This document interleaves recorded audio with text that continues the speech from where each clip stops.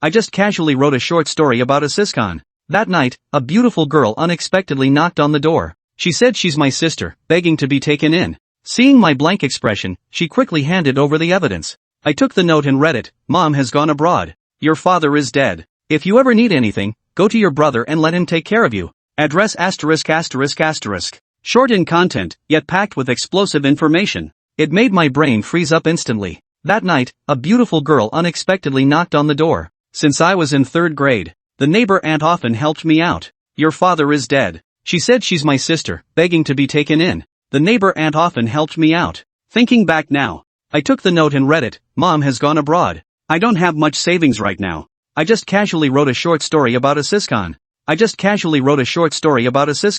That night, a beautiful girl unexpectedly knocked on the door. Seeing my blank expression, she quickly handed over the evidence.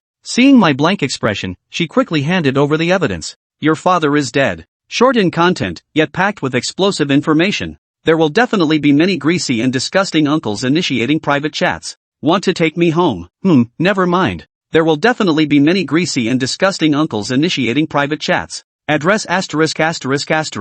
I just casually wrote a short story about a siscon. If you ever need anything, go to your brother and let him take care of you. The neighbor aunt often helped me out. Su Cheong thought sorrowfully. Hey, listen to me. I suddenly interrupted her train of thought. Seeing my blank expression, she quickly handed over the evidence. Since I was in 3rd grade, there will definitely be many greasy and disgusting uncles initiating private chats. Address *****. Seeing my blank expression, she quickly handed over the evidence. Although her true origins remain unknown, I suddenly interrupted her train of thought. If you ever need anything, go to your brother and let him take care of you. For example, her contact information, and when she will be back.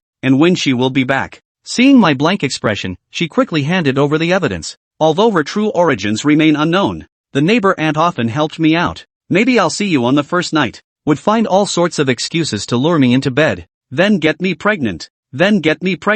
Seeing my blank expression, she quickly handed over the evidence. For example, her contact information. Instinctively buried his head even lower. If you ever need anything, go to your brother and let him take care of you. Since I was in 3rd grade, the neighbor aunt often helped me out. But I certainly didn't inherit that bad tradition. Would find all sorts of excuses to lure me into bed. I immediately defended myself against the false accusation. No, it's not. And when she will be back. I took the note and read it. Mom has gone abroad. So I was completely unaffected by my father. Your father is dead. I just casually wrote a short story about a siscon. If you ever need anything, go to your brother and let him take care of you. The outfit hanging in your closet is a maid dress, isn't it? I suddenly interrupted her train of thought. The neighbor aunt often helped me out. And when she will be back. She said she's my sister, begging to be taken in. I just casually wrote a short story about a siscon. I took the note and read it. Mom has gone abroad. They like to send me things. Your father is dead. I took the note and read it. Mom has gone abroad. Seeing my blank expression, she quickly handed over the evidence. So, they recommended some research-appropriate outfits and such for me. Sure enough, I just casually wrote a short story about a siscon. If you ever need anything, go to your brother and let him take care of you. Your father is dead. Su Cheong lowered her blushing cheeks. Mom had said, there will definitely be many greasy and disgusting uncles initiating private chats. If brother likes this kind, I can understand. She said she's my sister, begging to be taken in. Such an understanding only makes things worse for me. Seeing my blank expression, she quickly handed over the evidence. There will definitely be many greasy and disgusting uncles initiating private chats. Seeing my blank expression, she quickly handed over the evidence. If brother likes this kind, I can understand. I just casually wrote a short story about a siscon. Your father is dead. If you ever need anything, go to your brother and let him take care of you. Your father is dead. If brother likes this kind, I can understand. I suddenly interrupted her train of thought. She said she's my sister, begging to be taken in. Hey, listen to me. No. There will definitely be many greasy and disgusting uncles initiating private chats. Burying my head even lower while answering the question. Short in content, yet packed with explosive information. Would find all sorts of excuses to lure me into bed. Although her true origins remain unknown. I suddenly interrupted her train of thought. They like to send me things. And when she will be back. She said she's my sister, begging to be taken in. At this thought, I changed my tone and said gently, your father is dead. I just casually wrote a short story about a siscon. 8. I just casually wrote a short story about a siscon. If you ever need anything, go to your brother and let him take care of you. I suddenly interrupted her train of thought. Short in content, yet packed with explosive information. Let's have another meal then. Su Cheong thought sorrowfully. You can take a shower. That night, a beautiful girl unexpectedly knocked on the door. I just casually wrote a short story about a siscon. There's only one bed, but it's okay. Your father is dead. If you ever need anything, go to your brother and let him take care of you. Now this sister has no home to return to. The neighbor aunt often helped me out. Since I was in 3rd grade. Seeing my blank expression, she quickly handed over the evidence. Thinking back now, I suddenly interrupted her train of thought. Su Cheon lowered her blushing cheeks. Mom had said. Su Cheon lowered her blushing cheeks. Mom had said. They like to send me things. Seeing my blank expression, she quickly handed over the evidence. Address asterisk asterisk asterisk. I suddenly interrupted her train of thought. I just casually wrote a short story about a siscon. Since I was in 3rd grade. Then get me pregnant. The neighbor aunt often helped me out. I just casually wrote a short story about a siscon. I suddenly interrupted her train of thought. Your father is dead. The neighbor aunt often helped me out. The girl's voice came through the door. She said she's my sister, begging to be taken in. They like to send me things. I just casually wrote a short story about a siscon. Su Cheong thought sorrowfully. Seeing my blank expression, she quickly handed over the evidence. Since I was in 3rd grade. If you ever need anything, go to your brother and let him take care of you. But I certainly didn't inherit that bad tradition. I just casually wrote a short story about a siscon. By rights. The neighbor aunt often helped me out. There will definitely be many greasy and disgusting uncles initiating private chats. The neighbor aunt often helped me out. I suddenly interrupted her train of thought. Hey, listen to me. I suddenly interrupted her train of thought. As for why I don't live in the school dormitory. If brother likes this kind, I can understand. Seeing my blank expression, she quickly handed over the evidence. Hey, listen to me. Seeing my blank expression, she quickly handed over the evidence. If you ever need anything, go to your brother and let him take care of you. She said she's my sister, begging to be taken in. Your father is dead. Since I was in 3rd grade. Su Cheong thought sorrowfully. She said she's my sister, begging to be taken in. So, they recommended some research-appropriate outfits and such for me. I just casually wrote a short story about a siscon. Your father is dead. Su Cheong thought sorrowfully. If you ever need anything, go to your brother and let him take care of you. There will definitely be many greasy and disgusting uncles initiating private chats. The neighbor aunt often helped me out. They like to send me things. But I certainly didn't inherit that bad tradition. 8. The neighbor aunt often helped me out. If you ever need anything, go to your brother and let him take care of you. Seeing my blank expression, she quickly handed over the evidence. She said she's my sister, begging to be taken in. She said she's my sister, begging to be taken in. Seeing my blank expression, she quickly handed over the evidence. There's only one bed, but it's okay. That night, a beautiful girl unexpectedly knocked on the door. Seeing my blank expression, she quickly handed over the evidence. So, they recommended some research-appropriate outfits and such for me. I suddenly interrupted her train of thought. I just casually wrote a short story about a siscon. Address asterisk asterisk asterisk. So, they recommended some research-appropriate outfits and such for me. Your father is dead. This older brother seems like a really nice person, very patient. I just casually wrote a short story about a siscon. Burying my head even lower while answering the question. Seeing my blank expression, she quickly handed over the evidence. That night, a beautiful girl unexpectedly knocked on the door. She said she's my sister, begging to be taken in. If you ever need anything, go to your brother and let him take care of you. She said she's my sister, begging to be taken in. I suddenly interrupted her train of thought. She took 2 deep breaths and sniffled. Su Cheong thought sorrowfully. Su Cheong lowered her blushing cheeks. Mom had said. I just casually wrote a short story about a siscon. Thinking back now. Wow, what a feast. Looking at the steaming hot cucumber and egg soup, fried bacon and ham, and pork bone beef brisket noodles on the table in front of her, Su Ling was taken aback and stopped drying her hair, standing at the bathroom door with a towel wrapped around her arms. At that moment, the clock on the wall read 2 a.m. Lu Qing stood by the dining table, setting the bowls and chopsticks for her. I didn't have time to ask about your preferences earlier, so I just made some snacks. By the way, the beef brisket is leftovers from earlier today. I hope you don't mind, he said. Having lived in rented apartments all his life, cooking had become a necessary skill. After all, ordering takeout every day wasn't hygienic, and the nutrition was far from balanced. So, with a mindset of trying new things, he had gradually transformed from a novice at stewing into a pro at stir-frying. If it weren't so late, he would have even prepared a full course meal for his sister. I'm not picky. As long as it's made by my brother, I can eat anything. Su Ling's eyes sparkled as she quickly wiped her half-dry hair a few more times, then sat down on the chair wearing her white nightgown. Her nightgown was a sleeveless, lace-trimmed dress that barely reached her thighs, and in a seated position, it was almost certain to reveal her legs. However, as long as one didn't glance downward, it should be fine.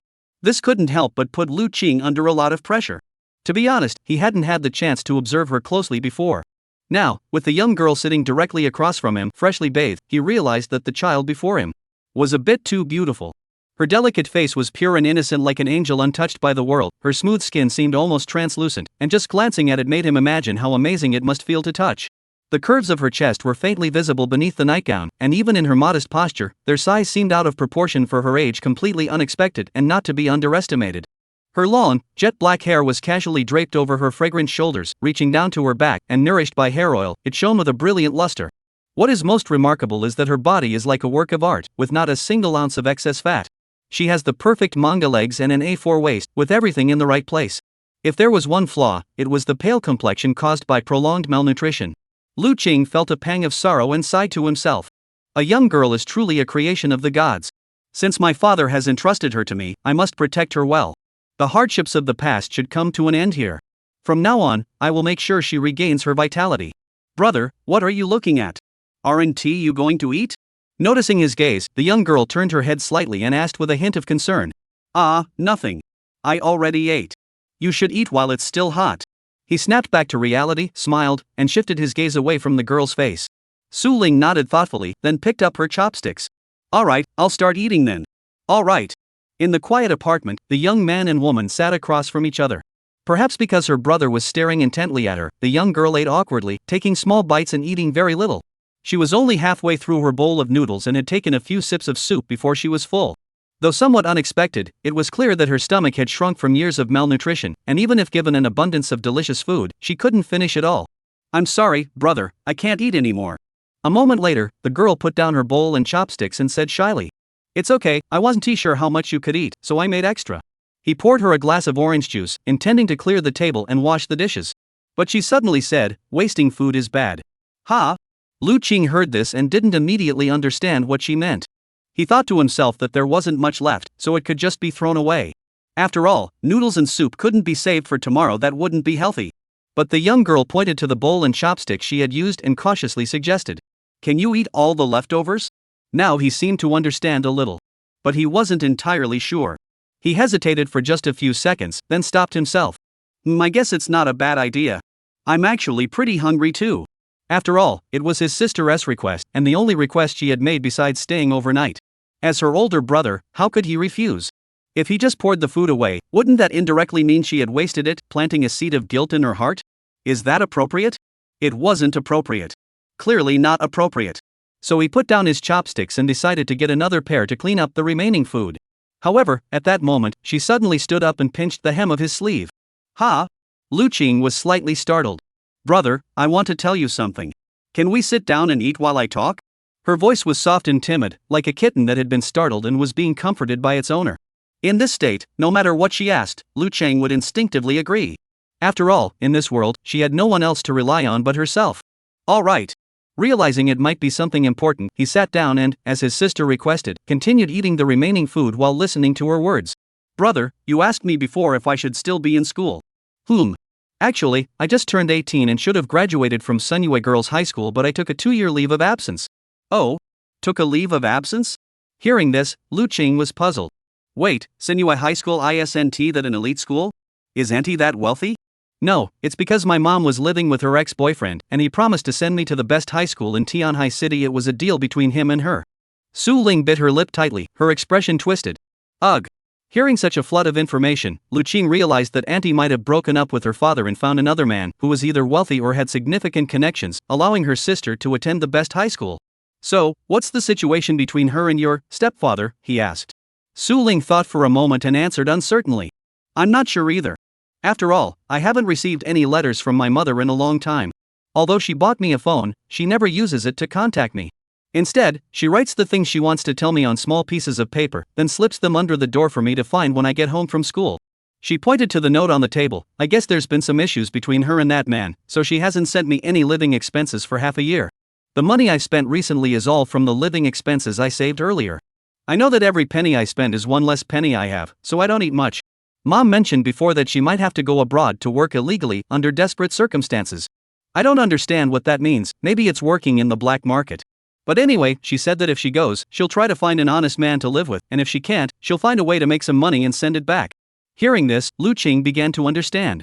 So the "your father is dead" written on the cigarette pack probably doesn't refer to his biological father, but to this later foster father. He pondered this, realizing that things weren't as simple as he had imagined. From the girl's scattered remarks, it was clear that the aunt's entire approach seemed to revolve around her daughter, whether it was marrying into wealth or arranging her to work abroad. Handing Su Ling over to him must have been a last resort, otherwise, why not just contact the old man directly? But then he thought about it again. His father had almost gone to prison for writing erotic novels. Handing her over to him, it was indeed better to keep her with himself. At that moment, her younger sister spoke again. "I know my future holds no hope, and there's no chance of getting into university. Life at school isn't going well either. I've been persevering with my studies for a while, taking care of myself, but later on, it really got so tiring and difficult. I have no friends and no one to confide in. The people who approach me are all men with clear intentions, and I don't like them. So I gradually couldn't hold on anymore. I dropped out of school. I rested at home for a while, and I gradually realized that my emotions and state of mind were becoming abnormal. These abnormalities were severely affecting my life. For example, I didn't want to see anyone, didn't want to go out, and just wanted to stay home, curled up in bed. As my savings dwindled, I occasionally felt depressed and extremely negative. At its worst, I experienced headaches and blurred vision. I've been suffering from insomnia for a long time, occasionally feeling anxious and experiencing rapid heartbeat and palpitations. Of course, recently I've also noticed that I've become overly anxious and unable to focus, constantly zoning out. This has made it impossible for me to do anything properly. I've started avoiding strangers, and even buying groceries has become a major obstacle. I've started to fear noisy places and avoid bright sunlight. I finally realized that my cognition was impaired. Until I went to see a doctor. Lu Qing sucked in a sharp breath, vaguely guessing what was going on. Sure enough, his sister continued. After the doctor finished the examination, he handed me the report and said with certainty that I had been diagnosed with severe anxiety and depression, requiring long-term medication to gradually control it. As for recovery, if I don't change my current lifestyle, there is no possibility of it. As expected, Lu Qing felt a chill run down his spine as he looked up at his sister. He had heard a little about anxiety and depression. Mild cases are simply in a state of anxiety or depression, which can be improved through self-regulation. However, moderate to severe cases require medication to suppress the symptoms. Only those who have truly suffered from such illnesses understand that patients in such a critical condition often believe they are not sick. Little do they know that such individuals have long been blinded by distorted cognitive dysfunction, much like how mental patients never acknowledge their own issues. Generally speaking, the side effects of long-term use of psychiatric medications are extremely severe, ranging from mild symptoms like dizziness and nausea to more severe ones such as vomiting, fainting, and even difficulty breathing, with the body's various functions deteriorating. So has my sister been enduring such agonizing suffering all this time? Lu Qing gradually furrowed his brows. Brother, I'm telling you this because I want you to know that I'm far from perfect. I'm a broken person, both in my past life and in my mental world, which has been reduced to shambles. If someone like me, someone who can't do anything right, were to walk into your life without any reservations, would you really not be bothered by that? Would I really not become a burden to you? I don't want to be hated by you after some time. I don't want to make your life worse. If that's the case, I'd rather leave immediately. Su Ling gathered her courage and spoke honestly about herself. Her words were filled with truth, without any falsehood or exaggeration.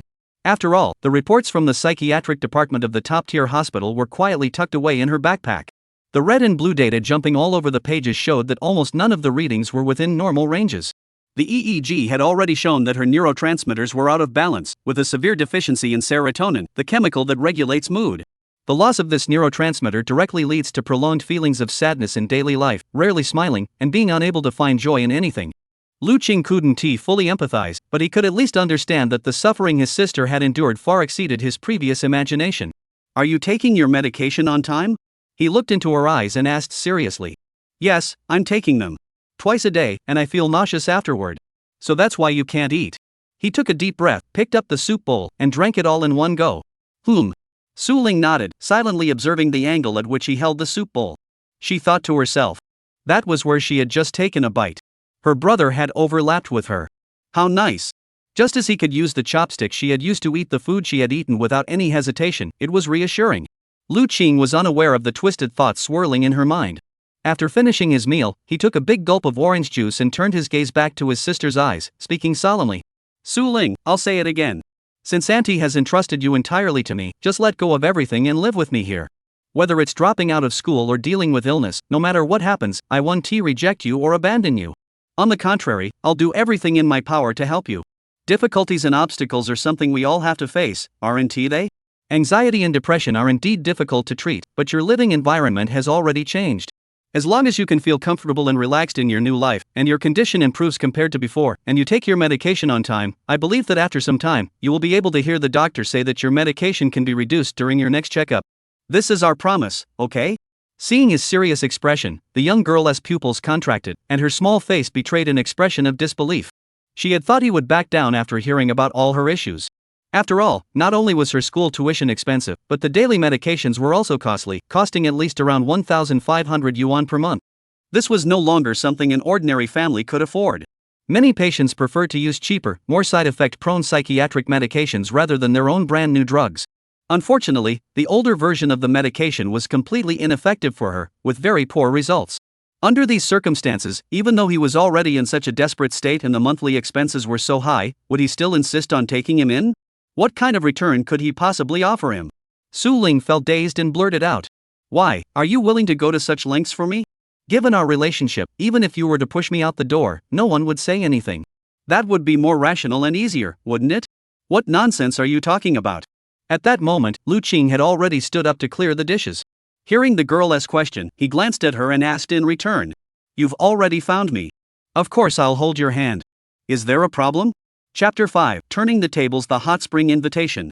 It seems Mama's decision was correct. At night, Su Ling curled up under the blankets, tossing and turning. All the lights were off, and the rain outside seemed to have stopped. Moonlight pierced through the clouds, casting a soft glow on the floor tiles inside the room. Although it was already 4 in the morning, the young girl still couldn't fall asleep. It wasn't because of insomnia, but because of her brother's words earlier. For some reason, they had made her heart race. How long had it been since she felt this way?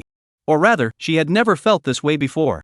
The young girl clutched the blanket, wrapping herself tightly, leaving only her small face exposed. Then she lowered her head slightly, pressing her delicate nose against the upper part of the blanket, and took a deep breath. Ah! This was the blanket filled with her brother's scent. Her brother had lain on it and slept there yesterday. Su Ling rolled over onto her side, curling her body into a shrimp-like shape, and closed her eyes gently. Only when she felt slightly suffocated did she finally exhale deeply with satisfaction, quietly lifting her head in the long-awaited sense of security, glancing toward the door like a mischievous cat surveying its surroundings after doing something wrong. The door to the room was not tightly closed. Her older brother was sleeping on the sofa in the living room outside. The creaking sounds he made as he turned over could be clearly heard in the bedroom, and she heard them. The warmth from the blanket was incredibly comfortable, and the room's temperature was just right. After eating a satisfying meal, tasting her brother's scent, and being able to use his belongings alone. How wonderful! Unfortunately, the item in my arms was lifeless. If only. If I could hold my real brother as a pillow or crawl into his embrace to feel his body heat, wouldn't that be more intoxicating than the sensation I'm experiencing now? If that were the case, even if the illness had progressed to this point, it wouldn't matter, would it? For me, as long as I can feel that solid sense of security, that would be enough. Brother. The girl murmured, and unconsciously, the desire in her heart grew even deeper. The next morning, Lu Qing sat up on the sofa with dark circles under his eyes. Clearly, he hadn't slept well at all that night. The main reason was that his younger sister was in the room with the door open, and strange noises kept coming from inside. He was curious but couldn't bring himself to look directly, so he ended up staying awake all night in a state of mental turmoil. However, he hadn't been completely idle during those hours. He had spent the entire night thinking and carefully considering his sister's situation.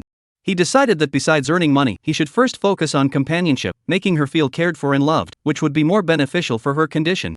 Unfortunately, he had school during the day from Monday to Friday and couldn't stay home with her, so being with her 24/7 was currently out of the question. Good morning, big brother. As he was deep in thought, Su Ling emerged from the bedroom, rubbing her sleepy eyes, and greeted him. Good morning. Su Ling, you can sleep a little longer. I'll prepare breakfast and leave it on the table before I leave. He stood up and looked at her, but his gaze was immediately drawn to the shoulder strap that had slipped down her left shoulder and was now sliding down her arm. Watching the shoulder strap of her nightgown slowly slip down, exposing her skin, he panicked and quickly reached out, lifting her arm. Under her confused gaze, his face flushed as he grabbed the thin strap and pulled it back into place. First thing in the morning, he couldn't bear to see such a scene that made his blood boil. The young girl seemed startled by his actions, opening her small mouth and instinctively saying thank you. However, the hint of regret in her eyes was perfectly concealed. Su Ling, although we're close, you need to understand that you're currently staying in the home of a young, energetic college student. Daily life still requires a bit of caution. Lu Qing awkwardly averted his gaze, gave her a reminder, then quickly turned and walked toward the kitchen. Su Ling watched his back and walked over to ask, but big brother, everyone says that even siblings can take a shower together, right? Ha! Lu Qing rolled his eyes and explained, that's between biological siblings. And it has to be from childhood. It's something kids do. We're adults now, you're 18, and I'm 20. So this is completely out of the question. That's strange. The young girl tilted her head, leaning innocently against the kitchen door, staring at him with a puzzled expression. Isn't it better if we're not related? Plus, if we could do it when we were kids, shouldn't we be more self-controlled now that we're older? Shouldn't we be more relaxed about it? What kind of nonsense is that? Lu Qing widened his eyes, seemingly unable to comprehend his sister's logic. Although she was in the midst of her illness and her cognitive functions were slightly impaired, such matters of principle could not be taken lightly. Otherwise, if she caused trouble, it would be difficult to resolve. Just as I was about to give her a piece of my mind, my younger sister seized the opportunity and continued with an innocent expression. Brother, you wouldn't have seen my body and lost control, so you chose to run away, would you? What? Forget about taking a shower together. You can't even look me in the eye now. With just a few words, he was completely flustered by her provocation. Wow, you just arrived and already want to ride on your older brother's head, huh? Fine. In a fit of anger, Lu Qing clenched his teeth and decided to fight back. He turned around angrily, furrowed his brows, and threatened, Su Ling, if you insist on this, then when we have a break, we'll find some time, I'll buy 2 tickets to a hot spring, and take you to a mixed-gender hot spring. We'll see who blushes first, you or me, a big man. Let me tell you, I have nothing to lose in this. If you think you can challenge your older brother with just words, you're sorely mistaken. I'll show you what true determination looks like. Lu Qing raised his chin defiantly, issuing his challenge. His sister seemed to have misunderstood the situation and was trying to cross the line between siblings. His task was to take care of her and heal her, but he absolutely couldn't let her push her luck and manipulate him bit by bit. He had to make her understand who was the master of this household. Lu Qing felt a sense of triumph. He assumed that by saying this, her bluff would be called. After all, he didn't play games, he only dealt in reality. Could she withstand that? A hot spring trip? Just as he was about to confidently pull out the sandwich and start slicing the cheese, Su Ling gently traced her lips with her index finger, adopting a pensive expression, as if lost in thought, imagining certain scenes. Then, the corners of her mouth slowly curled upward, revealing a delighted expression. Big brother is so kind for agreeing to take me out to play. I've never gone on a trip with anyone since I was little. This is my first time. And if it's a mixed-gender hot spring, it's just the two of us, right? That means I'll be able to see your body, right? Speaking of which, do I need to prepare a swimsuit beforehand? Can you take some time to go shopping with me? Chapter 6, Brother, you smell so good. It was already 8 in the morning when they left. On the subway, Lu Qing leaned against the door, one hand holding the handrail and the other holding his phone. The crowded morning rush hour didn't bother him much, because the cat avatar on his phone screen was almost enough to soothe everything, bringing a touch of warmth to this cold, busy world. That was his younger sister's social media account. Her profile background showed a rainy night, with a black kitten curled up in the corner, facing the pouring rain, looking dazed and confused. Just like how she looked when they last met. Her personal signature read, "The moonlight isn't perfect," and her posts were set to be visible for only 3 days. Of course, the 3-day feed is also completely blank. Lu Qing took a deep breath and opened his sister's chat window. Brother, can I use your computer? I'm so bored at home, and I don't want to go out alone. I just want to wait for you to come back. Sure, of course. He replied instantly, then added, don't touch anything in the D drive, the rest is yours to use as you like. Though it felt like he was trying to hide something, he knew that even if he didn't say anything, his sister would likely stumble upon the highly suspicious folder named Research Materials by accident, and it would shock her to the core, causing a massive blow to her perception of him.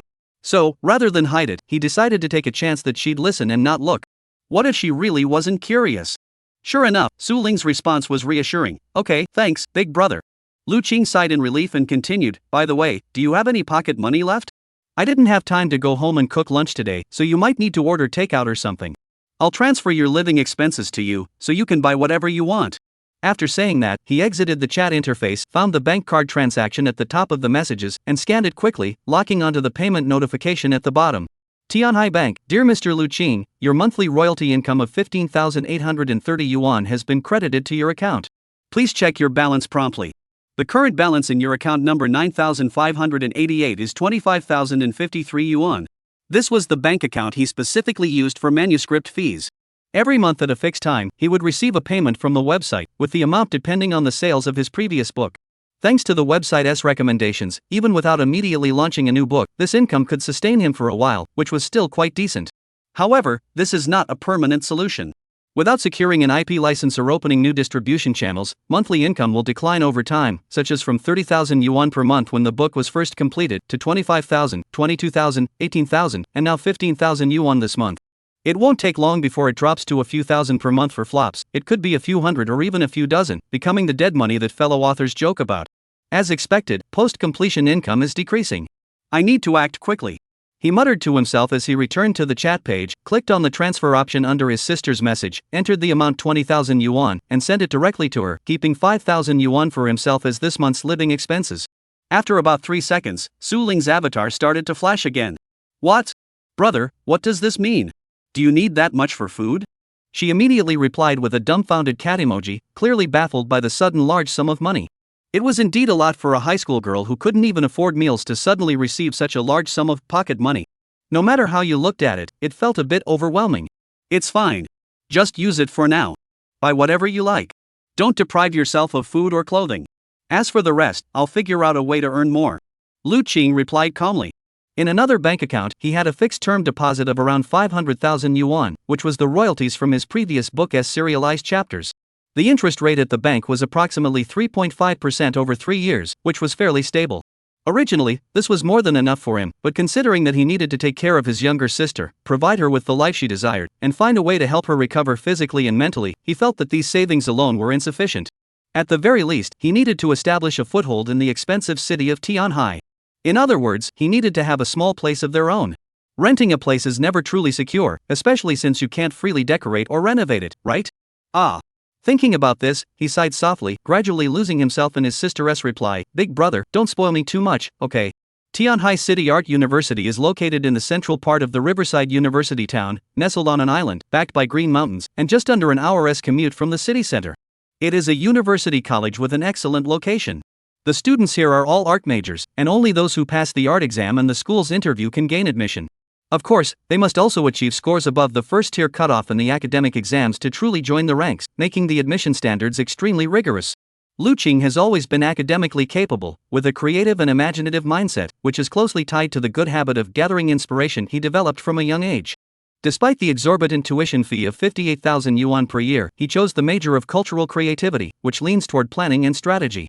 During the art exam, he focused on directing and film literature scriptwriting, which also provides a solid foundation for his future creative career. At 8:35 a.m., the first morning class had already begun. He hurried into the academic building and rushed to the classroom door. After tidying up his school uniform, he stepped inside. Lu Qing, you're 5 minutes late today? That's rare.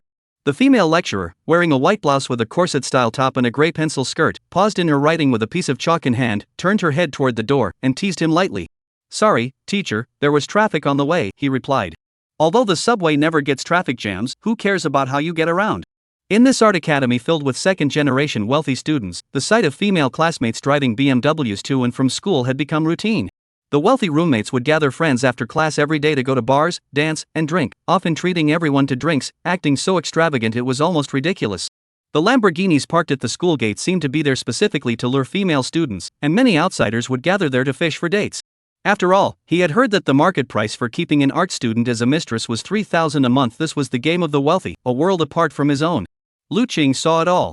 So he clearly understood that even if he could earn enough to pay for his tuition with his own hands, in this extravagant and luxurious academy, he would still be at the very bottom of the social hierarchy.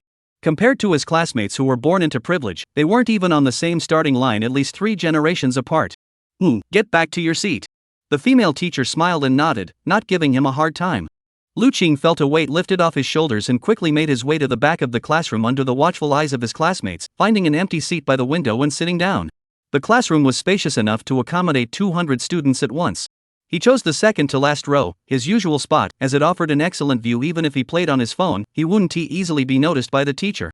Hey, buddy, you haven't been back to the dorm for 3 days. What have you been up to? As soon as he sat down, a tall, slender man with glasses on his right immediately shifted his butt and leaned over like a pervert. Nothing much. I'm taking different elective courses, so it's not unusual not to see each other. I just went straight home after class. Lu Qing brushed him off and asked, "By the way, did they take attendance just now?"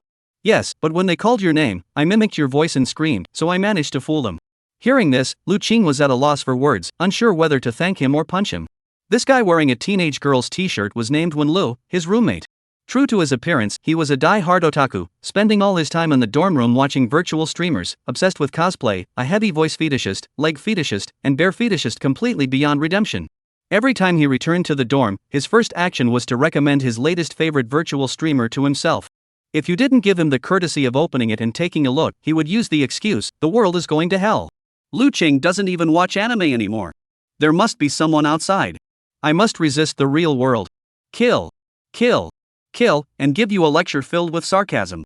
But to be fair, compared to his other two roommates, he was still pretty decent. After all, in college, someone who could sign in for you and clock in for your morning run was considered a friend you could trust with your life. What did the teacher just say?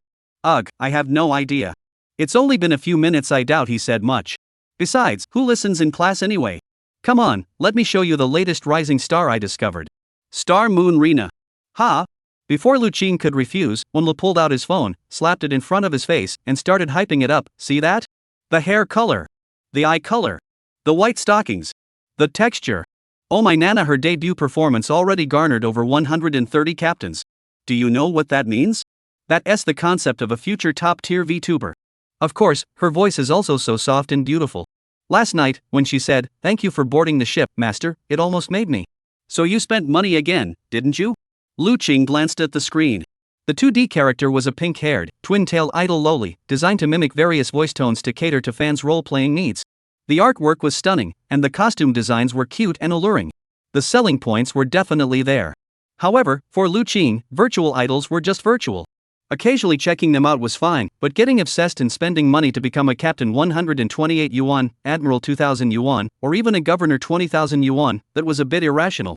Of course, for someone like Wenlu, whose family background is unknown and who is a die-hard otaku, it's a different story. Hey, it's just over 100 yuan. What's wrong with spending it on gifts for a girl you like? Isn't that better than spending all your money on the game to buy a string of data for 648 yuan?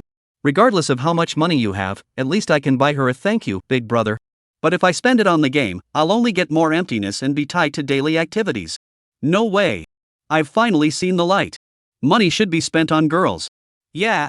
You kid. Lu Qing had no words to respond, so he could only offer a sincere blessing. But speaking of which, bro. Wenlu, after retrieving his phone, suddenly raised an eyebrow, sniffed the air around him as if sensing something, then fixed his gaze on Lu Qing and asked in confusion.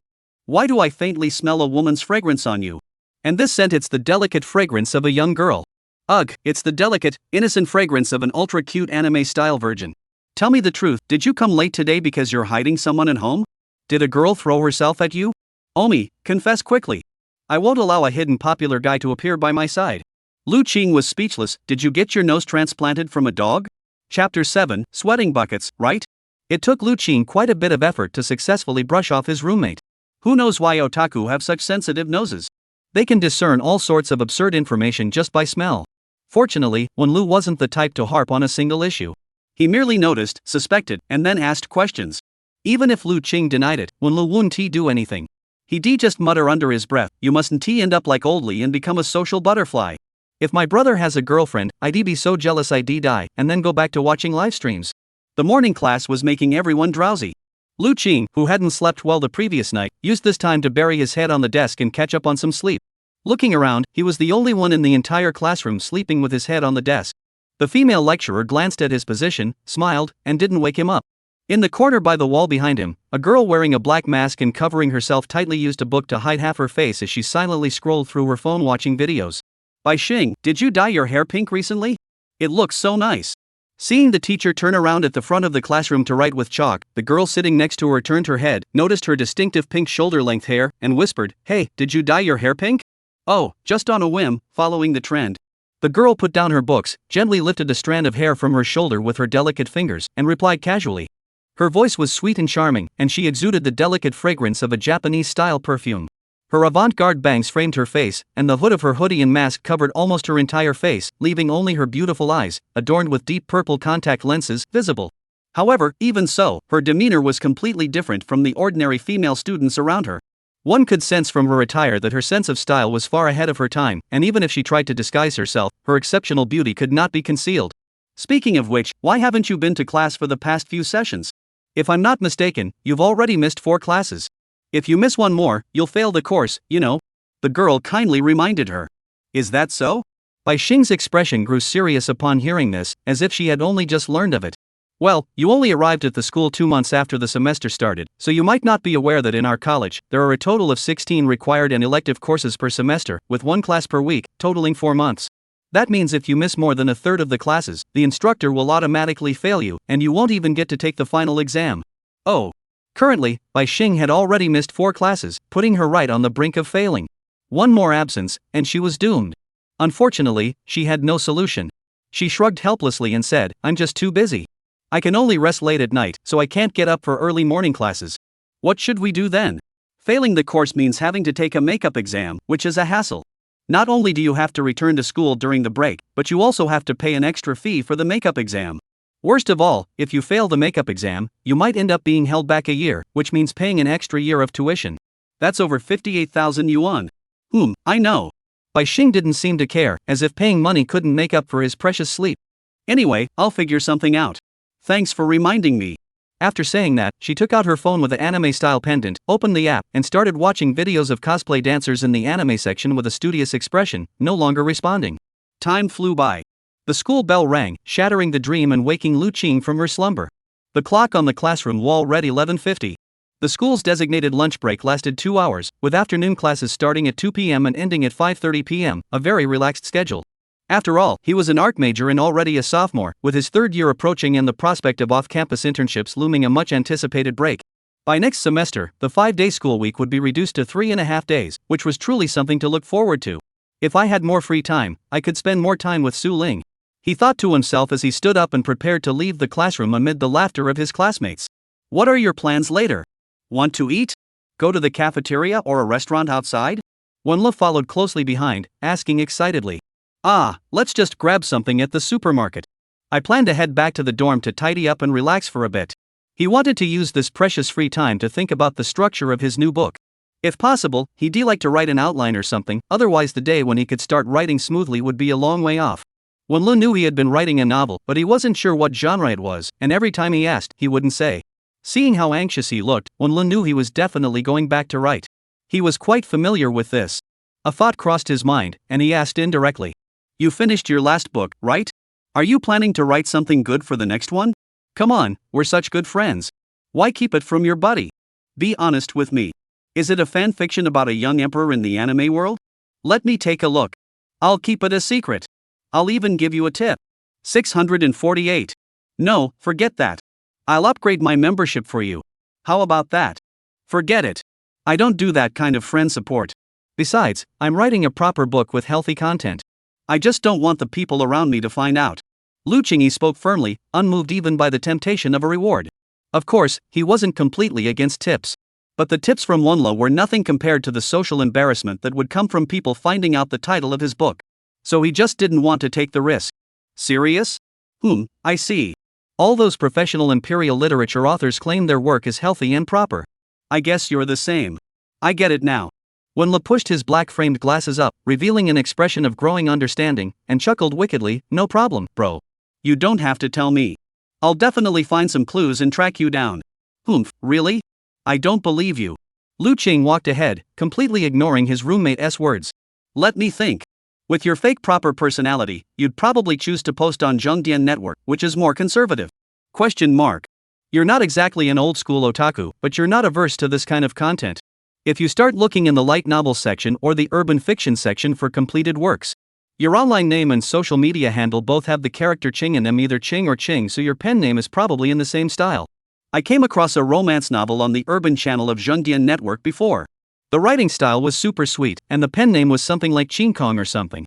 It feels like it might be in that vein. Enough already. Let's go eat, okay? Come on, tell me about the latest VTuber you're into. What was her name again? Xingyu Lina. Oh right, Xingyu Rina-chan, yeah, let's talk about that. Don't think about my crappy book anymore, please. Lu Qing was sweating profusely as he wrapped his arms around his roommate's neck, pushing him out of the classroom building. Wenle wasn't a bad guy, but he was just too sensitive. It was the kind of heightened sensitivity typical of a lifelong shut-in, especially when it came to trivial matters. His intuition was so sharp it was unsettling, like a vulture that hadn't seen a drop of rain in a century. "Ha ha, you little punk, scared, aren't you? Since you ate my recommendation today, I'll let you off this time. But in exchange, you have to add my Rina-chan to your fleet. Otherwise, it's not sincere. Oh, and lunch is on me. Fine, it's just 128, I'll do it. Don't force me to become an admiral, and I'll consider you a decent person." Lu Qing muttered under his breath, pulled out his phone, and logged into a secondary dimension website called Dimension Wall. He typed Rina into the search bar, found the profile of a girl named Star Moon Rina among the list of users, and entered her livestream even though she wasn't broadcasting yet. 20,000 followers? That's something.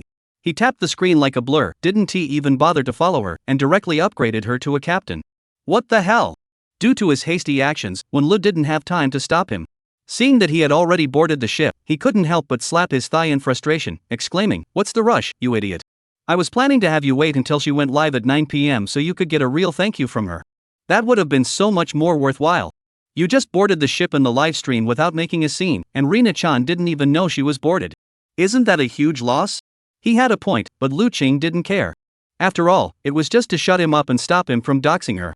It was just going through the motions, so there was no question of losing out. Little did he know, not far behind him at the entrance of the teaching building, a cute girl with pink shoulder-length hair picked up her phone to the sound of a special notification, looked at the screen displaying Captain Boarding, and fixed her gaze on the young man's back, slowly falling into deep thought. Chapter 8, Made Research. The afternoon sun bathed the playground in warm light. As people strolled along the artificial lake on campus, a refreshing breeze blew across their faces, bringing a sense of joy. After walking around the lake and purchasing their lunchboxes at the Lawson convenience store inside the campus, Lu Qing and Lu returned to their dormitory together.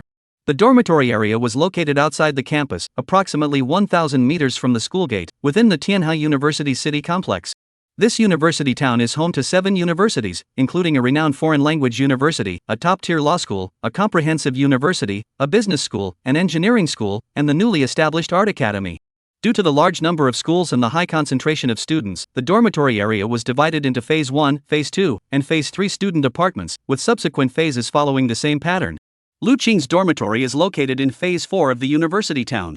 Walking along the street, there are various shops and supermarkets on both sides, offering everything from food to entertainment. Students' money is so easy to make. Did you notice the old man who runs the fruit store near our dormitory entrance? I remember he was pretty normal when we were freshmen, but look at him now, he's got gold chains around his neck. And I heard he bought 2 houses in the backstreets, though they're in the suburbs, they're still in Tianhe City. The housing prices there aren't something to joke about. Lu muttered to himself, always eager to pass judgment wherever he went. Lu Qing remained indifferent. After all, adults' life experience was on a completely different level compared to college students. If someone could make money, it was their skill. If they couldn't, there were plenty of others like them. He didn't pay much attention to such things. What he was concerned about was, on the left side of the road, at the entrance of a cafe adorned with life-sized posters of anime girls, a female student dressed in a maid outfit with cat ears on her head and 2 ponytails was holding a thick stack of flyers, walking straight toward him. "Hey, students! Just got out of class? Got some free time? Why not come to our cafe for a nice afternoon tea? We've got maid sisters who can play board games with you." The girl, heavily made up, was using a high-pitched voice to attract customers. When Lu, standing beside him, couldn't resist anything related to anime or manga, and he was completely defenseless. He immediately grabbed Lu Qing and tried to pull him inside. Sure. Let us go in and check it out. I've always wanted to try a maid cafe." He rubbed his hands together with a lecherous grin, his eyes fixated on the girl. But before he could take a step, Lu Qing yanked him back. Lu Qing returned the flyer to the girl, shook his head expressionlessly, and politely declined, "No need. We have other things to do. We'll come another time." "Oh. Alright then, Carraro Coffee House will always welcome you 2 students anytime." The maid looked disappointed but still smiled and waved at the 2 before running off to attract other customers. "What the hell? What's wrong with you? I just glanced at their menu, and a cup of coffee is only around 50.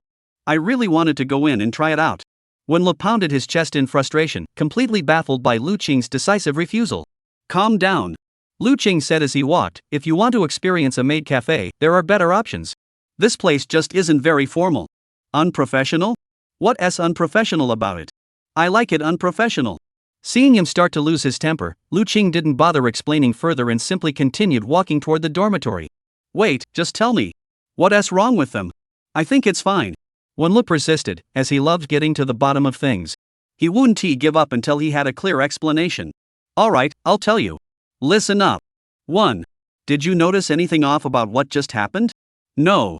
What did she call you? Do you remember? I think it was classmate? Wenlu thought for a moment, then snapped his fingers and answered. That's right. Next question, what should a proper maid call a guest? Wenlu paused for a few seconds before gradually showing a look of realization. Lingyan turned to look at him and asked in an uncertain tone, did I get it wrong? Shouldn't she called a guest master? It seems you know a bit about maid culture. Seriously? Just because of that, you're going to pass on them? Wenlu sighed and adjusted his glasses, unsure how to describe his stubbornness. Lu Qing stopped again, turned around, and pointed with his thumb toward the area behind his shoulder. He followed his gaze and could clearly see the female student still standing at the store entrance, eagerly trying to attract customers. Did you see what she's wearing? Lu Qing asked. I see it. It's a normal maid outfit. Take a closer look. Is it normal? Ha? Wenlu hesitated for a moment, unable to resist squinting his eyes and examining her closely with an academic gaze. After about 20 seconds, when the girl in the distance finally noticed them, Lu Qing pulled Wenlu back and revealed the answer directly. First of all, that's not a normal maid outfit. It's the cheapest, lowest quality skirt you can buy for 50 yuan on Taobao. It's neither British style nor Japanese style, but rather the quintessential Chinese style. Such attire, both in craftsmanship and design, is far removed from traditional standards. I don't believe someone wearing such clothing could provide precise and meticulous maid services. What? He continued, listing the details as if reciting a list. Second, a proper maid wouldn't wear cat ear hairpins instead, they choose lace headpieces, white hairbands, or ribbon hair ties. Cat ear headpieces are not standard maid attire, on the contrary, they are a type of adult novelty item. Wearing them on your head to solicit customers on the street is a behavior I cannot comprehend. In other words, if she isn't embarrassed, I am embarrassed for her. Finally, if you really want to experience a maid cafe, I recommend going to my dream maid estate in Shanghai or Black and White Mansion in the coastal area. At least the money you spend there will give you 80% of the service quality you'd find in Akihabara, which is way better than this board game shop that's just here to rip off college students. Bro, how do you know so much? You. After hearing Lu Qing's explanation, Wenlu was speechless. Although he hadn't delved deeply into maid culture, he was still an old-school otaku and had heard a few things here and there. However, what Lu Qing was saying was completely new to him. He could tell that these views were well-founded, and he couldn't refute them at all. Just a little bit. Anyway, I need to get back to my dorm to write. If you still want to go, feel free, but don't drag me along. Lu Qing didn't want to waste any more time and hurried into the dormitory area. Wait. Having said that, Wenlu naturally wouldn't go back. However, his roommate's level of research had once again piqued his interest. He couldn't help but think, wow, to research the materials to this extent, you must have written some maid fan fiction before, right? Chapter 9, Manga Artist. Tianhe Platinum Apartment Building C, Unit 1901. Su Ling sat at Lu Qing's computer desk, staring intently at the 32-inch curved screen displaying various images. The images were sourced from the reference materials folder on the computer's D drive. They were all female character illustrations or, categorized clearly, with characteristics so precise they were almost baffling. For example, opening the maid subfolder revealed 3,672 related images, an internal video folder, and a folder named Inspiration. Digging deeper, one could even find Lu Qing's handwritten reviews of each video and the sources for every image. In contrast, categories like loli, stockings, JK, tsundere, and siscon have much less content, with both illustrations and videos being at least half as numerous as the maid section. This couldn't help but make the young girl instinctively turn her head and fix her gaze on the tightly closed wardrobe. If she remembered correctly, hanging inside was a set of ultra-elegant black and white uniform dresses that her brother had referred to as reader gifts. Although she had only glanced at it briefly before, her keen eye for the quality and price of women's clothing made it clear that this dress must have cost at least 3,000 yuan, a rare, high-end custom-made piece from Japan or England. So that's what my brother likes, huh? She released the mouse, crossed her legs, and wrapped her arms around herself on the chair, resting her chin on her knees. She curled up in her seat, lost in thought. Lu Qing's previous transfer amount was staggering. Although she had accepted it, she had no idea how to use the money. It was clear that he truly wanted to take care of her, even going so far as to take action for it. Ah! The young girl sighed softly, feeling at a loss. In this fast-paced and superficial society, even though she hadn't graduated yet, she knew that earning that much money was nearly impossible for a college student. During her time at school, she had heard her teachers mention that many industries had already been monopolized by capital. For ordinary people to escape the fate of manual labor, they must find ways to break through the existing class structure, utilizing every possible means to climb upward until the time comes for individual liberation. Though complex, the concept was not hard to grasp. If you don't reach the middle class, you'll just keep wandering around at the bottom. The prospect of achieving a middle class or higher standard of living is virtually impossible for an individual to achieve without the efforts of 3 or even several generations. My brother has already worked hard to establish himself in this city, and now he has to take on the responsibility of my life. The young woman murmured, furrowing her brows in deep thought, but what can I possibly do for him? She leaned against the seat and slowly turned the chair. Like a kitten perched on a vacuum cleaner, she spun around the chair in circles. She aimlessly observed the space where her brother had lived, noticing that the entire house was arranged in a very minimalist style, following the principle of decluttering and simplifying.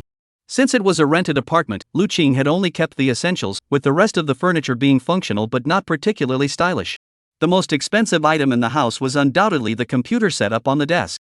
An i9 processor, a 1TB solid-state drive, 4x16GB RAM sticks, a full water cooling system, an external sound card replacing the motherboard's built-in high-end monitoring headphones paired with even more expensive stereo speakers, and a 40x0 graphics card inside the case with prominent LED lighting. Su Ling doesn't understand any of this, but she can tell that her brother seems to only have his computer for company when he's at home. His connection to the world was limited to school and this apartment. His life was a monotonous routine, often sitting at this desk late into the night, typing away until his eyes grew heavy. My brother is almost a junior in college, yet he hasn't found a girlfriend or anything. Is it because he is too busy balancing his studies and career? The young girl muttered to herself, trying to analyze Lu Qing's lifestyle. Suddenly, a beeping sound came from the bottom right corner of the computer screen. She looked up and saw the QQ software flashing. Someone had sent her brother a message. Since the software was set to start automatically when the computer booted up, it had logged in successfully without requiring a username or password. Su Ling hadn't intended to peek at Lu Qing's chat history, but the avatar in the bottom right corner kept flickering, the beeps growing increasingly annoying. If she hadn't miscounted, the other person had sent over 30 or 40 messages in a row. Who is it, such a chatterbox? Who sends messages like this? Don't they realize it's disturbing others? The young girl frowned, but couldn't resist reaching out to click on the message from the impolite person. The profile picture was of a gray-haired anime-style beauty, with the ID, "I'll always love flower sauce."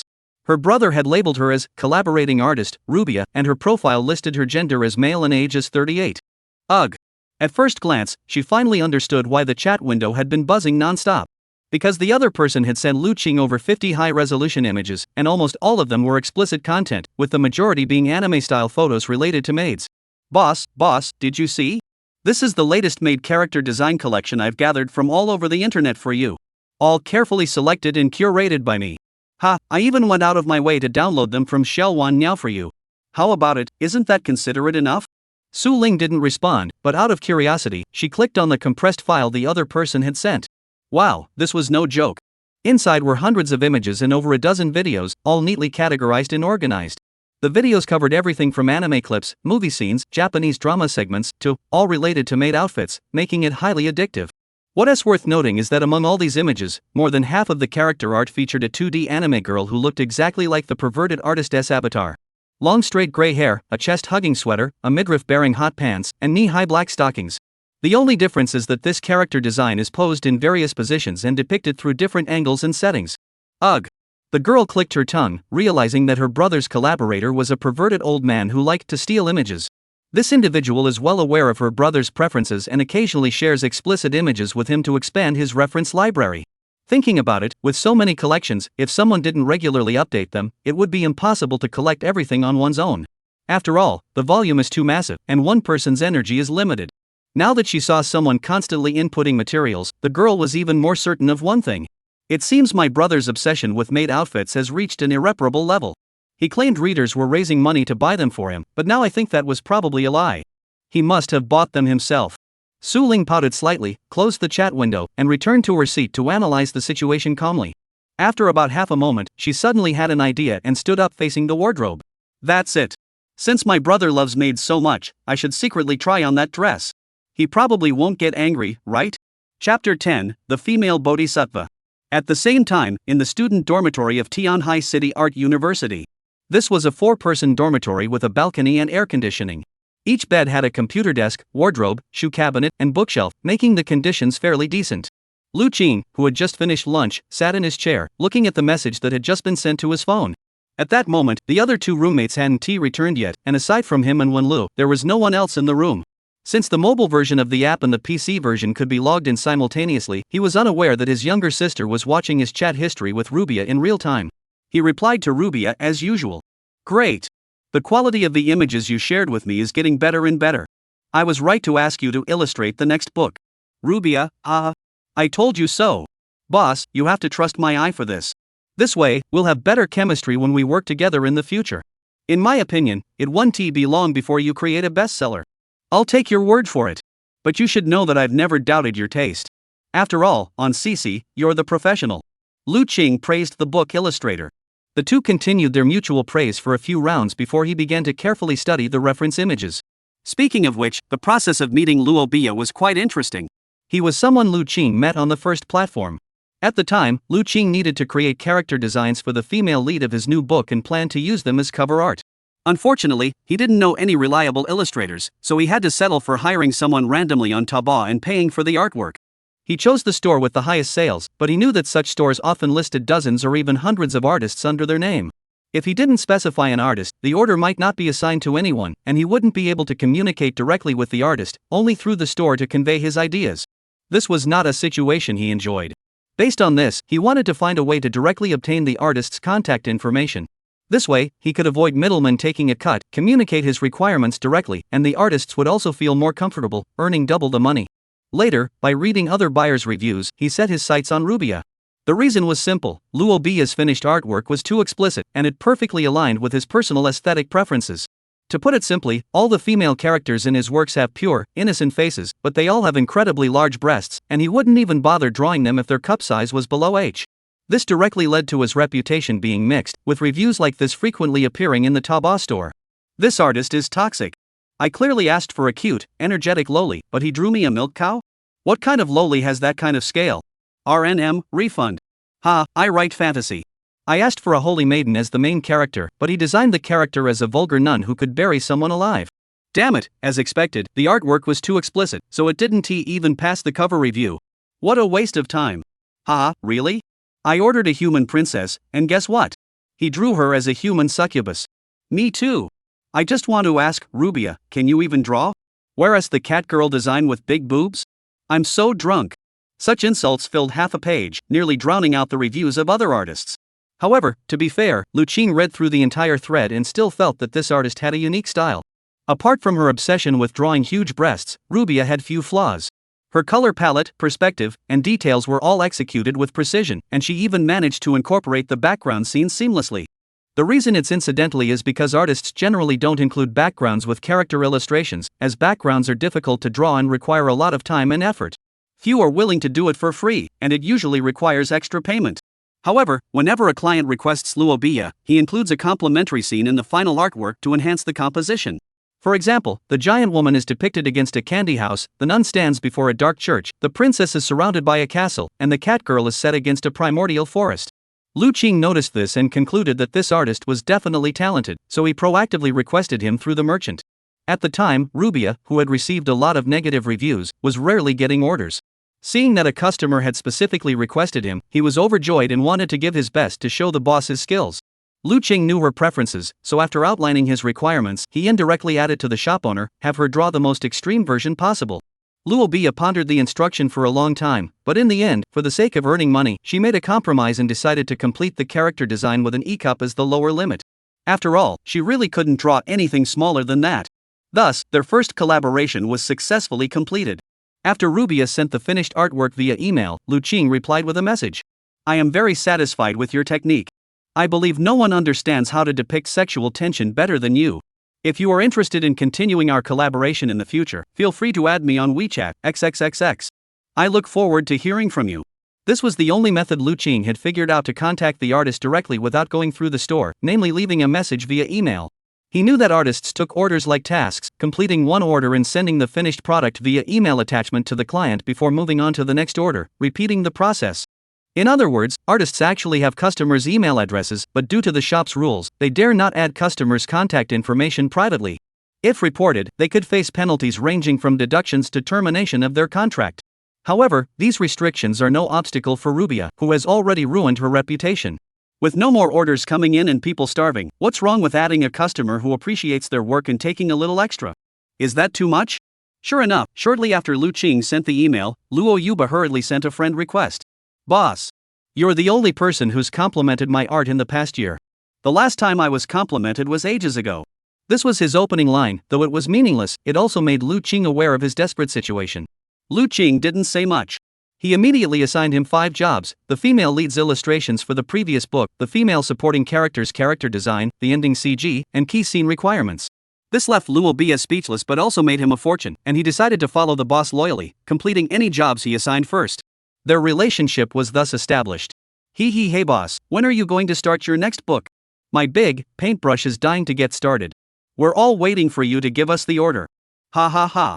Rubia sent a starry-eyed bear kneeling and begging emoji, her humble and submissive expression spot on, looking like a seasoned streetwise veteran. You're a middle-aged guy in your 40s, what are you trying to pull with us?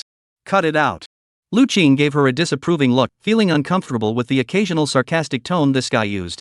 It's odd, but despite claiming to be 38, as an older otaku, he's almost an expert on the latest trends among young people. Not only was his style avant-garde and trendy, but he was also constantly learning and upgrading himself. From the doodles he sent himself daily, it was clear that this guy knew more about the otaku world than most college students. He. Don't look down on me, boss. Maybe I'm not as greasy as you imagine? What if I'm actually a handsome, charismatic older guy? Then liking pink teddy bears wouldn't be a problem, right? Haven't you heard the saying, the pinker the man, the more reliable he is? Wahahaha. Stop teasing me. Spill the beans. What's going on? You were so busy improving your drawing skills that you didn't share any explicit images with me for a whole month. Why are you so talkative today? Is something up? Lu Qing asked sharply. Wow, you're really my boss. You can't hide anything from you. Actually, my part-time job has hit a snag, and I might not get any orders for the next while, so we haven't had meat for over 10 days. If you don't open the book soon, we're going to starve to death. Rubia didn't hold back, directly sharing the difficulties she was facing. What? What happened? I saw you had a few orders last time. How did things get so bad? Yes. You don't know, my previous clients went crazy. Someone even created a group called the Anti-Jiru Alliance, specifically targeting me, reporting me, and posting things about me in forums, saying I'm full of explicit content, that I can only draw violent stuff, and that I'm completely worthless. You know me, boss. Even when they criticized me like that before, I didn't bother responding because I knew I couldn't win against those keyboard warriors, and honestly, I didn't meet their expectations and wasted their time. Rubia said dejectedly, although I shouldn't expect everyone to understand the beauty of huge like you do, the problem is that drawing generic cute girls isn't my style, and I really can't do it either. So I'm not sure what to do. I feel like I might not be suited for this path as an original artist. Don't say that yet. Calm down. Lu Qing took a deep breath and closed his laptop. He had planned to use his lunch break to work on the outline, but since his friend was facing such a big problem, he had to prioritize helping him first.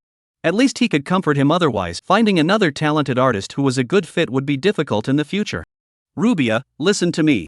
Sir, what do you say? Do you know why I chose you back then? I think I know. You mentioned in your email that you were satisfied with my technique. I thought it was just polite talk. Rubia said. Polite words?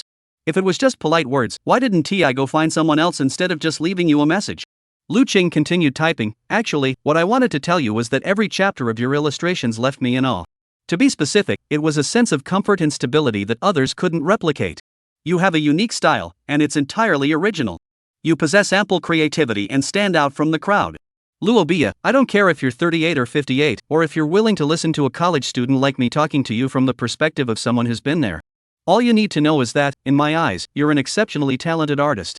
You possess, and will eventually create, works of the highest quality that other artists cannot imitate. That was my first impression of you, and no matter what others say or how they criticize you, it doesn't matter. Because I recognize your talent, I will continue to place orders with you, continue to commission work from you, and there will be no interference. So rest assured, this business will never be lost to you as long as I'm still writing books. After sending this long message, Rubia took several deep breaths before replying. After holding back for a while, she finally blushed and said, "Boss, you're flattering me so much, I might fall in love with you.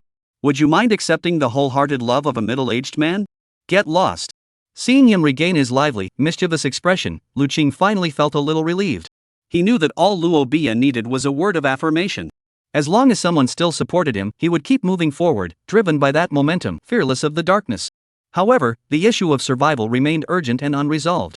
Lu Qing also wanted to start writing the book as soon as possible to place orders and alleviate his financial pressure, but his sister had recently arrived, leaving him with limited time.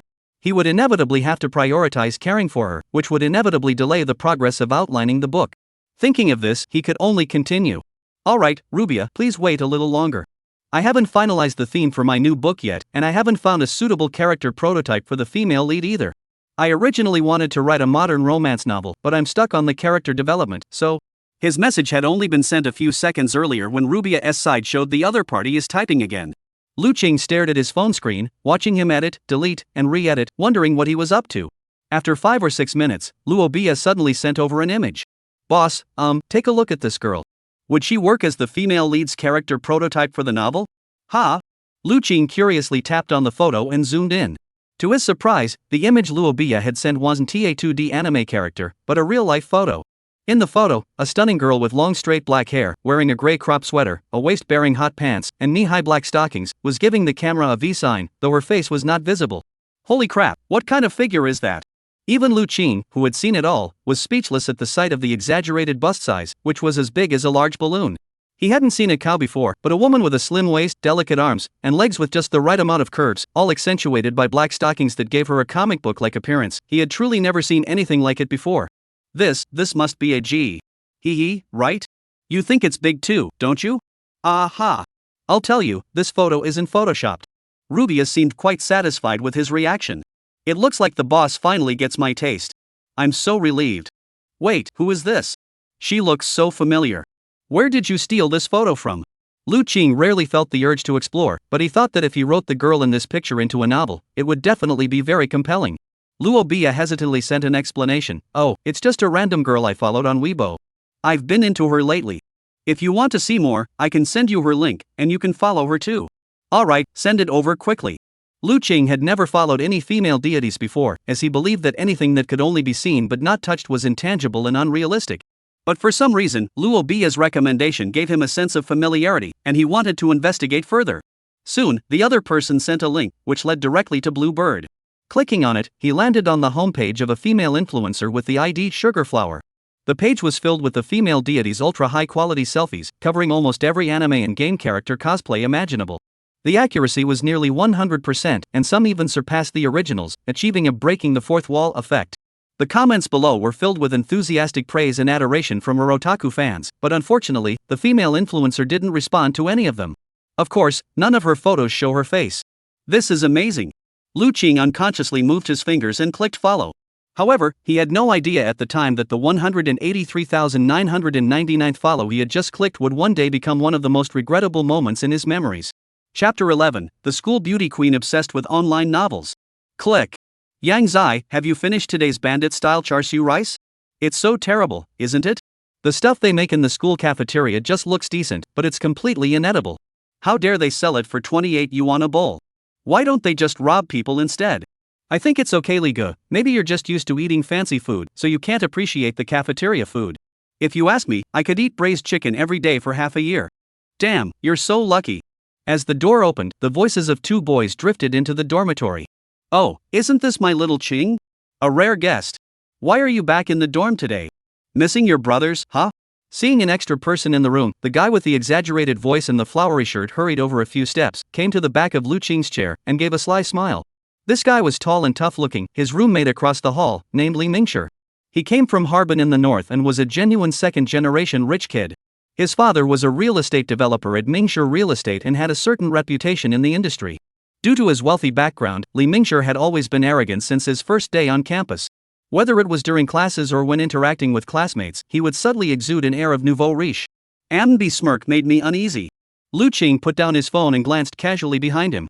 Beside Li Mingshi stood a short, bald man with an ordinary appearance, dressed shabbily, and a black mole on his face. This man was named Zhang Yang, Lu Qing's roommate, and he came from Suzhou City. His family background was average. His parents ran a small business, and every Saturday they would drive over specifically to help him tidy his bed and clean the room. Since Zhang Yang and Lu Qing were roommates in the same department but different classes, their relationship was more distant compared to Wenlu. Lu Guo, how's it going lately? Zhang Yang walked over and made small talk. However, the strange odor emanating from his body made Lu Qing uncomfortably wrinkle his brow. I'm okay, but Yang, how many days have you gone without a shower? We need to pay more attention to hygiene. Only 8 days, just 8 days. Zhang Yang gave a sheepish laugh and stepped back a few paces, seemingly unconcerned about such matters. Ha ha ha, haven't you heard? If it's not dirty, it's not clean. You must have been away from the dorm for too long and aren't used to it anymore. Someone like me, who lives in the dorm every day, can't even smell it. Li Mingshi came to Zhang Yang's rescue. Speaking of which, it's been a while since we last saw you. What's up? Want to go out with the guys tonight? I've booked a KTV place and can arrange an adult-only session for you. Come on, what else with that look? You know what I mean. I'm not judging you, but you're almost 30 and you haven't even tried to find a girl to let off some steam. Even if we don't talk about chastity, your level of self-restraint is unhealthy from a biological standpoint. Li Mingshi grinned broadly, speaking without a trace of formality. It was clear that as long as Lu Qing nodded, he would genuinely drive his friends out to see the world. Many people would envy such a roommate, but for Lu Qing, the scent of alcohol and women emanating from Old Li was too overpowering, easily influencing him. He knew that once a creator succumbed to the temptations of alcohol and women, once they truly tasted the pleasures of a woman, they might never be able to produce pure inspiration again. It wasn't worth the cost. So he shook his head and politely declined. I appreciate your offer, but I'll pass this time. I have something to take care of tonight. By the way, I'm just 20, not 29. Lu Qing spoke half jokingly, not wanting to be too firm. He knew Old Li valued his pride, and a direct refusal would leave the young master feeling resentful. Sure. Let me know when you're craving it. I know plenty of good places. Don't worry about the money, I'll treat you the first time. Old Li burst into laughter, leaned back in his chair, and walked toward his bed with a swagger reminiscent of Elvis Presley. As a northerner, Li Mingshi had a distinctive personality, though he occasionally liked to show off. Once he considered you a brother, he wouldn't hesitate to go out of his way for you, especially when it came to meals. He'd almost always insist on picking up the tab, and if you argued, he might even get upset. Wait, Old Li, I thought you just mentioned you started dating a girlfriend recently? How come you're already planning another matchmaking event so soon? Wanla suddenly took off his headphones and turned to ask. Oh, you're such a shut-in, what do you know? Li Mingshi gave him a dismissive glance and said in a superior tone, dating is dating, it doesn't affect me going out to sing. Going out to sing and meeting a bunch of girls who come onto me, what can I do? Since they're coming onto me, as a gentleman, I can't just slap them and tell them to leave. Since I can't make her leave, inviting her to find a place to sit down is only natural. Wanlu slowly typed out a question mark. You're really a gentleman. Li Gu, you're the man. Zhang Yang chimed in. Li Ming sat down on the bed with a satisfied grin. That's right. The flag stays up at home, and the flags fly high outside. That's true skill, you know? The girl I'm seeing now isn't bad looking, but compared to Muxia, the senior from the performing arts department next door, I'll be blunt, she is at least 10,000 miles behind. Muxia Senior Wanlu tilted his head back, his face filled with admiration. He nodded in agreement. That's true. Muxia. Who's that? The roommate's gossip left Lu Qing scratching his head. He felt like an old man living deep in the mountains, completely cut off from the outside world. His monotonous life of going to school and coming home every day left him completely unaware of the famous people on campus, causing his three roommates to turn and look at him in astonishment. Oh my gosh, Lu Gu, you don't know? She's the campus beauty of Tianhe City Art University. The goddess of the popular vocal performance major in the Performing Arts College, the undisputed most beautiful girl across the 7 universities. Student council president and debut singer. She's the Musha Miss who wins full scholarships every year, gets admitted without exams, and is a jack of all trades. Mentioning the goddess, Zhang Yang perked up immediately and began listing her achievements as if reciting a list. Wow. Lu Qing listened intently, but found the description overly exaggerated, reminiscent of the unrealistic, perfect female lead archetype from campus stories. Beautiful, academically gifted, no family issues, and a successful career. Everyone in the school knows about her, right? He smiled, glancing at the small mirror on the table, and suddenly felt that he resembled Emperor Qin Shi Huang. Seeing his skeptical expression, Li Mingshi was disappointed and said seriously, I'm not joking with you guys. After all, even if you're not in my circle, you should at least understand the difference between a social media influencer and a goddess. There's at least a layer of socialite between them. He gave him a knowing look. I know exactly what my girlfriend Wang Man wants. She just wants me to spend more money and buy her a few bags worth over 10,000. If I took this relationship seriously, wouldn't that make me an idiot? He let out a cold laugh, his eyes filled with disdain. Many people think that second-generation rich kids are just spoiled brats or cute little things. But let me tell you, second-generation rich kids wouldn't do something stupid like throwing money out the window. Instead, they know how to spend money wisely and how to squeeze money out of others. This gold digger wants to use me, so I won't play the fool. I'll do my thing outside, and what's it to her? Haha, Qingzi, you agree, right? With the conversation having reached this point, Lu Qing didn't know how to respond. After all, someone who can call themselves a second-generation rich kid is truly something else. He couldn't even tell if Li Ming was just confident or if he was really that flashy.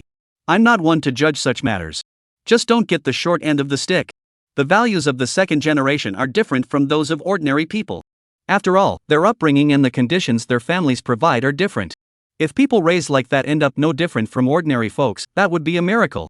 Lu Qing changed the subject, but oldly, since you're so smitten with the senior from the neighboring department, why not dump the one you're with now and go after her instead? In his view, pursuing someone you admire with clear intentions is completely worth it. Given Old Lee's family background and decent looks, he shouldn't lack any competitiveness, right? To his surprise, Old Lee sighed wryly, lacking any confidence, and explained, Qing, you know how it is. The more outstanding a woman is, the more lapdogs will surround her. I'm not afraid to compete with those lapdogs, but Mu Xiao's situation is simply absurd. The lapdogs around her are all rich, handsome, and successful men. That's way beyond what an ordinary person can aspire to. Even I can't hold my head up high in front of her. If I remember correctly, her family runs a business, and her grandfather is the chairman of some conglomerate. Wow, is she that mysterious? Lu Qing was speechless. After briefly imagining the scene, he still found the image a bit fantastical and hard to believe. In any case, the senior is widely recognized as an unattainable beauty, so it's no wonder Old Lee doesn't dare to pursue her. When Lu interjected, even if I look at her through the lens of anime, her quality is already at a dreamlike level, like she stepped straight out of an anime. Most guys probably don't even have the courage to speak to her. Alright. Yangzi, what do you think? Lu Qing turned his gaze to the most honest Zhang Yang. Me? Yang Zi scratched his head and laughed awkwardly. I don't even dare to think about that. I just watch female streamers for fun. Dating? I can't afford it, and she wouldn't even look at me. He sat at his desk, opened his dirty notebook, and focused on the Huawei live streaming platform page. Unlike Wen Lo, Zhang Yang was a complete otaku.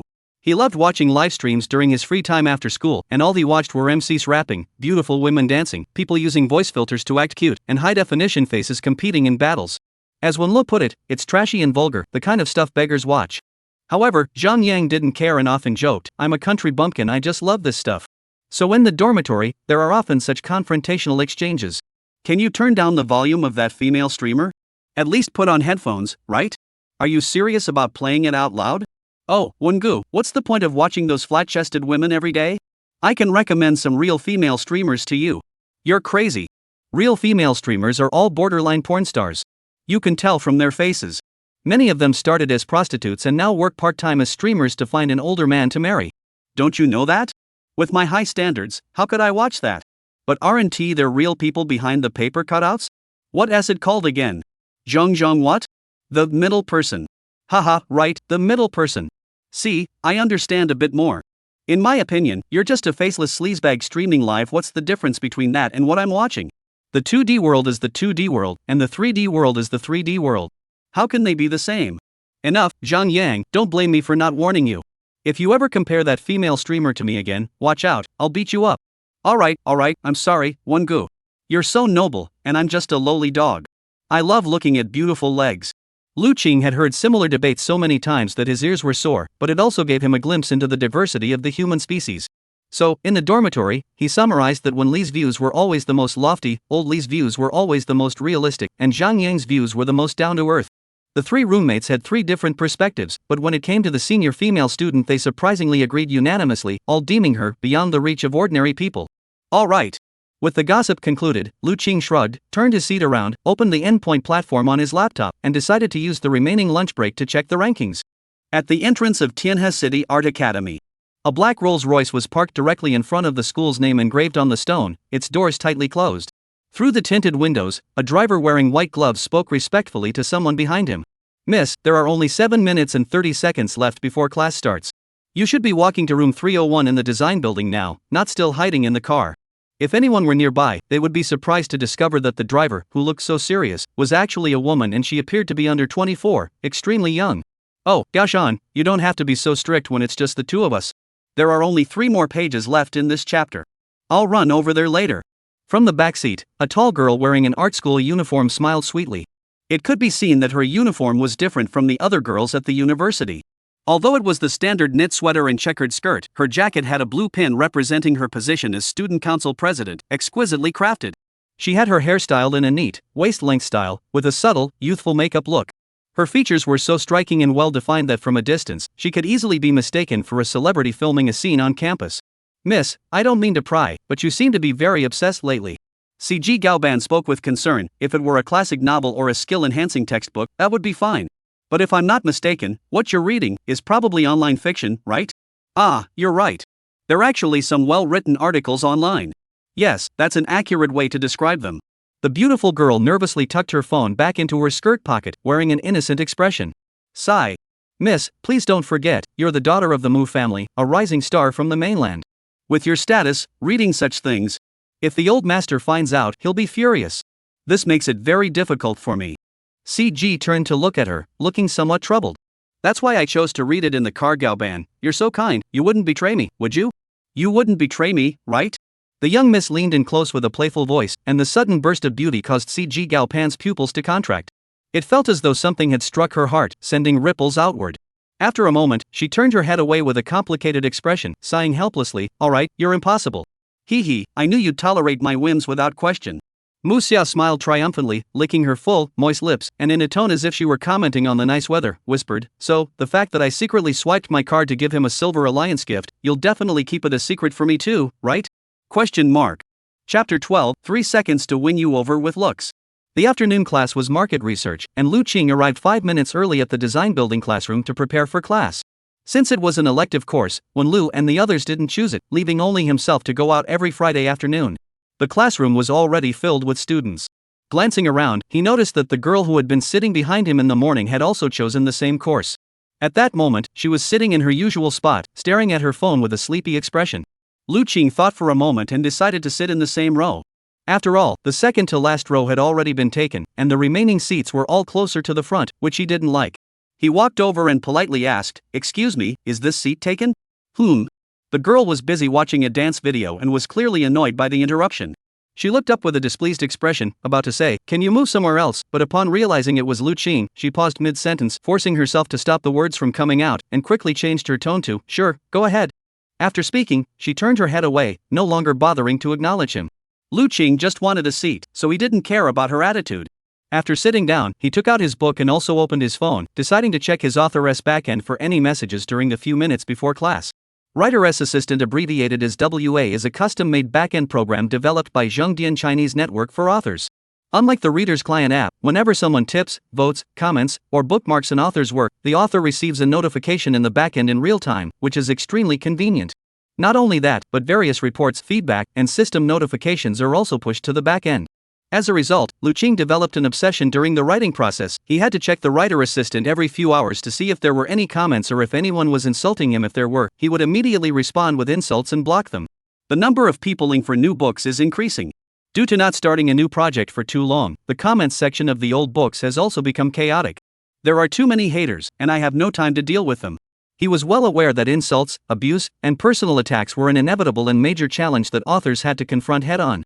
Since high-quality readers are a rare group, they tend to read silently without commenting, which allows low-quality readers to surface, making hostile comments the majority. If the comment section is left unchecked, trashy comments will pile up as high as several floors, and newcomers might mistakenly think the work is subpar at first glance, even if the trolls are spreading lies and fabricating stories. This is a common human tendency. People enjoy watching others attack one another, regardless of who is right or wrong. Lu Qing's endpoint network can filter out some trolls by setting posting thresholds, but completely preventing online bullying is still unrealistic. As a seasoned author, his mindset is much better than when he first entered this circle. He can completely ignore the trash talk from trolls and handle these malicious comments efficiently, as if watching a clown. As his fingers danced across the keyboard, he thought to himself, with such a tight schedule, it would be great to have a reliable person to help manage the book review section. Though he knew such a thing was unlikely, he couldn't help but hope, what if he really came across a dedicated fan willing to volunteer as an assistant? As he pondered, a large red notification suddenly popped into his view. You have received a 1 million endpoint coins donation from reader Cheng Xia as a Silver Alliance member, along with the message, "Your work is so sweet. I'm giving you a little support. I hope you'll start a new series soon. I'll always love Qingkong teacher." The red notification bell rang almost simultaneously across the endpoint platform's client, visible to all readers. A massive treasure chest filled with countless coins appeared at the top of the screen. Those who acted quickly could claim a good number of reading tokens, while the slower ones could only sigh in frustration, blaming their slow internet connection. Lu Qing stared wide-eyed, unable to snap out of the feeling of being favored by a big shot. Although he had signed a contract with a top author through his own merits and had received donations from several alliance leaders in his previous works, he had never been directly gifted a Silver Alliance by a wealthy patron. On the platform, a patron is worth 1,000 yuan, while a Silver Alliance patron is worth 10,000 yuan, a tenfold difference. According to the 50-50 split, this was equivalent to the author receiving 5,000 yuan directly. It's worth noting that the hidden value isn't just that. After all, the website also gives a platform-wide announcement, which can significantly increase the author's exposure, boost average subscriptions, and open up more possibilities, a win-win situation that snowballs positively. However, completed works rarely receive such treatment. Many readers only spend generously to support authors while they are still updating their works, helping them climb the rankings. Donating to completed works as a Silver Alliance member is not particularly meaningful.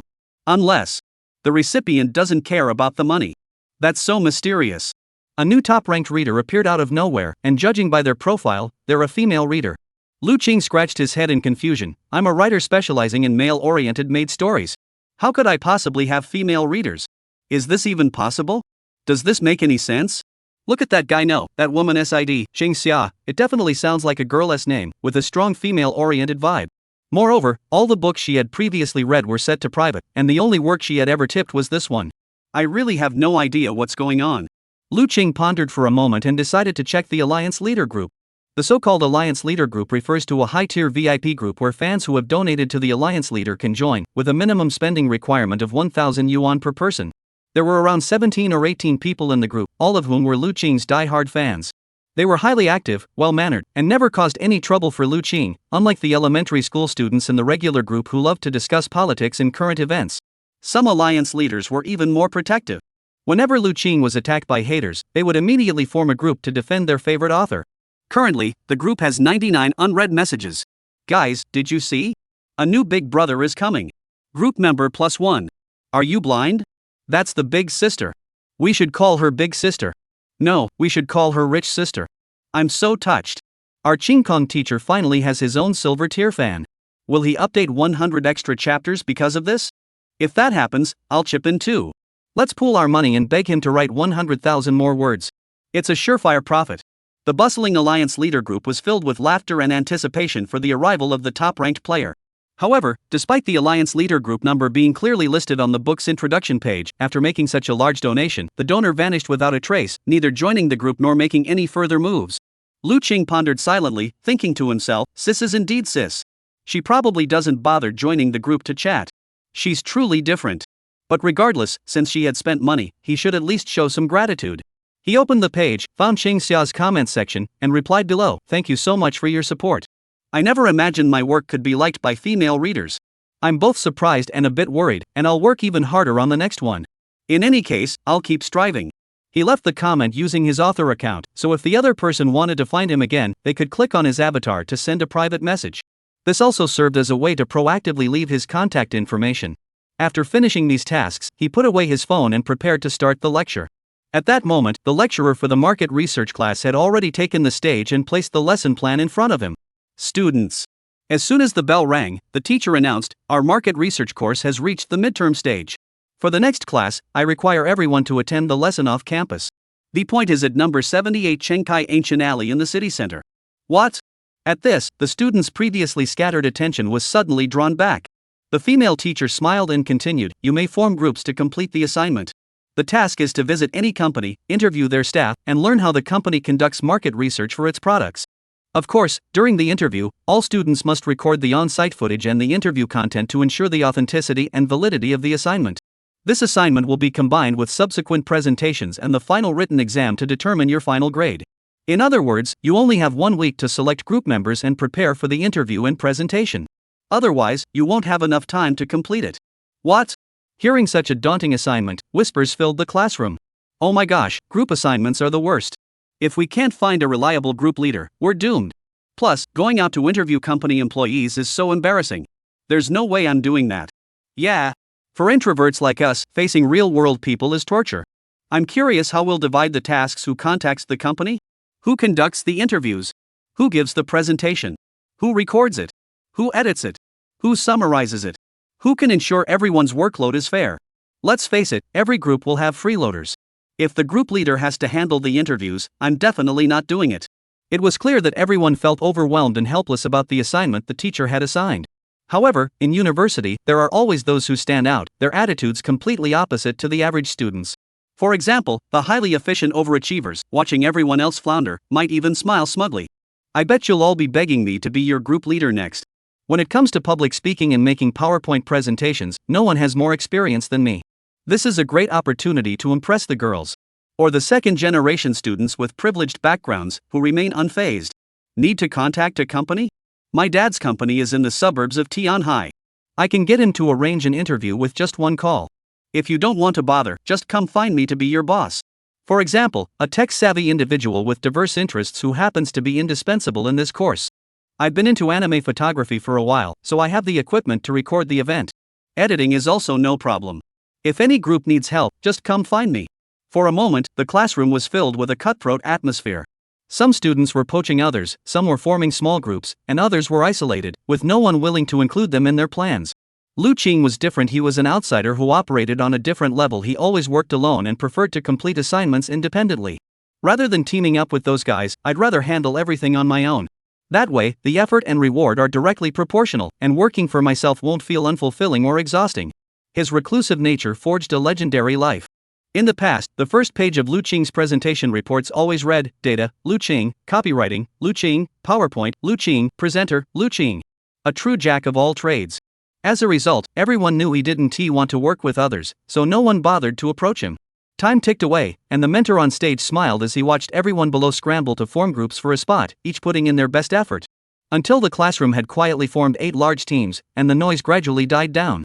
Overall, the class had already divided into several large groups, ranging from 5-person teams to 10-person teams, with every size imaginable. The remaining students were left feeling helpless and frustrated. In this crucial elective course, those without friends or family members in the same class were truly unlucky, no better off than stray dogs. Lu Qing, however, remained unfazed. Although the homework is a bit challenging, as long as I have enough time, I can complete it step by step, he thought to himself. However, what he didn't expect was that by the time class was about to end, the girl sitting to his left wearing a mask and with long pink hair hadn't moved at all, as if she too hadn't found anyone suitable to be her partner. He had assumed she was similar to him, a confident competitor who planned to go it alone. However, when he noticed the girl's peripheral vision drifting toward him, and she had even stopped paying attention to her phone, he couldn't help but feel a sense of foreboding. Lu Qing asked alertly, "What's wrong, classmate? Is there something on my face? Why don't you go find someone to play with?" Seeing that she had been noticed, the girl turned her head and cut straight to the point. Looking at her gaze, which was filled with scrutiny and possessiveness, Lu Qing's first reaction was, "Oh no, she's got her eyes on me, right? She wouldn't be trying to leech off my hard work, would she?"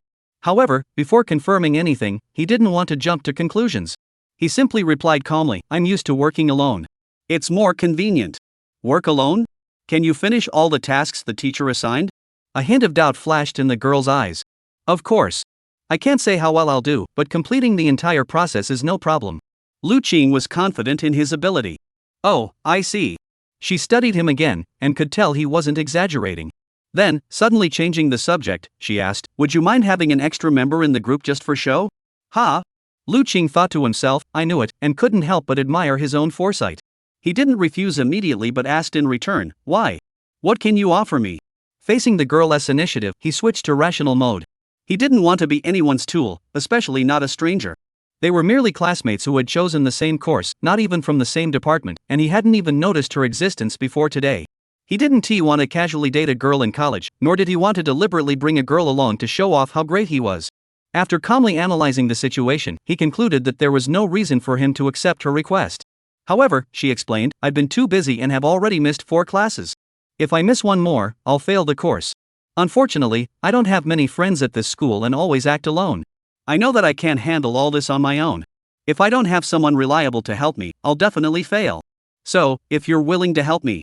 At this point, she gently raised her arm, slowly removing the hood of her tightly wrapped hoodie and her black mask, revealing her adorable features that were so charming they could melt anyone's heart. She then made a sincere proposal. "I'll repay you with what I'm best at. I'll go on a date with you for a day." Chapter 13, You're Doomed. You've been targeted by the psychotic junior. 5:40 p.m. Lu Qing left campus and walked toward his apartment, feeling uneasy. It wasn't because of anything else, it was because the incredibly cute girl following him seemed to have latched onto him, drawing the attention of many students passing by. "My name is Bai Xing. I'm in the broadcasting and hosting department, specializing in anime and film voice acting.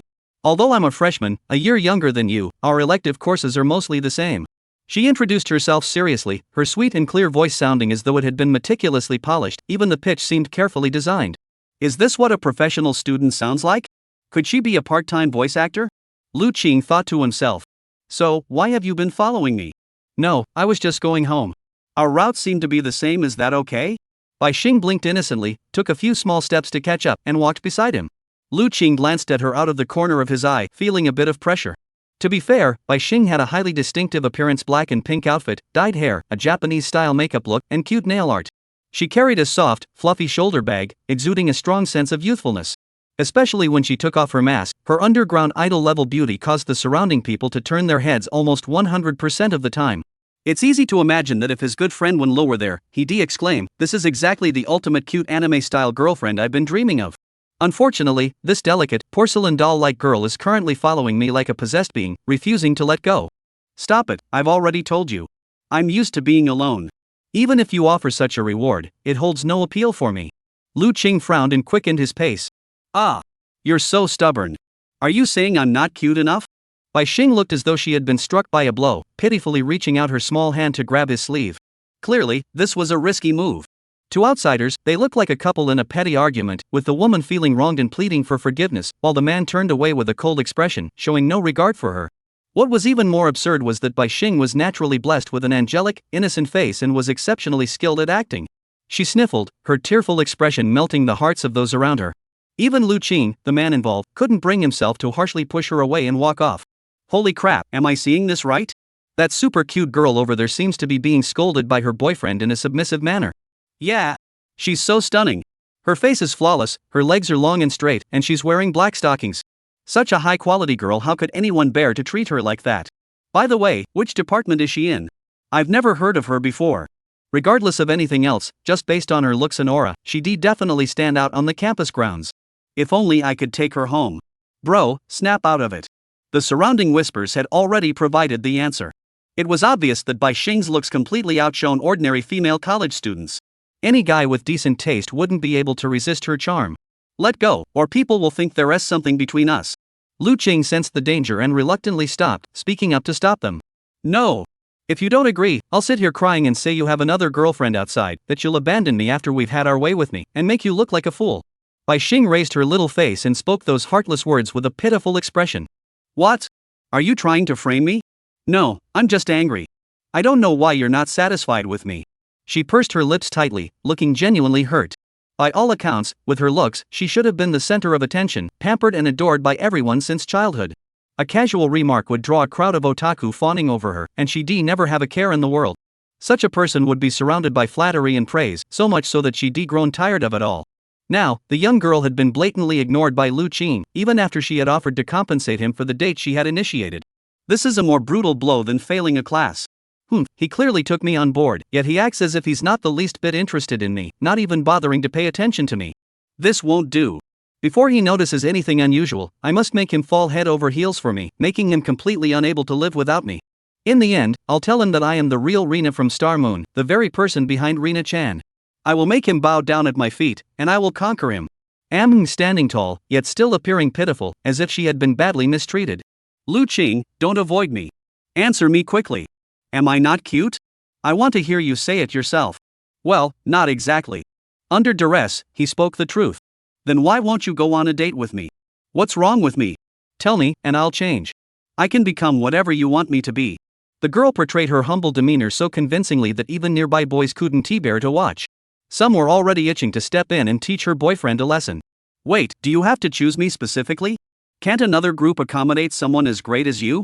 Lu Qing felt utterly flustered and hurried his pace once more. And how do you know my name? Who told you? Of course I remembered it when we were taking attendance. You were sitting right next to me, it wasn't hard to notice. Bai Xing rolled her eyes and continued following him. In fact, there was no roll call during today's market research class. The teacher had simply announced the assignment after stepping onto the podium, so such a lie couldn't possibly fool Lu Qing. But he didn't care about that anymore. He just had a vague feeling that this girl had approached him with a premeditated plan. Alright, but don't stick so close to me. If you want me to agree to take you, you need to keep a 5-meter distance from me first. Anyway, when it came to scheming, he knew he couldn't outsmart her, and if he refused, he'd be the one to lose out. So he decided to take a step back and use a roundabout tactic to get rid of her first. So you agree? You've accepted being my sidekick, right? She dropped her innocent expression and smirked triumphantly. I didn't. Ha? What did you say? You agreed? That's great. I knew you wouldn't leave me alone. Bai Xing cut herself off before she could finish, then pleaded, but 5 meters seems a bit far. I can't hear you clearly, and walking together is a bit inconvenient. How about 3 meters? Or 1 meter? Is that okay? Being pushy seemed to be her specialty. She didn't even need to act cute. Her plain tone paired with her innocent face was enough to captivate any man's heart. Lu Qing's defenses were gradually breached, and reluctantly, he ended the conversation and turned to leave. He thought to himself, as long as I don't look at you, your charm won't have any effect on me. However, until they reached the subway entrance, until he had bought his ticket to board the train. Why are you still following me? I'm taking the subway home too. Ha!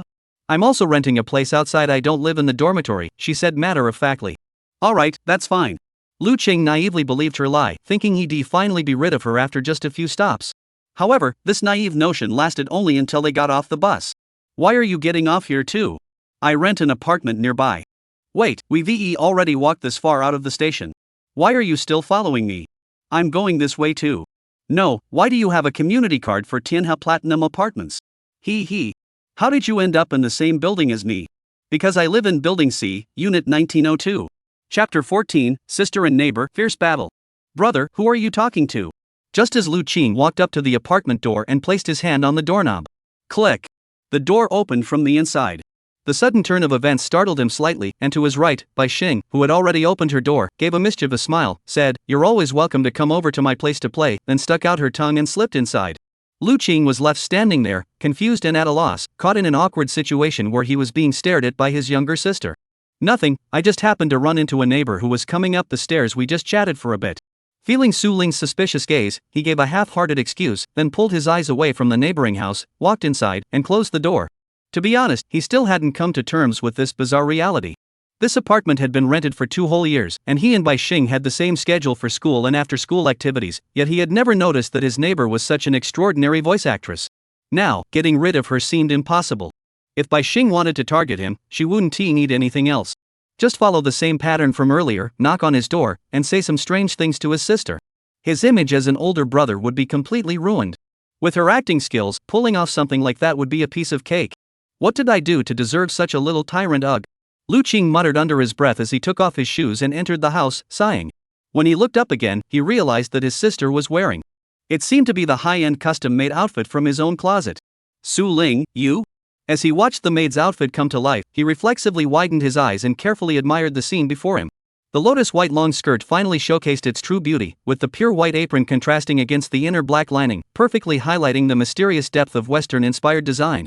Lace and ruffles adorned the young girl's delicate shoulders, while butterfly-shaped ribbons tightly wrapped her slender waist. The puff sleeves on the upper part of the dress were fluffy and natural, and the beautiful headpieces were an essential accessory, with 3 options to choose from. Su Ling chose the latter among the headbands, hairpins, and ribbons, as it gives a more youthful vibe and highlights her innocence. Her expression should be pure, her movements graceful, her gaze half-yearning, with her head slightly tilted upward, adopting a submissive posture. Su Ling knew that serving was the essence of maid culture. Therefore, when she puts on the maid outfit, she must ensure every detail is perfect to truly capture the essence of the original. I didn't have any clean clothes, so I found this dress in your closet to try on. Do you like it? Indeed, she had succeeded. Very successfully. Everything was as she had planned. Lu Qing's eyes had already begun to fixate on her. This wasn't ordinary admiration or stupor, but a natural reaction after being precisely hit in the XP spot. He was in her grasp. Su Ling thought to herself with satisfaction. If things continued this way, no matter who the female voice outside belonged to, or what kind of women her brother encountered in the outside world, anyone who dared to challenge her would have to lose half their life first. After a full day of observation, research, experimentation, and learning, the young girl had thoroughly understood his preferences and was confident that she could erase all traces of others from his mind using her own methods. Only then would her brother's affection be entirely focused on her, and not stolen or divided by others. My brother is mine. I will do whatever it takes to capture his heart and keep him by my side. No one else is allowed to touch him. The young girl thought to herself. Sigh. At that moment, Lu Qing took a deep breath, striving to regain his composure. He never expected that on his first day home, his younger sister would greet him in her favorite outfit. Although the maid outfit was a bit too big for her, it still looked stunning on her, with a flawless, comfortable fit that made it impossible to take your eyes off her. It completely outshone the girl who had been luring customers at the maid cafe earlier. It looks great. I really like it. Lu Qing was the first to offer his praise. Compared to anything else, being with his sister truly allowed him to forget his troubles. Really? I was actually a bit worried that wearing such an expensive dress might make you angry. Don't say such silly things. You took the initiative to wear it for me, I'm thrilled. Lu Qing reached out affectionately and ruffled her hair. Su Ling tiptoed up, closing her eyes, like a black cat being pampered by its owner, savoring the sense of security from the touch. In truth, she wanted to test something. If she called him master the moment he opened the door and said welcome home with love in her eyes, what kind of reaction would it provoke? However, the guy next door had disrupted her plans, preventing her from fully capturing her brother's attention. She murmured to herself with a hint of disappointment, blaming the woman next door. Oof. Next time, she must find a more perfect opportunity to use her brother's weakness to completely captivate him. The more he liked her, the more she could enjoy his pampering without guilt. Then the dream of nestling in his arms would become a reality, just a matter of time. Lu Qing was unaware of her sister's twisted thoughts and simply said, by the way, Su Ling, this dress is for you. I think no one suits a maid outfit better than you. Ah, really? Of course you can. It's decided. He sighed. Good things should indeed be given to those who can make the most of them, don't you think? Hearing such blatant praise, the young girl blushed and smiled sweetly. You're so kind, big brother. I'll treasure it. Lu Cheng nodded and tidied up the stray strands of hair by her shoulder. The young girl knew this was a rare opportunity, so she boldly stepped forward, naturally linking her arm through his, and pressed her chest tightly against him. This caused him to break out in a cold sweat, his back stiffening like iron. His younger sister, dressed as a maid, leaning in so intimately. He took a deep breath, trying to stay composed, and changed the subject. Su Ling, tomorrow is Saturday, and I happen to have the day off. I was planning to take you out shopping for some clothes and daily necessities, and treat you to something nice to eat. What do you think? Since she had just mentioned not having any clothes to wear, Lu Qing felt it was necessary to take his sister out shopping. Otherwise, once he got busy next week, he wouldn't have time at all. Ha? Tomorrow just the two of us? Su Ling narrowed her eyes, as if she had thought of something, and asked with a hint of curiosity in her eyes. Of course, I'm buying you clothes. Who else would it be for? Lu Qing was puzzled. But she turned her head away, her gaze fixed on the ground. Then, has my brother ever invited other girls out like this before? What? No way, I don't have a girlfriend. After saying this, he looked at the faint blush spreading across his sister's cheeks and suddenly realized. He seemed to. Was going to give his first date of his life to Su Ling. Chapter 15, Voice Actress Idol Livestream Enters the Mind. That night. After finishing dinner for his sister, Lu Qing lay on the sofa, tossing and turning, unable to calm down. Today had been eventful. First, he was tipped by an unknown wealthy woman, then he was harassed by a strange neighbor, and upon returning home, his sister's greeting was utterly overwhelming. What had once been a peaceful routine seemed to have suddenly been disrupted by a series of events, like a tidal wave crashing in from nowhere. Sigh. He sighed softly, pulled out his phone, and prepared to check the backend of his assistant app to clear his mind. Since the room had been completely given to Su Ling, he occasionally felt, subconsciously, that doing things like playing games, researching material, or watching shows in the house like he used to was a bit inconvenient. After all, his sister was secretly watching, and if she discovered his other bad habits, that would be disastrous. At that moment, Su Ling was taking a shower in the bathroom. She seemed to have a daily routine of showering and skincare, and the timing was quite consistent after dinner and before going to bed. Compared to last night, she seemed less helpless and restrained, and more at ease and composed. This is what Lu Qing wanted to see.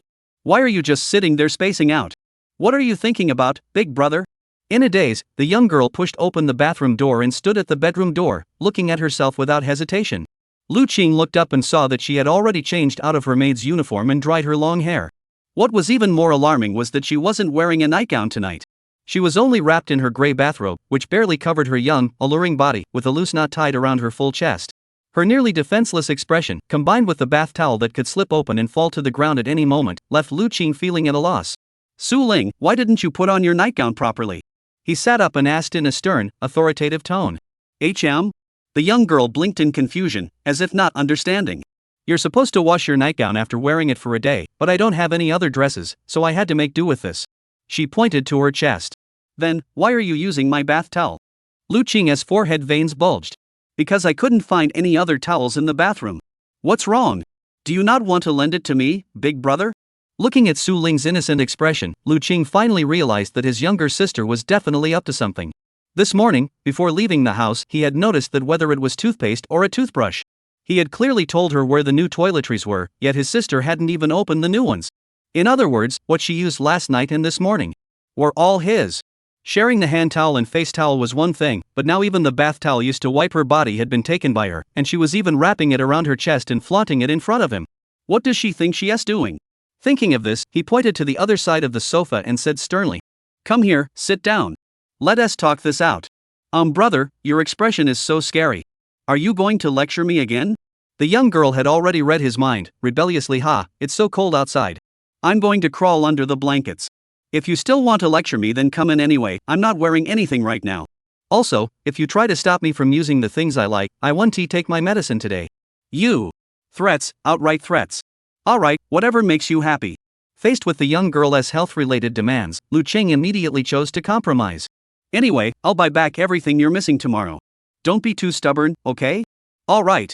The young girl buried her head in the pillow, her face flushing slightly, the blush lingering for a long time. At the same time, in the apartment next door, the room, filled with a girly vibe, was predominantly decorated in pink. The sound card and microphone were already set up. She typed the room name Xingyu Arena's second debut performance casual chat session, opened the motion capture software, turned on the camera, adjusted the angle to face herself, and took a deep breath. She locked her voice into her professional range with the utmost precision. Start streaming. Hello everyone, I'm your voice actress idol, Xingyu Alina. Welcome to Lena's live stream. It's been a day since we last met. Have you missed Lena? Lena has been eagerly anticipating tonight's meeting with everyone. A young girl sitting in a duck-like position on the chair strikes various cute poses. Through motion capture software, these poses are synchronized and displayed on the screen as the pink-haired, twin-tailed lowly character, visible to everyone waiting in the live stream. A sweet voice, energetic words, cute expressions, and seductive poses, everything is the result of countless rehearsals and even pre-written scripts. However, none of the audience members were aware of this. Rina-chan. Rina-chan. I've been waiting here for 3 hours. It's so great to see the live stream start. Hurry in. All you voice-obsessed lowly fans, the door is open. Hurry, hurry, hurry, hurry, hurry, hurry, hurry, hurry. Finally. I've been waiting so long, I've waited until the flowers have wilted. Xingbao's voice is still so soothing. Can you stream every night? Streaming every other day isn't enough. In an instant, a flood of comments poured into the live stream, filling the entire screen. At the same time, the gift rankings in the top right corner began to show fierce competition. Your old friend sent a bouquet of 99 roses. Future Oneless sent a Star Moon blind box 1. 1000-year white silk fan sent 52 love letters. Hurry King sent a fan club light sign 1. Yay, thank you all for your gifts, star crystals. Welcome to the live stream, Captain Za, Admiral Kazu, you're here too? Good evening. The virtual lowly in the center of the screen was brought to life through the masterful 3D modeling, capturing every subtle expression of Bai Xing with remarkable precision, fully justifying the tens of thousands of dollars spent on the order. The moderators and operations team were already in position. In the small window at the bottom right, the planning director kept sending screenshots and scripts. Bai Xing simply followed the script to smoothly complete tonight's live stream. In this live stream, all fans who have gifted items receive a fan badge called a Star Crystal Ball, which displays their fan level. This is the affectionate nickname Star Moon Rina gave to her fans. As the recharge amount increases, the color of the Star Crystal Ball fan badge gradually changes from the light green of a captain to the deep blue of an admiral, and finally to the bright red of a governor. Hey, everyone knows that Rina-chan's part-time job is voice acting, right? So for today's casual chat segment, Rina-chan plans to showcase over 50 different voice tones. As long as there's a fan who's an admiral, you can request your favorite anime or game character, and Rina-chan will recreate the content according to the script. Eehee. The moment she said this, the live stream exploded with excitement. Over 50 different voice tones? Emoticon, shocked mean cat. Is this the power of a professional voice actor? Is Rina-chan going to conquer 1,000 ships with her skills? Wait, can she imitate any character? Can she do something risque? Is that allowed? Looks like there's going to be some action tonight. Quick, tell your rich friends to bring the money and come join us so we can listen to Rina-chan's versatile voice. Ha ha. You're really a dog. Oof. At the computer, Bai Xing looked at the comments on the screen and sneered inwardly. Otaku nerds. But it doesn't matter. We're just here to make money off you guys. If it weren't out of necessity, who would want to sign a contract with a guild that eats people, forcing themselves to sell emotional value just to make you happy? We're just fulfilling your fantasies. Don't take it so seriously. The young woman despised them behind their backs, but on the surface, she remained full of energy, her expression flawless. For someone in voice acting, showing her perfect, adorable side to men was child's play. Compared to the flashy girls in the acting department next door, she was on a completely different path. While they were still struggling to land roles and even failing to secure the lead in a short film, she was already earning 30,000 to 50,000 yuan a month with her own hands. Although live streaming was exhausting and unstable, at least virtual streamers didn't face the same risks as real-life actors, such as directors' unwritten rules. However, the downside is that the guild takes a hefty cut, 30% of the total gift revenue. Adding the platform's additional 50% cut, she is left with only 20% of the earnings. A captain level gift costs 128 yuan, but after all deductions, she only gets around 25 yuan, not much at all. Nevertheless, she is already quite satisfied with this. After all, how many girls can afford to pay for their art university tuition and living expenses without resorting to selling their bodies? As she pondered this, the live stream's popularity had once again surged to a new level thanks to the boost from the top viewers, and the competition for the top spots on the gift rankings had intensified. Some viewers were already itching to upgrade to the Admiral tier. Among the many fans, the most devoted was a gachi fan named Future Onela, a term referring to core fans who fantasize about virtual streamers as romantic partners. He had even sent a text message to his friends, demanding they come immediately to watch his idol's livestream. Bro, come quick. Rina-chan is live. Tonight she's going to showcase her voice acting skills, imitating the voices of characters from anime and games. This is a once-in-a-lifetime opportunity, bro. By the way, weren't you really into that fantasy MMORPG a while back? What was it called again? I think it was Made Fantasy, right? There were a few characters you seemed to really like, right? You mentioned them to me before. Do you remember? Here's what we'll do, log into the live stream right now and wait there. Once you're ready, let me know, and I'll immediately send you a gift, then you can pick your favorite character, and Rina-chan will recreate the corresponding lines for you on the spot. How about it? Free voice actor performance. Once this opportunity is gone, it's gone for good. Room 1901. Lu Qing, who was about to go to bed early, was suddenly awakened by Wenli's messages. Wow, if I remember correctly, on the Dimension Wall live streaming platform, the price for a commander is 2,000 yuan. That means Wenli couldn't resist wanting to upgrade today but didn't want to do it for free, so he's using this opportunity to give me a massive recommendation, even letting me choose the character, right? Oh no, I'm actually tempted. But since he has gone this far. Lu Qing glanced up at the bedroom, waited until he heard the steady breathing inside, then replied. Alright, but let's make this clear, since you're going all out, I'll listen for a little while. Once the voice actor finishes the segment you're talking about, I'll log out. After all, I have things to do tomorrow. Alright, come on, I'm about to go all in. 1. After finishing his sentence, he picked up the tablet on the coffee table and opened the Dimension Wall app he had downloaded earlier. Since he hadn't followed her last time, he had to type in Xingyu Linet again in the search bar and scroll through a long list of users before finally finding her livestream. To avoid the same hassle, he casually clicked the follow button this time. Oh. Thank you for following me, Captain Aozora. By the way, Captain Aozora, you invited me onto your ship before, but you didn't follow Rina? How could that be? Lu Qing never expected that as soon as he entered, he would be called out by the streamer, and in such a dramatic, melodramatic tone. I forgot. He quickly typed a reply in the chat. Forgot? Forgot? Wah-ah. It seems like Rina isn't that important to Captain Aozora after all. Is Captain Aozora following other girls outside? Of course, Rina isn't the only one for Captain Aozora. This was a rare opportunity by Xing Wen-ti let him off the hook. When Lu Qing boarded the ship during the day, she had already quietly memorized his ID. So when he entered the live stream, the prominent notification in her follow alerts immediately caught her attention. Although the director's warnings kept appearing in the bottom right corner of the screen, Rina. Stop interacting with the captain all the time. The admirals are watching, and this will affect the show's effect. She chose to ignore them completely and continued speaking her mind. Captain Aozora, if you're indecisive, it might hurt my feelings even if Rina doesn't like asking the captain for gifts. If Captain Aozora keeps ignoring me, Rina will really be heartbroken.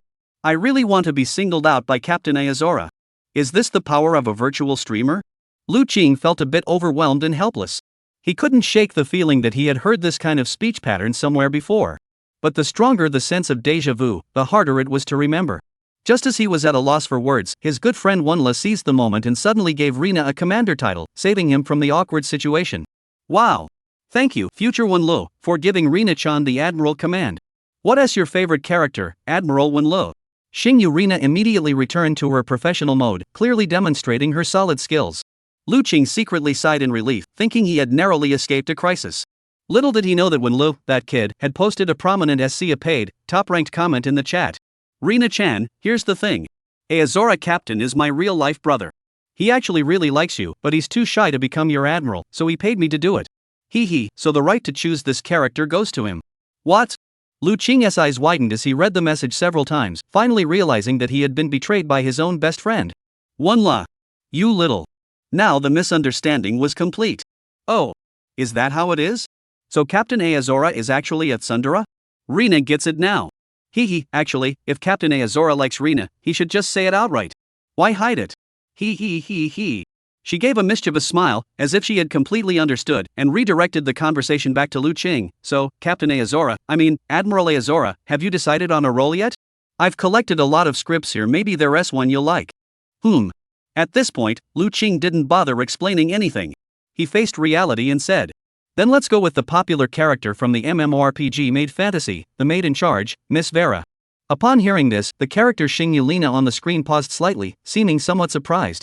However, she quickly curved her lips into a confident smile and said, "That's convenient. I just happened to have prepared her lines earlier. Admiral, are you ready?" Watching her composed demeanor, Lu Qing sat up straight, turned the tablet's volume to maximum, and put on a pair of high-quality Bluetooth headphones. As everyone in the live stream held their breath and prepared, Xing Yulina suddenly gathered her composure. In a voice that seemed to whisper in their ears, she spoke in a perfectly replicated tone. "Master, I knew you wouldn't abandon me. I've been waiting for you all along. I endured loneliness, pain, desire, and injustice. I wanted to be close to the new you, but I dared not be as selfish as before, demanding all your care and affection for myself. As you can see, I have become the person you envisioned in your mind. Even knowing that my actions will bring about Orifil's genuine intent to kill me, I still want to fulfill our promise with you, my master." "Master, may I corrupt you?" Lu Qing. Chapter 16, A Chance Encounter with a Young Girl in the Elevator at Dawn. Another sleepless night. The living room was dim before dawn, with no light. Lu Qing collapsed on the sofa, tilting his head back to rest his neck against the backrest, still savoring the feeling of his once beloved virtual avatar being brought to life. He had never understood why Wenlo was so obsessed with virtual streamers, but now, he finally began to grasp it. "It's Vera's voice, or rather, it's Vera herself," he murmured to himself. Vera, a popular character in the cross-dimensional hit MMORPG Maid Fantasy, originally designed as an otherworldly nightmare, an all-knowing, all-powerful psychic doll, who was subdued by the male protagonist, a god, and remodeled according to his aesthetic preferences, becoming the revered head maid of the palace. Having enjoyed the company and care of the god for centuries, she gradually developed dependence and admiration for him. However, this naive and entangled affection was suppressed by the existence of the Raven God, preventing her from expressing it. It wasn't until the god fell and lost his memory, entering his second cycle, that she finally found him and conveyed her unrequited feelings, ultimately gaining his understanding and affection. They merged, and she corrupted him, completing their union. It must be said that Xing Yulina portrayed the complex emotions between them with remarkable precision. Longing, anticipation, confusion, desire, fulfillment. Without having read the original Maid novel, it would be impossible to understand Vera's mindset at that moment. To achieve this level of depth for a character, Lu Qing has every reason to suspect that the original voice actor was invited by the developers and the original author during the adaptation process. Xing Yulina. Repeating the name several times, Lu Qing felt his mind growing hazy. How could this be? As a realist, she should never have developed feelings for a virtual streamer. She had firmly convinced herself that she was only watching the live stream and would never truly be moved. Among the paper characters Wenlo had recommended to her before, none of them had piqued her interest. But why, with her, was this happening? Lu Qing was someone who liked to reflect on things. He didn't want to be controlled by any woman for no reason, so subconsciously, he attributed everything to the additional effects of the voice actress's exceptional skills. It's definitely a coincidence. I was just being careless. But it doesn't matter. I'll only be hit once. As long as I don't watch her live streams again, I won't get truly involved. Yeah. He shook his head forcefully, then stood up and went to the bathroom to splash water on his face, staring at himself in the mirror for a long time. I can't sleep anyway. I'll go downstairs and throw out the trash. After calming down slightly, he rubbed his eyes and decided to go out for some fresh air. At that moment, the wall clock read 4:30 a.m. Lu Qing tiptoed past his sister's room, leaving the door ajar, then picked up the few trash bags by the door, grabbed the keys, and pushed the door open. Click. Just as he finished putting on his shoes, stepped out the door, and turned to close his own door. Suddenly, the door next door also opened by chance. Hey, good morning. A young girl in a cherry pink fluffy pajama set, one hand yawning and the other holding several empty takeout bags, turned her head with a hint of surprise. By Xing? What are you doing out so late at night? Taking out the trash. There's no maid at the apartment, so I have to do it myself. But it's 4:30 a.m. Aren't you also taking out the trash at this hour? I was just tossing out the trash because I couldn't sleep due to insomnia. It was completely random, something that happens maybe once every 2 years. But this person, could they be a night owl who enjoys going out to take out the trash at this time every day? No wonder she can't get up for early classes at school. All right. Lu Qing nodded half-heartedly, reluctantly accepting her explanation. With that, the two of them walked side by side toward the elevator. Tap, tap, tap. In the empty corridor, the echoes of their footsteps sounded unusually clear. Out of the corner of his eye, he could see the young girl wearing rabbit-eared slippers, her pearl-like toes exposed, smooth and soft. The perfume scent emanating from her petite frame was just right, sweet and delicate, exuding an inexplicable Japanese-inspired vibe that was hard to resist. When walking together, she deliberately maintained the appropriate distance between a junior and a senior, even though there was no one else around. However, Lu Qing couldn't help but feel that this girl had been secretly glancing at him the entire time. Was it just an illusion? He wasn't sure. The Tianhe Platinum apartments have 3 elevators on each floor, available for all residents to use simultaneously. At such a late hour with no one around, they could have each taken an elevator, but Bai Xing smiled and followed him into the same one. The elevator's interior was cramped, with the two of them standing on opposite sides, watching the elevator doors slowly close. The atmosphere suddenly grew tense. "Hey, senior, have you thought about yesterday's matter?" The girl looked at Lu Qing's profile and broke the silence first. "The group project? It's up to you. I don't really care either way. But let's make one thing clear, you can join my group, but you absolutely must not disturb my personal life. Can you promise that?" he emphasized. "Oh. So, the person living in your room is your girlfriend, right?" Bai Xing's eyes sparkled with curiosity as she casually steered the conversation toward what she was really interested in. "No, she is my younger sister. I don't know if we have the same father, but she is definitely from a different mother. She had nowhere else to go, so she is staying with me for a while." Although there was no need to tell his junior about such personal matters, Lu Qing felt that, as neighbors who had lived next door for 2 years, she would eventually find out anyway. Rather than let her continue to misunderstand, it was better to clarify the situation. "Oh, I see. So she is your sister." Bai Xing heard this and exhaled deeply with a relieved tone. For some reason, the expression on her face seemed even more joyful. What an odd woman. Lu Qing felt puzzled but didn't say anything else. "Senior, since we're both group members now, why don't we exchange contact information? Is that okay?" She changed the subject, reached into her pajamas, pulled out her warm phone, and turned her head to ask. "Sure." Lu Qing tried not to look at her innocent face, simply displaying the QR code for her to scan. Beep beep. Added as a friend. Go say hi to them.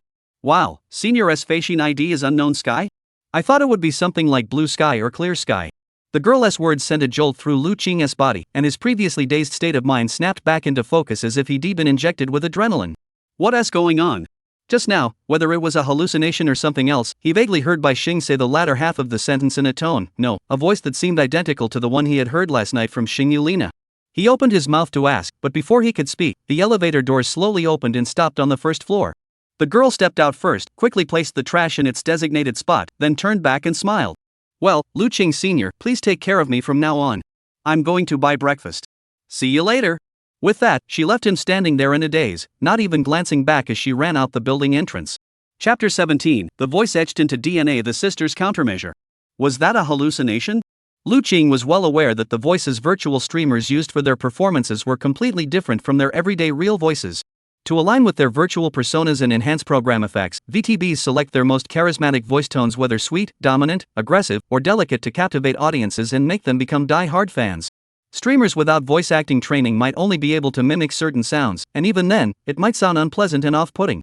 However, someone like Hashizuki Rina, with her versatile voice, can adjust the frequency of her voice at any time thanks to her professional skills, using the most distinctive, natural, and attractive voice to open the door to the pinnacle of her career. In that moment, Bai Xing's performance before her eyes faintly overlapped with the image of Xing Yulina in her mind. The reflexive response in the amp was purely an instinctive reaction from the depths of the soul, rarely prone to error. Ugh, that's not right. Lu Qing finished disposing of the trash and stepped back into the elevator, analyzing the situation calmly. One was a voice actress idol on a 2D website with over 200,000 fans, her career on the rise. The other was his neighbor and junior, a clueless underachiever who skipped classes daily, stayed up all night, and even had to ask others to complete her final assignments. The only common ground between these two, the only possible connection, might be the association between voice actor and broadcasting and hosting major. No matter how he thought about it, the connection between the two was still too tenuous. Besides, the world was so big, how could the person behind the 2D VTuber his roommate had recommended to him be living right next door? Forget it. I must have watched something too late last night and am hallucinating. I guess I should stop staying up all night. He shook his head and buried his suspicions deep within his heart. Anyway, he'd be doing homework with Bai Xing next week, so he could verify his theory then. There was no need to rush. Returning to the apartment, he closed the door and sat back on the sofa, preparing to take a short nap. Just as he was about to close his eyes, he heard rustling sounds. He raised an eyebrow and looked toward his sister's room. "Su Ling? Are you awake?" Thinking it might have been the sound of him going up and down the stairs that woke her, he felt a bit embarrassed and got up to approach the door. A faint response came from inside the door. Lu Qing placed his hand on the doorknob and asked, "May I come in?" "Yes." He pushed the door open. The dimly lit room was shrouded in darkness, with the curtains drawn tightly shut. In the corner, Su Ling curled up on the bed, wrapped tightly in the blankets, like a black cat abandoned in the dead of night, her gaze fixed on him. "Where did my brother just go?" she asked in a soft voice. "I went downstairs to take out the trash. Sorry for waking you up." He pulled out a chair and sat down at the desk. Though several meters separated them, it was precisely this distance that made Su Ling feel a chill on the bed. She buried her face in the pillow, then lifted her head slightly, revealing only a pair of pitiful eyes, staring at her older brother. For a moment, Lu Qing felt the pressure. "What's wrong? Are you feeling unwell?" he asked. His younger sister nodded. Lu Qing's expression immediately grew serious as he asked, "Is it because you didn't sleep well last night?" "No." She shook her head. "Then is it because it's almost autumn and the house is too cold?" he continued to guess. "No, it's not that either." The look of grievance on her face grew more evident. Seeing his sister's reaction, Lu Qing was completely baffled and thought to himself, "This isn't good."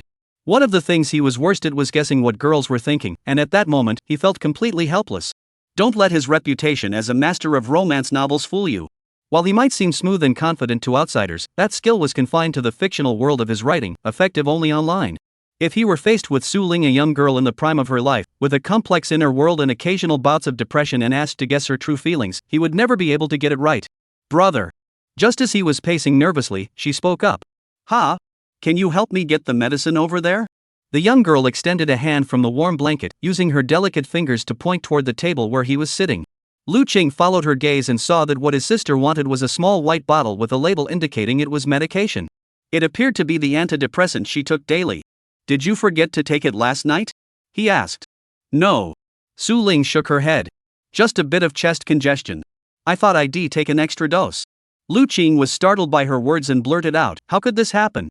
He didn't understand what had happened to make his sister feel so uncomfortable, or perhaps this was a common occurrence for her in the middle of the night. A sense of crisis immediately overwhelmed him. Lu Qing instinctively picked up the medicine box nearby and opened the medication instructions. He had never seen a medication label that was 16 pages long. The medication was called hydrobromide furosemide tablets, and the name alone sounded rather unnatural. Especially the sections on side effects in pharmacology and toxicology, which listed nearly every possible adverse reaction he had ever seen in his life. Dizziness, nausea, vomiting, and fainting were among the milder ones. More unsettling were phrases like increased risk of suicidal thoughts and close monitoring required during the initial period of medication. Additionally, the dosage instructions clearly state warnings such as patients must not stop taking the medication on their own and do not reduce the dosage without consulting a healthcare professional. Of course, there is no mention of increasing the dosage. Has my sister been taking this all along? Such a potent medication, can it really suppress depression without causing a relapse? Lu Qing glanced at the silent Su Ling, feeling a pang of unease. Don't worry, brother, I'm used to taking medicine. Could you get me a glass of water? Lu Qing stiffly stood up and went to the water dispenser to get a cup. Gurgle, gurgle, gurgle. The sound of water hitting the empty cup was a bit jarring. Just like the chaos in his mind at that moment. Halfway through, he suddenly stopped, turned to his sister, and asked, "Can you skip it? At least is there any way to temporarily avoid increasing the dosage?" He had promised his sister that he would help her recover slowly, but it seemed he had underestimated the cruelty of the illness. But last night she seemed perfectly normal, both her mental state and mood seemed fine. How could this happen so suddenly? Lu Qing kept reflecting on himself, unsure where things had gone wrong. Brother, do you not like me taking medicine?" Su Ling's heart stirred, and she lifted her small face, gazing directly into his eyes. It would be best to find an alternative to this reliance on medication. He spoke calmly. "Is that so? That's how you feel, big brother?" She tightened the blanket, knelt up, and her half-weary face was filled with a pitiful expression. Lu Qing had thought his request was a bit excessive. After all, anxiety and depression were mental illnesses. How could he possibly demand his sister stop taking her medicine? What if delaying or worsening her condition was his fault? This wasn't something a responsible older brother should say. Sigh, he thought to himself, taking the water cup to the table. "Never mind, Su Ling, should I increase the dose by half a pill?" "No." "What?" he asked, startled. "Brother, what you meant was for me to think of other ways to replace the medicine, right?" "Well, that is how it was. I thought about it, and you're right. As long as we can find something new to rely on, we don't have to depend on medicine when we're feeling down. I think you make a lot of sense." "What? You found something already?" Lu Qing put down his water cup, looking surprised. Yes, I did. But it might require a little cooperation from you. No problem, just tell me. Whatever I can do, I'll do it. Lu Qing made a serious promise. For his sister's health, he was indeed willing to do everything within his power. After all, she had no one else to rely on but him now, didn't she? However, just then, Su Ling gave a sly smile, as if hiding a fox's tail, and innocently said, "Then brother, can you try hugging me?" Chapter 18, Exploration is the beginning of a dangerous relationship. The warmth through the blanket didn't reach the heart. But for a young girl, this was clearly enough. As long as her brother took the difficult first step, the subsequent affection would follow naturally with just a little effort on her part. Lu Qing didn't know what Su Ling truly wanted, nor did he believe that such an action would bring her any medical benefits. But none of that mattered. Since her sister needed it, she had to do it. After an unknown amount of time. "Do you feel any better?" Just a little longer." The young girl murmured softly. "All right." The warm, sweet breath on her cheek was dangerously close, but she couldn't bring herself to push her away. Yes, Su Ling. Had she really lived alone all this time, even in such a dark night, without even a single embrace to lean on? No returning family, few friends, the immense pressure of an elite school, and this so-called older brother she had never met. In such a state, what if she fell ill? What if she felt sad? What if there was something important she wanted to tell someone? A life without care, without anyone to confide in, a life shrouded in gray. Was this the final straw that broke the camel's back for her younger sister? At that moment, Lu Qing let go of her tension, set aside everything else, and in that quiet, dimly lit room, she tried her best to feel her sister's past. A hug is a luxury. It makes time speed up, accompanied by the steady rhythm of breathing, only to be interrupted by the faint blue light outside the window. Through the curtains, the sun rises. The clock on the wall pointed to 6 o'clock. "Brother, I feel at ease. I don't want to take my medicine today." Su Ling's words snapped him out of his daze. He turns to look at her uncertainly and asks, "Are you sure?" "Yes, I can feel it. This is working. The anxiety in my heart seems to be fading. If I can keep this up, even without relying on the medicine, I should be able to get through the day smoothly." Su Ling smiled sweetly. The rare smile so close at hand made the flowers pale in comparison. Lu Qing's heart tightened, vaguely sensing a sense of fulfillment. This sense of fulfillment came from the young girl before him. She had made him understand that his embrace seemed more effective than Western medicine. But why was that? Lu Qing couldn't explain the principle, but he was certain that if he randomly pulled a patient from the psychiatric ward of a hospital and gave them the same embrace, it would have the opposite effect. "Is it okay if we go out to run some errands later?" he asked. "Sure, as long as you're with me." "Got it." He let go of her, turned around to tidy up quickly, and gave his sister time to get dressed and wash up. However, just as he stood up, his sleeve was pulled again. "What's wrong?" He instinctively turned back to look at her. To his surprise, this time, it was unexpected. Since the young girl had not worn any pajamas to bed the previous night, when she sat up and reached out to pull her brother, the blanket wrapped around her body naturally opened due to inertia. The room was dimly lit, and the curtains were not drawn. However, this sense of mystery and intimacy was far more intense than the openness of daylight. Nothing. Realizing her actions were inappropriate, the girl quickly withdrew her fingers as if she had been electrocuted, pulled herself back under the small blanket, and lowered her head, saying nothing more. Watching his younger sister's hesitant and bashful expression, Lu Qing felt his mind in complete disarray. To be honest, he had never accidentally seen anyone's body from such a close distance in his entire life. Though he knew she had something to say, all he wanted to do at that moment was leave the room as quickly as possible to ease the awkwardness. "I'll go out first. Don't worry, just let me know when you're done." "Okay," Su Ling replied softly, her face flushed. A moment later. Until the door closed again. The young girl finally let out a relieved smile, carefully folded the blanket still lingering with Lu Qing's scent, and stood up to walk to the desk, quietly reviewing every decision she had made from the start of the night until now. 8:30 in the morning. Lu Qing, sitting on the sofa, had already finished getting ready and was ready to leave at any moment. However, his younger sister was still in her room, taking her time to get ready. Taking advantage of the time, he picked up his tablet and decided to plan out the weekend's schedule. Saturday morning is reserved for Su Ling. In the evening, I'll be back with nothing to do, so I can think about the outline. On Sunday, I need to prepare for the assignment. After all, I have to go out for class next Friday. If I show up empty-handed, my promise to start with a bang will turn into a joke. I also need to choose a company or business worth interviewing in advance. As he thought about it, he opened the Feishin app. After scanning through the list, his eyes landed on a flashy guy with a luxury car as his profile picture. "Old Lee, are you free? I have a class next week that requires market research, and I'm struggling to decide where to do this assignment. Do you have any recommendations for companies or organizations that are open to the public?" After sending the message, about 10 minutes later, Li Mingshi directly sent a video call invitation. Lu Qing looked around the room to make sure he wouldn't disturb his sister before hesitantly tapping accept. Shengzi, what kind of assignment is this? It sounds so interesting you can even go out for class? As a die-hard e-person, Old Lee never liked slow typing to communicate. If he could call, he'd choose to chat on the phone. This was the first time Lu Qing had ever formally asked him a question like this, so Li Mingxue, feeling the need to be on good terms with the smartest person in the dorm, didn't even bother to sleep and immediately came over with a playful smile to build a relationship. No, where are you? Why are you dressed so shabbily? And what's that behind you, a mural or something? Lu Qing furrowed his brows, sensing that the other person was in a mysterious place. Out of curiosity, he couldn't help but bring the phone screen closer to himself. You're right. It's a hotel wall painting. You have sharp eyes. Nothing gets past you. Li Mingxue burst into laughter. As you can see, I went out drinking last night, took a shower, and couldn't make it back to the dorm, so I just fell asleep in the bathroom. Lu Qing understood. The bathhouse he mentioned was likely not a place for bathing but rather a seedy establishment associated with gambling and drugs, though gambling and drugs were probably absent. Considering there might be a woman lying beside him, Lu Qing asked politely, "Did I disturb you? Maybe you can come back when you're free. It's not urgent." No, it's fine. It's rare for you to ask me about company-related matters. I actually have a place I want to recommend, so I have to make sure you're taken care of. Old Lee seemed quite excited and spoke very loudly, apparently waking someone nearby. Mr. Lee, who is it? So early in the morning. Shut up. I'm talking to my brother. Keep your mouth shut, or else you won't get a call from me next time. Li Mingxue pushed the woman off the screen and turned around with a smile, recommending to Lu Qing, "Qingzi, do you remember the senior from the performing arts department next door that I told you about last time?" Overwhelmed by the information, Lu Qing didn't react immediately. "Come on, Mu Xia, the senior from the performance department, the one specializing in music performance." Li Mingxue reminded him. "Oh, right, your dream girl." Lu Qing had never even seen her before, so his impression of Mu Xia was still stuck at an unrealistic school beauty and student council president, and he didn't feel anything special about her.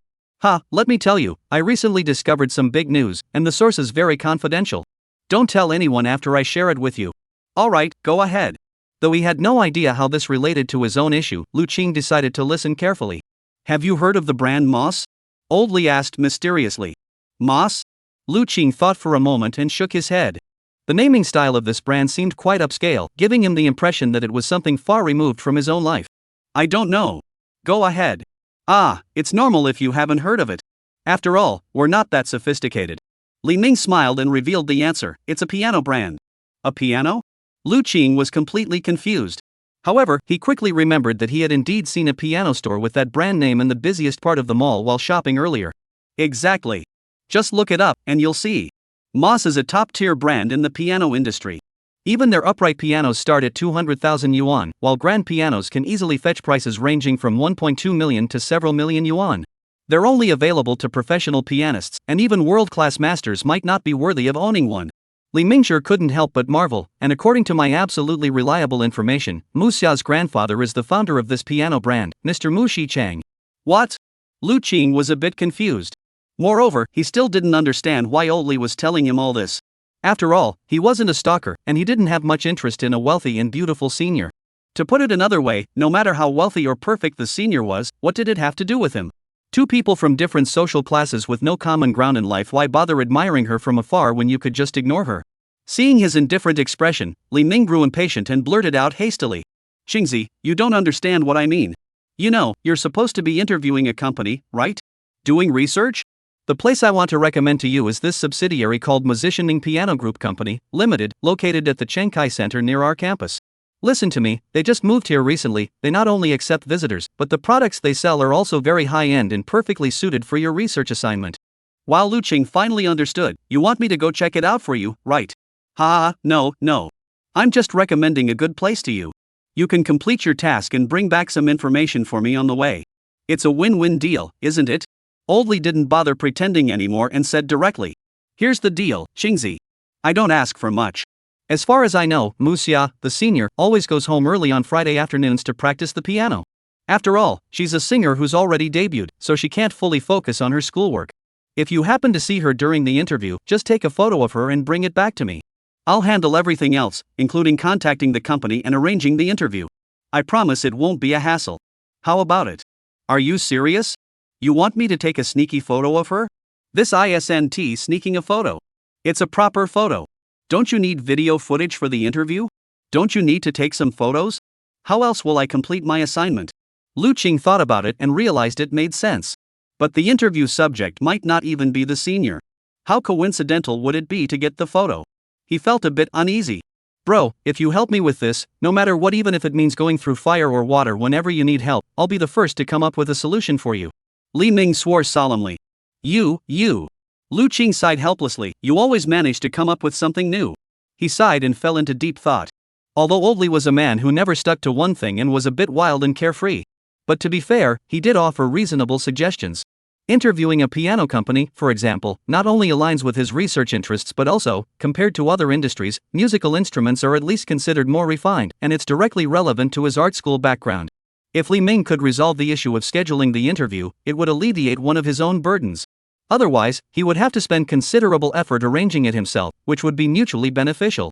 Bro, I'm not asking for much. And if you can't find the senior, it's fine. I'm not insisting. I just want to keep it as a memory. After all, what you can't have, you'll always want to look at occasionally, even if it's just a dream. You know what I mean?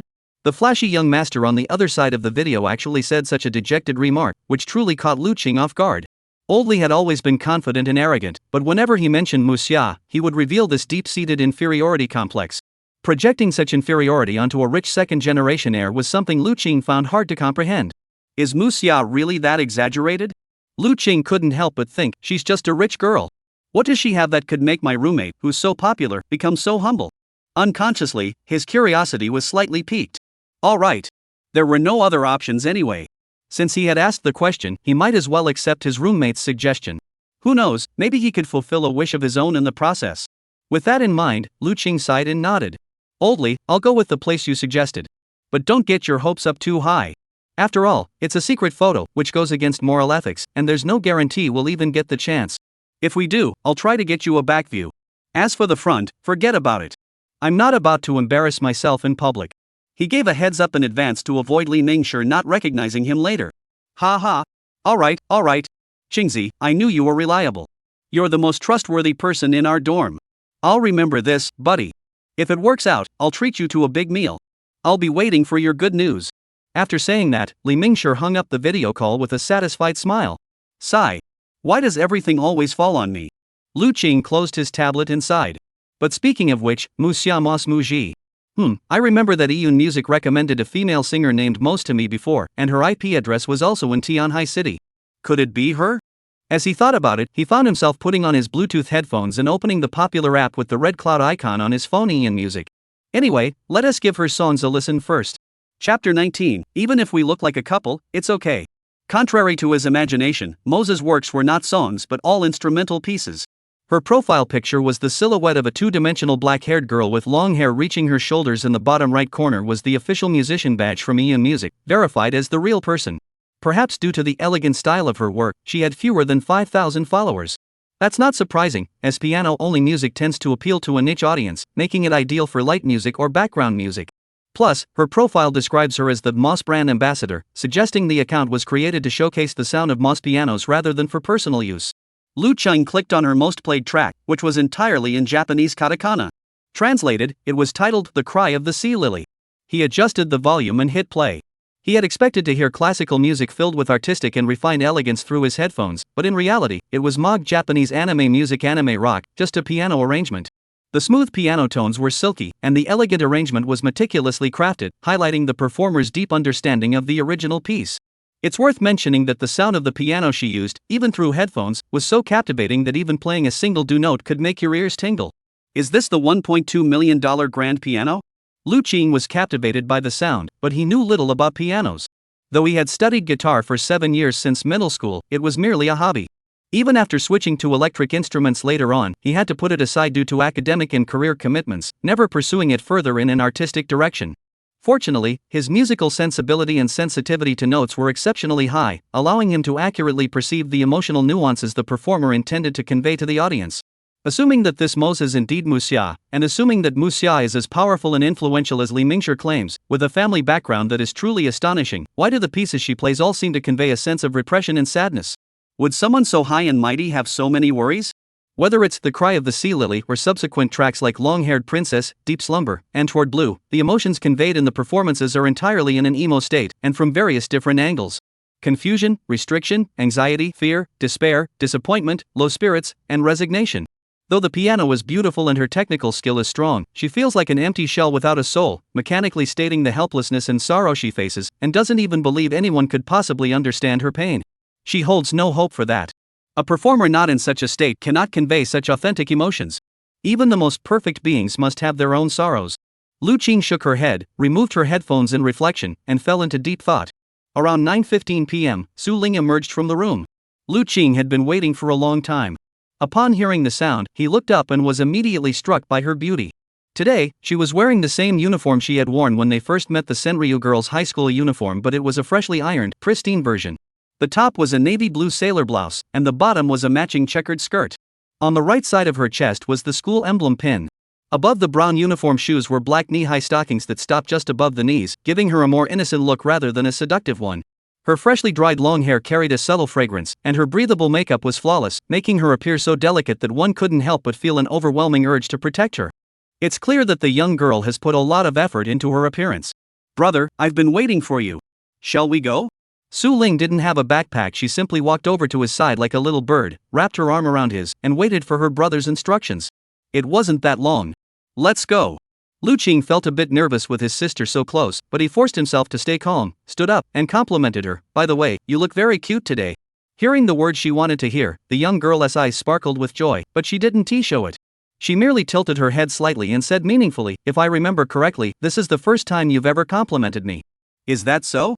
Lu Qing thought about it and realized that while he had indeed found Su Ling adorable to the point of being breathtaking at first sight, he had never said it out loud. Expressing it so openly and without reservation was a first for him. "Brother, can you compliment me more often? Maybe it'll help my condition," Su Ling said with a gentle smile. "Really? Of course. Can it really have an effect comparable to medicine? How would we know without trying? Anyway, it's healthier than taking medicine, right?" "Su Ling, are you teasing me?" Lu Qing grew wary. "Don't you believe me, big brother?" she asked, sounding hurt. "Or is it that, compared to praising me, you'd rather just have me take medicine because it's easier for you?" Faced with his sister's relentless attack, Lu Qing could only surrender. All right, I'll praise you. From now on, I'll say everything I think in my heart." He. The young girl smiled contentedly and moved closer. Not long after, the two chatted casually as they walked out of the apartment, ready to begin their planned day trip.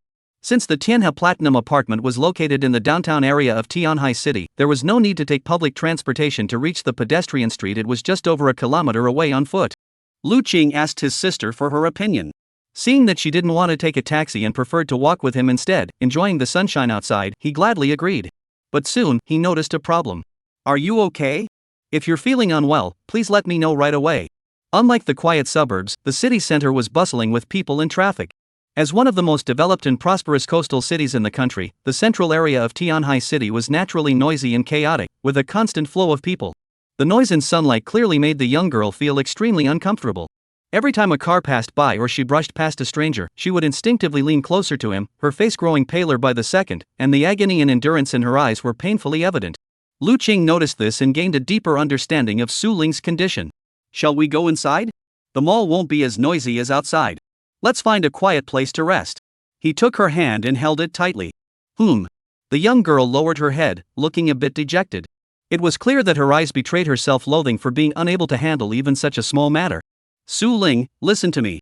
I'm here with you. Do you know that? No matter what happens, I'll help you solve it. Don't be afraid."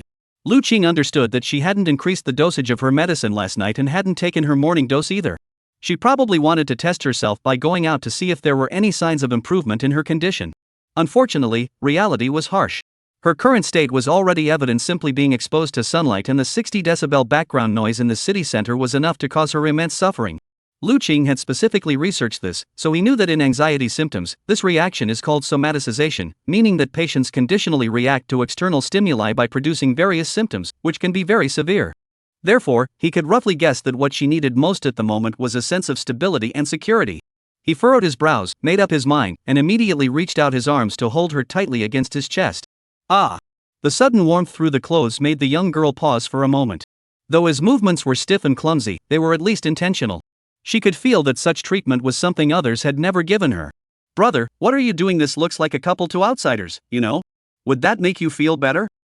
Better than before. Then let's keep walking. Chapter 20, Black Stockings or White Stockings?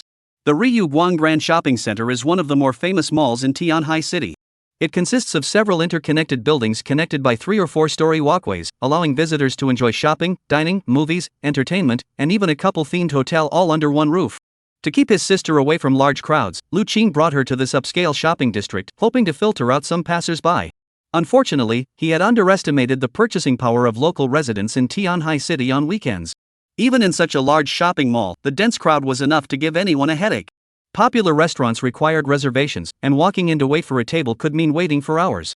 Looking around, the only difference between here and the outside pedestrian street was the gentle lighting, built-in air purifiers, and comfortable temperature. Everything else was exactly the same. Brother, there's no need to look elsewhere. Let us start here. Noticing Lu Qing's hesitation, Su Ling spoke up. She didn't want her condition to put him in a difficult position, forcing him to search for less crowded shopping areas. After all, the quality of shops is directly proportional to foot traffic, which contradicted their needs. Are you sure it's okay? Yes. Don't worry. She nodded and gave him a sweet smile. Thus, the two began their day's errands with remarkable efficiency, starting from the first floor. According to Lu Qing's plan, they would first take his sister to buy several sets of suitable clothes, including autumn jackets, casual dresses, nightgowns, underwear, and any other clothing she liked. Then they would take her out for lunch at an Italian restaurant. Although she hadn't been there before, the high prices and good reviews suggested it would be decent. Next was afternoon tea. They would buy some skincare products and daily necessities, then head to a cafe to relax. This would not only help them enjoy a peaceful afternoon but also ease her sister's tension. Finally, if she is willing, take her to see a movie before dinner to make the day truly fulfilling. Su Ling had no idea how he had planned everything. She simply followed her brother's lead without question. For her, as long as her brother was by her side, that was enough. No matter where they went or what they did, as long as he held her hand, everything was fine. Oh my, what a cute girl. To find such a beautiful girlfriend, you're really a lucky guy. The milk tea shop owner said this as he handed over the bag. With such a figure and such good looks, she'd look great in anything. She'd even make a great model, truly enviable. The store manager praised her enthusiastically while she was browsing through a women's clothing store on campus. Sir, would you like to try our Gothic-themed couple's hotel? 3D large screen projection, surround sound speakers, and all kinds of tools available in the room. Why not come with your girlfriend and give it a try? The guy handing out flyers smiled flatteringly. It seemed that wherever she went, she became the center of attention. Lu Qing, carrying a bunch of shopping bags, turned her head to look at her sister, who was standing close by, saying nothing. If Su Ling was like a black cat that had finally found a warm little nest at home, then she was like a timid little bird outside, easily startled by any sound or approach, her heart racing and unsure of what to do. In front of strangers, she spoke very little, almost not at all. Therefore, she couldn't refuse others smoothly. After all, she had a soft personality and was extremely socially anxious, and under the symptoms of depression and anxiety, she was completely unable to communicate normally with anyone other than herself. Therefore, protecting her and solving all her problems became something Lu Qing had to do. He couldn't help but think about that night when his younger sister braved the heavy rain to find him. How much effort must she have put into doing that? What kind of resolve did she have to make to endure her illness and go to a place she had never been before to meet someone she had never met before? Sigh. She, in the corner of his eye, was still trying to avoid the outside noise, still lowering her gaze, pretending to be a normal person capable of engaging in an activity as simple as going out with family. Thinking of this, Lu Qing felt an inexplicable pang in his heart.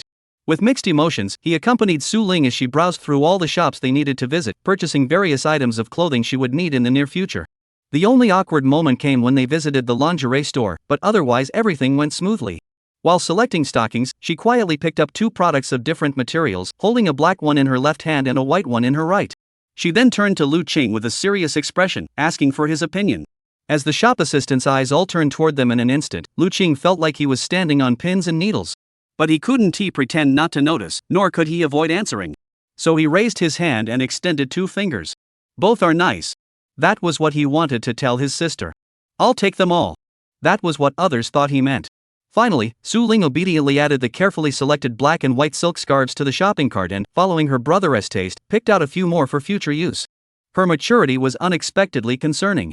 Lu Qing shook his head, unsure how to respond. After the interlude, the two arrived at the last British-style low-dress store.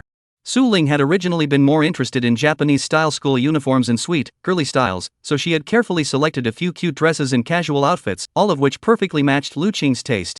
When they arrived at the British-style store, she saw the exquisite long dresses hanging on the mannequins inside and couldn't help but stop in her tracks, her eyes fixed on them. What's wrong? Do you want it? Noticing her sister's hesitation, Lu Qing casually asked. In the Abendbeidolia store, every dress was priced at no less than 1,500 yuan, and the best-selling items under the spotlight were even more exorbitant, reaching as high as 7 or 8,000 yuan. He roughly understood that his sister was worried about not having enough money, so even if she liked something, she wouldn't walk in and buy it without hesitation like she had before. Sure enough, Su Ling shook her head and pulled her arm, wanting to continue walking forward. Wait. Lu Qing stood in place, pointing to the most eye-catching item in the store, a vintage black and white British-style Lolita-style long dress, the one you were looking at earlier, right? No, I didn't tell you, brother, I'm hungry. Let us go eat something. Su Ling turned her face away, unwilling to admit it. Clearly, this flimsy excuse didn't fool Lu Qing. He frowned, imagining his sister wearing it. If it were anything else, it wouldn't be a big deal, but since you've set your sights on a traditional high-end maid outfit. As he spoke, his body unconsciously began to move toward the store. Hello, how much is this dress? I'd like to buy one for my sister. Chapter 21, Sir, want to see the legs? Although he had splurged 7,800 yuan to buy Su Ling a British-style high-end black and white long dress set, thinking that his sister would likely only wear it at home for himself, Lu Qing felt that the money was well spent. Distinguished customer, thank you for your patronage. We look forward to seeing you again soon. The sales clerk presented an elegant membership card with both hands and smiled at Lu Qing. This was a secret card automatically unlocked when a single purchase exceeded 5,000 yuan. By adding the WeChat ID on the card, one could receive real-time updates from the store, enjoy various discounts, and join the membership club. Lu Qing nodded, took the card, and then held Su Ling's small hand as they left Meidolia. Along the way, watching his younger sister happily clutching the shopping bags, he thought to himself that as long as they could create a beautiful memory on their first outing together, that was enough. Big brother, you mustn't spend money like this in the future. After all, clothes are just clothes, having something to wear is enough. Su Ling whispered.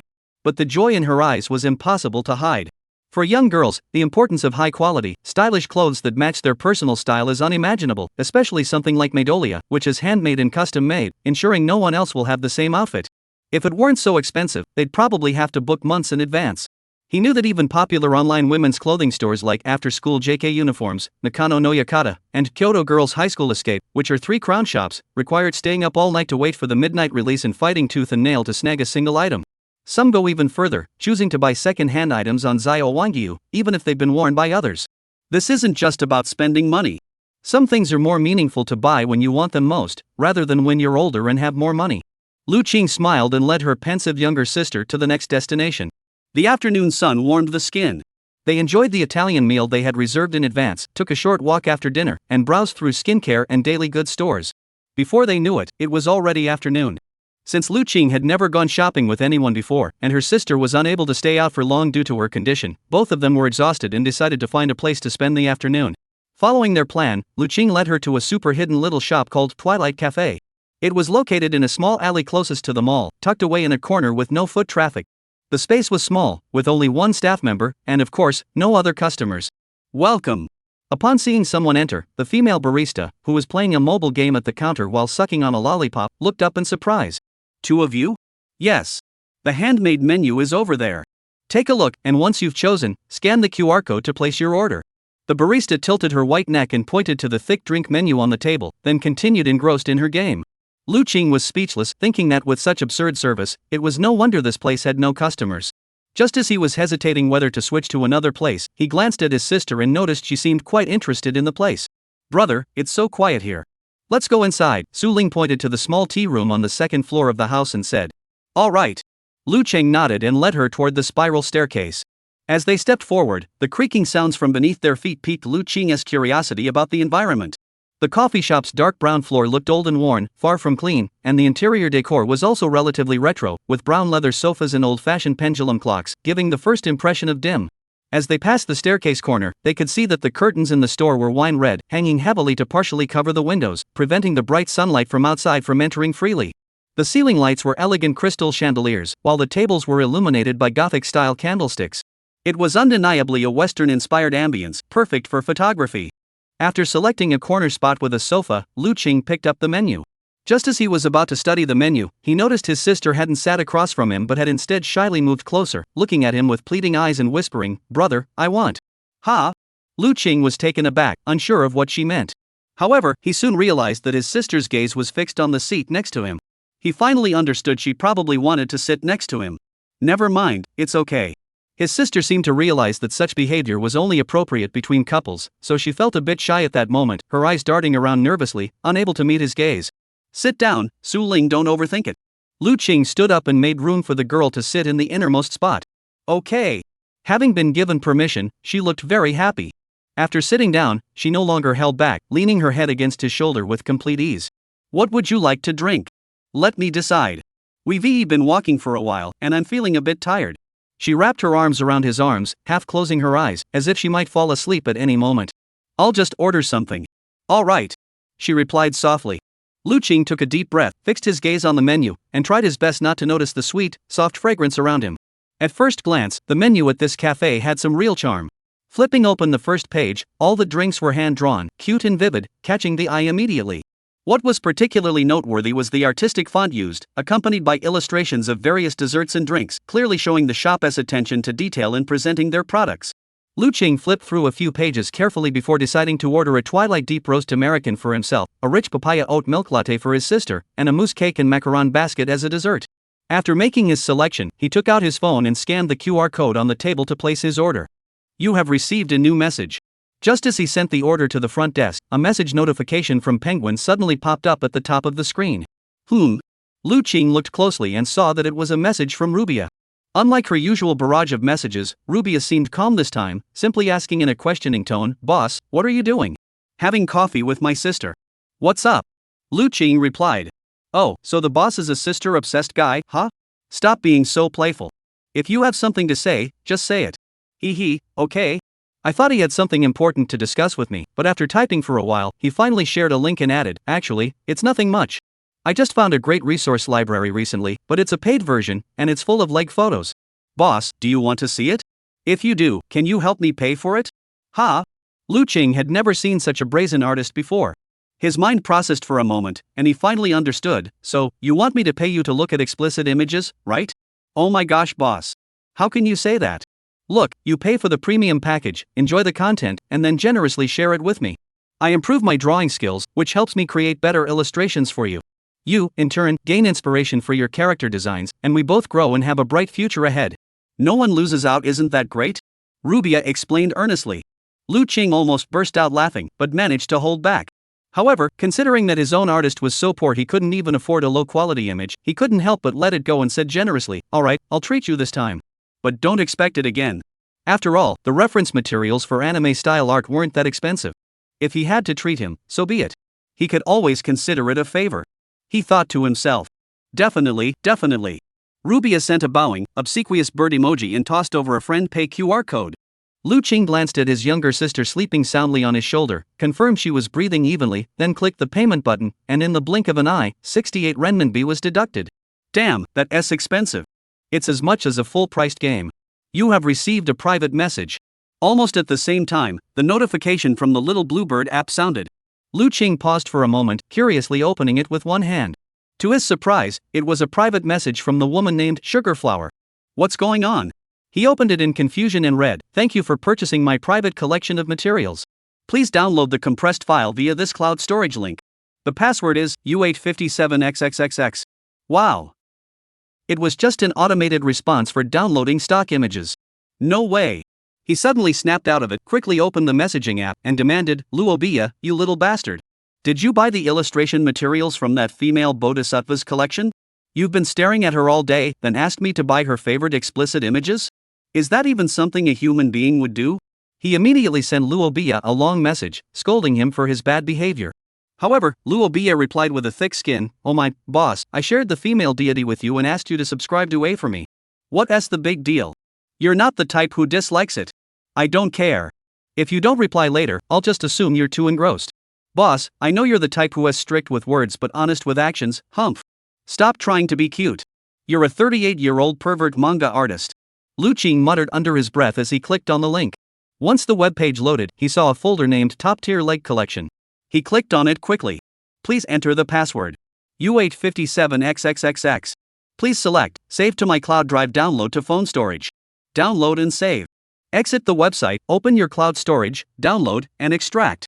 After a series of familiar steps, like a ray of light breaking through the clouds, a large number of beautiful images suddenly appeared before his eyes. He browsed through the thumbnails and nodded approvingly. This folder is roughly divided into two parts. One part contained high-resolution illustrations of ultra-sexy anime girls collected by the female bodhisattva, while the other part consisted of her written interpretations of each image. This habit is quite similar to mine. I also like to summarize. Lu Qing focused his attention and casually opened the first image labeled Wineglass Legs. The image showed a blonde, busty nun wearing a nun's habit paired with black stockings, her long, slender legs exposed at the bottom of the image. The text annotation read, "This is the wineglass leg."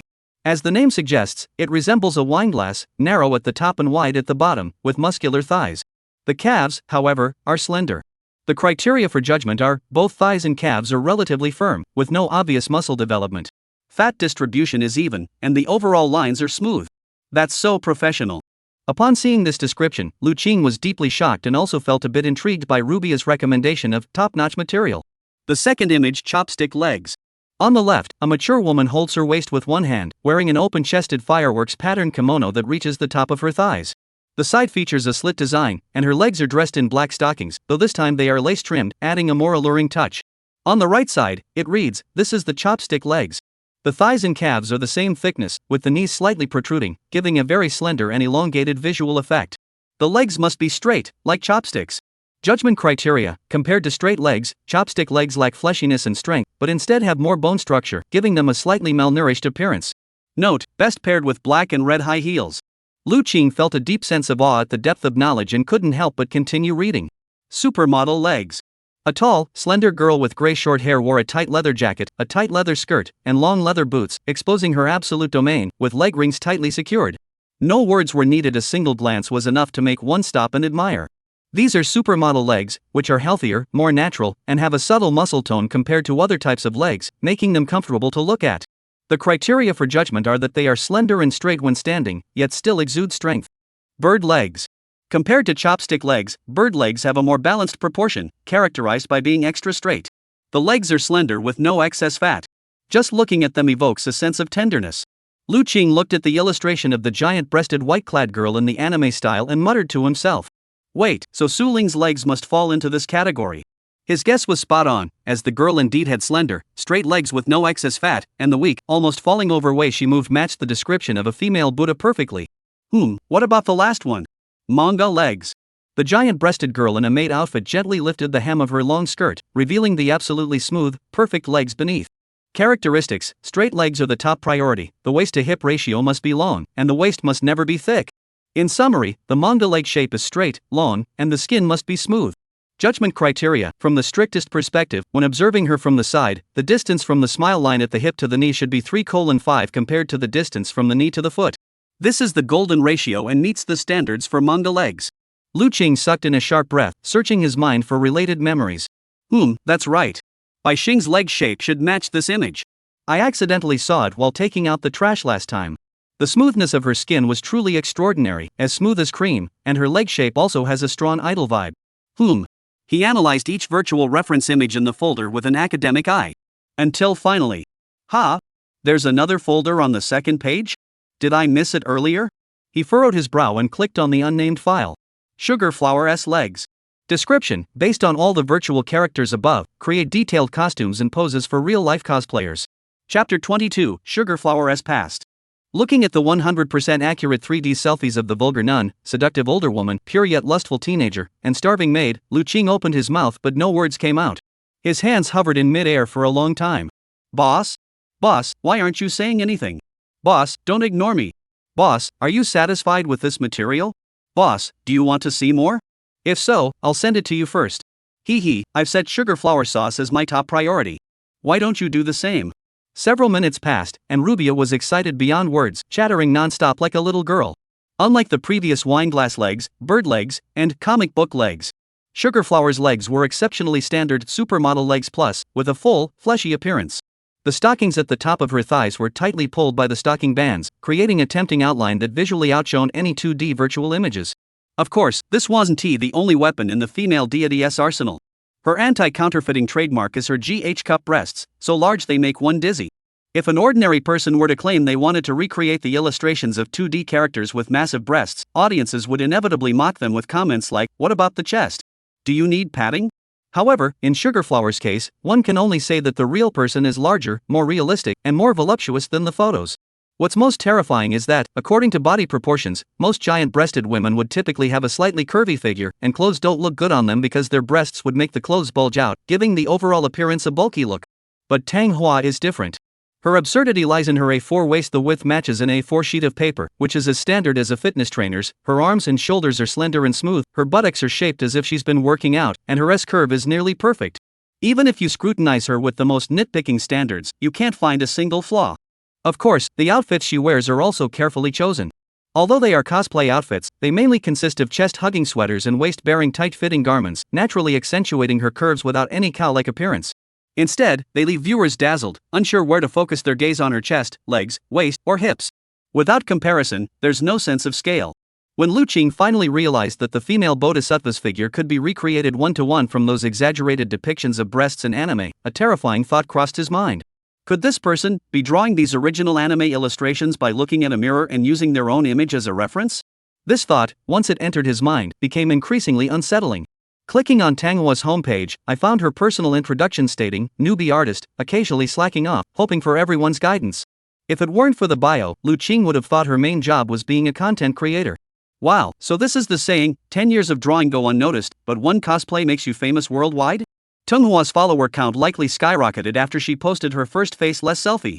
Following the timeline, it's clear that 2 years ago, Tang Hua registered her little blue bird account.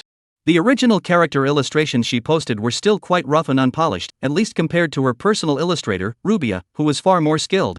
After that, Tang Hua posted about 4-5 casual works per month, but her early pieces were generic, unremarkable anime-style girls, the kind you can find everywhere online, so they didn't stand out. Later, for some reason, she seemed to have a breakthrough and stopped drawing poor quality and standard-sized illustrations. Visibly, the characters she drew grew larger and larger. Larger and larger. Strangely enough, as they grew larger, her drawing skills seemed to improve. Lu Qing could tell that she had gone from being hesitant and unsure of where to start to suddenly becoming incredibly natural. What on earth has she gone through? He couldn't figure it out.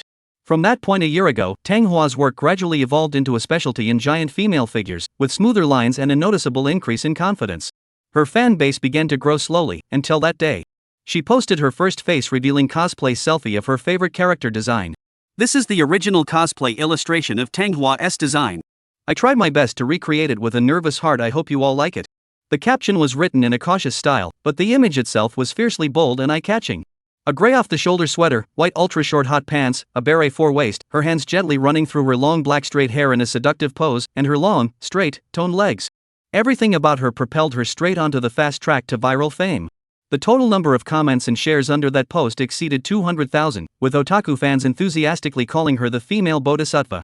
Post more. Post more. Please. We'll burn incense for you. You're so beautiful, keep posting. Don't bother with the makeup, just stick to selfies. Sugarflower sauce is so perfect. May I ask, is your side job a fitness trainer? What did you eat to get such a chest? Is it natural? Goddess, how much? As Lu Qing observed, the comments from fans included normal people, those with poor manners, and even women who felt jealous and launched verbal attacks. Bus stop, huh? Can't draw properly, so you resort to edgy stuff? Beggar's money is the easiest to make, right? You disgusting bee, don't disgrace us artists. Look in the mirror and see yourself. Why are you too scared to show your face? Don't you have any self-respect? Girls, let me tell you, she is definitely ugly and lacks confidence, so she only dares to show off her body to men. Women are all the same, none of us are any better than the others. Plus, her photos are definitely photoshopped. She is just an ugly woman. I'm a photography major, I can tell her cosplay isn't heavily edited. But I have a question, are these really selfies?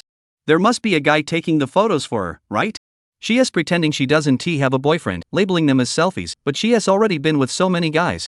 Those clueless guys are just fawning over her. How amusing. It's clear that the XXNS hostility isn't something to mess with, even a Buddha couldn't handle it. As her follower count gradually increases, the malicious attacks against her are also spreading. Like a black ocean, it was slowly engulfing her. From then on, she stopped posting original illustrations. Instead, she began posting selfies and cosplay photos where her face was hidden, as if she had turned dark. She no longer shares the casual, diary-like updates from her real life that she used to post occasionally. She became silent, began to harvest traffic, and constantly rode the coattails of popular characters to earn a little traffic fee, cosplaying non-original characters. A cold-hearted, despicable goddess became her image in the public eye. Since she no longer responds to anyone, the insults and abuse posted in the comments to attract attention naturally decreased. Perhaps she no longer reads the comments, but Lu Qing still took the time to leave a message under her earliest selfie. Life is tough, don't forget your original aspirations. Chapter 23, The Confessions of a Beauty Stalker. A completely dark rental apartment. No windows, no fresh air. The entire space was less than 15 square meters. There was only enough room for a bed, a desk, a large wardrobe, and a full-length mirror. The touchscreen on the desk glowed faintly. The faint blue light reflects into a pair of beautiful eyes, but for some reason, the owner of those eyes seems to be frozen in place, motionless. The room is cluttered with piles of cheap takeout boxes, and the large wardrobe contains disheveled costumes. The bedding on the bed is not neatly folded, and a sharp tool like an art knife is mysteriously discarded beside the pillow. Out of place among these items was the room's owner, sitting at the computer desk, staring blankly at the words on the screen. Life is tough, but never forget your original aspirations. The notification from the little blue bird lingered there. Although the comments and likes had piled up to 999 plus, he no longer cared about praise or insults. But the person who left that message was the only person he had secretly followed, the one who had consistently provided him with commissions a year ago, allowing this novice artist to gradually transition and survive until now. The most important person. At the time, the part-time manager of the peach shop had made his stance crystal clear. Rubia, if you cause our store to receive another negative review this month, pack your bags and get out. We have at least 50 artists, and the combined negative reviews from the other 49 wouldn't even match yours. Ha, you wouldn't happen to be a spy sent by a competing business, would you? Unrecognized, with nowhere to go, no skills, and unwilling to give up. The subscription count on Xiaolian Niao was decent, but it only brought in less than 2,000 yuan a month.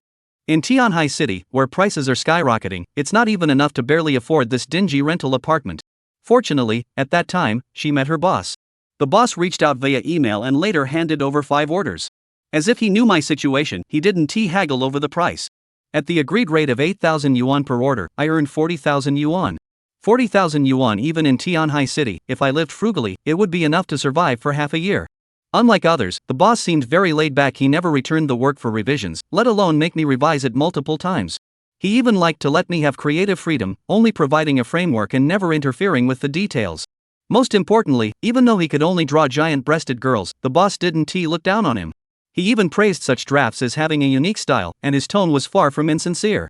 Gradually, talking to the boss and bothering him every day became the only interesting thing in my otherwise miserable life. The boss is so naive, treating me like a brother. Perhaps in his eyes, I really am just an old, greasy otaku? Huff. Walking up to the mirror, I stared at my reflection in the blue glow of the screen. Black hair reaching down to his waist, the curves of his chest were almost visible, and he couldn't see his toes when he lowered his head. Legs that others called perfect, straight and slender. Her delicate skin is pale and smooth, giving off an irresistibly soft and supple aura. The only flaw was the bandage wrapped around her wrist, stained with droplets of blood. These blend with the dried red stains on the blade of the utility knife. A 38-year-old unemployed manga artist was the disguise she had created for herself, so that when communicating with the manager of the peach shop and other difficult customers, she would appear more daring and less easy to bully. But now, this disguise was starting to make him regret it. What should he do? How should he explain it? If one day, he were to consider meeting the boss in person, what expression would he have on his face when he sees me? Shocked? Confused? Disgust? Or intolerance toward deception? He grabbed his phone from the heart-shaped leg ring at the base of his thigh, and the blue light slowly rose. It revealed a slender, snow-white neck, a perfectly curved facial contour, a delicate nose, and dark eyes, along with cheeks that were naturally plump and hydrated. The exquisite features, blending pure desire and beauty, formed the ultimate weapon that could make even the most confident young woman feel inadequate. She was already 24 years old. Although she had recently graduated from the Central Academy of Fine Arts, due to social anxiety and not wanting to find a job, coupled with her family relentlessly pressuring her to marry, she had no choice but to pack her bags and come to this city where most people couldn't even afford to live. The reflection in the mirror looks stunning, with an impeccable figure and enviable features. However, in the eyes of others, it is nothing more than a tool for indulging desires and venting frustrations. There was once a shady agent who approached her, asking if she wanted to join a media company as a model, promising a monthly income of 30,000 yuan, with the only requirement being to follow the boss's instructions for photoshoots and cosplay. At the time, she was naive and only realized upon arriving at the company's doorstep that it was a small, shady operation. During the interview, they even demanded that the female models undress. Watching the other female models around her bow their heads one after another for the promised money, she chose to give up the opportunity and walk away. Looking back, how much was my cheap sense of self-worth really worth? It's pretty laughable, really. My drawing skills are terrible. I can only draw myself in the mirror and nothing else. I have no talent and no other motivation to keep going. I can't even do physical labor, and to make matters worse, just going out makes men stare at me with lecherous eyes. Before I knew it, my social anxiety had grown even worse. Sigh. At least I have my boss. At least my boss doesn't look down on me and treats me like a brother. Actually, ever since I started working on the Boss project, I've mustered the courage to try finding my original passion again. I created a project in a secret folder and started trying to draw some original characters again. Every day and night, I've been holed up in this 3,000 yuan rental apartment, honing my drawing skills, doing yoga, and working out, surviving on the meager income from cosplaying on Xiaolianeo, waiting. I kept hoping that the boss would start a new project soon and suddenly notice my progress. I kept asking around, carefully sharing some of my rough sketches to figure out what my boss liked, and then creating characters based on his preferences, hoping to touch his heart. Of course, hitting his sweet spot with just my drawing skills alone isn't enough, right? So I made a major decision. From now on, all my cosplay will be based on his preferences, completely original. Let him see that I've never forgotten my original aspirations and have been struggling forward all alone. If, under such circumstances, the boss gradually comes to like my cosplay, wouldn't that indirectly mean he also likes me a little? At that point, using an excuse like, we're both in Tianhai, why not meet up to discuss the character design? Wouldn't that feel more natural?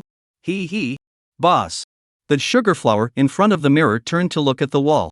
Vaguely visible, all three walls and the ceiling were covered with printed papers featuring selfies, ID photos, writer account avatars, side profiles on the subway, back views during commuting hours, and a makeup-free photo taken at the breakfast shop across from the Tianhe Platinum apartment building.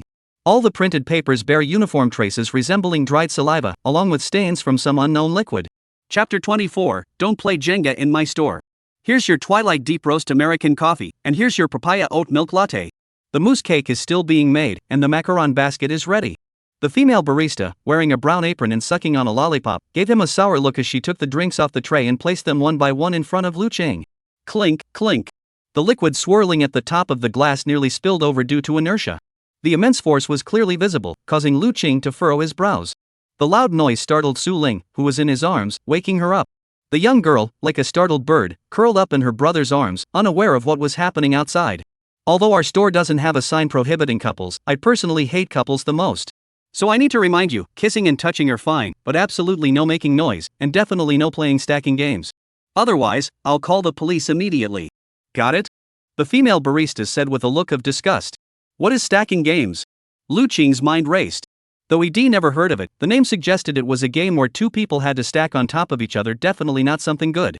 Wow, had he stumbled upon the leader of an ultra-hateful couple-less hardcore FFF group?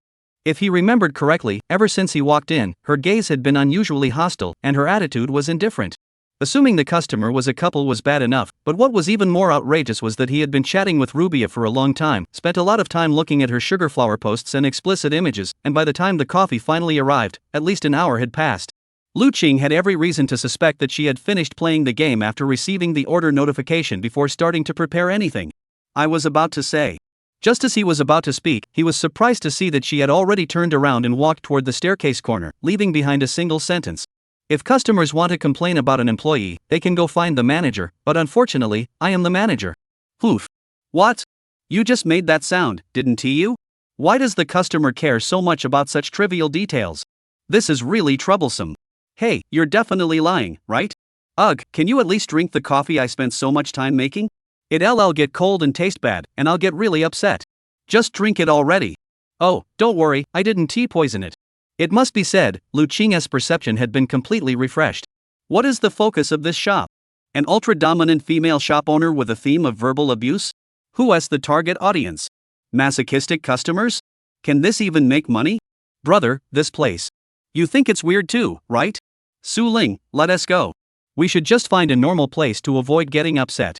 No, I think. It's interesting. Lu Qing was just about to pack up and get up when he heard his younger sister whisper something that left him speechless. He looked over in confusion, only to see her eyes filled with curiosity. You're not joking? Yeah. Lu Qing was defeated. He sat back down with a complicated expression and finally managed to say, I didn't expect you to be into that. Well, no. It's just, I'm a bit curious. Su Ling let go of his arm. After all, she had just been misunderstood by an outsider, and she didn't want to cause any more trouble for her brother. Alright, then. As you wish. Lu Qing had no choice but to hand his sister her drink, then picked up his own cup of dusk deep roast American with a prejudiced expression, as if to say, coffee made by a rude barista must taste terrible, and took a small sip. Ugh! The smoothness and richness that slid down his throat seemed to instantly snap him back to the morning. He could tell that this American coffee was made with high-quality Sirius coffee beans, a double-shot version, with premium whipped cream and concentrated syrup added, resulting in a semi-sweet flavor. It was completely unexpected. Due to his years of writing and the fact that he had to order 1 or 2 cups of coffee daily to stay alert, he had developed a discerning palate for coffee.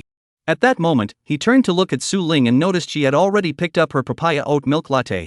After taking her first sip, her eyes lit up. Wow! There's marshmallow in it. I've never tasted anything this delicious before. Marshmallows? Lu Qing's pupils narrowed. Glancing over, he saw that his sister's cup indeed contained high-quality marshmallows that were melting. Such a combination clearly adds another layer of complexity to the drink, replacing syrup with marshmallows. Not only is it avant-garde and trendy, but it also appeals to the tastes of young girls. Flipping through the menu again, he saw that the small illustration of his sister's drink featured several cute, colorful marshmallows, perfectly matching the real thing. It does have some merit. Though reluctant to admit it, he couldn't help but slightly revise his opinion of the temperamental barista. He handed the menu to Su Ling and asked, "The drink was okay. Want to order anything else?" Her younger sister had developed a strong interest in the items at this shop, especially when she received the handcrafted menu, which immediately made her feel that the shop had a unique charm, and the shop owner must have put a lot of effort into it. She flipped to the ice cream and dessert section, but the illustrations were so cute that she was instantly overwhelmed by choice and couldn't decide. No rush, take your time. Let me know when you've decided, and I'll order it. Alright. Taking advantage of the pause, Lu Qing peered through the half-wall railing and looked downstairs.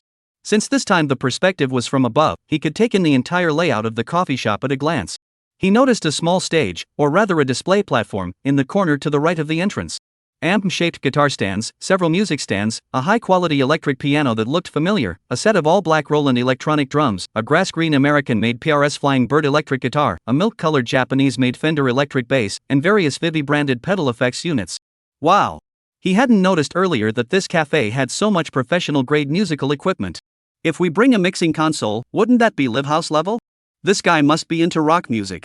Lu Qing knew a thing or two about equipment, and seeing so many good instruments, he couldn't help but be a little amazed. He knew that the price of that single green electric guitar alone was already over 30,000 yuan.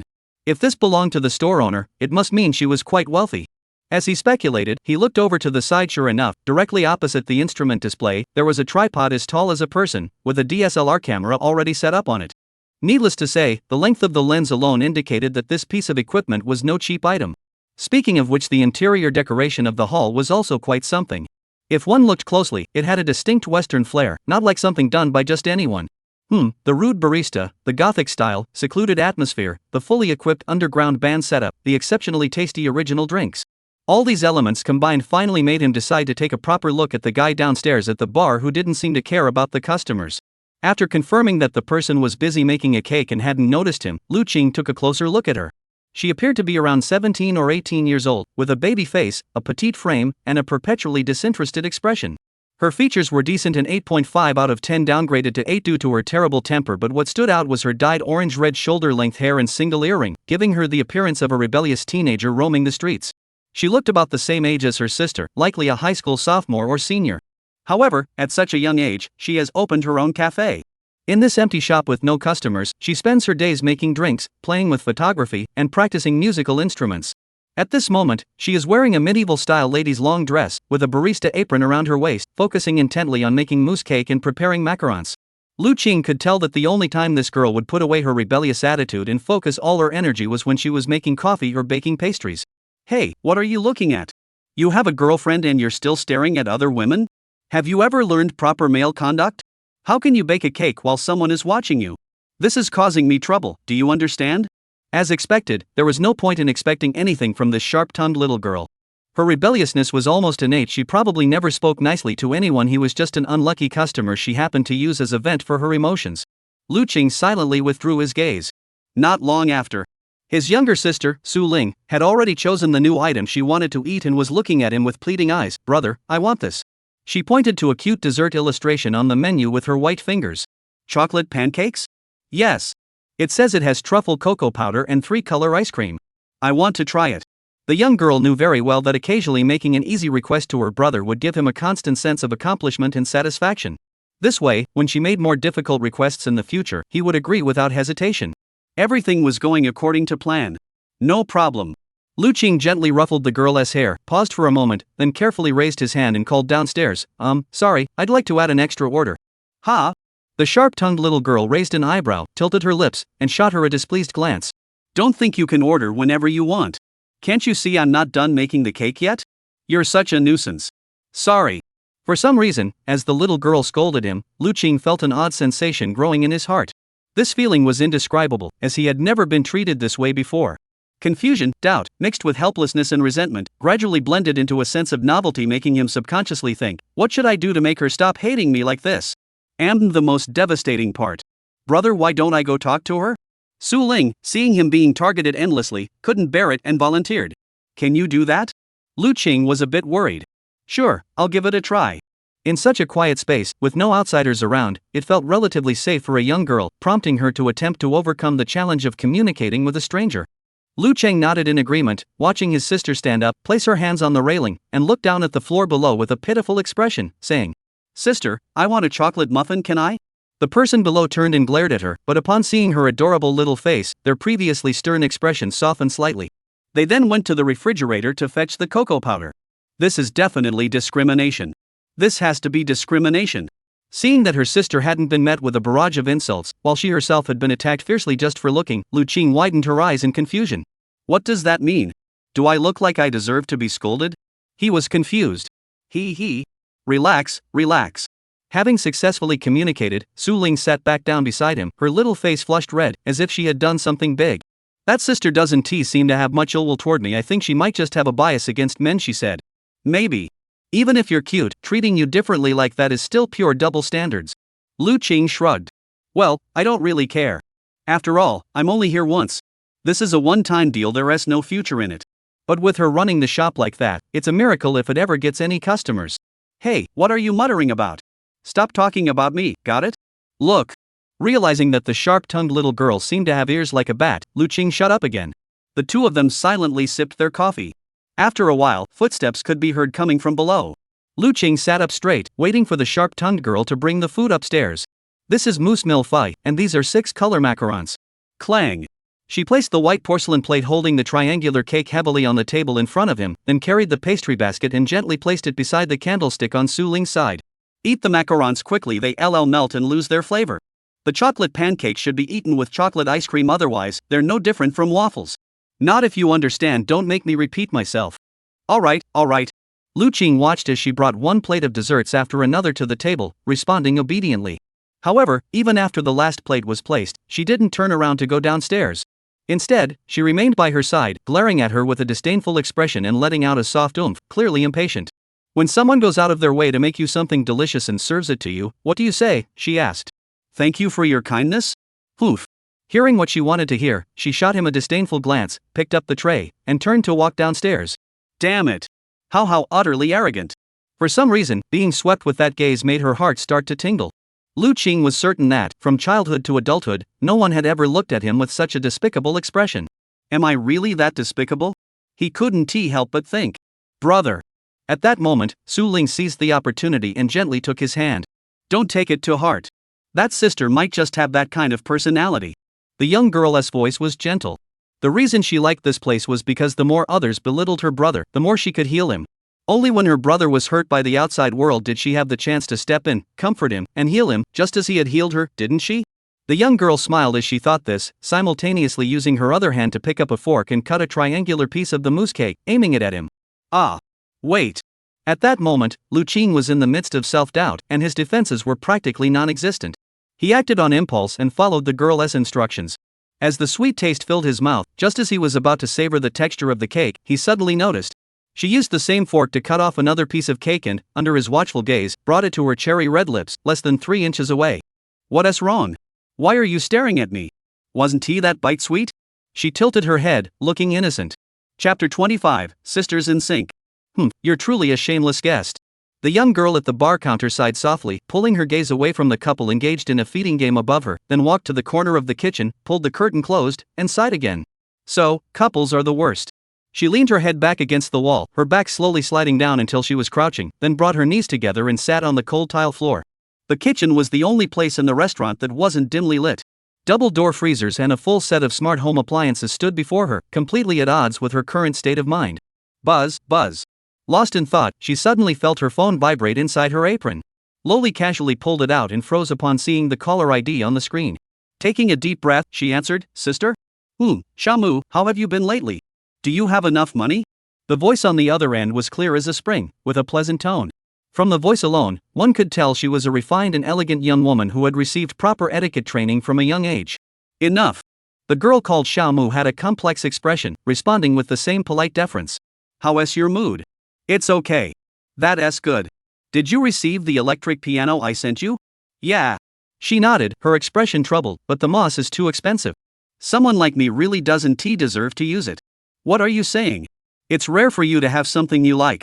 Just take it and enjoy it. Why worry so much?" "But sister, the money you send me every day is already so much." She paused for a moment, sighed softly, and added, "Also, if uncle finds out that Takasaka-sen keeps driving me around to deliver things, it'll be a big problem." "So what? I'm his cash cow. What can he do to me? Besides, the money I sent you is from my own earnings as a singer. What does he have to do with it?" "Xiaomu, don't worry. I'll handle things at home. I just hope you can let go and come home to live with me soon." "No. I don't want to go back." On this matter alone, the young girl was unusually resolute. Upon hearing this, the other end of the phone fell into a brief silence. Yes, in a family, being scolded by her stepfather, who pointed at her and said, "A girl like you, smoking, drinking, dyeing your hair, you should be grateful to even be allowed to stay in this house. Who could possibly go back under such circumstances?" "Lin Mu, listen carefully. If it weren't for the fact that your mother treated me well while she was alive, I wouldn't even give you a single bite to eat, do you understand? And stay out of my sight. You're annoying to look at. Can't you do something useful? All you do is play in that childish band, strumming that noisy electric bass.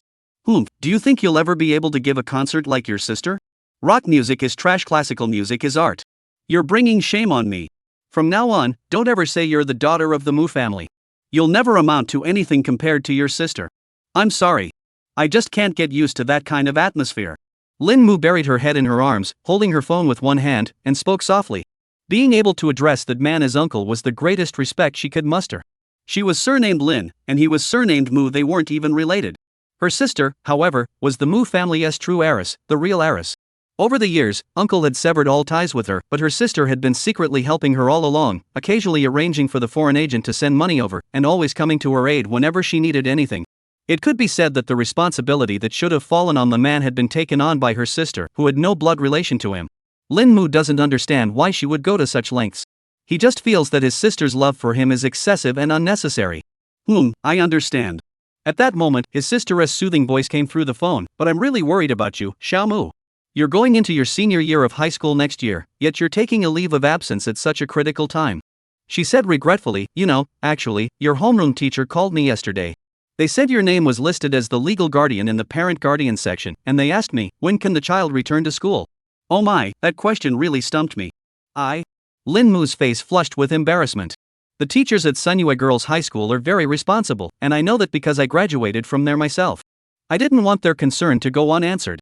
So, I took the liberty of telling her at the end. Xiaomu is still adjusting and will be back to class soon." "What? Hey, Xiaomu, you're not mad at me, are you?" Lin Mu took a deep breath and shook his head repeatedly. "Sister, you're so cunning. I'll take that as a compliment. Sister was always like that, whether it was her intelligence or anything else, she was always better than him in every way. She has always been like that, the center of everyone's attention. She was beautiful, gentle, understanding, and could read people's hearts. When she plays the piano, she can captivate everyone. The spotlight stays on her, unwilling to move away. She always knows what she is thinking. On her birthday, she give herself little gifts. During holidays, she drag me out shopping, take me to eat delicious food, and buy me beautiful clothes and expensive makeup. She seemed to have endless energy, managing her studies and career while still taking care of herself and doing her best to look after herself. As her uncle had said, she truly had no advantages compared to her sister. There was no comparison at all. If it weren't for mom being taken under Master Mu's wing by chance, how could she possibly have any connection to such a wealthy family? How could she have met such a perfect girl like her sister? Don't even think about it. Lin Mu hung his head in defeat. In her eyes, her sister was an insurmountable mountain, standing directly in front of her, something she could never hope to surpass. However, despite her brilliance, there were aspects of her that were hard to understand. For instance, a few years ago, she turned down an admission offer from the Juilliard School of Music, declining the olive branches extended by renowned masters, insisting on staying in China, in Tianhai City, to attend an art school with little connection to music. Lin Mu knew that such a decision was life-altering. Her sister had effectively abandoned the path of a professional artist and chosen the wrong road of blending into the crowd. At the time, her uncle had a heated argument with her, but she refused to change her decision, even using the threat of giving up her role as the spokesperson for the Moss piano brand as leverage to make him mind his own business. Eventually, both sides compromised. Her uncle tolerated her stubbornness, and she agreed to stay in the country and pursue a career as a singer, continuing some musical activities. This brought the matter to a close. After that, it was the period leading up to my complete breakdown with my uncle and my decision to run away from home. At that time, I spent my days locked in my room, obsessed with anime and manga, secretly watching band-related anime series. When my sister discovered this, she began secretly getting involved with anime and exploring otaku culture. To be honest, she was an absolute 3D girl, with no reason to develop any attachment to this fictional world.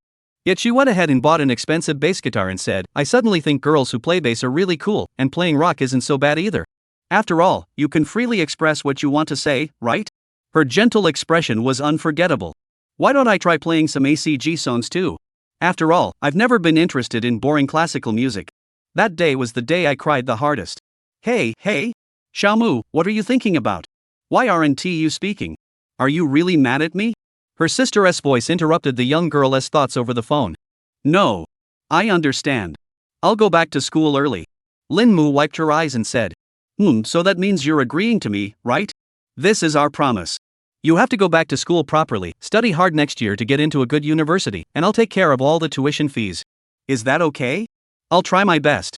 Lin Mu replied. Okay, that's settled then. Also, Xiaomu, I've really missed you lately. Why don't we meet up next week? I happen to have some free time. What do you think?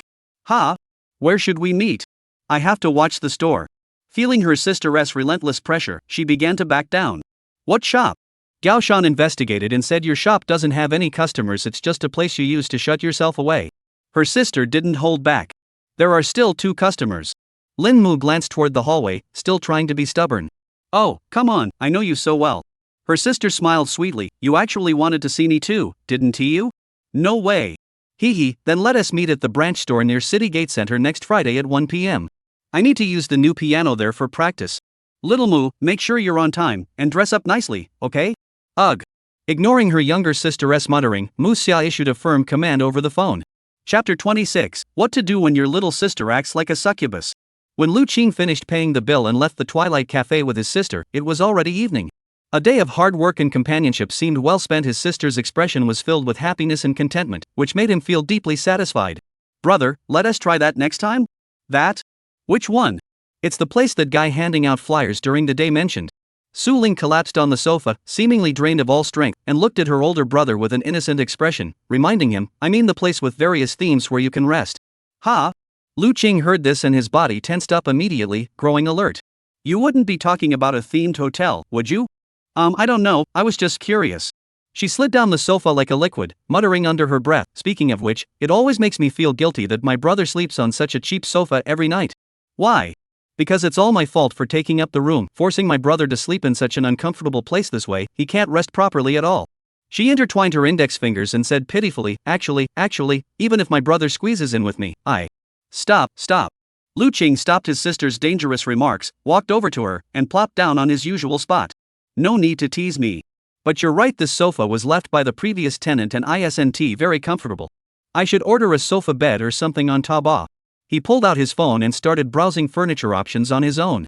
Su Ling saw her brother deliberately creating some distance and pouted her lips, thinking to herself, well, since you're being so protective of me today, I'll let you off the hook. But no matter what, I'm determined to stay at that couple-themed hotel. Even if the sky falls down, I'll drag you in with me to experience it at least once this year. Lu Qing had no idea that beneath his sister's innocent exterior lay such a wicked thought. If he had known, he would have patted her on the shoulder and said, you're being a bit extreme. Time ticked by, and the two of them curled up on the apartment's sofa for a while. He scrolled through Taobao, shopping for essentials, while she crept over to him like a kitten, then leaned her head against his shoulder. Neither of them spoke, as if this routine had become second nature. Until around 10 o'clock at night, Lu Qing suddenly snapped back to reality, realizing he hadn't cooked dinner for his sister. Since they had eaten some desserts at the cafe, he had asked her if she wanted anything else before coming home, but she had refused, saying she wasn't hungry. And before he knew it, it was already this late. Su Ling, Su Ling? He turned his head to look at his sleeping sister and gently poked her soft, fragrant shoulder. Hey, you're asleep again? Don't sleep here, you'll catch a cold. His sister's eyelashes fluttered slightly, and she turned over, burying her little face in his chest. Sigh. Lu Qing sighed helplessly, put down the tablet, picked up his sister in a waist carry, and carefully walked toward the bedroom. The scent of her perfume filled the air, and the sensation was novel. Watching his younger sister's white-stockinged legs swaying in the air, he felt an unbearable itch in his heart. He quickly placed her on the bed, grabbed a blanket, and covered her tightly. Then, with a restless heart, he turned and fled the room, finally managing to escape the hormonal temptation stemming from Su Ling. I'm really struggling. My sister is always at home with no guard up, and she's so cute she looks like a seductive demon. What should I do? I'm waiting online, it's urgent. To distract himself, he posted this question on the QA app Shihu, hoping for help from his fellow users. However, within minutes, after being pushed by the system, the post was flooded with replies. Bro, how many drinks did you have? You're so drunk. I suggest you buy a bottle of Jianlibo to sober up. 20 plus likes. User B, you're just showing off, right? I bet you're just looking at yourself in the mirror dressed as a woman and feeling sorry for yourself. Come on, stop pretending. You're just a little sissy. 150 plus likes. User C, I'm Qin Shi Huang. 666 plus likes. Lu Qing was speechless for a moment, then quickly exited the app. Forget it, talking to you guys is just causing more trouble. I'll just think about something else. He knew that in real life, what netizens really loved wasn't how cute someone's sister was, but whether your sister could become my sister. If not, they'd tease you, argue with you, or even harbor jealousy toward you. This is human nature, and there's no question of right or wrong. Lu Qing remained silent on the matter. After asking around with no results, he put down his phone, took out his tablet, opened the advanced version of PS Mind Map, and prepared to get down to business. After all, he hadn't had a moment to spare during the day to handle his own affairs, and now that he had some free time, he could finally think about the plot outline for his new book. After several days of struggling, he realized that, for some reason, his mind seemed to have some ideas compared to before his sister arrived. If the new work was already decided to be a youth romance novel, then the female lead's characterization became the most important aspect, as it would directly influence the overall tone of the book and set the tone for the entire work from the very beginning. So, how should he choose the female lead's character design? Although he had many pre-existing settings in his mind to choose from, as a master writer who must prove himself with his next book, he couldn't possibly be satisfied with simply inventing the female lead based on imagination alone. Art comes from life. All excellent settings are based on something. Stories are metaphors for life. Following the creative methodology of drama master Robert McKee, Lu Qing believes that the most vividly portrayed characters must have real-life references. Otherwise, the sense of vividness cannot be sustained. Fictional characters will gradually become stereotypical, lose their vitality, and turn into lifeless objects. And once a character ceases to be vivid, the work itself can be declared dead. That is something he does not want to see. Therefore, the female lead must be a real person who exists in real life. Lu Qing set a new creative direction for himself. Good. With this in place, the next step is simply to figure out what kind of girl to use as the prototype for the female lead. He bit the tip of the stylus on his tablet and muttered to himself. Come to think of it, the reason the last book was successful was because the female lead was based on an older sister who lived next door when I was a child. She was someone I was familiar with. But for the new work, I can't use the same character design, I need to make changes. Character design must be based on reality, while the plot is entirely a product of imagination. Lu Qing had never been in a relationship, so everything he imagined was the most beautiful part, whether it was the chance encounter, the intersection of their lives, the feelings of care, or the later stages of getting to know each other, falling in love, and becoming one. The scenes he wrote were far more fantastical than anything in real life. That's why readers adore his work, leaving comments like, "It's so sweet, too sweet." In fact, Lu Qing lived in the countryside until he finished junior high school. His father was away working and never came home, so he was essentially a left-behind child. The only person he could talk to every day was the older sister from the neighboring house who came to visit him regularly. Due to his young age at the time, he no longer remembers the older sister's full name, only that her surname was Lu, which sounded the same as his own. The older sister was very beautiful, and her smile was comforting, bringing much healing to the young Lu Qing. However, the older sister was also quite peculiar. Occasionally, she would ask him to help her bathe and say things like, "Children who don't bathe will grow up to be unattractive." Lu Qing could only follow her lead and gradually developed a habit of being overly clean. But now that I think about it, you can't bathe twice a day, can you? Memories fade away like flowing water. Looking back, the number of women around him seemed to be few and far between. At school, the only people he could talk to were almost all male, except for Wen Lo, Li Mingshi, and Zhang Yang. There was no one else. As for the female lead in a romance, of course she had to be a girl. Considering it was a teenage romance, the age range had to be limited to high school to college. After all, early love was off limits, and even if he wanted to write it, it wouldn't pass censorship. Looking at it this way, the pool of candidates narrows even further. She has to be a teenager, a high school student, or a college student, and have the potential to be the female lead. In other words, she must be beautiful, clean, and have something special. Who around me could possibly meet these requirements? Lu Qing's mind raced as he pondered for a long time. Perhaps subconsciously, he felt that the protagonist of a romance novel couldn't be a younger sister, so he mistakenly overlooked the most suitable candidate. In the end, he arrived at a conclusion he couldn't even believe himself. No way? The most suitable person to be the female lead, could it really be that guy next door? Chapter 27, I Will Slay You at Your Skirt. The next day, Lu Qing was awakened by the vibration of his phone. Rubbing his eyes, he looked closely and saw that it was an audio invitation from Old Li. Hello? Xingzi, I've arranged for someone to contact the Moss branch for you. They said they can do a 10-15 minute interview. The time is set for next Friday during your research class. Is that okay? Next Friday at 1 p.m., right? Alright, I'll arrive 15 minutes early. Lu Qing perked up and sat up straight. The person in charge of coordinating there is a guy named Takasaka.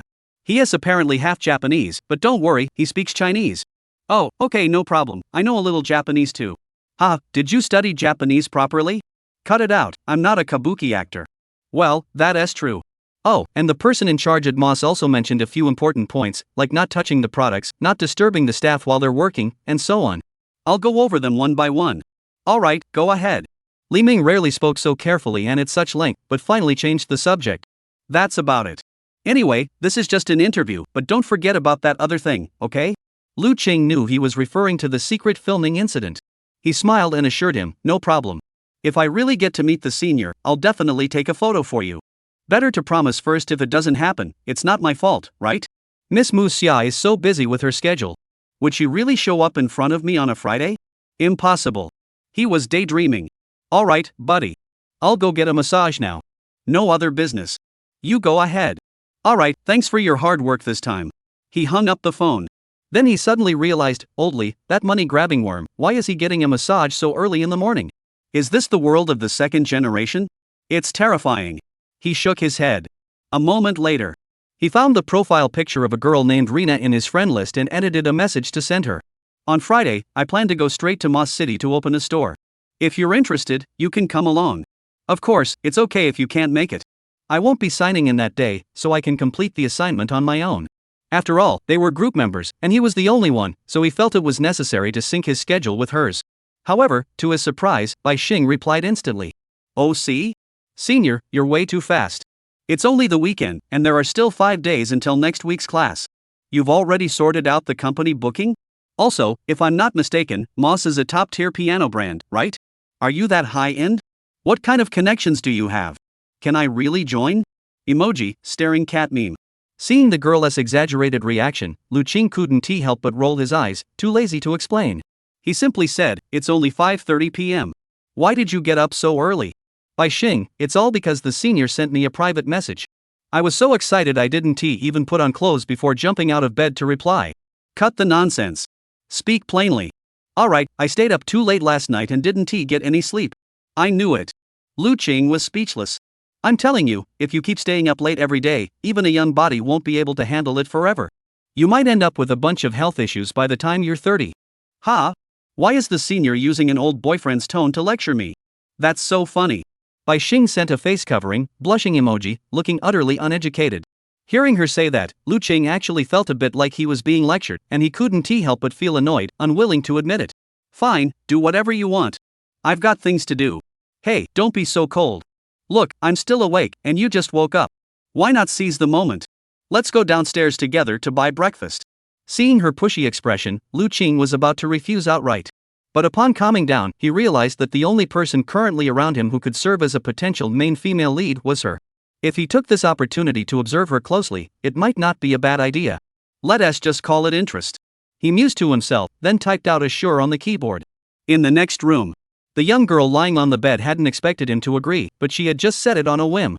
She never imagined he would actually accept. Oh my gosh, could he really be interested in me?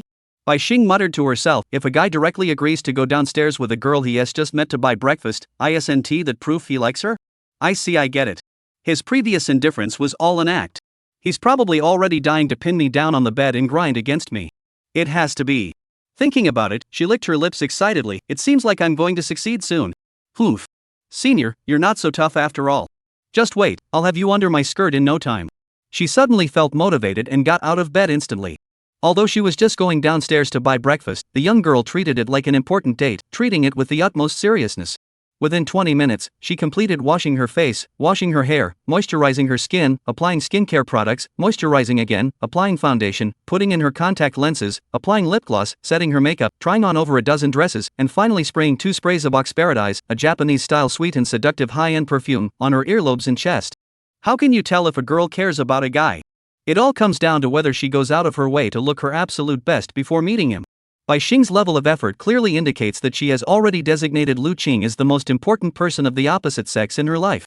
Otherwise, during the previous incident where she pretended to accidentally meet him in the elevator while taking out the trash, she wouldn't have waited outside his door for 2 hours beforehand to eavesdrop on the sounds coming from his room.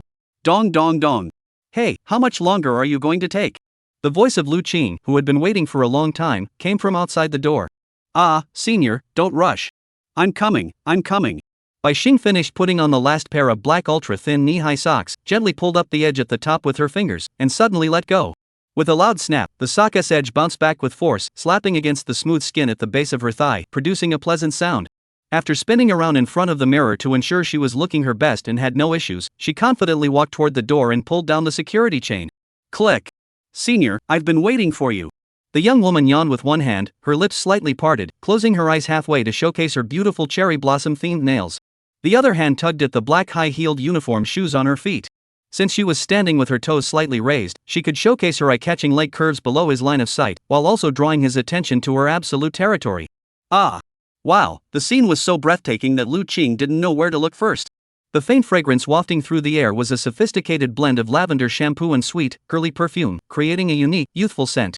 Her gray knitted cardigan paired with an ultra-short limited edition autumn-style plaid skirt added a touch of innocent charm. Her long hair was dyed pink on the outside and black on the inside, creating a dual-layered effect. Unlike the last time they met, she seemed to have dressed up carefully today, fully embracing her natural cuteness and innocence. Every inch of her was utterly captivating. Indeed, with her looks, she would be absolutely perfect as a female lead or an idol. Lu Qing nodded in approval. Oof. Look straight ahead. I won't let you get away. Seeing that he was captivated by her, Bai Xing thought triumphantly to herself, but on the surface, she acted as if she hadn't woken up yet, reaching out to grab Lu Qing's arm. She spoke without any sense of boundaries. Senior, want to come in and take a look? It's a girl's room, you know. No, thanks. Get ready and leave soon. I need to cook dinner for my sister. Really? I didn't expect you to be so considerate. Your sister must be so lucky, I'm so jealous. Bai Xing shot him a resentful glance, her words and expression full of meaning, perfectly embodying the art of modern flirtation. Fortunately, Lu Qing had been under his younger sister's enchantment for the past few days, making him completely immune to the temptations of other girls. Even someone as flawless as Bai Xing couldn't easily sway him. I'll count to 3. If you don't pull me back inside, I'll turn around and leave. He said it with a smirk. Damn it. The young girl's face darkened, facing her second defeat. But clearly, she wasn't going to give up. She reluctantly let go of his hand, silently walked out of the apartment, and closed the door behind her. Don't act like I'm bullying you. You said it yourself, just going downstairs to buy breakfast. He glanced at her. Fine, I know. You've got a little cutie at home, so you don't care about your poor, lonely neighbor, do you? I know all about it.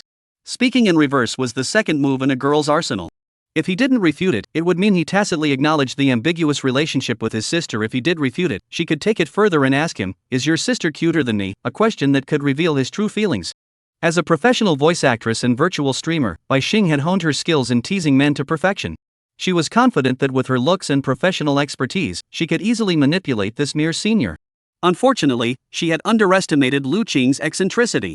Indeed, my sister is indeed very cute. His confident tone, paired with an expression that seemed to say, that's just how it is, left the young woman speechless, feeling defeated threefold. Wait, senior, are you a sister-obsessed pervert? Do you know how disgusting that is? How dare you praise your own sister so shamelessly in front of others? For a moment, the young woman lost her composure and blurted out accusatory words in anger. Ha! Lu Qing was confused. But that's the truth. My sister can only rely on me, and she is truly very cute. She is the person I need to take care of the most right now. So even if you call me a sister-obsessed guy, I won't deny it. Wow, you're not playing by the rules at all, and you're even admitting it openly. Bai Xing felt uneasy. Even though she knew Lu Qing wouldn't do anything with the other person, she still felt that her cuteness was being challenged, and that the existence of that younger sister had already posed a significant threat to her future plans. He stays home every day with his sister, never goes out to play, and never attends social events. It's clear that his claim that his sister is cute isn't just empty talk. Bai Xing schemed in her heart, this won't do.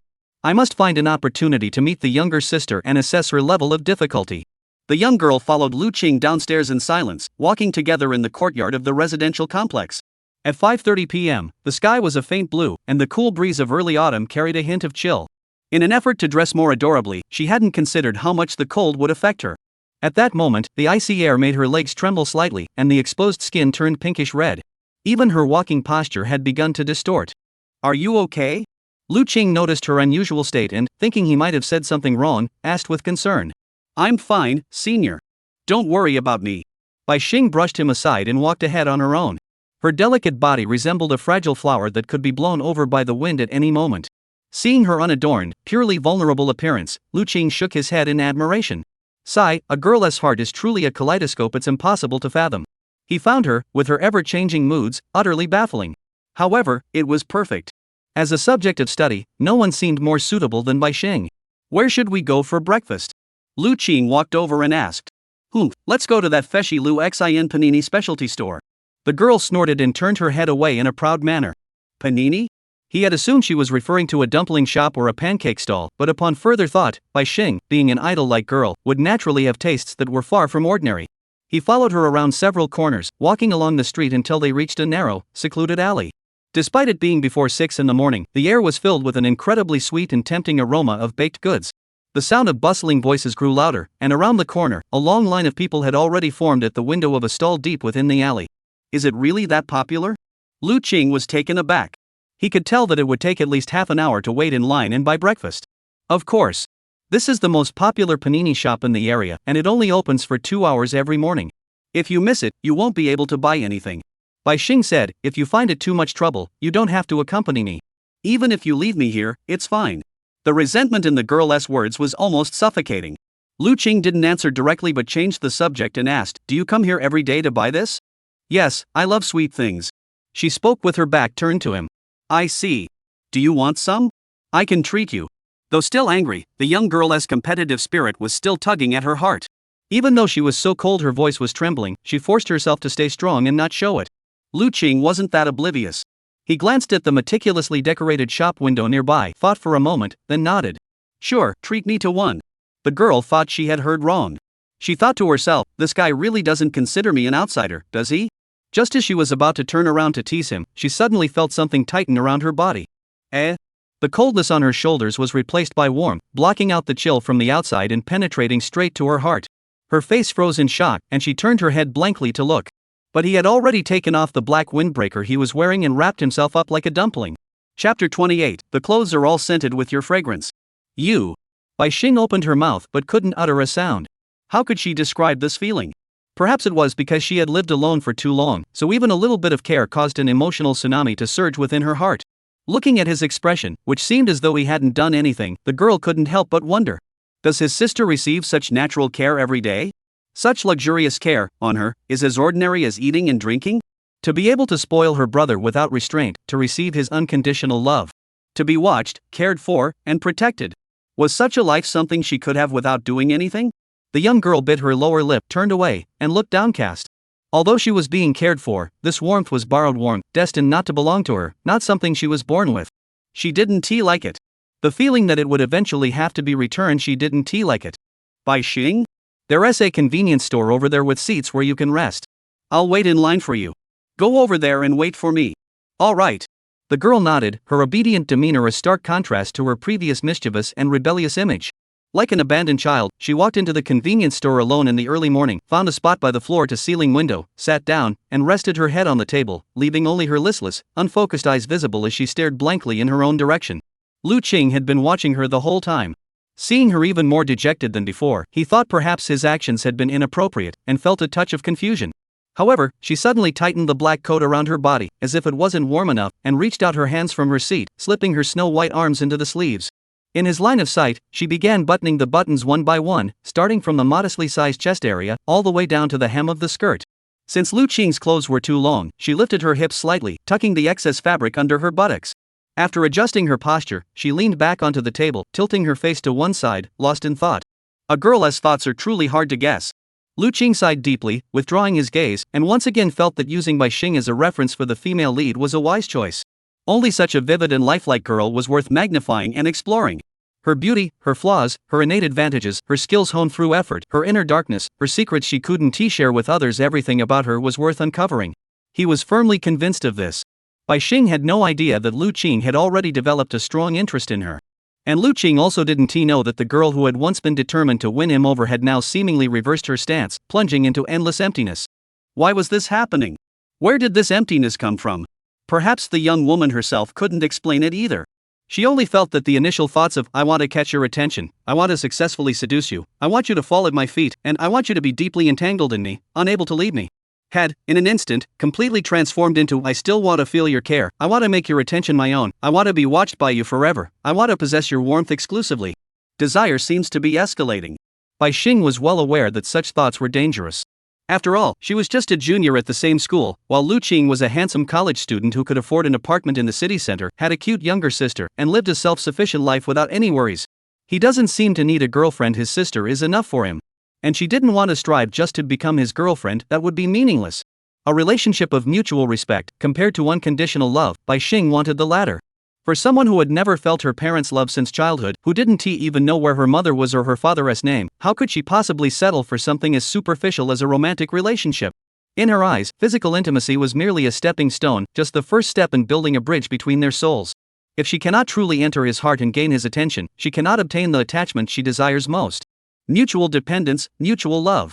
Damn it, why must this happen now? Why must this happen now and disrupt my plans? A sense of crisis surrounds her. She thought quietly. It's clear that Lu Qing, despite his current sister-obsessed demeanor, has never shared any kind of deep emotional connection with his younger sister. After all, he had moved into the Tianhe Platinum apartment 2 years ago, and ever since he discovered that his neighbor was an upperclassman from the same school, his secret admiration for him had never waned. Therefore, he was well aware that his sister's presence was limited to just the past 2 days. Can 2 days really change anything? Can 2 days really earn him so much affection? 2 days might not even be enough to step into his inner world. A sister who suddenly appears out of nowhere is the worst. I was here first, and I even discovered a creepy woman following him and called the police about it. Yet you, who knows nothing about his situation, managed to come in and receive the most attention. This is cheating, isn't it? If only I could replace her. If I could take away all the love she has been given. If only he would focus his attention solely on me. The evil in my heart is spreading. A certain desire is slowly taking root. Fortunately, this darkness did not last long, as it was interrupted by Lu Qing, who had returned from the queue. Here, breakfast. He walked into the convenience store and approached her. Thank you. The girl couldn't muster the strength to stand up and took the cheese and bacon omelet panini he handed her. I didn't know what you liked, so I ordered the signature one. He said. All right. Lu Qing, of course, wouldn't let the girl pay, so he covered the cost of her breakfast and even added double cheese for her. After all, she liked sweet things.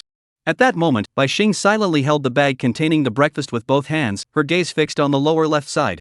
Suddenly, he noticed there were 2 more breakfasts in his hands. Given his appetite, there was no way he could eat 2 portions. So, it was clearly for his younger sister. A sudden pang of emotion welled up in his heart. It was food he loved. He was the one who had shared this hidden gem of a shop with her. But now, in the blink of an eye, she was going to let his sister enjoy it? Bai Xing turned away, placed the food on the table, and held her hands in front of her chest, as if to take off her coat and give it back to him. But he said, Are you going home later? If not, you can return it to me next time we meet. It's cold outside, don't be stubborn. Hearing this, the young girl's face froze. Oh. She stopped what she was doing and replied coldly. What's wrong? Are you still angry with me? No. Then why are you upset? Lu Qing sat beside her, trying to decipher the teenager's thoughts. He had assumed she was upset because he had said her younger sister was cuter than her, which would naturally make her feel inferior. But her current state was clearly not just that. It was more like the state before someone goes dark. Lu Qing couldn't put his finger on it, but something felt very off. Nothing. The girl closed herself off and refused to answer. Seeing her like this, he knew that pressing further was pointless. Trying to soothe an angry girl with words when the cause is unknown is a foolish act that often backfires. So, Lu Cheng stopped dwelling on it and instead took out his breakfast, sitting down beside her to enjoy it. The panini was sweet. It was his first time trying it. Compared to a sandwich, the panini had a more comfortable texture. The soft, fragrant bread edges, the melting butter, the fresh green vegetables, and the perfectly cooked filling were indeed enough to make this shop a hidden gem in the area. Unfortunately, by the time he finished eating, she still had no appetite to join him. She simply waited quietly until he finished eating before giving him the hint. "I'm leaving. You don't need to stay with me, senior. Go back." "Where are you going?" "It's none of your business." The two parted ways at the intersection. Lu Cheng watched the girl walk toward the distant road, gazing at her back and sighing softly. "It's really cold." The temperature today was only 3 degrees above zero. The girl was wearing her own clothes, so she shouldn't be shivering from the cold like before. But where could she be going so early? Judging by the direction she was heading, it seemed to be the nearby tertiary hospital. He couldn't help but feel a little concerned. Considering it was still early, her younger sister would need at least 1 or 2 more hours of sleep before getting up. After a moment of hesitation, Lu Cheng made a very unwise decision. Why not follow her quietly and take a look? Chapter 29, Is her part-time job clean? Lu Cheng believed that to observe the real-life inspiration for the female lead, he needed to at least understand her daily routines, her likes and dislikes, her emotional attachments, and all the challenges she faced. The level of communication today was far from sufficient. Therefore, to extract more useful information through the most efficient and convenient means, tailing her became the top choice. Did my dad do the same thing when he was creating this? As he walked along, he couldn't help but entertain such a thought. No wonder he ended up committing a crime and getting arrested. He sighed silently and pulled a mask out of his pocket to put it on. Due to the strong wind outside, the young woman kept walking quickly and didn't notice anyone following her. As a result, Lu Cheng successfully arrived at a crowded place 20 minutes later. Tianhai City First People's Hospital.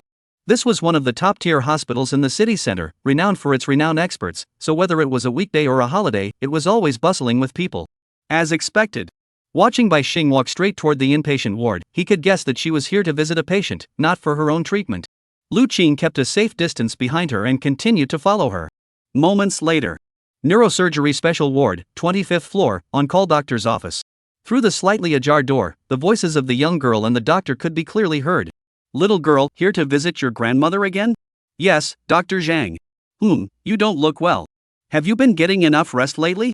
"Well, I haven't had time to sleep, so my schedule is all messed up." "Oh, you're so young. You have to go to school during the day, you don't sleep at night, and you come here on weekends to take care of your grandmother. How can your body handle that? In my opinion, you need to learn to take some time off for yourself. Don't push yourself too hard." "I know, Dr. Zhang. May I ask how many more chemotherapy sessions does my grandmother need? Is there a chance to control the condition?" "That's hard to say. You must understand, young lady, that in clinical settings, very few cancer patients achieve full remission. That's why we use the 5-year survival rate to assess treatment progress. Your grandmother is already 78 years old, and to be blunt." The doctor paused, then said seriously, "Even if we continue to spend a lot of money on chemotherapy, it will only serve to prolong her life. Moreover, subjecting an elderly person to such treatment will cause her immense suffering. After all, chemotherapy itself is a form of torture." "Young lady, I hope I've made myself clear." Bai Xing lowered her head, her face turning pale upon hearing these words. The doctor looked at her with sympathy and continued. "Oh, and the cost of chemotherapy the next 4 sessions will total 44,000 yuan. Young lady, I notice you always come alone, without any family members accompanying you. Even the signatures on the consent forms are all your own. From a doctor's perspective, I still urge you to carefully consider your situation. After all, this is a bottomless pit. Although it is unethical to persuade patients or their families to abandon treatment, as it goes against both reason and medical ethics, only those who have truly stood in this position understand how the overwhelming costs of terminal illness can ruin families who could have otherwise lived comfortably, even leaving them burdened with debts they may never be able to repay." Dr. Zhang, a seasoned oncological surgeon, has always adhered to the principle of providing patients and their families with a clear understanding of the situation, leaving the final decision to them. He believes this approach aligns with his professional integrity. "Dr. Zhang, I understand. Thank you for telling me so much, but I still want to ask you to help me get the prescription. I'll come to pay on time." The young girl's voice trembled, but the determination in her tone was clear. She couldn't accept the idea of her grandmother leaving like this. "All right, young lady. Since you insist, how do you plan to pay? Will you use medical insurance? It can cover a significant portion of the costs." "No, I'm still a student and don't have medical insurance." I'll pay in cash. What? The girl's astonishing words left Dr. Zhang speechless. Young lady, are you saying you want to pay the full cost of chemotherapy out of pocket? Yes. Bai Xing clenched her fists tightly, her expression clearly showing her agony and pain. Old Zhang took a deep breath. He spoke again to remind her, you need to understand that this is different from the previous hospital fees and examination costs. The subsequent chemotherapy will depend on the effectiveness, and it may not be completed in just one course. If the cancer cells spread, it could lead to much higher costs to save her, and that wouldn't be just $3,000 or $5,000. Even so, are you still willing to pay the full amount out of your own pocket? Yes, Dr. Zhang. My grandmother is my only family. I can't watch her leave me like this. I can't. Bai Xing clenched her fists tightly, and tears glistened as they trickled down her long lashes. No matter how expensive it is, I will find a way to save up the money for her treatment. I can't just give up without doing anything. I can't. I understand. Old Zhang closed the CT scan in his hands and sighed deeply. I'll write you a bill. Outside the door. Lu Qing's back was pressed tightly against the wall, sweat beading on his forehead, his expression solemn. So she wasn't staying up late because she didn't want to sleep. Now he finally understood why the young girl had been skipping class all along.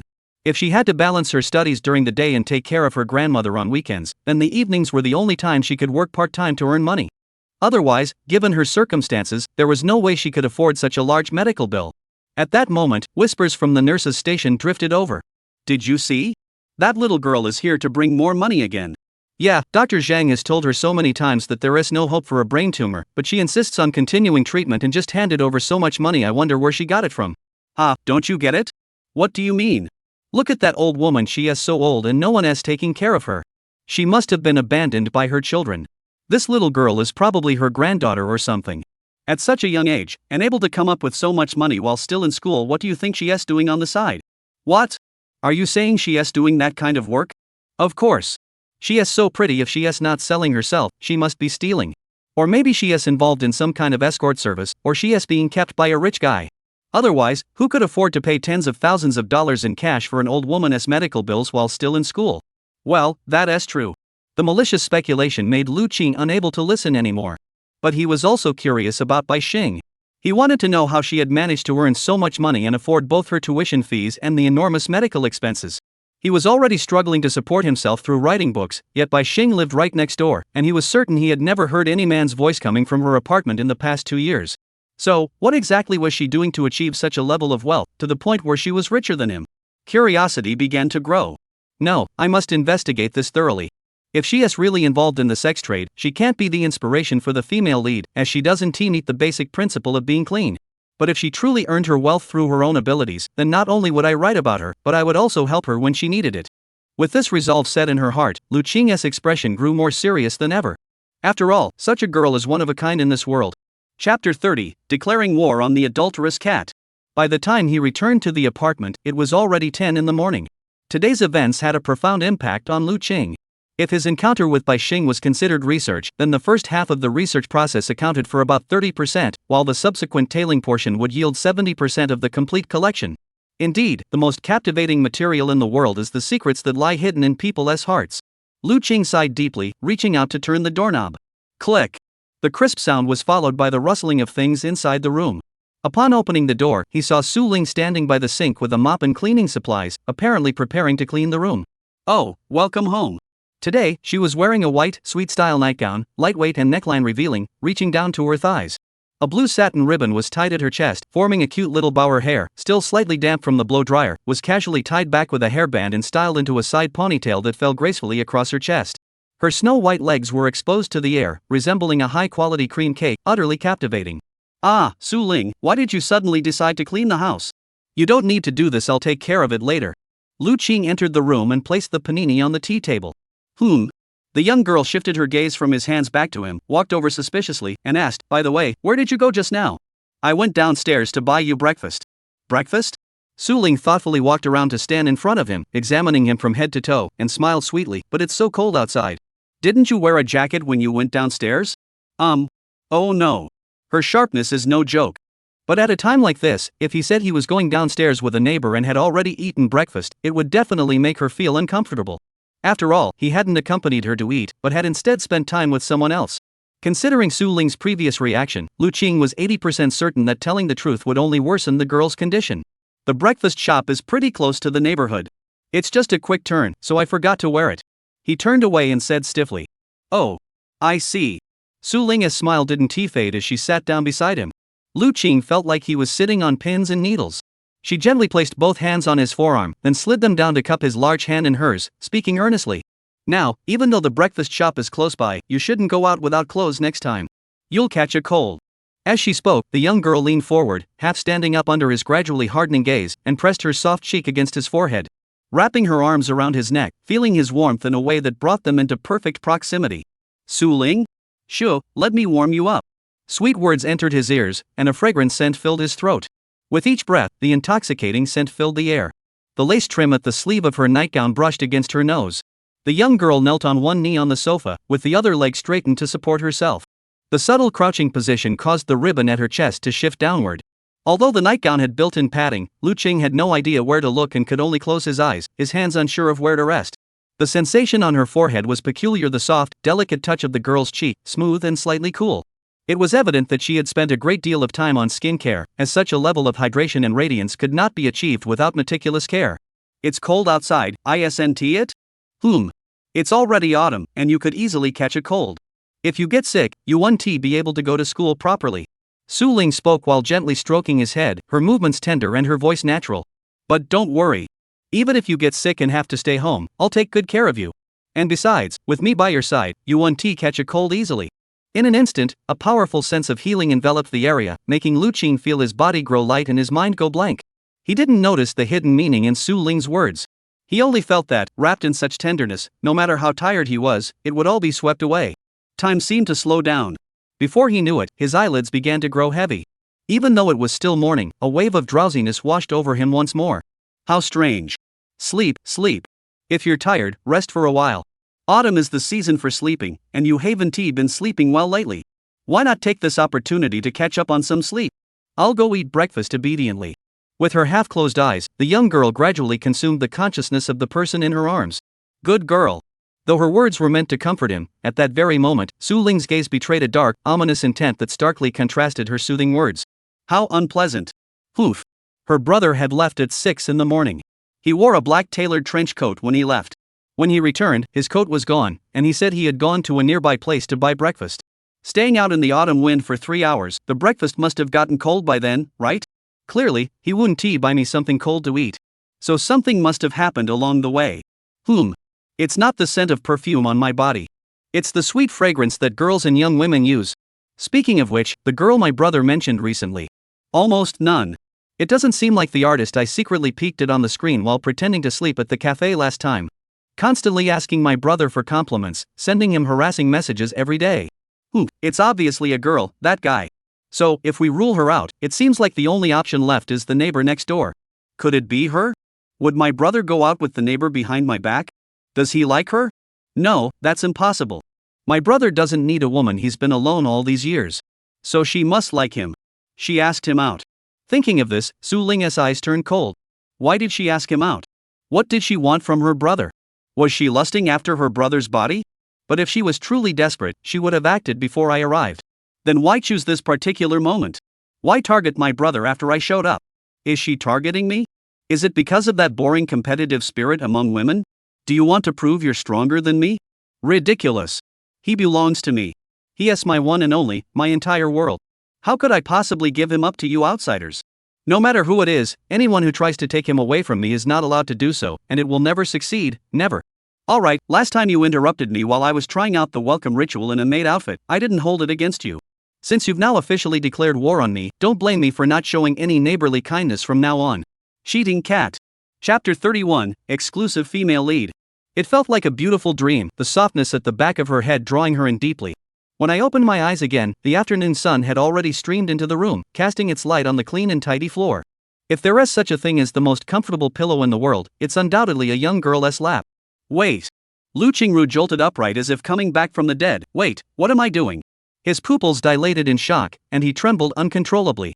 I was clearly planning to come back and outline the plot, but just now it felt like I was hypnotized. You're awake? Behind him, Su Ling's gentle voice sounded as always. He turned his head abruptly and saw that she seemed perfectly normal. The panini bag on the table was gone, and the floor seemed to have been wiped clean. The room was spotless, with no dust in sight. How long did I sleep? 3 hours, she said. Were you beside me the whole time? Yes, I was worried you weren't comfortable, so after tidying up the room, I adjusted your sleeping position for you. She said it naturally. Alright, you did a good job. Don't do that again next time. I'll just use the sofa armrest as a pillow. Lu Qing felt a chill run down her spine. She thought to herself, without even realizing it, Su Ling seems to have become so close to me. If this continues, whether it's going out together or anything else, they might unconsciously start doing things that seem inappropriate. No, maybe couples aren't this close either. Oh. Su Ling pursed her lips, feigning thought, and said, I understand. Next time, I'll put on socks for you. That's smoother, and I know certain people prefer that. She said this while rubbing her thigh, then stood up and stretched her sore body. Hey, stop teasing me. I need to finish some work and might be busy for a while. Lu Qing grabbed his tablet. Alright, if you're using the computer, go into the room. I've already tidied everything up. Alright. Rarely getting such a pleasant break, he entered the room with renewed energy, ready to begin planning the next steps for his new book. Su Ling, of course, wouldn't disturb him. After all, she knew he relied on this income to support her, and causing trouble at such a time would be foolish. Interfering with a man's work is something only a foolish woman would do. A moment later, Lu Qing sat at his computer, opening his writing app for the first time in ages, and glanced at the comments on his recently completed book. As soon as the school year starts, the number of people demanding sequels and new books increases. Readers are indeed insatiable little demons. He shook his head and switched the screen to a large mind map titled New Project. The 32-inch screen was filled with densely packed plot details. Even just the romantic plotline branch alone displayed a tree-like structure of intertwining developments, like roots and stems intertwined. Su Ling stood silently behind him the entire time, observing intently with her beautiful eyes wide open.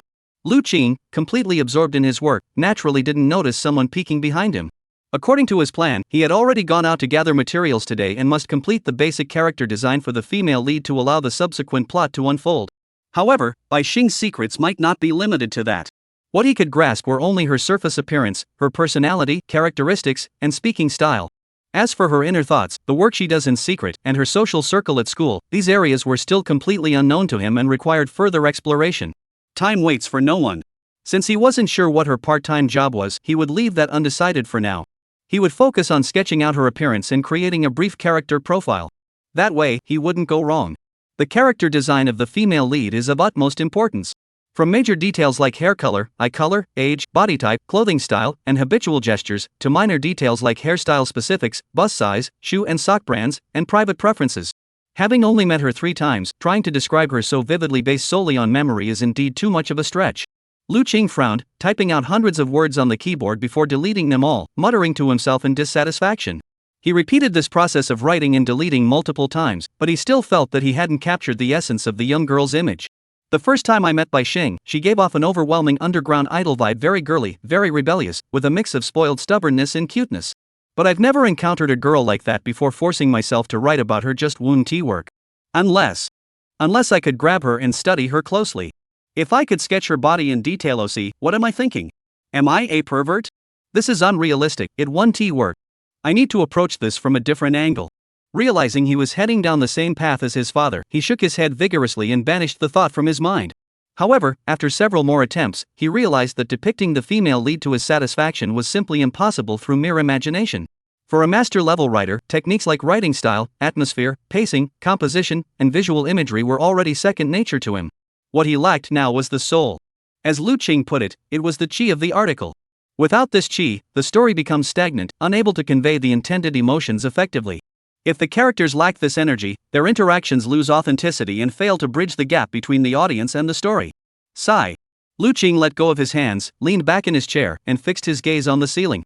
It seems the muse hasn't come to my aid yet. I just feel like something is missing. What could it be? Suddenly, his vision was filled with the beautiful face of a young girl looking down at him. What? Brother, are you having any trouble? Su Ling stood behind his chair, her hands resting on the backrest, leaning forward so that her body was parallel to his raised head. Nothing, just thinking about how to make the female lead in the new book more vivid. Seeing that she was close enough to hear his breath, he instinctively tried to avert his gaze. Really? What does your female lead look like? Oh well, she is a young girl, very beautiful, very cute, and very pure. Lu Qing pondered, she should also be someone who catches your eye, with her own unique side with. As he spoke, his words trailed off abruptly. He slowly refocused his gaze on the angelic face before him and suddenly realized that his desires seemed to No matter how he looked at her, she seemed to fulfill everything he desired. At that moment, Su Ling blinked innocently and asked, "So, as long as I'm willing to be your model and let you observe and experiment with me however you like, you can create a beautiful female lead, right?" Chapter 32, about to be unboxed by the senior. Listening to the faint sounds of daily life coming from inside the room, Bai Xing raised his arm but paused mid-motion, hesitating for a long time before finally lowering it. The sky was overcast, as if it were about to rain. At the door of room 1901, the young girl stood holding a black windbreaker. "Never mind, I'll just wash it and give it back to him," she muttered to herself, then turned and walked toward room 1902. Although she knew this was a golden opportunity to see the senior's younger sister and assert her claim, as well as gather more information. However, when she actually stood before the door, she couldn't help but wonder if her intervention might make the senior feel uncomfortable. Sigh. The young girl, who had been in a daze all day, bit her lip tightly and drifted back to her room like a weightless ghost. It was nighttime, time to prepare for the live stream. Bai Xing took off her shoes, put down her bag, and hung her coat on the standing coat rack, examining it for a moment. Finally, she plopped down onto the gaming chair, hugged her knees, and slumped her delicate body, spinning in circles. "What is my senior doing right now?" she thought to herself. Does he feel that all his troubles fade away when he returns home each day, surrounded by his younger sister and the comfort of his family? Would he find caring for her as the driving force of his life? Would he have someone to confide in when he's lost, someone to comfort him when he's helpless, someone to take care of him when he's sick, and someone to hug him when it's cold? The feelings between him and her must be mutual, right? How wonderful. Bai Xing shook her head and looked at the clock on the wall. 8:50. Only 10 minutes left until the broadcast. She furrowed her brows slightly and touched the mouse with her finger.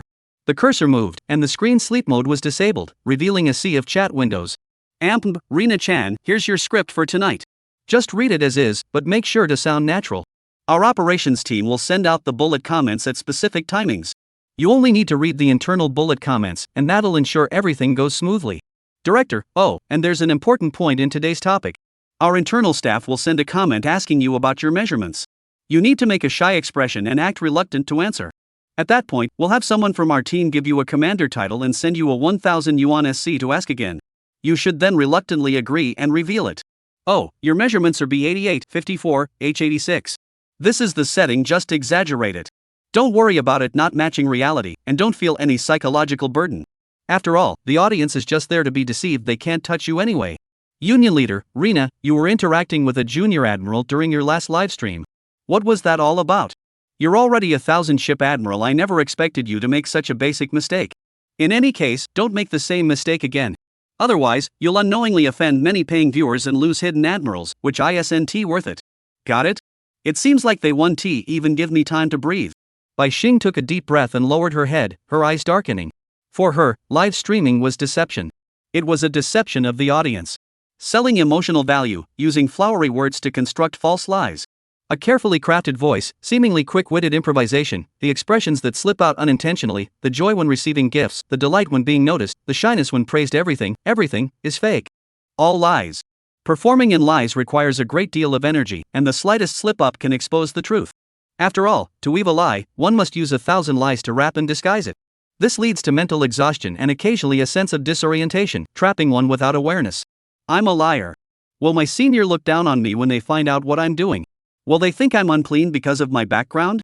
Will they push me away like they did to those others, judging me and speculating about me with the same disdainful gaze reserved for fallen girls? Will he still watch my live stream after finding out I'm Star Moon Rina? No. Today, later, will he come? Her eyes sparkled once more, and all her fatigue seemed to vanish at the mere possibility. But soon.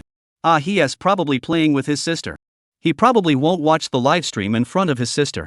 Or maybe she won't let him watch other girls' live streams. Not even virtual ones. After analyzing the situation, the girl lowered her head again, her expression shifting from one filled with anticipation to one of deep disappointment. She couldn't figure out what was wrong with herself, and she didn't have time to think about it. She could only silently open the live streaming app, OBS, and the comment overlay tool, adjust the camera to focus on her own face, which was undeniably cute but lacked any spark, and reluctantly raise her voice to match the pitch of Hashizuki Rina's professional broadcast version. And click to go live. The streamer you're following, Xingyu Alina, is live now. Go check it out. Room 1901. The phone received such a message, and Lu Qing quickly shifted his gaze over. Should I take a look? He hesitated, picked up his phone, and glanced at the screen. Earlier, thanks to his younger sister's help, he had already gained a basic understanding of how to describe a girly aesthetic and no longer felt at a loss. The main character's characterization was finally making progress. With Su Ling's enthusiastic cooperation, he successfully witnessed how a current teenage girl could change outfits 8 times in an afternoon and appear before him in different looks. Such an experience was extremely rare, yet it was actually achievable. Especially her submissive personality made him feel incredibly comfortable, as if he could ask her to do anything, and she would do it without a word. This couldn't help but make him hallucinate. Could the girl before him really be the muse sent by the gods? Turning his head to look at the tightly closed bathroom door, Lu Qing mused to himself. Come to think of it, the perfect subject to depict is right before my eyes. If I can make the female lead vivid and lifelike, using different accessories might not be a bad idea either. The soul of Bai Xing, the body of Su Ling, and then. Right, Star Moon Rina has a nice voice, I could borrow that. He pondered for a moment, then suddenly had an idea. He opened the live stream. Although the stream had only just begun, there were already thousands of people in the chat room. It seemed everyone was waiting eagerly, afraid of missing Xingyue Rina's third episode, the Intelligence Update livestream. Lu Cheng put on his Bluetooth headphones, turned the screen sideways, and looked at the comment section. DD beheading, what's wrong with Rina-chan today? She looks so listless. Did she not get enough rest? Future Wenla, yeah, I agree. Maybe she's been too tired lately and not getting enough sleep? If she's not feeling well, she should go off air early instead of pushing herself. Amzu, Rina, someone just gave you a promotion. You should thank them. Black listener makes me happy, going live without preparing, not saying a word for half an hour, what's the deal? Is today a sleep day? Are you just fooling the DDs? And yet people still send her gifts? Do you all just blow your money in the wind? Room manager notice, user ID black listener makes me happy has been muted. Give me a laugh, you really made me laugh. Room manager notice, ID made me laugh has been muted. Lu Qing looked at the comments on the screen in confusion, unsure of what had happened before he entered. But seeing the pink-haired loli on the screen with her eyes half closed, he felt a chill run down his spine, a sense of foreboding. He instinctively thought, could Xingyue Rina have fallen asleep during the live stream? Based on his understanding of VUPs, if they had fallen asleep, their virtual avatars would indeed remain on the screen while the person behind the account closed their eyes. Such incidents had occurred in other streamers' rooms before, but most of them were likely just acting, pretending to sleep. On the other hand, Rina-chan has been criticized so harshly, and by all accounts, she should have responded by now, but she still hasn't. It seems to be true. Speaking of which, how exhausted must she be to fall asleep during a live stream? Just as I was pondering this, I noticed a private message from Wonla in the top right corner of the screen. Bro, are you watching Rina-chan's live stream? Did you see?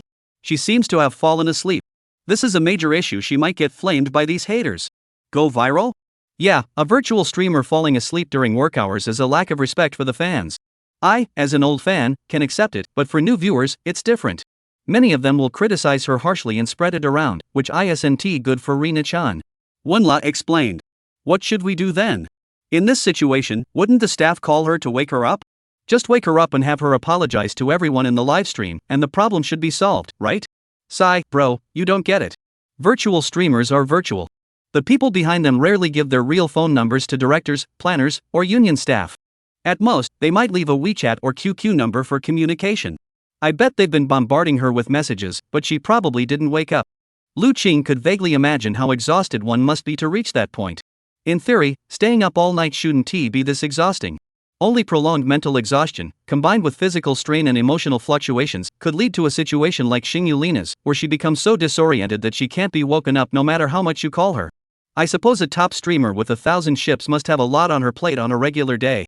He pondered this as he rose and paced around the room. Through his headphones, faint breathing sounds began to drift in. It sounded like the breath of a young girl, faint and delicate, as if she were sleeping. It was clear that this was not the sound of a peaceful, restful sleep, but rather the restless sleep of someone feeling uneasy. In the live stream, insults began to fly, and the moderators couldn't keep up with the bans. However, in contrast, the number of onlookers kept surging. Huang, stand against gambling and drugs, is this the most popular live stream of the 1,000-ship VUP? Oh, she's really sleeping? Pretty bold. Dark crawling worm monster, the warm breath of the streamer. Sigh. Star Moon Rina's dog, wow, you guys are so mean. You never miss a chance to be cruel. How disgusting. Rina brand cream ice cream, shoo, don't speak. Don't wake Rina-chan. Let's listen a little longer. Scrounger, where's the moderator? Why isn't the moderator banning anyone? Did they get carried away too? You little brat, you always hog everything for yourself, don't you? That's exactly what you did, isn't it? Lu Qing didn't know whether he should join in this conversation. He just felt that behind the cute image on the screen, the person behind it must be working very hard. They must be exhausted. To be fair, Rina-chan's voice is very pleasant and distinctive, perfectly capturing the character she loves from the game. Even the rhythm of her breathing is sweet. Feeling a crush and anticipation for her was perfectly normal. Although he was just a small-time captain, there were many more generous patrons in the livestream who supported her, so he didn't feel the need to get involved in the discussions. However, watching her being attacked by a group of trolls made him feel uneasy, and he wanted to do something, but didn't know how to vent his frustration. What should I do? Just as he was torn between these thoughts, a silver light sliced through the sky outside the door, illuminating the night sky. Lu Qing turned her head toward the window. Dark clouds gathered, and lightning flashed ahead. It looks like there'll be a terrifying clap of thunder soon. He hurriedly thought to himself and immediately shouted toward the bathroom, Su Ling, it's going to thunder. Get ready. Okay. Thanks, big brother. Almost the moment the young girl finished speaking. Boom! A deafening roar split the sky, simultaneously shaking the eardrums. Whoa, that was scary. What a thunderclap! Lu Qing, whose body trembled, and he muttered in awe, about to share more thoughts. Suddenly, he noticed that the live stream on his phone had started a new round of discussions. DD beheading, did you hear that? The loud noise just now. Future Wenla, I heard it too. It's thunder. Ambzu, there's no thunder here. The thunder sound is coming from Rina-chan's microphone. So which city is it raining in right now? Ambzu Admiral, are you a pervert? Do you want to open Rina-chan's box? Ha, so that's the kind of person you are. We really misjudged you. By the way, if you find it, please let me know the address. I'll do anything you ask. Upon reading this, Lu Qing narrowed his eyes. Since he enjoyed listening to music, he had purchased a high-end Bluetooth headset from the 2,500 yuan price range, known for its exceptional clarity and audio fidelity. He could confirm that the thunderclap had 3 distinct layers. The first was the natural sound of thunder outside the door, the second was the muffled echo inside the room, filtered through the headphones. And the third was the high-fidelity thunder sound transmitted through the headphones from the microphone of Xing Yulina. Exactly the same, perfectly synchronized. Even the frequency range of the thunder sounds he could hear from his own location was nearly identical. No way. With a look of confusion, he clenched one fist. Without thinking, he aimed it at the wall. With a loud thud, he slammed it against the wall. After a few milliseconds of delay, as expected, thud, the same faint sound came through the headphones. Chapter 33, Sweet Insults, Ultimate Pleasure. Dong dong dong, dong dong dong. The knocking began. Thud, thud, thud. The knocking grew increasingly violent. Ambung. Finally, Bai Xing suddenly jolted awake from her chair. Like a startled kitten, she turned to look at the apartment door, then cautiously stood up and walked over. Click. The door opened. The girl peeked out, looked left and right, and saw no one outside. She couldn't help but furrow her brows, her expression filled with confusion. Just as she was about to observe the area again, suddenly, her eyes widened in shock. Something's wrong. I should be live streaming. Did I fall asleep while streaming? Oh no, I forgot to turn off the microphone. Realizing the severity of the situation, she no longer cared who was knocking on the door. She hurriedly slammed the door shut and ran back to her chair, grabbing the headphones and repeatedly apologizing to the screen.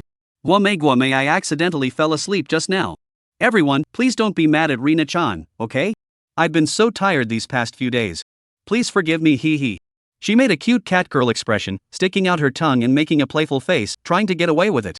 However, deep down, she felt a mix of relief and regret, silently berating herself for being so undisciplined and falling asleep at such a critical moment. If her fans left because of this, her future income would become unstable, and her grandmother's chemotherapy expenses would face a huge financial hole. This risk was something she couldn't afford to take. No. I mustn't do this again. I'm not a child anymore, I have no right to sleep so much. She kept repeating this to herself, trying to rally her spirits. However, even after a short nap, under prolonged high pressure, she couldn't fully concentrate. Just reading the comments and the script sent by the director and others was already overwhelming. Black listener makes me happy. Hey, are you serious? You actually fell asleep? You have to compensate the viewers who've been waiting so patiently. You can't just get away with this. T Wang, can the streamer please stop talking? I prefer hearing your breathing while you're asleep, it's soothing and helps me sleep. The instigator, let's all go home. The main streamer is awake. It's not worth it anymore. Everyone can leave. Surprisingly, the situation on site took a turn for the worse. Watching the crowd leave in droves, the number of haters had grown so large that they couldn't be blocked, and Bai Xing felt a sense of helplessness for the first time, as if she were being bullied by a group of beggars during a livestream. For a moment, her smile froze on her face, and she didn't know how to respond. Some captains and admirals stepped forward to speak on her behalf, but unfortunately, the incident of a 1,000-ship streamer falling asleep during a livestream was already a hot topic, so their attempts to defend her were quickly drowned out by more inflammatory comments. I just heard knocking sounds coming from the streamer's side. Could someone have actually opened a box successfully? Rina-chan, is there a man standing behind you? Hey, is there really a guy standing next to you watching you go live? No way, right? Say something. If you can show your face to a guy, can't you at least post a selfie for your fans? Can't you even show your face? You're so stingy. Hee, guys, don't worry. If she really gets unboxed, it won't be long before her photos show up on Bilibili or the forums, and everyone will be able to see what she looks like. Really? I don't believe it. What if someone else gets to see it first? Wait, has she already been with someone in real life? If we ship her and make her our admiral, wouldn't we be the ones getting screwed? I was actually planning to join the ship, but after you say that, I don't want to anymore. It was clear that among the viewers were many fans of other streamers who had come specifically to cause trouble and stir up trouble. The room moderators couldn't keep up with the bans. As she watched the torrent of malicious comments pouring down on her like a storm, the young girl's face, which had been forced to look cheerful, finally couldn't hold it anymore, and her expression gradually twisted into a hideous grimace. Hey, everyone, do you think a paper doll wife shouldn't be allowed to sleep? The voice shifted from the cheerful, cute tone of a young girl back to Bai Xing's true voice. Do you think that the person behind an idol isn't allowed to feel tired, right? What's suddenly wrong? Rina-chan is so scary. Rina's voice has changed. Is she really angry? She's not going to scold us, is she? We're her fans. She's not going to give up, is she? Ha, I'm talking about you, the one with the ID black listener who makes me happy. Hey, why don't you just die? Black listener is bad enough, but why are you still here blabbering? If you can't keep your mouth shut, just shut it. If you can't speak properly, don't speak at all. If you can't afford the captain, just leave. If all else fails, you can always kill yourself. Look in the mirror and see what you look like. You're a cowardly, pathetic loser in real life, and you're just a keyboard warrior getting off on this. Finally found a place to vent your pathetic emotions, huh? Mom doesn't have to worry about me being ignored like a dog at school or in society anymore, right? At these words, the entire room fell silent. Rina-chan cursed. She cursed. She is panicking. She is really angry. Oh my god, will she get her livestream banned by the admin? This kind of situation always gets banned, right? Host? Go ahead, try it. ID, the one who stirs the fire, you elegantly MD noble language it, right? All you can think about is hosting. Don't you know that doing something like this could get your ancestors' household registration books revoked for 3 generations? You're so happy, aren't you? You look so proud. You're full of energy, aren't you? Your brain is full of a noble language, and you're such a little cutie. Ampmanti Wang, I saw the comments you just posted. Oh my, every one of them is stirring the pot. Do you enjoy causing trouble in my live stream? Were you sent here by another main account? Do you like being a little dog? Oh, how pitiful, being called around like that, with your tail wagging so high. But speaking of which, are you really happy like this? Do you like the feeling of crawling around? You're so cute. At that moment, Bai Xing seemed like a completely different person, completely ignoring the flood of comments and sarcastic remarks directed at her. All she could think about was escape, wanting to end this exhausting and draining life as soon as possible. So tired. Wearing a mask is so tiring. It's so tiring to wear human skin. Dragging her tired body around while pretending she wasn't tired, it's so tiring. I can't hold on much longer, my eyelids are fighting to stay open. Even when she lashed out with harsh words, attacking this group of disgusting people, she couldn't concentrate, couldn't perform her live streaming tasks normally like before. It seems like everything is going to be ruined. Forget it, let it all go to hell. This trashy world. In the moment before her consciousness faded, she mustered all her strength, reached out, and clicked the end stream button. ZZZZ. The screen went black. Next door. Lu Qing, leaning against the wall, stared intently at her phone screen, watching the chaotic screams in the livestream, her heart racing wildly. Don't go offline. Rina-chan, I want you to scold me too. Being scolded by Rina-chan feels so good and comfortable. I haven't had enough. I want more. What should I do, guys? Stop talking nonsense. Hurry up and join the ship. What are you waiting for? Congratulations to ID, Black Listener, the captain of the Joy ship, for boarding. Congratulations to ID, DD beheading captain for boarding. Congratulations to ID, Star Moon Rina's dog for becoming an admiral. Got it, today's third debut isn't a sleep episode, it's an insult episode. No wonder you're 1,000 ship big shot, your live streams are so much more substantial. I loved it. I'll definitely come back next time. Black listen streamer, angering streamer, being insulted by the streamer, addicted to the streamer. Oh no, I think I'm getting a bit obsessed. I want to be insulted by Rina-chan. Rina-chan's insults are so sexy, I love it, so sweet. Emoji, licking tongue. At this moment, the live stream has completely lost control. The unexpected live stream process and the completely opposite live stream effect directly led to the live stream room still having people trying to squeeze in even when it wasn't live. They wanted to see what kind of streamer dared to publicly insult fans and gain 100 followers in an instant. The viewers' spending continued, but Lu Qing had already lost interest in the live stream. It was certain that his suspicions were confirmed. Lei Sheng's appearance gradually solidified the previous suspicions, and the sound of someone banging on the wall, transmitted through the headphones, confirmed that someone next door was indeed live streaming. There was no doubt about it, Xing Yulina was indeed by Xing herself.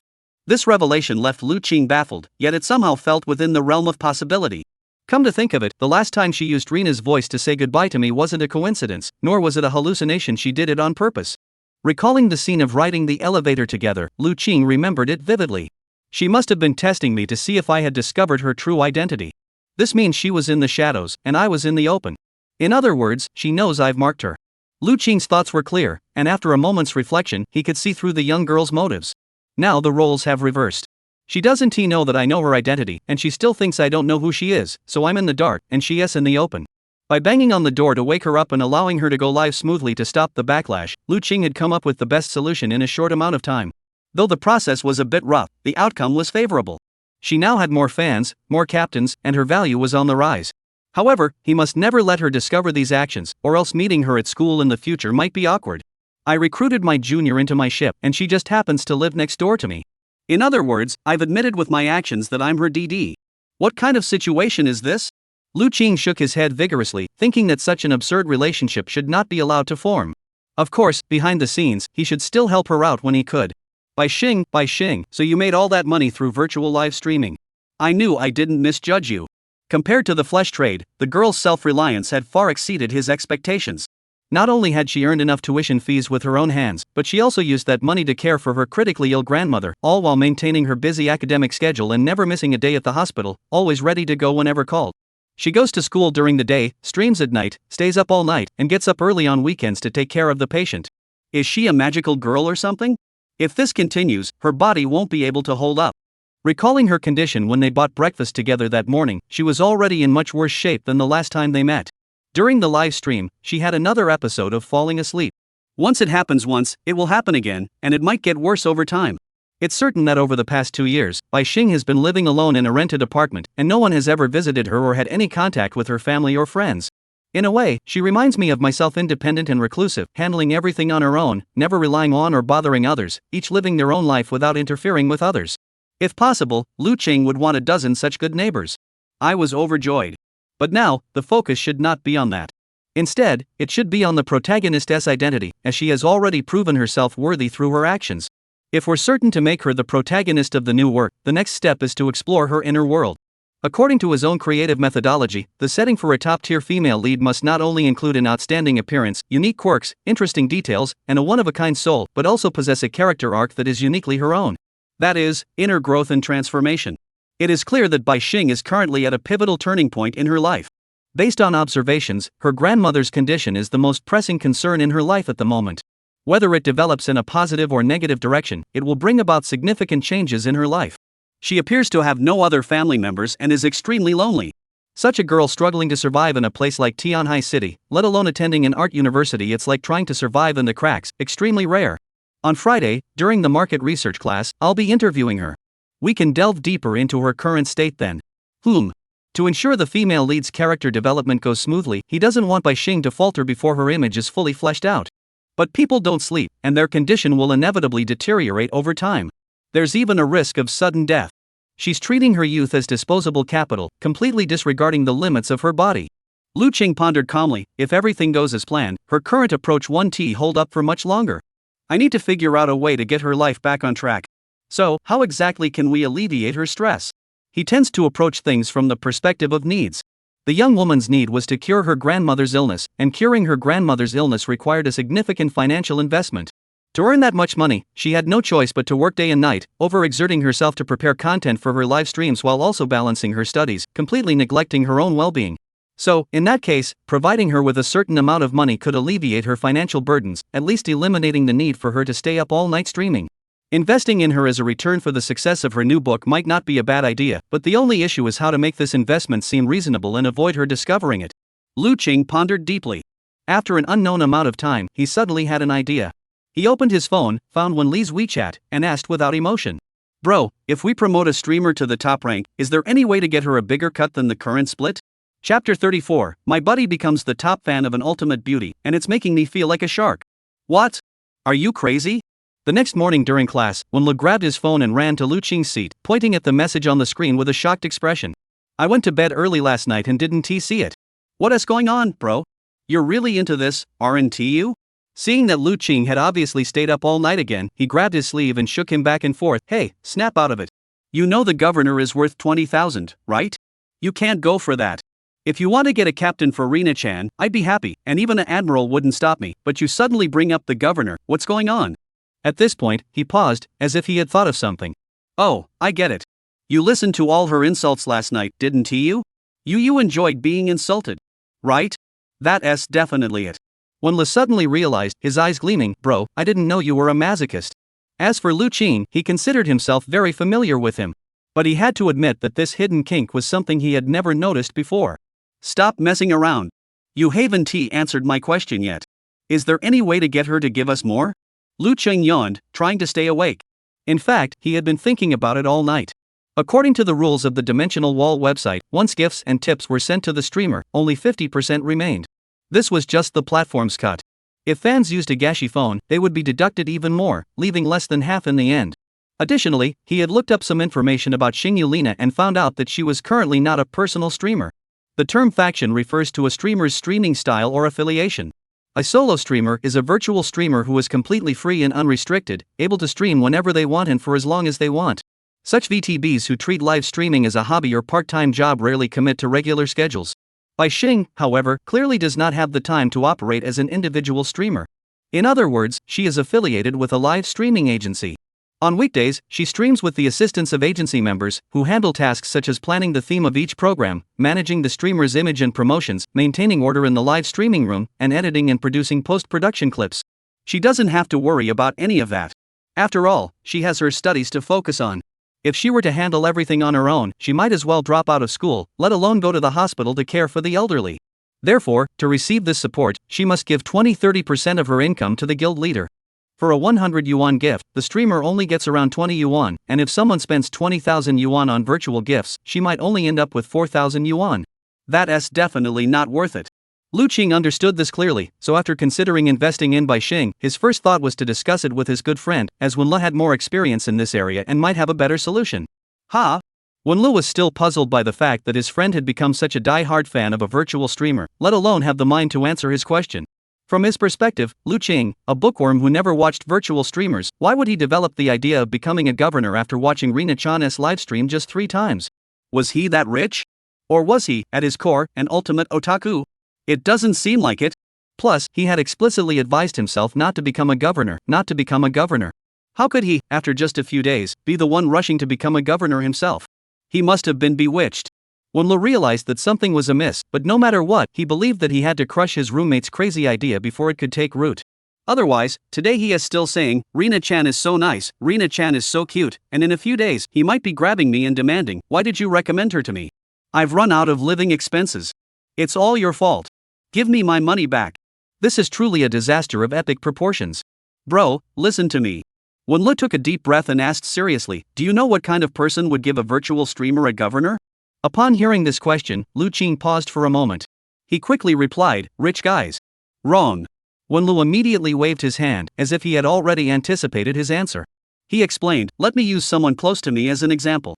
Take Old Li, for example. He's rich, right? As you can see, Old Li may be wealthy, but he's not stupid. He wouldn't spend money knowing that half of it would go to the platform just to impress someone by tipping his favorite female streamer, would he? Such behavior would be foolish and pointless for him. That's the logic. Then, what kind of person would spend money on virtual streamers in the V-circle? What kind of people? Wen Li paused for a moment before extending his index and middle fingers. Let me tell you, as someone who's been there are only 2 possibilities. His expression was unusually serious. First, the streamer's own guild's operations team or guild leader, in order to promote the streamer or obtain platform-provided traffic, would spare no expense to run a promotional campaign. At the moment the streamer goes live on the governor's page, the platform will trigger a treasure chest event, notifying all viewers in other live streams and aggressively harvesting a wave of attention. So this is essentially an investment, with half the costs recouped and the other half used to buy traffic. Moreover, you need to know that the money the guild spends on the streamer is deducted from her salary afterward. She doesn't get a single penny. This is a scam. Do you understand? Ah, I get it. So if you can't resist following the trend and go on the governor's stage, it's like being manipulated by the system, and you end up losing big, right? That's right. Got it. Lu Qing listened intently and then asked, what about the second option? The second one? The second one. Wen Lu gave a mysterious, sinister smile and pushed his glasses up his nose. Then he looked at Lu Qing. The second type is officially called old man. That's exactly like you. Question mark. Lu Qing furrowed his brows, I'm not old either. Right, you're not old, but that doesn't stop you from wanting to be an old man. Clearly, Wen Li's words were a bit abstract, and Lu Qing didn't fully understand. He explained, some older guys watch VTB, but they're not really like me, who genuinely enjoys watching shows. Instead, they see VTB as a form of borderline live streaming, just like Yang Zai said. They think VTB is like a faceless roast chicken, you just pay money, and you can still get what you want. These people are called old men in the V circle. Wait, what they want? Yeah. What do you mean? Wen Lu hummed and said mysteriously, what do the big brothers usually like to do? Lu Qing thought for a moment, I don't know about the big brothers, but Oldie seems to like massages and foot rubs. Oh, right. So the older brother who watches VTB is just a variation of Oldie, right? He just thinks going to a bathhouse to get his feet massaged is boring, so he wants to try something new online. He spends his money on virtual streamers, waits for them to message him with their contact info, then meets them in person, and proceeds with some unspeakable transactions according to the process. Finally, he graduates. Wen Li's information was too much for Lu Qing to process. He knew that the term graduation in the VTuber community referred to ending one's streaming career, meaning permanently stopping live streams. This is an official announcement, meaning the account can no longer be used for streaming. The agency will recover the account and permanently disable it. Even if the person behind the account wants to stream again, they can only reincarnate, that is, create a new persona and start over from scratch. This would result in all previous efforts, fan base, achievements, badges, and accomplishments being completely erased. It's as if they never existed at all. Wait, you're saying this is the norm in the VTuber world? He asked. I don't know if it's common or not, but out of the over 1,000 VTBs I follow, dozens or even hundreds have suddenly and inexplicably graduated. And there's evidence and clues from scandals and leaks suggesting they've found wealthy sponsors to retire, while we, the abandoned fans, are like stray dogs, left to silently withdraw into ourselves every day, watching the fan badges of those we once cared about most, and constantly searching for new streamers similar to those we once loved, trying to recall the happy times we can never get back. At this point, Wen Li's mood clearly dropped, as if he had gone through something. Virtual streamers come from the virtual world and eventually return to it, leaving behind only regret and reflection. What I'm saying is a bit abstract, but can you understand? I think I get it. Qing, I'm telling you all this because I just want to remind you not to get too invested. Really, don't get too invested. Wen Lu sighed, I know. After you watched Rina Chan's voice demo that night, you were completely smitten with her. You didn't scold me afterward and didn't think I was taking advantage of you. That's not like you at all. But you have to understand, I really don't want you to get involved. From my experience, I can tell you with certainty that what you'll get for your money is probably just pain, not happiness. Happiness is fleeting, the lingering torment afterward is what really hurts. You've only been in this circle for a short time, so you definitely don't know as much as I do. Let me tell you, what virtual streamers offer to their fans is the show experience, the time they spend together from the moment they go live until they go offline. The comfort, the companionship, the waiting, the laughter, she can provide all of that to DDs for free, without expecting anything in return. And that's precisely why DDs become so deeply addicted. After all, real life is already tough and messy enough, isn't it? Being able to establish a cross-dimensional connection with a cute paper-cut wife using just a smartphone, calling out wife and baby over and over again, experiencing bouts of illness, crawling around in a dark and twisted manner in a live stream, and none of this results in any punishment. Isn't this one of the greatest inventions in the world? Wen Lu spoke faster, his breathing becoming. The charm of the 2.5-dimensional world lies in the fact that when you think your 2D wife is completely virtual, she suddenly takes on the real-world values of the person behind her, making this virtual image feel tangible, approaching reality, no, even becoming reality itself.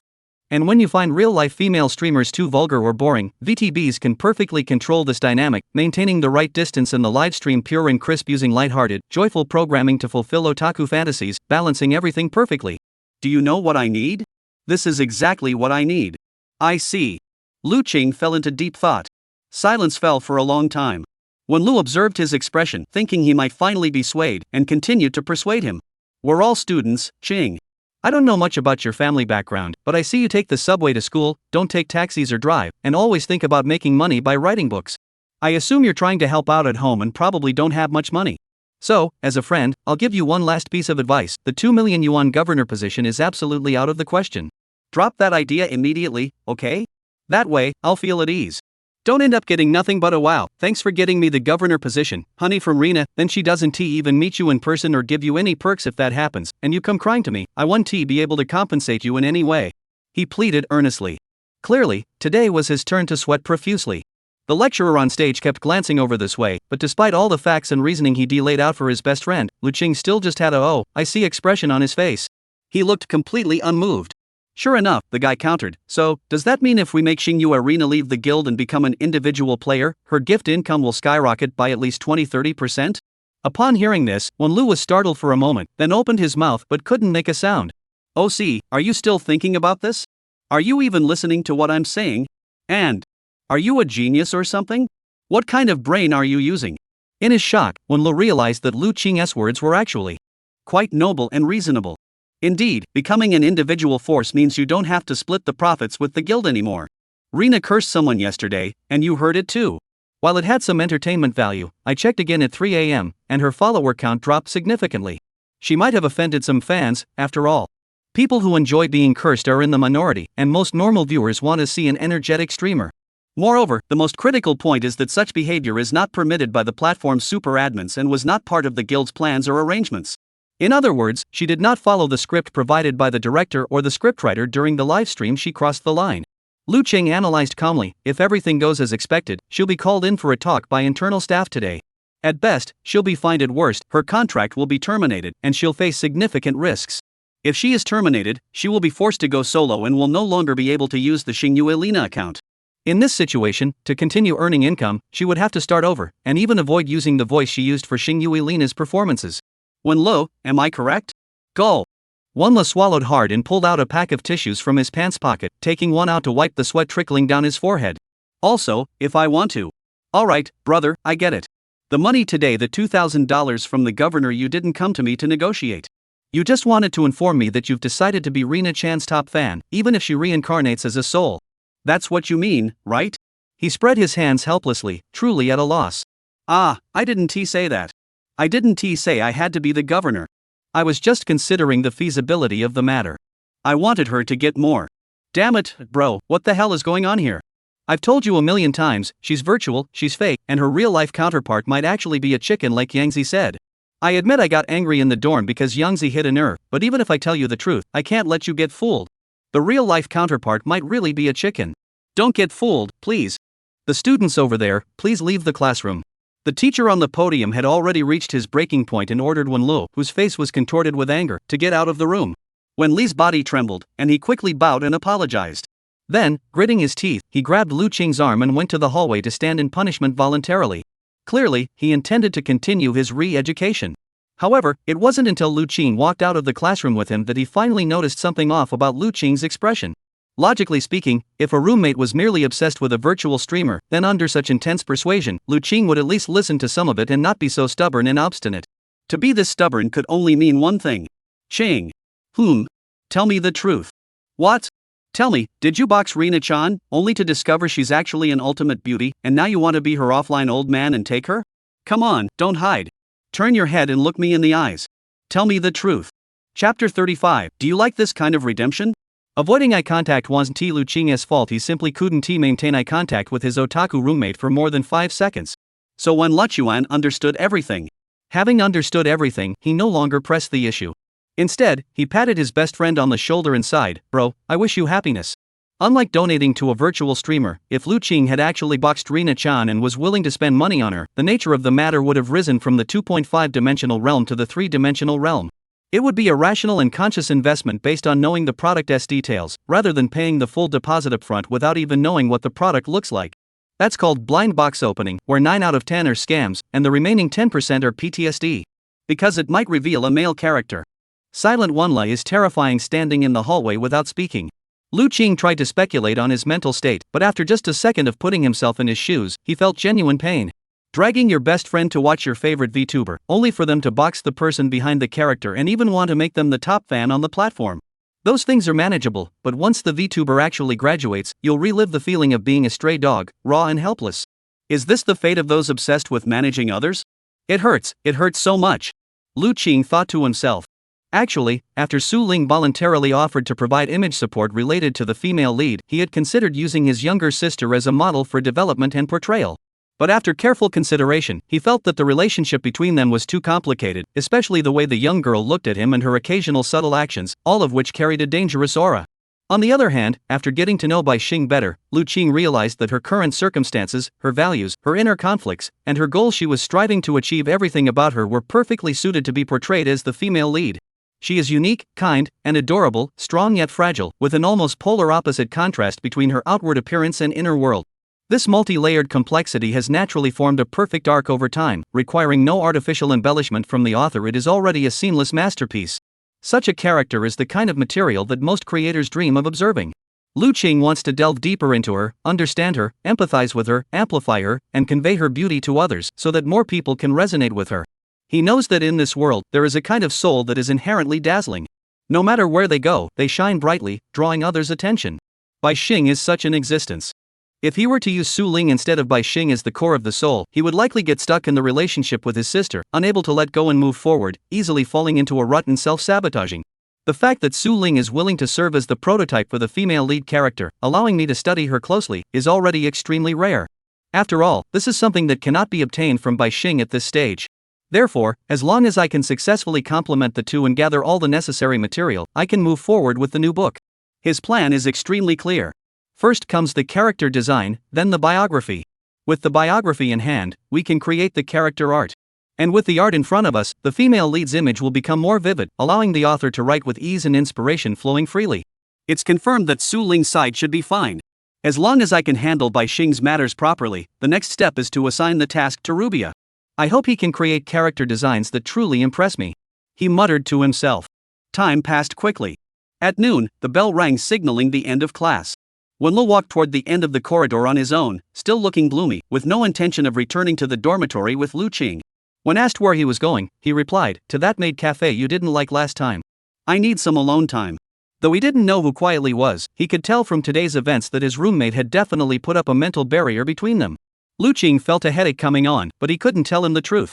After all, Bai Xing's identity was highly sensitive, and he couldn't reveal a single detail. Plus, the fact that he was writing a book for research purposes was also tricky to explain, as it could easily lead to social embarrassment. For now, he could only handle it this way and wait for a more appropriate opportunity to explain the situation to him gradually. Others didn't matter, but Wenlu was a decent guy, and he couldn't owe him anything. Soon, the two parted ways at the bottom of the academic building. Lu Qing walked alone toward the unoccupied bench in the school's Lake Island garden. By the way, Bai Xing seemed to have skipped class again this morning. Although the teacher didn't take attendance, skipping class so blatantly, is that really okay? The fact that the girl had already skipped 80% of her classes 4 times wasn't exactly a secret anymore. Compared to her failing grades, he was more concerned about her mental state. The aftermath of last night's live streaming incident hadn't settled yet, and he doubted she'd be able to rest properly. Without anyone to accompany her, would she become even more withdrawn?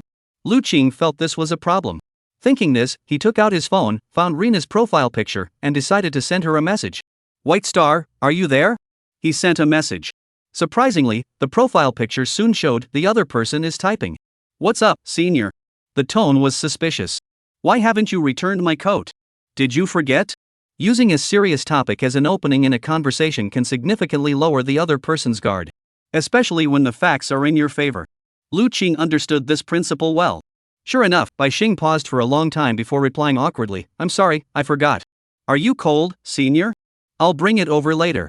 It was clear that her mood was low, and the vibrant, playful, and carefree vibe she had shown in previous conversations was completely gone. Lu Qing raised the corner of his mouth. "No rush. You can return it whenever you're ready. I just wanted to remind you that today's afternoon class is with Professor Lu, and she always takes attendance." Bai Xing. The young girl remained silent for a moment before reluctantly replying, "Got it, I'll go." As expected. Her reaction clearly showed she had been deeply hurt.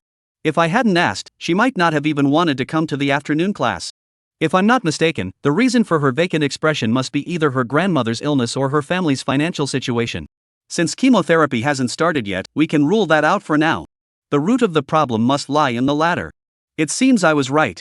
Lu Qing pondered how to pull the girl out of her predicament without hurting her, while also extracting the reward she deserved.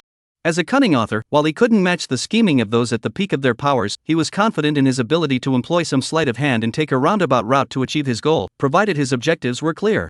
Why not let her taste a little sweetness today? He thought to himself, then didn't respond to the girl's message. Time quickly passed to the afternoon lecture. 15 minutes after the bell rang, the girl finally arrived, looking disheveled. Today, she looked utterly disheveled, a far cry from the outfit she had worn when they last met over the weekend. Her hair was disheveled, she wasn't wearing any makeup, and she had covered her face with a hat and a mask, not even bothering to spray on any perfume. Of course, she still smelled wonderful. The coat she was wearing was a fluffy knitted hoodie, very loose-fitting, the kind you could slip on in a second. And judging by her empty hands, she clearly hadn't brought her coat with her. Either she forgot it or she was in a hurry. Senior. The same seat, but a different relationship. Lu Qing stood up and let her sit in the innermost seat, resisting the urge to look closely at her face. Instead, he sat down and continued writing and drawing in his notebook. As expected, Bai Xing glanced over after sitting down, looking a bit concerned. "What are you writing?" she asked. Although her entire world had collapsed since last night, she hadn't eaten a single drop of water and had stayed awake all night despite extreme fatigue, but this didn't stop her from still being deeply interested in Lu Qing and having a strong desire to explore him at any moment. "Writing a proposal." Lu Qing replied casually, his expression unchanged. "A proposal?" "Yes, the proposal for the new project." He deliberately made what he was doing sound highbrow, causing the young woman to pause in confusion.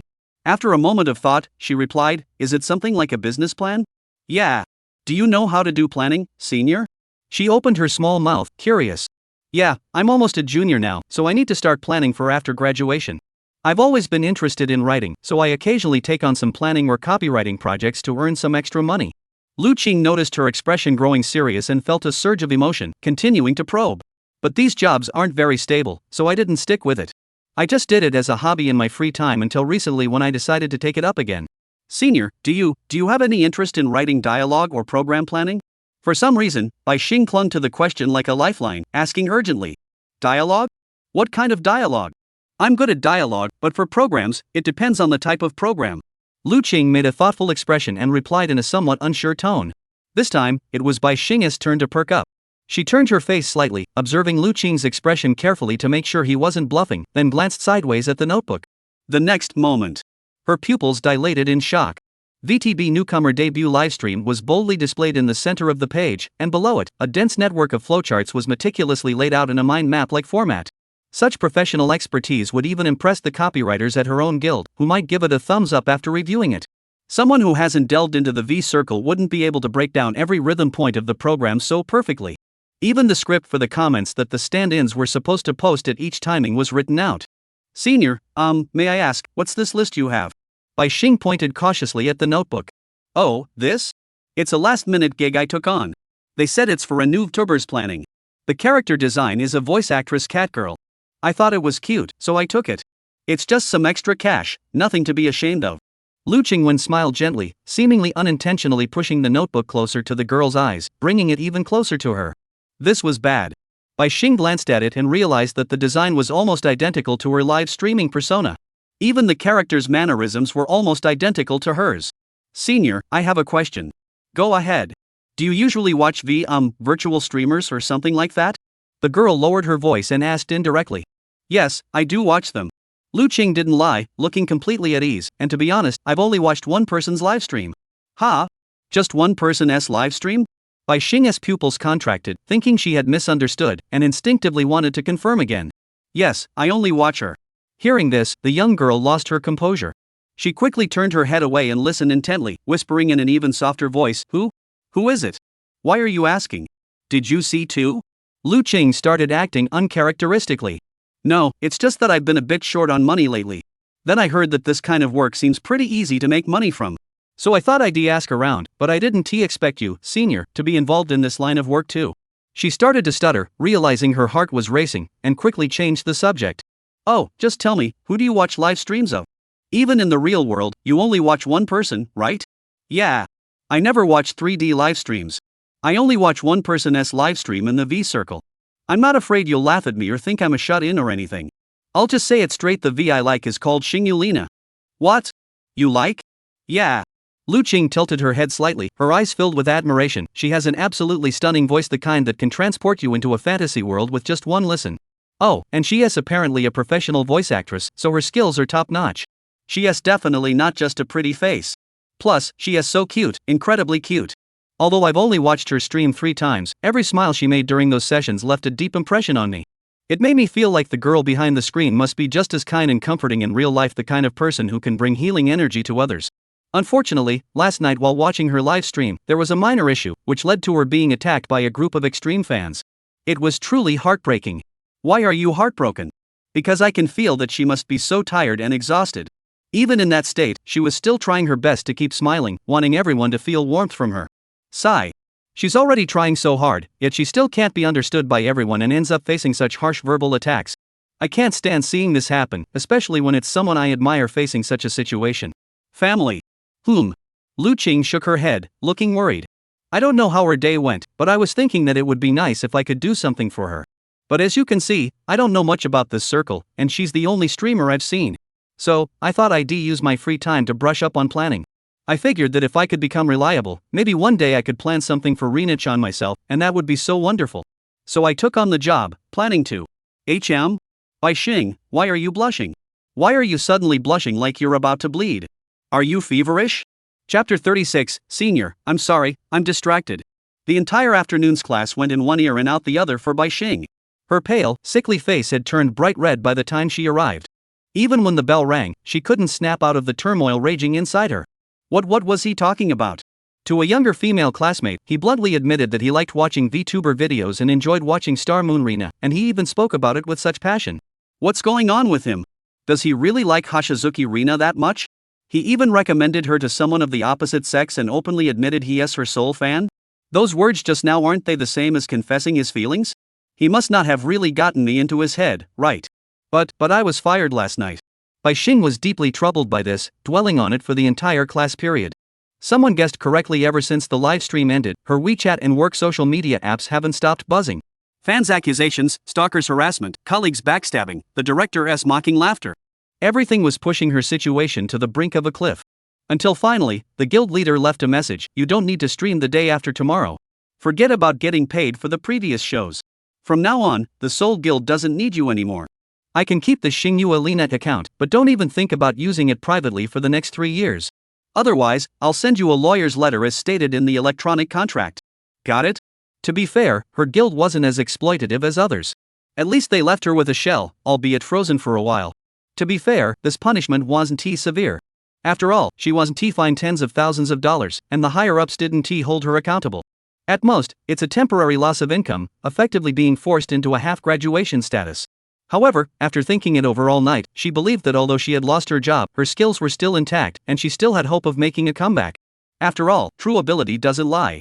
As long as she is willing to put in more effort, overcome all the challenges in planning, copywriting, character design, modeling, operations, promotion, editing, and audio post-production, and reincarnate with a new persona, there is still a glimmer of hope to build a respectable VTuber career. Speaking of which, she doesn't know anything besides live streaming. If she were to start learning all those skills from scratch, I might end up retiring even earlier than my grandmother. No. The girl shook her head forcefully, calmed down, and set aside all the other difficulties for now. Now, the only problem was, the senior she liked, Hashizuki Rina, was no longer herself. What should she do? She had Rina-chan's costume in her hands, but due to the contract, she couldn't use it. She couldn't even send out a broadcast cancellation notice, leaving the fans who were still waiting anxiously with no way to know. The senior was one of them too. He likes me so much, but I can't tell him I'm the person behind Rina Hashizuki. No, I'm not anymore. I can't possibly reveal the truth. How could we ever face each other again? If he finds out I was intentionally leading him to confess his feelings to Rina-chan, he'll be so embarrassed he'll never want to speak to me again. He'll hate me, won't he? This can't happen. The girl buried her flushed face in her arms on the desk, rubbing it back and forth. Why am I so stupid? If I had known I'd hear this today, I should have put on makeup and dressed up nicely before coming. Otherwise, if the senior one day discovers that the real me isn't as cute as Rina from the anime world, won't he feel let down? Even if I tell him I'm Rina, he won't believe me, will he? He might even be disappointed? Think that. I don't match the perfect image he imagined? He'd think I'm terrible, that I'm manipulative, deliberately saying these things to deceive him and make him feel embarrassed. And why am I so lazy? It's just that I didn't sleep, but I didn't even think about maintaining a good image in front of him. Wah. Bai Xing's mind had completely collapsed. She didn't even know what she was thinking, let alone how to face Lu Qing. A mess of a career, academic performance that could fail at any moment, new skills she doesn't know where to start with, and hospitals waiting like spatial rifts to devour massive medical bills. Now, there was one more thing. He had overheard something he should never have heard from an important person, and he wasn't mentally prepared for it at all.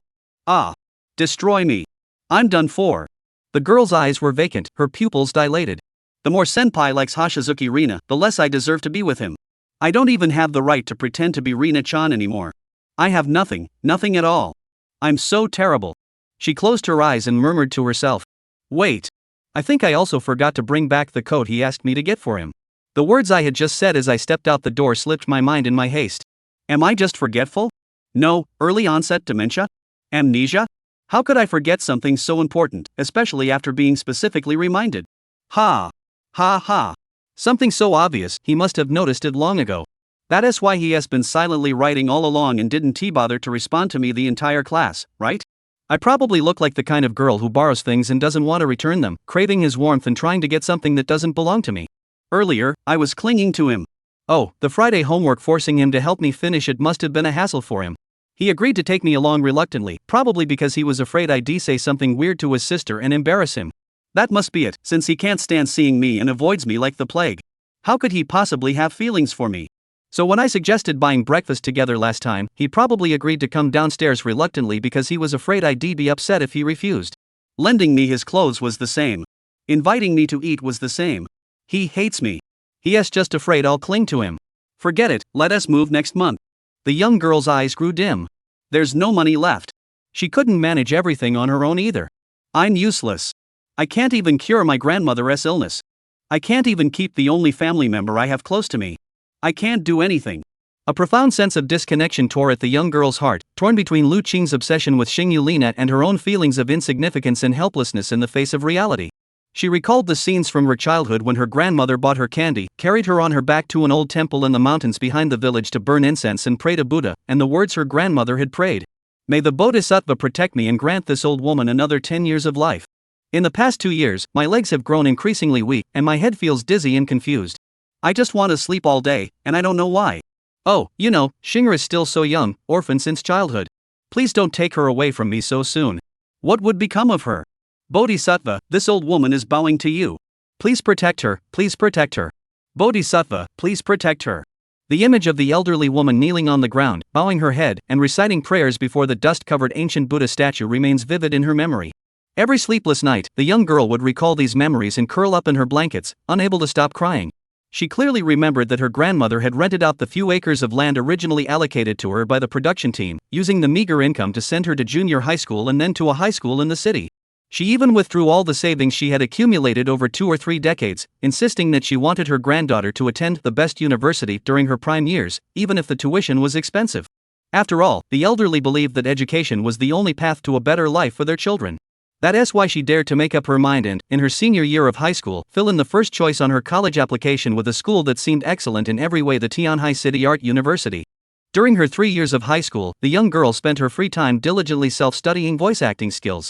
She was well aware that she wasn't as intelligent as many others, so she knew she had to compensate through hard work. It wasn't until she could support herself comfortably through this skill that she truly felt she had eased her grandmother's burden. She imagined herself looking like a typical urban college student when she started school. To achieve this, she sacrificed a great deal of sleep and made efforts that few could imagine. Finally, in her second semester of high school, she began to see progress in her voice acting career. She started by dubbing for radio dramas, then moved on to voice acting for scripts and short videos. Then came voice acting for animated films, micro-movies, and domestic animations. Finally, she received a voice acting job for a video game, including the full dialogue for a core female character in a major online game. Her part-time jobs were mostly paid by the sentence, ranging from 10 yuan per sentence to over 100 yuan per sentence. This allowed her to save a significant amount of money, leading her to believe she could finally complete her university education without having to work part-time jobs during her studies. However, not long after, her grandmother fell seriously ill. The person who had once been there to protect her from the storms of life could no longer respond to her calls with clarity.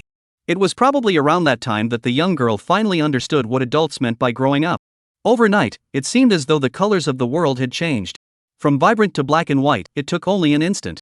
The enormous medical bills, the doctor's pitying glances, the helpless sobbing at first, and then the relentless search for her own potential, for anything she could do to earn a fortune. Finally, she set her sights on the VTB community. Ah! Now, everything is over. The young girl was in agony, her tears having soaked through the sleeves of her knitted sweater without her even noticing. Time passed, and she remained in this state for an unknown duration. Suddenly, her shoulder seemed to be gently tapped by someone.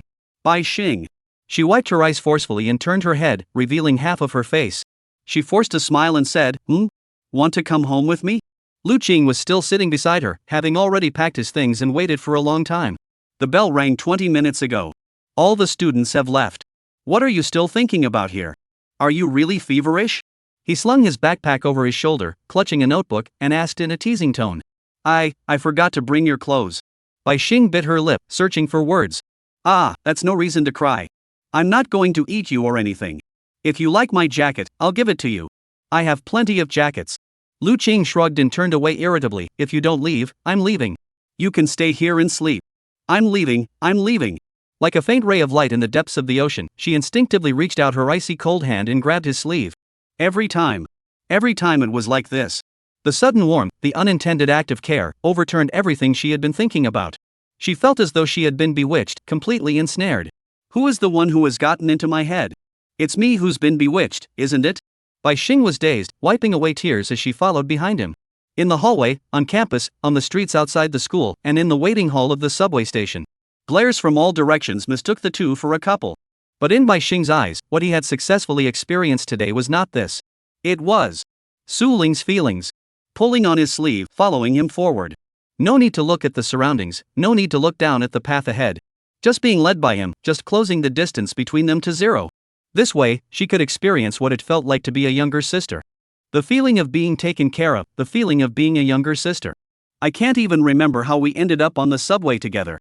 Amidst the stumbles and falls, all I remember is him shielding me with his body, in the suffocating crowd of the evening rush hour, using his arms to brace himself against a corner, allowing me to stand in that narrow space without being pushed or jostled. Normally, I never received such treatment. Not only did I have to constantly watch out for perverts, but I also had to dress modestly to avoid unwanted stares from others. Living alone is truly tough. Perhaps true happiness can only be found when someone takes care of you like this. Bai Xing's beautiful, haggard face betrayed a look of longing, but that longing quickly turned to sadness. Every time she imagined being cared for by him, she would inevitably think of that girl. Horror. Perhaps she is cuter than me. More skilled at being spoiled. Better at understanding what he wanted. She understands his needs better than I do. She lives in his house. Or in his arms. And I can only cling to this hard-won charity. Taking one breath after another, breathing the limited air that can only be tasted in the short 30-minute journey. Bai Xing. Her half-closed eyes opened slightly. She glanced at him. You just said you thought VTB was profitable, so you wanted to try it too, right? Yes, that is right. But Her expression hardened, and she turned her head away as if to avoid him. Lu Qing sighed helplessly. I need to tell you something. You know, out of all the girls I know, out of all the women I know, you're the most mysterious one. He said. What? Mysterious? Me? What's mysterious about me? You're denying it. I just feel like I can never figure out what you're thinking or what you want. As Lu Qing spoke, he suddenly leaned in slightly, his face just half an inch away from hers, staring directly into her eyes. This distance was dangerous. I'm talking to you. What are you hesitating about? If you want to try something new, just go for it. How will you know if it can make money or be successful if you don't try? Besides, I'm also looking for a place to gain some experience in planning. If you think it's okay, I can help you with all the planning, copywriting, dialogue, and even the comments you need to post for your new VTuber channel. Plus, I know an amazing concept artist who can handle the character designs, and he is even capable of creating live 2D models. As for editing and post-production, I've done it all before, and I've even worked on music. I have over 100 gigabytes of sound effect assets. All you need to do is give me the green light, and I'll collaborate with you to try and propel your new VTuber to the same level as my beloved Rina-chan. Of course, I'm not doing this for free. After all, I'm putting in so much effort, so I'll take 15% of your gift revenue. That's cheaper than the standard guild commission rate, right? By this point, Bai Xing's expression had completely lost all restraint. All that could be seen was her sweet little mouth, hidden behind her mask, slightly parted. Her already rosy eyelids were now rippling with spiral-shaped waves. In her heart, she murmured, repeating the words thousands upon thousands of times. And, merge with the senior. Let us run it together, new V. Surpass Rina-chan. Am I dreaming again? Chapter 37, Shura never prepares a fair battleground. The Manhwa Platinum apartment building C has 26 floors, with balconies and staircases between each floor, which the developer used as shared space to maximize profits. Due to the scenic views and fully sunlit corridors, the entrance directly faces the elevator, making it the mandatory path for residents to exit or return home. At that moment, Bai Xing was riding the elevator with Lu Qing, feeling as though time had stopped, staring blankly at the red LED numbers slowly climbing upward. If everything that had just happened wasn't a hallucination, if the person standing beside him wasn't just a fantasy figure who only appeared in his dreams in recent years, then it would mean that the senior had agreed to handle everything related to the new V for him. He would join forces with him to run the new V, face challenges together, create plans together, and start from scratch, step by step, toward the pinnacle of the V circle. Is this really possible? Bai Xing couldn't be sure, but she knew that the senior's goals were very ambitious, extremely ambitious. To surpass Rina Chan. Only those who have experienced it can truly understand that Star Moon Rina's success was no accident. It was achieved through the relentless efforts of dozens of staff members from the top 3 ranked ex-Soul Guild. The guild leader spends a significant amount of money each month on expenses for those individuals. Can he really accomplish all that work on his own? To rise from an individual influencer to a top-tier influencer with thousands of followers, and then surpass his former self, is that what it takes? Bai Xing's thoughts were in disarray. It was clear that today's events had left her with little rational thought remaining. She even began to blindly believe that if it were him, he might truly be capable of anything, even surpassing Rina, or even taking down a major guild in a PK match. It must be possible. Senior. Even if it's just a dream, it's not so bad. After all, it's been a long time since I've had such a satisfying dream. It's even more comfortable than the ones I had in spring. How strange. She licked her dry lips, feeling a secret joy in her heart. The time spent with him passed too quickly. In the blink of an eye, the elevator doors on the 19th floor slowly opened. She was about to follow him out, intently savoring these final moments of beauty. But as she took a step forward, she unexpectedly bumped into something. Rubbing my face, I looked confused. What happened? It was his stiff back. Bai Xing had never imagined that his first encounter with her would happen in such a way, completely unprepared, suddenly appearing before his eyes. It was clear that Lu Qing had stopped. Because, not far ahead of him, at the entrance to room 1901, a young girl was standing deep within the corridor, waiting for something. It was the sunniest spot, and she was leaning against the railing with both hands, her profile turned toward the ground below, seemingly admiring the inner scenery of the compound. It was her. That was Bai Xing's first thought. Such a stunning young woman in the past 2 years, there had never been another like her in the entire neighborhood. Her eyes narrowed instinctively, scanning the other person with the harshest gaze. She looked adorable and natural, wearing a high-end black and white Magnolia dress, elegant and sophisticated. Her face seemed like a work of art blessed by the heavens. Even from 10 meters away, one could still feel the overwhelming pressure of her beauty. She had a perfectly proportioned figure, with everything in the right place, and her straight legs beneath the skirt resembled those of a manga protagonist, even in the virtual world, capable of causing indiscriminate damage.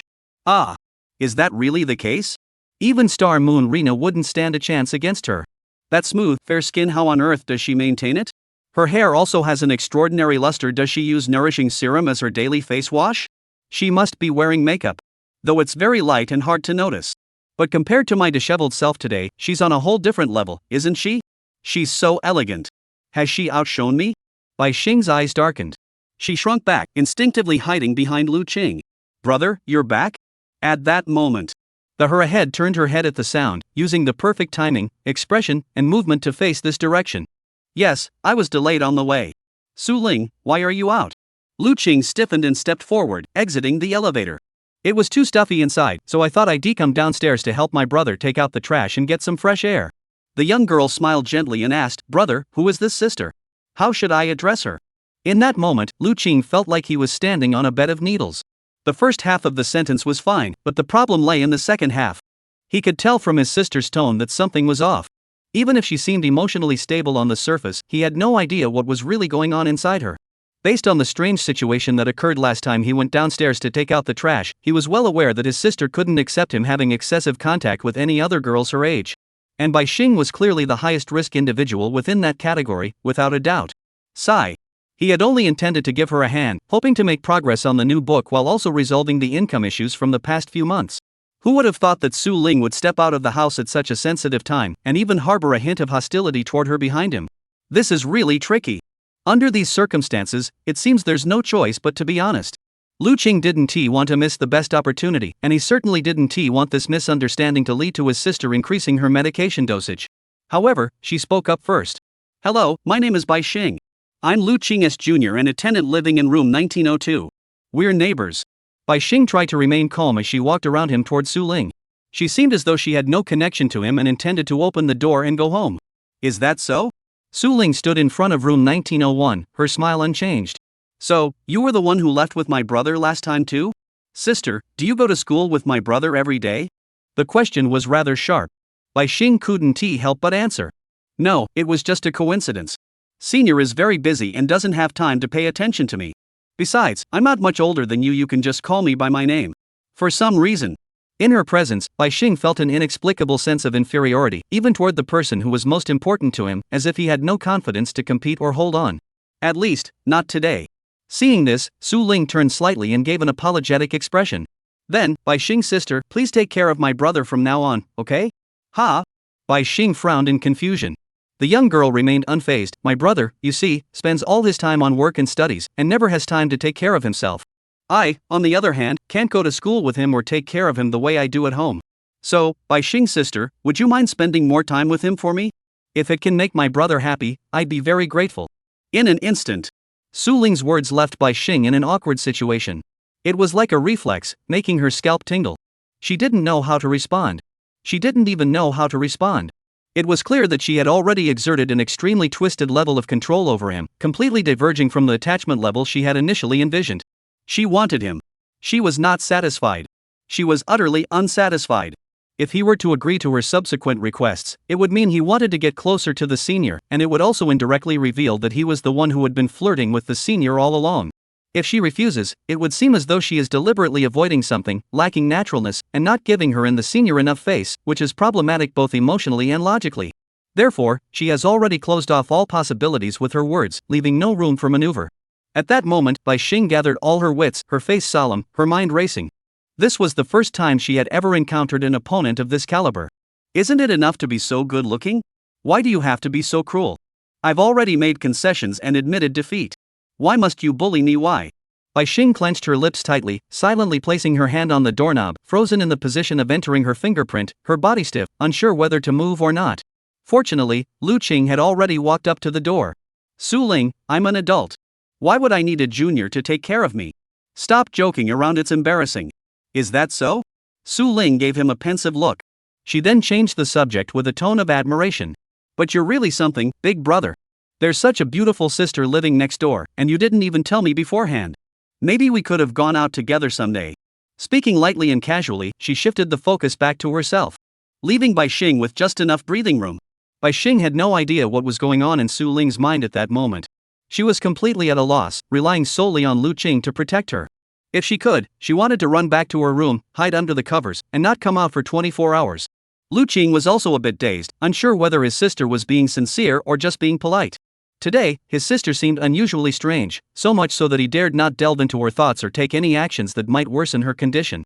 Extremely tricky. If Bai Xing's inner world was like the ever-changing, unpredictable turmoil of a young girl's heart, then Su Ling's was like a pitch-black abyss, utterly silent yet capable of swallowing everything in its path. In Lu Qing's eyes, his sister was complex and dangerous. Unstable, ready to explode at any moment. Bai Xing is delicate and fragile. She is delicate and soft, easily melted with the slightest carelessness. When these two personalities collide, it feels like heaven and earth cannot coexist, like water and fire repelling each other. Before he could think further, he heard his younger sister continue, "Hurry inside. I've prepared a surprise for you tonight." Her smile was different from yesterday's. I wonder what the surprise she mentioned could be. I could only follow my sister's lead, open the door, and without even glancing at her standing there motionless on my right, I was pushed into the room by my sister. Poof. Glancing sideways at the person still standing motionless in front of 1902, Su Ling smiled sweetly. It was almost exactly as she had imagined. The conditions of a woman who had been unfaithful truly outshone the ordinary college girl she had imagined. Even in casual attire, even with her face covered tightly, one could still faintly sense that her aura was extraordinary. If I hadn't miscalculated, she could probably charm 99% of men with just her natural beauty. Otherwise, given my brother's unyielding personality, how could he possibly take notice of a mere neighbor or junior? He can't even handle himself, how could he possibly have feelings for any other woman? Ridiculous. Poof. Bai Xing, right? The way she followed her older brother today looked just like a young bird lost in the darkness of night. Who knows where she fell onto someone else's balcony, only to be rescued by a kind soul who bandaged her wounds and set her free again. But what are you clinging to? Your brother healed you, yet you still want to stay and cling to him? Don't you think that's greedy? Ha ha. Your skin is so fair and delicate, you have the face of an idol, your legs are straight, your body is soft, and even if you dye your hair pink, you still look like a manga character. No wonder you have such ambition. Even someone as gentle and perfect as your older brother wants to keep you all to himself. You. Are you too arrogant to care about others? Your mind is filled with nothing but yourself, isn't it? If you like something, you just take it. And pursue whatever you desire. Regardless of who they once belonged to. You don't care who he should belong to. People like you really disgust me. Just because you're cute and a bit weak, you think you can use that to shatter others' worlds. A life without any obstacles must be so comfortable for you. Whether it's school or society, you seem to navigate it all with ease. But before that, you've already tried every trick in the book. All failed, right? A brother isn't someone who can be manipulated by tricks. I've completely understood him. So, after all this time, you've probably changed your tactics. Perhaps you're trying to exploit his mercy? Perhaps, if I had come a few days later, you would have succeeded? What a pity. As the door slowly closed. The silent Su Ling suddenly wrapped her arm around her brother's, using the angle of the doorframe to compress the final few seconds from a 45-degree angle to 0, slowly turning her head frame by frame. As if she had known all along that Bai Xing was still standing at the door, peeking into her room. Her face, as pure as an angel's, twisted into an eerie, subtle smile. Gradually curled into a smile. Facing the cat outside the door, whose pupils were filled with astonishment. In a condescending posture, revealing a twisted, playful, and devilishly perverse expression. The next moment. Click. Creak, creak, creak. The cracks closed, and the chains ground to a halt. The sound of the lot being double-locked rang out at that moment, crisp and piercing. Chapter 38, To slay the adulterous cat, only one move is needed. 3 hours. Today's confrontation will at least make the adulterous cat hide under the covers and cry for 3 hours after returning home. Su Ling's mind was as clear as a mirror, precisely discerning the other's mental state. For her, this welcome was merely a small warning. Its purpose was to make her understand who the only one by her brother's side was, and who was truly his spiritual anchor. If she still refuses to recognize the situation, then don't blame me for resorting to more violent and bloody methods. To defeat a cheating cat, one move is enough. Show her through actions that what doesn't belong to her will never belong to her. Even the slightest thought of glancing at it would be shattered in an instant, turning into a distant dream, leaving her powerless and unable to hold on. Has it already been exposed? That desperate gaze. That expression on her face, almost ready to cry. How pitiful. Su Ling was in a good mood. More than usual. Lu Qing had no idea what she was thinking at that moment. As soon as he entered the room, he was immediately captivated by the overwhelming fragrance. The scent was coming from inside the house. It was somewhat similar to the scent that had wafted out of the window of that panini shop in the alley when he had gone to buy breakfast with Bai Xing last time. Su Ling, what is that? He turned to ask. My brother has always taken care of me.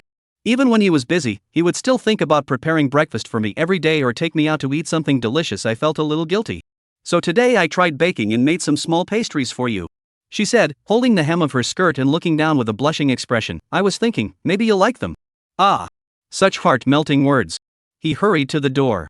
Glancing at the neatly arranged chocolate croissants, Portuguese egg tarts, pineapple buns, and cat ear cookies on the table, the tension in his body relaxed almost instantly, and the corners of his mouth began to curl upward despite his efforts. Su Ling. She knows how to repay me. Really. It's truly heartwarming. No. I mustn't let her see how happy I am. Otherwise, the position of master of this household will be handed over to someone else. Before the hot spring showdown, I can't lose. Absolutely. Lu Qing thought to himself. I didn't expect you to know these things. He turned around, forcing himself to keep a straight face, and gently ruffled her long hair with a completely unmoved expression. But it seemed he had forgotten how long it had been since he had ever taken the initiative to reward his younger sister like this. I can't cook as delicious a meal as my older brother, and since I don't eat much on my own, I've been experimenting a bit with pastries. The young girl tiptoed on her toes, narrowing her eyes, savoring the warmth from his palm. She didn't mention how overly indulgent his actions were. She knew. This was a prize reserved for the victor. It was a delicacy a million times more delicious than anything a glutton could ever dream of. The stray cat must still be trembling in fear right now, right? Su Ling felt joy in her heart. On the surface, she remained calm and composed. She followed Lu Qing to the table and sat across from him. She elegantly raised her arm and, in the most proper maid's posture, poured him a cup of freshly brewed black tea. "Brother, warm yourself up first?" She gently pushed the teacup toward him, using this flawless rhythm to guide him into feeling her care. This was the theme of the evening. Lu Qing sat upright. He examined every item on the table with care. A colorful fruit platter. Chocolate seashell croissants. Thick sliced chilled butter slices with grilled pineapple buns. 6 perfectly baked Portuguese egg tarts. And a pair of handcrafted cat ear cookies. Taking the hot tea her sister handed her, she held it in her hands, feeling the lingering warmth from the cup. For a moment, she couldn't help but look at her sister with newfound respect. "You've got some skills." He gave her a rather harsh impression score. To prevent her from getting too cocky. In fact, the items before him were already impressive enough in terms of appearance and the sweet aroma they emitted, clearly indicating their high-quality craftsmanship. Considering that his sister had been living alone all this time, and in such a financially strained situation, she couldn't have been ordering takeout all the time, so she must have been cooking and shopping for groceries herself. Additionally, she has a medical condition, and the side effects of her medication are significant, making it likely that she struggles to eat regular meals. Therefore, making bread or desserts became her top choice. They're easy to store and can be taken to school as lunch, avoiding food waste. No wonder she was so interested in that Twilight Cafe last time. She must have had an interest in these things all along. Lu Qing picked up the teacup, brought it to her lips, and blew away the steam rising from the rim. She observed and pondered. It was clear that when it came to cooking, her younger sister had taken a completely different path from her. His exceptional culinary skills were all learned from the cooking videos of a master chef named Master Wang on Bilibili. The reason he enjoyed watching him was because Master Wang had a habit that was extremely similar to his own. Technical summaries.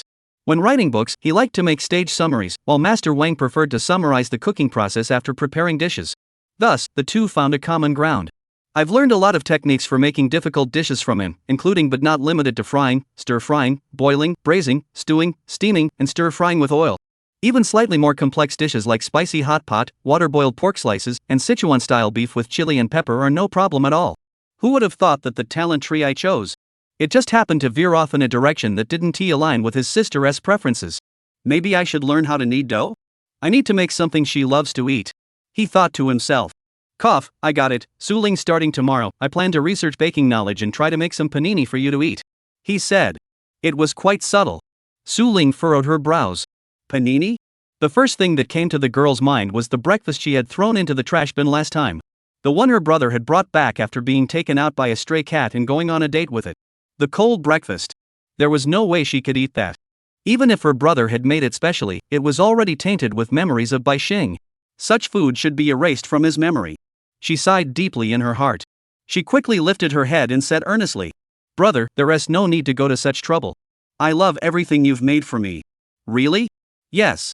Su Ling smiled gently, watching her brother take a small sip of black tea. Watching the thick tea liquid enter his throat. As it rolled down his Adam's apple, he swallowed it. Huff. A sense of reassurance mingled with the exhilaration of a scheme succeeding, causing his heart to race wildly yet discreetly. He made every effort not to show any signs of abnormality. Success. "But where did you get these ingredients? Did you go downstairs? Also, I don't think we have an oven at home. Usually, I fry eggs for you in a frying pan. How did you?" Lu Qing hadn't yet noticed the strange expression hidden beneath his sister's neatly styled bangs. He took another sip of tea, set the cup down, picked up a small cookie, and gently traced the adorable black cat pattern on it, asking in confusion, "I bought them online." She watched his actions, her smile growing wider. The ingredients were delivered by the delivery rider who brought the groceries for the dumplings. The oven and baking tools were ordered from the Taobao and Jingxi websites using the money my brother sent over. She spoke honestly. "Ha?" Upon hearing this, Lu Qing was slightly taken aback. "You only bought these things?" He took a bite of the small cookie, savoring the sweet, crisp, and tender texture, and asked in surprise. Su Ling nodded obediently, trying not to look at her brother as he ate. She furrowed her brow and thought, "As for the rest, I also bought my brother a thick blanket, a few sets of autumn DK uniforms that I think will fit him well, and the same bath towel that my brother told me not to take last time." Lu Qing felt embarrassed. "So you didn't buy anything for yourself at all, is that right?" "Yes. The money my brother gave me is all for him, of course. What's wrong with that?"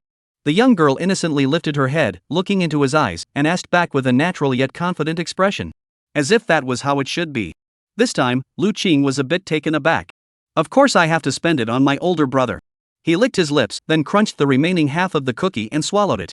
Then, with a nervous gulp, he downed the rest of his black tea. He said, "Su Ling. The young girl tilted her head. I gave you some pocket money so you can live more comfortably, he said. I'm already comfortable. The girl looked puzzled. No, no. Lu Qing denied it and began to present facts and reason. Look, you bought baking molds and an oven. I can understand that, since we'll use them at home, right? But you bought me clothes and a blanket. Those aren't necessary. I wanted you to buy yourself clothes, cosmetics, and things you need.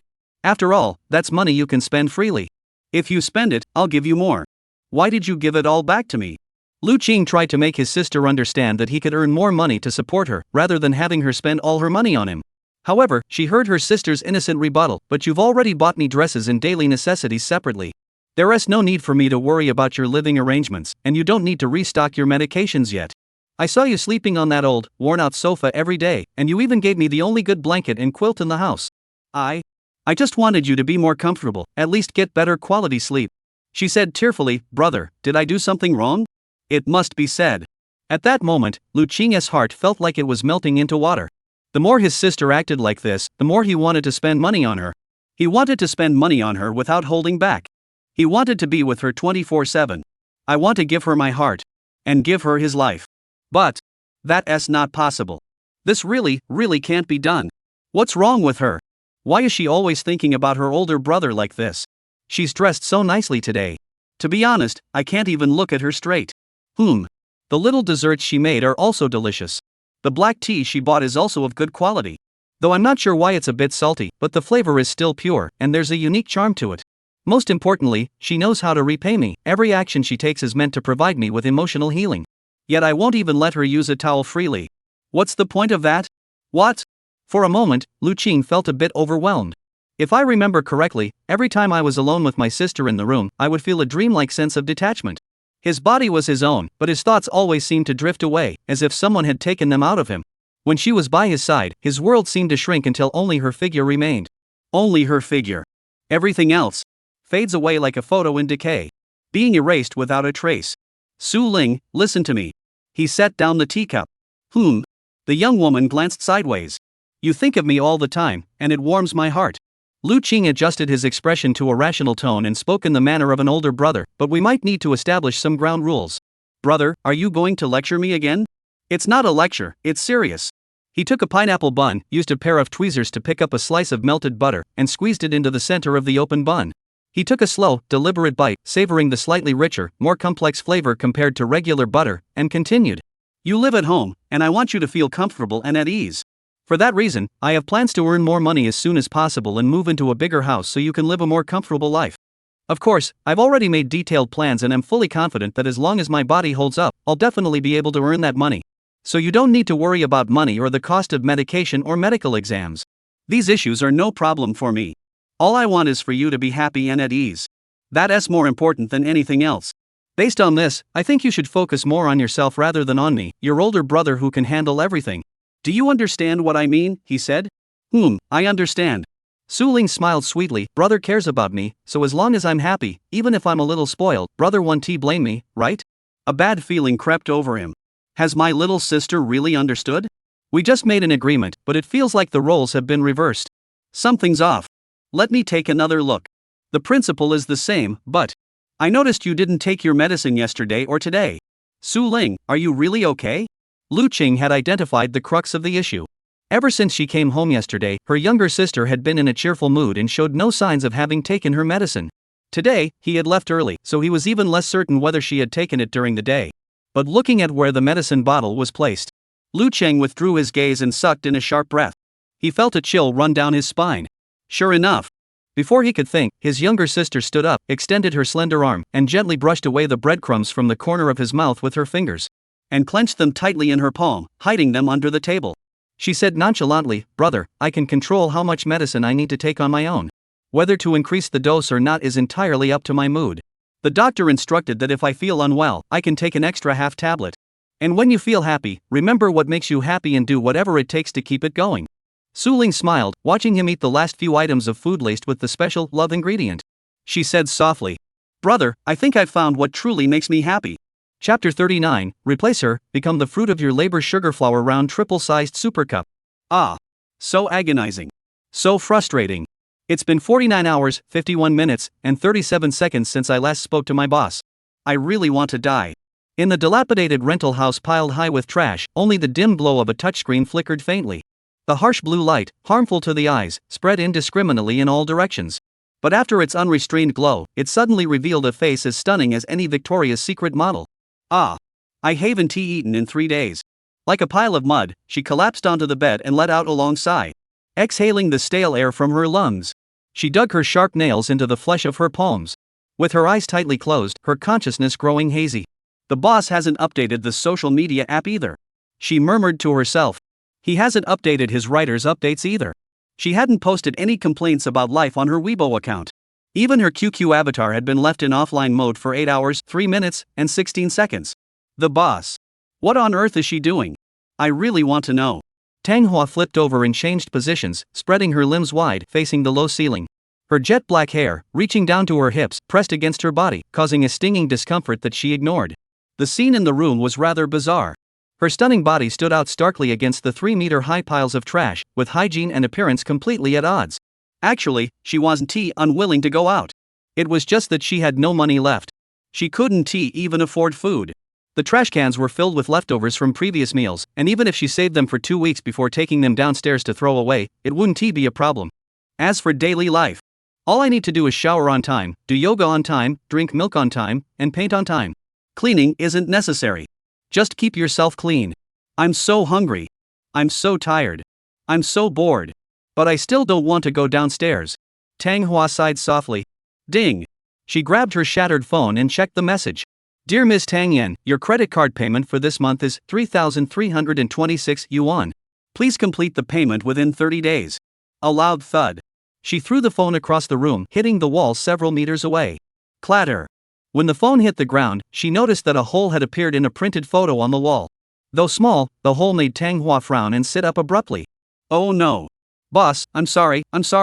She scrambled to her feet as if possessed, got down on the ground, kicked the phone, which had already gone black, and then, holding the takeout box, walked step by step to the front of the printed paper, pressing her beautiful face against it. It was clear this wasn't the first time she'd done this. The tempered glass screen protector on the phone was shattered like a spiderweb. And the protective case was made of a flexible plastic sleeve, not hard plastic. Boss. Forgive me, boss. Boss, can you hear me? Boss, I can't hold on much longer. She clung to the wall, muttering to herself. At that moment, she was facing the greatest crisis of her life. She was about to faint from hunger. The reason was that the payment from the Little Blue Bird website hadn't been made this month. And even if it did, the earnings might be 3 to 5 times less than before. Why was this happening? It's because every time she chats with her boss, she grows even more disgusted with herself for having to rely on posting cosplay photos on Xiaolianbird to make a living. So dirty. I'm so dirty. Will the boss hate me like this? No one likes cosplayers, do they? Relying on selling my body for high-paying jobs, even if I don't meet any men in person, the boss will definitely despise me. Ah. Although her main photos aren't high resolution, all that's left in Manhwa's mind is one thought. Regret. Regret so deep she wanted to gouge out her own eyes. Regret so deep that she wanted to punish herself. Thinking of this, she rushed back to the bed, grabbed the craft knife by the pillow, gripped the handle tightly, and pushed her thumb upward. With a numb yet resolute force, as ruthless as it could be, she slashed horizontally across her left wrist, where there were already 13 or 14 dried red marks piled up. SSSHHHH. Ugh. A hoarse, agonizing moan was stuck in her throat as she clenched her teeth and felt the pain deeply. She squinted her eyes, took a deep breath. Deep breath. Deep breath. A little more awake now. She pointed her thumb downward, ignoring the blood still dripping, and retracted the thin blade of the utility knife. Then skillfully reached under the pillow for a band-aid, bit open the packaging with her teeth, tossed the utility knife aside, pulled out a band-aid, and quickly wrapped it around the wound on her left wrist with one hand. Finally, she took some gauze and wrapped it tightly around the wound, layer after layer. Ugh! The pain brought her back to her senses. Even in a state of hunger, she felt as alert as if she had been injected with adrenaline. Forget it, I shouldn't even think about trying to get the boss to come out. Manhwa smiled sadly. She smiled at the wall. Ah. She felt ridiculous. The idea of asking the boss out was ridiculous. After all, it was an idea that only came to mind during the day. Sugarflower's daytime is different from others. Her daytime is what others call the dead of night. Her inverted circadian rhythm means she rarely goes to sleep before 8 a.m. But to avoid disturbing the boss in the middle of the night, she always stays up until her eyelids can't stay open anymore. All-nighters have become routine for her. After all, artists rarely start work at 8 a.m. Cosplayers also prefer to pose under the soft glow of lights in the wee hours of the night, recording selfies. Now, the cosplay that once sustained her, she no longer wants to do. She can't wait for the boss's orders, and she has no heart for painting. A disciplined lifestyle has come to a standstill due to lack of money. Credit card bills are piling up, and there's no way to pay them off. Although Cha-Ba still had some credit left, he didn't want to go around borrowing money anymore. Boss. Tang Hua turned her gaze to her phone, reaching out to pick it up. However, her movement stopped at raising her arm. Sigh. The third sigh of the day. Thinking about seeing the boss made her sigh. Even just chatting. It creates a lot of pressure. After all, every disturbance, every seemingly ordinary casual conversation, is the result of spending over 12 hours in advance preparing topics, gathering information, carefully editing every word, and nervously piecing it all together. Fearing that any one step might go wrong. Now, I no longer have the energy to actively reach out to my boss. I have no food to eat. I have no money to spend. I just want to die. What is the boss doing right now? I really want to know, I really want to see. This is so frustrating. I could have gone out to find the answers myself. Every time I went downstairs to throw out the trash, I always headed toward the Tianhe Platinum apartment complex. I could see him whenever I wanted, watch him whenever I wanted, and even pretend to be a student, brushing past him near the restroom door of the university building. When leaving school, the security guards would stare at me as I walked away. Unfortunately. What a pity. What is going on? How frustrating. Tang Hua clutched the bedsheet with both hands, gripping the corners tightly, grinding her teeth and breathing heavily. Last time, there was an opportunity to plant the listening device at the boss's front door. But why? Why did a group of auxiliary police suddenly rush up the stairs? They were clearly targeting her, accusing her of being an obsessed fan and ordering her to leave immediately. Otherwise, they'd take her to the police station for a chat next time? Me? I chase stars? Am I not as beautiful as the celebrities? Is the Korean wave really worth chasing after? Oof. What a bunch of crazy people. Tang Hua gave a disdainful smile. Although she managed to get away with it, she nearly blew her cover. As long as the boss didn't notice, that's good.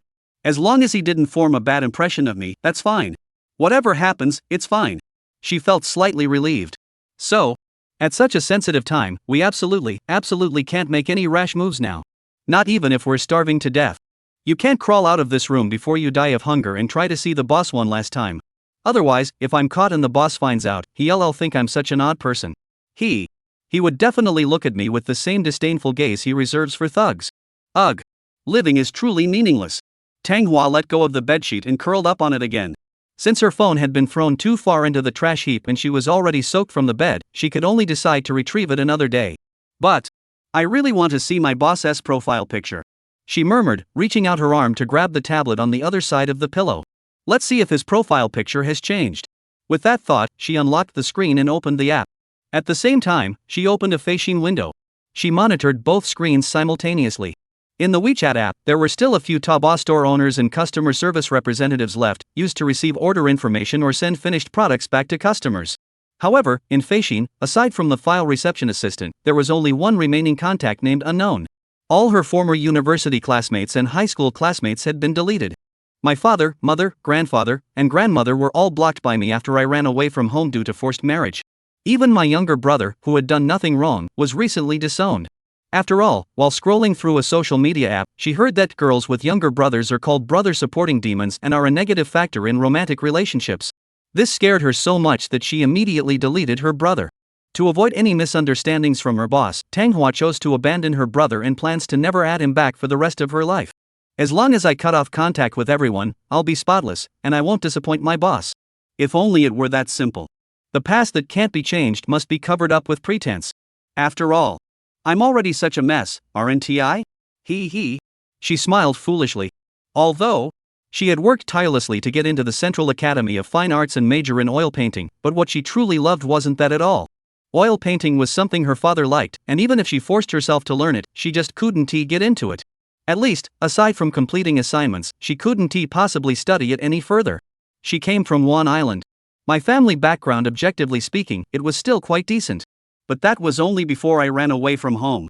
If it weren't for my parents forcing me to marry someone they arranged for me to meet right after I graduated from university, and insisting that I marry that person, sigh.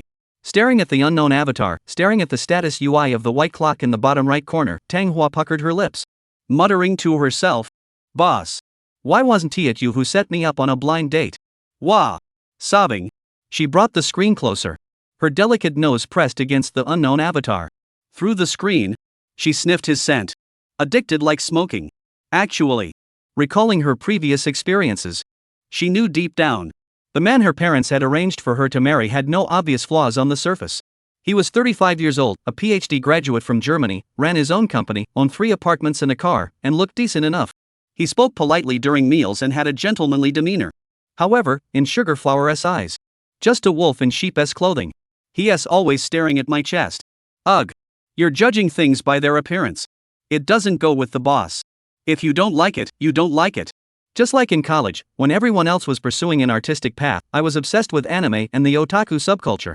Drawing illustrations, digital art, and eventually mastering thick painting to perfection. I'm just not as good as those art prodigies from prestigious families. Otherwise, who could easily get into the Central Academy of Fine Arts? Could the other 49 amateurs at the Peach Shop do it? Oof. They're just weaklings who don't understand the beauty of grandiosity. TSK. Only the boss understands me and appreciates my taste. Boss. He. Boss. Before I knew it, I started laughing again. Ah, speaking of which, my internet bill is almost due. My phone is about to shut down too. No way, that's not good. Don't make me not be able to see the boss online. For Manhwa, this was more anxiety-inducing than starving to death.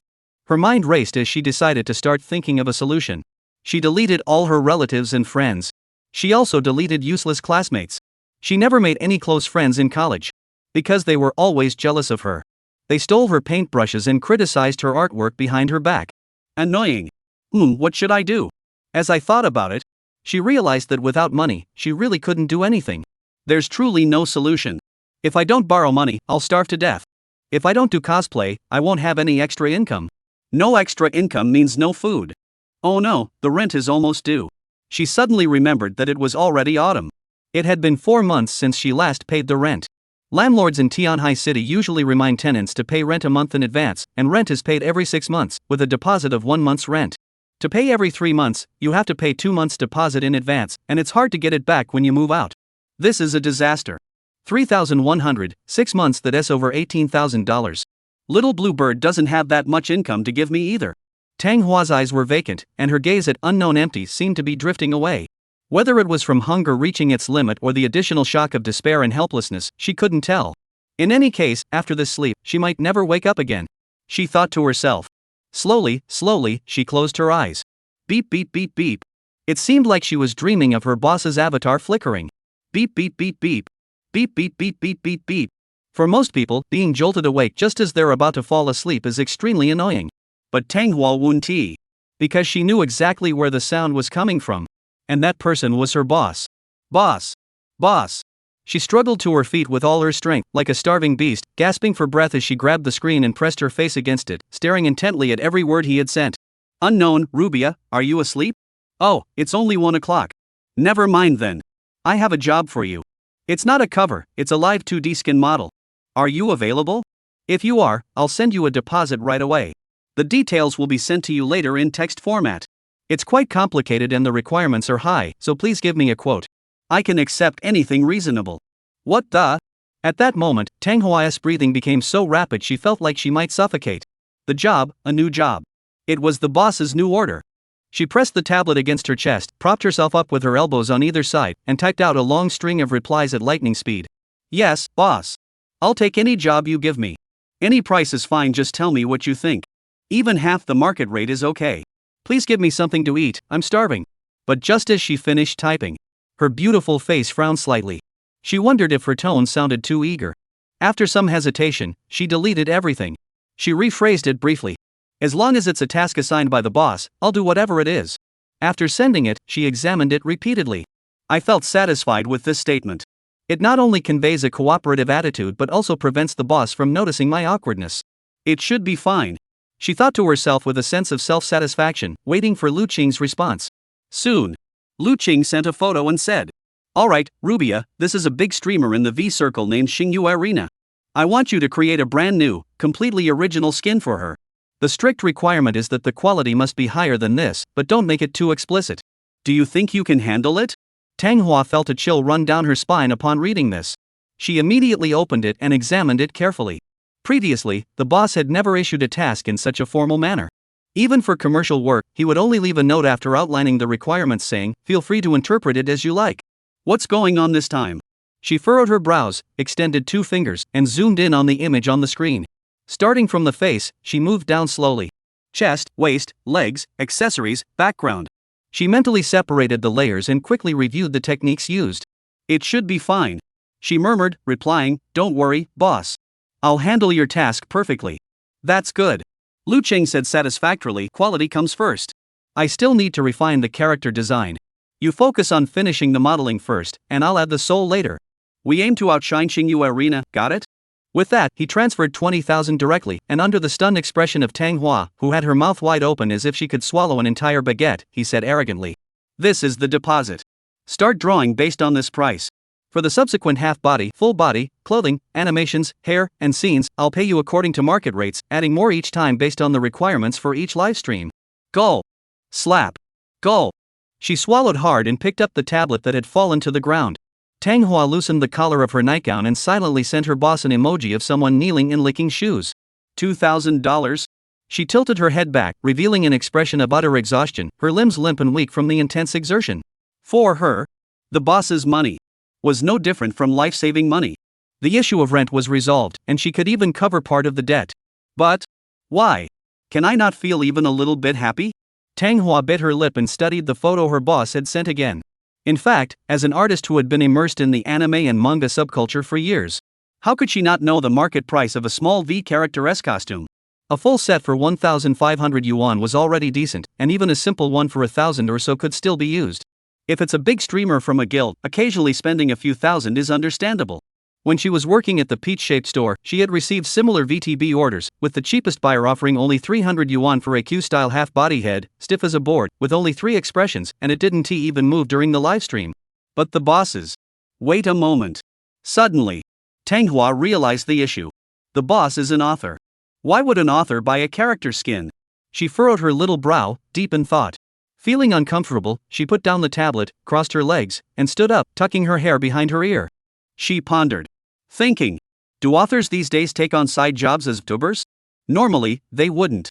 But there might be a few exceptions. Limited to female authors.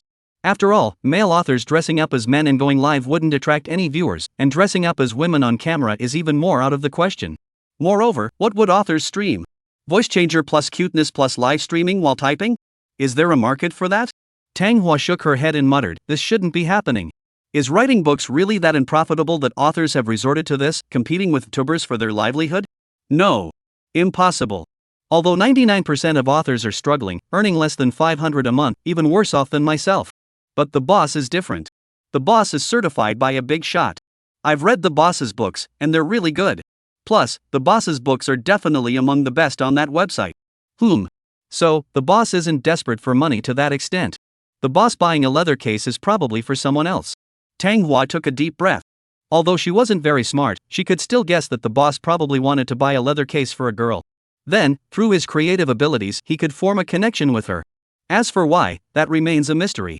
But the relationship between him and her had already surpassed the 20,000 yuan mark.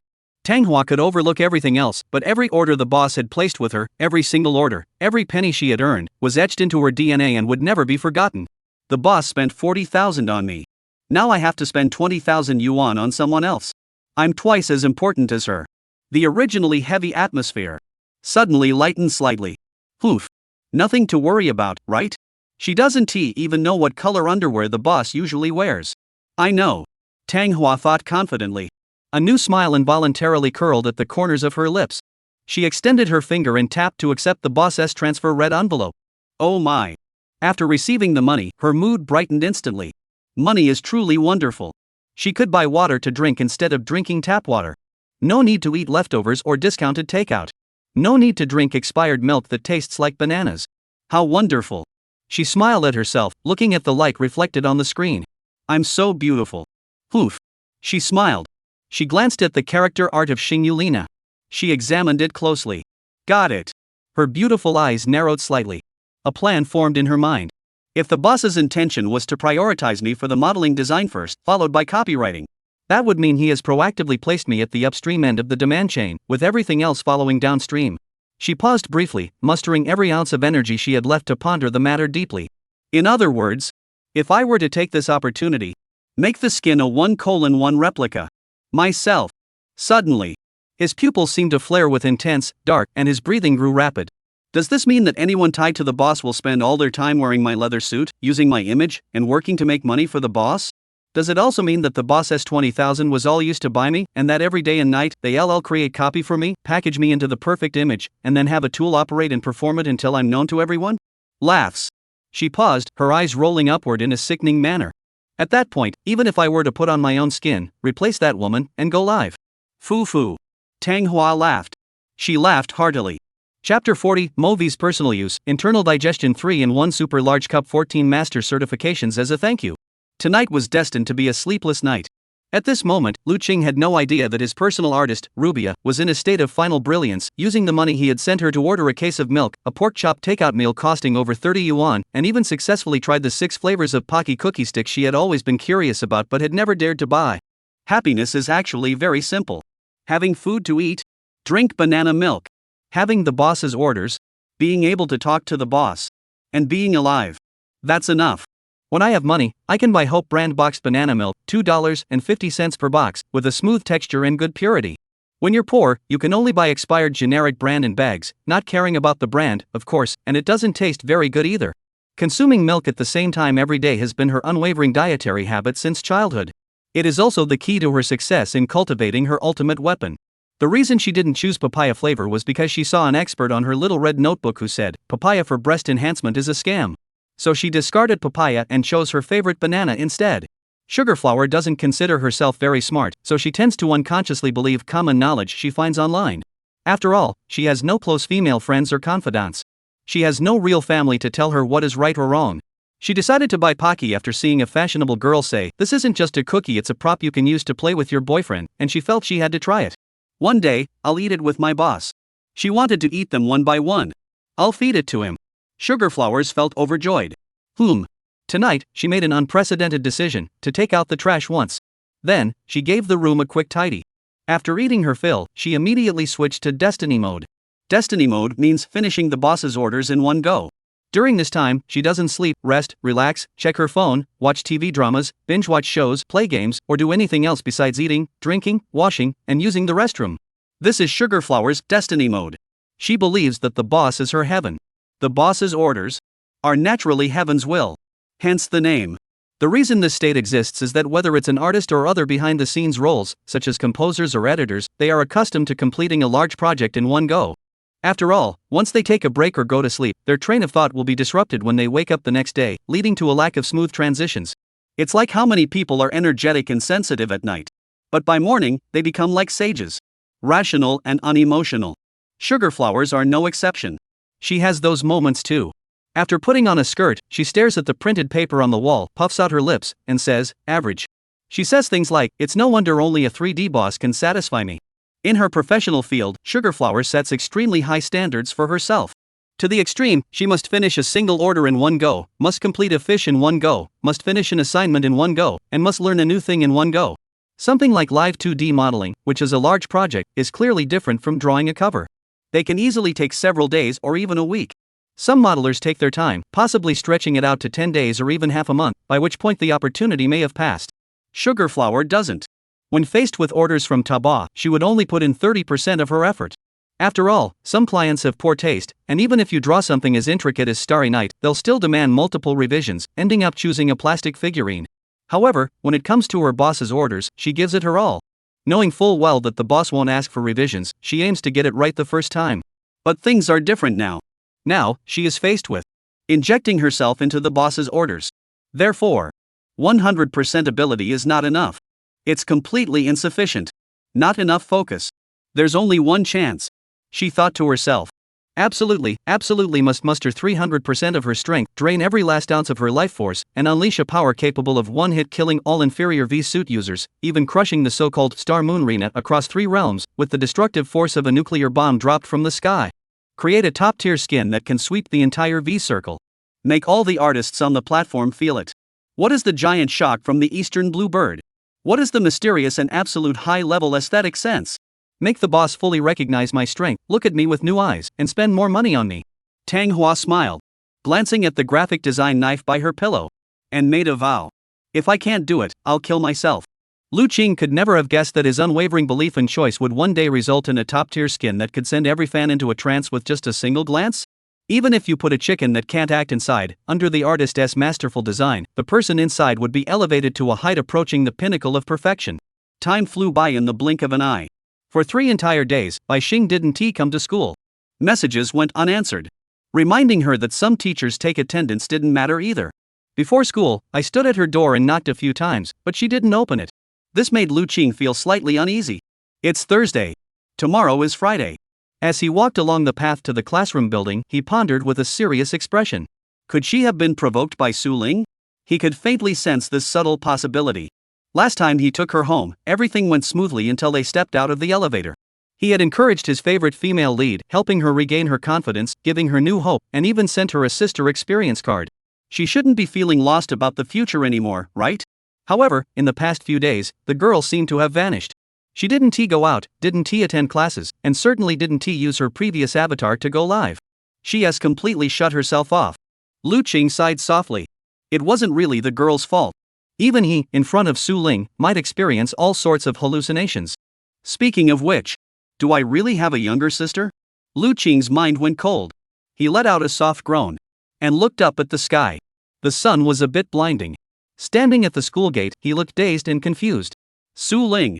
When did she come to find me? His memories felt as though they had been worn away. Though it was something that had happened recently, he couldn't recall the details of their reunion up to that point. All he could recall was that it had been a rainy night. And yet, 3 years had passed since then. Su Ling. He murmured. In the past few days, under his sister's care, Lu Qing had experienced what it meant to live like a god. During the day, he would go to school, and it was originally his responsibility to make breakfast for his sister before leaving. Now, however, the roles had reversed. His sister, for some reason, woke up earlier than him. Every time he opened his eyes to wash up, he would find Su Ling already standing in the kitchen, preparing all sorts of delicate and delicious snacks. Brother, my specialty is baking, and it's perfect for breakfast. So just rest and enjoy it. From now on, I'll make breakfast for you every day. Her suggestion made sense, but Lu Qing couldn't bear to let her get up so early every day. After some tugging and pulling, as expected, he couldn't convince her. After all, Su Ling has a million ways to come up with bizarre logic. My brother has to go to school, earn money to support me, and stay by my side to heal my emotional wounds. If I can't even do something as small as making breakfast to make it up to my brother. That pouting expression of grievance was almost enough to bring anyone to tears. Then, things started to spiral out of control. Su Ling, why did you make this for me? Well, Big Brother is so tired during the day, and at night he has to think about writing.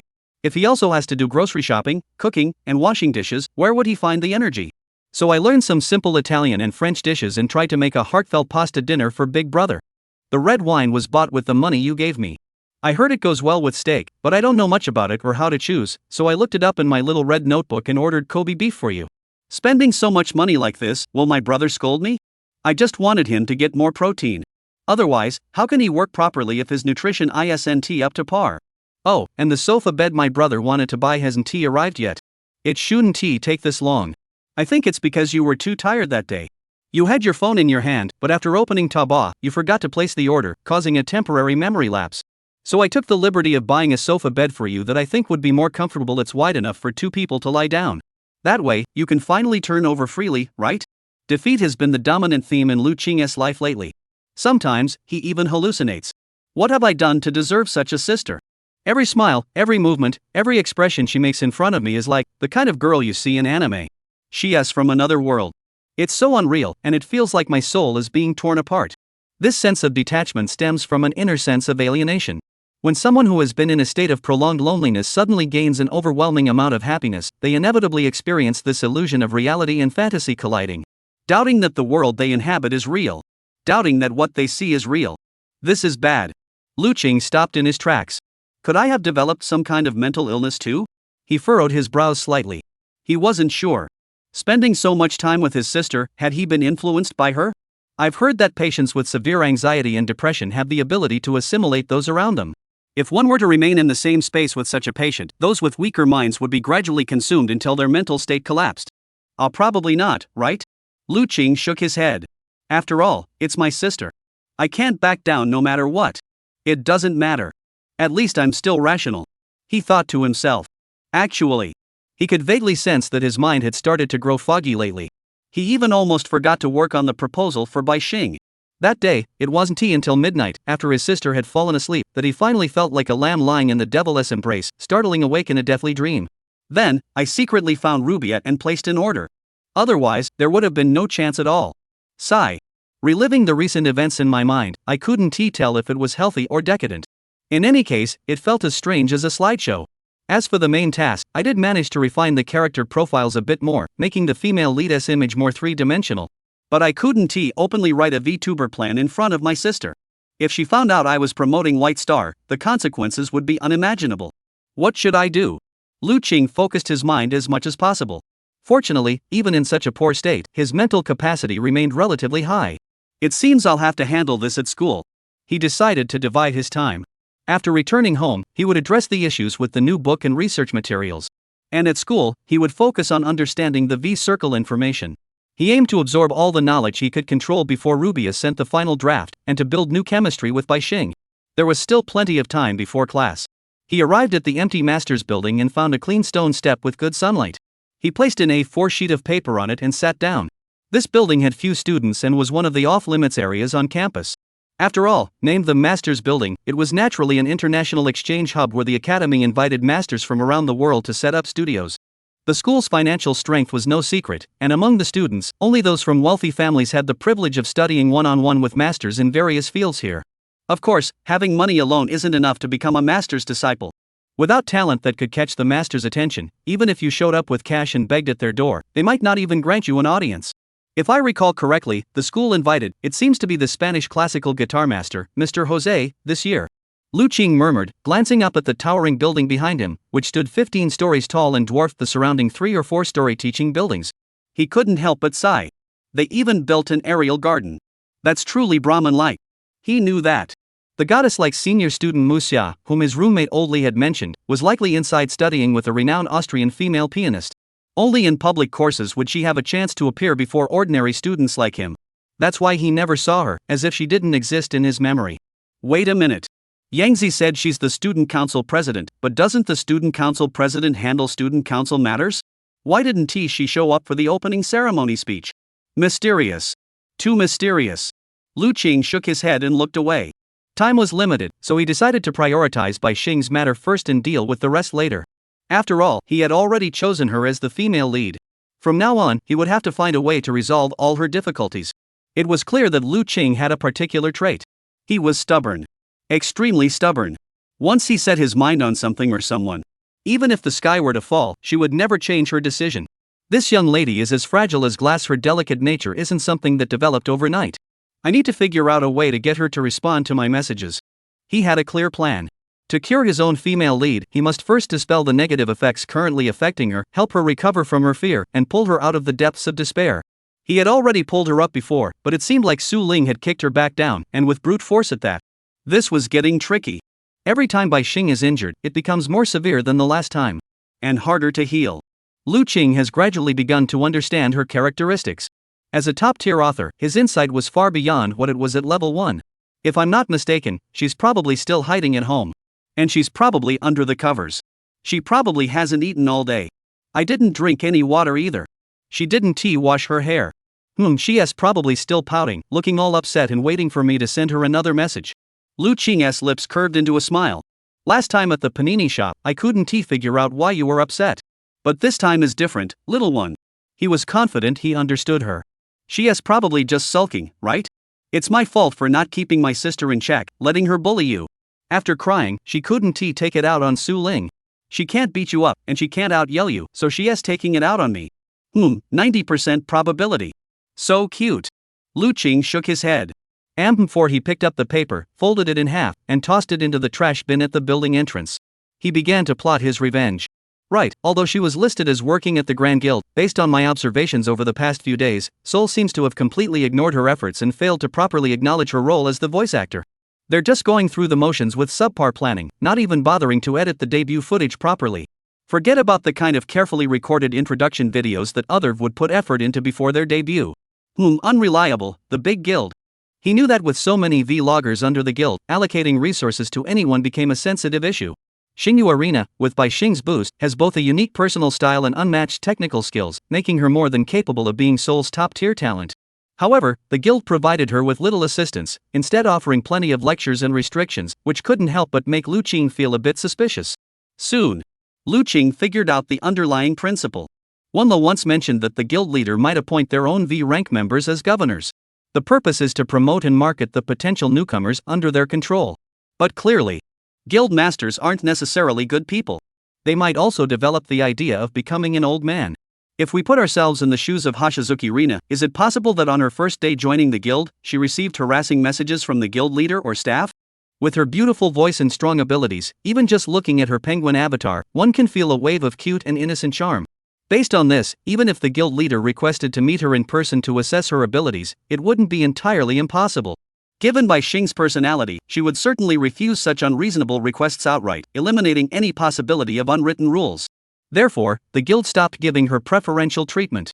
In fact, they would fire her at the first sign of trouble, using various excuses, and stand on the side of the losing party, shamelessly taking the profits from Bai Xing's 4 live streams. Lu Qing's expression grew dark. He knew that, generally speaking, the guild could have handled things less harshly. After all, before taking over the Xingyu Alina persona, Bai Xing had certainly built her own personal brand, but for various reasons, she had put it on hold.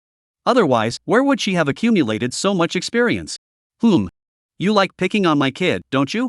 Lu Qing coldly muttered to himself. Soul. Good. The feud was settled. Suddenly, he picked up his phone and found Rina in his WeChat contacts. He directly clicked the voice button and recorded a message in the voice of a handsome guy from the pool, sounding rough and tough. Xingbao? There? Aren't we partners now? I've already had someone make your leather case, and the planning is all going smoothly. Since I'm taking over now, I believe that whatever others have, our streamer must have it all. Oh, and it has to be better than the other small vloggers. He paused for a moment, then smiled. Here's the plan. I'll help you record an updated personal introduction video first to showcase your unique traits and selling points. If I've analyzed correctly, your strong suit is your versatile voice, right? After all, you're from the broadcasting and hosting department, so you should be pretty skilled in that area. So, I'd like to collect all the frequency versions of your voice internally first. This will make it easier for me to do post-production later and select audio clips for editing. What do you think? Whoosh. After sending it, the other person's avatar flickered for half a second. The other person is typing. Then, it seemed to lag for a moment before disappearing. They're definitely waiting. They're making me wait, aren't they? 3 sentences aren't enough. I have to send over 20 messages to trigger a low probability response, right? Alright. Little thing. Lu Qing couldn't keep the expression off his face anymore, but in the voice message, he still made a reasonable suggestion within the bounds of propriety. If you want to test your voice, I think writing a script on the spot is a bit troublesome and unnecessary. So, let us keep it simple. He ordered. Bai Xing, can you meow 50 times for me?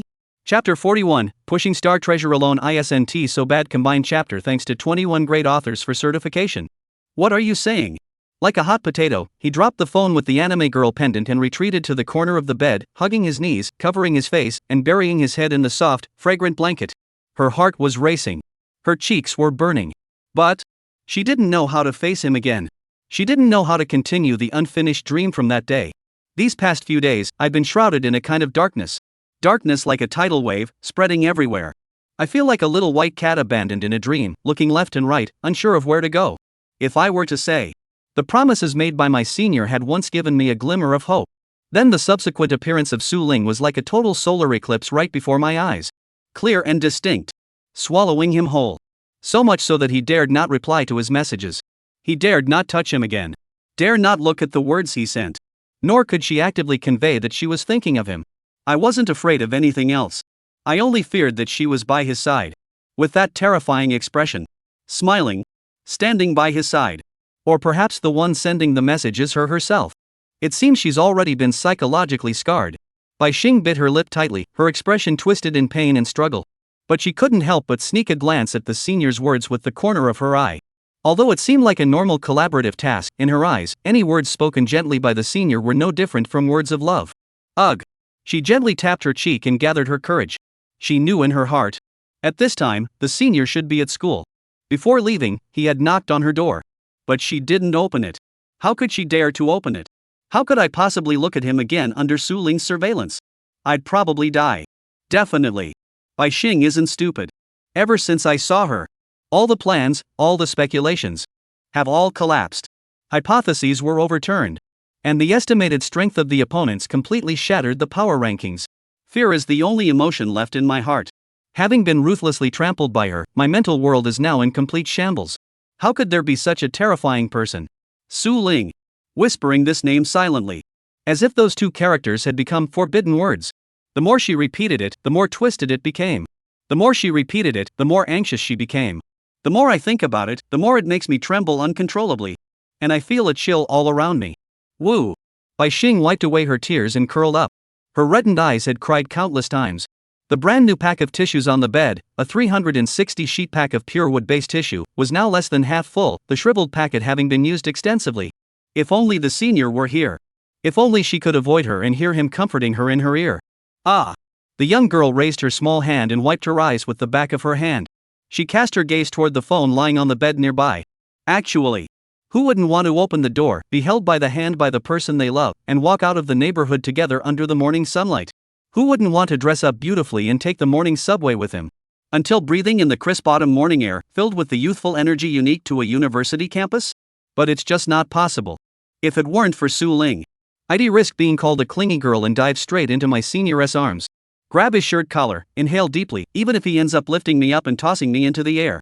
I want him to hold me tight. I want him to ruffle my hair. I want to hear him whisper soothing words in my ear. She wanted to experience that again. The memory of being face to face, no more than 3 inches apart, being looked at intently. Ah! Su Ling.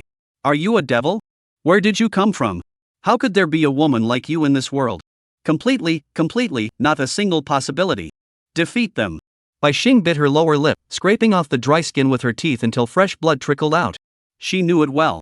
She was from the countryside. Her true nature was that of a country girl.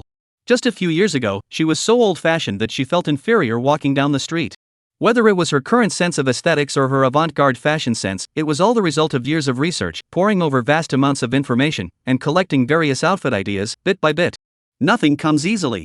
But Su Ling is clearly different, isn't she? She seems like she was born a city girl. She has naturally advantageous physical conditions. Her foundation was already nearly flawless, yet she still spares no effort in nurturing and perfecting herself every day. She has evolved into the ultimate weapon that can make any man obsessed. Wait, is it really worth it? What are you doing? Can't you give others a chance? You're not leaving any room for others. What do you want? Near water, later to arrive, but first to reach the shore. Total blockade, expand the domain. Is that right? Do you want to eat my senior? Are you trying to be the little sister? A proper little sister wouldn't have such long fangs. You really look fierce. Bai Xing took a deep breath. All she could do was whisper quietly behind her back. A moment passed. He fixed his gaze on the standing coat rack nearby, on the senior's black overcoat. Suddenly, he felt that he hadn't lost completely yet. Perhaps there was still room for a long-term plan. Though I'd been bullied to pieces, at least I wasn't reduced to dust. I can still fight. I can turn the tables. There's still a chance. She pursed her lips tightly, her expression growing serious. A small foot wrapped in white silk emerged from the bottom of the blanket, using her toes to pull the phone, which was lying comfortably, back within arm's reach. She grabbed it and began to plan carefully. Let me learn what cats say. Are you really not abusing your power for personal gain? Bai Xing's little face turned pink. She licked her lips, her heart racing as she typed and edited. Senior, do you really like cats that much? Lu Qing replied instantly. I do. Have you ever owned one? She asked. No. But when I was a kid living in the countryside, there was a black cat that would always come to the entrance of our courtyard to look for food. I was young and didn't know any better, so I took a bowl, mixed some ham and rice, and gave it to her to eat. That was my only real experience with cats. Tell me more. She looked curious. All right. Lu Chang recalled. She was so small. She seemed a bit shy and afraid of people. Every time she finished eating, she would leave immediately and not come back until the next day. I knew she was timid, so I never disturbed her while she ate. I just left clean water and food at the door and didn't watch her when she came to eat. I fed her like that for a while. Later, one day, I found out I had to leave the countryside, so I told the older sister next door, who was on good terms with us, about her. I asked her to take care of the kitten for me, saying it wouldn't be much trouble just leave some cat food at the door and prepare some water for her. My sister agreed, so I finally felt at ease. But whether she actually did it or not, I don't know. He said. The only regret is that on the day before I left, the black cat didn't come to my house to eat. Thinking about it now, I still miss her. So over the years living in the neighborhood, I've always bought some cat food online whenever I had the chance, making sure to get the kind that costs over 120 yuan, buying it in big bags. Then I pour it out in installments into the flower bed to the left of the unit door. You know that spot, right? Anyway, I just wanted to make sure the stray cats in the neighborhood didn't go hungry during the toughest times. It's just a way to remember her, I guess. Oh, I wonder how she's doing now, he sighed softly. Seeing this, Bai Xing's expression softened, and her small mouth opened slightly. She knew. Every time she returned home and entered the building, she would glance at the pile of cat food on the left side of the grass, resembling a small mountain, extremely absurd and eye-catching. She had originally planned to ask the security guard in the apartment building's surveillance room who would be so extravagant as to throw cat food downstairs. Isn't that a bit extreme? If you like cats, why not just adopt one instead of doing this? However, due to her social anxiety, she didn't bother to pry further. Little did she know, it was actually her senior who did it. To be honest, it really does sound like something he'd do. Senior, you look like a hardcore cat lover. You're beyond help. Lu Qing, really? Thanks for the compliment. You're making me blush. Bai Xing rolled his eyes and sarcastically said, You must have watched too many anime. You're probably daydreaming that if you act like this, one day you'll get a catgirl sister, right? Aha. Ha ha, you really know me. You figured it out? Lu Qing sent over a playful scratching head emoji, looking proud as if to say, You know me well. Bai Xing let out a soft pouted her lips, and started daydreaming. It was currently 3 p.m., and class was still in session. The senior was the type who would listen attentively no matter how half-hearted the teacher was. He even occasionally takes notes. You've been replying to me during class all day. Is it because you're worried I'm feeling down? Worried I might do something reckless or feel lonely? Bai Xing bit her lip and buried her face between her knees. Speaking of which, he has been pretty proactive lately. He has been finding ways to contact me lately too. Does he know I'm crying alone at home? When did he start caring so much about me? Bai Xing's face grew hot as she kept pondering this question. It seemed like it. Ever since the day I went to the hospital, the senior had been intentionally or unintentionally looking out for her. Lending her his coat, accompanying her home, promising to handle all the new project plans. But he clearly didn't even notice me at first. He has such a beautiful sister, such a perfect sister. A sister who understands him, knows him, takes care of him, and makes him so deeply infatuated he can't resist. Why, then, did he suddenly develop an interest in me? My looks are decent, and I'm pretty cute, but in his eyes, I'm nowhere near as good as his sister. It must be that, right? What on earth could have possibly caught his attention? Bai Xing couldn't understand it, and she couldn't figure it out no matter how hard she tried. I've tried every possible tactic, but no matter what I do, I can't break through his defenses and lure him in. What should I do now? Every time she was about to give up, every time she was on the brink of breaking down, he pulls me back up, lifting me back to the surface of the black water. He has already done this countless times, freeing himself from that suffocating sensation. All the despair, all the confusion, are discovered by him in the end, and he finds every possible way to dispel them, guiding me back toward the path of light. How can I ever repay him? How can I? Can I even? And collide with Su Ling? In my current state, I'm no match for him. Bai Xing's little face was furrowed as she pondered deeply. She grabbed her phone and flipped through the chat history with her senior. She read them hundreds of times. Just a few dozen casual messages between them. Looking for something she could still be proud of. Suddenly, the girl's fingers lingered on a message she had just sent. White Star, can you meow 50 times for me? That's right. The senior is a cat lover. That's why he made such an unusual request. He must have been watching a lot of cat-related content in his free time. Maybe his computer is filled with related gal games. He wants me to record 50 meow sounds. I think he's probably exaggerating. Or maybe he was just joking around. But if I really met his request and used 50 different voice pitches to recreate 50 distinct cat meows, would he like it? Would he be amazed by me? Right. Speaking of which, my weapon, the one I haven't fully shown him yet, isn't that something from my own field of expertise? The girl's eyes lit up. I can imitate the voices of all female characters. I can use his favorite voice to whisper the most suggestive words to him. I can whisper his name softly into his ear. I can. Completely. And this matter. Su Ling can't do it. In an instant.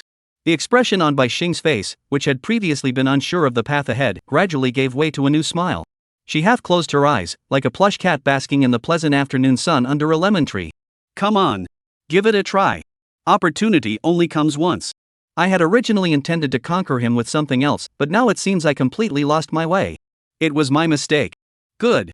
Meow is just one word, unlike other scripts, which take a lot of time to record. If that is the case, let us rehearse it 2,000 times first.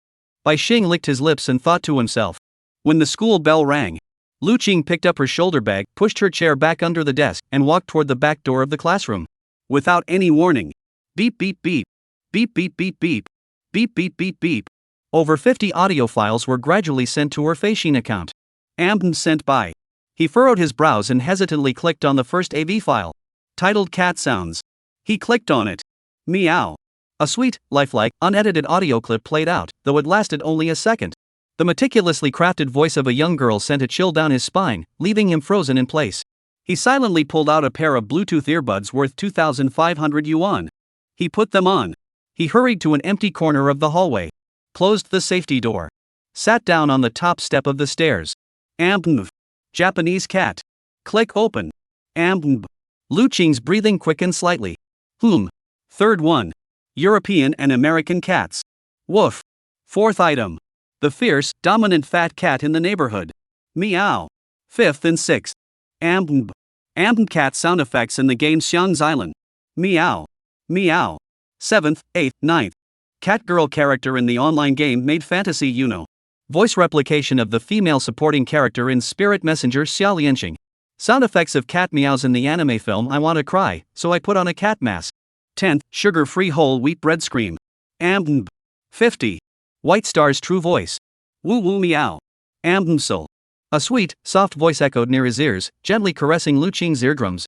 Like a young girl's whisper, it enveloped him. At that moment, Lu Qing's back had already curved into a C shape.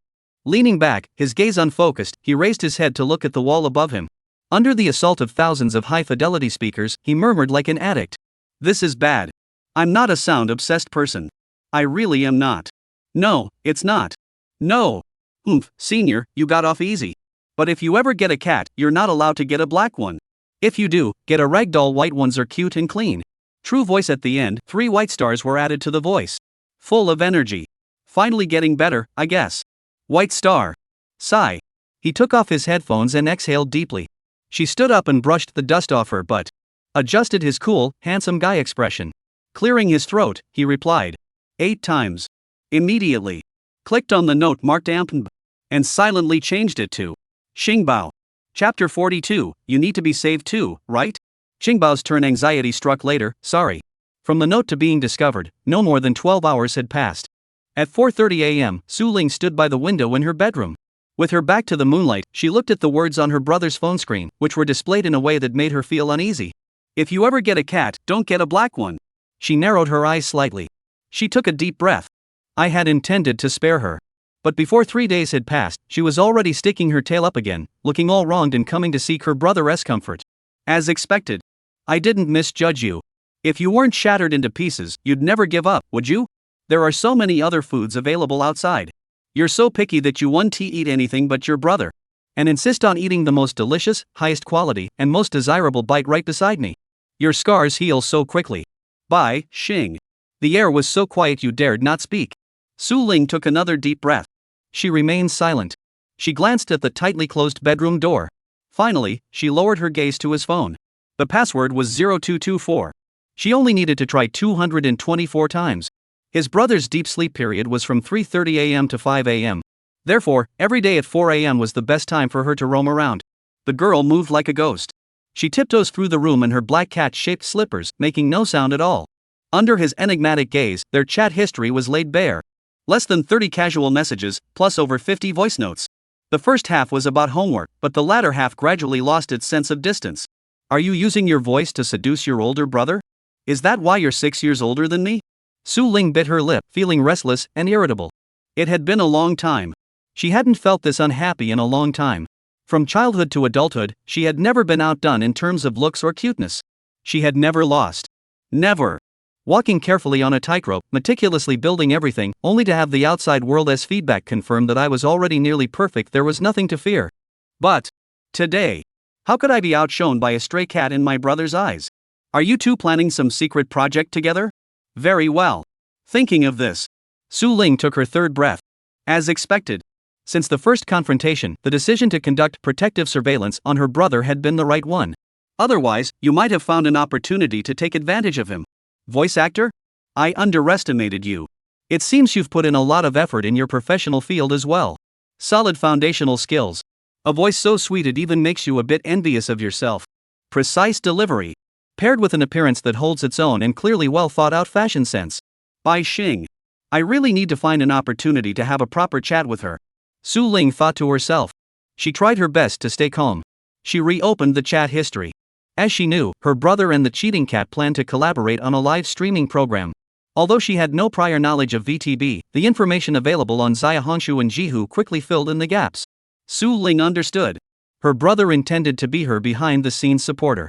Pushing her forward, supporting her, starting from scratch, step by step, all the way to the top of this industry, and assisting her with every problem she encounters along the way. Oof. Interesting. Su Ling wasn't in a hurry. Not a single trace of urgency. Brother hasn't started writing yet because he hasn't prepared thoroughly enough. And his personality is very stubborn. From a certain perspective, it could also be considered another extreme. He wouldn't blindly do anything, no matter how small, if it wasn't perfect.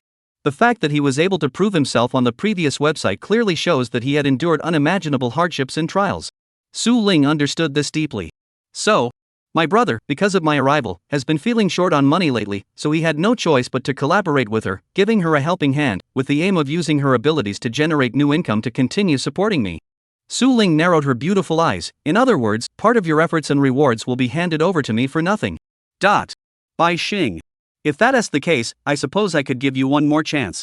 Thinking this, the girl's expression gradually softened. Let it go to waste. While you're still begging your brother for attention, I've already moved on to the next level. I will enter your brother's mind, read his past, control his thoughts, and dissect his actions. And you, my little darling. You can slowly give it your all. And desperately try to impress him. Pull out all the stops, and work for me instead. Oof. Saying this, Su Ling walked to the door and locked the bedroom door. She then reached into the pocket of her nightgown and pulled out a key. Then, she slowly made her way to a corner of the room. Although I could wait until tomorrow when my brother leaves to look, curiosity is just too hard to resist. She muttered to herself, fixing her gaze on the only space in the entire house that she hadn't yet explored. A black, upright storage cabinet about 3 cubic meters in size.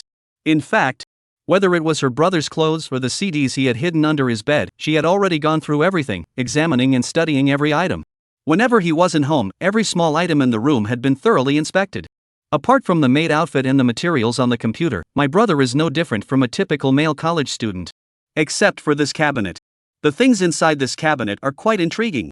As for why it's intriguing, Su Ling suddenly glanced at the computer desk to her left. This morning, she had used the What's Worth Buying app to analyze everything her brother owned. By taking photos and scanning them, she calculated the prices of all his devices and gathered information about them online. Among them, there was one item in the computer equipment that caught her attention. The sound card. Generally, desktop computers come with a built-in sound card on the motherboard. However, streamers like Bai Xing would purchase an external sound card to improve audio quality, connecting it via a USB interface to replace the low-quality built-in sound card.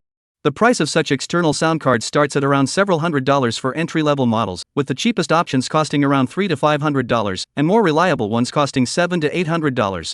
Her brother's sound card is called the RME Babyface.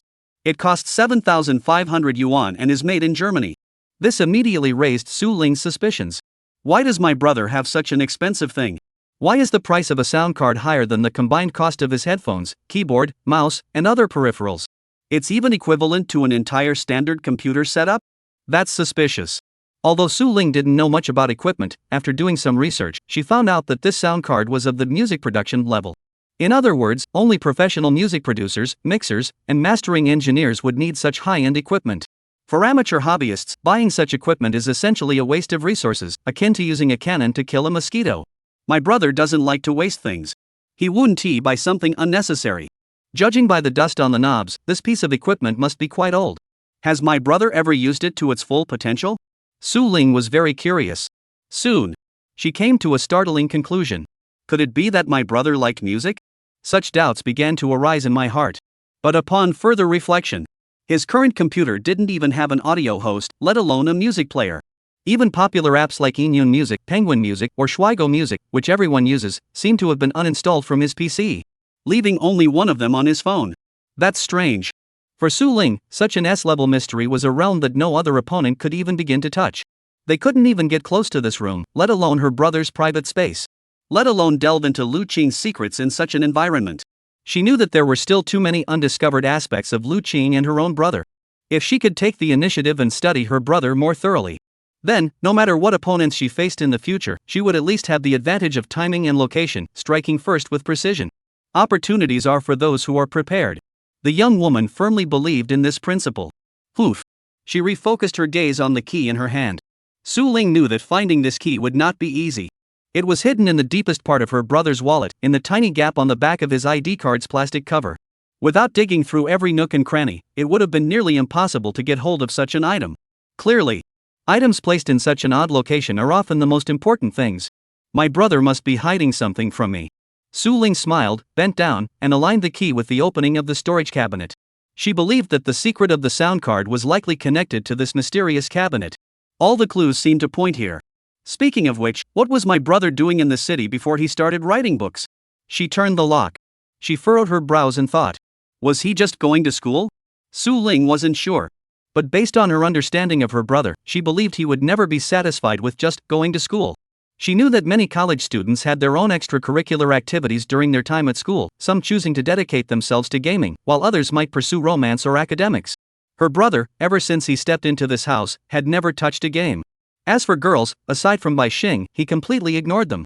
Out of curiosity, Su Ling had secretly checked her brother's Feixin messages, where there were private messages from female classmates in the same department. The other party had malicious intentions and said a lot of things, but her brother's replies were all just oh, and ah. In the end, he didn't even bother to add a punctuation mark. Just read and ignored, cold as ice. My brother isn't the type to date. He doesn't even seem like a gaming addict. What are his hobbies then? Besides writing books and creating art, does he not have any other interests at all? Just then, with a click, the old, rusty key finally turned the heavy, ancient lock that had probably been bought 10 years ago. Creak, creak, creak.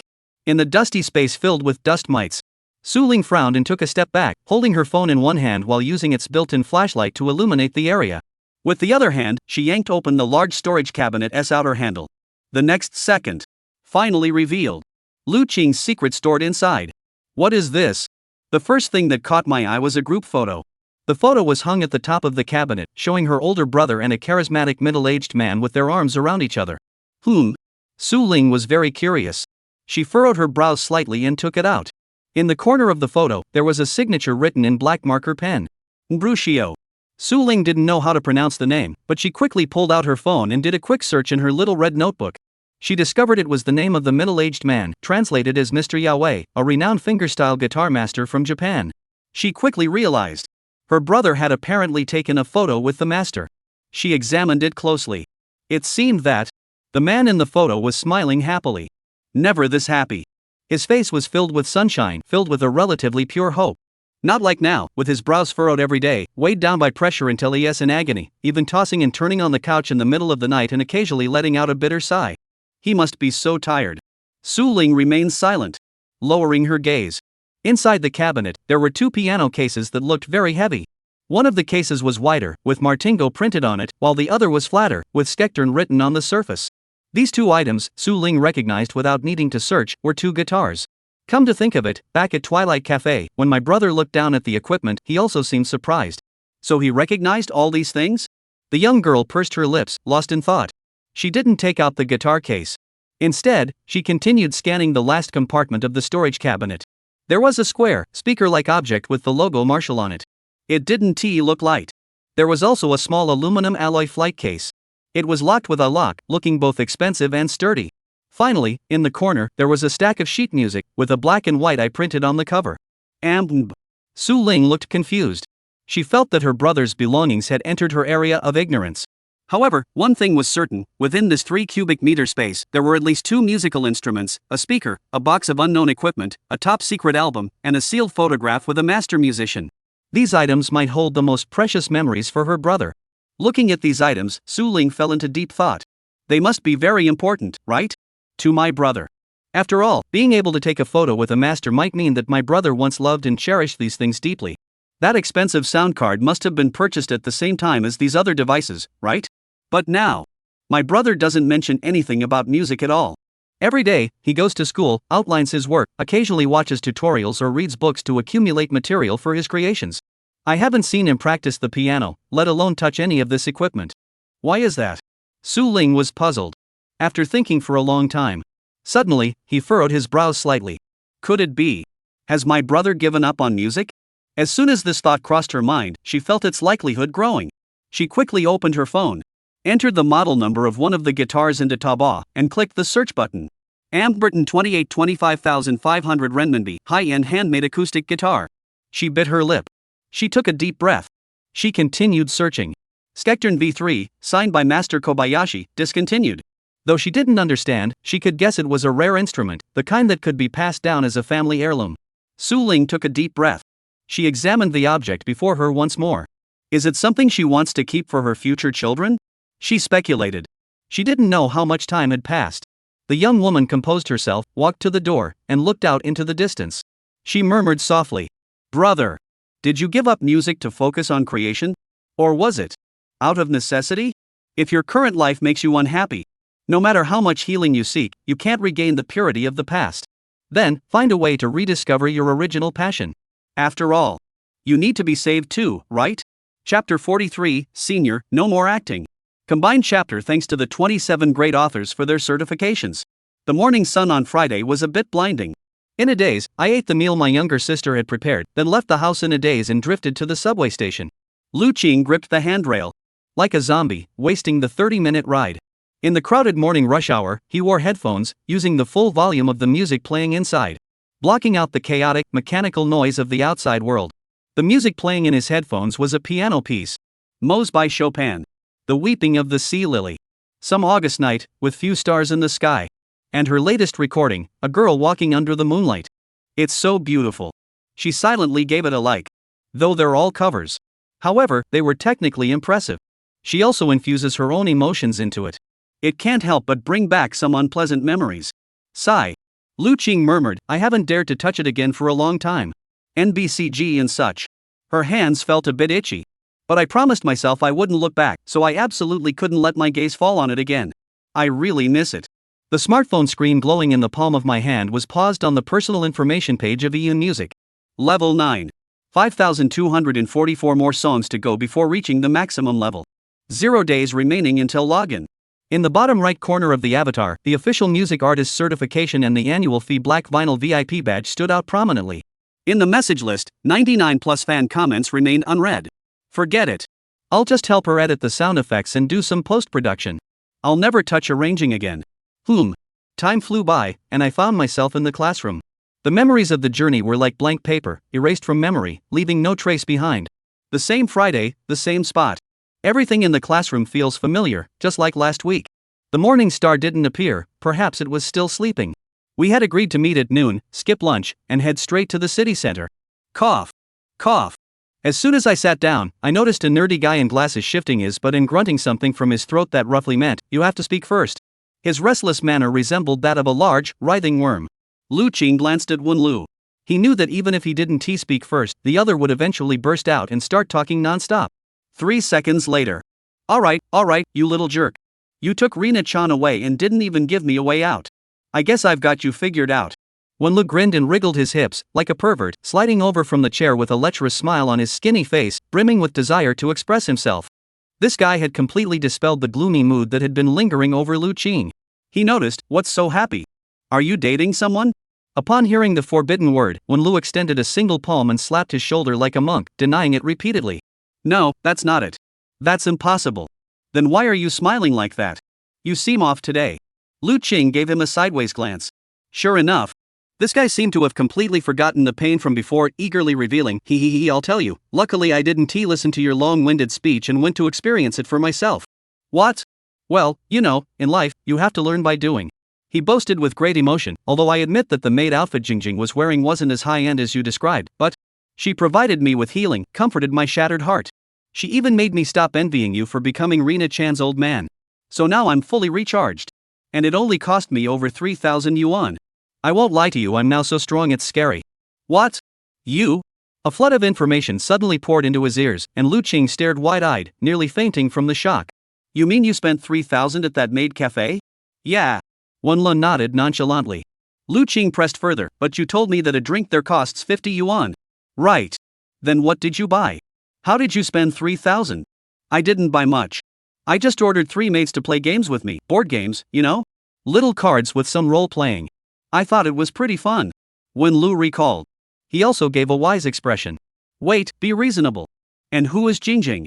Is there really someone like that at that place you went to? Lu Qing was completely baffled, feeling as though some mysterious force was dragging his best friend into a strange place. Yeah, one of the 3 maids. She's been playing with me all along, bringing me milk tea, making omelette rice, and even casting magic on my omelette rice. When Lu grimaced and mimicked in a high-pitched voice. Mwah chu. Oh my goodness, that was amazing. I want to go again next time. Qing, will you come with me? Spare me. That's great. You can come or not. I'll just have more freedom. When Lo let out a maniacal laugh, but you know what? I have to give you credit for one thing. I realized that maids are way better than anime characters.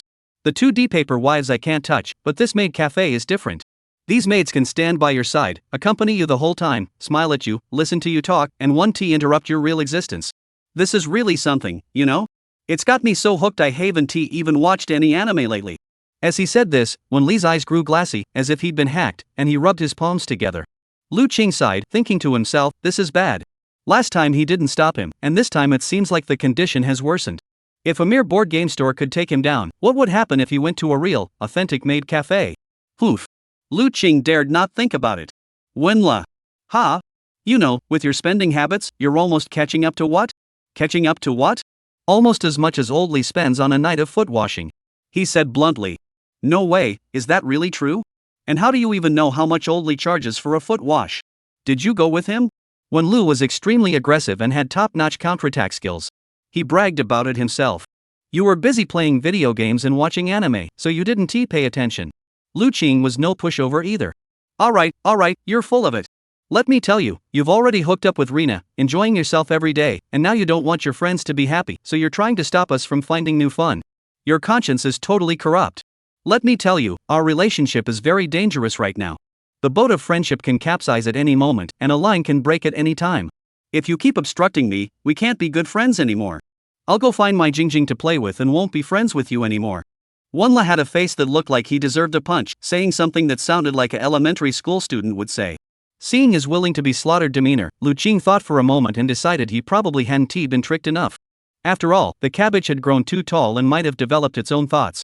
So he didn't bother with him anymore, just reminding him, watch out for scams. With that, he turned away and prepared to listen to the lecture. Hey, you little brat, I wasn't finished yet. How can you act like you're going to study? Wen Lu muttered under his breath, but Lu Qing had already ended the conversation. The reason he didn't plan to continue persuading Wen Lu was because Wen Lu was someone who kept his cards close to his chest, and Lu Qing hadn't been able to gauge his financial situation at all. What if he was actually a wealthy individual? If he had spent all that time trying to persuade him, only to discover that this guy was even richer than Old Li, wouldn't he end up looking like a fool? Lu Cheng wouldn't do that. He knew that while Wen Lu appeared carefree on the surface, he always gave off an air of hidden wealth when it came to spending money. Take the simplest example. For instance, in the dorm, Wen Lu never plays mobile games and never spends money on them. But inside his backpack, there are over 70 or 80 genuine game cartridges neatly arranged inside something most people couldn't afford. Additionally, there is a small black box software on his computer, which seems to contain quite a few purchased games. Lu Qing, though he hasn't touched games in years, knows that Wen Lu buys almost exclusively AAA titles, with the exception of casual games. He is extremely picky, only playing the highest quality games and nothing less. As he put it, online games are too expensive, mobile games are full of tricks, only AAA games won't deceive you. Console games are our ultimate destination.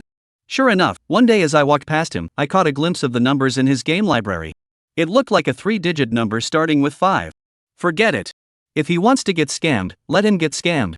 He doesn't even blink an eye when giving small V channels to his ships, and if he likes someone a little, he'll directly assign them as admirals. And he's fair to everyone. He has over 80 admiral badges from different streamers. Every time there's a live stream, he opens multiple browsers. Listen to one, mute one on the tablet, and 2 more on each phone. Just like that 1,000-handed, 100-eyed black guanine. Truly terrifying. So, Lu Qing no longer brings up money-related topics with him. After all, he thinks that a cup of instant bird's nest tea for 50 yuan is quite a bargain, and if he were to interfere with his enjoyment of magic egg fried rice, that wouldn't be very polite. In any case, as long as everyone is happy. No, that's not it.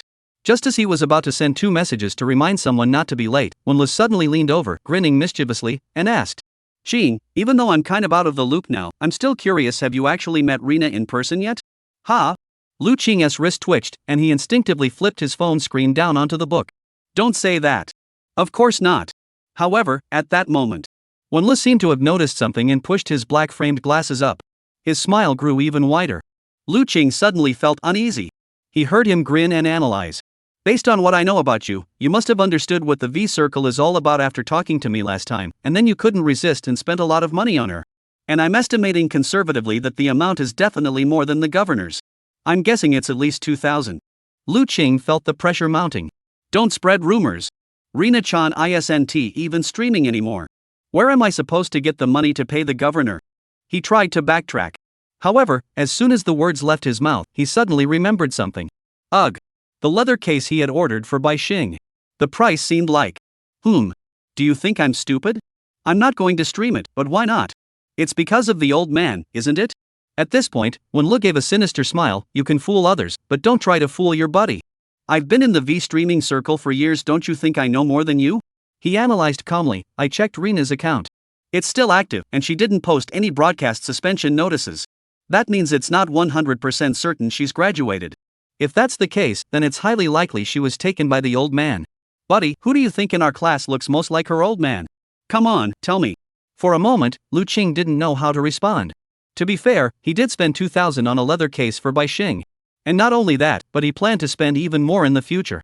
He had planned to find another more reliable V to recommend to Wenlu in the future, as a way to repay him for introducing him to his favorite female lead. But now, this guy doesn't even bother with V content anymore, he has gone straight to the top. Studying maids. The next level, huh? Alright. Lu Qing didn't respond and didn't plan to say anything else. After all, when Lu was watching V, he was always in a relatively rational state, whether it was spending money or anything else, he remained fairly level-headed given his circumstances. Now that he is obsessed with maids, at least he is not beyond redemption yet. When the day comes when he is truly beyond help, I'll accompany him to that Kararo coffee house to check it out, he thought to himself. Speaking of which, the name of that cafe is pretty odd. It doesn't sound like a maid cafe, it sounds more like a magical girl card battle association. He pulled his gaze away. Up ahead, the female lecturer's class began as usual. Time passed slowly. The background noise in the classroom was soothing, making one want to sleep. I don't know how long it had been. Just as his attention was about to drift off to sleep, suddenly, a voice caught the attention of the entire class. Sorry, Professor, I'm late. May I come in? At that moment, it was already 11 o'clock, almost time for class to end. However, that familiar voice, that sweet, high-pitched tone, made Lu Qing feel as though someone had pinched his cheeks and poured a cup of sweet spring water into his mouth, causing him to jolt awake reflexively. He immediately turned his head toward the classroom door. There stood a girl with Gothic-style twin ponytails, wearing a black miniskirt, a Mars cross necklace, and black knee-high socks with a bow, walking with a confident, girlfriend-like stride. Her custom-made Don Quixote-style shoes making soft tapping sounds. With a radiant smile that seemed to score a perfect 100, slowly walked into the classroom under the gaze of dozens of eyes, and made her way directly to the second-to-last row, sitting next to him on his left side. Today, her makeup was flawless, and her features were as delicate as a painting. That completely different aura from usual. And her smile, which could heal hearts without a single word, was so adorable it could melt the heart of anyone nearby. It seemed as though she no longer needed to wrap herself up tightly before going out. It felt as though she had finally let go of a long-held emotional knot. The black tide recedes. In its place comes a brighter, warmer light. Under the gossiping stares of the entire classroom, Bai Xing naturally and confidently adjusted her skirt, crossed her legs, and leaned against him beside her. Wrapped her arms around his arm like a little bird, and then, in a voice that seemed to declare it to the world, in a voice as sweet as a girlfriend's, she said, "Senior, did you miss me?" Chapter 44, Arrow to the Heart. Thank you to GZGF for the 5 gold coins to speed up the update. One more update to go. Crying W. For Bai Xing, today was the most crucial day. Going out with her senior, having a date with him, spending a wonderful afternoon together, and if possible, create some precious SSR-worthy moments that would be cherished for a lifetime. Therefore, she was fully prepared today, intending to fully immerse herself in the role of a girlfriend and make him fall for her completely. Makeup is on point, outfit is on point, perfume is on point, skin is in top condition. She deliberately skipped breakfast and didn't drink any water before going to bed last night. This way, her stomach will look flatter. And she won't wake up with any puffiness in the morning. She is perfect. The most beautiful and cutest I've ever been. Wait, weren't we supposed to meet at noon? Why are you here? I just wanted to give you a little surprise. What's wrong? Don't you like it, senior? Your face is really red. If you say you don't like it, that means you're lying. Liars have to swallow 300 million needles. Alright. Feeling the intense stares from those around her, Lu Qing felt like she was sitting on pins and needles. After holding on for a few seconds, she decided to grab Bai Xing and leave the classroom, making a dramatic early exit in plain sight. Senior, I didn't expect you to be so bold. I never would have guessed you liked something so thrilling. Bai Xing felt blissful as he held her arm, as if all the troubles in the world had vanished with the wind. Yeah. As long as he was by her side, everything was fine. Even the terrifying black tide from the depths of his memory, as powerful as a tsunami, could no longer affect him in the slightest. Bai Xing knew it. At school, no matter what happened, she would not be disturbed by Su Ling. After a night of careful reflection, he had reached the following conclusion. 1. Su Ling cannot appear on the university campus. 2. Su Ling's range of movement seems limited. 3. Only when the senior is by Su Ling's side does she become like a demon, utterly terrifying, as if she could take on the entire world. So, Su Ling also has weaknesses. She seems to be confined to certain spaces. Unable to do as she pleases, like holding the senior's hand, talking to him, or walking with him through the crowd, or even experiencing the temporary affection of being treated like a younger sister. The senior has been particularly kind to her lately. Has he fallen for her? Bai Xing didn't know. But she was certain that even if she took one more step forward, he wouldn't push her away. Well, I won't hold back then. Su Ling. Today is a real date. Bai Xing knew that even under the pretext of finishing homework, the senior had agreed to take her out and actually let her experience at least 5 hours of alone time together, which could be the final blow. What can you do in 5 hours? In her eyes, there were plenty of possibilities. In terms of small tricks, like pretending to be unsteady on the subway, saying she's hungry halfway through, or twisting her ankle while walking and asking him to rub it. But of course, these tactics were already outdated for Bai Xing. Let alone compared to Su Ling, even with her senior, they might backfire. So she decided to keep everything natural, do her homework as homework. But during the process, gain a deeper understanding of him. After spending so much time with him, the girl had come to realize that her senior was an interesting person. Official matters are official matters. Non-business matters depend on the situation. The senior had a threshold. Inviting him downstairs to buy breakfast is probably the limit of non-important matters. Collaborating with him on a new project might push the upper limit of what's considered important business. So today, my task is clear. Using the interview as an opportunity, I'll carefully analyze his preferences and habits, and then, when the chance arises in the future, use his habits to give him the most precise and impactful content. For a voice actor, what matters most isn't how many voices I can imitate, but whether I can perfectly cater to your preferences, hit the mark, and make you completely immersed. Bai Xing is a professional. Therefore, she must seize this opportunity. Lu Qing stood beside the young girl. She had never experienced such a sweet, honey-like feeling before, so much like a couple. Compared to the lingering resentment he felt toward Su Ling, Bai Xing seemed to effortlessly erase the barriers between siblings. A message from Wenlu came through on her phone. Wait, you and that ultimate cute girl from the broadcasting department, are you two dating? She has always sat behind you, and I didn't even know what she looked like. Man, do you know? The whole class is buzzing now. The teacher can't even teach, and the room is filled with the scent of lemon. You little guy, you little guy. No wonder you never came back to the dorm. What's so great about having a real-life anime wife? I don't think it's that great. I'll stick with my quiet one. Alright, you guys go on your date. Dates are so boring. Lu Qing didn't know how to respond, and clearly, there was no need to explain. Since Bai Xing chose to announce it to the world in this way, it meant that this relationship was what she needed, what she truly desired deep down. For the female lead of this story, has she begun to seek a certain kind of intimate relationship at this stage? Lu Qing thought to himself. The two of them strolled along the tree-lined path leading out of the school grounds. Since they had left a few minutes early, there weren't many students rushing toward the cafeteria like starving wolves. This relaxed atmosphere was perfect for them to leave campus in a light-hearted mood. Senior, am I cute today? Bai Xing asked. Cute, Lu Qing replied instantly. Ha? I thought you'd say the opposite like last time, just to tease me. The girl's face flushed slightly, and the happiness in her eyes was unmistakable. I wasn't being sarcastic. It's more like you were so intimidating that you looked like you were going to devour me whole. I couldn't even process what you were trying to say. Recalling the first time she had clung to him, Lu Qing felt as though his memories had been fast-forwarded by several years. Why was that? Lately, he hadn't been feeling very energetic either. He felt dazed and disoriented. Or rather, this past year. The only two clear memories I have are two specific moments. The first was a stormy night when I took in the homeless Su Ling. The second was a thunderous night when I held on to Bai Xing, who was lost and helpless. Will there be another rainy night? At the next memorable moment. Can I make myself a little more awake? Time flies so fast. He murmured. How far had he come since the last time he was awake? Fragments of fleeting scenes flashed through his mind like slides. Music club. Stage. First instrument. Original composition. Handwritten gifts. Lucky draw. Hug. Being loved. A solo rock concert for one. Ah. Lu Qing didn't know. He couldn't recall. How dazzling he was back then. He had forgotten. It no longer matters. All he felt was that in these exhausting days, if not for her by my side, I would surely sink deeper and deeper, like someone falling into an abyss. Until finally, I would never be able to regain the quality of life I once had. It's impossible. Let it be. Senior. What's wrong? Why do you look so pale? Is the wind strong? Ah. Lu Qing shook his head and blinked hard, forcing whatever was in his eyelids, whether it was oil or tears, out of his vision. Nothing. He smiled. He looked at the young girl before him, her face filled with concern. In a daze, vaguely, he couldn't help but think. Yes. Her by his side. Just who is she, really? Chapter 45, A Mistaken Encounter. Second update. Carrying handmade pastries. Carrying homemade coffee. Dressed up beautifully. Seated in the golden store on the first floor. Lin Mu was particularly dazzling today. The dress she was wearing was a high-end floral print dress given to her by her sister.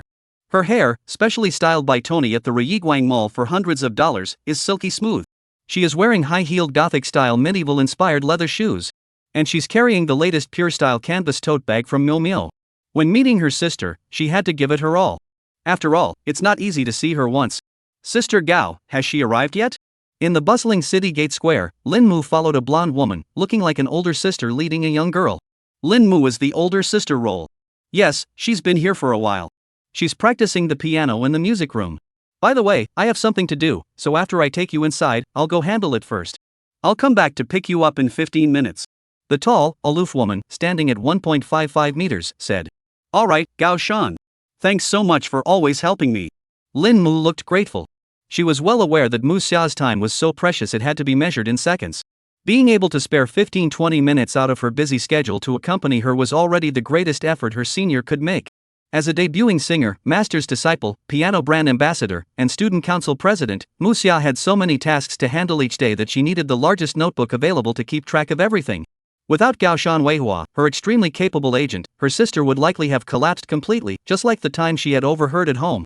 Smashing the metronome, smashing a clock worth tens of thousands of dollars, and tearing apart an expensive, large air purifier with her bare hands. It's really not easy. By the way, Mu. Suddenly, Takasaka-san, who was walking ahead, spoke up. I was wondering, do you usually like it? She asked, facing away from him. Lin Mu was a bit confused, not sure why she was asking such a question, and just replied instinctively. I don't watch them. I never do. I listen to music more. Oh, okay. Takasaka nodded and didn't ask any more questions. Lin Mushin found it odd and couldn't help but ask out of curiosity, what's wrong, Gao Shan? Why did you suddenly ask such a question? Nothing much. It's just that your sister has been acting a bit odd lately, always looking at things she shouldn't be seeing in my car.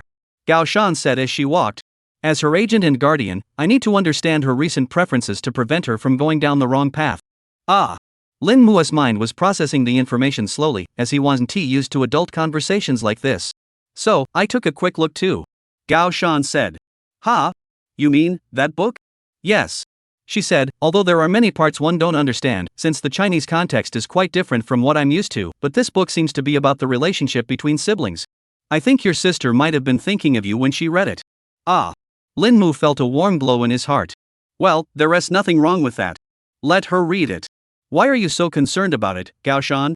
She asked shyly in a soft voice. It's not about the content. It's just that the young miss, you know how quickly she learns, so her reading speed must be very fast as well. But she's been reading that book every single day in my car. According to my estimate, she has already read it over 300 times.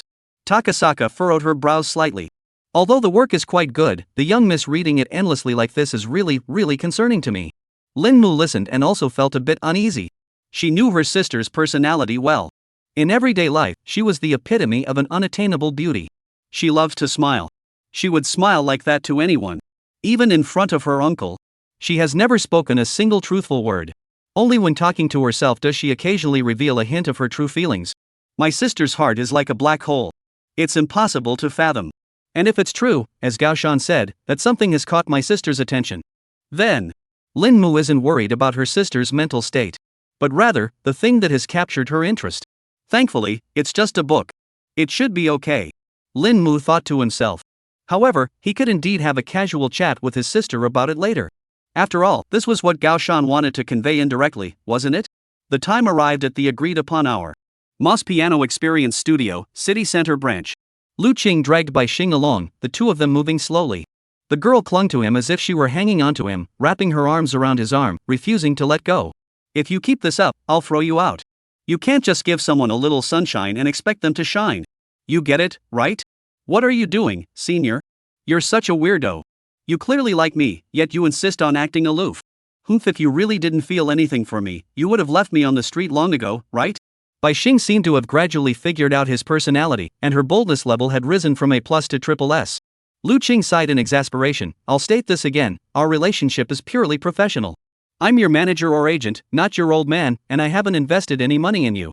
You're supposed to become a big influencer in the future. If people see us together, what will they think? Ha! But we haven't even started streaming yet. I don't have any fans. What's wrong with being with my own boss? Senior, you clearly don't understand the VTuber scene at all. Bai Xing's charming and alluring appearance, combined with her curvaceous figure and her voice that penetrates every pore, repeatedly shattered Lu Qing's worldview, dealing him countless blows. Wow, you know I'm completely hooked on your voice, don't you? You're not even pretending anymore. Am trying to manipulate me, huh? Little thing. Lu Qing grabbed her and pulled her close, then said sternly. Bai Xing, you can talk like this in front of me, but don't ever say such things to others, understand? Also, the people we're about to meet are of a special status, and this involves our assignment. I'll take full responsibility. You just stay by my side, listen, and don't say a word. Do you understand? I'm afraid you'll say something odd and ruin our assignment. Alright, I understand, senior. As long as I don't embarrass you in front of others, the rest is none of my business. Bai Xing smiled sweetly and clung to him again. Lu Qing shook his head and walked straight toward the main entrance of the store. At that moment, besides the employees dressed in formal attire greeting customers at the entrance, there were two women standing on the path everyone had to pass through. One of them seemed vaguely familiar. Before he could think further, Lin Mu seemed to hear something and suddenly turned around, looking in their direction. Lu Qing, upon catching a glimpse of her face, also narrowed his eyes in alarm. Both of them screamed almost simultaneously. Hey! How could you switch girlfriends again? Damn it, the female kid from Twilight Cafe? Chapter 46, Qingbao Isn't Easy to Deal With. First update combined Chapter 2. Lin Mu never expected to run into an acquaintance in such a place.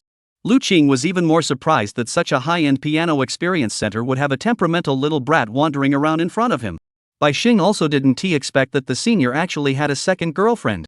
Gao Ban certainly didn't expect that the second miss actually had friends. After staring at each other for a moment, Mr. Takasaka, are all these people your guests? Upon seeing the regional director arrive, the music hall director immediately led 7 or 8 staff members to greet him with bows and scrapes. Takasaka raised his arm slightly, ignoring the director, and instead fixed his gaze on Lu Qing with a scrutinizing look. Like a hawk, toward Lu Qing. Who are you? Ah. We are students from the Tianhai City Art Academy. We made a phone reservation earlier and are here today to interview your company about your marketing strategies. My name is Lu Qing. He introduced himself politely. Oh. Lu Qing. I see. Follow me, and we'll discuss it later. Gao Ban nodded slightly, then turned to look at Lin Mu. Miss Lin, do you want to chat with your friends some more? Wait a moment. Second miss? Upon hearing this title, Lu Qing jolted awake, furrowing his brows in analysis. At the Moss Experience Center, this leader, surrounded by the store manager and staff members, clearly of a higher status, referred to the young woman as second miss? So, what exactly is the female little ghost's background? Before he could react, Lin Mu had already taken out his phone and started snapping photos in the direction of himself and Bai Xing. Oh see, what are you doing? Why are you taking photos of me? The loud shutter sounds played out loud, unabashedly, piercing the ears, causing Lu Qing to quickly shield Bai Xing behind him, furrowing his brows as he confronted Lin Mu. Ha! Lin Mu merely curved his lips into a smile, revealing an expression of pleasure and triumph. Of course I'll keep it for later, so I can share the photos with your ex the next time I see her. Lu Qing thought he had heard wrong. What the female little devil just said? Human speech? A human doing something? This move not only left him completely baffled, but even the white star behind him was a bit unsteady on his feet. Although the senior had instructed them not to speak out of turn, being secretly photographed by a little girl out of the blue, and then threatened to have photos of himself and the senior sent to others who could endure that? Wait. The senior's ex-girlfriend. Suddenly, a name popped into Bai Xing's mind. The only possible candidate. Could it be her? Bai Xing furrowed her brows, analyzing the situation calmly. She knew. First, the senior couldn't possibly be in a relationship that was a given. Second, she lived right next door to the senior. After observing him for 2 years, she was completely certain that he never interacted with any members of the opposite sex. That deliberate distancing was extremely sharp. If you make the first move, he'll respond politely once. If you push further, it will provoke his dislike. If you persist, he will either block you or ignore you. My senior has limited time, a lot of things to do, and now he also has to take care of her. How could he possibly have a girlfriend? Bai Xing quickly guessed that he had probably been misunderstood by this extremely rude little guy when he was out with Su Ling. In that case. Very good. She took a small step forward, tilted her face slightly toward him, and with an expression that said, "You really know people," she tightened her grip on Lu Qing's arm. Lu Qing felt a headache coming on. Just like last time, he had no idea how to handle Lin Mu. Oldly sent me to help him take secret photos of Muxia, but now we haven't seen Muxia, and instead this second young miss has taken our photos. This is a bit out of hand. Is this karma? Even if I pretend to agree with Oldly, it won't work. I'll end up getting backfired because my thoughts aren't pure. Alright, I was wrong. I'll never do it again. Lu Qing knew that even if she asked him to delete the photos, he wouldn't agree. So he said no more and decided to follow Takasaka into the meeting room inside the building to handle the matter first. He thought to himself that encountering the female ghost at Moss was purely coincidental. Even if she managed to get a photo, she didn't have Su Ling's contact information. As long as he didn't take his sister to that Twilight Cafe again, everything would be fine. Go ahead and stay in your information bubble. Taking photos doesn't matter. Do you really think you can get to me? Naive. With that mindset, Lu Qing didn't rush and simply wanted to enter the piano hall with Bai Xing. However, Lin Mu wouldn't let him off that easily. He ran a few steps and asked, "Hey, why are you interviewing Moss? What is it to you?" Lu Qing replied irritably, "And by the way, my name isn't Oi. I just told you my name." Lu Qing, right? You dare not say it? I won't say it. What is it to you? Fine. Lin Mu extended his index finger, pointed at him angrily, then smiled and walked around to the front of the group. He said to Gao Ban, I kind of dislike this guy. I'll go find my sister and have her tell security to take him out. Is that okay? Sure. Lu Qing? No. Wait, what are you doing? Being treated like this, he started to panic. It must be said that in Lu Qing's life, such unpleasant situations were few and far between. That little brat, trying to ruin my homework. He was frantic with worry. From childhood to adulthood, all his homework had always been satisfactory, never failing once.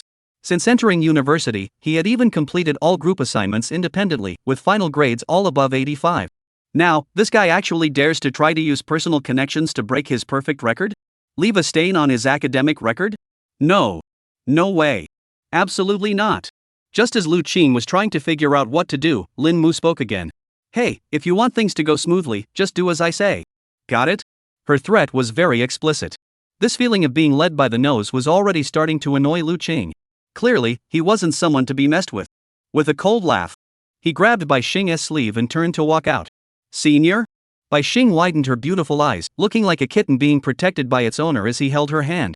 All he heard was Lu Qing say, "Let us go. We'll interview another company. Moss is too famous and arrogant. We're not worthy of him." He spoke without looking back, walking while picking up his phone.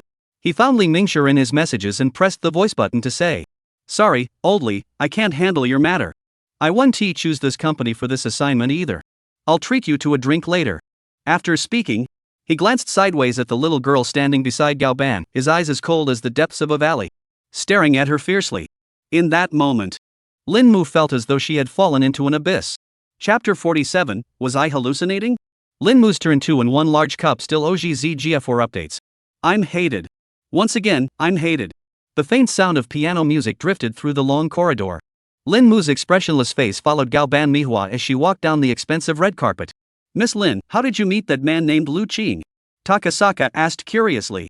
Lin Mu didn't want to say anything and didn't want to dwell on unpleasant memories. Just a mere guest. But, just a guest. Even if he hadn't done that, he wouldn't have come back anyway. It must be that way. Lin Mu thought about it, then stubbornly said, who even knows him? He's just the Sea King, changing partners every day. He's just good looking, that's all. It's like everyone cares about him.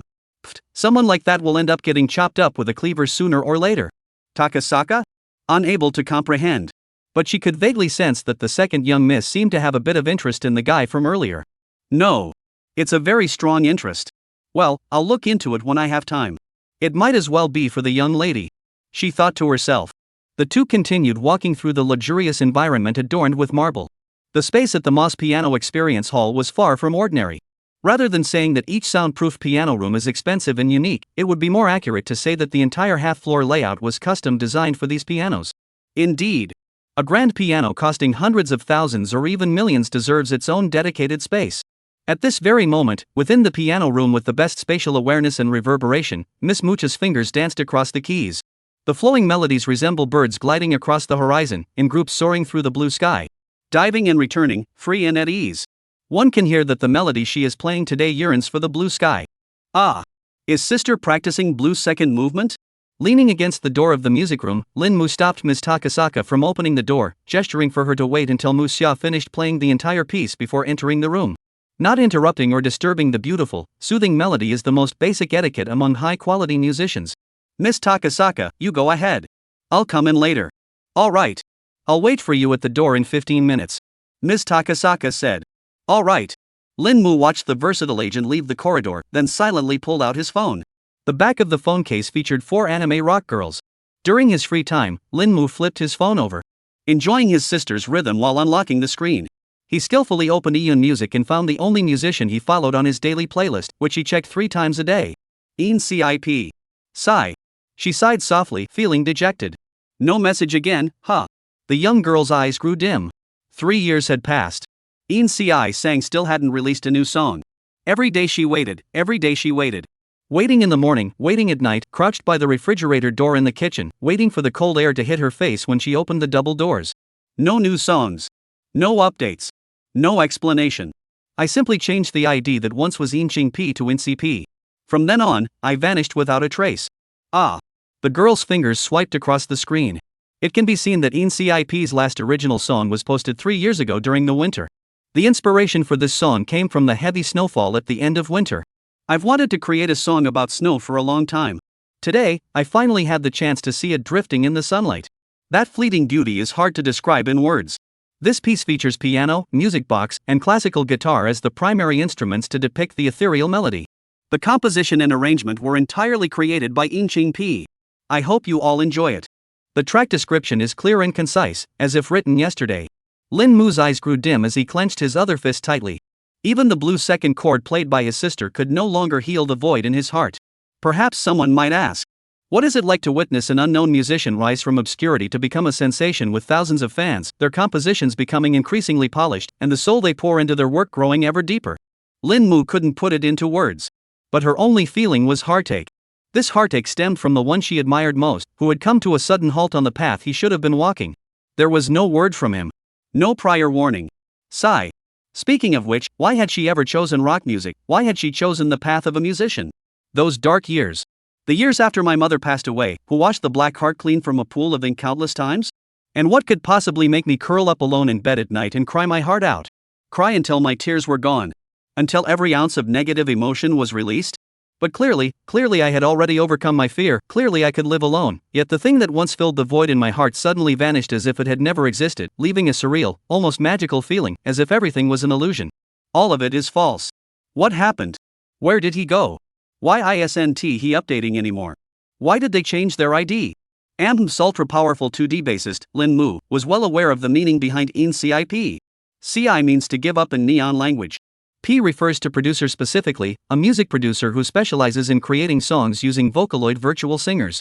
Of course, many Japanese-style arrangement masters also use this as their name, even without using a Vocaloid.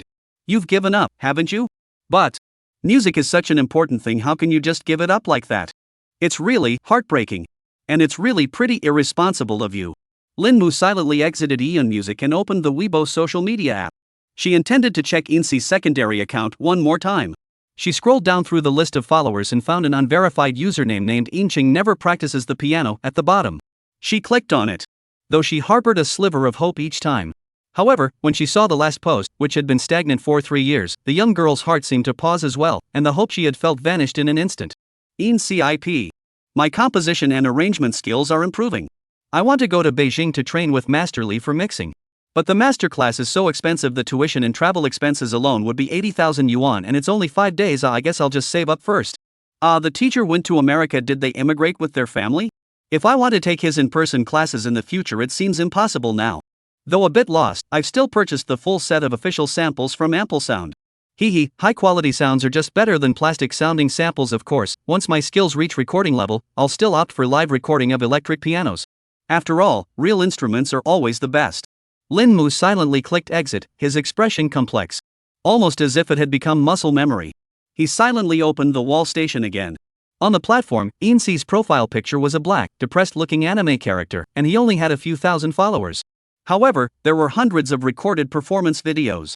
Each video represented a different song, all in ACG, Japanese rock, and J-pop styles, and of course, they featured various instruments. Acoustic guitar, electric guitar, fingerpicking, singing and playing, solos, originals, covers, rearrangements, transcriptions, and arrangement projects. All kinds of videos filled the space, with the only common thread being that none of them showed his face. Lin Mu has watched these videos thousands, perhaps even tens of thousands of times. To her, she can recognize the finger habits and tonal details of the performer even with her eyes closed. Even through the angle at which the strings are plucked, she can distinguish him completely. Unfortunately, how could someone not log in for 3 years? All 3 social media accounts are offline? That's so mean, so mean. The young girl rubbed her eyes. She took a deep breath and tapped the small mailbox icon in the top right corner. There was a message she had received before from him. Thank you for your attention, Lin. I have received your question. Regarding songs to play when starting bass, I do not recommend choosing Tokyo Teddy Bear with a BPM of 204. After all, no one can start with such a difficult ACG song unless they are a genius. Lin, I listened carefully to the cover of Tokyo Teddy Bear you recorded and sent. I take back what I said earlier. You're truly a genius. You're perfectly suited for the ACG route. No one has more potential to be a bassist than you. Lin, I've carefully read your concerns. In fact, disagreements among band members are very common. Issues like song selection, practice schedules, rehearsal expenses, pressure from others, mistakes during performances, and equipment damage are all potential problems. However, don't worry. Any team that wants to build a bond needs time and the accumulation of good character. I think you've simply not found the right teammates yet. Keep going. Lin, what did you say? You fired all your band members? Unilaterally? You even criticized them? Called them unskilled? Lin, you're getting stronger and stronger. I've already seen your amazing performance in your latest cover. You even nailed If I Could Become a Constellation. It seems like slap is no longer a problem for you. You're about to reach the next level play. Enjoy the music, enjoy the ACG. Keep it up. Haha, Lin, you've already realized that an excellent musician will eventually become a gear enthusiast? It seems like you have great conditions, truly enviable. About the effects pedals, while bass doesn't need overly elaborate pedal boards, I still highly recommend Vivi's Kangaroo compressor to you. It has a great graininess and a super Japanese vibe. Sure, Lin. I've considered your suggestion. If I get inspired to make a new track, I'll definitely ask you to handle the bass recording. I'll invite you to the studio, and your name will be featured at the top of the new EP. Let us look forward to it together. Even though I have to read it dozens of times every day. Even though I used to call them senior every time. Every time they responded, every time with patience, every time with gentle encouragement. But from some point on, the words disappeared. Although he didn't delete all his accounts, he seemed to have vanished into the depths of the ocean, silent and no longer responding to any questions. Senior? What are you doing? Can you talk to me on voice chat? Senior, I'm sorry. I didn't understand boundaries. Please don't ignore me, I was wrong. Senior, are you angry with me? Why haven't you replied for 3 days? Senior, can I come find you? Senior, I want to see you. Senior, are you at Tianhai? Why did you disappear? Why aren't you talking? Do you hate me? Are you tired of me? Senior. Reply to me. Senior. Please. Reply to me. Please reply to me. Senior, don't ignore me. Please. I'm begging you. Senior, I really made a mistake. I can't live without your reply. I'm so upset, I can't sleep, I feel so miserable. Senior, if I've done anything to upset you, can you just tell me?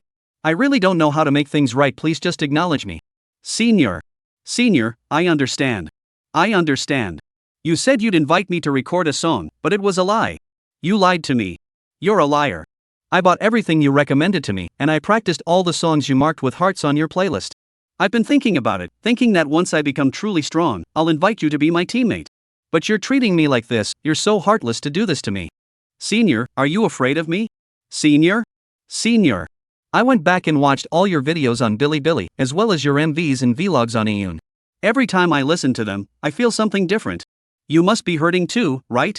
The songs you cover are all so emo. The breathing in Mole 74 was played by the senior with suffocating emotion. Did I receive the emotion the senior wanted to convey? Senior, you're running away, aren't you? You're scared, aren't you? Senior, even though I can't fully understand your pain, I know how difficult it was for you to get to where you are today. You've poured all your emotions into your music, right? Playing the piano for yourself when you're sad, recording your favorite songs for yourself, and listening to your own music when you can't sleep. Your music is all written for yourself. You're creating for yourself. You want to heal yourself. Senior, I understand you now. I know what you need. I've listened to your songs over 3,000 times. Senior, I completely understand you now. I will wait for you. I will wait for you to return. Even if you hate me or fear me, I will still stay here, waiting for you. Remaining messages, 9.99 plus. The blue piano piece in the music room was nearing its end. Lin Mu, who had been expressionless, suddenly looked up. As if the messages sent from her phone weren't even her own words. Tilting her face slightly upward, she murmured to herself like a shy teenager. Speaking of which, Insi's figure kind of resembles that of the Sea King from earlier, doesn't it? She pursed her lips, extended her left hand with its calloused fingers, and gently traced her thin lips, reflecting. Am I hallucinating? Chapter 48, My Sister's Heart is Like a Black Hole 6.8K Triple Combination Mega Chapter still owing GZ 3 more chapters. In the luxurious soundproofed music hall, Muxia, dressed in a princess-like black evening gown, extended the final note until it faded away. The echoes lingered in the air. Her hands glide over the black and white keys, gently lifting her fingertips from the keys before closing the piano lid. Playing the piano requires a sense of ritual. Even when practicing. For Mucha, it is a task that demands her full attention. She must take a shower. Do finger exercises? One must look presentable. And the attire must complement the piece. Today's sky is clear and blue, perfect for practicing the blue second movement. Last night the stars were dim, so choose night walk or hibernation. When it comes to such matters, Mucha's attention to detail is no small matter. Of course, he occasionally chats with the piano. Xiao Mu, come in quickly. At that moment, she smiled and stood up, turning to look at the little child who had been waiting by the door for a long time. Sister, it's been a while. Here you go. Lin Mu walked into the piano room shyly and obediently took out the gifts from her bag. 2 cups of pour-over coffee held by a paper box, and homemade chocolate cocoa cookies in a vacuum-sealed bag. Oh, you brought me a gift? Really, why are you always so formal? Muxia straightened her long skirt and gracefully walked across the spotless marble floor. For her, seeing her younger sister was far more important than preparing for a concert or releasing a new album. Lin Mu said nervously. I know you don't eat much usually, and you never drink water before playing the piano. So, I just made something simple. I hope you like it. Her voice was barely audible. In fact, every time she saw her sister, she felt uneasy.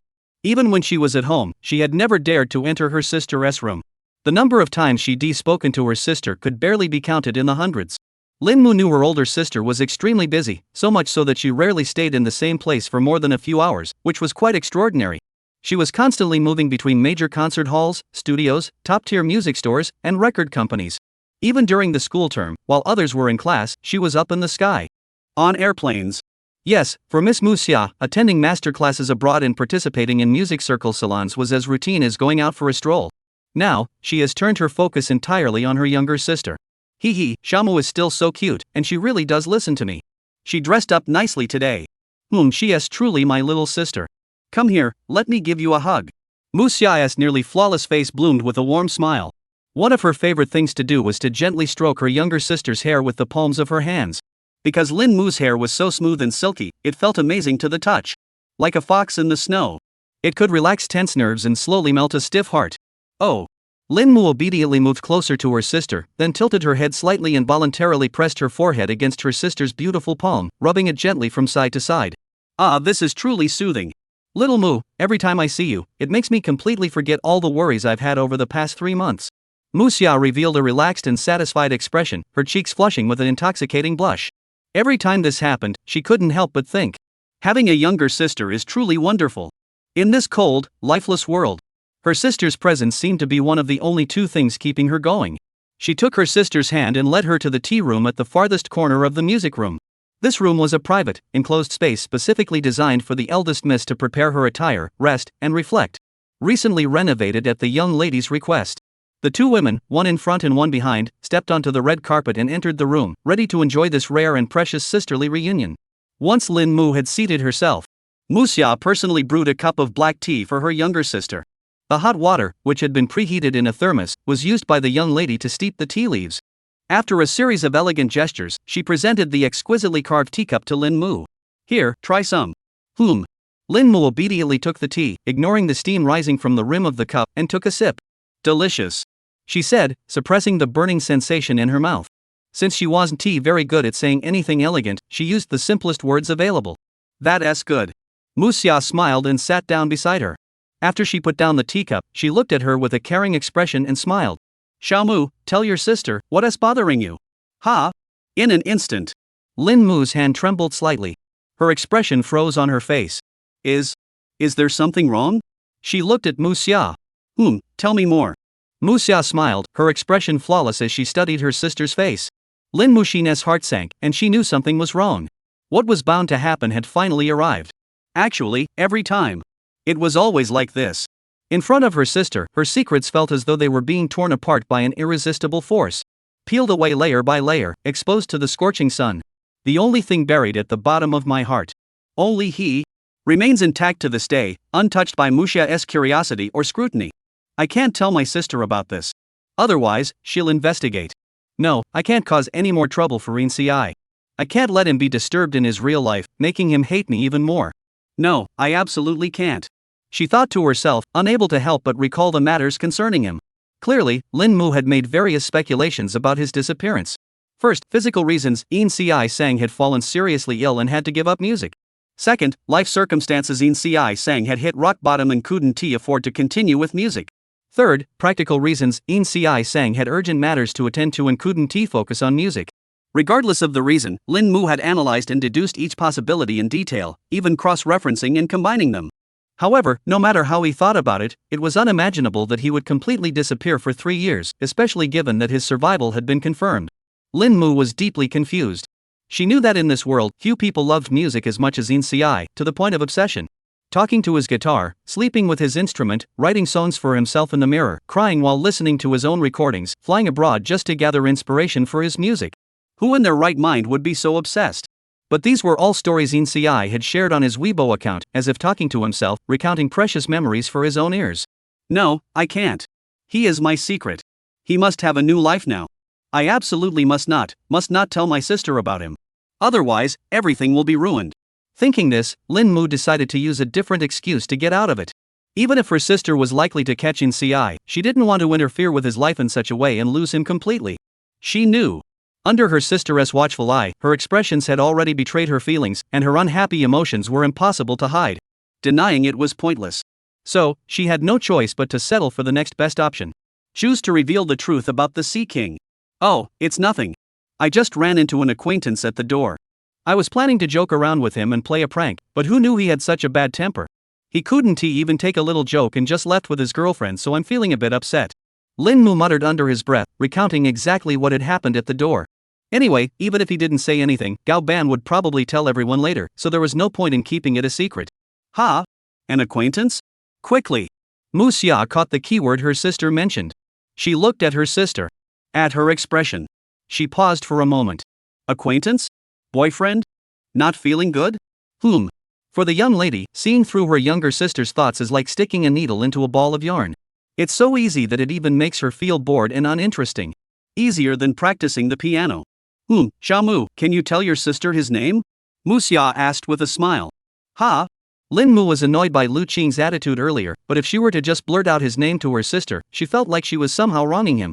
The seriousness of the matter felt like even if she had insulted him herself, it would have been better than telling her sister his name. Let's not, sister. He's just a guest. We won't see him again. Why ask his name? Lin Mu tried to change the subject. However. Guest? We won't see them again? For some reason, the curve of Muxia's smile grew slightly.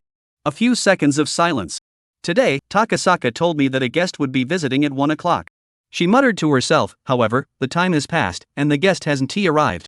Xiaomu, the guest I'm referring to is the same friend you mentioned, isn't it? She rested her pale elbow on the sofa armrest, supporting her delicate chin. And with her other hand, she tapped the solid wood tea table with her slender fingers.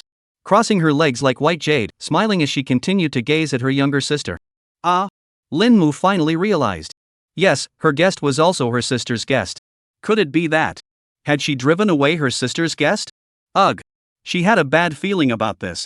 This kind of relationship was the last thing she had ever imagined. Fortunately, it wasn't a big deal, and she was sure her sister wouldn't get angry with her over something like this. After all, in front of others, her sister always spoiled her. Alright, his name is Lu Qing. I don't know if he is your guest or not. Lin Mu said nervously. Lu Qing? Upon hearing the name, Mu Xia paused for a moment. She felt like she had a vague recollection, but it was hard to place. The impression came from something her agent, Gao Ban, had mentioned about an interview. But she couldn't shake the feeling that she had encountered him in some other context before. School? Impossible. Although they were both students at Tianhai City Art Academy, and it was precisely because of that connection that Gao Ban had agreed to let him come for the interview, she still felt like she was missing something. Mu Xia furrowed her brows slightly before returning to her smile. Okay, Xiaomu, if you want to send him away, then send him away. After all, maintaining your mood is more important than anything else. She changed the subject, as if she didn't care at all, speaking casually. Oh. Lin Mu sighed in relief, nodded cautiously, and shifted his gaze elsewhere. Her posture was very restrained. Her hips occupying only the front half of the high-end sofa. Her entire body was tense and leaning forward, her arms pressed tightly against her body, her fingers intertwined and placed between her knees. Even when alone with her sister, she treated herself as an outsider.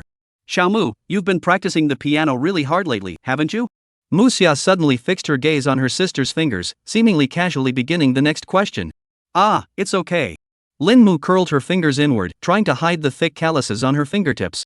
The strings of a classical piano are thicker than those of an electric guitar, and even thicker than the steel strings of an acoustic guitar. Therefore, playing and practicing on such strings can cause significant damage to the fingers. This kind of damage, in Mu Xia's eyes, was a form of wear and tear. Pianists and rock musicians are different. Pianists must protect their hands above all else. They must never end up like Lin Mu, whose hands were calloused from excessive practice, leading to numbness and stiffness, making them feel far less supple than Mu Xia's fingertips. Some piano masters even go so far as to insure their fingers. Xiaomu, practicing is fine, but your fingers are already swollen and red. Don't overdo it, Mu Xia reminded him. Okay. Lin Mu nodded. Obviously. When it came to this, she wouldn't listen to her sister. After all, what's the difference between a bassist who doesn't practice and a piece of dried fish?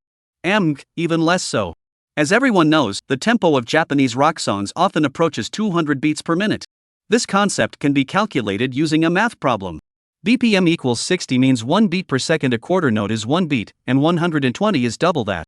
However, in ACG music, most songs start at 180 plus BPM, and each beat may include eighth notes 2 notes per beat, 16th notes 4 notes per beat, or 32nd notes 8 notes per beat. This is not something an amateur can play effortlessly. Question: in Lin Mu's Tokyo Teddy Bear, BPM equals 204, how many eighth notes are played per second? 10 points. Under such intense pressure, asking Lin Mu to stop practicing is akin to asking her to give up the bass. After all, the finger dexterity of top-tier masters is maintained through daily practice. Missing just one day can cause a 10% drop in skill level. 3 days, 30% a week, half. And a month without practice causes the calluses to peel off and disappear. If one ever tries to pick it up again, they must start from scratch with the tender hands of a beginner, reliving the pain of the skin and flesh. That's the pressure of string instruments. Mu Xia knew this was something she couldn't persuade her into, so she simply nodded and quickly moved on to the next topic. Xiaomu, I've transferred 50,000 yuan to your account.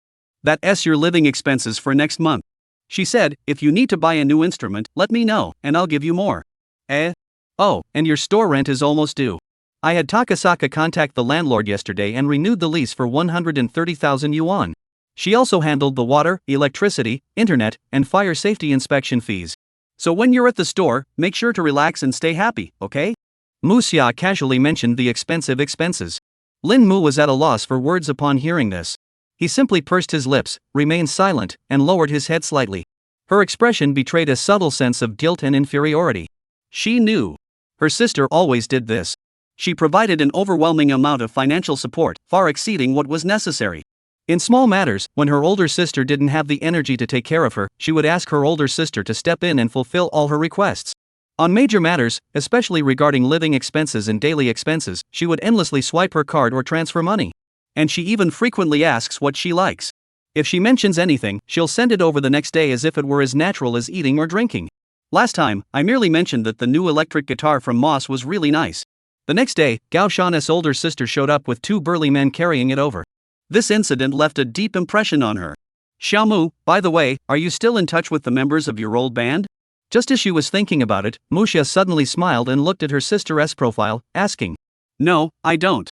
Linmu said, ever since we fell out with them, I dropped out of school. I haven't seen any of them since. Her expression darkened, the discomfort stemming from the shadows of her memories. Oh. I see. That's good. Muxia smiled.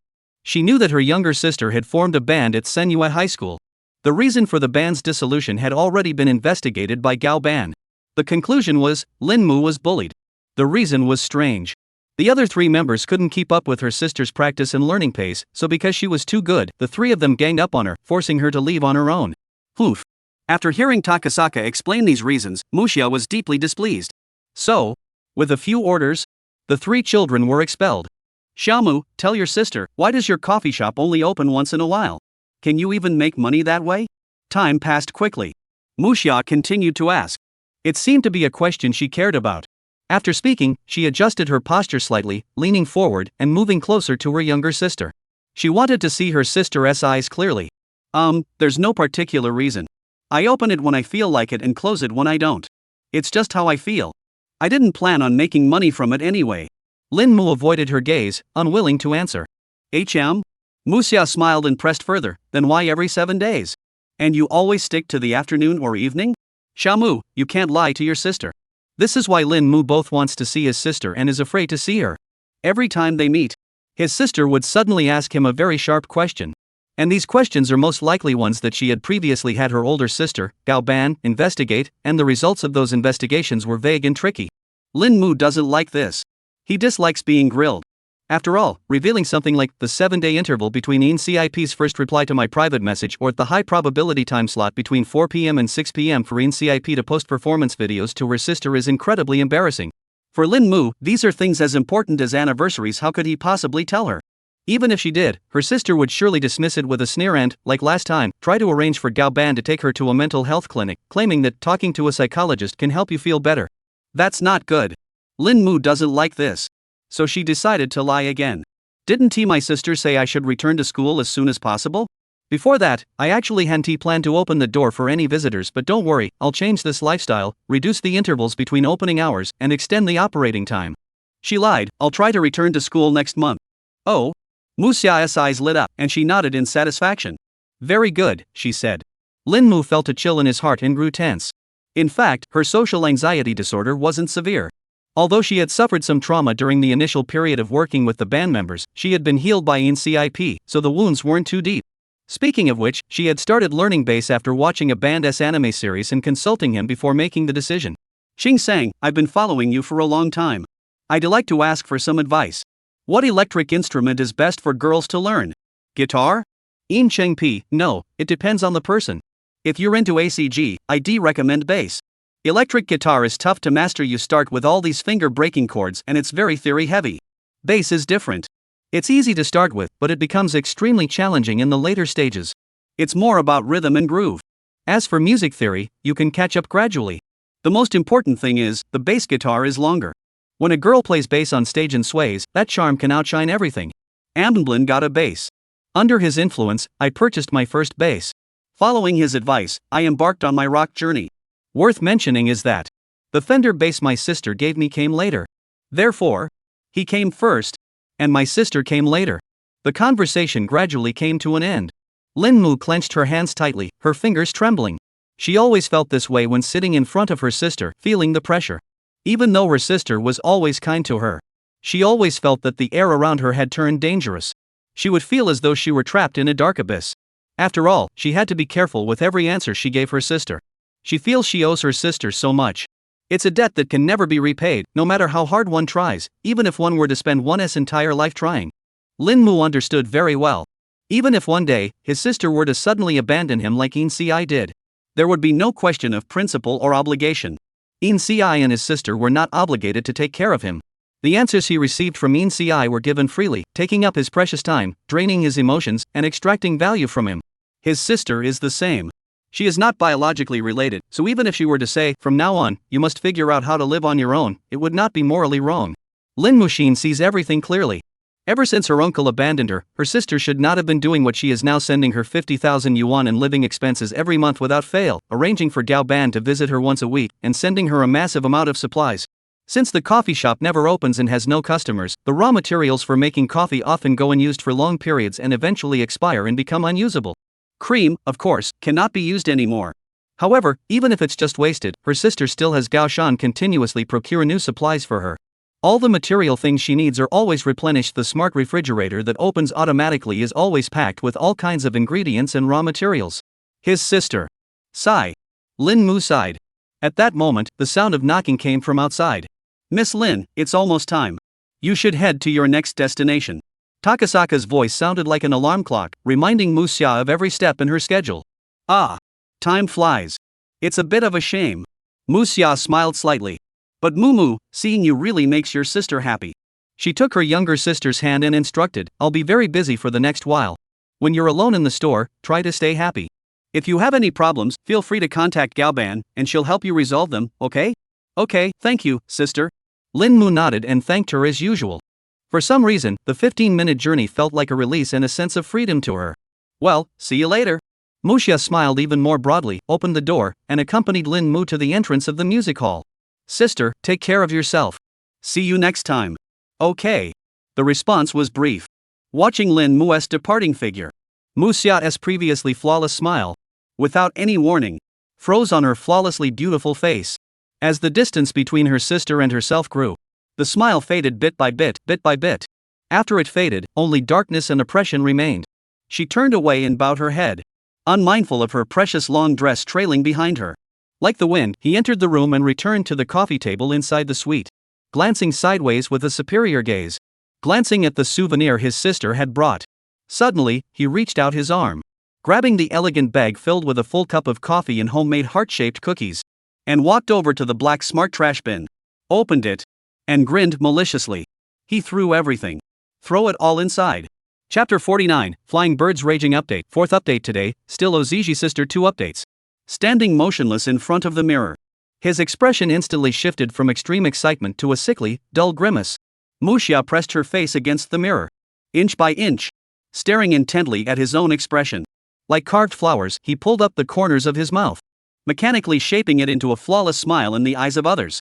Ah! How envious! Her gaze flickers toward the trash can, and her breathing grows increasingly uneven. My sister is like a bird. The figure leaving, with light footsteps, made Mu Xia feel terrible. Every time she watched her walk toward the unrestricted door, every time she saw her play the piano without any constraints, every time he heard her watch shows in the room without restraint, Mu Xia's heart felt like an old object locked away in a prison for over a decade, dirty and unable to be cleansed. Xiao Mu. Xiao Mu. She softly calls out her younger sister's name. Mu Xia's expression twisted in agony and heartbreak. He picked up the cookie from the trash can, tearing open the packaging with all his strength, biting into one side. Bite it off. Grab the coffee cup, which is half spilled, back into your hand. Regardless of the sticky, dirty surface, he simply lifted the plastic lid and drank directly from the rim. Outside the door, Takasaka stood with his back against the wall, arms crossed over his chest, staring at the stopwatch on his wrist. Has it started again? Takasaka didn't disturb her, because she knew the young miss was releasing stress. By using the scent of the second young miss to release the stress that was nearly enough to break the last nerve. Speaking of which, the scent on the second young miss. What exactly is it? Takasaka had investigated multiple times but had been unable to reach a conclusion earlier. However, recently, she has begun to understand. It seems it's the scent of freedom. It's the one thing the young miss is most powerless to obtain. The thing she craves most, desires most, needs most. Even the one she is consumed by twisted desires and obsession for. The taste of freedom. Sigh. As her personal maid, agent, bodyguard, and regional manager for the Moss district, Takasaka Mihana understands Mucha inside out. Even if asked about the color of the young Mrs. swimsuit, she could instantly rattle off over 20 brands in more than 30 styles without hesitation. As for her mental state, there's no need to mention it. She knows everything about her. I clearly remember the first time she exhibited this symptom. That pivotal moment. Takasaka, this is the type of piano that Como wants. Go arrange it. Understood, miss. Takasaka, stop. What's the pattern on the guitar you're holding? Hello, Mississippi. It's a seagull. A seagull? Yes. Why a seagull? Miss, I've researched it. The fingerboard of PRS electric guitars is inlaid with such seagulls, which are a classic feature of this guitar brand. Many music enthusiasts who prioritize aesthetics specifically choose this guitar because they love the seagull design, willing to spend as much as $3,000 or $5,000 on it. At that moment, it was the first time Miss Mucha had ever seen a shadow of gloom cross her face. A shadow dark enough to overshadow everything. Takasaka understood. The eldest Miss's love for the second Miss was so profound. So much that she had nothing left to give. She had already proven the second Miss's importance in her heart by rejecting the offer from the Juilliard School of Music. But, from some unknown day onward, the eldest Miss changed. She seemed to have been triggered by something, and could no longer control her emotions at all times. She seemed to need an outlet. And in the past, the necessary condition for this release was always having Lin Mu by her side. At the old master's house, Lin Mu could always be treated by the young Miss as a cute little sister doll, used for comfort and conversation. Come to think of it, ever since the second young Miss moved out, she's been like this. Gao Pan pondered. He wanted to help Muxia, but felt powerless. Inside the house, she downed the coffee in one gulp. She wiped her lips with the back of her hand and stood up, far from elegant. Gao Shan, let us go. Time was limited, and Muxia tidied her skirt. Gao Shan pulled out his car keys and left the piano hall first, giving her some time to gather herself. Tap, tap, tap. Muxia's high heel struck the ground, producing a muffled yet crisp sound like the beats of a bass drum on the red carpet laid out on the marble floor. She adjusted her expression as much as possible. Preparing to greet the next batch of audience members. Preparing to tackle the next item on the schedule. Without Lin Mu by my side, everything feels so unreal. I never imagined that. The person I cared about most would one day no longer need me. Never again would she share all the things in her heart with him. This is something Muxia cannot accept. Completely impossible. Memories as vivid as yesterday. Xiaomu, why are you sad today? Can you tell your sister? Xiaomu, did your father scold you again? Xiaomu, don't worry. Your sister will always be by your side to protect you. Xiaomu, don't cry. Your father is just like that, he speaks without thinking and never considers others' feelings. Xiaomu, what did you say? Are you really going to move out? Xiaomu. Alright, Xiaomu, I respect your decision. But remember, your sister will always be by your side. No matter what troubles, pains, or hardships you face, you can always reach out to your sister, okay? Xiaomu, how have you been lately? Do you still sneak under the covers and cry alone in the middle of the night? Ha! Xiaomu, do you want an electric guitar? You play bass, right? Are you planning to start learning both? Xiaomu, you seem really happy lately. Did you find a new passion in life? Xiaomu. At some point, my sister's smile started to appear more often. The smile on my own face is fake. The smile on my sister's face were genuine, coming from the heart. My younger sister seems to have found a new pillar of support. She can live on her own, find happiness on her own. Even if she doesn't go out, socialize, go to school, or date. My younger sister still occasionally finds herself lost in her thoughts after scrolling through her phone, revealing emotions such as nostalgia, immersion, regret, longing, hope, and resentment. Vividly, her face brimming with anticipation for the future. Why is that? She seems to have become someone who can live well even without needing others. Why is that? Who is it? Who took Xiaomu away from me? Xiaomu is mine, the most important sister to me. Her life must be guided by me. Her troubles can only be confided to me. No one is allowed to touch her hair. Who is it? Who is interfering with my control? Muxia took a deep breath. Clearly the expression on her face, that guilty expression. Every time she looked at it, it made her heart race, giving rise to a wild, exhilarating pleasure that pierced the clouds. Even though she had planted self-doubt deep within her, it was his greatest pleasure. It was his indispensable secret for relieving stress. How many times have I peeked into my sister's room, watching her sob? He could derive a different kind of thrill. At such moments, I would approach her, to comfort her, making her grateful and hugging her. Let her cry in my arms. Ah! Who was it? Who took my toy? Who is opposing me? Hoof! Muxia exhaled a dangerous, muffled breath. Her icy face betrayed a playful smile. You better watch out. Don't let me find you. Chapter 50, Sugarflower's Danger. 2&1GZ Sisters sponsored Sugarflowers, director's team about to add more scenes. Omit Milk Tea Shop was located on the northeast side of the first basement floor of City Center. Due to its high prices and poor value for money, few people sat inside to enjoy the afternoon's leisurely atmosphere. At that moment, Lu Qing and Bai Xing deliberately came to the deserted store, sat in a corner, and began to discuss their plans in detail. On the screen, an audio message from Old Li appeared. What? Xingzi, what's going on? Your tone just now didn't sound right. Did someone mess with you? If that's the case, tell your brothers. We'll spend money to hire people to handle it for you. Damn it, I've been in Tianhai for 3 or 4 years, spent so much money, built up a network of henchmen, and made so many connections with street thugs and second-rate gangsters, but this is the first time someone has dared to mess with my buddy. You send me his address, and I'll handle it right away. Li Ming's 59-second voice message was filled with street slang, and he was currently sending video calls to Lu Qing non-stop. Lu Qing turned off the video and quickly replied. Calm down, old Li. I'm fine. I just got annoyed by the boss from the Moss family, so I'm thinking of other options. Don't get worked up. I'm just letting you know. The photos are really impossible to get, and I even got secretly filmed by someone else. What? Hearing the name Moss and his words, Li Ming sure roughly understood. If Qingzi was saying this, then he had likely gotten involved with a woman. In this situation, Li Ming didn't want to get involved. Alright, I understand. If you need anything in the future, just give me a call. I'll definitely help you out. Even if I'm at the foot massage parlor, I won't hesitate to call someone for you. Lu Qing put his phone away and placed it on the table, taking a deep breath. He knew in his heart that Old Li, though a bit lecherous, was genuine in his brotherly loyalty and wasn't he afraid to cause trouble. In fact, even if Xiang Yang, the most unpopular guy in the dorm, was being bullied, he would still step in to help. Li Ming was just like that, he couldn't stand seeing anyone around him get bullied. Senior, I never would have guessed. You're involved in the underworld? Across the square table, Bai Xing held a milk tea, sipping the coconut bits inside while asking in a pitiful whisper. Those curious and concerned little eyes seemed to be saying, did I follow the wrong person? Isn't he a hidden gangster? Are you going to lay a hand on this little cutie? Of course.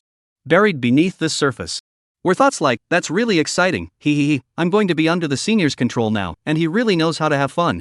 I need to find an opportunity to work with him. Lu Qing couldn't explain, so he just brushed it off casually, he's my roommate. He's not a bad guy. Oh, okay. Bai Xing looked pensive. Then he handed over the milk teacup. Senior, want some? Lu Qing pushed it away and took a sip from his own cup. Don't try to pull any tricks while I'm thinking. Poof. Boring. You won't even drink milk tea with me, you're so stingy. Bai Xing immediately unleashed her 3-part tea talk attack, causing him to rub his temples in frustration. He really had no idea how to deal with her. In fact, Lu Qing noticed early on that, at some point, the little creature had started to exhibit increasingly cat-like traits. Cat-like traits, knowing how to be clingy, always adorable, occasionally making beautiful sounds, having a pleasant texture, and being extremely considerate. This trait is almost invincible, extremely soothing, and capable of making any man lose his cool even when he's in a bad mood. That's right. With such an authentic landmine-type voice actress sitting across from him, eagerly wanting to share a drink with him, such a direct approach left even him a bit overwhelmed. Hey, Bai Xing, he changed the subject. Our homework is ruined, and it's all my fault. I need to figure out what to do next. You've got to give me some time. Oh. Bai Xing nodded obediently, sitting on the chair like a kitten, no longer causing trouble. In truth, for her, going out with her senior was the most important thing in the world. As for the rest, none of it mattered. Failing a class might have been important before. But now. She had already failed 2 or 3 courses due to being unable to get out of bed during her reclusive period. So In any case, having an upperclassman now is better than anything else. You should know this, right? I used to always do my homework alone. Lu Qing crossed his arms on the desk in front of him, aimlessly staring at the shop's decor as he chatted casually. Yeah, I know. I saw it in other classes before. You always did everything on your own, never teamed up with others, and would rather work yourself to death than skip any steps. Man, that's extreme. Bai Xing took a sip of her milk tea, puffed out her cheeks, and mumbled. What? How many classes did you end up taking with me? Lu Qing asked, growing suspicious. I took all the ones I could. The girl blinked innocently. That doesn't make sense. You're a freshman, and I'm a sophomore. We're not even in the same department. And you managed to pick all the same elective courses as me? How did you do that? Lu Qing was completely baffled. Bai Xing avoided his gaze. Just tell me. Well, it's because earlier, when I was doing I had some extra money, so I hired someone to open multiple pages in the education system the moment registration opened and help me snag all the courses that upperclassmen might take. After that, if you didn't sign up, I'd drop the class and re-enroll. If I couldn't get them, I'd spend more money to find other juniors to swap courses with me. It's all done simultaneously. The moment they drop the course, I jump in to grab it so we can take the same class together. Bai Xing stammered, her face flushing red. Finally, she added shyly, it's pretty expensive. Lu Qing opened his mouth. He slowly typed out a question mark. Wait, are you trying to eat me, friend? He had gradually come to understand everything. Good. So, you've been watching me all along, haven't you? No, I didn't. I'm not like some creepy stalker who follows you around. I think I'm pretty decent, right? Lu Qing's question mark almost fell over when he heard that. He couldn't help but take notice. Wait a minute. What female pervert? Who's been stalking me? Tell me the details. He knew Bai Xing wouldn't lie to him. And judging by her blushing, delicate expression, she was clearly trying to drag him into it to avoid exposing herself. This. She looked troubled and said, "It was earlier. I saw a woman peeking through your front door twice. She was listening at the door to hear what was going on inside." Bai Xing recalled the scene and spoke seriously. What? Are you lying to me? Why would I lie to you? I even called the police for you. But by the time the auxiliary police arrived, she had already cleaned up, so they didn't find any evidence. This made Lu Qing a bit concerned. His expression grew serious as he reflected deeply. Logically speaking, ever since Su Ling arrived, there hadn't been any unusual activity outside his home. After all, whether it was going to school in the morning and evening or going out to buy groceries during the day, he hadn't noticed anything unusual. If we rule out the recent period, that means the stalker must have appeared before the first rainy night. Curious, he pondered for a moment and couldn't help but think of an even more serious issue. That doesn't make sense. How did you know someone was following me? The young girl's face froze, her mind processing the question. I was just heading home. When I was going upstairs, I passed by her and saw her. She started making excuses. It was obvious that her little scheme couldn't possibly escape Lu Qing's gaze. However, as a neighbor, it wasn't so bad for her to check on her own front door from time to time. It's okay? At least it's better than having strangers come by regularly to check up on things, right? Lu Qing thought to himself. Little did he know that his protection of the young girl had already gone beyond what was reasonable. He continued his analysis. If Bai Xing could detect that the other person had come twice, then the actual number of times that person had been following her must be more than twice. This was obvious reasoning. His expression darkened as he began to ponder deeply. He had been renting the apartment for 2 years. During that time, who could possibly have developed such a twisted obsession toward him? Considering that he had no social interactions with anyone outside his roommate, such an occurrence felt even more absurd and surreal. Who was targeting me? Who was interested in me? A man or a woman? What do they want from me? 4 questions in a row, each one crucial. Lu Qing looked back at Bai Xing. You've seen what the other person looks like, haven't you? Yes, I have. Bai Xing answered honestly. She's, a girl with an extremely exaggerated figure. She placed her index finger on her lips, biting her cherry blossom painted nails.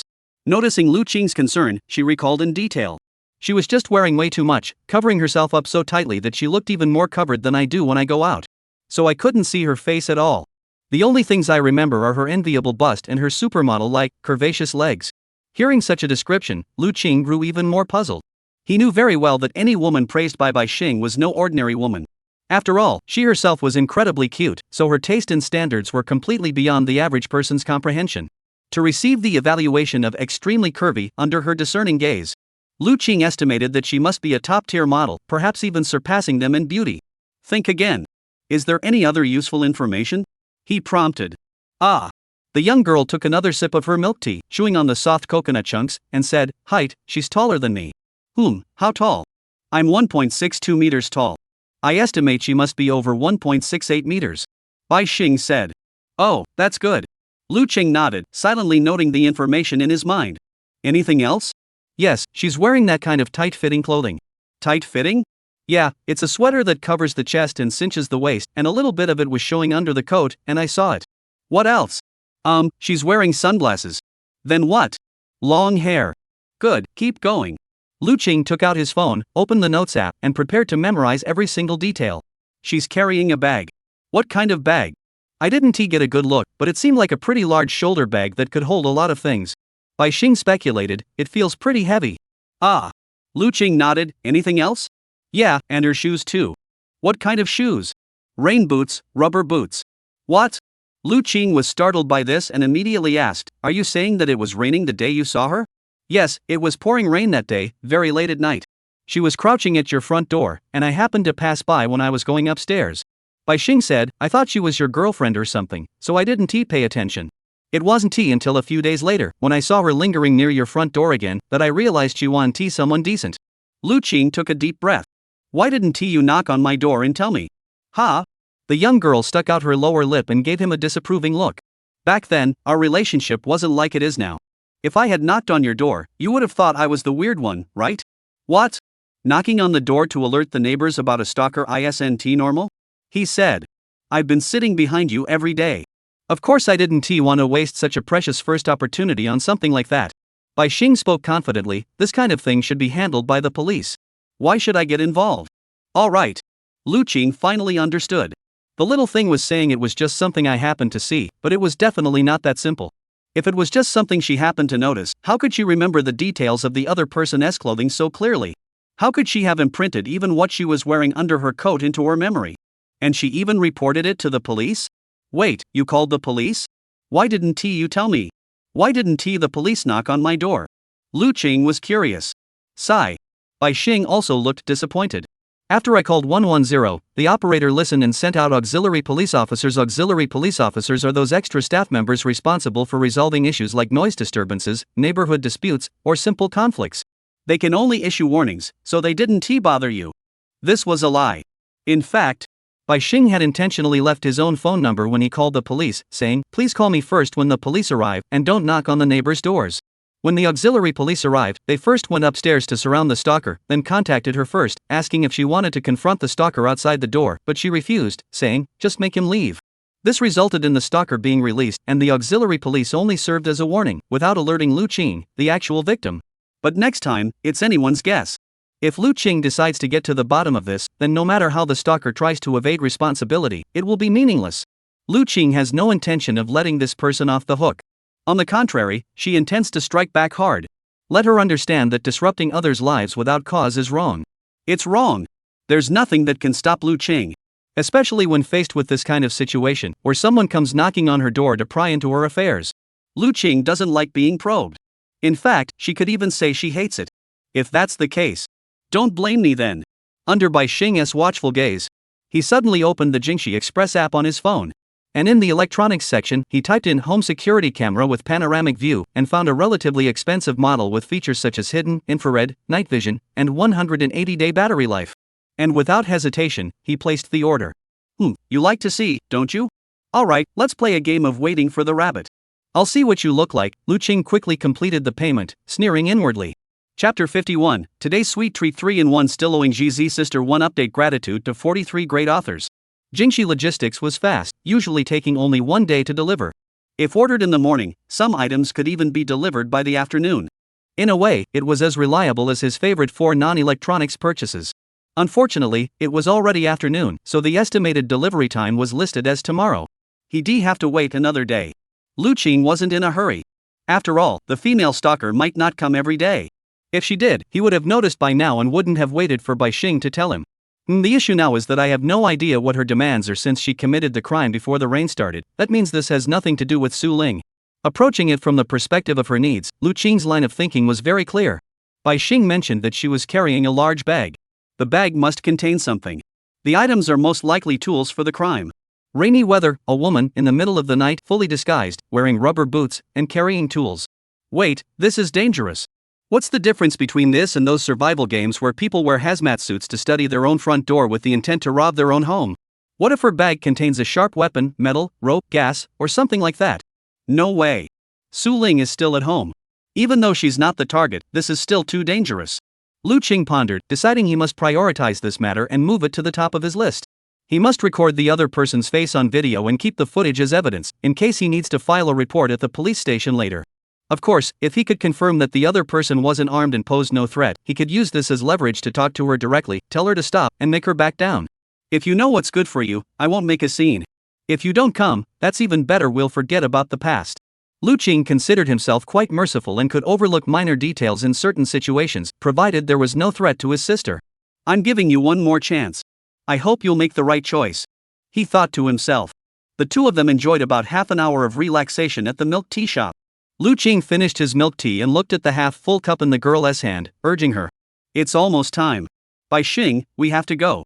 The current issue hadn't been resolved yet, and he couldn't afford to waste any more time. For Lu Qing, there was one thing that was absolutely crucial.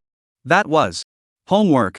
He still remembered the first time he learned to play the guitar as a child. His teacher was a middle-aged man in his 40s. Even after seeking out 8 different guitar masters, none left as deep an impression as the middle-aged man. Meeting the uncle was quite interesting. He was the type of person who lived in his own world, with a full beard, a goofy smile, and a disheveled appearance. He loved lying on the carpet in the small classroom, sprawled out with his electric guitar in his arms. The uncle's improvisational skills are very strong. Reportedly graduated from the jazz department of the Beijing Modern Music Academy. And he can play a solo with countless variations even with his eyes closed. The uncle teaches in a very laid-back manner, and the harshest thing he's ever said is, if you don't practice, don't come. I don't need your $100 per lesson, let's not waste each other's time. The uncle's homework is brutal. You have to transcribe 20 songs of different genres on guitar in a week and note the harmony progressions. Of course, I've always been a perfectionist. So in a state of giving it my all, what seemed impossible gradually became possible. I still remember the first time I stayed up all night to finish his assignment. The uncle finally seemed to start teaching properly. Instead of getting drunk every day, lying on the ground with half-closed eyes, and only using his ears to tell if the notes were right or wrong, the uncle gradually began to take me, his student, seriously. Occasionally, I would shamelessly make strange requests, like asking for a free meal, a drink, or even money for cigarettes. Lu Qing, treat me to some barbecue? I'll pour you some real stuff. Lu Qing, the alcohol is gone. Could you get the teacher a bottle? Yellow wine. Lu Qing, are you there? If you're not, buy me 2 bottles of Coke, okay? I want the iced ones, not the 0-calorie ones. Lu Qing, when are you going to buy a new guitar? Your current one isn't good enough. I can't use it for my homework. Lu Qing, give me a pack of cigarettes. I don't have money to buy any. The uncle only teaches one-on-one lessons. Due to the strict homework requirements, few other students could complete it, so they often skipped class or found various excuses to postpone their lessons. After all, most people pay to learn guitar as a hobby, but the uncle always demands professional level standards, which is really tough on those who just want to play around. This led to the uncle having fewer and fewer students. He barely makes any money.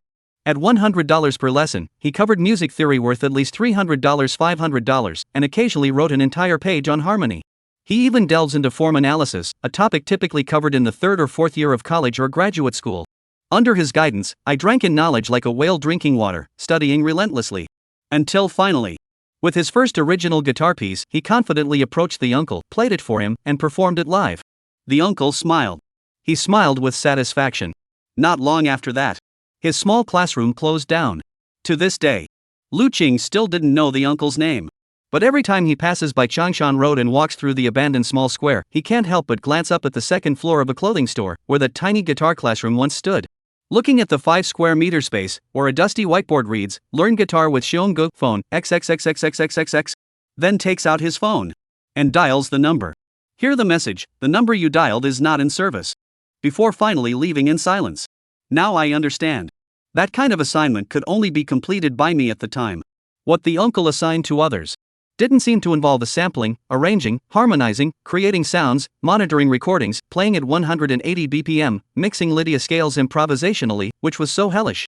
I'm sorry, Xionggu. I wasn't able to go to Japan for further studies. Instead, I chose to stay in China, giving up music, and halted my progress with the guitar. I'm sorry. I couldn't take the path you most wanted to see me take. Nor could I let you hear the songs I composed afterward. Now, my guitar skills might not be much worse than yours. I've taken photos with Mr. Yao, with Jin-san, and shaken hands with Samurai-san, and I managed to snag the last signed guitar by Master Kobayashi in Tenma City. But alas, I can no longer do the homework you left me. Homework. One of Lu Qing's deepest obsessions. No matter what kind of homework it is. If it's assigned, it must be completed. If you do it, you must do it as well as possible. Not seeking perfection, but giving your best effort. Memories come and go like scattered threads. Lu Qing snapped out of her daze and sighed softly to himself. Which company should I go to for market research? There was no one he knew who ran a company. And he didn't want to bother Li Mingshi again.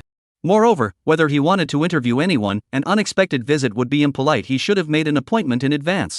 It seems unlikely that I'll be able to resolve this issue today. Lu Qing felt a bit flustered. His expression betrayed his thoughts. Just then, a pleasant, cat-like voice drifted softly. Senior? Are you unhappy? Not really. Is it because of homework? Is it really that bad? If you can't finish your homework, just don't. Look at me, I failed a class and I don't even care. Bai Xing smiled sweetly, gazing at the senior with a gentle expression. She raised her eyes slightly, as if she were in a rainy night, soaked through by the heavy rain, bending over, expressionless, examining himself. Him. Rare indeed. The senior showed such a downcast expression. The young woman thought to herself. She was well aware that the senior wasn't truly an academic genius. At school, the kind of academic star who spends all day in the library aims to get all their grades above 90. Their goal is to win scholarships, and of course, some do it for graduate school or to become exchange students, aiming for a high GPA. But the senior wasn't like that. He never goes to the library, and when he does, he stays for hours. He goes straight home after school. He doesn't seem to be too concerned about getting high grades. He just wanted to finish his homework. Why? Why does he have to finish all of his homework? Some classes, even if you don't finish them, the teacher won't do anything, right? After all, this is college. Bai Xing pondered. Looking at Lu Qing, who was silent and dazed, he pondered. Senior, you look really unhappy. This unhappiness wasn't caused by being annoyed by that rude little girl. Rather, it was a sadness tinged with a sense of frustration, something very difficult to describe. It was as though something inside had been shattered. That's it. The senior is experiencing this situation for the first time? Absolutely the first time. He had never experienced anything like this before. Bai Xing placed the milk teacup in front of him, staring at the straw inserted into the cup, pondering. Come to think of it, what can I do to help the senior? The senior is struggling with his homework. Can I find a way to help him? The young woman put all her effort into carefully considering the matter. Assignments seem important to him. Even a market survey that could be embarrassing seems necessary to him. Now, the original plan has been disrupted. The mosque that could have been perfectly interviewed has closed its doors. And it wasn't an issue that arose during the interview, it was simply that he didn't get the chance to conduct a normal interview at all. It's not hard to imagine that if it weren't for that little girl earlier, if the senior had been able to speak directly with the other party's supervisor, this assignment would have been completed flawlessly. After all, that cold-faced little girl, standing at just over 5 feet tall, seemed pretty approachable. At least she wouldn't be as rude as that little girl. Everything was ruined by that girl. Bai Xing pouted unhappily. She thought to herself. Wow, Queen, you're so cool. But it doesn't matter. I'm smart. I can heal my senior. As long as I can figure out a way. Take my senior to another company. And arrange for him to contact a place where we can secure an interview today, record it, and even meet the responsible person in person, as long as this place has a product. Then the assignment can continue. And we can resolve all issues before nightfall. Think about it. Think carefully. In this situation, if it were Su Ling, what would she do? If it were Su Ling, she would definitely find a way. It would be certain. She would utilize every available means at her disposal, like a sharp blade piercing directly to the core of the issue. And then resolve the issue with a casual flourish, as if nothing had ever happened. That is Su Ling's method. But the senior also said something. The Rina he envisioned is definitely not just a pretty face. Now, though I am no longer Rina of the Star Moon. But I must let the senior know. His approval was not mistaken. His affirmation is even more certain. If I can't even do this, then in the future, what capital will I have to compete with Su Ling? What would you use to confront her head-on? Can I win? Is it even possible? Bai Xing was unusually calm. She was fully aware that this trial was her golden opportunity to make a name for herself. Phoenix rising from the ashes, this was her one and only chance. Missing this chance would mean falling further behind her, and the next time they met, she would once again be met with that chaotic expression. Like she was looking at an injured bird that had fallen to the ground in the night, with a mix of amusement and pity. Like falling into the Black Sea, never to return. Ugh. Just thinking about it makes my heart ache. Damn it. Su Ling, you just wait. Today, I'll show you what I'm made of. Senior. Thinking this, Bai Xing suddenly spoke up. I want to ask you, do you think sound counts as a product? Staring straight into Lu Qing's eyes, the young girl asked earnestly. Sound? Hearing this ancient and long-forgotten term, Lu Qing gradually came back to his senses. The focus in his pupils sharpened. Yes. Is sound a product? She asked again. Yes. Lu Qing replied without hesitation. Sound can regulate emotions, and tone can heal the heart, he said. Different sounds arranged together can create different miracles. Looking into Bai Xing's eyes, Lu Qing spoke these words with an unprecedented serious expression. Ah. The young girl heard this. She opened her small mouth. Lost in thought, she watched his expression, growing increasingly unable to control herself. What? Are you going to eat me, Bai Xing? Lu Qing tilted his head slightly, seeming puzzled. And why are you asking that? Actually. Bai Xing had originally wanted to ask him, does voice acting recording count as a product? Little did she know that Lu Qing's words plunged her into a state of confusion, as if she had suddenly understood something, and she was suddenly enlightened. So, in the senior's heart, voice held such a lofty and irreplaceable status? This doesn't sound like something someone outside the music or voice acting industry would say. Oh right. The headphones he wears when he walks around are Sennheiser, right? When listening to music, he also specifically uses his smartphone as a preamp music player because it enhances the clarity and volume of the songs. As a voice actor, Bai Xing has some knowledge of these things. Does the senior also know a lot about this? She couldn't say for sure. She just felt that the person in front of her seemed to have some kind of unspoken obsession. He seems to understand sound better than I do as a voice actor. The young girl thought to herself. White Star. Ah. She licked her dry lips, pretending nothing had happened. Then took a sip of her slightly lukewarm coconut milk tea and continued, well, senior, I actually have a place where you could do an interview. I just don't know if you'd be willing to go. She said. Lu Qing was a bit surprised. You can provide an interview company?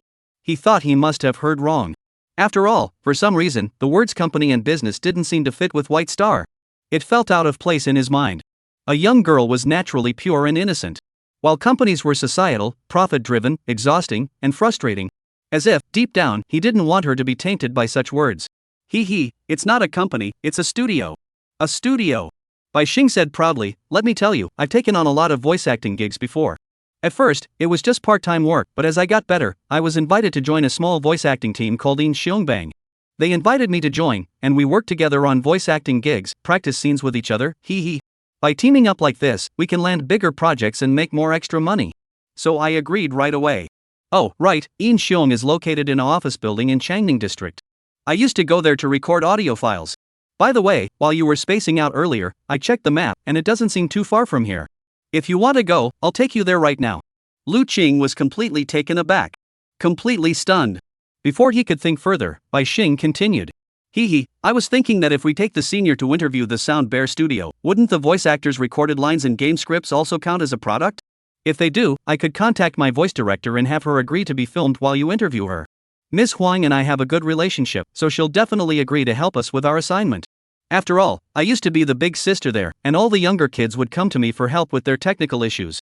Even after I became a V-Pigeon for 2 years, they wouldn't forget this lady's incredible skills. Senior, what has that look on your face? Let me guess. Oh my? Senior, you don't really think I'm the worst in every single field, do you? No way, no way? Phew. Looking at her mischievous and unruly expression, Lu Qing took a deep breath. He took another look at the girl in front of him, the voice actress he had chosen as his #1 female lead. Ultra-cute landmine-type energetic natural cat-like feminine charm at its peak, thoughtful and considerate. The voice actress. Really? I'm truly impressed. He nodded slightly. Who would have thought that the girl he had initially ignored, the clingy girl he tried every trick in the book to get rid of, the girl he had pushed away with a stern face as if she were a landmine 5 meters away, had now become a faint glow in his life? If it weren't for her, his homework would have been incomplete. At least this week is ruined. Going back, I'll have to replan, rethink, recontact, reschedule, and remake time. Just thinking about it gives me a headache. So, who is really pulling who along here? The roles seem to have completely switched. White Star. At this very moment, Lu Qing felt a warm tingle in her heart. Hey. Senior, you speak first, cough cough. The young girl cleared her throat, interrupting the words of gratitude he was about to blurt out. She gave a mischievous smile. Using the exact same tone as someone she had spoken to on a certain day not long ago, she said triumphantly, I didn't do that for free, you know. Look, I helped you finish your homework, introduced you to my voice director, provided you with a free recording studio, free audio editing equipment, a free mixing workstation, and a mixing console. You think it's unreasonable for me to charge you a little interest? Lu Qing's eyebrow twitched. He asked warily, what interest? Cough. Senior, I know you're not the type to ask for favors. I know you're a principled person. You're the kind of person who repays kindness tenfold. Am I right? Lu Qing grimaced, just be normal. Get to the point before I change my mind. Yes, okay, don't rush. No backing out. At that moment, Bai Xing slightly lifted her face and gently pushed the remaining half cup of coconut milk tea forward, pushing it right in front of Lu Qing. Her delicate, flawless face bore a playful expression that seemed to say, deal or no deal? It's up to you. Senior, you don't want your homework to be incomplete, do you? It's come to this. There's no point in saying more. Lu Qing nodded, glancing sideways at the little thing trying to climb onto his head. Then picked up the milk teacup with one hand, bit down on the straw she had just used, staring directly into the girl's eyes, disregarding the lip gloss that would be ingested as she sucked. She drank it forcefully, down the remaining sweetness in the cup, in one gulp. Chapter 52, Central Academy of Fine Arts. The strongest human sacrifice. Tang Yen 3 in 1 giant cup. Debt repaid. She never speaks. She walks alone. In the campus, she is a walking temptation. Girls cast malicious glances her way. Boys will fall under the spell and find it hard to move. She is Tang Yen. She is widely recognized as the strongest concept artist in the Central Academy of Fine Arts anime and manga circle, with no equal. In a dark room with a black-blue color scheme, surrounded by printed papers, she sits in the center, hugging her knees and curled up in an ergonomic chair. Her long gray hair cascades down her back, reaching her hips. Her pearl-white toes rest on the edge of the seat, glistening faintly in the blue light. Her gaze was vacant. She stared intently at the screen directly in front of her, watching the top-tier design reach 80% completion. Her mind racing, but unable to find an answer. Wondering where the final touch was missing. The screen was a dual-screen setup. The left screen is a 2D drawing software, upgraded from the earlier side to Clip-In 2.0. The right screen is an L2D modeling host, simply named L2D. Manhwa is accustomed to first creating the base design on the left screen, then brings it to life in 3D on the right screen. The skin on the screen is a mirror image of herself in a 1:1 ratio. After all, it's about creating oneself, so no one knows one's own body proportions better than oneself. Using a tape measure to measure inch by inch. Setting up a DSLR for selfies from multiple angles. Zoom in on the photos to study the details. And occasionally utter a heartfelt exclamation. I'm truly beautiful. Oof. Just a little more. Just a little more. Infuse it with soul. Just infuse the self before your eyes with soul. These 4 days of sleepless nights won't have been in vain. At this very moment, Sugarflower's eyes were filled with bloodshot veins. Like crawling vines, they spread across the conjunctiva and surround the cornea like a lizard climbing a wall. I need to rest. Her body is sounding the alarm. Continuing on would raise the risk of sudden death to over 50%. Even with regular intake of food and water, and guzzling the bitterest coffee, it is still impossible to sustain energy levels for more than 3 days and 3 nights. Pushing yourself like this can actually kill you. It's true, it can kill you. Huff. Tang Hua took a deep breath. She extended her delicate arm and reached for the small yellow box on the table. Hope brand banana milk. She bit down on the straw. She made a slurping sound. Ah. Feeling a little better. This comfort is different from the pain of last time. Now, I have the motivation to move forward. All I need to do is charge toward that absolutely correct direction, toward that soul path, and strive with all my might. And I can obtain what I desire most. Rather than having to rely on the old way of punishing myself. Boss. He. No. No way. I absolutely can't give up. Finish the boss's order in one go. And the must-haves in the anthem section.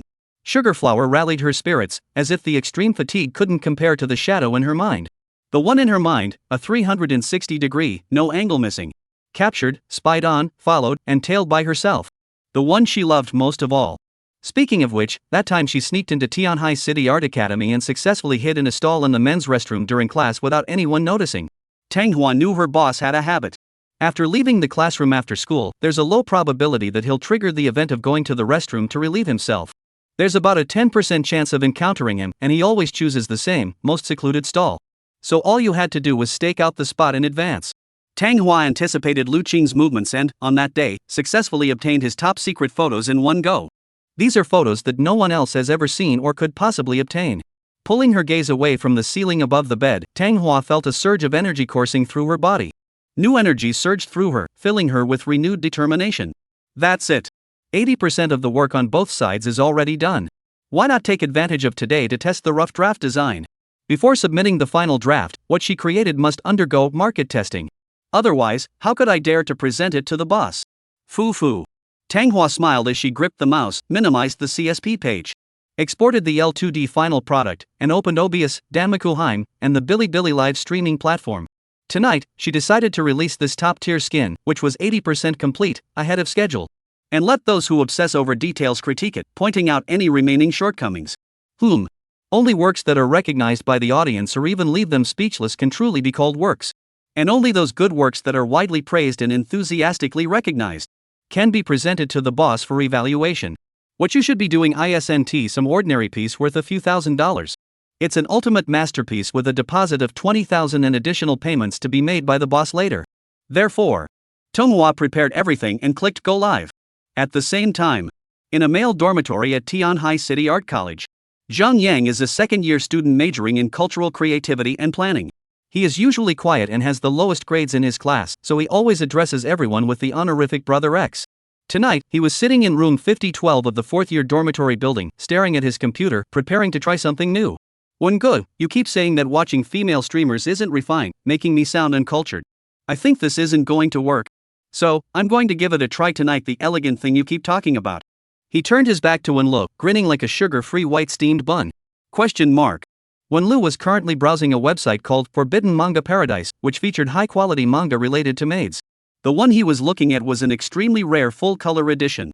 Upon hearing Zhang Yang's words, he impatiently waved his hand and said without turning his head, "You can be as highbrow as you want, just don't blast the volume from your $10 internet cafe headphones. I can't stand this torture." Wengu, don't always look down on me. You have to give me a chance. People have to progress, right? As roommates, we should understand each other and appreciate both highbrow and lowbrow things. Right? He grinned. Wengu, I won't watch Tiger Y today, nor will I watch Douyu live streams. I've cancelled it. You're crazy. Wenlu scoffed disdainfully, then grabbed a cold Coke, chugged half a can, and finally refocused his gaze on the explicit manga The Submissive Maid. Zhang Yang didn't disturb him further, instead opening the special website he had downloaded today. Moved the mouse cursor to the live streaming option in the top left corner, and decided to explore the realm Wenlu was deeply obsessed with. Virtual streamers. Hey, Wengu, I noticed you've been reading manga every day lately. You don't even watch cosplay videos anymore. What's going on? He couldn't help but ask again. I've just had an epiphany lately. What else could it be? I recommended a VTuber to Qingbao, and he's obsessed with her. He even opened her box. Now he's online with an ultimate cute girl, and offline he's dating a second-year broadcasting major who's also an ultimate cute girl from the same department. Holy crap, double dating, pure C king, you know? Wenlu cursed, so, every time I think about VTB, I feel uneasy all over. The memories of the past are haunting me, making my body uncomfortable. That's why I had to switch tracks and start researching something else. Oh see, is it that bad? Wengu. Also, why do you call Lu Gucheng Bao? I never heard you call me Yang Bao. You're pretty weird. Shut up, you 1T die. Ha. Zhang Yang scratched his head and continued browsing some VTB recommendations on the homepage, muttering to himself. But Lu Gu getting some luck with women at this time is really unexpected. You know, he's been in college for so long, and no other girls have ever asked him to help with homework, and he's never agreed. Wengu, do you remember that? Of course I know. I sit next to him every day. So where did this new girlfriend come from? Or how did she manage to get him? Sigh. It seemed like he had hit on the key issue. Wenlu suddenly took off his headphones and lifted his right hand off the mouse wheel. Right? You asked a good question. Kid. Zhang Yang's words seemed to have triggered something in him, immediately putting him into puzzle-solving mode. It was clear that Wenlu didn't have many hobbies. Besides anime, his favorite pastime was puzzle games. Especially on the black box, he had downloaded almost every puzzle game available, and of course, he was also deeply interested in mystery and detective-themed literature. Mentioning Lu Qing's love life at this moment, he felt it necessary to delve deeper to prevent his good friend from being deceived by some alluring young woman. As far as I know, his girlfriend always sits behind him in class. If he really likes her, they should have started dating long ago, instead of waiting until recently to go public. Wenli's logic was terrifyingly clear. Assuming Cheng and Bai Xing didn't know each other before, that means their relationship was formed just a couple of days ago. Which means Cheng has been swept off his feet by her. After all, he wouldn't have pursued her on his own. Then the question arises. What does she have that she could win over someone like Cheng Bao? Could an ordinary person achieve that? He stroked his chin, deep in thought. In Cheng Bao's eyes, being good-looking is meaningless, and he doesn't have time for a relationship. He is busy writing books. When he is writing, he goes into extreme hermit mode, cutting off all contact with the outside world. Even if you ask him to come downstairs for a meal, he'll say he is too busy. Even I can't get him out of his shell. How could those women manage to get him out? Wenlu's mutterings left Zhang Yang speechless. And couldn't help muttering, Wengu, are you that confident? Are you more important than beautiful women? Of course not. The bond between Qingbao and me is something you third-dimensional traders could never understand. Wenlu said condescendingly, since you've joined my 2D ninja village, just shut up and start learning from the bottom up, you little punk. Don't always try to climb up and discuss topics that only Qingbao and I can talk about. Zhang Yang gave a polite yet mocking smile. He turned around, grabbed a cheap tissue, wiped the spilled instant noodle soup off the edge of the computer desk, and then picked up the mouse again. He randomly clicked on a page that caught his eye. The live stream was silent. But the images on the screen seemed to descend like a dream from the heavens, causing a massive shock to Wenlu, who was standing behind Zhang Yang. It was something he had never seen before. Level that could be roughly classified as X level. The ultimate skin. After all, being able to render 2D with such lifelike precision, almost indistinguishable from 3D, was a rare sight in his eyes. What is that? This. Wenlu stared intently at the screen. Gray-purple. An extremely avant-garde color scheme. Standing upright, with slight swaying movements. The details of the movements are too numerous to count. Ultra sleek lines, a flawless figure. It's like a real girl standing across from you, gazing at you with love. Whispering about the future to you on the screen. Deep purple eyes. Wisteria-colored inner layers. Grape purple dyed hair. 3 different shades of purple. Paired with gray long hair and a black, seductive dress. Exuding an air of ultimate dominance. Narrowing her eyes, she examines the details. The bust is magnificent. Within the grandeur lies authenticity. The motion capture's subtle sway conveys this without exaggeration. The neck features a black iron collar. The leather is intertwined with silver chains. Tell the viewer what true avant-garde beauty is. The skin is snow white. The ribbons crossing above the chest, subtly concealing. Even the parts exposed to the air are breathtakingly beautiful. She has no name. She doesn't speak. She simply comes to life under the skilled hands of the artist, singing at the center of the screen. Every expression exudes a frame beauty that would cost thousands of dollars to capture. Oh my god. Wenlu sucked in a sharp breath. He quickly locked his gaze on the room host's ID name. Rubia. To be honest, after watching so many videos for years and spending so much money on small streamers never on big ones, what kind of skins haven't I seen? What styles of skins hadn't he seen? But now, this G-cup crimson-eyed succubus before him. Her lacquered bat wings that can be extended or retracted at will. That arrow-shaped hardtail swaying around her hips. Every single frame. Feels like your heart is being gripped tightly in a vice. Breathing becomes difficult. Wengu? Are you okay? This anime image, no, this cosplay outfit, it's so beautiful. Do you usually watch such amazing things? Zhang Yang gave him an academic look and appraised it. If it's something this, I think it's fine to keep looking at it and listening to it. It's like anime characters brought to life. Wengu, am I right? Today, he seemed to have finally caught on to the mysterious V family. Wenlu had no time to respond. He simply grabbed Zhang Yang and took his dirty seat. Then pulled out a tissue, wrapped it around Yang Zai's greasy, ramen soup-stained mouse, and gently moved his hand, carefully and meticulously studying this bizarre livestream. Sure enough. The number of viewers in the livestream was skyrocketing. DD beheading, love, what is this? This is way too extreme. What kind of new skin is this? I've never seen anything like this before. Amchi? Did I accidentally stumble upon a treasure? No? Is the main streamer here? You aren't on mic, are you? Chill, my goodness. Madam, you must be the original creator of this skin, right? I'm also an artist. May I ask, how much does this top-tier design cost? Is it one of those custom-made ones that guilds spend a fortune on? Can you tell me so I can envy you? Black listener makes me happy. This is an amazing skin set, it's making my brain spin. When will the main package start streaming? I'll gather people to form a fleet for the main package. Give me a laugh, enough already. I bet everyone you recruit will be Black Listen guys too. Black listener makes me happy. The person below should also stop. Last time I saw you in Star Moon Rena's livestream, you were banned for 365 days. I'm sure you must have been very happy, right? The cat listened and was amazed. So beautiful. Even the cat came back to life. A flood of comments rolled across the live stream page, but Wenlu didn't participate. He simply observed the every move and expression of the avatar on the screen. It was clear that the streamer had intentionally turned off the live audio. They had intentionally turned off the microphone, so no sound could be heard from their side. However, the motion capture camera was open, and the person on the other side was using their own expressions to feed back frame by frame into the camera, conducting various advanced micro-adjustment tests. The animator was testing their own body movements. Oh see. This is damn professional. Zhang Yang seemed to be infected as well. No, this is really intense. The two of them were on the same page. It was clear that Wenli's instincts were as sharp as a vulture that hadn't tasted a drop of dew in a century, and his vision was highly market-oriented, with a broad perspective. Almost at a glance, he had already determined.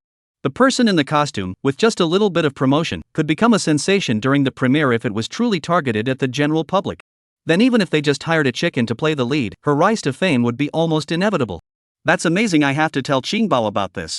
Wenlu instinctively pulled out his phone. This is such a great video, it would be a shame not to share it with him. It was like forgetting the pain once the wound had healed. Even if Lu Qing had a new girlfriend, or even became an old man in Xingyu Alina's life. Wenlu still snapped a few photos of the dusty laptop screen in front of him, then sent them with a whoosh to Lu Qing's instant message. After sending it, he seemed unsatisfied with the clarity. So he opened his wall station on his phone, like a bloodhound tracking a scent, found Rubia's livestream, used the screenshot function to save a few frames that were truly unbeatable, and sent them all over. He captioned it. Chang, I think you should dump Rena. Check this out. Trust me, follow her early and camp out in advance. This is the absolute top tier, one-of-a-kind skin currently on Bilibili. It's currently in the mom test phase, the artist's self-adjustment stage after completing the draft. Get in early, and you'll be a founding member. When the time comes, the artist will definitely post an update revealing who the voice actor is. Just go check it out. All in, you know what I mean? All in. I've never seen such an amazing L2D in my life, seriously. Regarding this kind of overwhelmingly superior content, when Lee's evaluation is, even just looking at the skin alone is enough to send skin enthusiasts into a frenzy. Ha! I'm so beautiful. Admiring every one of her expressions.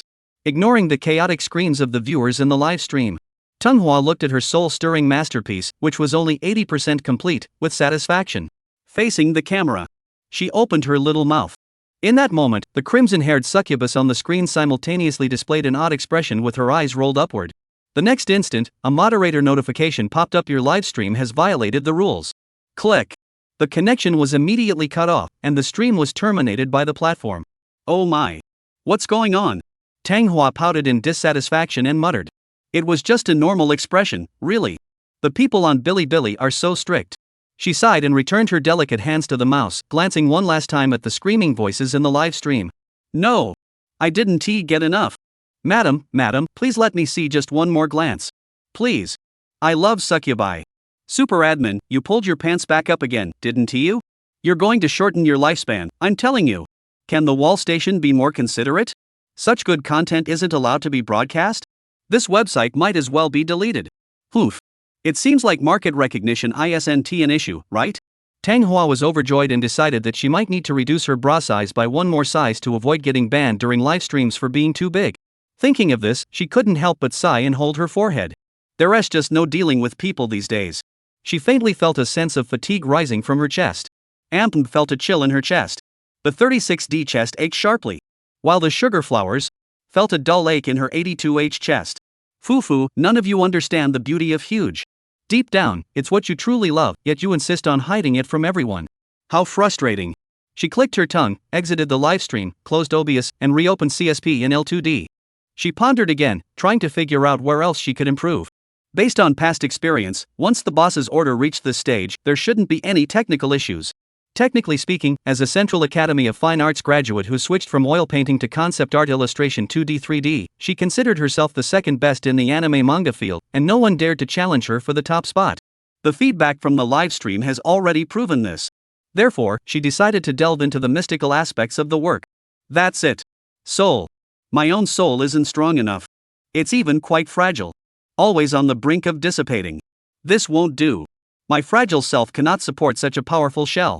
I must infuse something more into it. Manhwa pressed her soft lips together, thinking deeply. The Unit 01 before her was simply too powerful with her own abilities alone, she couldn't unleash even 100% of its potential. As expected, I must draw inspiration from the boss after all.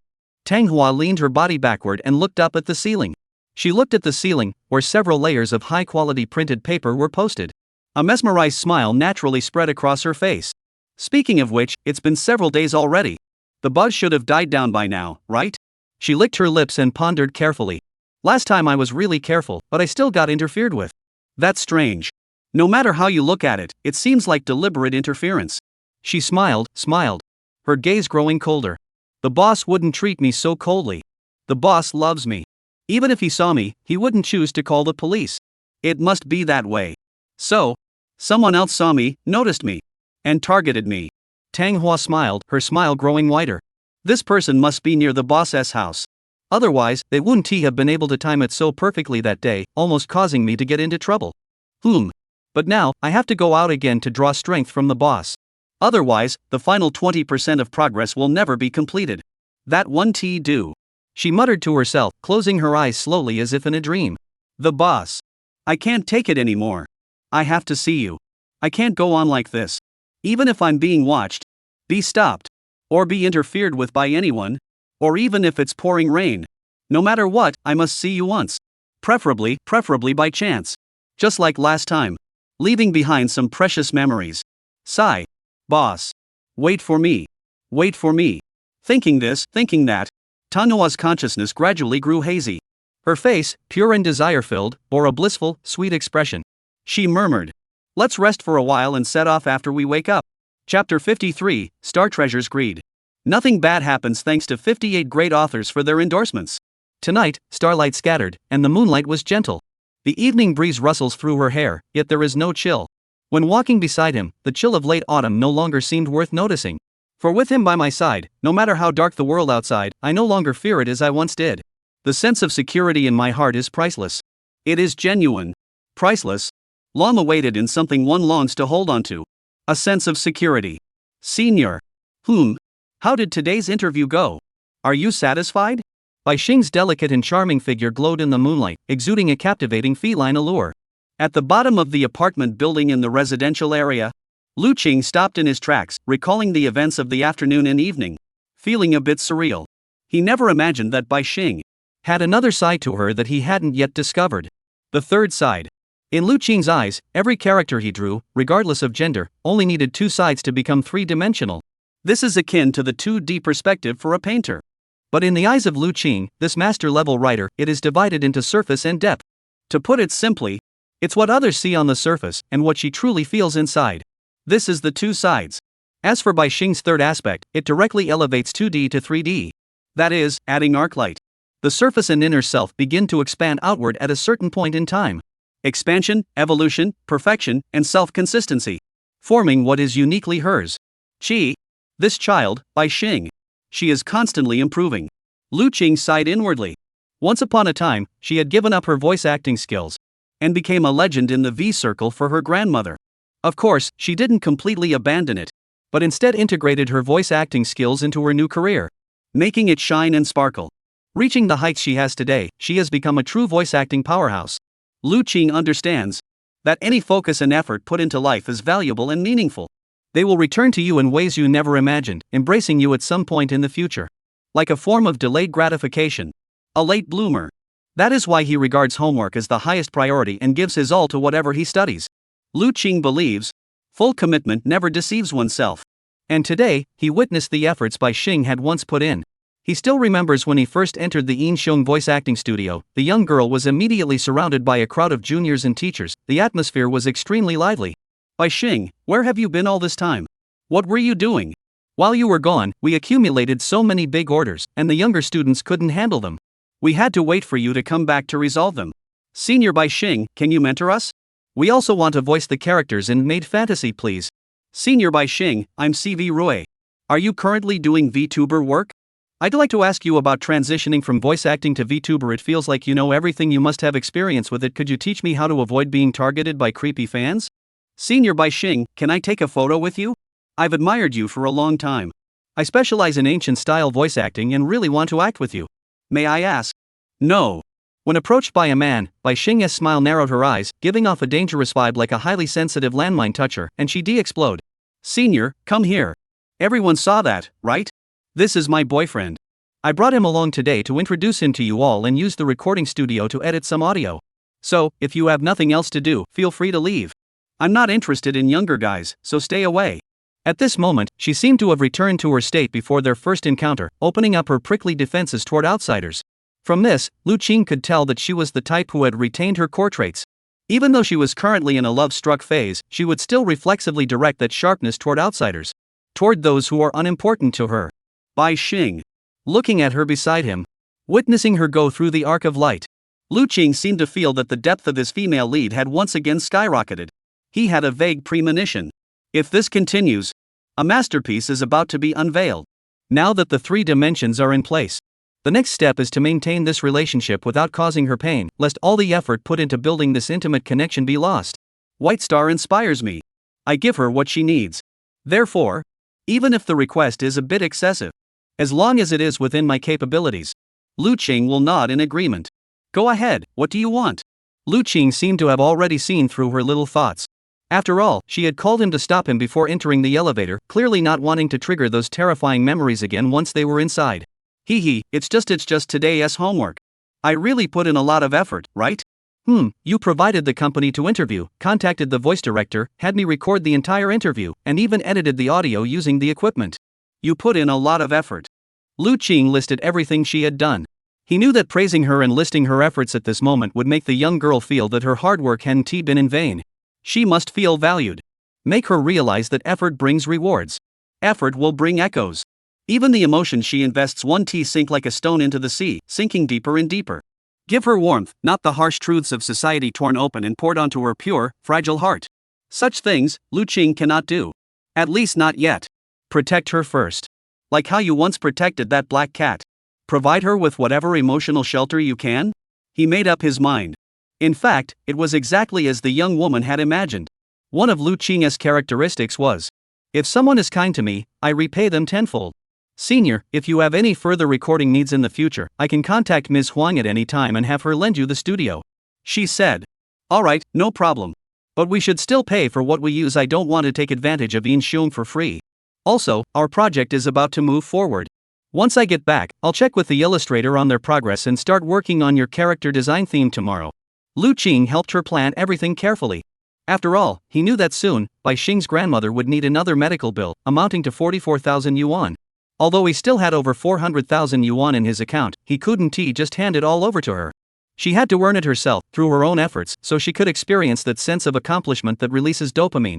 Even if all of this, the driving force behind it all, was himself. Bai Xing's heart burned with passion. But she didn't say a word. Hey, senior, can I make a slightly selfish little request? Bai Xing blushed and lingered at the elevator door, refusing to go up. Go ahead, I'll listen first, then decide if I heard you. Lu Qing said. He. Bai Xing giggled. Look, I've already introduced you to so many people today. So, if we don't look like a couple tomorrow after school, it wouldn't make much sense. Well, plus, I really tried my best to help the senior today, and it took all my strength. So, I think the deal we proposed earlier seems a bit unfair to me. I'm starting to regret it. What do you mean? No, wait, let me explain.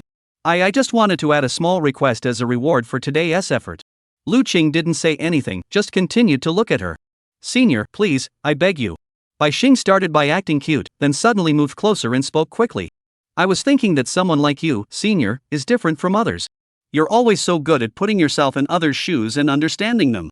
So in a situation like today, you must not want to see me being mocked by outsiders or humiliated by my classmates afterward. Saying I'm just being one-sided, deliberately clinging to you, and refusing to let go. After all, I'd cry, you know. I really would cry. She said this, then lowered her head. She clutched the hem of her skirt. She pursed her lips. In a pleading tone, she said timidly, so I want that when we walk together on the street in the future, you'll hold my hand tightly. She pleaded.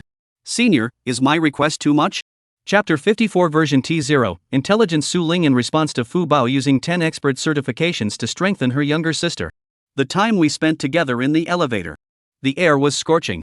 Neither of them spoke. Lu Qing stood in front. Bai Xing stood behind. But both knew. After today, a problem they couldn't avoid would be staring them in the face. What are we now? One can vaguely sense that, although Bai Xing seems to be throwing herself at him, and although she is so proactive that she seems to care about nothing else. But deep down, she is actually very afraid. Saying those words just now must have taken an unimaginable amount of courage.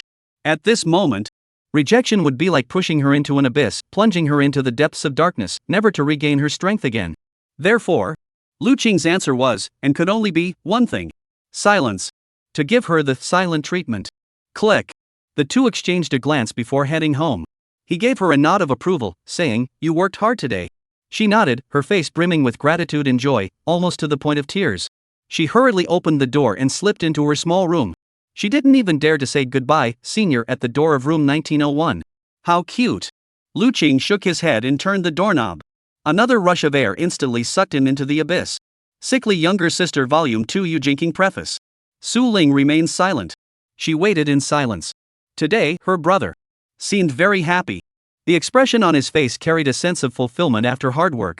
And the lip gloss at the corners of his mouth was something other women went to great lengths to create as an indirect display of status. Su Ling smiled, poured a cup of hot tea, held it in both hands, wearing a very thin nightgown, and greeted him as he returned, taking his shoulder bag. Brother, you're home late today. She ignored Bai Xing's battle cry, subtly sniffing the scent on his body, as if murmuring a complaint. The homework from school was pretty tough, so it took a bit longer. He took off his shoes and asked her, by the way, I messaged you earlier to order takeout for dinner. Did you eat yet? Su Ling smiled. But in Lu Qing's eyes, that smile meant she was shaking her head to say she hadn't eaten. Sure enough, she said, my brother isn't here with me, so how could I possibly eat alone? I thought he wouldn't be back too late, so I just stayed in the house waiting for him. For some reason, Lu Qing nearly dropped the cup of red tea she had just handed him, nearly shattering it on the ground. Really? He pulled Su Ling into the house. Su Ling. Is my brother going to lecture me again? Lu Qing couldn't deny it after all, this habit had to be changed, and it had to be changed. Just because I'm not home doesn't mean you can't eat, he said. I know, the girl nodded. There are plenty of ingredients at home. Even if you don't want to order takeout, you can cook something simple or just eat something ready-made. I remember there should be some thick-cut steak and KFD's ready-to-bake rice dishes in the fridge. You can pan-fry them or heat them up in the microwave, and that'll do. But without my brother around, I just don't feel like eating. Su Ling lowered her head slightly, looking a bit dejected, then glanced at the wall clock at just the right angle for him to notice. It was 9:30 p.m. Oh no. Overwhelming sense of guilt swept over Lu Qing in an instant, enveloping him in self-reproach. His younger sister was sick. And in this condition, it was only natural that she had no appetite and couldn't eat. She might only be able to eat when she was by his side. Upon careful reflection, it seemed true he hadn't seen her eat on her own. It was only when he was home that she would occasionally take a few small bites at the dinner table, and her portion was extremely small. I was actually blaming her. My sister is the patient. How could I blame her? Lu Qing furrowed her brows deeply. He regretted his own words and actions. Brother, it's okay. Don't be like this. Only Su Ling spoke sensibly. Actually, I know you're very busy every day, and you must have a lot of homework that requires a lot of effort to complete, so I was thinking today that maybe I should try my best to return to school as soon as possible to reduce the mental pressure you have to put on me every day. Her words were clear. She didn't want Lu Qing to worry about her while he was away. However, in Lu Qing's ears, it sounded like my brother isn't doing his job properly, and it even made him feel a bit withdrawn. Su Ling. He exhaled the stale air from his chest and reproached himself. Today, I didn't plan things well, which led to a bumpy homework process, unexpected issues, and wasting more time. But I won't do it again. Next time, I won't come home late and leave you alone in the house. Remember what your brother said, I'll never let you feel alone and sad again. Though he knew such promises were hard to keep, Lu Qing was a man of his word. Once he said it, he had to make it happen. No matter how difficult the process may be. It was clear that Su Ling's condition had been improving recently. Not only had she never increased her medication, but she had even occasionally secretly halved a dose, testing the doctor's limits. Do not imitate this. For her, having her brother by her side, watching him eat the meals he prepared with love, was one of the things that brought her the most relief. The serotonin she gains from this makes her feel like she's a normal person again. It's as though, for a young girl, Lu Qing's presence is more effective than imported hydrobromide fluvoxamine tablets. The prerequisite is, he isn't taken away by anyone. Not by anyone. Take him away. The young girl's heart grew dark, rippling with gray waves. On the surface, she still maintains the innocent and caring demeanor of a younger sister. Brother, I'm not trying to be strong. I truly don't want you to work too hard and not be able to give your all to school. She stood up, walked around to Lu Qing's side, leaned against his arm, and spoke softly. All right, don't feel burdened. Look, I'm still here with you, aren't I? The sudden shift in tone, her voice so close to his ear. It was a comforting sensation that had once been so distant and unattainable. Breaking down defenses, shattering rationality. Enough to ensnare any older man. Lu Qing had no choice. He could only nod. He tried to change the subject as much as possible. Well, about going to school, are you serious? In your current state, do you think it's a good idea to step out of the house and interact with your classmates? He was still a bit worried. He feared that Su Ling was only making concessions due to psychological pressure, even though her condition remained grim, just to ease the burden on herself. This was something Lu Qing couldn't accept.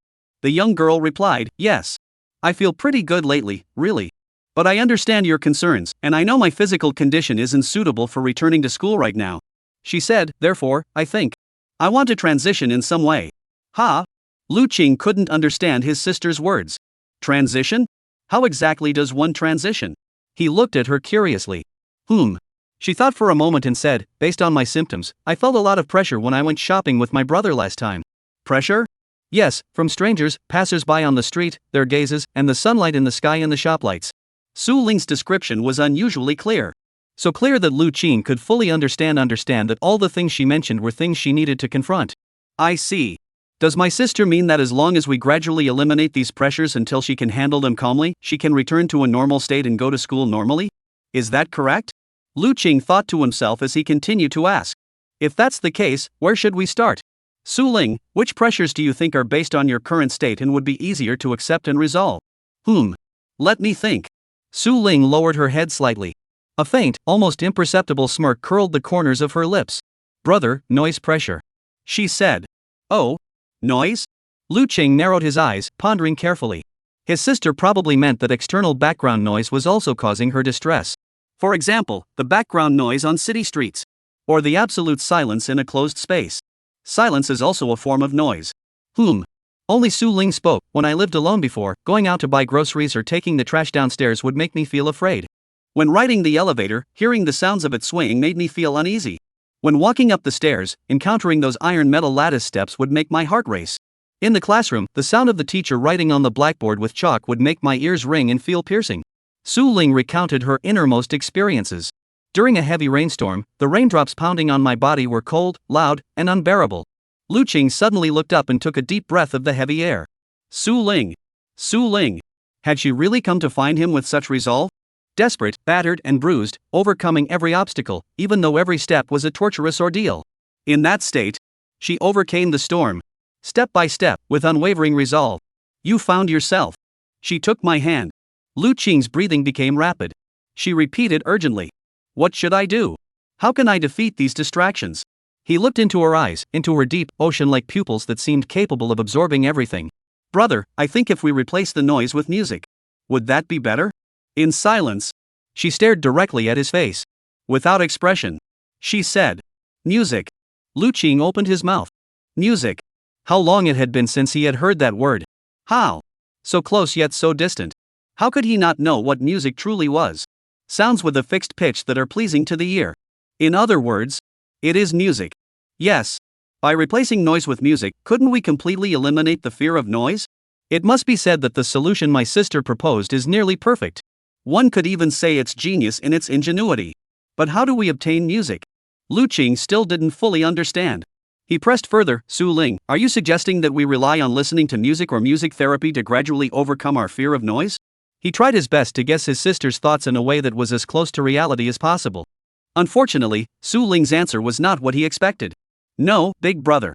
She maintained her smile, showing no signs of hesitation, and said, I've tried sound therapy before, and I even secretly used your expensive headphones to play some soothing light music. Oh, he perked up. But it didn't work. Su Ling spoke frankly. Such an indirect method cannot truly understand music, gain music, enjoy music, or immerse oneself in music. As she spoke these words, she looked at his pupils, which were gradually contracting, and continued, one word at a time. If you truly want to replace noise with music, I believe there is only one way. Lu Qing seemed to have guessed something. But a deep-seated resistance and aversion told him. Please don't let it be this. Please don't let it be. It couldn't be like this. Absolutely not. Absolutely not. Su Ling, what are you trying to say? You wouldn't. As expected. Su Ling looked pensive for about 30 seconds. Then, at the perfect moment, with a perfectly timed tone, subtly, she asked, Brother, if a girl wants to learn a musical instrument, which one would you recommend? Chapter 55, Phase 2, Su Ling giving you clear sounds gratitude for 62 certifications from great authors. One more chapter to go. Senior, if a girl wants to learn an electric instrument, which one would you recommend? The Sickly Little Sister Volume 2, giving you clear skies. Memories sink deep into the heart's ocean. That past is unusually clear. Lu Qing didn't know why his sister had asked such a question. But it no longer mattered. For the trembling hands and clenched nails, under some kind of reflex ingrained in her DNA, had already revealed the answer from the past. The answer, that heart-wrenching answer from the past. Su Ling looked at Lu Qing, watching her own brother's instinctive reaction in that moment. In her heart, she confirmed all her previous suspicions. He simply couldn't resist the topic of music. He's running away. Su Ling smiled wickedly to himself. Like a demon emerging from nothingness, she laughed deep within her heart. Today, she had conducted more investigations and refined more intelligence. Even her homework had taken twice as much effort as when she was researching maid outfits. Because her brother's secret was the most enchanting thing to her. As long as she could peel away the layers, bit by bit, and uncover his innermost thoughts. Like an onion. Peeling away each layer of the outer skin. Then she could truly understand her brother's past. I want to enter my brother's heart. Access my brother's past. Control his thoughts. Analyze his actions. Su Ling's action plan was clear and terrifying. This morning, the moment Lu Qing left the house, she pushed forward with her plan with relentless determination. I analyzed all the information from my brother's devices and reviewed detailed analyses in the little red notebook, down to the level of academic papers, on the cost-effectiveness of the devices and what kind of person would purchase such a device. Control his mind.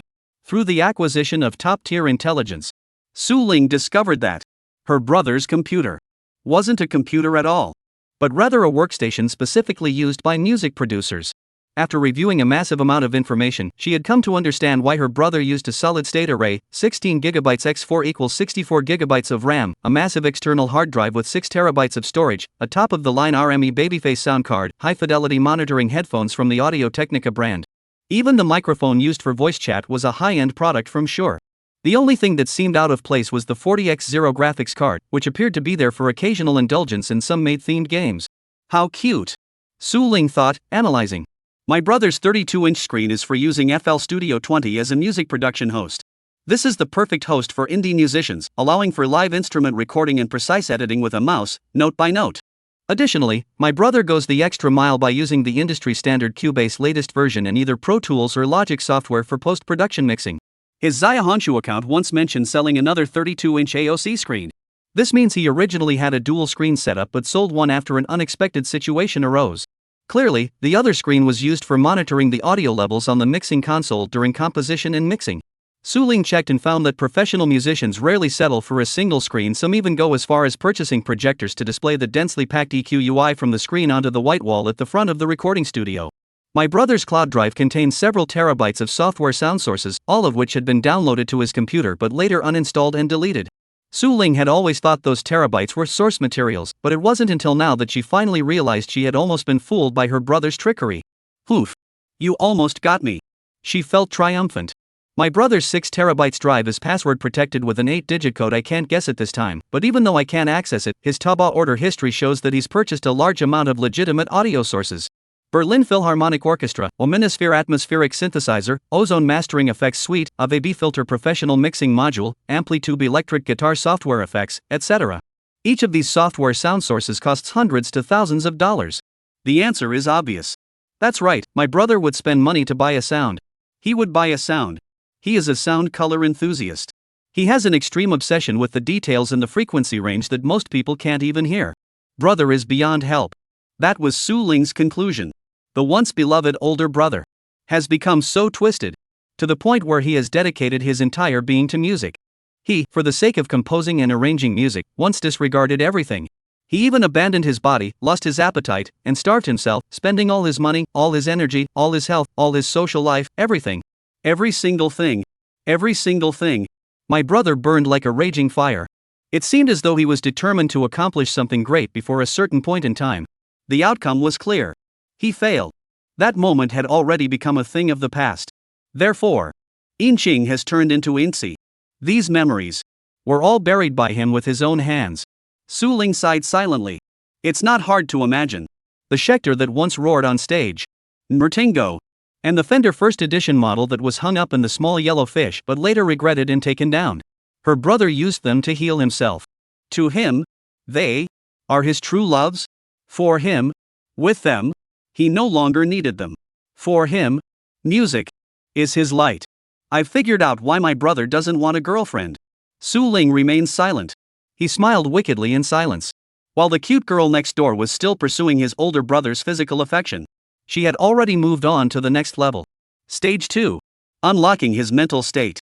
Brother, life without light must be so painful, right? Every time you see something related to music, it must be so tormenting, right? No wonder you locked them away. No wonder you're showing up like this now, anxious, restless, itching, and shrinking back. And so on, all mixed together, such an extremely complex expression. Su Ling smiled. She smiled to herself. But brother, you still can't let go of them from the past, can you? Every day, during the time between school and home, you secretly wear those expensive Sennheiser headphones and listen to other people's songs. What's the point of that? Searching for something? No. Perhaps it's nostalgia? Or maybe even mourning is more accurate. The youth of the past is gone forever. And now you can only struggle and endure in this harsh reality. Brother, even if you want to escape, it's okay. You once said you would hold on to my hand. Now, when you're lost and helpless, exhausted like a crow plummeting toward the ground, I will turn around. With all my strength, hold your hand tightly. I will pull you out of the depths of the sea called broken dreams. I will be by your side. Together, relive your memories. The past shall be reborn. Su Ling, I don't know why you're asking this, but personally, I've always thought girls are better suited to electric bass, after all. Lu Qing's mind was already overwhelmed. He didn't know why Su Ling was so determined to learn an instrument. But he knew that since his sister had brought it up, he had to give an answer. Otherwise, no. His train of thought was suddenly interrupted by her. In that instant, the young girl looked at him, who had been avoiding her gaze and dared not meet her eyes. She gently curved the corners of her lips, and in the moment he didn't look at her face, she blurted out, I want to learn electric guitar. Chapter 56, The Owner of 12 Strokes. Late at night, Lu Qing lay on the sofa bed, tossing and turning. The sofa bed was very large. It was newly purchased by his younger sister, and too big for one person to sleep in. However, at that moment, he couldn't feel the softness of the mattress at all. He just keeps turning and turning, unable to figure it out. Why his sister insists on learning electric guitar. At that moment, Su Ling had already returned to the room, closing the door gently with just the right rhythm, leaving him time to ponder. I can't sleep. He couldn't sleep at all. Lu Qing's heart rate quickened slightly. The thudding beats could even be heard through the eardrums, capturing the sound of internal organs pulsating from the inside out. She wants to learn music, to replace noise with music, and overcome external disturbances. I can understand that. But why? Why an electric guitar? Lu Qing clenched her fists tightly. He didn't know how to respond to the situation before him. Actually, he had asked her to elaborate earlier, and her answer was, the bass is too heavy, and I'm afraid I can't lift it, so I want to learn guitar. When he asked her why she didn't choose piano or drums, her sister's reasons were equally compelling. Piano requires years of practice from a young age, and I know I can't achieve the best results now, so I'll pass on that. Drums are too physically demanding, and I'm not the outgoing type.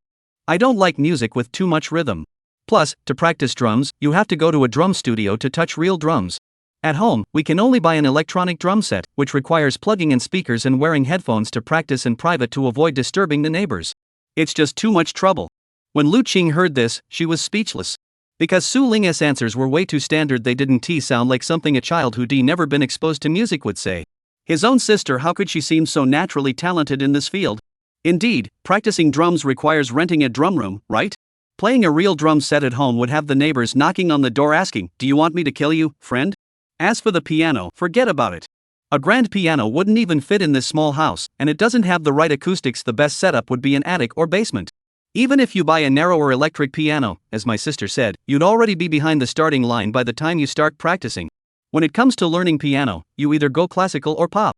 The former focuses on finger technique and standard pieces, while the latter specializes in music theory, singing, and chord accompaniment.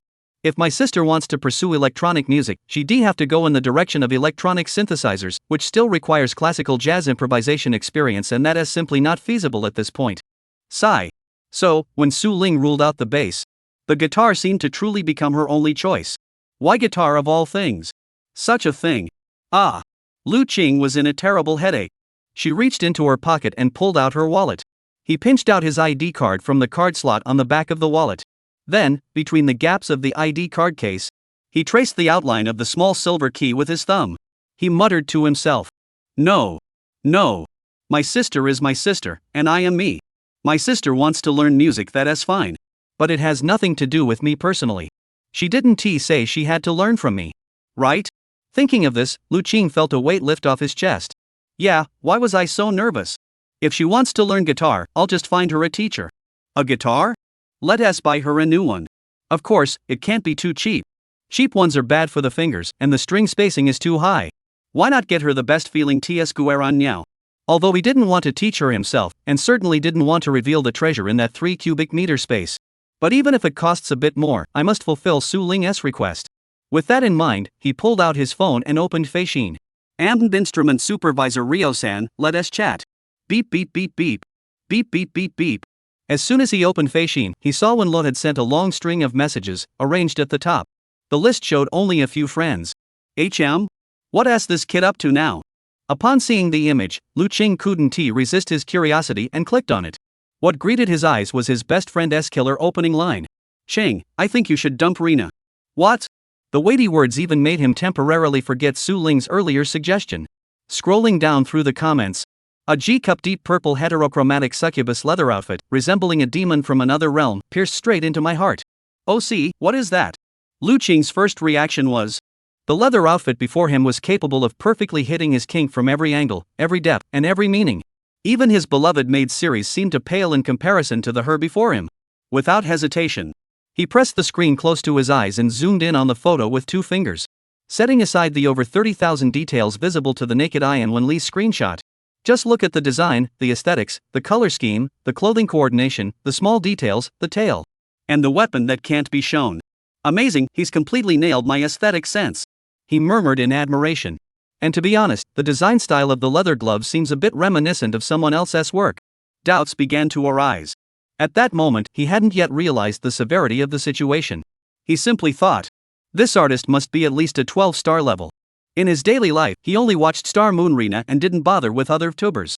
Even if he were to place the highest quality Rina skin in front of her and have them compete, the outcome would be obvious. In an instant, she'd be instantly defeated. Instant kill.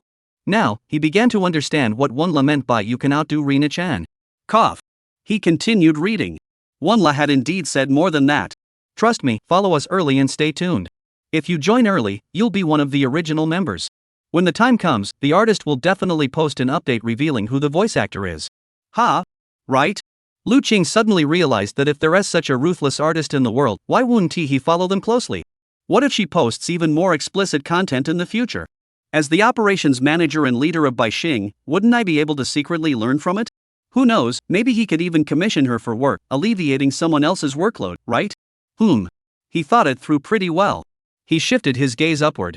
He narrowed his eyes and looked at the artist's information in the top right corner of the screenshot. Rubia. Clunk, clunk, clunk. He quickly moved the phone screen away from his eyes as if it were burning. After 5 seconds, he cautiously brought it closer again. Sigh. He took a deep breath. Lu Qing felt like he had a hangover. It was clear that he felt a bit dazed tonight. The series of events that had just unfolded felt slightly baffling. No. What Rubia did was like this? No. Rubia is clearly just an artist with only 4 strokes of skill. When did his L2D skills reach this level? In Lu Qing's mind, the unit of measurement for a person's skill in a particular area is skills. His sister has 2 skills in cooking, Baixing Miao has 8 skills in meowing, and Luo Bia's cover art used to be around 4 skills. Now, his character models, conservatively estimated, must be at least 12 strokes. That's a 120% exceeding expectations. No. Wonla said this leather case is in the initial testing phase. Mother test phase. In other words, the current temporary creator of the skin is the artist themselves. He understood. The artist himself is the creator of the skin, hence the term mum. So since the author is known to be Rubia, Lu Qing furrowed his brows, exited Feishin, opened Bilibili, searched for Rubia, found the same gray-haired giant monster anime girl avatar, clicked on the profile. The next second, furrow your brows deeply, and begin pondering a world-class philosophical question. Why did he list his gender as female in his Bilibili profile? Chapter 57, Stop Pretending, Rubia. 2-in-1 Thanks to the 72 Great Masters for the certification. 2 a.m. Image. Lu Qing, is there a discount on this one? 5 seconds later. Rio, Frog Fun, Ching Sang? Are you alive? Rio, cough, just a little excitement. This item is usually sold at a 10% discount at retail, but for you, we can offer an 83% discount. Rio, handmade items are quite expensive, but we're offering the same price as the neon version. Lu Qing, okay Handymoji 2, could you help me out? Can I transfer the money? Rio, what? Now. Silence. Rio, sir, aren't you going to hesitate? This is TS's 2024 limited edition True Night Appreciation. The original price is 32,400 plus. Lu Qing, TS's custom-made quality is beyond my concerns. My sister wants to play the piano, so I want to give her the first one as a treasure she can cherish for a lifetime. Every time she holds her, she'll smile from the bottom of her heart. Rio. Lu Qing, is there a problem? Rio, you're just as you always were. You have transferred 26,892 yuan to the recipient's account. Rio, alright, boss, I'll handle it. Master tuning, factory inspection, express shipping, urgent. Lu Qing, 1. Resting his hands behind his head, he stared at the pitch-black ceiling. Recalling the series of events that had unfolded tonight, Lu Qing still couldn't sleep. Why did his sister decide to learn electric guitar? Why is Rubia a female character? Why did I suddenly buy my sister a Gueren Niao? It's like I've been bewitched or something? What am I doing? Who am I? Where am I? Am I even awake? A series of questions flooded Lu Qing's mind. A bit chaotic, but it doesn't matter, since he had already decided to let his sister embark on her musical journey. These minor details didn't matter. Lu Qing knew that, generally speaking, when electric guitar enthusiasts first start out, they only need to buy a decent enough instrument. Around 10,000 yuan. In his eyes, guitars priced below 500 yuan aren't even worth calling instruments. They're technically called firewood sticks, and they're not even toys.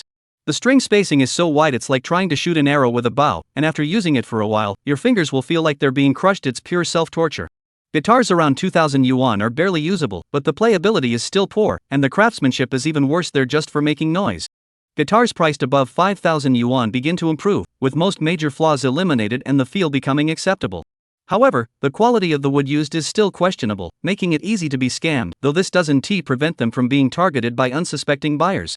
Electric guitars priced around 10,000 yuan are truly usable after all. The wood issues are resolved, and the focus shifts to the critical tone aspect. This comes down to the quality of the pickups and the body resonance. Serious pickups aren't cheap. You can't get good ones for a few $100s. They're just plastic and prone to distortion. He actually understands that. Buying a Fender made in neon or beautiful for Su Ling would be the best choice. After all, Fender guitars are soft, like a delicate and pure young girl, sweet and alluring, and gentle on the fingers. But Lu Qing wanted to give her the best right from the start. Go straight for the Gueren Niao. Ambers, in the circles of professional musicians and masters, it's known as the Gueren Niao. Only nobles can afford the flying bird. This guitar is extremely rare and valuable, handcrafted with limited production, just like the Schecter NV3 I have. Once it's gone, no more production, and no way to get another one. In other words, I am purchasing the sound of that era. The reason I chose the True Night Appreciation model from Gueren Niao is because this sacred instrument features a gradient gray finish, with black and gray panels resembling a black cat in the dead of night. Mysterious, deep, and with an exceptional texture. And just looking at it gives you an overwhelming sense of chaotic beauty. It perfectly matches the essence of Su Ling. It must be said. When Rio first posted the new product announcement in the group chat, I fell in love with this instrument at first sight. Unfortunately, at the time, I didn't have enough spare cash, and it had been a while since I had given up on music. So even though the True Night Appreciation was beautiful and alluring, I couldn't bring myself to make the purchase. But now, things are different now. It's my sister who wants it. It's not for me. It's not like I like it so much that I have to buy it. It's not like I think Shen Yishang is so beautiful it's mind-blowing, so beautiful that just holding it and playing it would make your ears pregnant and your brain explode. Besides, with such a piano in hand, who dares say practicing isn't fun? Who wouldn't love to practice? It's for my younger sister. It's for her to use, so it's reasonable to get something good. Lu Qing thinks so. Speaking of which, Rio-san's Feishin profile also says male. Suddenly, his racing thoughts connected Rio and Rubia's matters. He immediately sent a message asking, "Rio, why did you register as male?" The other person replied instantly, "Because I need to contact a lot of clients and maintain a certain distance. Otherwise, if they find out I'm too beautiful and want to hit on me, how can I sell guitars properly?" Lu Qing. That makes sense. Meeting Miss Rio was also quite surreal. Back then, I posted over 500 different performance videos and personal works on platforms like Bilibili, Zaya Hongshu, Soul Social, and Ear Secrets, using the unique features of these apps to test myself. For example, Soul Social has exceptionally high audio quality, making it ideal for recording audio clips. Little Red Book is filled with skilled players, and occasionally I receive valuable feedback and advice from masters. Bilibili has a large user base, so even my niche pieces played just for myself would be listened to by others, bringing them comfort. Ear Secrets allows users to compete in challenges to test their singing skills. Back then, I used ACG singing to make it into the top 30, earning an official achievement badge and recognition from Music Masters, which was incredibly satisfying. But Rio-san is different. Rio herself is a young, salty, talented, and incredibly cute social media influencer. And she is the overall supervisor of instruments, with a cutting-edge sense of musical aesthetics, and has a unique trait. She is an absolute live Special Forces soldier. What does live Special Forces mean? Someone who is deeply obsessed with live performances, traveling like a Special Forces soldier to various concerts, recitals, band shows, underground bars, and even creating detailed guides, dedicating their entire weekends or days off to attend multiple shows in a row. That's right, Rio is so obsessed with attending live performances that she doesn't care about the cost. And current team, March Phantom, Rosalia. Although her shop is in Guangcheng, she seems to be a die-hard member of Dongfang Airlines, flying to various places to catch glimpses of her idol's beauty. Probably just like Miss Mucha. Lu Qing thought so. Rio approached her initially because she needed to sell guitars, and they were all top-tier, high-end handmade instruments. As a result, her customer base was extremely limited. Rio's strategy was extremely clear. She doesn't go for amateurs. Amateurs weren't worthy of using the Noble Bird brand, nor could they fully utilize its potential. For a TS agent, selling guitars to nouveau riche is not worth the effort. They would rather give the instruments away to masters who align with their style for endorsement than sell them to customers who know nothing about them and might even insult the brand. Therefore, Rio-san scours platforms like Bilibili, Xiaohongshu, YY, and Douyin like a seasoned hunter, searching for reliable hidden buyers. And someone like herself, who has posted hundreds of performance videos and professional-level content, naturally becomes one of her target customers. I still remember the first private message Rio sent was incredibly bold. "Hello, do you need a magical instrument?" The casual words, at the time, deafening. For him, unimportant private messages could be ignored, and twisted, crawling harassment could be dismissed, but such matters topics that suddenly pierced his heart. Even if he was in the shower, he would risk getting his phone wet. Grab it and read it carefully. The ultimate tool. The very thing he lacked most back then. Without money, I missed out on the Greven handmade custom-made wooden guitar that was the same as the one owned by Uncle Yao. Time is a killer. The quality of wood used for all future guitars will only deteriorate, so in the guitar world, if you want a legendary instrument, you must act quickly. Amton premium spruce wood is now rare due to over-harvesting, leaving only second-hand masterpieces available. Of course, if you want to buy second-hand, the prices have already skyrocketed to over 100,000. Sigh. Thus, the existence of Rio opened up a brand new path for me at the time. Lu Qing was well aware that TS is a new guitar brand renowned for its handcrafted quality and unmatched value for money compared to similarly priced models. Master luthiers would all vie to endorse this guitar. This ISNTA plug. I hope TSS management is sensible enough to see this and send me one. Cough, never mind. But the most crucial factor was that TS places immense importance on the guitar's appearance. In other words, for a customer like Lu Qing who prioritizes aesthetics, TS hits the mark perfectly. Maple syrup glazed veneer, tiger striped mahogany, gradient starry night, unique cherry blossom fall, and ocean wave patterns. A variety of visually stunning designs, paired with top-notch craftsmanship and reviews, have already made this guitar brand a must-have for Lu Qing. Besides the price, there's nothing wrong with it. Now that my younger sister wants to learn the piano, what's wrong with giving her a top-of-the-line instrument? As an older brother, I think I've done a decent job. Just as he was basking in self-satisfaction, Rio-san sent another question. Speaking of Qing-sang, you haven't posted any videos or recorded any songs in years, and you even changed your ID to a concerning name. I thought you had really given up on music, she said. Lu Qing, no way. He laughed awkwardly. Rio, really? I was worried about losing such an important client. After all, you can't possibly be satisfied with just one masterpiece. You're the type who wants it all. Lu Qing, yeah, I used to be. Rio, what about now? Buying a piano for your sister but not getting one for yourself? Lu Qing, Miss Rio, I have reason to suspect you're using sales tactics on me, trying to get another 30,000 yuan out of my pocket. Rio, really? Qing-san has already set her sights on a 30,000 yuan model? Come on, tell me the model number, and I'll give you a discount. Facing such a master of sales tactics, Lu Qing felt that continuing the conversation was extremely dangerous. Is this what it means to be a socialite? Terrifying. Glancing at the time, it was nearly 3 a.m. Lu Qing decided to change the subject and end the conversation. It's so late, why are you still replying so quickly? Aren't you going to sleep? Rio, Qing really is out of her element. Lu Qing? Rio, didn't you forget that when I first contacted you, we were also chatting back and forth around this time? Rio, in the music industry, big shots don't go to bed before 3 in the morning. They're all-night owls who love practicing their instruments at midnight, getting impulsive shopping urges at midnight, and ordering instruments at midnight. Qing, are you still in your right mind? Lu Qing pondered for a few seconds. He confirmed. Yes, I'm perfectly rational. Rio, really? Lu Qing, no refund. Rio, 1. The issue of buying a piano for my sister has been resolved.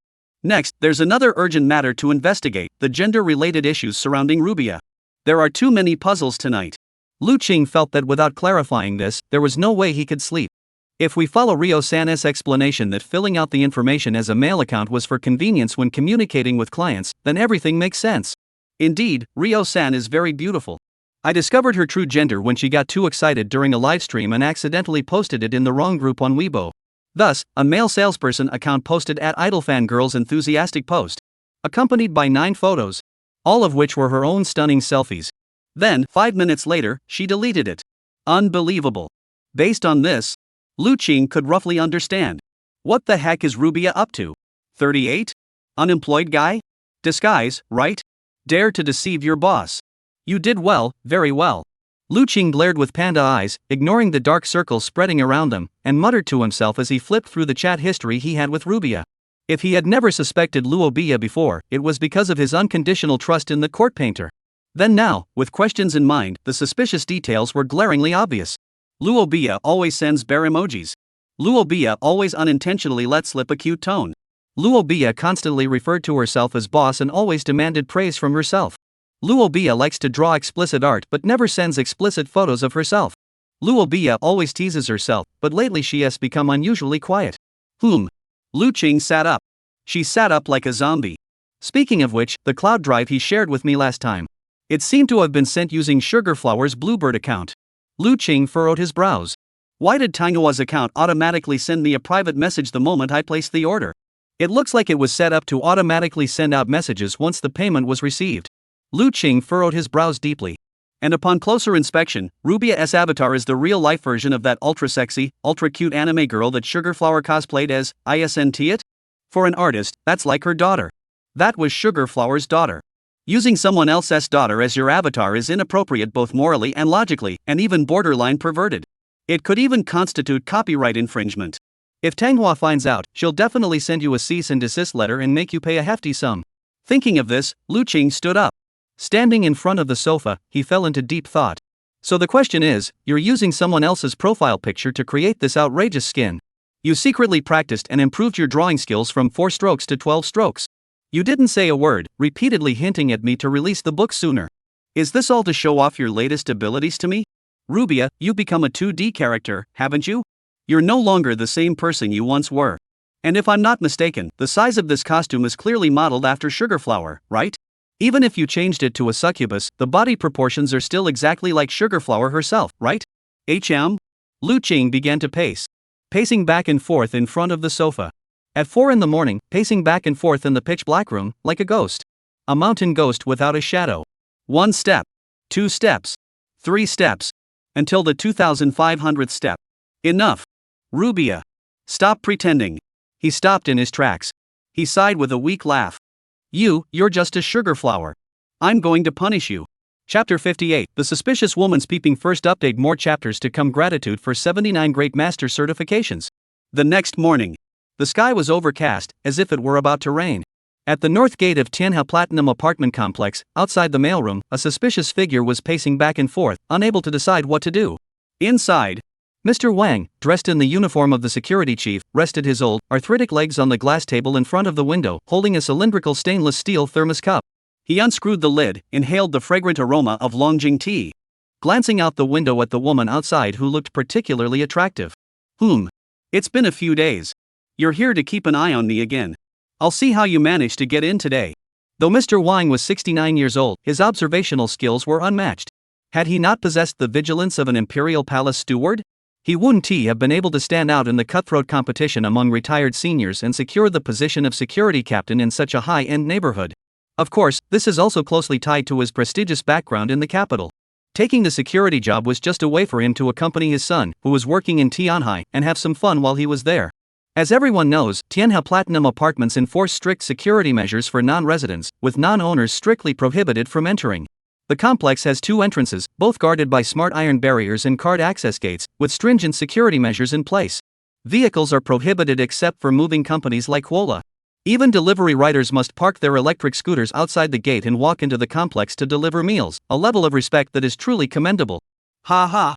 That little girl has been successfully stopped by me 28 times, yet she still hasn't given up? Mr. Wang took a sip of his green tea, his eyes sharp like an eagle, and remarked, "You're pretty persistent." Seeing the woman still lingering, he turned on the radio on the plastic stool beside him, keeping an eye on her while preparing to enjoy the morning broadcast of Mei Lanfang's martial arts storyteller recording. He had to keep an eye on her. After all, not long ago, he had fallen asleep one night. And the next day, the surveillance footage showed a young girl in the middle of the night, braving the rain, reaching her hand through the gate, and flipping the switch inside to open the door. She definitely wasn't a resident. As the head of the security team, Mr. Wang, after being scolded by Mr. Gu in the surveillance room, took note of the incident. Old Wang, can overlook it once, but the same mistake won't happen again. That night it was raining heavily, and it was so easy to fall asleep. Now it's early morning, and you all missed your chance. Ha ha ha ha. Sip. Sipping some Longjing tea. Delicious. Outside the door, the dazed Sugarflower swayed back and forth, feeling utterly helpless in the face of the giant security guard in the mailroom. Every time she came here, she faced a huge problem. Is today Old Wan, the security captain's shift? If it weren't for this old man, she could simply follow the delivery riders inside. However, Security Chief Old Wan was so dedicated to his job that he was terrifying, like a Silver Mountain poisonous beast firewall, capable of filtering out most intruders. No way, this won't work. Tanghua felt a bit uneasy. Tanghua felt really bad. After all, she hadn't slept well, having interrupted her sleep because she was too eager to see the boss. She hadn't eaten or drunk anything, and had rushed downstairs and run over here. She was very hungry. She didn't wash her face. I'm wearing too little. I feel a bit cold. Sugarflower hugged her arms around her chest, shivering. Squatting on the steps of the old Tiandi supermarket at the entrance of the residential complex, pouting her little lips, looking a bit wronged. The young man at the cash register inside the supermarket was stunned when he saw such a stunningly beautiful woman appear outside the door. He hurried out and asked, "Beautiful lady, do you need any help?" However, the next moment, Tanhua's expression of grievance froze on her face. Suddenly, he looked at her with a gaze that seemed to be looking at trash, or even like he was looking at maggots. She slightly raised her chin, staring intently. Staring at him. Not even bothering to utter a single word. The young man quickly returned to the house. Tanghua spat out a disdainful sound, stood up, slung her black gym bag over her shoulder, and walked down the steps, deciding to think it over carefully. For a professional stalker, even if one path is blocked, she would think of a new way to break through. All roads lead to Rome. If this road doesn't work, try another one. With that in mind, she left the main gate of the residential complex and headed toward the back gate.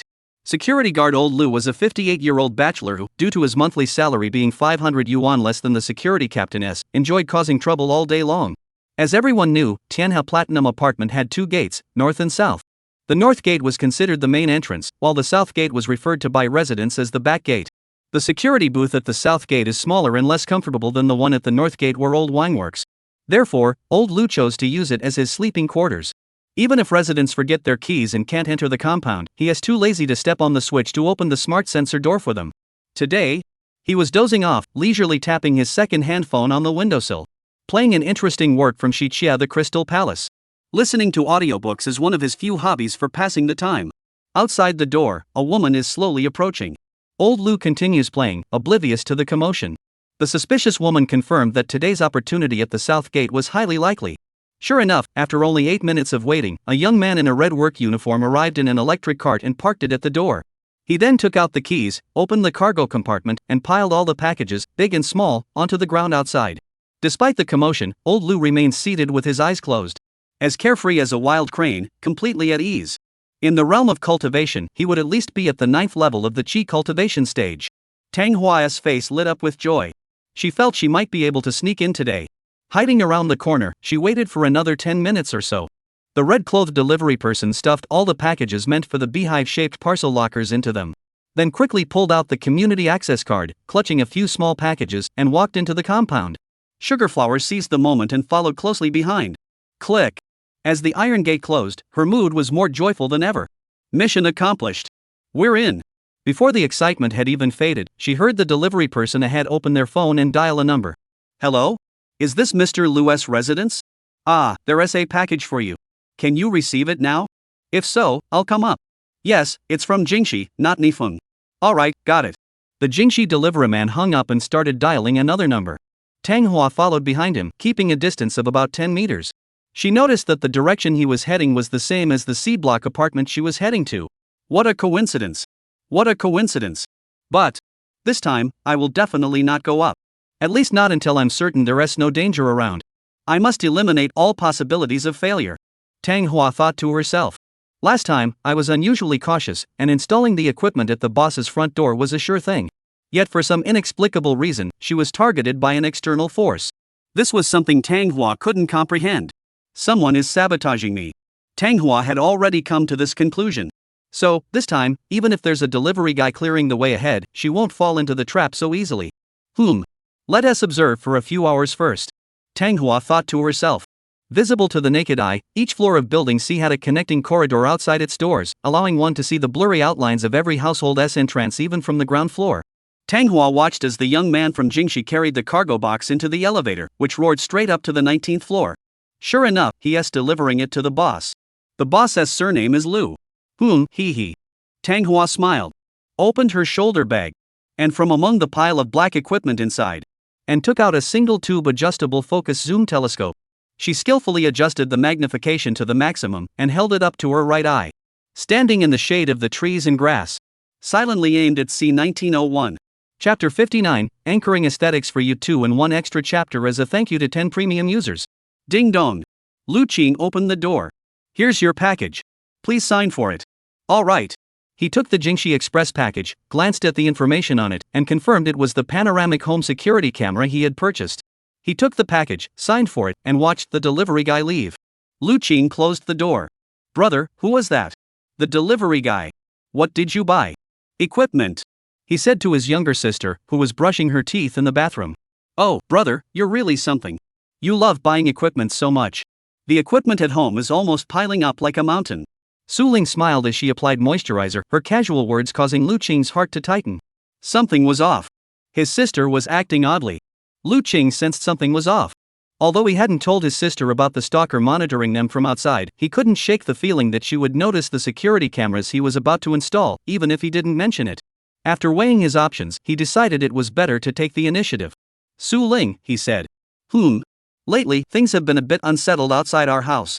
There's been some trouble. If anyone knocks on the door while you're home, make sure to peek through the peephole first. Do you understand? He instructed his sister, if anyone looks suspicious, don't open the door under any circumstances. Got it? Ha! Su Ling perked up at the mention of this. Brother, what's going on? Is there a thief outside? She had no idea about the stalker and, upon hearing this new information, immediately turned off the faucet and stopped her skincare routine midway. She turned to look at the living room. Lu Qing was opening a package, hummed in response, and gave a brief summary. The neighbors said there's a strange person lurking around our front door. I don't feel safe, so I bought this panoramic surveillance camera and plan to install it right away. He took out the devices one by one. For the next month, we should check outside before opening the door. This camera can connect via Bluetooth and be controlled by your phone. I'll send you the app later. We'll share access, and I'll show you how to use it. Su Ling nodded obediently, all right. But inside, her mind was in turmoil. What's going on? Thieves? That shouldn't be possible. Thieves wouldn't target a neighborhood with such tight security, would they? The security guards are all tough guys, whether it's old Wang at the main gate or old Bai at the south gate, they're all dedicated except for old Lu. Even in the surveillance room downstairs in Building C, there's an old guard named Old Gu who's on duty 24/7, with the special skill of monitoring 24 neighborhood surveillance cameras simultaneously. With such a terrifying grid-like security system, how could thieves even try? If they catch the thief and report it, the surveillance footage will be reviewed, and they'll be caught immediately, right? So, if it's not a thief, then who is it? Wait. Pacing around? Does that mean they've come multiple times? A stalker? Oh. Who's spying on my brother? The young girl thought unhappily. She started to get a little concerned. My brother said it was the neighbor who provided the information. So we can rule out the neighbor as a suspect. It wouldn't be wise to accuse someone else of something like this, and besides, the neighbor couldn't be anyone else. It must be you, Bai Xing. You did well this time. Su Ling gave her a slight nod of approval in her heart. It seems that even a stray cat isn't completely useless. Then, after ruling out the sneaky cat, who else could have been spying on her brother? Who has taken their curiosity about their older brother to the point of stalking him? Even lingering at the front door and refusing to leave? So reckless they don't even fear getting caught? Could it be? Is there someone even more skilled? Su Ling couldn't help but ponder. According to her intelligence network, the only known threats besides the adulterous cat were the female painter disguised as a man.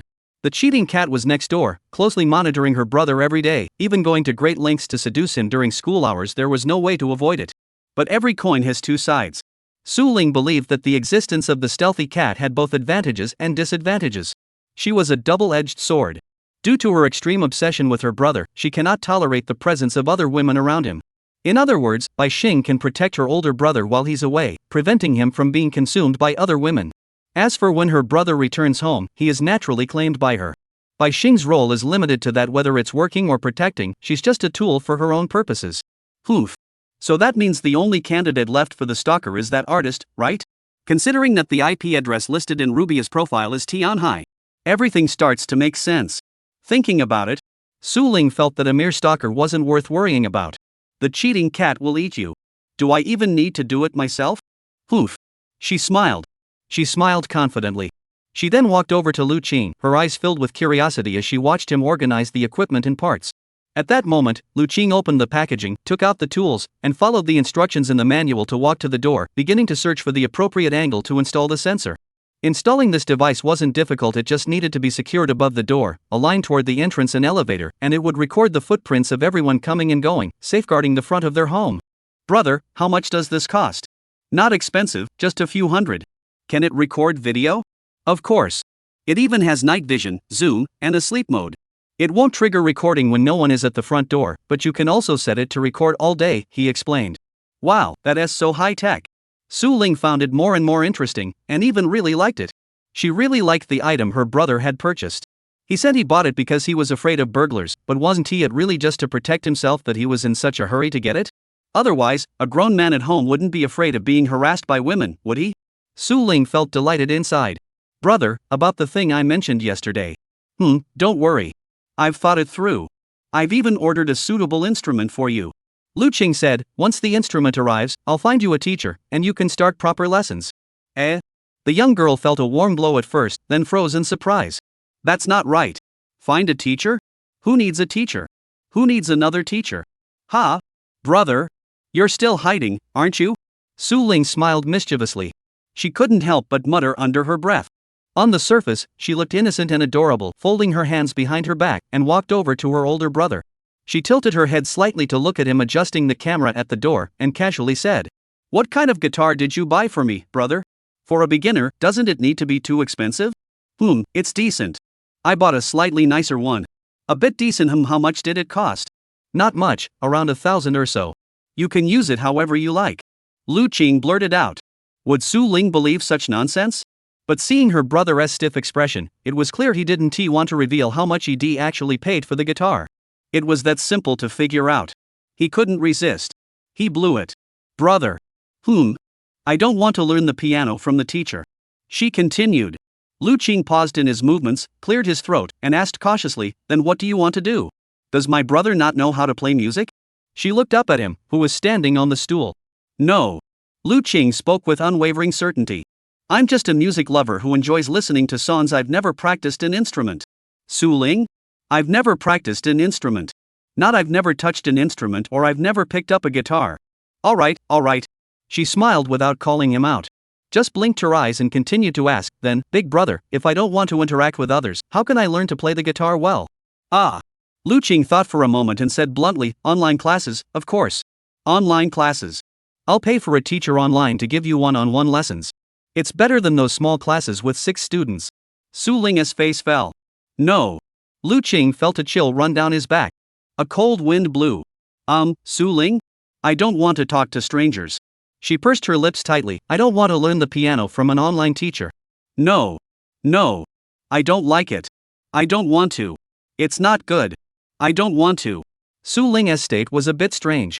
It was similar to the prelude to an episode. Lu Qing was startled. And had to quickly stop what he was doing, jump off the stool, and bend down to help his sister into the house. Alright, we want to look for a teacher. We want to take online classes. Online classes aren't good. Su Ling nodded. Online classes are no good. Lu Qing was now sweating profusely. He didn't know why his sister was reacting so strongly to the teacher. If this continued, it wouldn't just be learning guitar, going to school would become a problem too. He felt this wasn't going to work. So he closed the door, pulled his sister to the table, and comforted her. Su Ling, I didn't think it through earlier. Learning guitar really can't be done through online classes. After all, the teachers in online classes can't physically guide you in adjusting your finger positions or posture, and they can't demonstrate advanced techniques up close, like quarter string bends or finger tapping strumming. Brother, you sound like you know a lot about this. Su Ling frowned innocently. Lu Qing's heart skipped a beat. He realized he needed to cover up quickly. That's wrong. I only learned those things from music movies and anime series. I can talk about it, but I don't actually understand any of it. He decided to take a roundabout approach and immediately proposed the next idea. Here's what we'll do, Su Ling. You said you don't need a teacher, and I think that's fine. After all, many experts have taught themselves guitar, so that's no problem. But my suggestion is that we first find some high-quality tutorials on Bilibili, the free ones, and then I'll buy you a few textbooks I think are particularly good, imported reference books, like 365 Days to Become an Electric Guitar Master or the Bang Dream Electric Guitar Beginners series, so you can try to get a feel for the instrument first. What do you think? Lu Qing's advice was so reasonable that it could save her years of trial and error. Without a teacher, he could use the best textbooks to help his sister quickly reach a level where she could play various songs smoothly. Su Ling thought about it for a moment, then nodded in agreement. Sure. Brother, I'll work hard not to waste your time or the money you spent on the guitar. There was more to her words than met the ear. Lu Qing felt a prick of discomfort upon hearing this. Clearly, in his eyes, his previous suggestion was nothing more than a test for her. It was as if he was saying that if she could truly learn to play the electric guitar on her own, he would then pave the way for her next step, guiding her to discover the true charm of music. But if she failed at this stage, for example, if she found her fingers too painful and wanted to give up, or if she still didn't want to invest time and effort despite having the instrument, or if she didn't take care of the equipment and broke the guitar. Regardless of which of the above scenarios occurred, Lu Qing would walk away immediately and no longer be involved in her future musical pursuits. This is Lu Qing's bottom line. When faced with challenges, they tend to retreat. Having an improper attitude toward music. Failing to cherish one's lifelong companion. These 3 points are his absolute red flags. If Su Ling can avoid these 3 pitfalls and achieve a basic level of proficiency within a month, Lu Qing defines this as mastering all basic techniques and being able to play pieces at a BPM of 80 plus without difficulty, then I can push her further and purchase a full set of equipment for her. Just as Lin Jiang had initially inquired about. A pedal board, tube amp, professional practice headphones, and various guitar accessories, all arranged properly. Finally, find her suitable bandmates so she can experience the true charm of electric instruments. Sigh. Recalling his own former teammates. Lu Qing's inner abyss grew even deeper. Though he was now a lone wolf, always working alone in school, there had been a brief period when things were different. Never mind. There was no need to revisit those memories. His sister just wanted to learn to play the piano. He had done his part, so there shouldn't be any issues. Lu Qing felt a bit weighed down, but at least his sister hadn't made any further demands. If everything went smoothly, she would probably just give it a try after getting the instrument. She won't delve deeper into it. After all, for girls learning electric guitar, the first challenge is the pain in their hands, followed by the tedious basics, and finally the complex issues of sound tuning and equipment investment. It's still early days. He thought to himself. Brother, with an electric guitar, can you just choose your favorite style to develop after you've learned the basics? Just then, Su Ling spoke up again. Lu Qing pondered for a moment and replied. Once you've improved your finger dexterity, you don't have to start with genres like blues. After all, we're not professional musicians, we don't need to take exams, and we certainly don't have to force ourselves to play standard pieces. Just play whatever songs you like, the main thing is to have fun. As he said this, he suddenly realized he had never asked his sister what her favorite music style was. Su Ling. What kind of music do you like? I mean, once you've learned the basics of guitar, what style would you like to play? He thought she might not understand, so he added, like pop? Or folk? Or punk? Or maybe, metal? You probably don't like metal. Anyway, do you have your own direction? I do. Su Ling smiled faintly. Go ahead. He glanced curiously at his younger sister. He felt both anticipation and fear. He hoped she would mention a more sophisticated or aesthetically pleasing style. But worried that if she was like Yang Zai and liked tacky folk songs and DJs, it would be a disaster. If he didn't try to refine her taste, they'd just have to appreciate both the highbrow and the lowbrow together. However, all I heard was Su Ling speaking with an unwavering tone. Chapter 60, Rescue and Punishment, Heavenly Rain Combined Chapter Reward for Jizi Sister, Enhanced Sugar Flowers plus 57. Lu Qing stood motionless at the door. If there is anything in the world that surpasses love and friendship in depth and emotional impact, it would undoubtedly be meeting someone who completely understands your aesthetic sensibilities, and this person must also be someone of exceptional status in your eyes. Now, his younger sister Su Ling had said, I just want to focus on ACG. Day Shake Band. Lu Qing, the lead guitarist, bandleader, and composer of Hua Lu Qing, has completely lost it. In his eyes, nothing is more touching than being willing to change your aesthetic preferences for someone. Because you like it, I take the time to understand it. Because you are passionate about it, I delve into it. Because of your original intentions, I strive to understand. True friends are hard to find. Lu Qing didn't realize that his sister had already deconstructed his way of thinking. From his perspective, his sister was simply firm and resolute, expressing a musical aesthetic that perfectly aligned with his own. Is this fate? The muse who bestowed her upon me has now extended a strong hand to me at this very moment. If that is the case, then I'll give it my all. He thought to himself. He thought this. Unconsciously, the urge to risk his life for his sister increased by 50%. Outside the room, downstairs in the apartment building, Another woman who had suffered injustice sat dazed, slumped dejectedly in the grass by the flower bed. If Su Ling would go to the extreme of anchoring her aesthetic preferences for Lu Qin to understand everything about her brother and get close to everything related to him, then what Tang Hua was willing to give him was becoming his aesthetic ideal. Whatever the boss likes, I'll imitate it. If the boss wants to see something, I cosplay it. Whatever the boss desires, I become. If the boss has delusions, then I will become the object of his delusions. To satisfy the boss's delusions, I will transform myself, I will reconstruct myself. I am willing to sacrifice everything for him. Even my life. Sugarflower Enhanced Plus 57 Plus Edition Core Logic. At that moment, the telescope had rolled into the grass beside her. Because in her despair, she discovered that the boss was installing a panoramic camera at the front door. The boss doesn't want me to get near him anymore. The boss's house had become a forbidden zone. The plan to hear the boss's voice every day has been shattered. The chance to secretly capture the moment when the boss walked out of the house with his backpack was gone. The crucial scene at the front door could no longer be captured. Full memory achievement 1. But that's not all. Just now, there seemed to be a young girl faintly visible near his front door. Who is she? The boss's girlfriend? Are they already living together? No. No, please don't. No. This is absolutely out of the question. Tang Hua clutched her head, violently pulling at her long hair. Her sorrowful face was covered in bloodshot eyes, now shrouded in a layer of tears. The double sorrow painted a twisted notion called misery. And Tang Hua's heart was filled with old sorrows. She reached into her gym bag for the utility knife she always carried with her. To punish myself. Because I didn't take action before my boss found a roommate. Hating my cowardice, hating my lack of courage. Push the blade upward, clenching your teeth in preparation.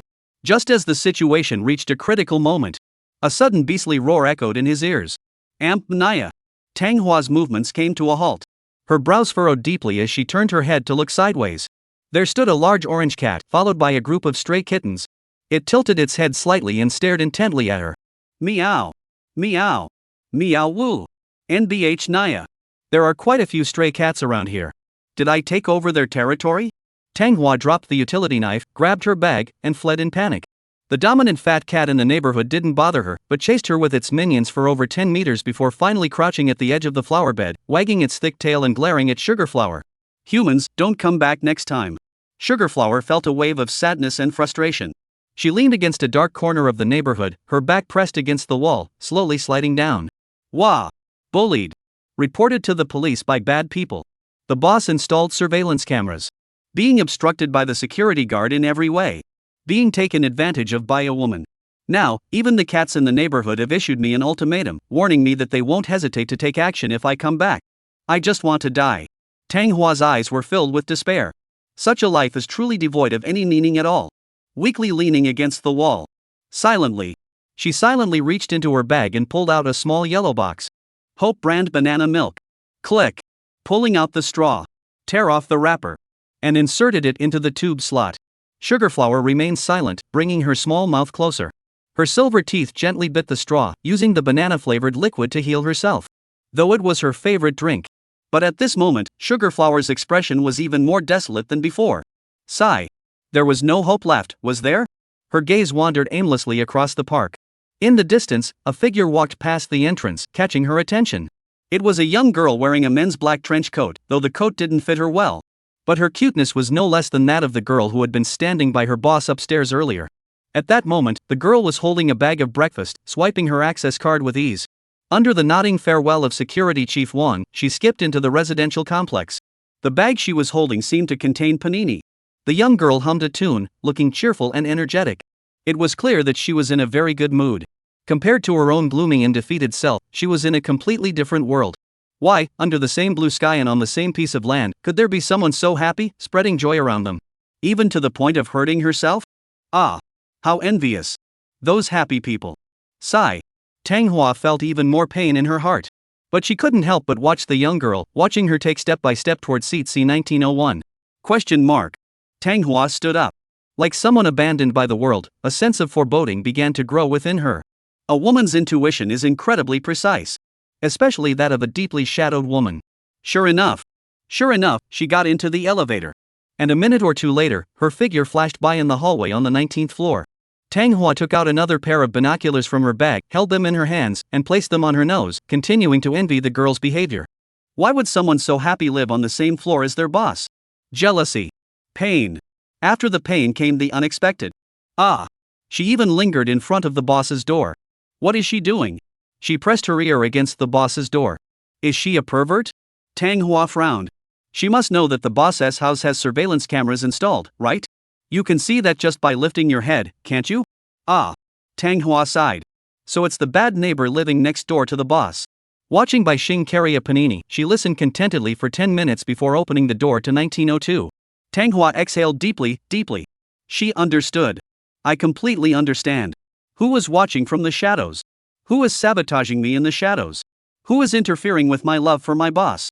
Who is obstructing my final collection? For Tang Hua, collecting every smile from her boss was something she had planned to complete at the end of her life, a final big assignment she intended to keep for herself. She had planned to cover the walls with all the printed papers. Let go of her hands, and embrace the sky.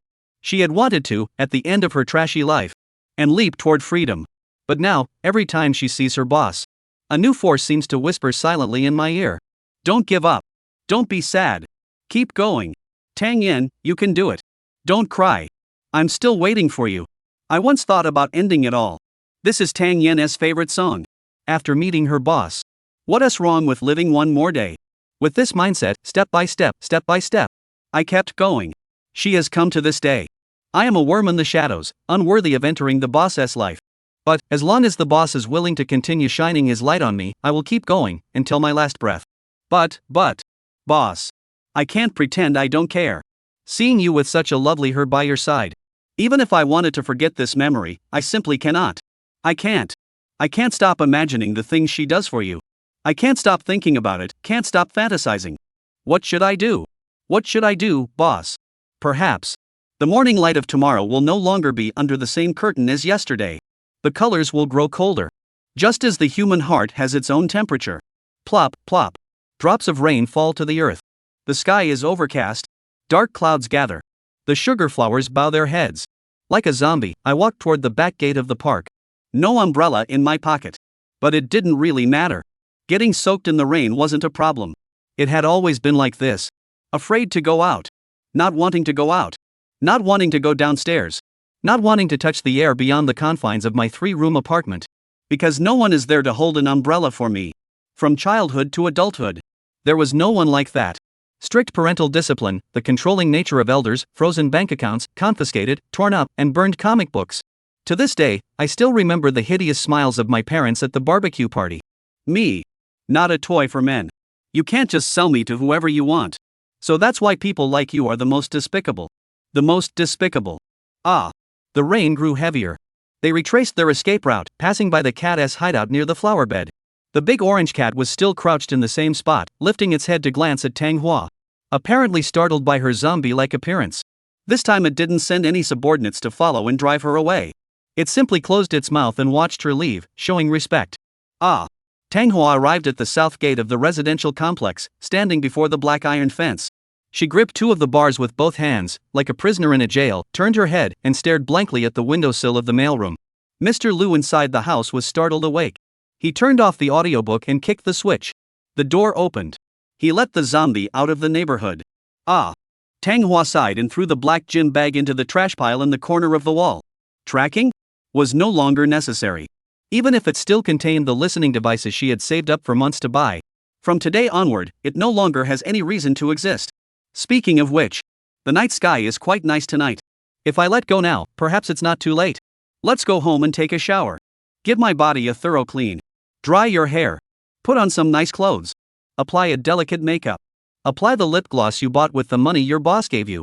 Drink another box of banana milk. Finally, tidy up the room one last time. Take down the 865 photos of your boss from the wall. Wipe them down and store them in a box. Before doing so, look at each one a few more times. Ignore the electricity bill and turn on the lights. Ah. Is there anything else that needs to be done? Oh, send the boss's leather case over. Although it's only 80% complete. But I've done my best. Boss, I'm sorry. You'll forgive me, right? The rain intensified. White mist erupted on the road. No one is in sight. Sugar flowers stroll through the rain sea. ignoring the 3-stop distance between the residential area and his rented room. Step by step, they plodded onward. Looking back carefully, since running away from home, what was there left in life that could bring me joy? My life, aside from my boss, Seemed to have fallen apart and become a mess. just like myself, covered in wounds.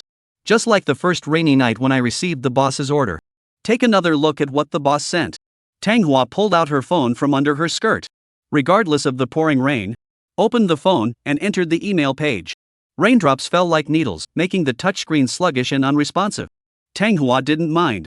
Over and over again, he wiped away the water droplets with his thumb.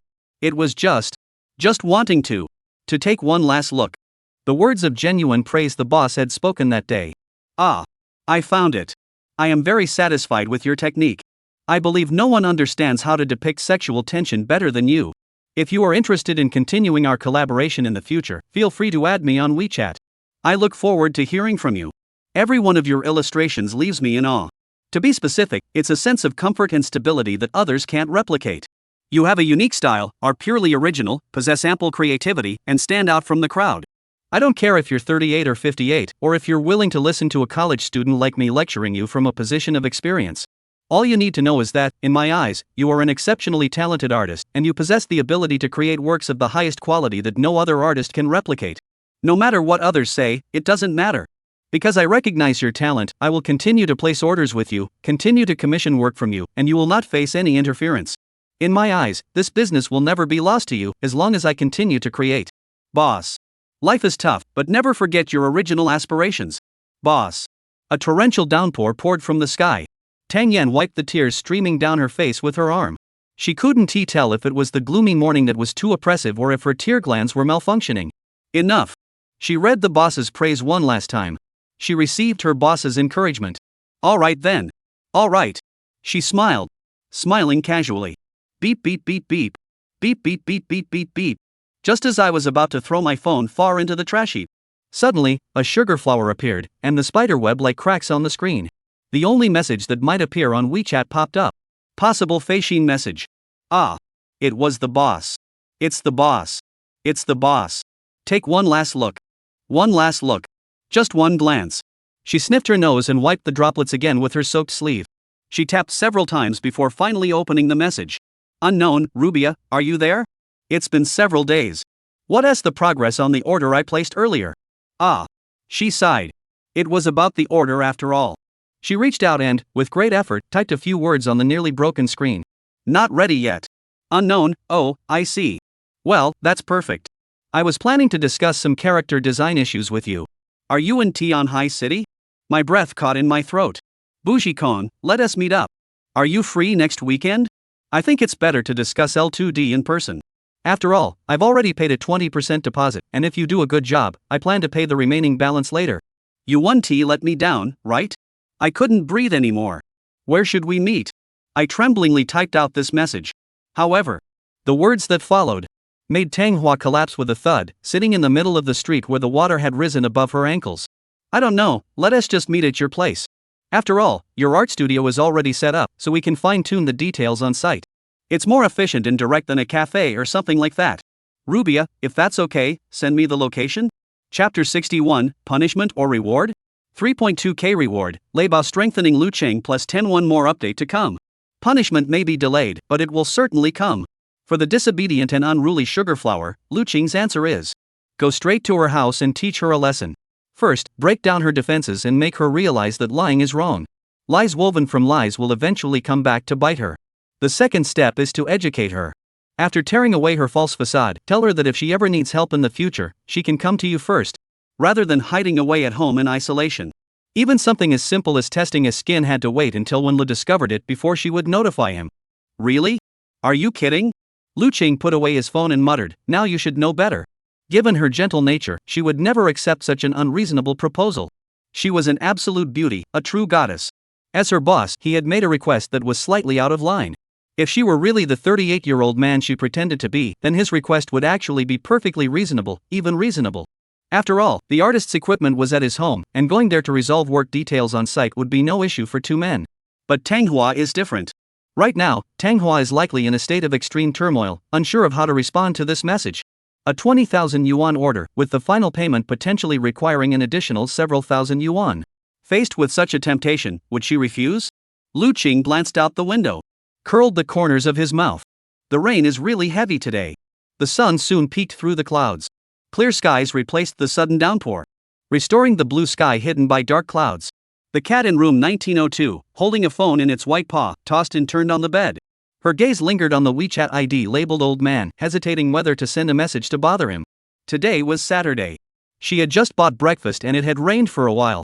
Now the rain has stopped, and it's almost time to go to the hospital. But she was a bit curious about what her senior was doing. Earlier, she peeked through the door crack and faintly heard the sound of typing coming from his room. It sounded like he was writing something? Anyway, as long as he's not being lovey-dovey with his sister, that's fine. So it seems Su Ling isn't that impressive when she's at home after all. The young girl felt smug inside, her boldness growing. Sure enough, the senior won't be taken down by any girl. If I'm not mistaken, the two of you didn't even sleep in the same bed, let alone the same room. I was definitely overthinking it. Su Ling, it seems you're just putting on a show in front of me. Just wait until I find an opportunity to overtake you. You'll see. Ha ha ha. For some reason, Bai Xing, who had received a little pampering from his senior, became increasingly confident. She even started to get a bit arrogant. No longer timid and hesitant like before. No longer feeling suffocated when she was alone in her room. Having her senior around was better than anything else. The young girl thought to herself. Well, why not send the senior a test message? She lay on the bed, curling her white-stockinged feet, and typed the test message into the chat box with a mischievous smile. A test message refers to a message sent to determine whether Su Ling is nearby. If his response was slow, stiff, distant, then it was safe to assume someone was monitoring him, preventing him from speaking freely. This was bad news for Bai Xing. It was unfriendly. In any case, let's probe first. If there's an opportunity, invite him out and reduce the time he spends with Su Ling. Bai Xing typed quickly. Senior, how's the group project PowerPoint presentation coming along? We only have 5 days left before the presentation. Testing the waters. After about 3 minutes, Lu Qing replied. Working on it, we'll finish today. No need to write the speech, just improvise. Wow. No wonder he's the senior. He can just wing it when it comes to presentations. Having such a teammate is truly reassuring. Bai Xing couldn't help but smile, sensing that today's senior seemed unusually relaxed. So he took it a step further. Testing ground 2. Senior, you're so talented. Then, when should we start on my project? After sending the message, Bai Xing felt a bit anxious. If Su Ling were by his side, she would definitely ask questions upon seeing this message. Not only had he ambiguously complimented him, but he had also asked a personal question. A question related to a two-person project that excluded his sister. This would undoubtedly cause trouble and confusion for the senior, a risky move. But if the senior replied, that would mean Su Ling wasn't by his side, like on his leg or somewhere else. In that case, inviting him out wouldn't be entirely unrealistic. Lu Qing. I'll do it tomorrow. I need to write something of my own today. Don't worry, I've already figured out your character, and the skin model is already in the testing phase. If my calculations are correct, it should be ready for use after next Sunday. At that time, you'll have a super unit 01 that can crush everyone. Just wait and see. This message left Bai Xing speechless. What does that mean? What does that mean? What does that mean? Overwhelming all others? Super unit 01? What is that? The young girl's mind was overwhelmed, and her CPU was lagging. But it's not hard to understand. The senior probably meant that he had prepared an ultimate cosplay outfit for himself and had already entered the mother's testing phase. She knew that Lu Qing never boasted about anything. If he says crush everyone, it must be something truly out of this world. Oh see, did he spend a lot of money on this for me? The young girl opened her mouth, wanting to ask but hesitating. Curious, but hesitant to speak openly. The more I think about it, the more likely it seems. Senior, is he really secretly going all out for me? Does he really want to lift me up like that? He doesn't show it at all on the surface. A bit dazed. Completely confused. Bai Xing didn't know what kind of place she held in Lu Qing's heart. But she had a vague feeling.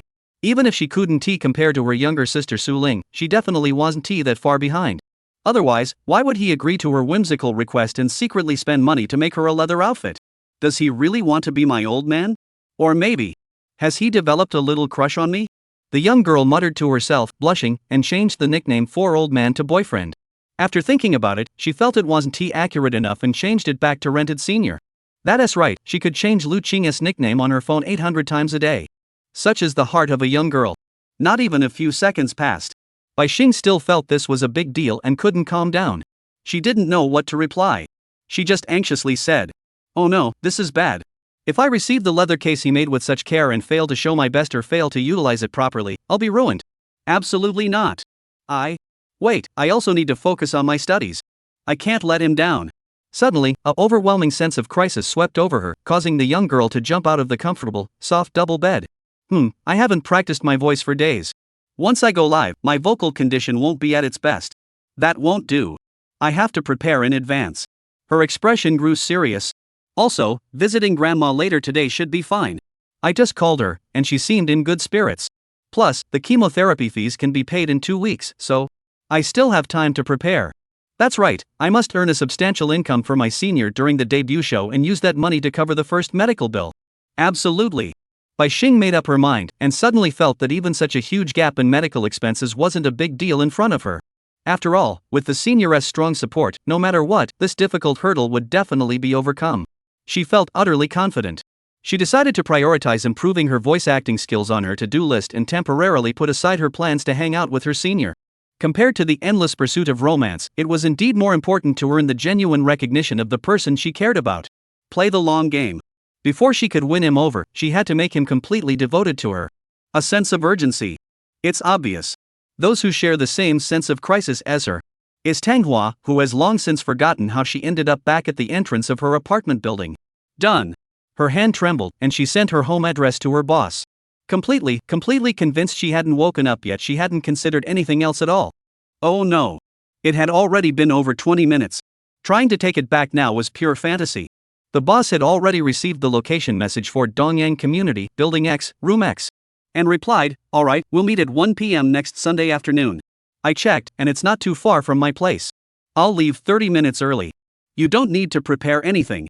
Manhwa stared at those words and read them over and over again, probably dozens of times. She recited it silently, read it forward, backward, upside down, and stared at each word. She hadn't misunderstood. The boss is coming to my house. Boss, come find me.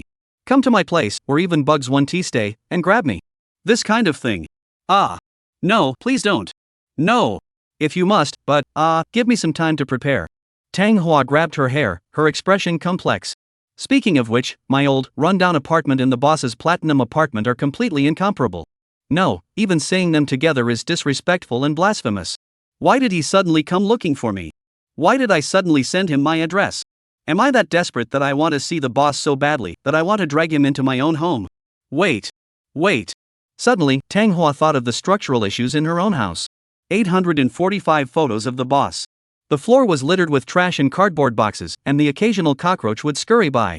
The dark, cramped space was so small that 2 people couldn't even fit in the bathroom. A large bed occupied the corner, with a workstation and filming area in the center of the room. A massive wardrobe is pressed against the wall, leaving no room for anything else. How on earth can you clean this place in a week? Wait. What if the boss comes to my place? He'd have to share the air in this tiny space with me. Ugh. Manhwa shuddered violently. Her pure face flushed with a mix of shyness and anticipation. Her cheeks flushed red with excitement. She even accidentally stepped into the motor vehicle lane. A taxi driver rolled down his window and shouted a few choice words at her. "Oh my, humans are really strict," she muttered under her breath. She quickly darted into the residential complex. She looked up at the sky. The sky had cleared. The clouds had not dispersed. However, today really is a good day, Manhwa thought to herself, imagining the fantasy scene of meeting her boss. Well, let's just live a few more days then. She smiled sweetly. Chapter 62, checking her brother's mental state with a single-click second update thanks to 82 great readers for their support. Time flew by, and it was the next morning. Su Ling, dressed in a sweet-style dress, was grilling steak in the kitchen. The steak was specially ordered from the Shanmu member store, an M5 grade Wagyu beef. Although in Japan, they use an A1-A5 grading system to classify beef quality, Su Ling preferred the Australian terminology, which uses an M1-M9 level system. The steak she had carefully selected for her brother was perfectly graded, with a vibrant red color and a delightful aroma. The reason for not choosing a steak higher than M5 grade is that while they are of higher quality and more expensive, their thicker fat content leads to slightly more oil secretion, resulting in a texture that isn't as good as expected. Therefore, Su Ling felt it wasn't necessary. The protein intake for her brother just needs to be sufficient. We need to control his nutrition to prevent him from gaining weight, Su Ling thought to herself with a smile, while her hands kept moving. skillfully turning the stove to low heat, melting butter in the pan, adding rosemary, and using a spoon to drizzle the melted butter over the steak, ensuring both sides are evenly coated. Finally, she added mushrooms and garlic to the oil, stir-fried them, poured in red wine sauce and other seasonings, plated the dish, and placed it on absorbent paper to cool. Even Lu Qing, who prided himself on his cooking skills, couldn't help but silently praise his own work. The room is filled with an aroma that makes one's mouth water. Ding dong. Just as Su Ling was about to serve the steak, the doorbell rang suddenly. Brother? I'll get it. In the bedroom, Lu Qing, who was typing furiously on the keyboard, responded. His train of thought interrupted. He looked pained as he stood up stiffly, his hands leaving the keyboard. He walked toward the door with a displeased expression. In reality, for a top-tier author, being interrupted while working means having to spend several minutes or even hours to regain their focus. It's nothing like what ordinary people imagine picking up where you left off. After all, it's not like copying homework. Click. The door opened. A tall, slender man in a black work uniform appeared, carrying a rectangular box on one shoulder. After Lu Qing reached out his hand, the man carefully handed over the package. Good afternoon, sir. He said politely. What's this? It's an instrument, sir. It's insured. Could you please sign here? Oh, okay, sure. Lu Qing heard this and immediately realized that this was the holy grail he had ordered 2 nights ago. He couldn't believe it had been delivered so quickly, just 1 day later.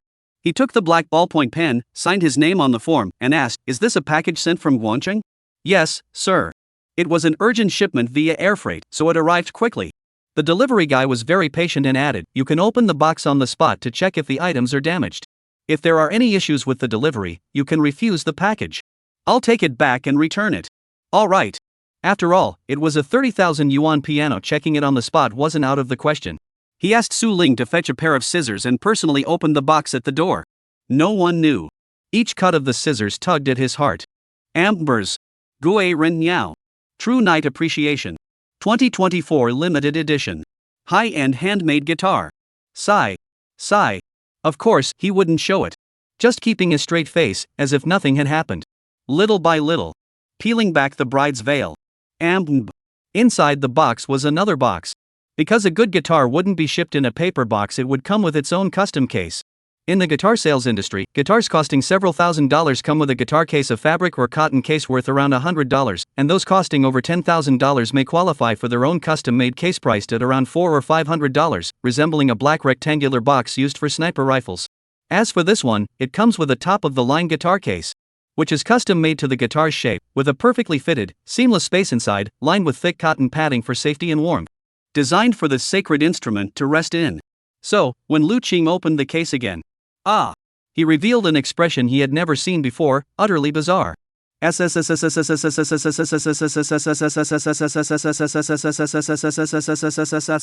black gradient night black finish, an antique fingerboard with intricate grain patterns, a headstock logo shimmering with a sacred glow, a sleek, bird-like body shape, and silver-colored, ultra-luxurious-looking dual coil pickups. Black cat.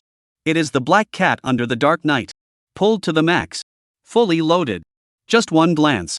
His body began to arch forward uncontrollably, his neck tilting slightly upward, like a young criminal who had consumed too much flour, opening his mouth as if trying to slowly reactivate his obstructed airways. This isn't good. He was so captivated by her beauty that it made him feel uneasy. Am I embodying her? Oh my god, she is just too beautiful, too beautiful. Who could possibly endure this? I really want to touch her skin. No, I can't. My sister is right here. I have to resist. Lu Qing did his utmost to maintain his sanity, which was on the verge of collapsing at any moment. At that moment, Su Ling was closely observing her brother. Of course, the delivery guy at the door was also confused. Excuse me, sir? Are you okay? He couldn't understand why this customer would react this way upon seeing such a nice-looking guitar. The violin was guaranteed to be worth its price, clearly expensive, and it was obvious that it was a rare piece. But it shouldn't be this extreme, right? This is a bit much. Go ahead, it's fine. Definitely no problem. Without even testing the sound, Lu Qing could tell at a glance that Miss Rio wasn't lying to him. This true night appreciation was indeed tuned by a master luthier and passed factory inspections before being shipped. From the perfect string height as it glided through the air, its feel was 2 tiers above the soft, delicate Fender. Thinking this, Lu Qing couldn't help but bend down slightly. Kneeling down on the ground, leaning forward, pressing his face against the guitar's surface, hovering over the 12th fret of the fingerboard, gently sniffed. Su Ling. Goodbye, sir. The young man against the wind opened his mouth and turned to flee. Now, Su Ling had finally understood who was truly her brother's true love. She had never seen her brother make such a twisted expression. Never, not once. Not even on the first day she burst into the room, not even when she deliberately pulled the straps of her nightgown down to her shoulders. Or even when she adjusted her posture during dinner in a way that would make him blush and his heart race. Her brother sat as still as an old pine tree, not moving a muscle. But now, a single guitar. Just. Su Ling was very troubled. Extremely troubled. Though she didn't want to admit it. She had to admit. She felt like she had been defeated by something. And it was a complete defeat. A defeat that left me utterly defeated. Brother? She closed the door, bent down, and knelt beside him. HM? Is it nice, Su Ling? HM? Is it beautiful? This true night appreciation, isn't it beautiful? Lu Qing didn't even glance at her, his gaze remained fixed on the black-gray sacred artifact inside the sickly expression on his face. That grin stretched to its limits. And the intense, burning gaze that saw only her made Su Ling feel that her brother was a bit terrifying. So he has already become this sick? Su Ling felt utterly helpless. What should she do? Her brother's condition seemed far worse than she had anticipated. It looks good. She felt a chill run down her spine, but she could only go along with him for now to stabilize his emotions. It was clear that Lu Qing's inner switch had been firmly triggered by this unexpected, sacred artifact. He was already on the brink of a dangerous, about to unlock state. Su Ling knew she had gone too far this time. She had only intended to pull her brother out of his numb, disoriented state. But she never expected that. He had been captivated by the holy artifact. Seemed to be the true embodiment of a monster. It seems so. I'll have to give it 1200% of my energy to master this instrument. Su Ling thought to himself with a sense of grievance. Chapter 63, Black Cat, please guide me. Thank you to Nian Bao for the update. 3 chapters today. The brother and sister sat facing each other. Jin Yishan lay on the large bed. Su Ling sat there like a timid kitten who had lost its territory, biting her lips and crossing her legs. Uncomfortably sitting on the chair, waiting for her brother to speak. Cough. Lu Qing thought he was acting normally. He tried to explain to his sister as calmly as possible. Su Ling. This is an electric guitar. I know. Her name is Jin Yishang. You can also give her a nickname. After all, it's your first guitar, and it's very beautiful, though certainly not simple. But didn't you say this guitar only cost 1,000 or so? Su Ling shot him a glance and said with a hint of resentment. Yes. It did cost a bit more, but it's worth it for the quality and craftsmanship you can't get for that price. After all, we got it from a friend who sourced it internally, so you have to take good care of it. Under no circumstances should you harm her. Lu Qing's eyes still burned with passion, occasionally glancing at the pure, delicate body lying on the bed. Jin Yishan was as agile as a spirit cat, her skin smooth and supple. Lying there completely defenseless and unrestrained. Like a bride waiting for her husband to pluck her on their wedding night. Who could resist such a sight? Lu Qing felt his blood boiling, his heart racing, and he quickly averted his gaze. Cough, Su Ling. Now we have the piano, but we can't play it yet. Why not? Because an electric guitar is different from an acoustic guitar. Just having the guitar itself won't produce any decent sound. You need an amplifier and effects pedals to bring out the true sound of an electric guitar. Lu Qing explained, of course, if you have an audio interface sound card and monitoring headphones, you can plug them into a computer and use software effects processors as a makeshift solution. You saw the sound card on my desk. Now we just need to get a connection cable, and we can set up everything you need to practice at home. Do you understand?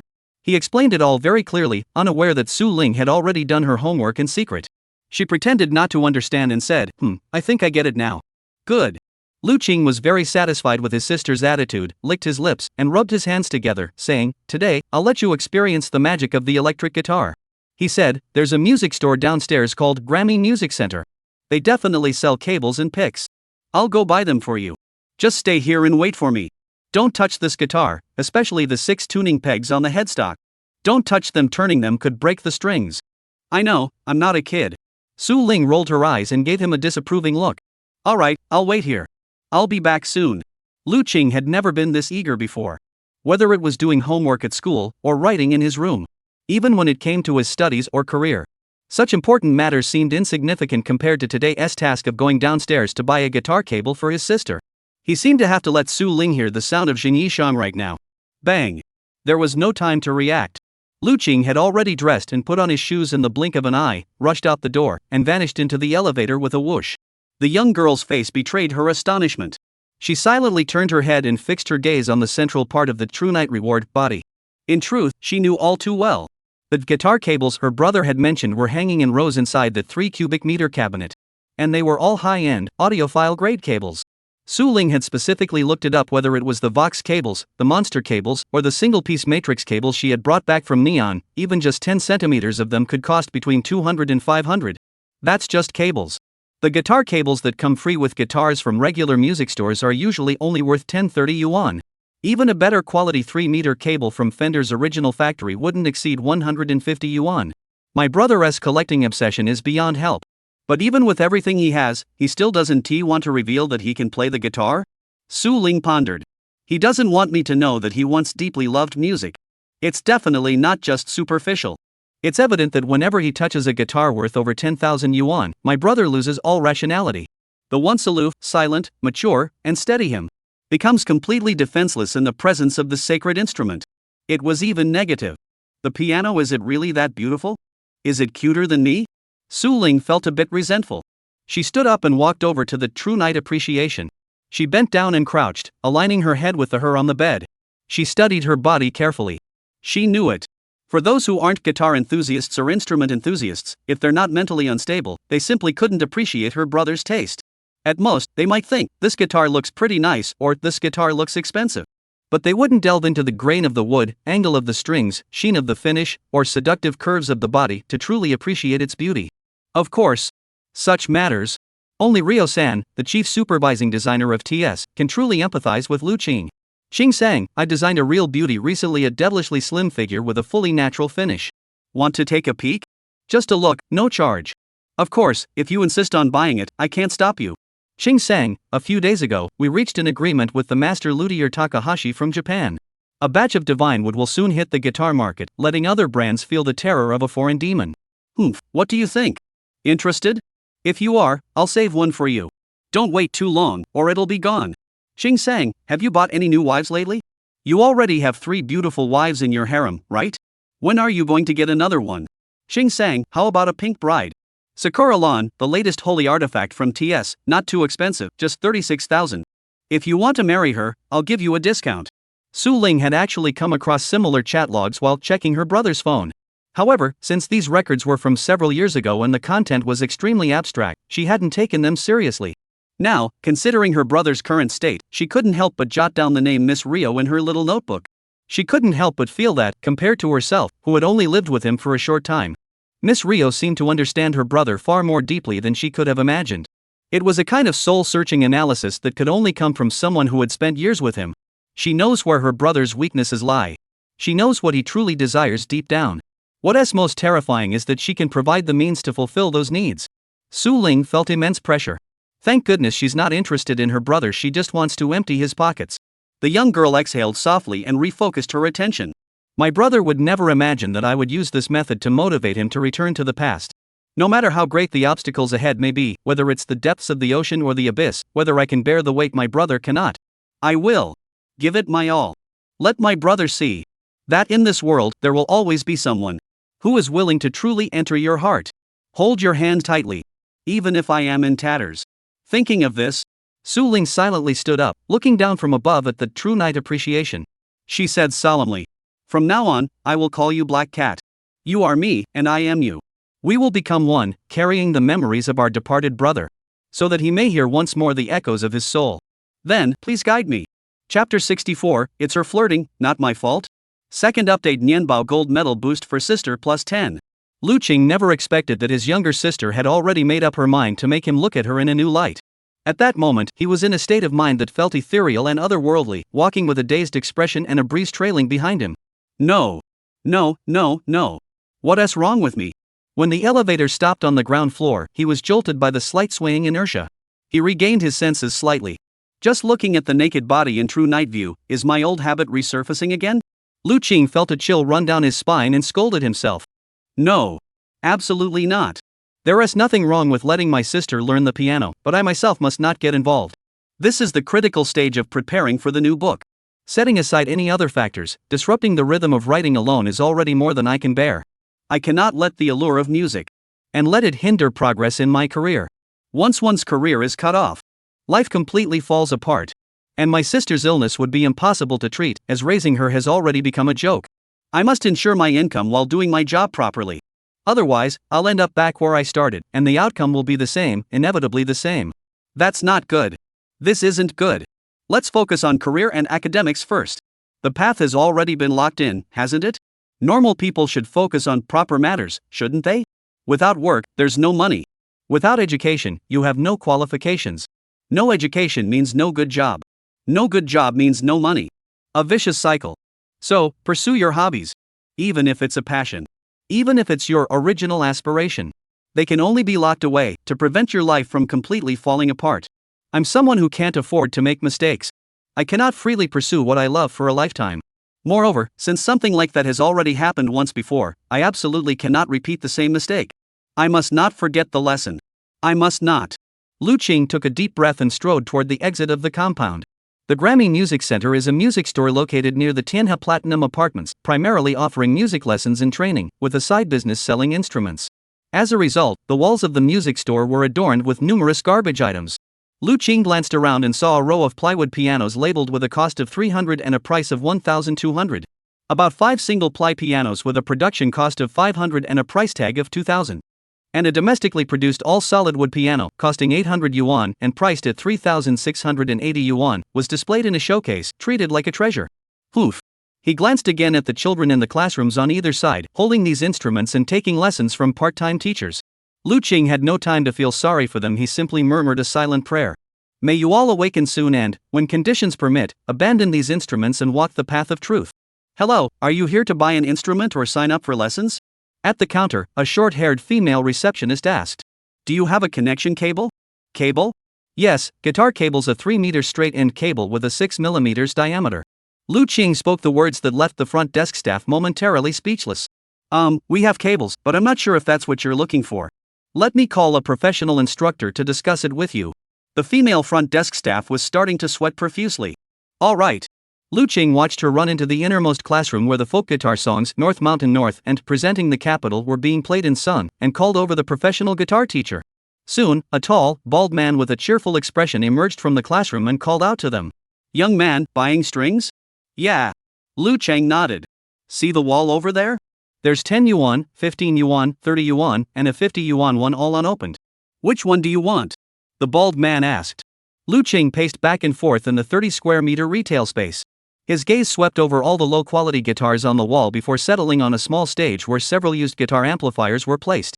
One of them was an orange-red square entry-level tube amplifier with a 3-meter cable of the same color plugged into it. Lu Qing didn't hesitate, pointing at the cable. How much is that? Bald man? Bro, that's my own cable, and it's not new. I've already opened it. I remember the market price was 160, and the wholesale price is even lower. I'll sell it to you at the original price. Take the orange one and sell it to me, then buy a brand new one for yourself. Lu Qing didn't want his sister to use junk wiring, and he couldn't wait to order new guitar wires from Jingxi, not even for a day. This quality is decent, better to just take it right now. The bald man and the female front desk clerk exchanged glances, both seeing in each other's eyes that this guy knew his stuff. Alright, I'll wrap it up for you right away. Brother, anything else? Yeah. Give me a few picks. He said. At the same time, his gaze fixed on the several brand new Dunlop Little Turtle picks sitting on the countertop. Generally speaking, the right hand of an electric guitar is rarely played like a xylophone using fingers, except for advanced techniques like slap and tapping. Instead, a pick is typically used for playing, so having a guitar without a pick is useless. Pick amplifiers are usually just a few cents each, sold in large boxes, and once they're worn out, they're discarded without a second thought. They're consumables. Lu Qing wanted to get his sister something better, like these little turtle picks that cost 6 yuan each, so the practice process would be more comfortable. With guaranteed quality and durability. Alright, here's one for you. The bald man was quite generous. Seeing that Lu Qing had set his sights on the pick he was using, he casually picked up a blue little turtle pick from the table and handed it to him. One isn't enough, give me 2 more. Lu Qing wasn't being greedy, he just thought that picks were easy to lose. What if his sister was practicing the piano at home and accidentally misplaced it? Then there wouldn't be any spares, which would be a major problem. He had to eliminate all possibilities of her being unable to practice smoothly until he finished his next big order from Beijing West, bought everything she needed, and had it delivered to their home. The bald man heard this and felt a pang of regret. But he still took another set of picks from the box and handed them to Lu Qing, though this time they weren't Dunlop S, they were Alice S. Bro, we really can't afford to buy her a new one. Alright. Lu Qing didn't say much either. He just took the colorful Alice pic, pulled out his phone, and prepared to scan the QR code to pay. The bald man pulled the unplugged orange cable from the small stage, rolled it into a ball, and handed it over. He casually asked, "By the way, how long have you been learning guitar?" "Not very long." "Ha, you seem pretty good at it. Want to play a song for fun? If you're decent, you could even work part-time as a teacher at our music store. We just opened, so we're still short-staffed." The bald man gave Lu Qing a sly smile, extending an olive branch. Part-time job? Teacher? Teach those kids? Lu Qing couldn't help but smile. This kind of music store usually hires college students or unemployed people to work part-time as guitar teachers, charging $8,120 per lesson, with the store and the teacher splitting the money 50-50, or in some cases 60-40, with the store taking 60 and the teacher 40. Lu Qing thought to himself that he had once earned 500 yuan for a single online music arrangement lesson. Why would he consider working at such a shady music store, teaching guitar to kids just to play with them? In his eyes, this place wasn't education, but rather service industry. "Forget about being a teacher," he said decisively. Line, his gaze swept over the wooden guitar standing on the sofa. Four Seasons series, Winter. The guitar was intricately carved, adorned with inlaid designs. "She has quite a looker," he thought to himself. He glanced at the bald man's still eager gaze. "Oh, it's not about the deal, it's about the friendship, right? Come on, give it a try, just a couple of strums." The bald man said, "Let me see what you've got." Lu Qing snorted. A bit helpless. "You're the one who asked me to play, right? It wasn't my idea to play." He tried to convince himself. His fingers began to tremble slightly, unconsciously stimulated by some kind of excitement deep within his DNA. "All right. Keep it simple. Play the original song Like a Star by Kim Young-soo, the winner of the 2019 Neon Fingerstyle Guitar Competition, and get back into it," Lu Qing said, under the stunned gaze of the bald man. Walked toward the Merida guitar that seemed to be beckoning him. Chapter 65, Big Brother Cheated on Mom. Third update, complete. Want to be zapped by everyone. The melody lingered in the air. Endless. When Lu Qing stepped out of the Grammy piano store, the bald man behind him had even forgotten that his student was still waiting in the classroom. He directly escorted him to the door and handed him a business card with both hands. "My name is Young. Please add me on Feishin if you have time. I'm a pro. I want to improve. I'm not a master." Lu Qing didn't look back. He simply took the business card, waved his hand behind him. Line and a handful of pics replaced with small turtles into his pocket, and strolled leisurely away from the pedestrian street. Sigh. You stole a bite. In the end, he couldn't resist. Although, it wasn't an electric guitar. But it still counts as touching an instrument. And it was someone else's piano. Well, a 6,000 yuan little beauty can only be called adequate. If it can reproduce half the effect of the piece, that's already giving it your best. After all, it's a domestically produced solid body guitar. Those who understand craftsmanship know what I mean. He sighed slightly. But to be fair, being able to play Twinkle Twinkle Little Star smoothly is still worth praising. In Lu Qing's eyes, Twinkle Twinkle Little Star wasn't the 115-5665 Dodoso version, but the ultra-difficult fingerstyle piece Like a Star. He had thought that after not touching the guitar for so long, picking it up again to play such a difficult piece would be a bit rough. However, muscle memory doesn't lie. The countless hours spent practicing, the over 2,000 repetitions of the same song on loop, has made it possible for me to play the entire piece flawlessly, even with my mind blank, relying solely on the muscle memory of my fingers. This isn't an exaggeration, it's something that can be achieved. Massive practice builds absolute truth. Over years of playing, fingers develop their own muscle memory. Once you've played a piece enough times, it flows effortlessly, without needing to think about it. Just enjoy the music. Regarding fingerstyle playing, it is not the broad sense of playing an instrument with your fingers. Rather, it refers to a specific guitar playing style. One person, one guitar, simultaneously producing the sound of an entire band. That is, playing multiple parts by one person. This style has gained widespread popularity among guitar enthusiasts because there are many introverted individuals who feel uncomfortable singing in front of others, making singing while playing a barrier for this group. Therefore, fingerstyle, finger-picking style, which doesn't require singing and only involves playing, gradually became a mainstream style in folk guitar.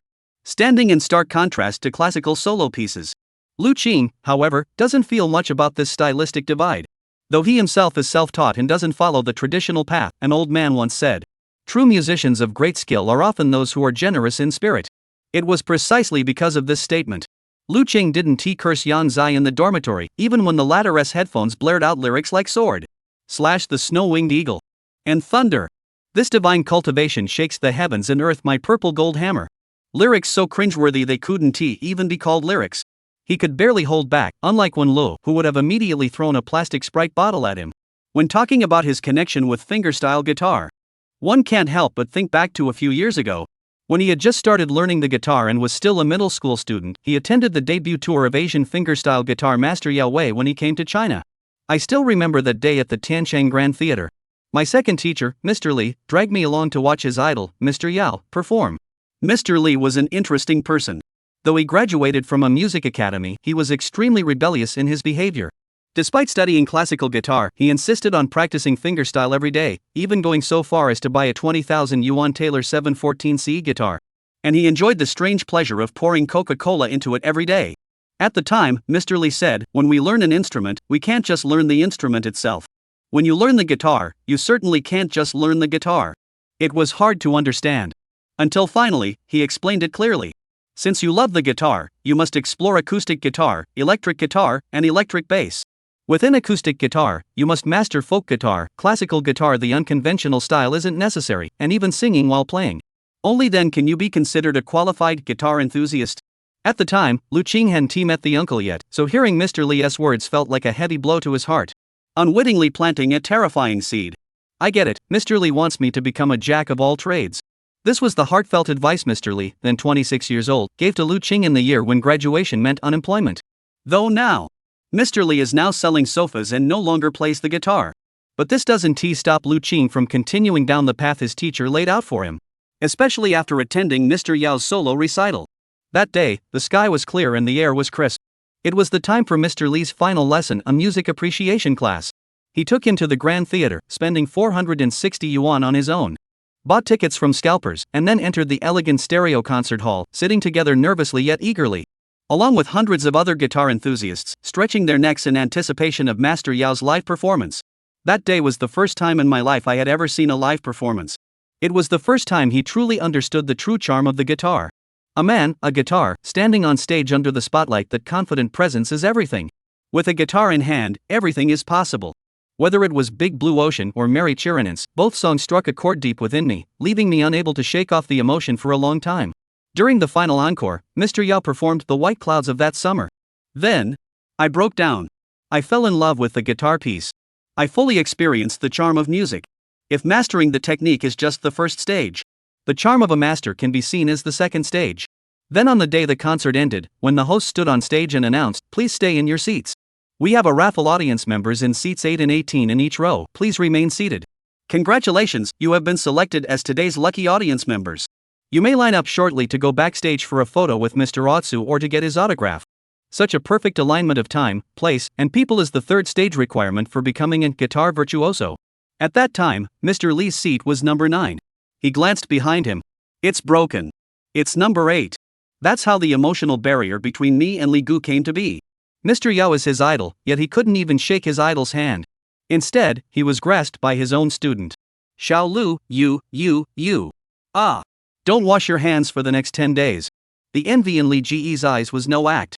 He truly wanted to take a photo with his idol. After all, he had been practicing his idol's songs for a long time. That official sheet music collection, which cost 200 yuan per volume, he had played through at least 7 or 8 times.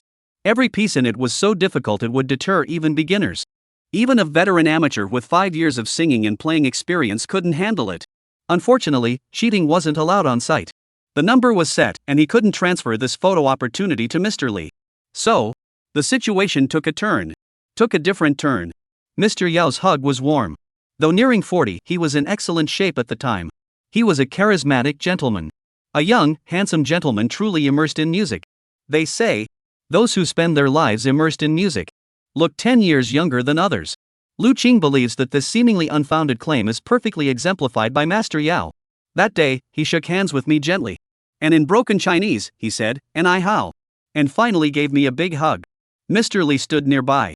Enviously took out his phone to snap this photo. This photo of himself arm in arm with the master. This was a kind of memento, of course, but also the sole motivation for the next 5 years of. A driving force greater than anything else.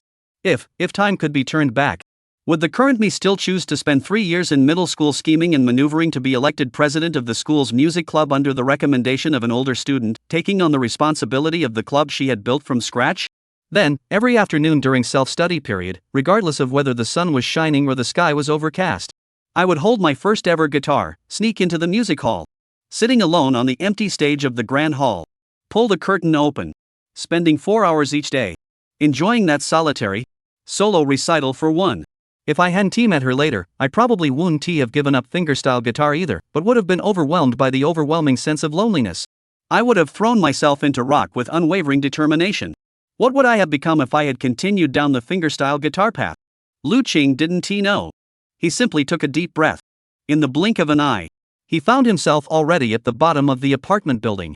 That was fast. The scenery along the way always seems to slip my mind. He muttered to himself. A moment passed. Stepping into the elevator, he straightened his tie, putting away his smile. I silently tell myself, alright, I've let it all out today. All the pent-up desire in my heart has been released. So, from now on, I must not touch the piano, watch performance videos, or, under my sister's temptation, touch the true night appreciation. Unless she can actually beat me fair and square. Chapter 66, my mind dissected by my sister thanks to 88 great readers for their support. One more update to come. The process went smoothly afterward. Lu Qing purchased a complete set of accessories for his sister online, including additional cables, consumables, a basic all-in-one electric guitar effects pedal, and a small home practice speaker. To ensure that the Jinyashang remained in optimal humidity and temperature conditions without warping or getting damp, Lu Qing even purchased a piece of furniture costing 3,000 yuan. A guitar storage humidity-controlled cabinet. This is a cube-shaped glass cabinet with enough space to hold 3 guitars or 5 electric guitars. Basses electric instruments are thinner than acoustic ones. With this, his mother no longer has to worry about the expensive treasure warping or deforming during the rainy season in Tianhai. As for Lu Qing's original treasures, they are safely stored in guitar cases with desiccants and moisture absorbers. If the cases remain unopened for extended periods, there is no need for additional humidity-controlled furniture. However, his younger sister needs to practice, and the true night appreciation will be exposed to the air, surrounded by unclean air, which can cause wear and tear. Therefore, Lu Qing feels it is necessary for his sister to store her in a safe place after each practice session. This is extremely important. If you don't want the value of the instrument to quickly depreciate from 3 to 15. Brother, I saw online that for practice pianos, buying one under 2,000 is sufficient. But I feel like Black Cat doesn't look like a piano in that price range at all. Black Cat sauce? Lu Qing was adjusting the RME sound card when he heard Su Ling's seemingly offhand remark, causing him to pause slightly. He quickly realized, you named her? Ah, yes, brother. I think she looks like a cat, a shy black cat. So, Su Ling sat on the edge of the bed, holding Black Cat in her arms, gently stroking its fur, and whispered, "Hee, do you think I'm being childish, big brother?" Exclamation point. Her words completely threw Lu Qing off balance. The hand holding the audio cable even trembled slightly. Oh my god. Not only does my sister not think I'm crazy, she actually did it. She named the guitar after a Jian. Could it be? Could she really have the same talent as me in this field? After all, the skill of guitar language level 10 seems to be something only Ryo-san and Rin-chan can do. Good, you did well. Yes, take good care of Black Cat. From now on, she will be your lifelong companion. Be kind to her, take care of her, open your heart, and fully accept her. Pour out your heart to her and listen to her voice. Lu Qing muttered these words in a daze, his heart churning. He knew. If his sister were truly consistent in her actions and wholeheartedly loved her, there might come a day when she might one day feel the Black Cat's call through dreams, the stage, whispers, or heartfelt listening. A sacred object to which you devote your entire being will, in the future, return an unattainable healing through some means. How wonderful! Lu Qing felt deeply moved. After a moment of silence, he suddenly spoke. Su Ling, I want to tell you a few things. You must take them to heart. From that moment on, he seemed to begin taking his sister's passion for learning the piano seriously. The true night appreciation he had originally intended to purchase for himself might, after all, truly become his sister's Black Cat in the days to come. If that is the case, he might as well pass on the things she couldn't learn from the outside world to her. How much she can understand depends on her. Okay, big brother, go ahead. I'll listen carefully. Su Ling sat obediently beside him, watching Lu Qing connect the cable from the lower right port of the Black Cat to the doll-faced sound card on the computer desk. Paired with a $30,000 electric guitar, no one was outdone, everyone was flawless. Lu Qing finished adjusting the software sound source, sat down in the boss chair, and turned toward his sister. Facing his sister directly, and spoke in a solemn tone. When practicing the guitar, there are 3 fundamental principles. He began teaching without even realizing it. He completely forgot that he was someone who never practices. First, always wash your hands before practicing. Do not touch the guitar with dirty hands. If you ever have the opportunity to take the guitar out for a performance, remember to carry dry and wet tissues with you. If possible, bring a guitar polishing cloth, yes, like the kind used for glasses. Su Ling, oh. Though abstract, she quickly grasped the key points. Wash your hands frequently and keep yourself clean, otherwise you shouldn't touch the guitar. Got it. She nodded. Alright, next point. Lu Qing extended his index and middle fingers, looking serious. Second, stay focused while practicing. Don't think about other things, like what to eat today, where to go later, or watching anime or listening to books while practicing. That's wrong. You might do this mechanically to build muscle memory when practicing basics or finger techniques, but never adopt this attitude as a routine. We must take practicing and performing seriously. Got it. Su Ling nodded. What my brother means is that playing the piano is just playing the piano. I need to give it my all. Excellent, you're very perceptive. Lu Qing smiled satisfactorily. He then extended his ring finger. Third, after practicing the piano, do a tactical summary. He said, every practice session isn't just for the sake of practicing. You need to approach it with a purpose to solve problems and overcome challenges. This is far more efficient than just playing whatever comes to mind without a goal. You're still at the beginner stage, you don't have the qualifications to just play pieces. You must first master all the basic techniques before you can truly enjoy music in ACG. Though this sounds harsh, do you understand what I mean? I understand. What you're saying is that I shouldn't aim too high or be overly ambitious. I need to lay a solid foundation first, otherwise, I'll end up working twice as hard for half the results. Su Ling quickly grasped the key point he was trying to convey. And if you master the fundamentals first, then practice pieces will be the opposite, you'll achieve twice the result with half the effort. Right? Lu Qing listened carefully and widened his eyes. Such interpretive ability left him momentarily speechless. He pondered. How come his sister seemed to understand everything? She even knows how to apply one thing to another. Such ability is something a dullard like me could never fully grasp or comprehend, right? I only told her 3 small points about attitude, and she already fully understood them. What if I were to teach her something more abstract in the future? Would she also be able to fully grasp my thoughts? Speaking of which, how does she seem to understand me so well? No. Her expression. It looks like she's really listening carefully. At that moment, Lu Qing had no doubt that if there were a notebook nearby, his sister might even pick up a pen and paper to take notes first. Seeing her brother staring blankly, Su Ling tilted her head slightly, adopting a pensive expression, and asked in return. Brother, you seem to know so much. It feels like you've taught others how to play an instrument before, right? Hey, how come you're so good at drawing? She asked with a smile.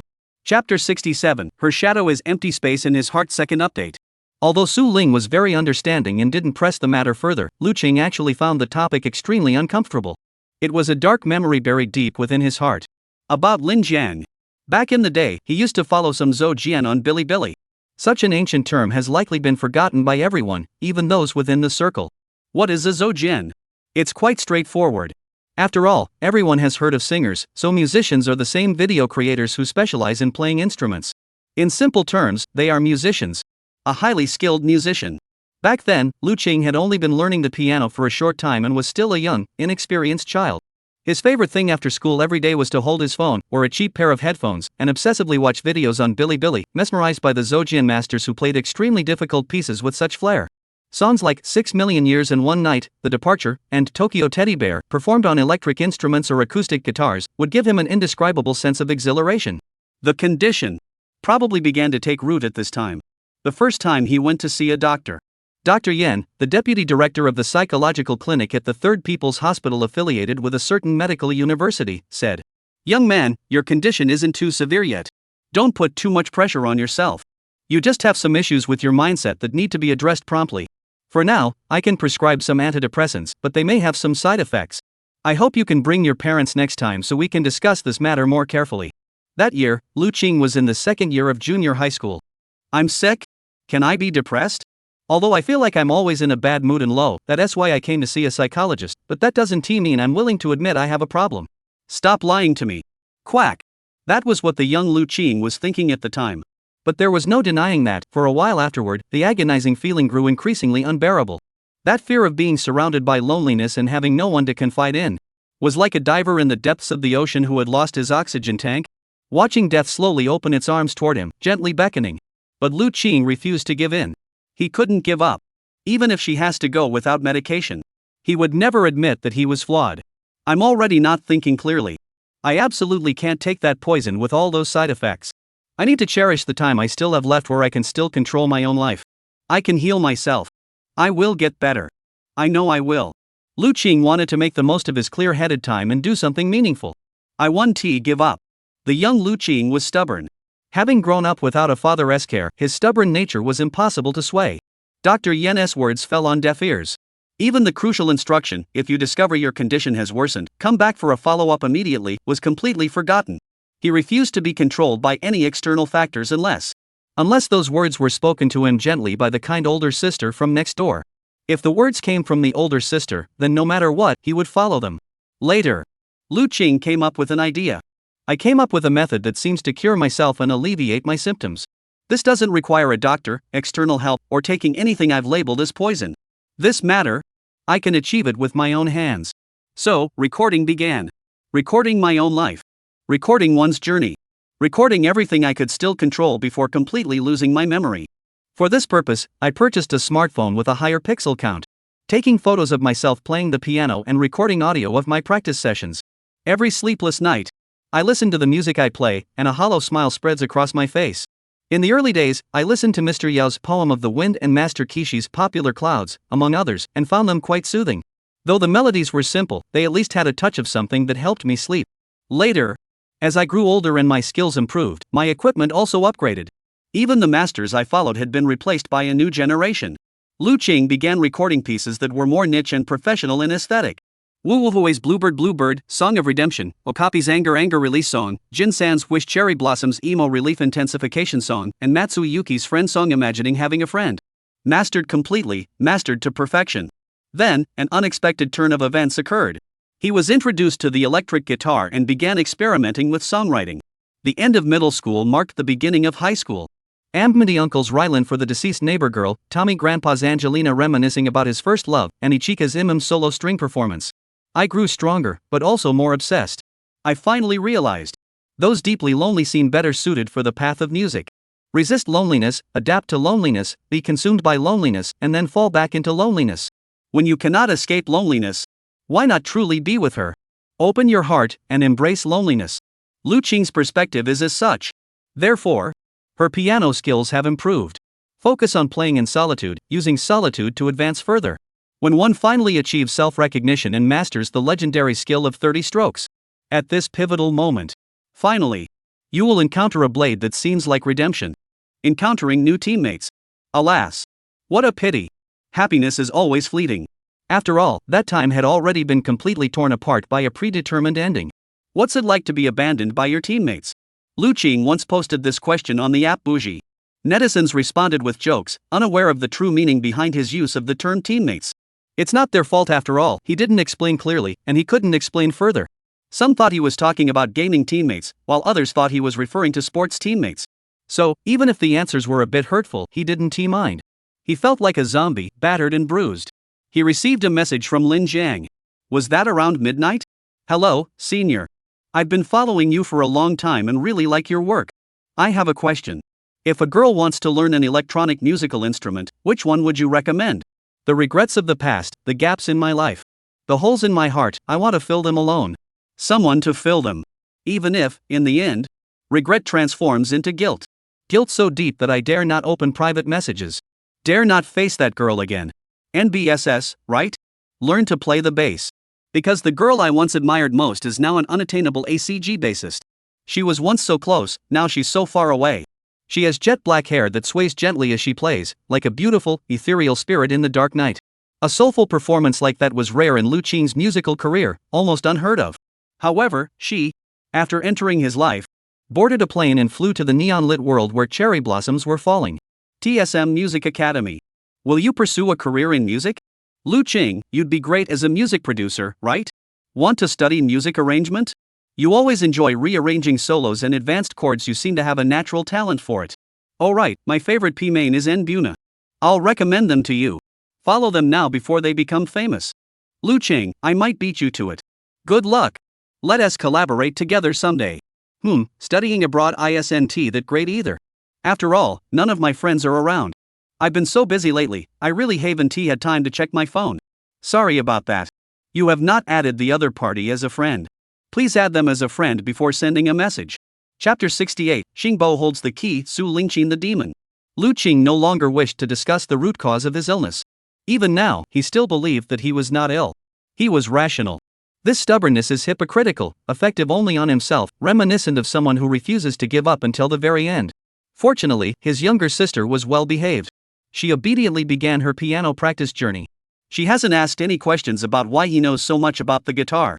Just smiling and enjoying Black Cat, wearing headphones, listening to the soft, gentle chirping sounds emitted by Black Cat through the sound card and software effects processor. What a cute child. Lu Qing praised sincerely from the bottom of his heart. At that moment, Su Ling was in perfect harmony with Black Cat, using her seamlessly, and browsing through the latest high-quality guitar tutorials added to her bookmarks on the computer. She was focused on learning the proper posture for holding the guitar, the basic finger techniques for the left hand, and the angle at which to hold the pick with the right hand. Learning how to read sheet music, and the basic music theory related to note names. Lu Qing, using the excuse that he had learned about electric guitars from music anime, resorted to his old tricks, using this clumsy excuse to teach his sister electric guitar techniques beyond playing, such as how to maintain the Black Cat guitar, how to tune the guitar using free apps downloaded on a phone, and what to do when your hands hurt. However, he seemed to have underestimated his sister's endurance. He was shocked to discover his sister wasn't stopping at all. Like an unrelenting machine. Su Ling, you've been typing for 3 hours. You can stop now. No, you can already play the Mi scale in reverse. Take a break. Su Ling? Aren't you going to cook dinner tonight? You've been practicing for 6 hours, and it's already dark. Alright, I'll go cook dinner for you. Please take a break. Playing the piano for 8 hours straight, even just practicing the basics, will ruin your hands. Excuse me? Why are you still playing? Put down Black Cat right now. Come eat. I made tomato braised beef for you. The pick has worn out several times. I'll practice again tomorrow. That's how it was. Lu Qing spent the first day of his sister receiving the Black Cat with an indescribable mix of emotions. Monday. Before leaving, he repeatedly reminded her, don't practice the piano all the time. Then, with a nervous heart, he headed to school. Bai Xing didn't come in the morning. Although Lu Qing didn't know why she was unemployed and not going to school, he couldn't be bothered to care anymore. Through the recording function of the Panorama Home Smart Camera, he could clearly hear the sound of electric guitar strings vibrating from inside his house from time to time. Although the camera was placed outside the door and couldn't see inside, the sound of the electric guitar practicing didn't stop for the entire morning. Completely, not a single pause. It even made him wonder if his sister hadn't even gone to the bathroom? She seems to have never put the Black Cat down at all. It's almost as if she is about to turn into a Black Cat herself. He could clearly hear that Su Ling's progress had already progressed from the beginner's scratching the strings in C major scale in the video tutorial, directly to right-hand decorative arpeggios 24 types plus left-hand chord changes 6 chords seamlessly connected. MD terrifying. Lu Qing has no doubt that at this rate, by tomorrow, or even by this afternoon, Su Ling will have advanced to the first major hurdle that most guitar beginners dread, the bar chord. This chord requires the left hand to simultaneously press down on 6 guitar strings. Note that these are steel strings. Clearly, pressing one finger down on 6 steel strings while enduring the vibrations of the strings and the pain caused by the 6 steel wires rubbing against your fingers is an extremely agonizing and torturous experience. At best, it leaves 6 bloody marks. At worst, the skin can be worn raw. It's no wonder that for someone with delicate fingers like Su Ling, this pain feels like getting a needle stick at the hospital. She'll probably take a break after facing such a setback, right? Lu Qing believed that even if Su Ling didn't give up, she would need to take a break. After all, such a difficult challenge took him a week to master. For boys, mastering the major F chord in a week isn't considered slow, but that's assuming you have thicker hands and a higher pain tolerance. However, Su Ling's situation left him feeling both shocked and a bit terrified. The sister is the patient. A patient who doesn't fear pain. Yes, Su Ling seemed to completely ignore the pain that all beginner guitarists experience in the early stages. She wasn't immune to pain, she simply chose to ignore it. As a result, even the difficult F chord was quickly mastered after 4 hours of relentless practice. Though she can't play as perfectly as Lu Qing, she can at least produce a decent sound now. Ouch. By the afternoon, Lu Qing had completely lost interest in the lesson. She was completely focused on wearing headphones, staring at the monitoring app, and listening to the sound of piano practice coming from inside the room. Su Ling didn't eat. She didn't leave the room. She didn't put down the piano. She just kept playing one teaching video after another. She remained expressionless, moving mechanically, repeating the same exercises over and over. Lu Qing felt terrified by this. He suddenly realized a problem. Many beginner guitarists who practice for 3 or 5 years remain stagnant, and even after 10 years, they are still mediocre. This is not necessarily because they lack talent. But because of work or academic commitments, they don't practice enough and end up taking many detours. This principle can be illustrated with a simple elementary math problem. Suppose a young guitarist practices guitar for 20 minutes a day, averaging 9 years of practice under ideal conditions, while Su Ling practices for 8 hours a day for 6 months. Then, assuming neither uses subpar equipment nor magical tools, economic disparities leading to vastly different practice efficiency, who has accumulated more playing experience? 12 points. The answer is obvious. Don't do this, Ling. Lu Qing was already regretting buying her such an expensive black cat guitar. If she keeps playing like this, no instrument will withstand her practice. I should have just bought her a used Mexican-made Fender for a few $1,000s as a practice instrument. Ouch. Lu Qing's face twisted in agony. He sent her a message reminding her to eat, but she didn't respond.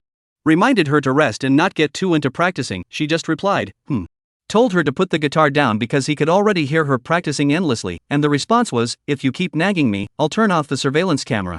Estimate the psychological shadow area of Lu Qing at this moment. 4 points. Thankfully, such a slacker lifestyle only lasted until the end of the afternoon. As I was about to go home, Bai Xing suddenly appeared at the back door of the classroom, wearing makeup, holding a cute JK bag in both hands, as if waiting for her boyfriend to get out of school like a perfect girlfriend. Wait, class is already over. What are you doing here at this hour? Lu Qing saw her own child and was completely baffled by her behavior.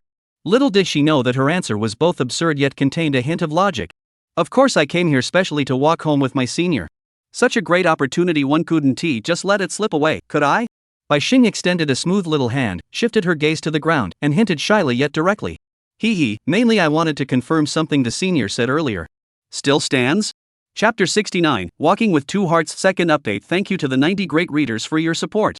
Unlike the heart-pounding moments spent with Su Ling, when Bai Xing took her arm and gently lowered it, holding her hand lightly, all the gloom seemed to vanish into thin air. Intertwined fingers, the soft touch piercing the heart, even though our hearts were not connected. Walking with her down the slope in the sunset, bathed in the warm glow of twilight, even if neither of them spoke, a soothing sensation could suppress the sharp, rampant black tide surging deep within their hearts, preventing it from spilling out. In the eyes of others, their couple status is almost maxed out. I still remember the first time we walked here together. Such an impression was already etched into others' eyes. Senior, why are you so unhappy today? Bai Xing gently scratched his palm with her fingers and asked mischievously. Really? Yes, it's written all over your face. Her delicate, graceful body leaned unabashedly toward his left side. She peeked out slightly, shifting her gaze to observe the faintly discernible look of disappointment on Lu Qing's face. Nothing, just reminiscing about some old times. Lu Qing did his best to suppress his overflowing emotions, not wanting to affect the innocent girl beside him. Oh, come on, if you're not happy, why not just go for it and do something fun instead? Bai Xing seized the opportunity and tossed him the binding lock. Lu Qing was in a daze, so he didn't think too much about it and just nodded half-heartedly. Where should we go? Anywhere is fine? No, somewhere proper. Senior, the way you just said that, in our voice acting field, there are at least 3 different ways to pause there. The girl muttered under her breath, then said politely, how about we go to a milk tea shop for a drink? I won't make it hard for you, just sit with me for a while. What do you think? Oh, sure. Lu Qing thought that if it was just going out for a drink before going home, there wasn't much of a problem. Which one? He asked. Bai Xing thought for a moment, the nearby pedestrian street? I remember there are quite a few milk tea shops where we can sit near the school, but there aren't any downstairs from our place. Why don't we wait until after rush hour and take the subway back together? What do you think? Our place. After rush hour. Great, so we're booking 3 hours straight, right? Yeah, sure. Facing the young girl's invitation, Lu Qing didn't bother to refuse. After all, it was a child's request, and as a parent, he could only nod in agreement. Thus, the two of them walked out of the school gate and headed in the opposite direction of the crowd. The feeling of having the light behind them was quite pleasant. Walking against the crowd. Hearing the noisy clamor fade away from his hair. Growing farther and farther away. Until the chaos faded away, and silence returned. Lu Qing and Bai Xing didn't say much. The two seemed to have an unspoken understanding of their relationship. Each lost in their own thoughts, they arrived at their destination for the day. 89 degrees Celsius is a rather unique milk tea shop located in a corner at the end of the pedestrian street in the university town. Though it's called a milk tea shop, its specialty is actually baked goods and fruit teas. Its best-selling item, one lemon tea, is highly popular among nearby college students, especially because they actually place an entire large lemon into an 800 cubic centimeters cup, making it feel heavy and sincere just holding it in your hands. There are a few empty seats inside, and not many customers. After all, for college students, a place with several baking cabinets and freshly baked bread sold daily is at best a half-hearted breakfast spot, not a proper place for a date. Lu Qing brought Bai Xing to the back, where they sat across from each other. The young woman stuck to her usual preference and ordered the thick milk coconut fresh milk tea. Lu Qing, being more traditional, always orders the signature item first to test the quality. So he opted for the lemon tea extra large cup. Once the tea was served and the atmosphere had settled, Bai Xing licked the sweet residue from her lips and initiated today's conversation. Senior, about the VTuber project, what kind of role do you want me to play? Though the time hadn't come yet, her curiosity had already reached a boiling point. She wanted to know what kind of character her senior preferred and planned to use this to figure out his preferences. Such information was something she had never even dared to think about obtaining before. After all, the senior was someone to be admired from afar. Getting too close would only provoke his disdain, like a volcano ready to erupt at any moment. But things were different now. The current me. Oof. Having already drawn strength from Su Ling, she had gathered the courage she had never had before. Even if the senior despised her, she would still find a way to take another step forward and enter his heart. Bai Xing was confident. Even staying up all night for 2 days to prepare new lines. Ah. Lu Qing took a big gulp of iced lemon tea, swirled the ice cubes in his glass, and pondered. As I mentioned earlier, we've made some progress on the character design. As for the character concept, it's best to keep it consistent with the overall theme. After all, we're downstream in the process, so everything should follow the artist's design. The copywriting should focus on packaging. His words were somewhat abstract, but Bai Xing, who had been in the V-Circle for years, was no longer a newbie. Hearing his senior's meaning, he understood immediately. The illustrator's status within the currently known Future Project S3-person team was actually the highest. Senior. Thinking of this, she suddenly asked, "May I ask if the illustrator is male or female?" A sharp question arose. In theory, this was a tricky question. After all, by asking this question, she was essentially confirming that she cared deeply about it. But even if she openly admitted her interest, this information came at a cost. What if the artist is truly a breathtakingly beautiful woman who could move heaven and earth? Wouldn't that be a disaster? Or worse, in this unstable triangular relationship, she might end up being used as a stepping stone by others, becoming a laughingstock in their eyes. Don't think I'll let my guard down. Who's the real ace in the deck? It's too early to make that call, isn't it? Bai Xing felt triumphant inside, but her expression remained innocent. Lu Qing revealed a pensive expression. This expression of contemplation was not feigned. It was because he had truly been stumped by Xingbao's question. From his perspective, by piecing together clues, he had already deduced that the artist Rubia was actually Tanghua herself. The likelihood that these two IDs belonged to the same person was as high as 99.99%. But there are always exceptions. What if he was wrong, and she was actually a 38-year-old man whose hobbies included using images of female deities from the internet as his profile picture, pretending to be a young girl when chatting, and stealing other artists' original designs for his own work? Then going to meet him this weekend would actually be quite dangerous. It's a risky move. Lu Qing couldn't help but think. After all, I've never met him, so I can't be 100% sure whether he's a man or a woman. He decided to be honest, however. I think he's most likely a girl, so this weekend I'll go to her house to investigate and push forward with our project. You don't need to worry about that. Bai Xing immediately understood. So the artist was just pretending, and Han Ti revealed his true intentions to the boss. If that's the case, then everything seems manageable. From the girl's perspective, this issue could be concluded quite clearly. She is either insecure and speak her mind, or she is not interested in the boss and just wants to maintain the client relationship. Such skill. Nothing to fear. The young girl seemed completely different from before, no longer taking her enemies lightly. She couldn't help but feel a surge of pride, taking a big bite of coconut fruit. As she chewed, her small face once again broke into a charming smile. That's no problem, senior. I can fully cooperate. No matter what kind of costume the artist comes up with, I can pull it off 100%. Trust my skills, okay? Is that so? Lu Qing fell into deep thought. A few seconds later, just as she had swallowed half of the coconut fruit and her guard was down, he suddenly asked, "So, can you portray a succubus?" Chapter 70, Seductress 2.8k words, full chapter, one more update. Thank you to the 92 great authors for your support. Lu Qing's question stumped Bai Xing. It was obvious that Bai Xing had always gone for the innocent and cute route. However, succubus-themed content typically requires a mature, seductive older woman to pull off the style. Though some artists do enjoy combining succubi with lolas to create cute and innocent-looking succubus skins. But Rubia's Unit 01 has already been established. It was created by replicating Sugarflower's body in a 1:1 scale, and has nothing to do with what your ideal character looks like or what style you prefer. In other words, this is the artist imposing their personal preferences through a form of creative reduction. Exclusivity. With this unsolvable problem weighing on her mind, Bai Xing followed Lu Qing back to the apartment in a daze. Though the time they spent together on the way was so precious, she felt as though she were trapped by life's problems, completely unable to focus on enjoying the moment. The leather case senior made for me, is it a succubus? But I am not that into that. I have no experience either. It's all just talk. No, I'm not very good at portraying that kind of sensuality that oozes from every gesture and can make someone's mind go haywire. At most, I can only imitate the voice of a mature woman, but that is clearly not enough, right? Bai Xing was stumped. Completely stumped. And she could sense that this question wasn't something the senior had deliberately brought up to challenge her. It was the artist. It was the artist who had preconceived notions, disregarding her skill set, and had directly thrown out the design she was most skilled at and most confident in. Like a black castle. With a loud thud. Crushing her beneath it. The artist seemed like the demon lord of a demon castle. Crossing her sensual legs, supporting her snow-white chin. Sitting high above on the throne, flashing a playful yet sinister smile at him. How cruel. Bai Xing felt her status being shaken by an external force. The coveted spot in her senior's heart was facing an unprecedented challenge. This can't go on. The three of us are a team. Senpai is the mastermind behind the scenes, I'm the frontman, and you're just an artist, a mere assistant who gets paid to do your job. How dare you overstep your bounds to this extent, even going so far as to lure Senpai to your house on a Sunday? Suddenly, the young girl's mind raced, and she realized something terrifying. I see now. Your earlier hesitation and shyness were all just an act, weren't they? You must have planned this all along, knowing that it would make the boss curious about you. That's why you deliberately didn't reveal your gender, hoping to lure the boss into coming to your house on his own.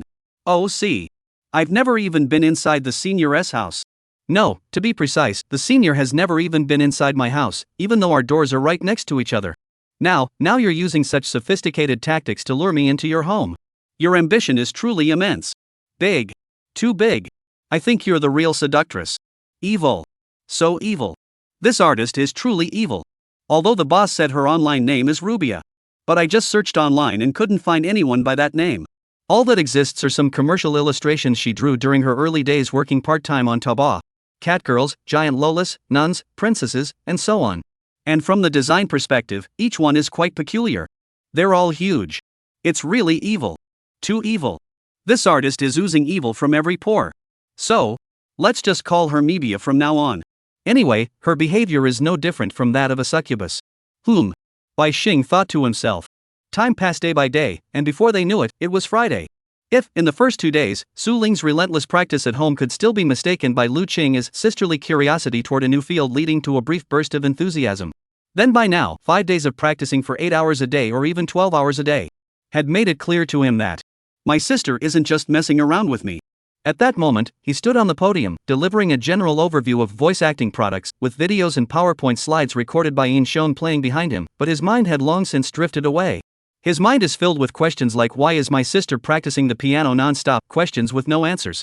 At this moment, Su Ling wasn't just practicing the 7-step chord progression in C major. She had even started experimenting with the core techniques of electric guitar strumming, plucking, sliding, and pushing, and was doing them with remarkable skill. Occasionally, she would close her eyes, like a black cat in the night, wearing headphones, and gently slide her left ring finger along a string with a tender touch. After finishing a practice piece, she repeatedly fine-tunes it until every possible mistake is eliminated by muscle memory. When practicing basic techniques, she always uses a metronome, refusing to practice without proper guidance, so as not to waste precious time on ineffective practice. My sister is terrifying. Her state of mind while practicing is completely abnormal. Only those who have endured something would display the expression my sister does, occasionally curling the corners of her mouth into a mischievous smile, relentlessly tackling a difficult challenge with the determination of I will conquer you. Therefore, Lu Qing finally realized. Su Ling. She has an inner drive. When a light dwells within their heart, then that light will, over time, expand into several warm rays, until it strengthens the heart. Lu Qing's inner drive back then was Master Yao. With a guitar in hand, everything becomes possible. The inner drive of his high school days was her. You'll become an amazing musician, right? After she left, the inner drive dissolved and fragmented, shattered into tiny fragments. Now, with her sister's arrival, the newly formed inner drive in her heart has already begun to influence her, illuminating her, and brought new vitality to her. Inner drive never dies. It can sprout endlessly. Shing, what are you thinking about? There was such a big round of applause just now, and the teacher praised you 10 times, but you just walked back and plopped down without saying a word, like you were sick. Wanla shifted his butt closer and asked with concern. What is going on with you? Lu Qing rubbed his temples, shot an apologetic glance at the single ponytail female teacher still lecturing at the front, then whispered to his roommate, I probably didn't sleep well. I'm not feeling my best. When Lu extended his palm like the Buddha's hand, patted his best friend on the shoulder, and spoke earnestly. You know, you watch too many movies. You should exercise some self-control. Don't always stay home and shut yourself off. That kind of thing might feel good for a moment, but as Ms. Luo said, it won't bring you true happiness. When Lu pushed his black-framed glasses up and smiled with the wisdom of experience. Lu Qing glanced at him, feeling that his pale, superficial appearance seemed to be talking about himself. A conservative estimate would be at least kidney yin deficiency plus kidney yang deficiency, having achieved the perfect state of yin and yang deficiency. Ambival with give and take. When Lo, I have something to say, but I'm not sure if it's appropriate. Go ahead. Don't let desire overpower your reason. Lu Qing reached out and pushed Wen Li's black-framed glasses up his nose, speaking earnestly. Try to look at fewer maid manuals in the dorm, okay? I've been there before, so I know what you're going through. You can fool yourself, but don't try to fool your friends too. What? You're kidding. Alright, I'll head back to the dorm for a bit. I've got something to discuss with Yang Zai. Wen Lo, his thoughts exposed, had no choice but to surrender and shift the topic. What good news are you telling him and not me? He feigned annoyance. What else are you hiding from your brother? It's nothing big. I just found him a part-time job and wanted to ask if he's interested. Lu Qing brushed it off. After all, seeing him eat braised chicken in the dorm every day isn't a solution. Part-time job? Oh. Alright. Wen Le nodded, not pressing further. He only asked about what he was curious about. By the way, did you check out that V I recommended to you last time? You haven't replied to my message. Did you get a girlfriend at home? As he said this, he seemed to think of something, his body tensed, and he blurted out. Ah. I get it. You must be living with that Xing classmate. She didn't come to class today, and the two of you, yeah, I get it. Those who know. I'm not jealous at all, really. Living with a super cute girl is just that, nothing special. I don't want it, and I'm not interested. Seeing his roommate start to speak insincerely again, leaning in to sniff, and even spreading rumors, Lu Qing felt it was necessary to deliver a decisive blow to make him learn his lesson. He turned around with a serious expression and said sternly, I might need to inform you of something. Huh? What? Wen Lu hadn't yet realized the seriousness of the situation and looked up at him without any guard. The next second, he heard the second most significant death sentence of his life. The succubus you sent me? The person inside is my real-life friend. I'm going to make time to visit her at her place the day after tomorrow. Chapter 71, Ready for Action Surprise Raid the next day 3.2 Large Cup Second Update Tomorrow S Sweet Flower Return. Sent. Better to suffer a short pain than a long one. Better a sudden sharp pain than a lingering one. Sure enough, when Lu didn't come back to the dorm with me today. Alright.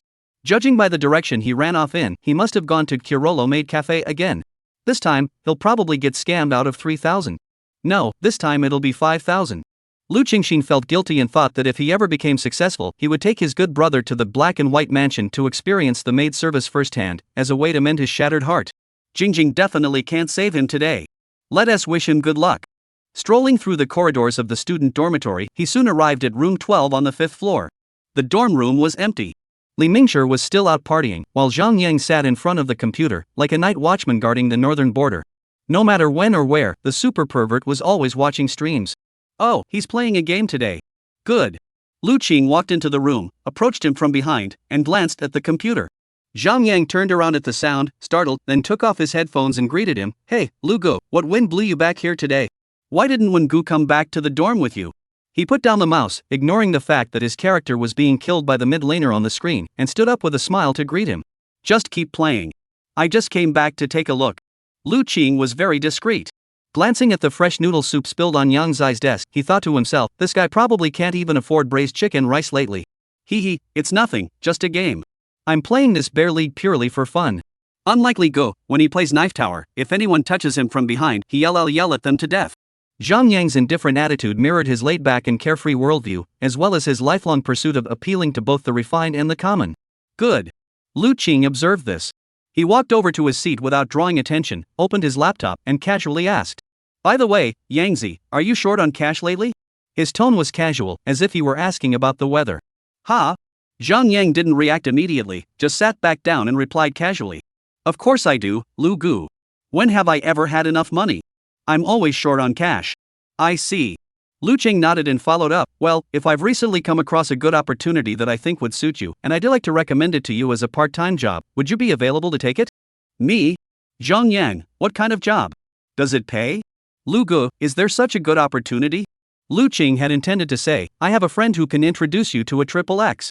To be indirect and spare his roommate's feelings, so he wouldn't feel inferior. However, seeing Zhang Yang's desperate expression, he suddenly felt that being upfront and saying he was the boss wasn't so bad after all. So he said, yeah, it's a part-time job you can do sitting at a computer. You can even do it in the dorm. The schedule, it'll start next Wednesday, every other day, about 2-3 hours each time. Including Sunday, that's 4 times a week. Lu Qing glanced out the window and casually mentioned, a base salary of 2,800 yuan per month.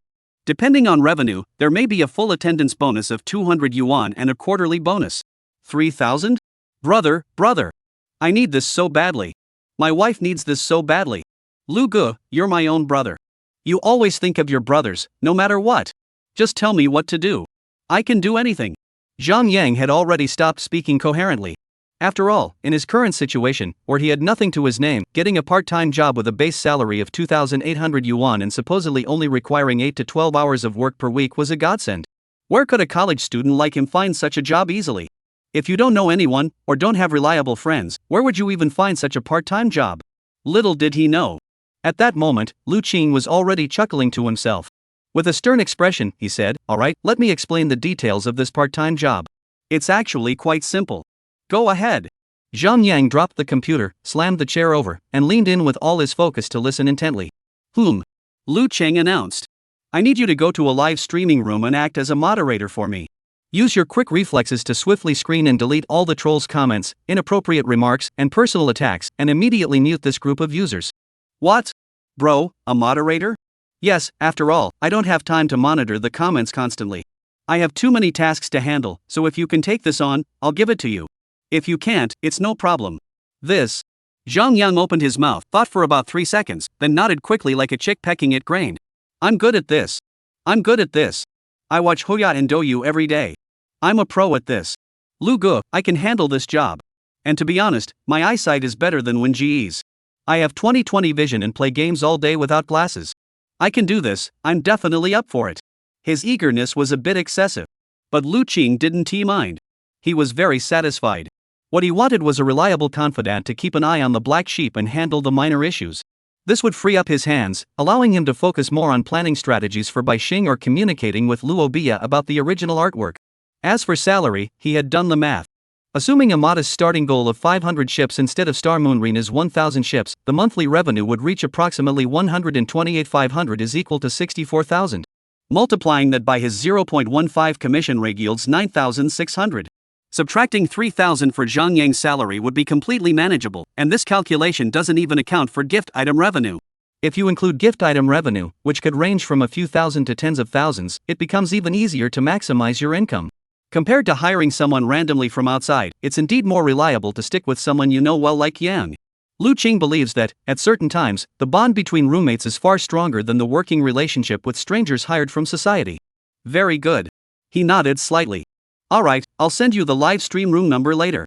Make sure to follow it in advance, then get the administrator status before the broadcast starts. When the time comes, just follow my lead and switch to society mode. Okay?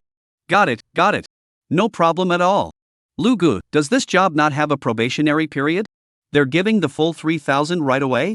I heard that after graduation, most companies use the probation period as an excuse to exploit new hires, and the first 3 months' salary is only 80% of the full amount, and there's a good chance you'll be laid off by HR before the 4th month under various pretexts.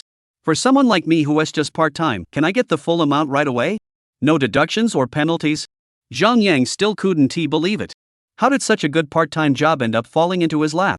In his eyes, if he works 2/4 is equal to 8 hours a week, that's 32 hours a month plus the full attendance bonus, which directly adds up to 3,000 yuan.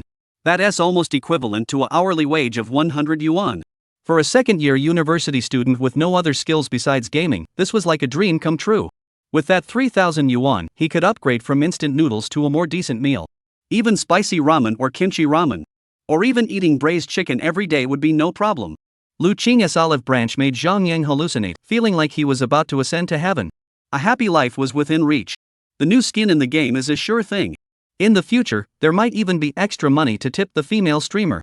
Zhang Yang was smiling so broadly his cheeks were glowing, and he couldn't sit still anymore.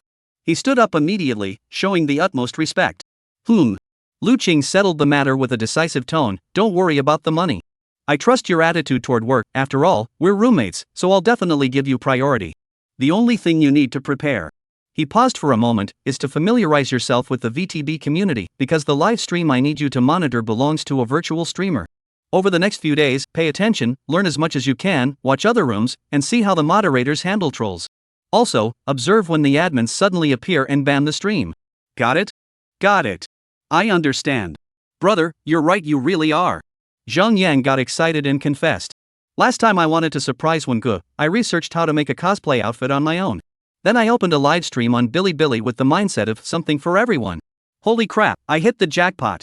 The cosplay outfit was so amazing I can't even describe it. Wengu was speechless when he saw it. Lu Qing, what? A live stream? VTB? Yeah. After that, I kept thinking about it. This thing is pretty interesting, huh? To the point where I haven't watched any 3D female streamers in the past few days. I'm different now. I'm a hardcore 2D fan now. I've entered the refined stage. Lu Gu, I'm on the right track. This job is perfect for me. I can handle it. Zhang Yang eagerly pulled out his dirty Me phone, opened his Bilibili account, and directly searched for Rubia. Under Lu Qing's increasingly strange gaze, he clicked on Rubia's black, unbroadcast livestream. See that, bro? That's the streamer. When I first clicked in, she seemed to be testing something. Wengu told me it's called the wife test phase. Anyway, I knew right away this was the real deal. So damn good. He said excitedly, I was thinking that if we ever get the chance to work as a moderator for such a top-tier streamer in our part-time job, I'd be willing to have my head twisted off, bro. Ha ha ha. Ha ha ha. Ha ha ha. Ha ha ha. Bro, why aren't you laughing? Zhang Yang's expression froze on his face when he saw Lu Qing's unmoved expression. Bro? Lu Qing nodded. Speaking lightly, I'm giving you 5 seconds to retract your vicious oath. The CPU overloaded for about 30 seconds. After coming to his senses, Zhang Yang suddenly exclaimed. What? No, bro, you're taking another one? Chapter 72, Sugarflower wants to reward herself 2.5k. One more update. That night. Unit 301, Dongyang Community. In the dilapidated old building, flies and mosquitoes buzzed around. Though autumn had arrived, the flies lurking in the stairwells, feeding on human blood, seemed undeterred, possessing a longer lifespan. At the end of the narrow passage, an old, poorly secured iron door creaked. To prevent a pervert from peering in or breaking down the door, Manhwa had added 5 layers of security to her existing anti-theft measures. These include an interior sliding chain, a door handle lock, a handle ring lock the type used for bicycles or electric scooters, a slot lock on the interior wooden door, and the cheapest password lock on the innermost layer. Protect yourself, protect your body, and wait for the day when you can offer the boss the cleanest thing possible. This is the obsessive-compulsive cleanliness of a certain artist in the final stages of illness. Clearly, for Manhwa, the greatest crisis she has faced in her life is the first meeting with her boss in the future. Though called the first meeting, she had already secretly seen the boss over 100 times on her own. Each time, she takes more than 10 photos. Retouching, editing, and cropping them herself, and even drawing herself into the photos. Adjusting the boss's angle of view from a lover's perspective. Welcoming the boss's love from the void. Hee boss, hee. Non-traditional love is still love. The bitterness of unrequited love is also a form of cultivation. At this moment, the sugarflower curls up in the corner of the bed, wrapping her body in a small blanket, shyly shifting back and forth, unsure of how to calm the excitement in her heart. Although 5 days have passed, thinking about the boss coming to find her in 43 hours, 12 minutes, 21 seconds makes her completely unable to focus on anything else. What if he arrives 15 minutes early? What if I'm not ready? What if my skin isn't in its best condition, or my hair isn't dry to the perfect level seen in the manga? How will I face him? And this room. Is it really suitable for the boss to come in, even just to sit for a moment? Manhwa frowned, feeling more confused and anxious than ever. At times like this, if only I had a best friend to talk to. She thought to herself. Unconsciously hugging her legs and sitting against the wall, burying her beautiful face in the space between her knees. This is so hard. Manhwa felt so wronged. She felt she had done her best. She looked around. Though the ground was still piled with over a meter of trash. But at least, the 865 photos on the wall had all been carefully taken down by her over the past 5 days. Carefully folded together and stored in a square box deep inside the wardrobe. She believed that this way, her boss wouldn't discover the one thing she most wanted to keep hidden by the day after tomorrow. As for the rest, it wasn't a big deal. Even though I didn't do anything, I still went through all this trouble myself.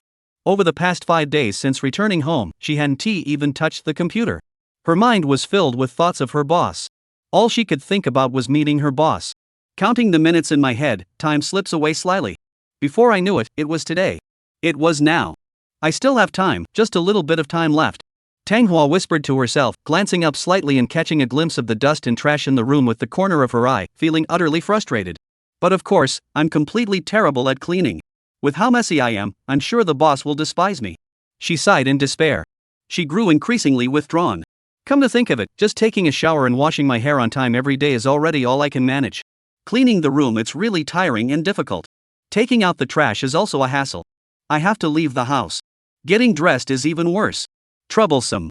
I also have to go downstairs. And then go back upstairs. Then you have to take off your clothes and wash them. So many steps, so much physical effort required. The heat in your body needs to be cherished. After all, that's all money spent, bit by bit, converted into energy. Wasting physical strength is the same as wasting money. After all, money is limited, and I have to pay 18,300 in rent soon. I can't afford to waste it. Sigh. Actually, if I do the math, the 20,000 the boss gave me, after deducting the rent and my expenses over the past few days, leaves me with around 1,500. With that money, I have to pay for internet, phone, electricity, water, and then fix the broken phone screen. With a snap. It's all gone. Wah! Tanghua felt terrible. Tanghua felt wronged. Tanghua felt like she was the kind of spoiled rich girl who couldn't save money. Was it the result of her upbringing? Although she came from one island, her family's business was in Macau, and her father followed his grandfather in some shady dealings. The business was big, but she had never been exposed to such things since she was a child. How could the money in her pocket disappear so quickly? At home, I never even received a birthday gift. Other children had dolls and princess dresses. I was always the gloomy girl, hiding in my room and isolating myself. I dared not breathe loudly or pant heavily.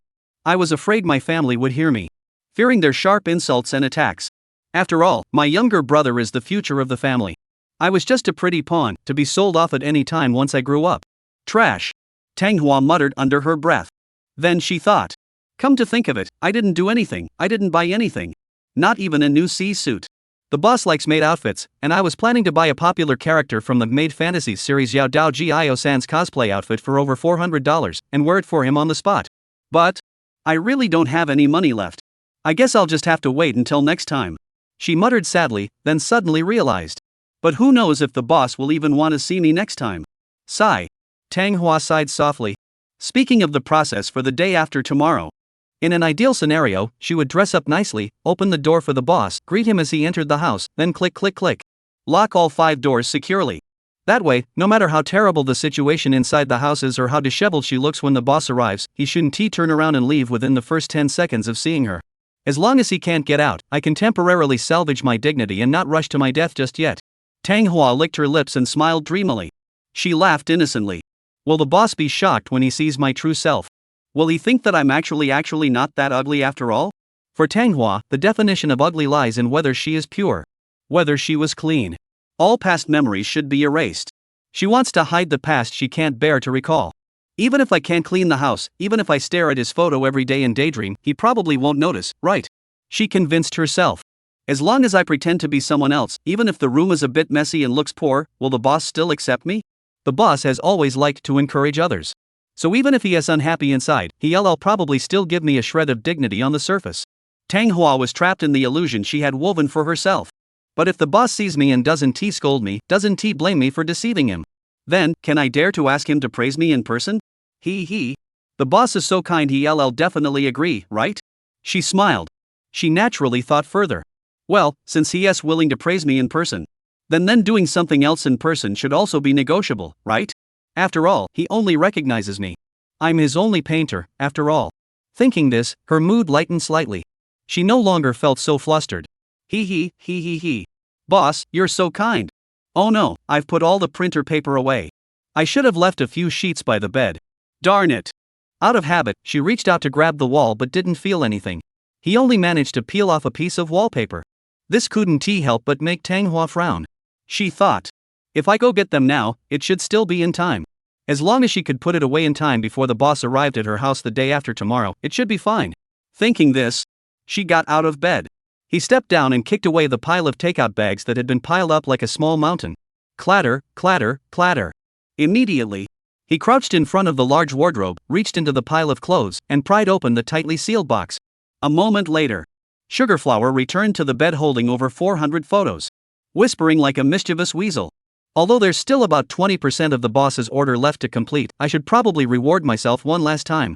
It shouldn't be a problem, right? Chapter 73, Flash Strike Sugarflower No Mercy Second Update. Today's 5K Plus. Saturday. Lu Qing suddenly changed his mind. Su Ling, practice the piano at home. I'll run some errands and spend the whole day with you tomorrow. He tidied up his wardrobe, selecting a few outfits that looked decent, and instructed his younger sister. Ha! Big brother, aren't you coming home tonight? Su Ling put down Black Cat and looked a bit concerned. No, I should be able to come back, but I need to handle some work-related matters, including on-site engineering revisions. I'm not sure how long it will take. In any case, I promised you I'd come home, and even if there is no subway at midnight, I'll walk back. Lu Qing had checked the map. He noticed the Dongyang community was only 3 stops away from where he was, so it wasn't impossible to walk there. If it came down to it, he could always take a taxi. There were plenty of taxis in Tianhai City late at night, and if he wanted to save money, he could look into ride-sharing apps like Didi Chuxing. There were plenty of options. Oh, is there something else you're working on besides your studies lately? Su Ling kept her eyes fixed on the tutorial on the 32-inch computer screen. While speaking, she adjusted the settings of the electric guitar effects pedal the Boss Me 80 her brother had recently purchased online for her, following the steps demonstrated in the video. As a high-end multi-effect pedal costing 2,000 renminbi, the device was more than capable of meeting all of Su Ling's sound needs during her beginner phase. Although it was foreseeable that his sister would soon outgrow this stage, Lu Qing had already made plans for the future. He planned to upgrade her directly to the top-of-the-line model. The touchscreen analog modeling effects pedal dubbed the strongest on Earth, the Neural DSP Quad Cortex. If you're going to buy something, buy the best. That's his personality, so even if it costs 15,999 yuan, he's willing to give Su Ling the best right from the start. After all, his younger sister is truly dedicated to practicing the piano. Children who truly love practicing the piano are good children. Lu Qing felt it was worth investing in her. Even though he hadn't been able to afford it himself back then. The outline for the new book is starting to take shape, but it needs more time to mature. After all, I want to write only the best content, or not write at all. He said firmly, so I need to find new ways to make money in the near future to ensure our lives can continue without being hindered by financial issues. Oh. Su Ling looked as if she understood but didn't quite get it. After a moment, she lowered her head with a complex expression, her little face seeming to carry a hint of self-blame. Lu Qing quickly noticed this detail and added, Su Ling, don't worry. After all, your older brother here has a few tricks up his sleeve. Making money is all about skill. Just stay home and relax. When you want to go out, just let me know, and I'll cancel everything else to make time for you. Oh, and when it comes to practicing the piano, be more disciplined and rational. He added sheepishly, I should remind you that at your current level, in this stage of learning the piano, you're basically at the 5 days of practice stage. There are probably very few people in the world with more experience than you. Do you understand what I mean? Su Ling, really? Well, you can practice, but don't obsess over it. After all, Black Cat also needs rest, right? So you're worried about Black Cat, not me. Oh no. Was I found out? Although Su Ling spoke without a single flaw, for some reason, Lu Qing felt exposed, and he couldn't help but smile awkwardly, unsure of how to respond. Fortunately, his sister didn't care, because in her heart, if my brother feels sorry for the Black Cat, it's because he feels sorry for me. I will eventually become the Black Cat, devouring it. I will turn it into my weapon. The Black Cat is merely fuel for my own strength. It's okay, big brother. I'm taking very good care of her. I wash my hands before playing the piano every time, and after practicing, I use the piano cloth you bought to carefully clean the dust off the surface. I even used your money to order a set of string oil and care solution from Dimao Shopping. Once the lemon oil and polishing spray arrive, I'll give her daily care to keep her in perfect condition, just like when she was brand new. Su Ling spoke these words with a blank expression, as if she were delivering top-secret intelligence. Lu Qing listened and was completely dumbfounded. No, Ling? Why are you studying knowledge about guitar maintenance? That is something a luthier would know. You didn't happen to read posts about tuning and repairing guitars, did you? Yeah, I've read a little bit. It can't hurt to know a little. Su Ling replied matter-of-factly, my brother told me to take good care of her, so I'm following his advice. Because my brother wouldn't lie to me, I know that. Besides, I don't want to keep bothering my brother to look things up for me. After all, he's just an amateur theory enthusiast, not a professional musician or guitarist. It makes me feel bad to always ask him for help. As she spoke, she stroked the body of Black Cat, her eyes filled with tenderness, her expression innocent and guileless. The her my brother brought back for me is an invaluable treasure. Whether it's the meaning she holds in my heart or the fact that she's a one-of-a-kind global rarity, there's no price that can be put on her. Don't worry, brother. Su Ling suddenly looked up, staring directly into Lu Qingwei's narrowed eyes, and continued. This violin is very valuable. Extremely valuable. I understand. I understand everything. Therefore, I will devote my entire life to regard her as a companion. Until I can truly hear her voice. Until I can truly become one with her. Brother, you'll wait for that day, won't you? Lu Qing sucked in a sharp breath. Another collapse. Broken in. He couldn't even count how many times his younger sister had moved him with such heartfelt and emotional words. Lu Qing felt a storm raging inside him, forcing him to turn and run out of the room, diving into the bathroom to try to calm the surge of emotion surging within him. Su Ling truly understands my true intentions. He sighed to himself. She researched the price of this piano. That's normal. I would also research the equipment to avoid being scammed. But her state of mind, the resolve she has shown, it's exactly like mine back then, even more so. Lu Qing didn't understand what his sister's inner drive was. He couldn't figure it out for now. What does she want? Is she a natural-born genius destined for the piano? Such geniuses do exist in the world, but my sister doesn't seem to be that absolute pitch type, but rather the hard-working type. She is investing an enormous amount of time and effort to build up her skills. She wants to reach a level she is satisfied with in the shortest possible time by taking a shortcut. And clearly, the only shortcut in music is hard work and practice. Under the premise of effective practice, the so-called slow and steady method is the shortcut. Practice the same thing over and over again. Practice what you can't do, conquer what you're not familiar with. Rather than avoiding or shying away from your weaknesses and only playing what you're good at. Such people cannot achieve comprehensive progress, and the same applies to other fields. Lu Qing believes that the prerequisite for specializing in a particular direction is to master the fundamentals through steady and thorough practice. Otherwise, a tall building cannot be constructed. It will inevitably collapse at some point, leaving one to regret it deeply. Alright, Su Ling, I'll give you a preliminary approval. But it's only preliminary. It's only temporary. Temporary. I acknowledge your attitude toward learning the piano. If you can keep it up, or at least try your best to keep it up, until you can confidently leave the room and return to school. At that time, I will prepare a special gift for you to fully inherit what I once had. Lu Qing stared at himself in the mirror, seeing his haggard and exhausted reflection. He took a deep breath, raised his head, and exhaled, closing his eyes slightly. He thought to himself, I still need to resolve the initial planning issues for VTB over the next few days. Yang Zai's deployment is complete, and Bai Xing has indirectly mentioned the role she needs to perform. I'm sure she'll get started on preparations right away. Next, there is only the matter of the costume for Rubia left. He refocused his gaze on the mirror. Staring. He suddenly felt exhausted. These past few weeks, he hadn't had a moment to relax. He couldn't sleep properly. His mind was always in disarray. When I walk down the street and the sunlight hits my face, it always feels blinding. I instinctively reach up to shield my eyes. I just want to clear my mind for a moment. That's it. He suddenly frowned. He thought, since that's the case, why not go find some fun? Suddenly. Lu Qingji decided in his heart. He silently picked up his phone. He sent a voice message to Rubia. I might be busy on Sunday, so let's reschedule. Let's meet this afternoon instead. I'll head over right away.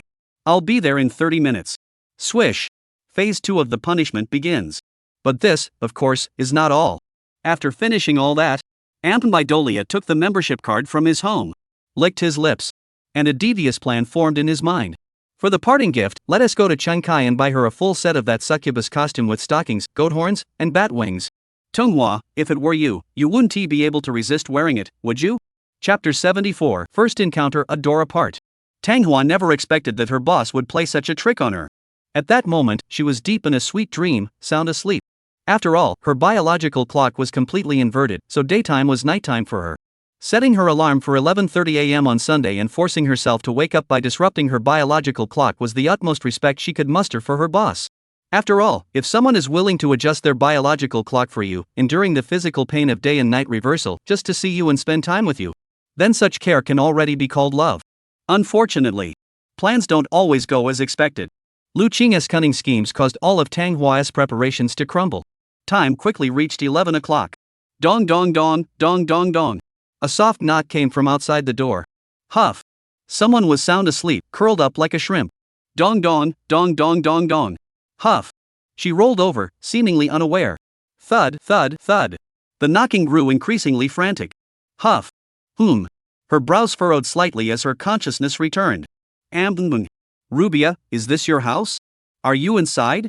HM? HM? HM? Rubia? Wake up, Rubia. The sun is already high in the sky. It's time to get up. No way? Wah. Hearing such a commotion, the creature on the bed suddenly sat up with a start, as if she had seen something terrifying, and froze in place. She looked blankly toward the door, which was locked with 5 locks. Wait. Who am I? Where am I? Am I awake or still asleep? What day of the week is it? Who's outside the door? Why does it sound like my boss's voice? It must be a dream. It must be a dream, right? Manhwa trembled all over, feeling dazed and confused. Feeling completely lost, she decided to test whether the sound she had just heard was a hallucination. So she opened her mouth and responded to the door, "Who's there?" Although the only person who could call out her ID was her boss, there was a slight possibility it was the boss from her dream. Even at the brink of death, she clung to a sliver of hope. Ha! A woman's voice? Oh, I'm sorry, I must have knocked on the wrong door. I'm looking for my partner, a 38-year-old man named Rubia. I think I must have heard wrong. I sincerely apologize for disturbing your sleep. I'll take my leave now. Lu Qing used the skill polite phrases trio and then pretended to turn and leave. No. Don't. Boss. Manhwa scrambled out of bed in a panic, her mind nearly freezing up. She disregarded the cluttered floor, using her snow-white legs to push aside the trash, and rushed straight to the door, frantically unlocking various chains. Boss, wait. It's me. I'm Ruby. You didn't get the wrong person. She blushed, her voice urgent yet barely audible as she spoke the words from her heart. She thought to herself. After all, it was just a dream. Might as well do whatever she wanted in her dream and be bold. So she opened the inner door and placed her delicate hand on the sliding lock of the outer door. All he needed to do was give it a slight push, and he would see the boss's naked body outside the door. Wait. In that instant, she suddenly realized something's wrong. Something was off. Deep down, something was warning her that the situation was slightly off. She turned her head to glance at the electronic nightlight clock on the table and noticed. The date displayed was Saturday. 11 hours 3 minutes and 59 seconds, Saturday. What's going on? The tightly closed curtains made the room pitch black, like a dark prison. Manhwa was dazed, but she could still process that, even in a dream, the meeting time she had agreed upon with her boss should have been Sunday, right? Why doesn't it match? Moreover, earlier, when she accidentally stepped on the edge of a box outside, her toes still hurt. Maybe she had scraped her skin, leaving behind red streaks. This real pain and sensitivity don't feel like a dream at all. What's going on? Manhwa was dumbfounded. What if? The boss got the time wrong and really came a day early? What if the person outside the door is him in person? Then I didn't wash my hair, didn't wash my face, didn't take a shower, didn't tidy up those photos, didn't spray perfume, didn't apply moisturizer, and I'm even wearing my pajamas with my chest half open. Standing there in a pile of trash. Wouldn't that be like a self-destructing truck? A major disaster? Wah boss, are you really out there? Are you Lu Qing? She looked helpless, her innocent face betraying the vulnerability of an abandoned child. It's me, it's definitely Lu Qing. Rubia, are you a girl? Or a guy? If you're a guy, I want to come in. We can just chat online. Yeah, after all, even if you're a pervert, I do acknowledge your skills. Lu Qing suppressed a smile, standing seriously outside the door, speaking words unbecoming of a gentleman. At that moment, he was wearing a backpack and the standard uniform of an upperclassman at a men's university. His backpack contained a tablet and a notebook, along with all the planning-related materials he needed to have a proper discussion with his own illustrator. Of course, in addition to that, the little punishment would also arrive as promised.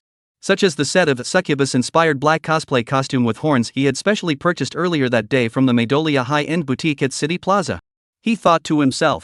Since you made the leather suit in G-cup deep purple succubus style, giving you a succubus C-suit to study in the mirror shouldn't be a mistake, right?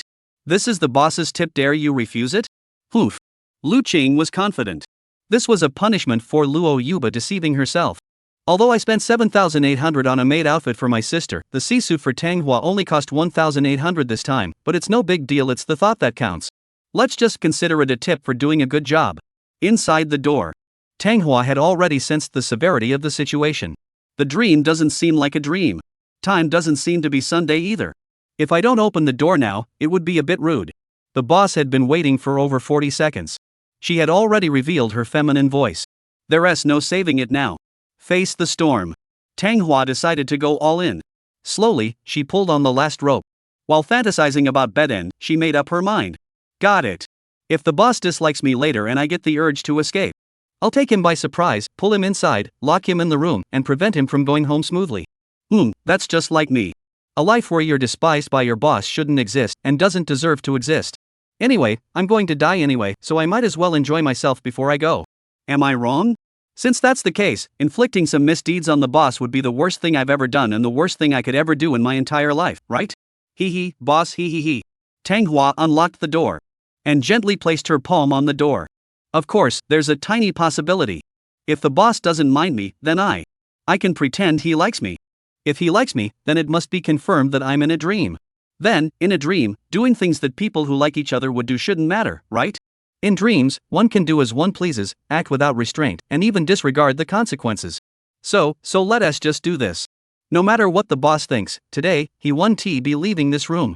With that thought in mind, Tang Hua gathered her courage, clutching a demoness-like determination. She pushed the door open with all her might. Chapter 75, I'll die without my boss SSS ranked face saving. If the scrutiny and speculation about her online were based solely on a 2D plane, then the 3D version of Tang Hua would give people the extreme illusion that indeed, the real world can completely outshine the virtual world. First encounter. Flushed cheeks, a gaze lowered toward the ground. A figure as alluring as a goddess, a body radiating heat. Both arms covering her chest. Her right hand resting on her left arm, gripping the bandages wrapped around it, trying not to be noticed by her boss. Unfortunately. Even if it wasn't necessary. At this moment, Lu Qing had already been captivated by the beauty flooding in from the door, frozen in place. From her features to her toes, she completely hits the spot. What kind of beauty is this? Lu Qing shouted inwardly. On the surface, he struggled to hide the expression of being struck to the core. From his perspective, the sugar flowers resembled a 3D version of a succubus. Top tier, elegant, without any makeup, relying solely on her natural beauty and the hormones emanating from her body. Enough to leave one spellbound in an instant. A true femme fatale. No wonder her costume is a 1:1 replica. Or rather, it is the embodiment of her image. However, the leather outfit is just a leather outfit. Even if it's perfect, she is far from as beautiful as the real thing. Such a three-dimensional sugar flower, a living, breathing her that constantly exudes an overwhelming allure. Remains motionless, yet exerts a gravitational pull that clings and pulls at Lu Qing's body. Her aura was robbing him of his reason. Even if she does nothing. The earthly succubus. Rubia? He tried calling her name.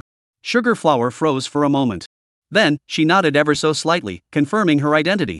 She stiffly turned aside, making room for one person to pass, her expression filled with anticipation and concern as she welcomed the boss into the house. She dared not meet his gaze the entire time. Lu Qing saw a shadow named self-doubt on her. The playful mindset she had initially harbored gradually faded away. I brought you a small gift as a token of our previous collaboration. Please accept it. Regarding gender, Lu Qing didn't mention a word. He simply took out the elegantly packaged sea-suit from his bag and handed it to her with a polite yet slightly distant tone. Since it was a gift box, from the outside, the sea-suit appeared to be a flat gift box, with no clue as to its contents. When it came to its size and measurements, Lu Qing had indeed spent a great deal of effort in the Meidolia store. When the store clerk asked, "Are you buying this for the girlfriend you brought last time?" Lu Qing found himself struggling to explain.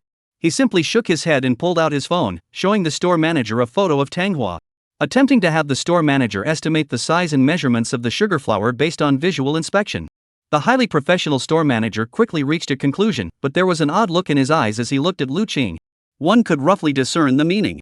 Rich kids are so fickle, today it's a schoolgirl, tomorrow it's a Buddhist nun. You're something else. Something along those lines. But it didn't matter. The past was the past. Lu Qing snapped back to reality, glancing aside to confirm that the 80H bust measurement he had finally settled on should be accurate. All he heard was a faint sound from Tang Hua's throat, which he took as a response.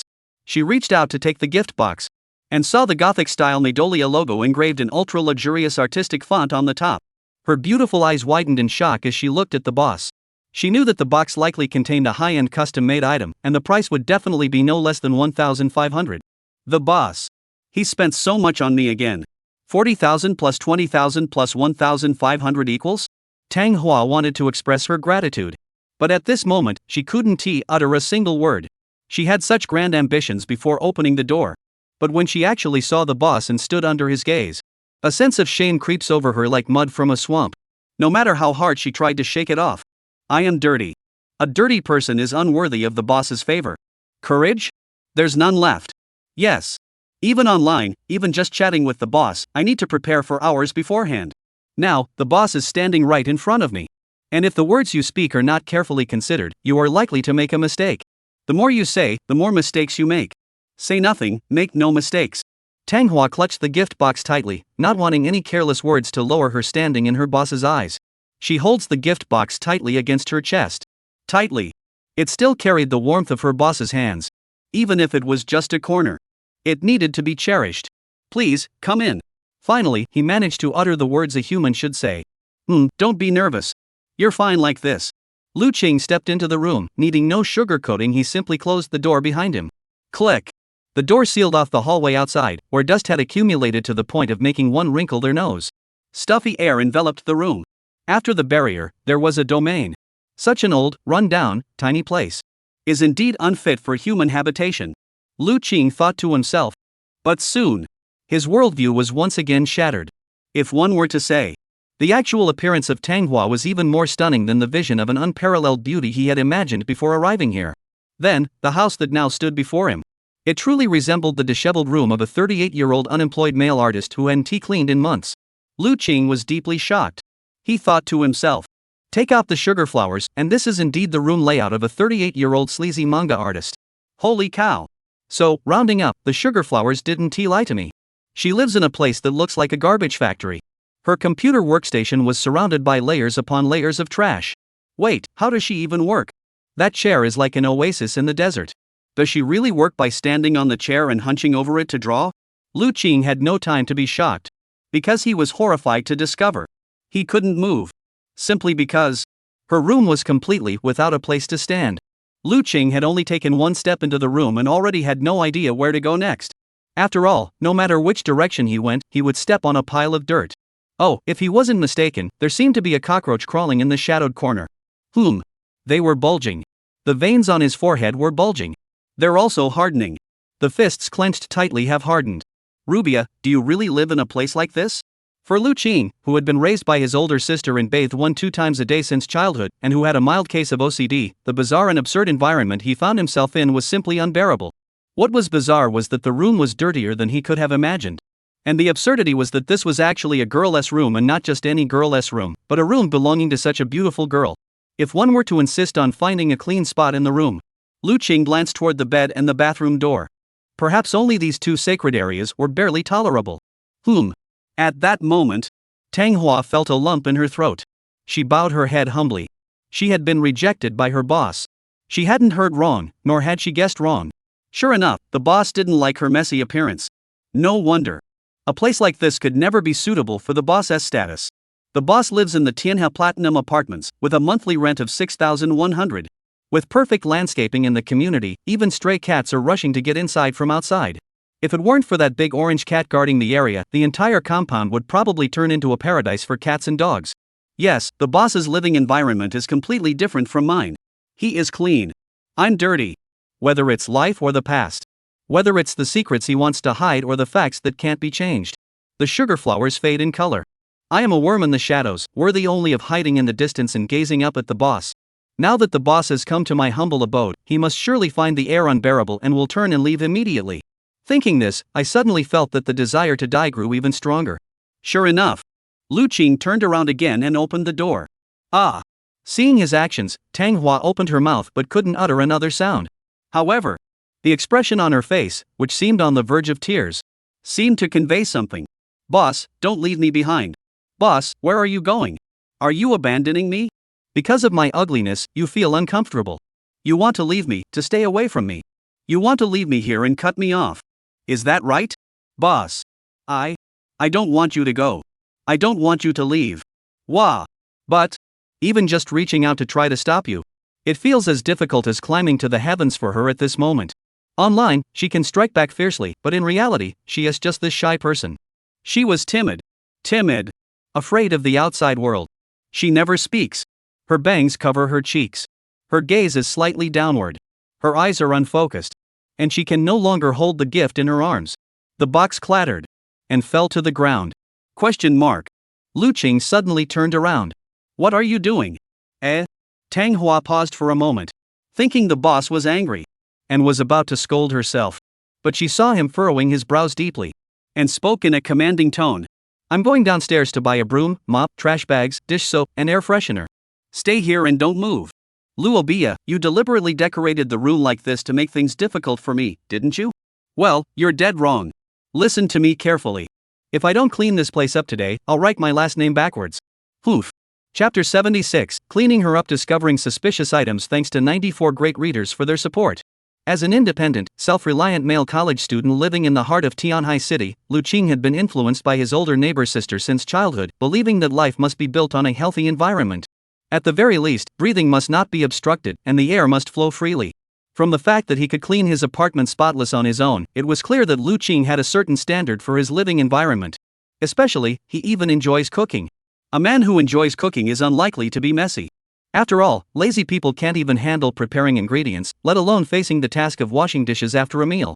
Therefore, Lu Qing decided to help Tang Hua thoroughly clean the room so that the two could discuss work matters in a human-friendly environment. Rather than the current situation, where there's no place to step, and entering the room means wading through a river of trash. Not long after, Tang Hua curled up on her big bed, wrapped herself in a blanket to cover her curvy body, and dared not move as she watched her boss return fully armed, carrying an arsenal of cleaning tools. At that moment, Lu Qing was wearing an N95 mask, an apron, shoe covers, and rolled up his sleeves. He kicked in a large cardboard box specifically designed for trash.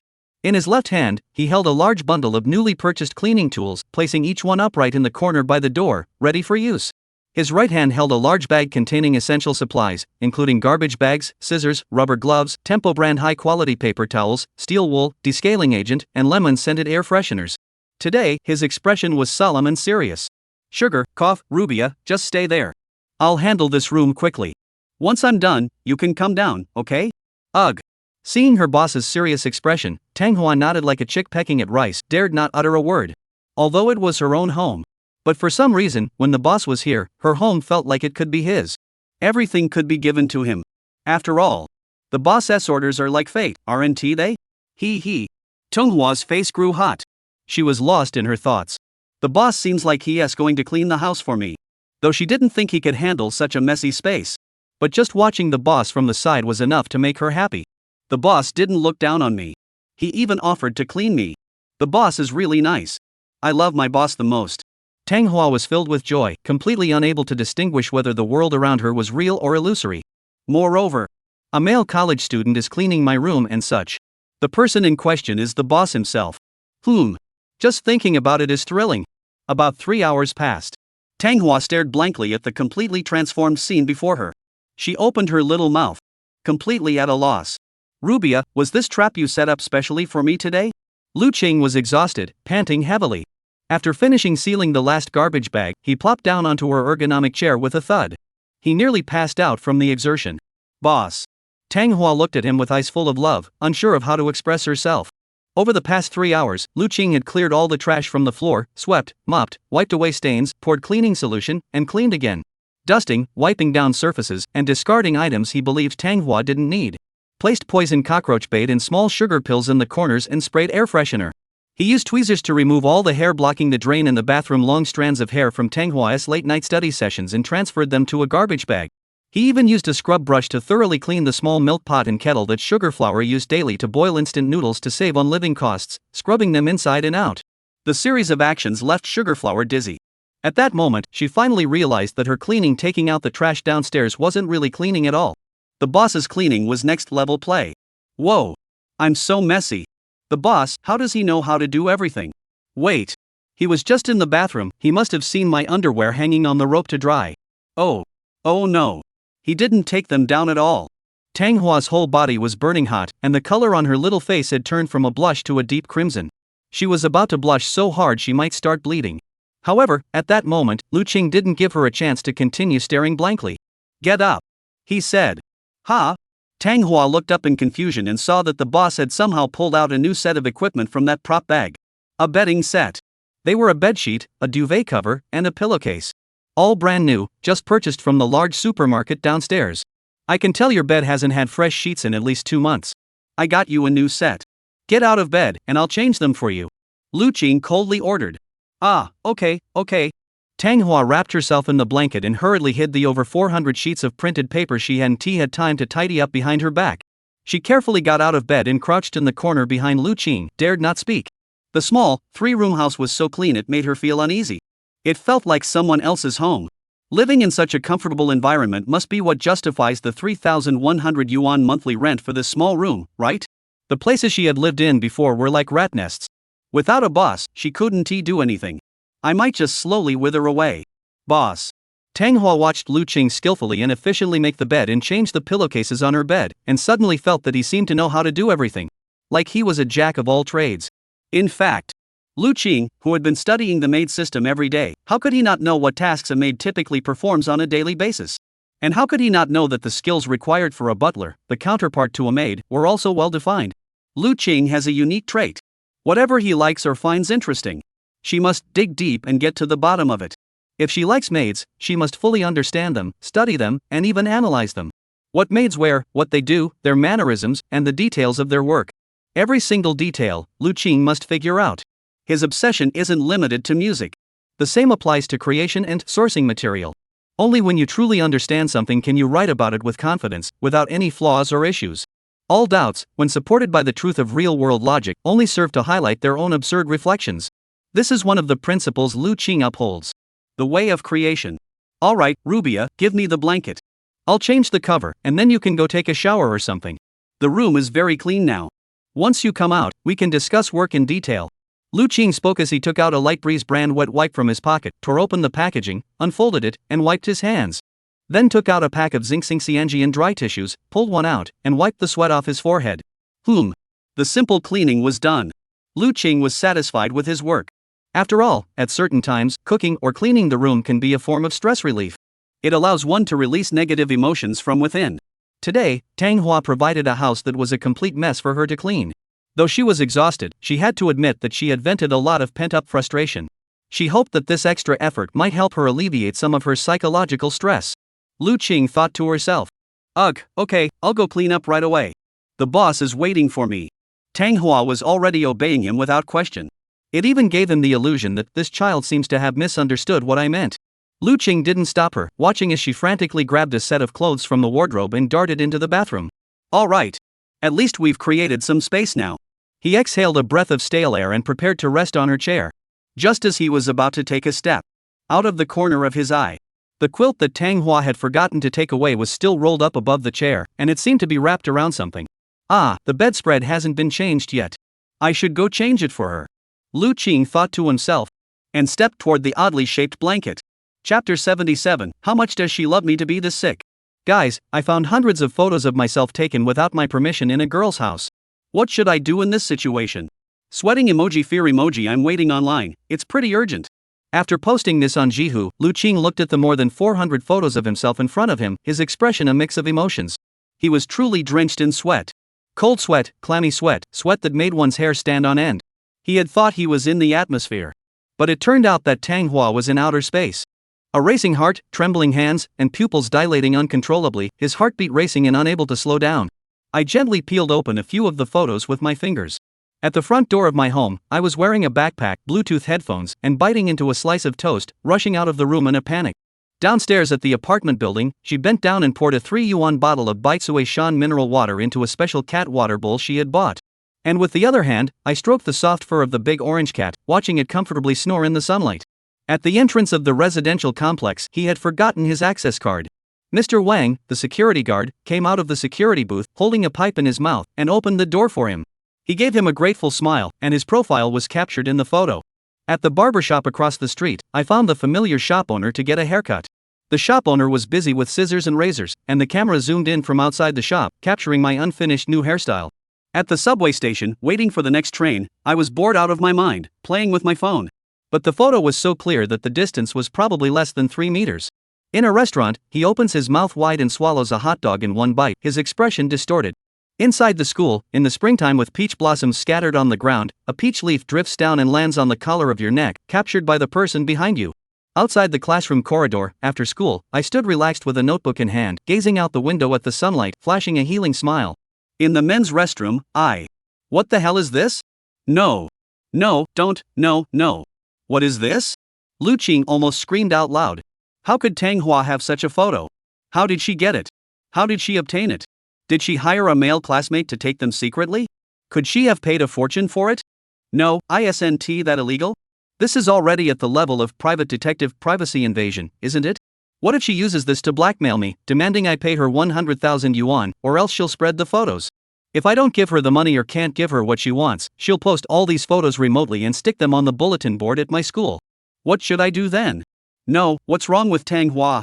She just looks like a shy, insecure little girl. How did she get her hands on this? Rare. Lu Qing showed an expression like his CPU was overloaded. He, who had always considered himself highly emotionally intelligent and not lacking in intelligence, was finally overwhelmed by Sugarflower's treasure. Splash, splash, splash. The sound of water spraying from the showerhead in the bathroom continued. The sugar-coated individual remained oblivious. But inside the room, an inexplicable chill crept over someone's body. Lu Qing clenched his teeth and pondered deeply, her mind racing at 180 miles per second. What on earth is going on? What's the deal with the sugar flowers? Are these items normal? Could this be something humans are capable of doing? Did I take a wrong turn after leaving the house and end up in some kind of air wall portal, leading me to an alternate world where I'm now facing the illusions cast by a succubus? Lu Qing racked his brain. He tried his best to connect every clue back to the real world. It's too abstract. It's just too abstract. First of all, I'm awake. He believed this to be true.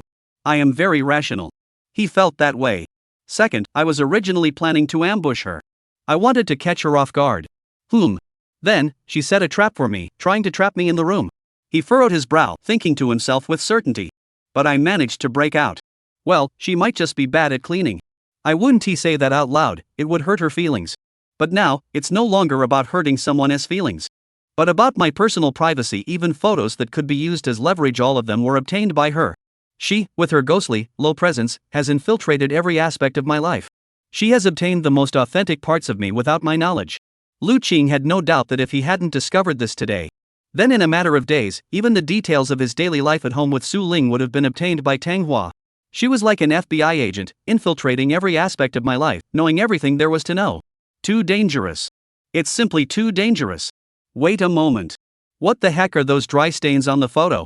Lu Qing pinched the raised areas on a few photos that had already developed creases. He rubbed his fingers and furrowed his brow slightly. He began to ponder. What is this? Did someone spill tea on it? No, she doesn't seem like the type who enjoys tea like Mr. Wang. Maybe it's something girls like to drink, like milk tea or milk. Perhaps it was accidentally spilled on my photo while drinking? Lu Qing speculated. He had intended to hold the photo up to his nose to smell it. But just then, a thought crossed his mind, reminding him of something. That's it. Bai Xing told me that there's always a stalker lurking near my house. That rainy night, a woman in rubber boots, sunglasses, fully armed, carrying equipment, lingering around. Lu Qing glanced at the large wardrobe. Looking at the half-open corner inside, where a pair of green rubber boots were neatly stacked, he finally understood everything. Good. Now it seems that Bai Xing didn't lie to me. The stalker could only be you. Confirmed. Completely confirmed. Time is limited. Lu Qing quickly reviewed all the photos in front of him once more, while simultaneously taking out his phone to snap photos of the evidence, just in case she ever threatened him in the future. He could then directly show the photos to the police, and he was sure the professional officers would help him resolve the issue. Click, click, click. Time passed quickly. Listening to the sound of water stopping in the bathroom, she had entered the stage of wiping her body.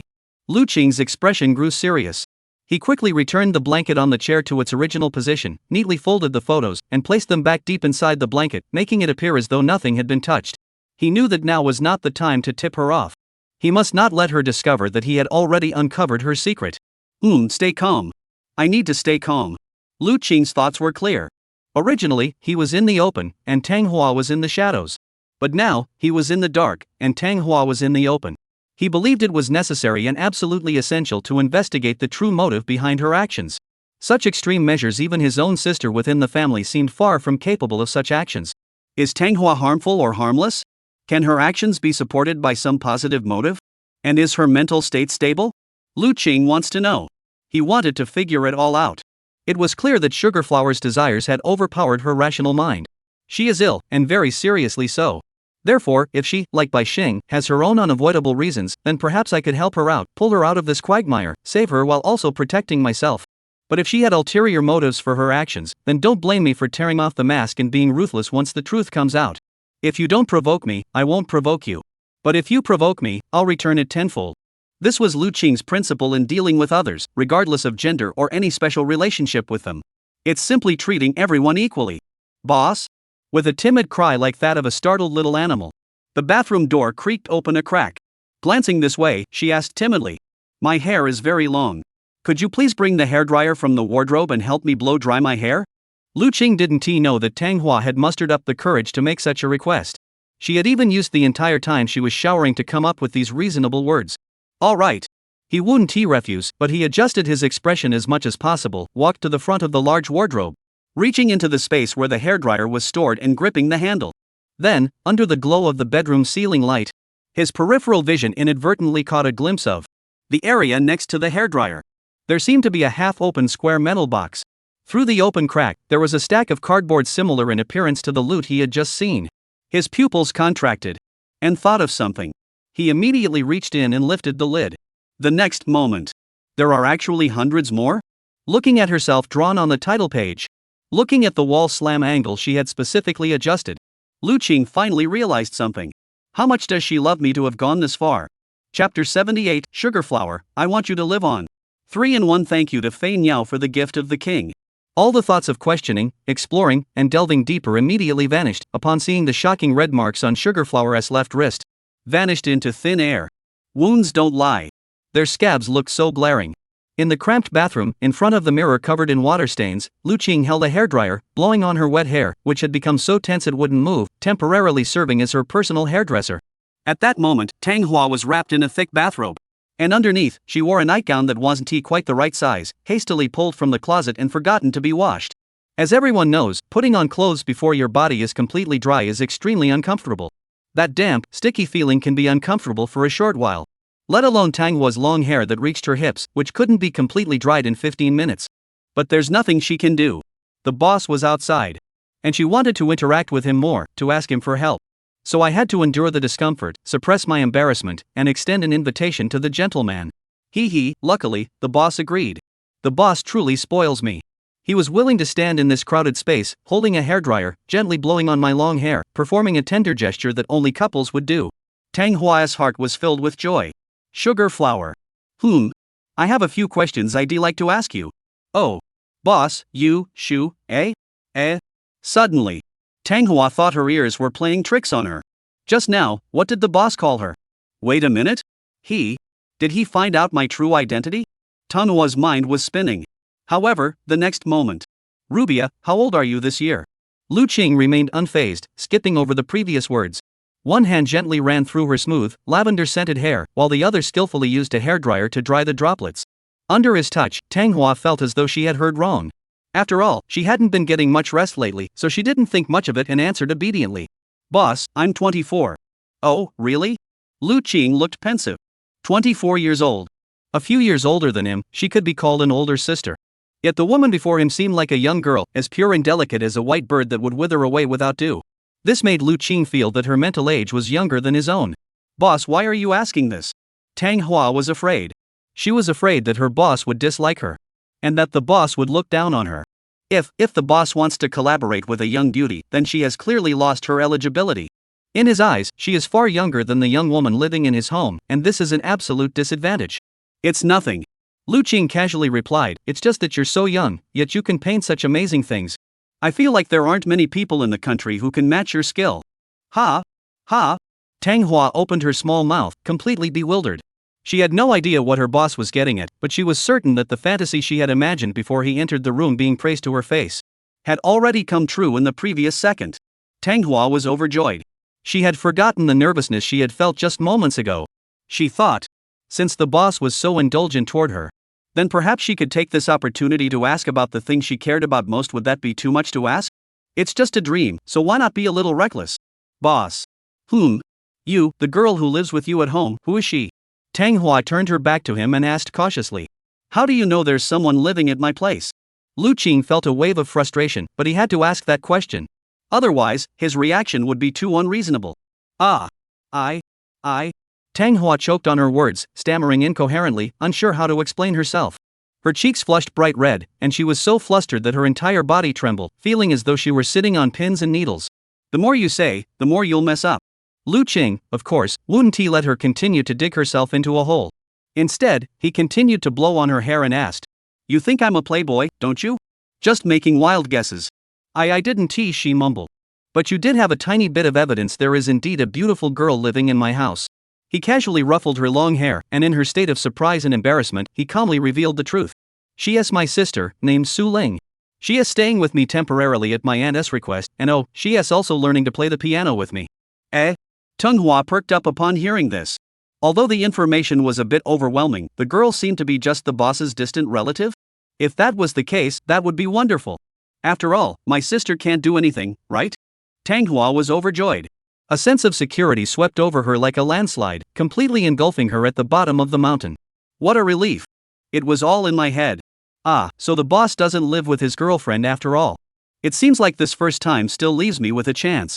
Besides, if that girl is just his sister, doesn't that mean I've permanently lost my chance with the boss?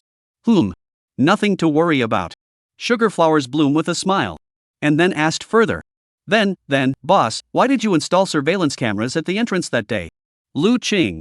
To be honest, he had never seen such a level of self-incrimination. Every innocent question Tang Hua asked, he could counter with, "How did you know I was a triple X?" However, now he decided that the girl in front of him was a bit silly, but in a cute way. So he didn't press the matter further, just tapped her on the shoulder and said, "The neighbor told me that there's been a strange person lingering around my house lately, and I feel pretty unsafe. Since my sister is still living at home, I decided to install a security camera just in case." He had intended to hint to her that she should stop coming over and give it a rest. However, her words left him speechless. I know. Boss, the person spying on you is your neighbor. I saw her last time, peeking through your door and eavesdropping on the sounds from your room. It's definitely her. I'll record it for you next time." No. Although he still couldn't resist asking, "How did you see that?" But Lu Qing was already feeling a bit overwhelmed. He felt that he could choose to believe Tang Hua on this matter. After all, Tang Hua seemed a bit clumsy and didn't seem like the type to lie. "So you're saying my neighbor is the one who is spying on us and eavesdropping on our conversations?" "Exactly, boss. Last time she listened for 10 minutes under your surveillance camera. You can check the footage yourself." Tang Hua felt smug inside. She thought to herself, "Last time your little girl dared to call the police on me, this time I'll report your actions directly to the boss. Let us see how you'll act now. An eye for an eye, a tooth for a tooth. You mess with me, I mess with you. We're even. That's not too much, is it?" As expected, Lu Qing stopped blowing her hair and pulled out her phone, opening the panoramic surveillance app. He liked to tackle problems immediately and was very stubborn, always prioritizing the matters he cared about most. "Exactly what time?" he asked. "It was the day you installed the surveillance," Tang Hua recalled. "Right after you finished installing it, she went upstairs." "Got it." Lu Qing adjusted the time to the morning, around half an hour after the delivery guy had left. Fast-forwarding through the footage, he quickly saw. At the door, the cat-like Bai Xing, wearing her own black coat and carrying a bag of paninis, was peeking through the door crack for a long time, looking adorable under the surveillance camera's watchful eye. In the high-definition, close-up footage, her little face betrayed a look of pleasure as if her curiosity had been satisfied. No. Even after hearing no movement inside the house, she became even more delighted. It was a joy so intense she couldn't hide it, her lips curling into a wide smile. 6. Lu Qing didn't want to say much. She quickly locked the screen and put her phone back in her pocket. He thought to himself, "I really underestimated this little thing. What the hell is she getting off on?" Lu Qing couldn't help but grumble to himself. Sure enough, her usual innocence and unpredictability were the result of extensive preparation. That natural, adorable charm, that vibrant, stunning aura, all of it, every last bit of it, required months of practice, months of research, and months of rehearsal to achieve the desired effect when they finally met. If she could catch her off guard once, the number of times she had secretly observed her must have already exceeded 10. At least 10 times, after all, her house was right next door to his, giving her a natural geographical advantage. She could eavesdrop whenever she wanted. "Alright, I understand. I should thank you for reminding me of this." Lu Qing nodded. Though neither of you is weaker than the other, it can't be denied that the above information is all valid. He now understood Bai Xing better and had gained a deeper insight into Tang Hua's habits. Sugarflower may seem a bit slow, but her fighting style is the opposite of her appearance. She follows the mantis stalks the cicada, unaware of the oriole behind strategy. She is very cautious. So cautious that she can tail someone for over a year without leaving a single trace. She is professional enough that even in school, she can blend in seamlessly as a student. She is alert enough to immediately create a safe distance upon discovering surveillance, conduct remote reconnaissance, and even spot colleagues in the shadows. She's too strong. If it weren't for Bai Xing, who was equally extraordinary, catching her in a single mistake, I would have never known about her surveillance or the hundreds of printed pages she possessed. Hey, Rubia. Have you been busy lately? Using work as a starting point to get the information he wanted was Lu Qing's opening move. No more orders. Tang Hua looked downcast, speaking weakly, clearly in the midst of some difficulty. Lu Qing understood immediately. Did you stop the part-time job at Taobao too? I'm not doing it anymore. Tang Hua bit her lip and spoke honestly, I'll only take the boss's orders. Only take orders from the boss alone. At those words, Lu Qing sucked in a sharp breath. He quickly followed up. Then, what about other sources of income? None. Tang Hua shook her head. Before, I used to post things on the website, do some self-media work, and earn money from traffic fees. But I don't do that anymore. I've stopped everything. At this point, she lowered her head in pain, unwilling to let her boss see her expression. Regret, frustration, anxiety, and fear. She wanted to punish herself, to hit herself.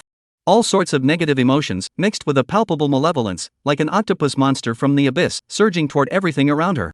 Ugh! What exactly was she reminiscing about? Lu Qing could sense it. He could sense how desperately Tang Hua wanted to release herself. She was tense. Very suffocated. She was in pain. And restless. To calm her down, Lu Qing had no choice but to change the subject. So, besides painting, do you have any other hobbies? He knew that if Sugarflower stopped using the little bluebird, it meant her only source of income was him.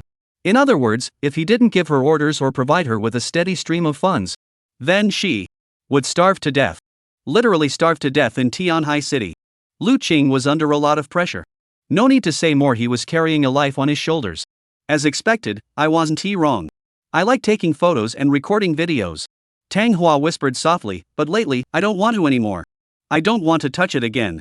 Lu Qing understood she was referring to cosplay. What had once been her livelihood, cosplay, she now said she didn't want to touch again. Why such a drastic change? He couldn't say for sure. But he was puzzled. With her body, with her perfect image, harvesting followers on Bluebird was a piece of cake. If she had wanted to take it seriously, earning over 10,000 a month wasn't out of the question. Yet she had suddenly given it up, which could only mean one thing. Sugarflower has developed a resistance to cosplay itself. Why is that? Lu Qing was very curious. So he steered the conversation toward the topic of gifts. Ah, right, the thing I gave you earlier was a cosplay outfit I bought from Madolia. I was planning to prank you and have you dress up in it for me, but now, cough. He smoothly wrapped his true intentions in a flawless package, saying, anyway, I just don't know if you'll like it or not. Cosplay outfit. Sugarflower's eyes narrowed slightly, then grew intense. Yeah, it's been ages since I bought a new cosplay outfit. Because I can't afford it. No spare money to buy one. And I don't want to wear it for others to see. I don't want to take photos anymore. There's no motivation to buy one. Now, the boss has bought a new one for himself. Even at that price, it's more expensive than all the sea clothes I've ever bought before. Normal cosplay outfits usually cost around 100-500, with cheaper ones made of thinner fabric costing just a few dozen, and even the more expensive ones don't exceed 1,000. Those over 1,000 can rival Lolita or niche Japanese brands, but the boss went straight for Madolia. This store is a place that most cosplayers dare not even dream of touching. Known for its high-end made outfits, while also offering some high-quality dresses. That's the brand. Sigh. The boss is so kind. The owner is very generous to me. So, since the boss bought it for me, I'll wear anything. Tang Hua covered her cheeks and whispered the words firmly amid the hum of the hairdryer. Really? Oh, I see. Lu Qing finally understood. Tang Hua was already beyond hope. All the photos she had taken, all the versions of herself she had edited into them, all the angles she had adjusted, were all to experience the feeling of being a lover. Is that it? Lu Qing couldn't say for sure, but he thought it was worth testing in person. To test the extent of her obsession with herself. So, trouble began to brew. Using the last few seconds of drying her hair, he pretended casually. She extended her left fingers. With the gentlest touch, gently touch her snow-white neck. Ugh! In an instant, Tang Hua's entire body trembled as if she had been electrocuted. Her shoulders tensed, her arms clenched tightly, and reflexively trembled forward. It was as though her body had been taken over by something. Extreme sensitivity. Lu Qing knew that this often meant that a storm was raging within her heart. No way. Is it really that exaggerated? He felt a headache coming on. Such intense emotions could no longer be called liking or even the milder feeling for someone. Then, love? It seemed insufficient. Lu Qing thought about it, and finally came to a conclusion. What Tang Hua felt for himself was probably a kind of devotion. Something that transcends the cost-free affection, the casual liking, and the superficial love. Intense devotion. Sorry, I was distracted. He turned off the hairdryer without expression. Unseen. At that moment, with her body arched forward, how exaggerated her expression must have been. Having been touched by the boss. It was clearly just a single touch. Yet in that brief moment of contact between her fingertips and his skin, it felt like experiencing a volcanic eruption. It was a sensation that transcended even the most intense passion. No words were needed to make the temperature in the narrow bathroom skyrocket. Ah! Sugarflower's face was burning hot. The heat radiating through her palms, causing her entire skin to grow warm.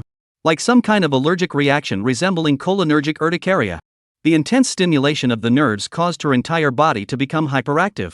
Hey, are you okay? I didn't mean to. Lu Qing opened the door and slipped back into the room first. Ugh, I'm fine, boss. Sit down for a moment. I'll take my time. Tang Hua was still curled up on the small chair in the bathroom, her chest rising and falling with each breath. The water on the floor flickered in the dim light. Oh no. She removed the blanket wrapped around the printed paper and sat down on the ergonomic chair. Lu Qing glanced sideways at her silhouette. Once again, he felt utterly helpless. It's too tricky. It was prickly. His hands were almost bleeding. To be honest, he had encountered many strange women in his life. But someone like Sugarflower extreme, pure to the point of breaking, willing to abandon her life at any moment, and willing to sacrifice everything for what she loves. Such a woman is unprecedented. Terrifying. What am I supposed to do? Lu Qing closed his eyes tightly. She extended 2 fingers and massaged her temples. She recalled her days at school. Whether it was high school or college. He had received love letters before. They often appeared in a unique form. Like postcards, like Christmas cards. Or a note tucked inside a birthday gift.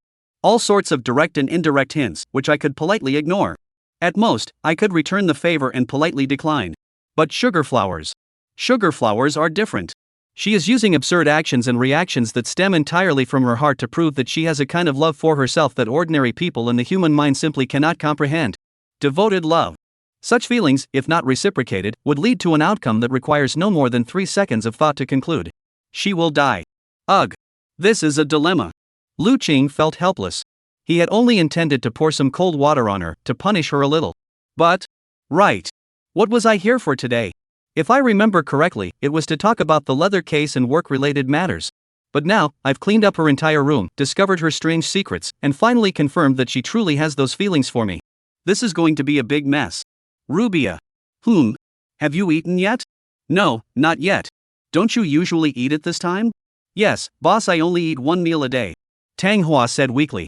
Her pitiful appearance made one's heart sink. I understand. Lu Qing tried to remain calm, but his throat tightened, and he couldn't help but offer her a helping hand.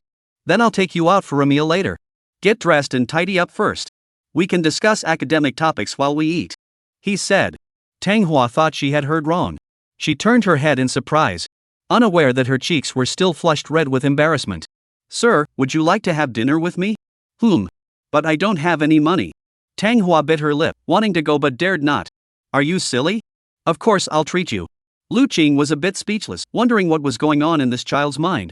But the boss will have to spend money on me. She was like a steam-powered doll, releasing another puff of hot air at that moment. Enough already. It's just a meal, it's not like I'm going to die. I can afford it. Lu Qing stood up and stretched his limbs. Out of the corner of her eye, she glanced at the girl who was still using the bathroom as her safe zone. First, use your workstation to open CSP and show me the progress on the skin. If there are no issues, I won't have to keep nagging you. We can just go downstairs to eat. I came here today to inform you that I expect our in-game character to receive the skin, complete testing, and launch the first broadcast by next weekend. He said, I need to make her famous quickly, and use the proceeds to do bigger things. Her.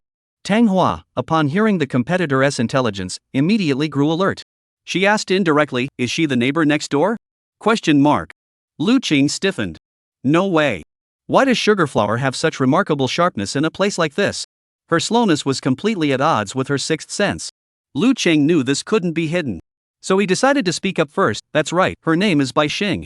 She's a junior in the broadcasting department at my school. She's quite talented as a voice actress. Oh. Tang Hua silently noted it in her mind. He assessed the enemy's strength. She has a good personality and experience in live streaming, having achieved top rankings on the platform. I have complete confidence in her professionalism. Lu Qing explained, I don't plan on giving her a new name. I'd like to ask your opinion. Ha? If I were to let her use your live streaming room, borrow your ID, that is, the Rubia account, and stream while wearing the costume you made, would you mind? What I mean is, as the artist who created the cosplay outfit, no one knows better than you how to fine-tune it and give it soul. So, when Bai Xing uses your skin to go live, you can also learn some streaming knowledge. In case she ever has something come up or can't go live, you could step in and stream temporarily. This is a common practice in the streaming community, where two middle people co-manage a single skin. Of course, I'll have Bai Xing mimic your voice as her broadcasting voice. She is a professional at this, and no one will be able to tell the difference. As for live streaming revenue, all gifts received during your streams will be yours, and all gifts received during her streams will be hers. I will take a 15% cut, and any additional projects such as original artwork, expressions, or animations will be calculated separately. Lu Qing looked down on her, glancing at the deep red scars on Tanghwa's left arm. Ignoring her boiling body temperature and completely disoriented gaze, he coldly said, Tanghwa. If you understand, nod. I'm only helping you this once. Chapter 79, Toward the Light. Thank you to the 138 verified users. Give her a reason to live. Create the motivation for her to live. Bestow upon her a new meaning to live. The only way Lu Qing could think of to prolong Sugarflower's life and prevent her from sinking deeper into the abyss was bind himself to her. Tanghua needed him. Therefore, every word he spoke and every action he took in front of her might have an unimaginably profound impact on her. It would directly influence the outcome of her future. Lu Qing had never imagined that one day he would experience the true feeling of a gal game in real life. This kind of decision-making that could alter someone else's fate was something he had never experienced before. It would not be an exaggeration to say that each word was worth its weight in gold. Time passed quickly. After seeing the latest progress of the succubus costume up close, she revealed a sincere expression of admiration for her craftsmanship. She feigned shock, giving her the inner assurance that all her efforts had paid off. In her moment of terror as she opened her mouth in shock, he handed her the final payment of 30,000 yuan in person. Holding her hand as she could barely walk, we went downstairs to a fast food restaurant for dinner. Watching her awkwardly hold up a double-layer beef burger, tears of emotion streaming down her face. As if she hadn't eaten meat in ages. Reassuring her, you can contact me anytime if you have any issues. This includes emotional issues, especially when you feel unhappy. Encouraging her, your leather case is unmatched. I don't want to see such a rising star come to a halt. As I said before, your painting skills will eventually shine brightly in the sky, bringing light and direction to others. Rewarding her, see? I've set you as special attention and pinned. So, I'll read your messages first. Don't be shy about bothering me. Punishing her, you have 3 days to take good photos of the succubus costume I gave you, edit the main shots, and send them to me. This is a small punishment for deceiving me earlier, and don't give up on things you love, even if you have reservations. Try picking them up again in a different way. Tanghua had already fallen deeply into the illusion. She felt she could no longer wake up. Today, she suddenly realized that the first 23 years of her life didn't exist. She hadn't lived. She hadn't truly lived. Not even in her dreams had she ever experienced such perfection. The boss's words, the boss's care, the boss's understanding, the boss's consideration. Everything has turned into the most precious memories. Etched into my heart at this very moment. I will never forget it. We will never be able to forget. The moon shines brightly in the night sky. Sitting cross-legged on an ergonomic chair, Sugarflower savored the lingering warmth of their encounter that afternoon. Boss. Boss. She murmurs to the air, her gaze unfocused. Directly ahead, the dark blue screen glowed faintly. The succubus model in the CSP was staring back at her, as if she were its mother, observing her with lifelike intensity. It was already capable of being deployed as the Unit 01 to defeat all enemies, leaving all opponents in awe. Yet Tanghua, using the industry's highest standards of aesthetics, deemed it imperfect, not perfect enough. After today, she had come to realize that what she had been searching for all along, the remaining 20% of completion, was finally within reach. She finally understood. The so-called stroke of genius is not an external object, but rather the boss's gaze. The gentle gaze he cast upon her. A gaze filled with healing power and warmth, capable of touching and soothing the heart. The clouds of darkness in one's heart are dispelled by him, and even one as insignificant as an insect can see hope and climb upward. The desire to be saved grows even stronger at this moment. Bathing in such sunlight, one may belatedly realize, I'm not worthless. Someone cares about me. There are still people in this world who care about me, worry about me, and watch over me. If such a gaze could be bestowed, bestow upon her before me. Tang Hua's breathing grew rapid. A tingling energy surged from the depths of her soul, coursing through her entire body. That's it. I will carve the boss's gaze into it. I will make sure that everyone, even those in the darkest garbage dump, can behold the beauty of light. Toward the light. Midnight. Lu Qing pushed open the door to his home. Inside the room, the sound of practicing the piano had not ceased. No need to guess, Su Ling was practicing relentlessly again. He checked his phone to see the time. It was midnight. Click. Closing the door tightly, Lu Qing entered the room. Brother, are you done with your work? Su Ling stopped what she was doing, took off the listening earpiece, and glanced at him. Her expression remained calm, showing no signs of anything unusual. Yes. I handled an important matter. Lu Qing took off his jacket, hung it on the coat rack, and asked, "Did you eat on time?" I did. Su Ling smiled. I had some baked rice. Oh, the KFD in the fridge, right? Lu Qing sighed in relief, thinking to himself, thank goodness my sister is the type to listen to advice. I reminded her last time to eat properly even when she's alone, and she actually followed through today. That's good, that's good. He feared most that Su Ling wouldn't listen and insist on waiting for him. Although she was already quite rebellious when it came to practicing the piano, as long as it didn't involve her daily life, he could still accept it. Lu Qing actually couldn't bear to lecture his younger sister in the tone of an elder or someone who had been through it all, because he knew that it would be very uncomfortable and smack of arrogance. So he tried his best to avoid speaking to his sister in that way, and sometimes he didn't even think of himself as her older brother. Su Ling took out a damp cloth and dry paper towels to wipe the black cat's face, removing all the sweat stains. She then turned off the video, speakers, and effects pedal, unplugged the cables, neatly rolled them up, and placed them alongside the guitar in the guitar humidity-controlled cabinet. She turned back and asked, "Has my brother eaten yet? Would you like me to make you a late-night snack?" Her natural, thoughtful manner made Lu Qing feel that no matter how great the external pressure or how heavy the burdens of life, in front of his sister, everything seemed a little easier to bear. With his sister by his side, he felt a new surge of motivation to move forward. He could ignore the darkness, push aside the shadows. Head toward that faint, once near yet now distant dim glow. Once again mustering the courage to take cautious, unnoticed steps forward. Those who have been hurt remain silent. Even if they have a destination in mind, they will never admit it. To revisit that long-lost beauty. Alright, then help me heat up some baked rice too. I'll go take a shower. Lu Qing didn't refuse his sister's kindness. Although he had originally planned to take a shower and rest afterward, as he had an important task to attend to tomorrow, but since Su Ling had asked, he felt he should fulfill her small request to avoid causing her any distress.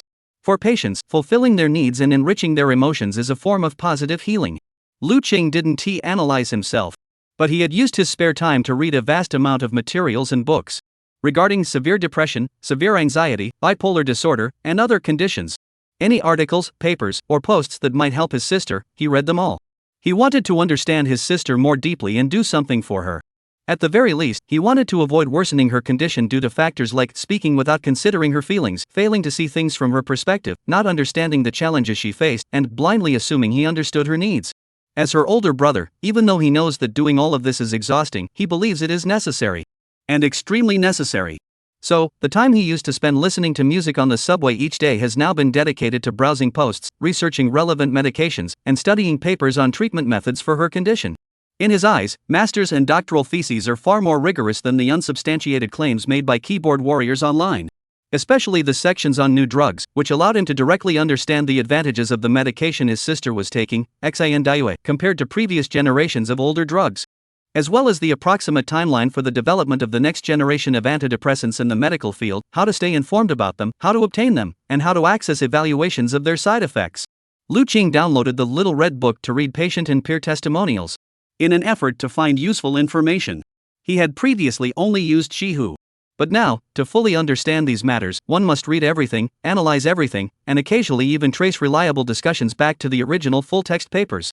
Su Ling didn't know that her brother was approaching his own treatment with the same level of obsession as she was. After all, Lu Qing never showed his concern for others on his face. He preferred to prove himself through actions rather than empty promises. It was 1 o'clock. The two sat at the table with the lights off. When asked why Su Ling didn't turn on the lights, since there was no shortage of electricity at home, Su Ling replied that lighting candles creates a better atmosphere. That's right, she had purchased Gothic-style candlestick lamps, which she placed on the small dining table in the bedroom, serving as the centerpiece for a candlelit dinner. All right. I've always wanted to tell you, you're really elegant. Lu Qing took a forkful of baked rice, looked up at his sister, and asked curiously. When Auntie wasn't around, did she use some kind of foreign noble etiquette to set your educational guidelines? No way. Su Ling shook her head, her expression growing slightly tense. Clearly, she didn't want to talk about it. Lu Qing understood and dared not press further. In fact, based on their interactions over the past few days, he had already noticed a distinctive trait in Su Ling's personality. That is, once she believes something is right, she will implement it absolutely and follow through. This trait was quite alarming, manifesting in specific ways. For example, if she deemed maid outfits attractive, she would prioritize purchasing maid outfits and subsequent dress purchases, ensuring they could be worn indoors and even outdoors. If it weren't for his constant objections, saying, 2 or 3 sets are enough, this really isn't suitable as everyday wear outdoors, his sister might have deleted all the other shops she was following and only followed Maidolia, a top-rated shop specializing in maid outfits. Another example is practicing the piano. This is one of the things Lu Qing regrets the most.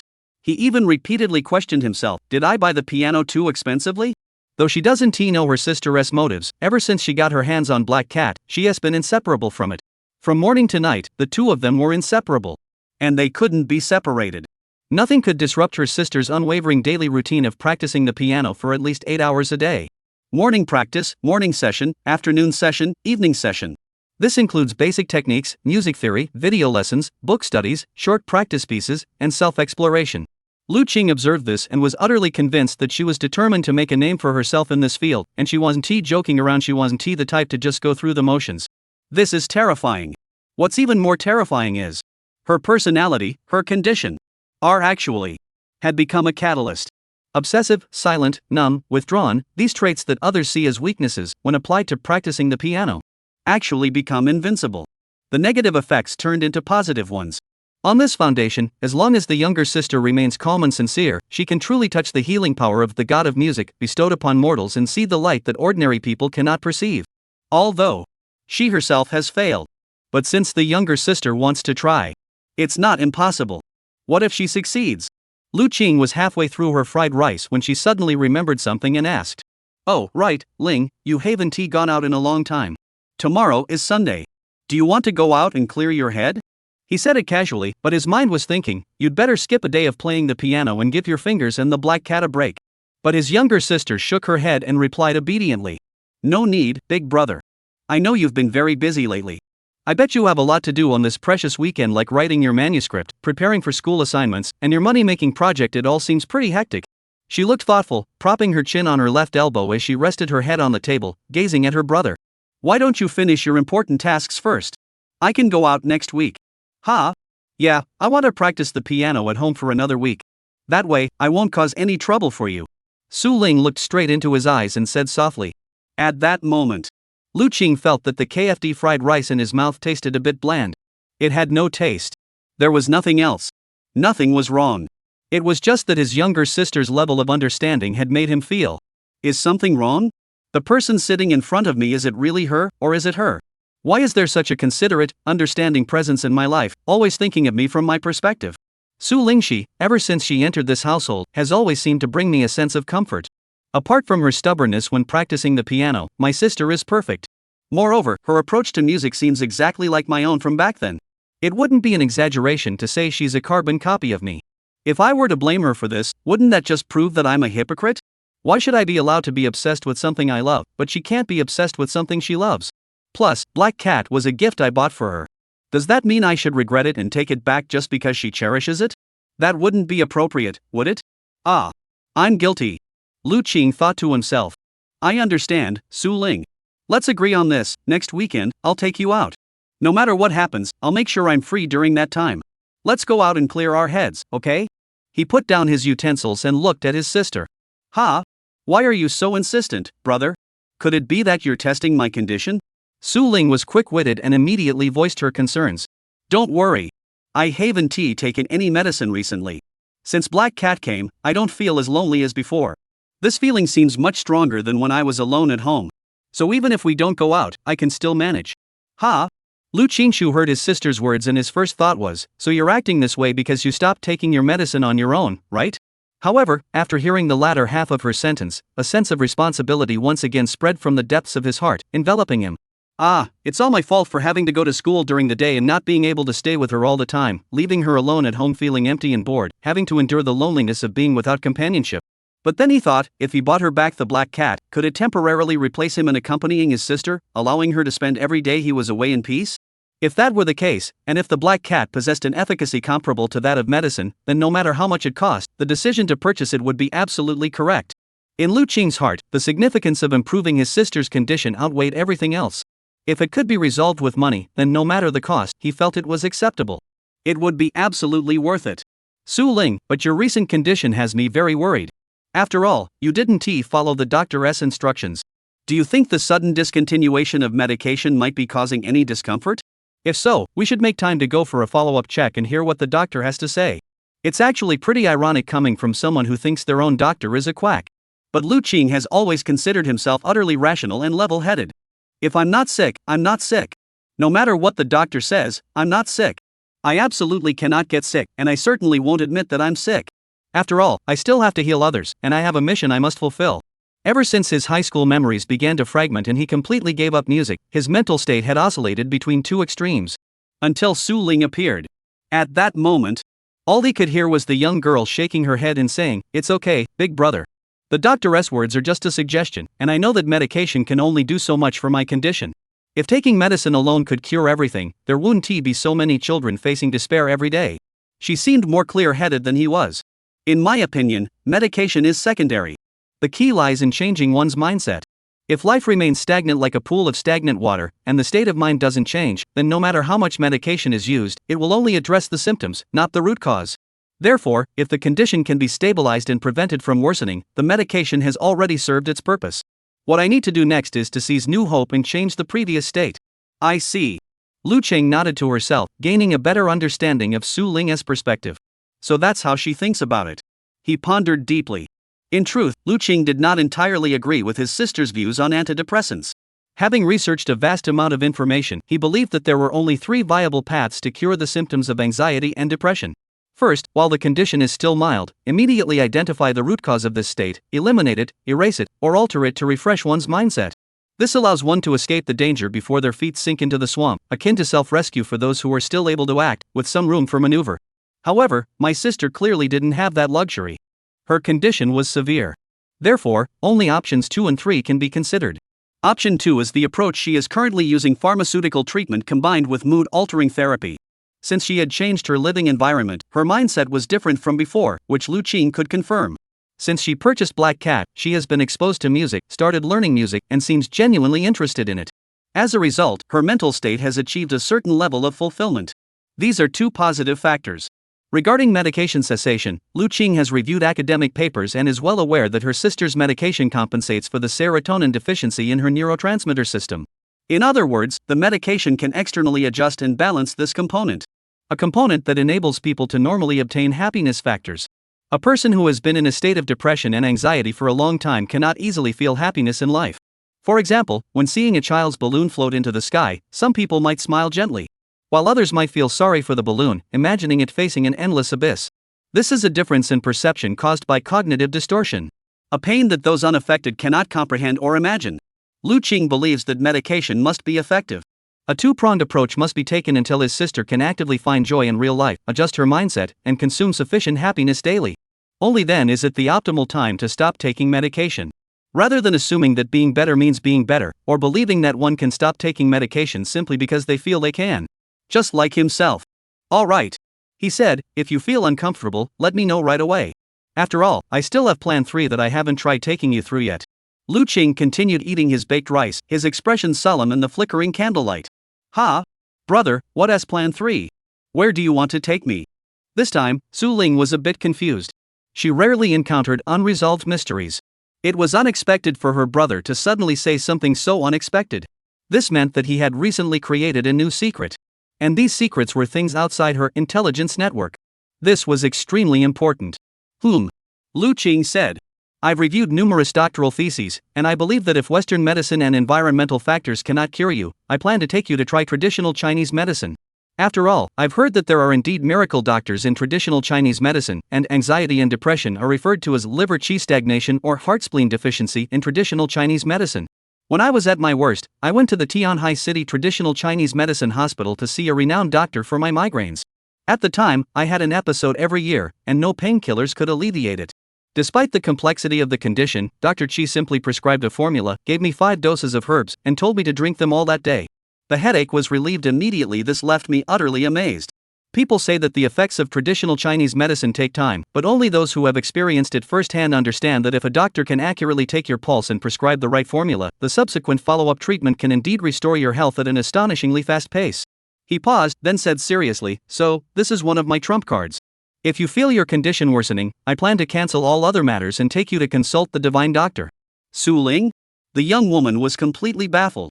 What kind of top-secret information is this? How could her brother have such a history? Migraines? Speaking of which, migraines are also one of the symptoms of somaticization, right? Wait. Could my brother's headaches be cluster headaches? One of the most painful conditions in the world? The one that recurs in cycles every year? The one that's so painful that many patients can't bear it and commit suicide, hence the name suicidal headache? Brother, you? Thinking of this, Su Ling lost all interest in continuing to ponder other matters. Because she had discovered her brother's secret. Seemed impossible to fully unravel. Chapter 80, The Spirit Cat Possesses Her Minds Entwined. Thank you to the 163 great authors for their certification updates in progress. Su Ling felt defeated. She felt helpless. For the first time, she realized that her confidence seemed a bit childish in front of her older brother. Even her own condition seemed trivial in her brother's eyes. Not severe enough. Not deep enough. What's wrong with my brother? How many things is he hiding from me?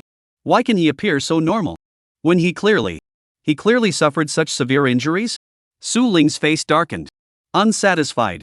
Not dissatisfied with her older brother. Rather, she felt frustrated because she couldn't truly understand her brother or fully penetrate his inner thoughts. Her brother had suffered a severe wound. Wounds that are difficult to heal.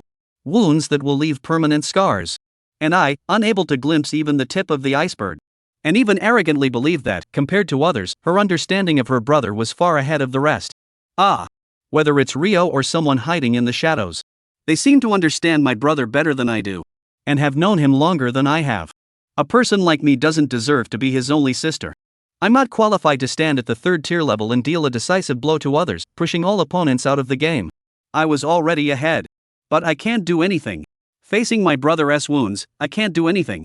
Su Ling watched Lu Qing finish his meal and began clearing the dishes on her own. She remained seated at the table, her mind wandering elsewhere. That's strange. Does my brother not notice that his cognitive functions are impaired? Why can he go to school, go outdoors, and even write as if nothing is wrong? Could it be that his migraines are triggered by severe anxiety that has reached an extreme level, breaking through some threshold? Judging by his condition, he clearly isn't taking any Western medicine. Though I don't know if he took any before, it's certain now that he's seen a traditional Chinese medicine doctor. The miracle doctor Qi he mentioned is said to have extraordinary medical skills. And through this doctor, his older brother obtained a miraculous remedy that instantly suppresses his migraines. Therefore, Dr. Qi is my brother's benefactor. Or perhaps more accurately, his life-saving benefactor. Is there really such a mysterious traditional Chinese medicine practitioner in this world? Su Ling couldn't understand it or make sense of it. But she could vaguely guess that Lu Qing hadn't immediately resorted to traditional Chinese medicine because he feared she wouldn't believe in it and wouldn't be willing to try it. Of course, the most important point was that the Western medicine prescribed by her doctor, Yan, was effective. Since the Western medicine was effective, there was no need to stop taking it and switch to traditional Chinese medicine. Su Ling understood it clearly. Her brother's trump card was something he intended to use only when she voluntarily gave up treatment. And using this card would likely mean he would have to pay a significant price. Otherwise, he wouldn't have placed such importance on this matter and kept it buried deep within his heart until now. How many more secrets is my brother hiding from me? Su Ling sighed softly. She felt a sense of helplessness.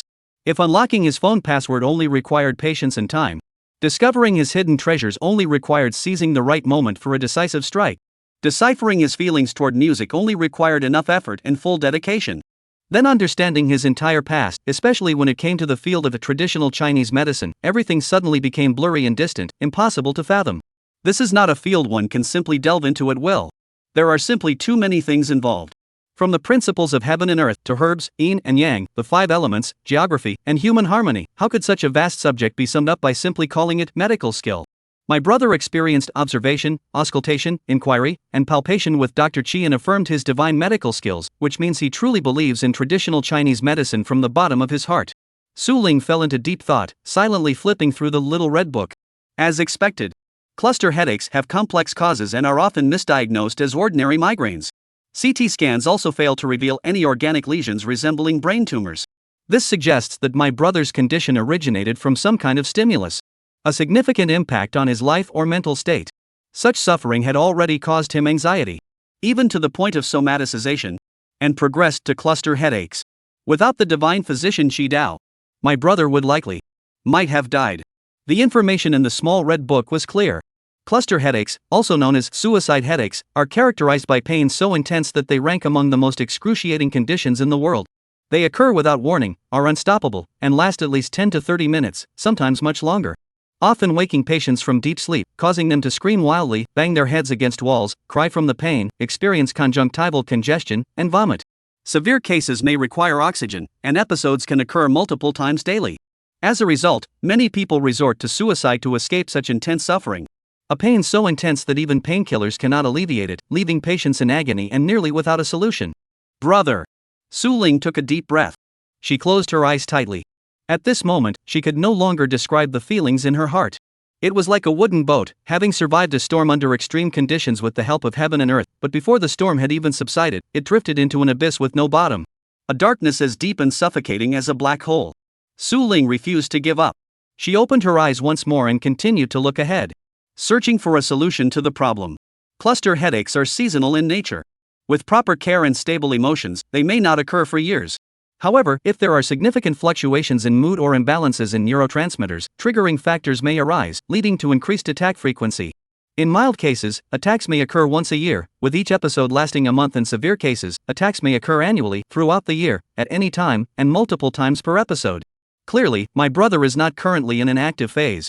His condition has improved since Dr. Chi intervened. Perhaps describing his current state as a stable phase is more appropriate. He can attend school, socialize, go out, and does not need medication. Yes. Recently, my older brother hasn't taken any medication in front of me.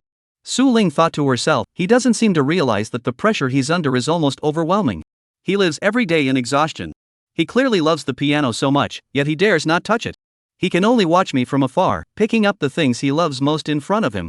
His body had already reached the brink of collapse, and his sighs were not without reason. But he still pretends to be a normal person, struggling to survive each day, just to live. He wants to spend the remaining days of his life, however long they may be, in the way he had always imagined. No doubt, his temples must be throbbing wildly every day. That's why his older brother always rubs his temples, and he rubs them for a long time. Cluster headaches often begin with a throbbing sensation on one side of the temple as a precursor to the onset of pain. If this warning sign is recognized in time and painkillers are taken promptly, the attack can be managed, shortening the excruciating duration of the pain and reducing the likelihood of suicide due to being unable to endure it. So, the unconscious actions my brother makes every day are actually the self-rescue postures he used to adopt during his annual episodes? Was he trying to gauge the intensity of his anxiety and somatization by feeling the pulsation of the artery at his temple? Is that correct? Ah. Su Ling covered her heart. Something seemed to be welling up in her eyes. A heart-wrenching pain. In truth, she had already sensed it. She sensed that her brother was hiding a deep secret. This secret must not be revealed to anyone, let alone herself. Her brother's logic was, do not let any negative emotions reach the hearts of those around you. His underlying way of thinking was, emotions are contagious. He didn't want his fragile, easily broken body, his chaotic and fragmented mind, hopeless life, or his barely clinging to life, be exposed before his own eyes. He didn't want to face himself in such a pitiful state, losing the last shred of security he had left. Brother. Su Ling murmured softly. Now. She had fully understood. Her brother had been in shambles all along. Her brother did not believe he was ill. He was clearly already at the end of his rope. If it weren't for that miraculous doctor who happened to intervene at the right moment, her brother might have succumbed to anxiety somatization leading to cluster headaches, and ultimately ended his life by suicide. Su Ling clutched her chest tightly. Suddenly, a surge of unnamed anger welled up in the young girl's heart. At that moment, Su Ling was furious. Extremely furious. For she knew, all anxiety has a root cause. Just like her own depression. It cannot appear out of nowhere. If you feel there is no reason, it is because you have not yet found it. For example, economic, the oppression caused by poverty. Mental, the pain of losing something you rely on. Physical, the agony of long-term pent-up emotions that can't be released. Material, self-doubt caused by being unable to obtain desired things. Value-related, feeling like a failure who can't accomplish anything. Don't avoid it. Think carefully and reflect deeply. You will eventually discover what you lack.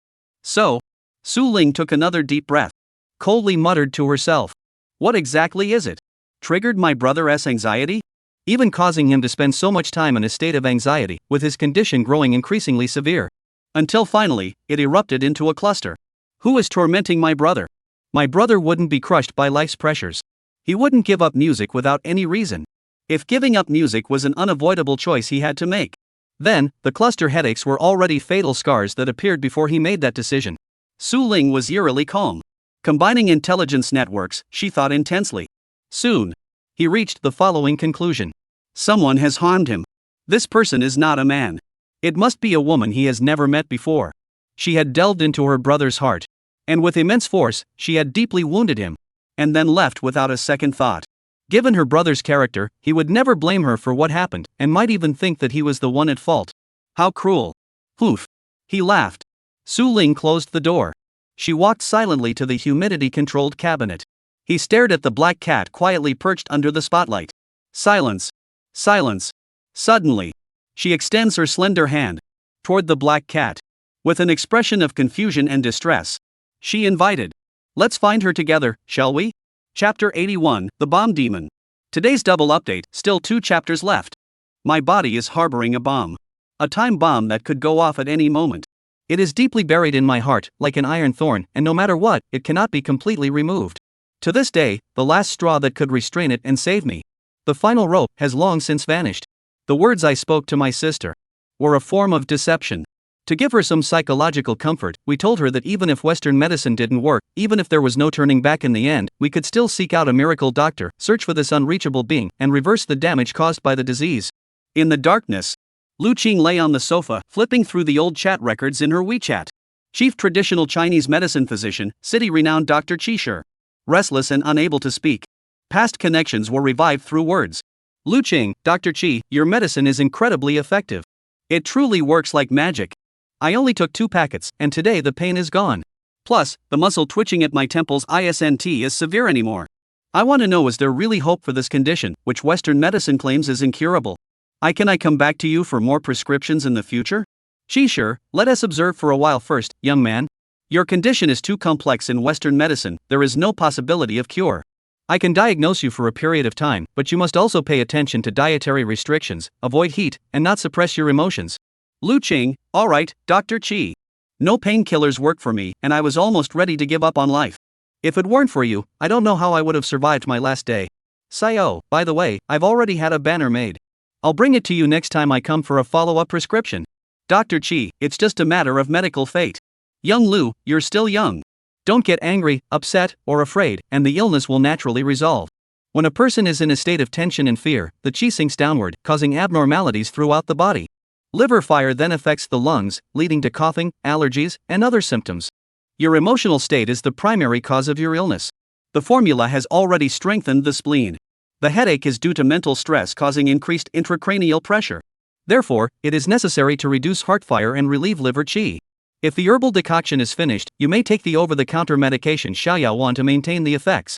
Lu Qing, great. Thank you so much, Dr. Qi. I no longer trust any other doctors. I will continue to seek your treatment. Qi Shi, do not be extreme. The scene freezes 2 years ago. Lu Qing, voice 30xx. Qi Shi, go see my assistant to get the herbal medicine. This severe cough that hasn't healed in 3 months isn't due to wind cold. The Chaihu granules and Lianxing capsules you mentioned are completely useless for you. This condition can't be delayed, treat it as soon as possible. I'm in Suzhou and can't return for now. Lu Qing, Dr. Qi, I've been waking up in the middle of the night with a start lately. I feel like I'm waking up from a dream halfway through sleep. What could be causing this? Can it be adjusted? Qi Shi, yes, it is still a case of emotional hysteria. Do not worry. Come find me tomorrow to get the medicine. Lu Qing, Dr. Qi, I've been experiencing itching on my skin lately, especially when I'm outside and the wind blows, causing me to sneeze and feel very uncomfortable. Can you treat this for me? Qi Shi, it's an allergic reaction, which is manageable and treatable. However, you should avoid certain foods and maintain a light diet for the time being. Lu Qing, Dr. Qi, I've been feeling a bit uneasy lately, with a tightness in my chest and discomfort in my eyes. You've already controlled all my issues: headaches, allergies, pneumonia, high uric acid, and gastrointestinal problems. I no longer trust any other doctors. I'd like to get some more medicine to regulate my body. Could you help me one more time? Qi Shi, little Lu, I have only 2 months left before I retire and return to Suzhou City to settle down. If you feel unwell, you can consult Dr. Chen in the future. What? Sure, our medical connection has come to an end. If we are meant to meet again, we will. If I were to say, the life she had been plunged into the depths of by her was enough to erase all the brilliance of her high school days. Then Dr. Chi's appearance was the only beam of light in the pitch-black depths of the sea. The divine healer pulled me out, then swept away. Dr. Chi's circle of friends was added at the third point of the diagnostic treatment. Dr. Chi once said that a true traditional Chinese medicine practitioner would never prescribe the same formula to the same person for half a month, let alone a month. After all, not only do medications deteriorate over time, but each person's internal condition also undergoes dynamic changes during the course of treatment.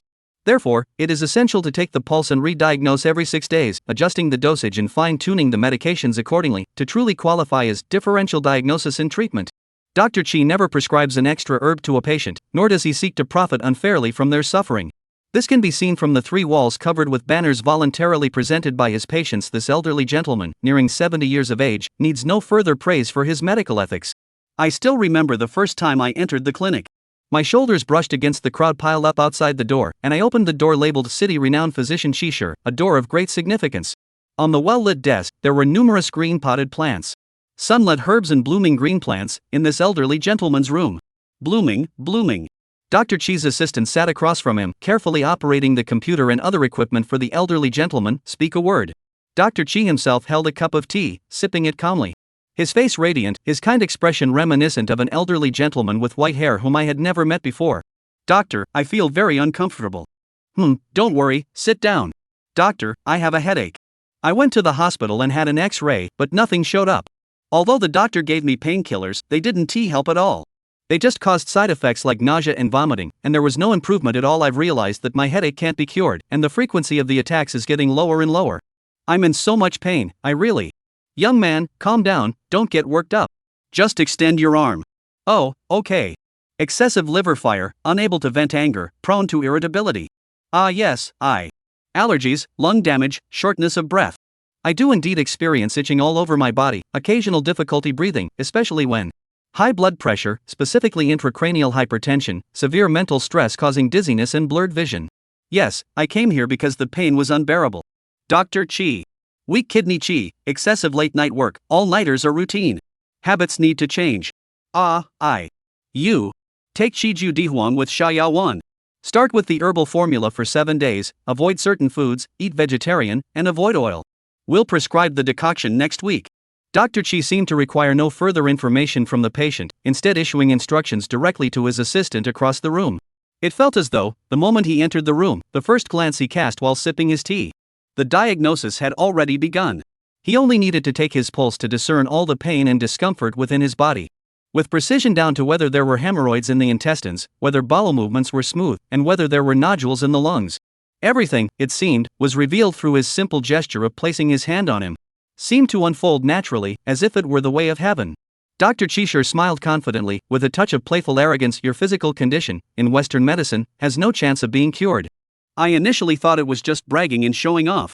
But after taking the traditional Chinese medicine for just 1 week, the intracranial pressure immediately subsided and never flared up again.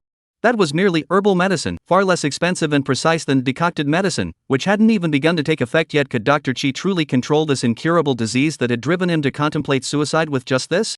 Lu Qing was deeply shocked. Although Dr. Chi had instantly made his head stop hurting. But at the time, Lu Qing still believed it was because he had passed the acute phase, allowing the over-the-counter Chinese medicine prescribed by Dr. Chi to take effect. This might have been a mere coincidence. Until, during the second week's follow-up visit, after actually drinking the herbal decoction he prescribed, everything changed. Dr. Chi's demeanor during the consultation was incredibly vivid, defying description in words. The elderly man was as gentle as spring breeze, one hand resting on his pulse, the other holding a pen, writing the names of over a dozen Chinese herbs on a notepad with fluid, flowing strokes that resembled a dragon winding through the clouds. The Taoist essence contained within was indescribable. Astragalus 70G, Angelica dehurica 40G, Coptis 15G, Cortex philodendri 15G, Codonopsis 30G, Forsythia 5G, Hediotis 5G, Texillus 35G, Ligustrum 25G, Cardamom 40G, Phytotractylodes 30G, Wild Chrysanthemum 50G. This extremely complex formula, with no discernible pattern in the dosages, was referred to by Dr. Chisher as, "This will cure you in one go." Lu Qing was well aware that, in Western medicine, cluster headaches are considered incurable. Even in traditional Chinese medicine, it was unlikely that this condition could be cured with such precision, let alone show any effect. He had researched online beforehand and found that many ordinary TCM practitioners would only adjust existing classical formulas based on existing knowledge, make drastic changes. Someone like Dr. Chi, who could make a precise diagnosis based solely on the pulse without further inquiry and write an irreproducible prescription by hand, was unheard of and unprecedented. Do you remember how Dr. Chi's handwriting was as fluid as a dragon's scales, with each Chi at the end of a medicine name curling gracefully upward and to the side? My admiration for him grew with each subsequent visit, becoming increasingly fanatical. Dr. Chi, I've gone a week without eating meat, sticking to a vegetarian diet. May I drink the herbal soup now? Dr. Chi, all my previous blockages have been resolved, and I've been feeling very stable lately. You're truly amazing. You've even helped improve my other issues as well. Dr. Chi, my allergic rhinitis has actually improved? My nose isn't blocked anymore. It's allergy season now, and even levocetirizine and montelukast sodium couldn't help me you?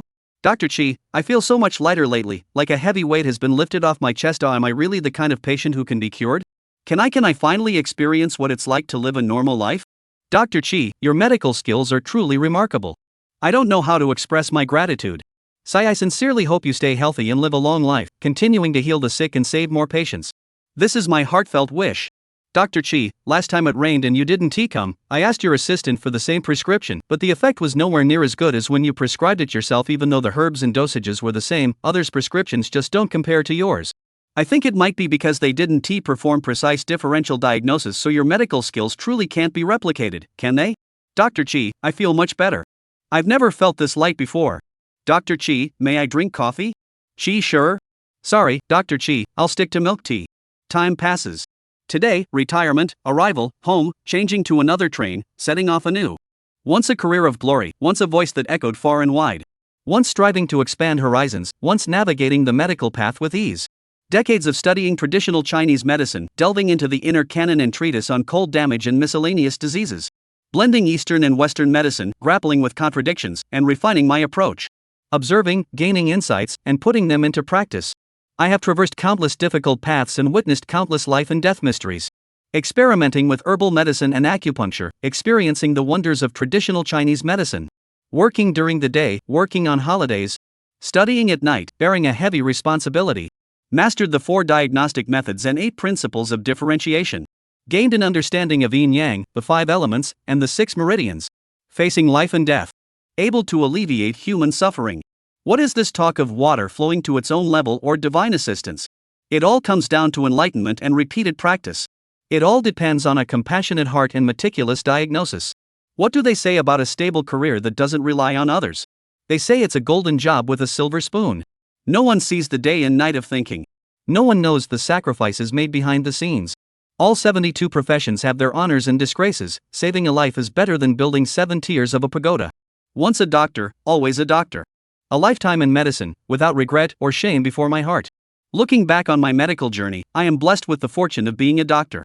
With this compassionate heart, I hope for a bright future, where I can navigate life with ease. Chi, sure. Ah. Lu Qing lay on the sofa bed, his gaze unfocused as he scrolled through Dr. Chi's latest post. His chest felt heavy. This was the perfect conclusion to Dr. Chi's decades-long medical career.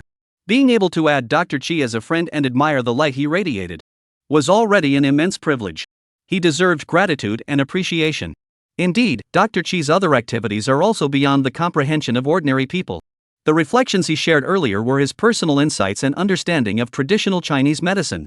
For example, after reading the Wangdi Neijing, I finally understood that those who align with the Tao are naturally beautiful.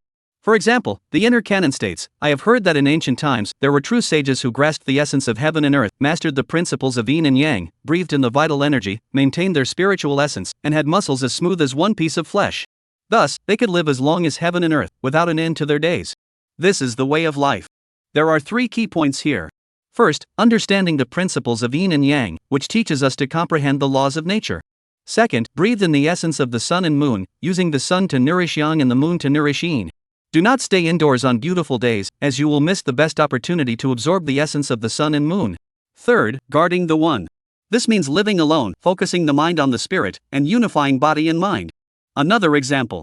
Clearly, traditional Chinese medicine is a true science of life, not only helping people achieve health but more importantly enabling them to live well, live long, and attain joy and happiness. I believe the immense value of traditional Chinese medicine lies precisely here.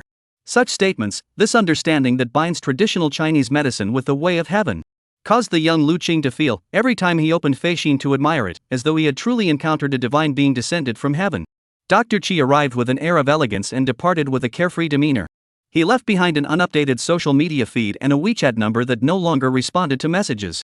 Lu Qing knew, from this day forward, there would be no one like Qi Shidao in his life. The Chen doctor recommended by Dr. Qi, he didn't even want to try, didn't want to believe. He only believed in Dr. Qi. He only believed in this divine healer who had dedicated his life to saving others.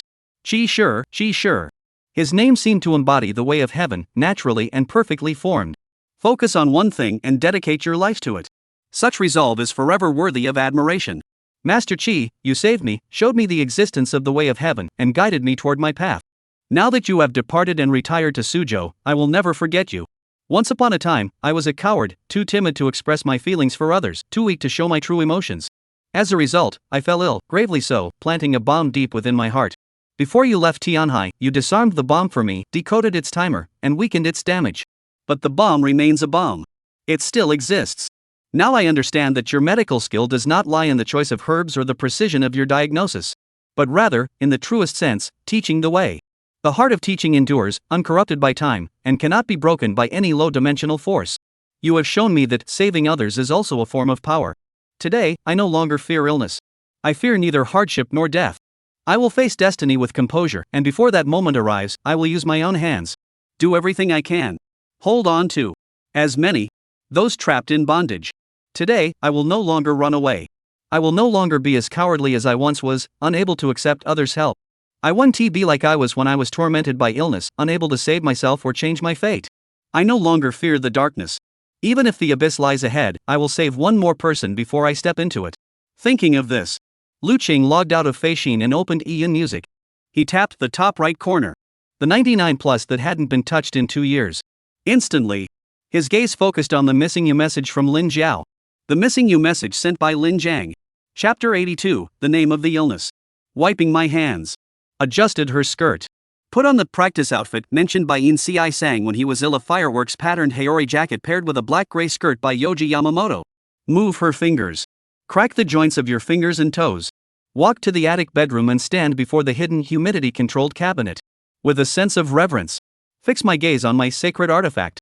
Ampmjalirism 245 plus. Ampms really hits the spot. That rich, chain-like sound, each note resonating deeply in the listener's heart. Of course, its milk-smooth, seductive yet innocent appearance goes without saying. I have a friend who uses this exact guitar, so I've been personally captivated by her. If you have the budget, you might consider bringing her home. Alright. Back then, because of a single phrase from Yin Ci Sang, I bought a plane ticket, got my passport and tourist visa ready, and traveled to Japan, all to bring back this genuine, non-mass-produced handmade masterpiece. It was my first time traveling abroad. Since I hadn't studied Japanese systematically, the obstacles I encountered along the way were inevitable, so I had to communicate entirely in English. After all, I had earned my spot at the prestigious Senryu Bilingual High School through sheer determination, and my language skills were impressive. So, despite the challenges, my first solo trip turned out relatively smoothly. As for why I didn't seek help from the all-knowing Japanese-born guide, it was because this was a secret related to the sound P. It was a secret between me and him. I couldn't let Takasaka-san find out. And I couldn't let my older sister know either. No one could know about the existence of this sacred artifact. The ever-burning spotlight carefully encircles AZ's sacred body. She, bathed in light, like the great saint in a Gothic cathedral, gazed upon by the crowd. The adoring gazes of the faithful, the desires hidden deep within their hearts, are deeply etched into the depths of their souls, a mark that can be manipulated at will. All symbolizing her lofty status. A flower on a high mountain, far out of reach. Sister, it's time to practice the piano. Lin Mu would call her sister. Because, Ampens, she felt more like her own sister. Subconscious, or a sense of security? She couldn't say for sure. The existence of Ampens made her wonder how much effort she had put in, effort that others might find absurd and speechless. All the instruments downstairs are just a facade. The simple renovation of the secret room was done entirely by herself. Every time she practices the piano, she chooses the dead of night, locks the store door from the inside, to avoid being seen by anyone who might appear. When going to give the holy maiden a massage, she was fully armed, only seeking out a female luthier, and even when carrying the heavy guitar case, she refused to use the flimsy guitar bag to carry it on her back. It is now 1 a.m. It's time to practice. Of course, I can't use the Holy Maiden's piano every day. Such a divine instrument is not meant for practice. As Yunsi once said, you must distinguish between practice piano, playable piano, performance piano, and performance quality piano. Of course, there is also a type of piano I call the lifetime companion, which you can also understand as the soulmate. With her, all fatigue, exhaustion, and obstacles will vanish into thin air. I'm not sure if you'll ever meet such a her who can replace everything in your life, but given your conditions, Lin, objectively speaking, you're already among the top musicians, so the first 4 levels of instruments should be within your reach. For Lin Mu. What In Si said is truth. Absolute truth. Even if he had already quietly left. Even if he has encountered the greatest obstacle in his life. Even if he never said he would return. Even if the light he once emitted has been tinted with deep gray. Lin Mu doesn't care. Lin Mu firmly believes, and will always believe. With a divine presence within, even if the path ahead is littered with thorns, everything will eventually turn out for the best. For In Si, he was the deity of his life. The divine never abandons faith. Absolutely. Absolutely not. She believes this to be true. Carefully retrieving sister, she lifted the extremely luxurious effects matrix. Holding them, she descended the stairs. Arriving at the small stage specially built for herself. Soundtrack. Sometimes, a solo performance can be quite moving. After all, children on the path of music are always lonely. If you want to overcome this loneliness, why not build a stage just for her and dance with her? Then, loneliness will become your friend. Being with loneliness means you are not alone. The words of the gods are always hard to understand. But after putting it into practice, one comes to realize that this is the truth. For Lin Mu, putting the gods' words into practice gradually became the greatest meaning in his life. Though this was limited to the time before he left. Actually, playing alone isn't so bad. Even if I'm the only one left. It's okay, just practice the piano well. Even if no one is listening. It's okay, pour your heart out to yourself. In the quietest moments, gently knock on your own heart. Lin Mu's lips curved into a smile. Only when she was alone did she think of his words and let such a smile escape her lips. She put on the Egyptian cat harness, plugged in the cables, and activated the effects pedal. Flipped the speaker switch, and reached out to touch the lock screen of the pastry-themed laptop on the high table. He selected the project named Practice from the Logic host, opened it. Glanced at the list of daily practice pieces cover accompaniments. Gently pressed the triangular play button. From the very first song we heard him sing Tokyo Teddy Bear. In the dimly lit, soundproof Twilight Cafe, which had undergone comprehensive acoustic renovations. A Gothic-style antique wall clock hung motionless.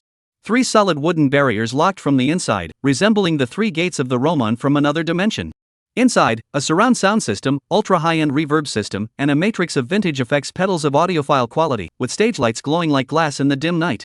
Vivi's full range of jellyfish simulation, kangaroo compression, seagull overdrive, and owl preamp are perfectly matched with In Cip's custom black cat overdrive, red cat distortion, dolphin reverb, and Athena gain. If you could become his teammate. To play on the same stage with him. Then, absolutely harmonious aesthetics. Absolutely harmonious tones. Equally top-notch equipment. And playing ability that doesn't fall short of his. Could this create a new miracle? Yes. The person I am today, who stays up all night playing the piano every day, how could I lose to that god who suddenly ran away? How could I possibly be his match? I've been learning arrangement, and my hair has fallen out in clumps. So I cut my long hair short, from waist length to shoulder length. In this high-intellect field that makes girls step back, I charge forward without hesitation, alone. In terms of equipment, In Cip has the legendary Schecter NV3, while I have the sacred Atelier ZM245. In terms of technique, In Cip can handle ACG rock songs at around 200 BPM, while I've already mastered slap, fingerpicking, 3-finger rolls, and 4-finger rolls. In terms of aesthetic taste, she loves Nara's Tokyo Teddy Bear, Bite the Second Hand by Mayanaka, Run Toward the Night by Yosobi, and Bomb Magic by Yorishika. One song after another, quietly resting in the practice playlist, all of which are In Cip's favorite things. Holding a bomb with the eyes of the dead, staring at the opening, Goodbye Humanity, I'm going to blow you all to pieces. Ching sang. Why do you like such songs? What were you thinking when you clicked the heart button? The old me might not have understood. But now, after years of practice, repeating the same thing thousands of times, I finally understand completely. I now understand you. I know what kind of person would appreciate such a song. I know what kind of sophisticated harmonies can move your golden ears. I know you can hear 20 tracks of instrumentation simultaneously and filter out any single sound. I know even more that you will shed tears while listening to these songs, that you will be moved by the emotions the composer has poured into them, yet you will never say a word. I also know your playing, your state of mind when you play, how long you've practiced each piece, whether you're confident or insecure. I know it all. Stop running away, Xing sang. You will come back. From the moment I saw your true intentions, I have been certain that one day, you will come back. You won't abandon music, just as you wouldn't abandon the sacred artifact you cherish above all else. I imagine the emotional pain and self-blame have been growing daily after ignoring them for so long. You must have resolved not to touch music or compose again. Yet in this messed up, chaotic life, you feel excruciating pain every day and night, right? No matter how harsh reality strikes you. No matter how daunting the obstacles ahead may be. Even if you can't see the end in sight, you must never give up. Those were your own words to me. Have you forgotten? Chapter 83, even if I'm a rich little girl, you wouldn't fall for me? 2-in-1 explosive update in progress. The melody was passionate, the rhythm pounding in her heart. The low moans of Holy Sister stirred the closed-off self, filling the entire space with her melodious low frequencies. 4 hours of practice had already passed halfway, reaching a piece that somewhat represents her current 50% skill level. Remaining life. Her fingers danced across the keys like fleeting shadows. The wrist guards and band-aids seemed ready to burst off her fingers at any moment. The grass-green PRS guitar on the Ampum-style guitar stand plays freely. When playing the guitar, focus fully and immerse yourself completely. One day, you'll suddenly realize that your skill has quietly risen to an astonishing level, and looking back, the person you once were is no longer there. So if you want to break free from yourself and leave the past behind, play with all your might. This is my secret to practicing the guitar. I'm sharing it with you. The words spoken by Inci are as profound as the Bible. Linmu clenched her lips, facing a hellishly difficult bass showpiece, giving it 140% of her energy, without looking at her arms, choosing to play blindfolded. The rich, textured tones flowed effortlessly, but this still didn't capture her full attention. A portion of her energy was focused on watching, fixing her gaze on the PRS guitar 3 meters away from her. This was the electric guitar he had recommended. As everyone knows, an electric guitar has 6 strings, 2 more than a bass. Therefore, from a technical perspective, it is more challenging than the electric bass, and mastering it to perfection requires relentless practice and exploration day and night. Linmu may not possess the natural talent to become a master in this field, but that doesn't stop her from purchasing this guitar, one of the little treasures that Cip loved but couldn't afford. Looking at this PRS, it feels like seeing a reflection of Ci's spirit. It feels as though he is standing beside him, admiring his performance. It feels as though he and I, in some parallel universe, in a sense, becoming true teammates. Playing for you, giving it my all. Would you be happy? Can you hear me? Will you one day discover that all the songs you love, those 700 and more songs you've marked with a red heart, I've already recorded them all and sent them to you. Would you watch them? Would you spend so much time watching minute-long videos? Watch each one individually? I bought a DSLR camera just for you to record the footage. I bought a Shure microphone just to record the audio. Even though each video was recorded dozens or even hundreds of times before I felt confident enough to send it to you on Music. Even though I know you probably don't have the time to go through all the piano practice moments I've recorded over the years. But it doesn't matter. I've sent them to you. That's enough for me. Linmu smiled. You're looking at me, aren't you? The night passed. Staring at his shadow. He soon passed the difficult time. The practice was nearing its end.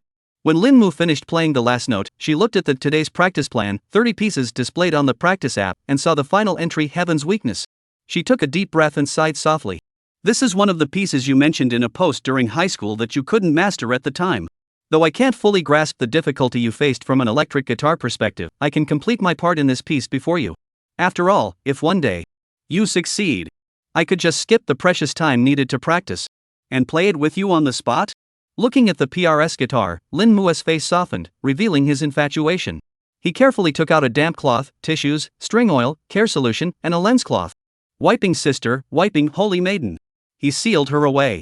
Immediately, he took out a cheaper wooden guitar, a Martin D28, from the humidity-controlled cabinet on the first floor of the shop. It was the same model but from a different year as the wooden guitar owned by Inci. To test whether he could fully immerse himself in his memories and closely observe his past, Linmu made an extremely terrifying decision. Which was, whatever he learns, I will learn as well. Unfortunately, after trying, Linmu discovered that he simply couldn't do it. At the talent level, he seemed to be slightly outmatched by Incip. Damn you, divine beings. Therefore, he settled for the next best option. Whatever song he likes, I'll practice it in my area of expertise. He had no talent for the guitar, so he could only pick up a xylophone and play simple melodies, and his voice wasn't as sweet as his sister's. However, in the field of bass playing, taking the music enthusiasts of the entire grade as an example, If I say I'm a 2, no one dares to say they're a 1. Unfortunately, I have few friends. All my teammates have left. If only someone were willing to be my friend. If this person also understands music and plays electric instruments. As long as she doesn't bully me. Then even if I had to pay her 5,000 yuan a month as a friendship fee, it wouldn't be a problem. Lin Mu thought to himself. Soon, the evening practice entered its final stage. All in one machine practice. As the Bible says, do not fix your gaze on a single instrument and become isolated. One of my mentors once taught me that to master the guitar, you must master all types of guitars: acoustic, electric, and bass, and even classical, folk, and fingerstyle. Therefore, I believe it is essential to have a basic understanding of other instruments. When Lin Mu heard these words, they automatically translated in his mind to master the electric bass, you must also master the acoustic bass, double bass, contrabass, acoustic guitar, electric guitar, and other instruments. Otherwise, your understanding of music will be incomplete. So, just playing bass isn't enough. It's insufficient. Absolutely not. The girl believed that having a single skill was fatal. If you're not a jack of all trades, you're not worthy of being his teammate. So, she began to study on her own. She used the money her sister earned to buy a 25,000 yuan acoustic guitar, feeling a bit guilty. But it doesn't matter, my sister doesn't know. Even if she did, she wouldn't understand why I bought it. She wouldn't care about the money. So I'll secretly study his techniques and empathize with the hundreds of obstacles he must have faced every day while practicing. That's not a big deal, right? Lin Mu's little joys are nothing more than this. What should I play for the last piece today? She licked her dry lips, held the little treasure tightly, and sat down at the small stage. She plugged in the electric guitar cable and turned on another set of high-end acoustic guitar effects pedals worth over $10,000. No shortage of money. After all, it was her sister's money. Got it. I'll play you Chang. After making her decision, she pulled the microphone stand closer and placed the Shure condenser microphone near her mouth. She removed the pop filter, adjusted her posture, and sat on the same brown bar stool used by the bar's resident singer, balancing on one foot while holding the guitar at the right angle with both hands. Although Lin Mu considered herself not particularly talented when it came to guitar. But this was in comparison to her god-tier talent in the bass guitar realm. Otherwise, she wouldn't have been able to achieve the original difficulty level of ACG songs in just a few years. She was fully aware that songs. At the same time, the song Blue Squared that her sister often plays is also a track by Yorushika referred to as Night Deer in the following text. Her sister's admiration for the blue sky is something she understands. But why did she suddenly start obsessively listening to Yorushika's songs? She had never been interested in this style before. I hadn't recommended anything about Yorushika to her either. Why did she suddenly start liking a group with the same vocalist as NCI? She couldn't understand it. Can't figure it out. But it doesn't matter. My sister is free to admire the blue sky. She also has the right to like yellow. It doesn't matter. After all, she won't be holding herself back from contemplating the lake bottom. Feeling the sadness of the lake bottom. The singing grows louder. Always, always, always, always. It's all because I've been chasing after you. The crisp sound of the xylophone strings drifts and spreads, swirling and filling the entire space. Lin Mu's vocals are simple and unadorned, though not exactly top tier, but he manages to play all the advanced chords while singing with complete emotion. In the dead of night, it had become a mirror image worth capturing. A singer who gives their all is worthy of respect. These were words spoken by NCIP, which Lin Mu had etched into his heart. The air is still. The strings hum. Playing, singing. Recording, replaying. Collecting fragments, trimming flower branches. At 6 in the morning, the sun rises. Watching the sky turn blue each day. Lin Mu packs away his instruments, washes his hands, and clears his mind. And edits all the audio and video content he has created. And sends them wirelessly to his own smartphone. I'll send it to him before bed. He thought to himself. He turned off the lights in the cafe. She tidied up a bit. Feeling at ease. For her, the morning and early afternoon were meant for sleeping. After all, it's twilight coffee. Opening the door in the morning is out of the question. Even in the evening, it's up to chance. Oh, she hasn't opened at all recently. Poof. Lin Mu spat out a breath. For some reason, he thought of the couple who had come to his shop to show off their affection last time. You jerk, dare to give me that look. Poof. She muttered discontentedly. Better not let me catch you next time. Otherwise, I'll make you pay double. I didn't practice the piano enough. Next time, I'll spend 10 times as much time on it. NCIP. When encountering a new piece that is too challenging or a section that just one flow smoothly, start by playing it simply 200 times to build muscle memory. Simply. Though it's quite extreme. But Lin Mu regards it as the Bible. In any case, everything in CIP said, she must put into practice herself. At that moment, after finishing her final tasks and washing up, she collapsed onto the bed, tearing off her jacket and throwing her skirt and everything else onto the floor before jumping onto the ultra-luxurious, soft mattress. So refreshing. She let out a comfortable moan. She rolled around on the bed. Then, before the sleepiness fully set in, she opened her phone one last time. Performing the final task of the day. Post my practice progress to my music teacher. If I'm in a bad mood, I'll write a short diary entry. Anyway, he won't see it. So I might as well just talk to myself. Hee, there's nothing wrong with that. Should I send it to him? Linmu opened the photo album and searched for the few edited videos he had just sent over. As his fingers swiped through the photos, he suddenly noticed there were a few inappropriate photos in the album. She furrowed her brows slightly and looked at the photos taken in front of her sister's store when she had been pranking around. The photos related to C. King. Damn it. Bad luck. Now, the perfect mood she had after finishing her piano practice and recording the video was completely ruined. It was as if it had vanished into thin air. Linmu, feeling annoyed, opened those photos one by one, frowning as he selected each one to delete from the album. When he reached the last one, he stared at the photo of C. King and C. Queen, short for C. Queen, together, finding it increasingly odd. He looked left and right. He looked again and again. The C. Queen, on the other hand, seemed harmless, a cute, girly type who looked like she had plenty of admirers. She dressed fashionably and had a sophisticated sense of style. But the C. King. To be honest, this body type really does look a lot like in CIP, doesn't it? Linmu furrowed his brows deeply. And sat up abruptly with a thud. Last time, he had that same feeling of hallucination. Although he had dismissed it as an illusion. But he couldn't deny that if he were to take the C. King in front of him and insert him into INC's video.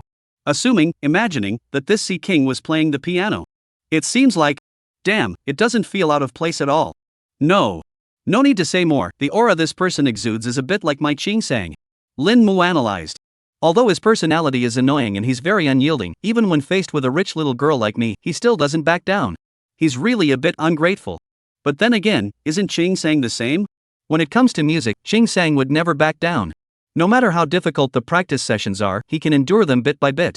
Moreover, even if you were to really put someone like me, a rich little girl, in front of Ching Sang, would there be even the slightest chance that he might develop any interest in his three-dimensional self? Probably not. Obviously not. After all, what he loves is the piano. Linmu felt a bit defeated. Every time he thought about this fact, a sense of self-doubt would arise in his heart, making him feel like he couldn't compare to her other wives. So all along, just watching him from afar was enough. Once, in a moment of boldness, he tried to initiate a voice call with him, only to be met with a lifetime of shyness. Inching just disappeared. She even became in CIP. Damn. It's all my fault. I scared him away. Linmu got out of bed in a bad mood, angrily put on her skirt, and synchronized the photo titled Queen's Portrait C. King and C. Queen from her phone to the audio workstation music production computer worth 60,000 yuan in the attic. And then printed the photo out on a Bluetooth printer right there. Oof. She clicked her tongue, then picked up a pair of scissors from the table, skillfully cutting out C. King from the printed paper along the edges of his figure, with anger in her voice, snip snip. Piece by piece. She then tossed the remaining C. Queen and the background of the moss store from the photo. And tossed them directly into the trash can. A short while later, Linmu pinned the photo of the C. King onto the whiteboard directly opposite the double bed and studied it intently. This whiteboard served as her draft paper for writing songs and composing music. Linmu was accustomed to using a whiteboard marker to write out the harmony scales on it, derive them, and directly compose music. Now, there was a C. King image stuck on it. Even though I know it's just overactive imagination, it still feels suspicious. Linmu estimated that she was 99.999% certain she was wrong. After all, the probability of encountering a man in this world with a physique and facial features similar to in CIP, especially hands and fingers that looked exactly like in CIP's hands and were roughly the same length, was simply too low. Let's just keep it as a keepsake. If only I had taken a closer photo. She thought to herself. She couldn't shake the feeling that she had indeed guessed wrong. The second reason she concluded she was wrong was that on the left fingers of the C. King, one could faintly make out that there were no calluses. Someone who practices string instruments every day wouldn't have smooth fingers. But then she thought, if a guitarist hadn't practiced for half a year, the calluses could have worn off, new skin could have grown back, and the once proud calluses could have been covered up. In any case, I can convince myself either way. Forget it, let's just stick him in the house and scold him every day. Linmu made this rebellious decision. Let's just consider it a way to vent my emotions. That's not bad. It's all good. Linmu thought to himself. He opened his phone with a smug expression. Next. Should I send the homework video to Ching Sang? He. She quickly opened Yun Music. She skillfully found her only pinned message in the message list, in CIP. The next moment. Old habit? Staying up all night again? Seeing something off, Lin Mu thought she was hallucinating again. Because in the past, the messages he sent would appear at the top.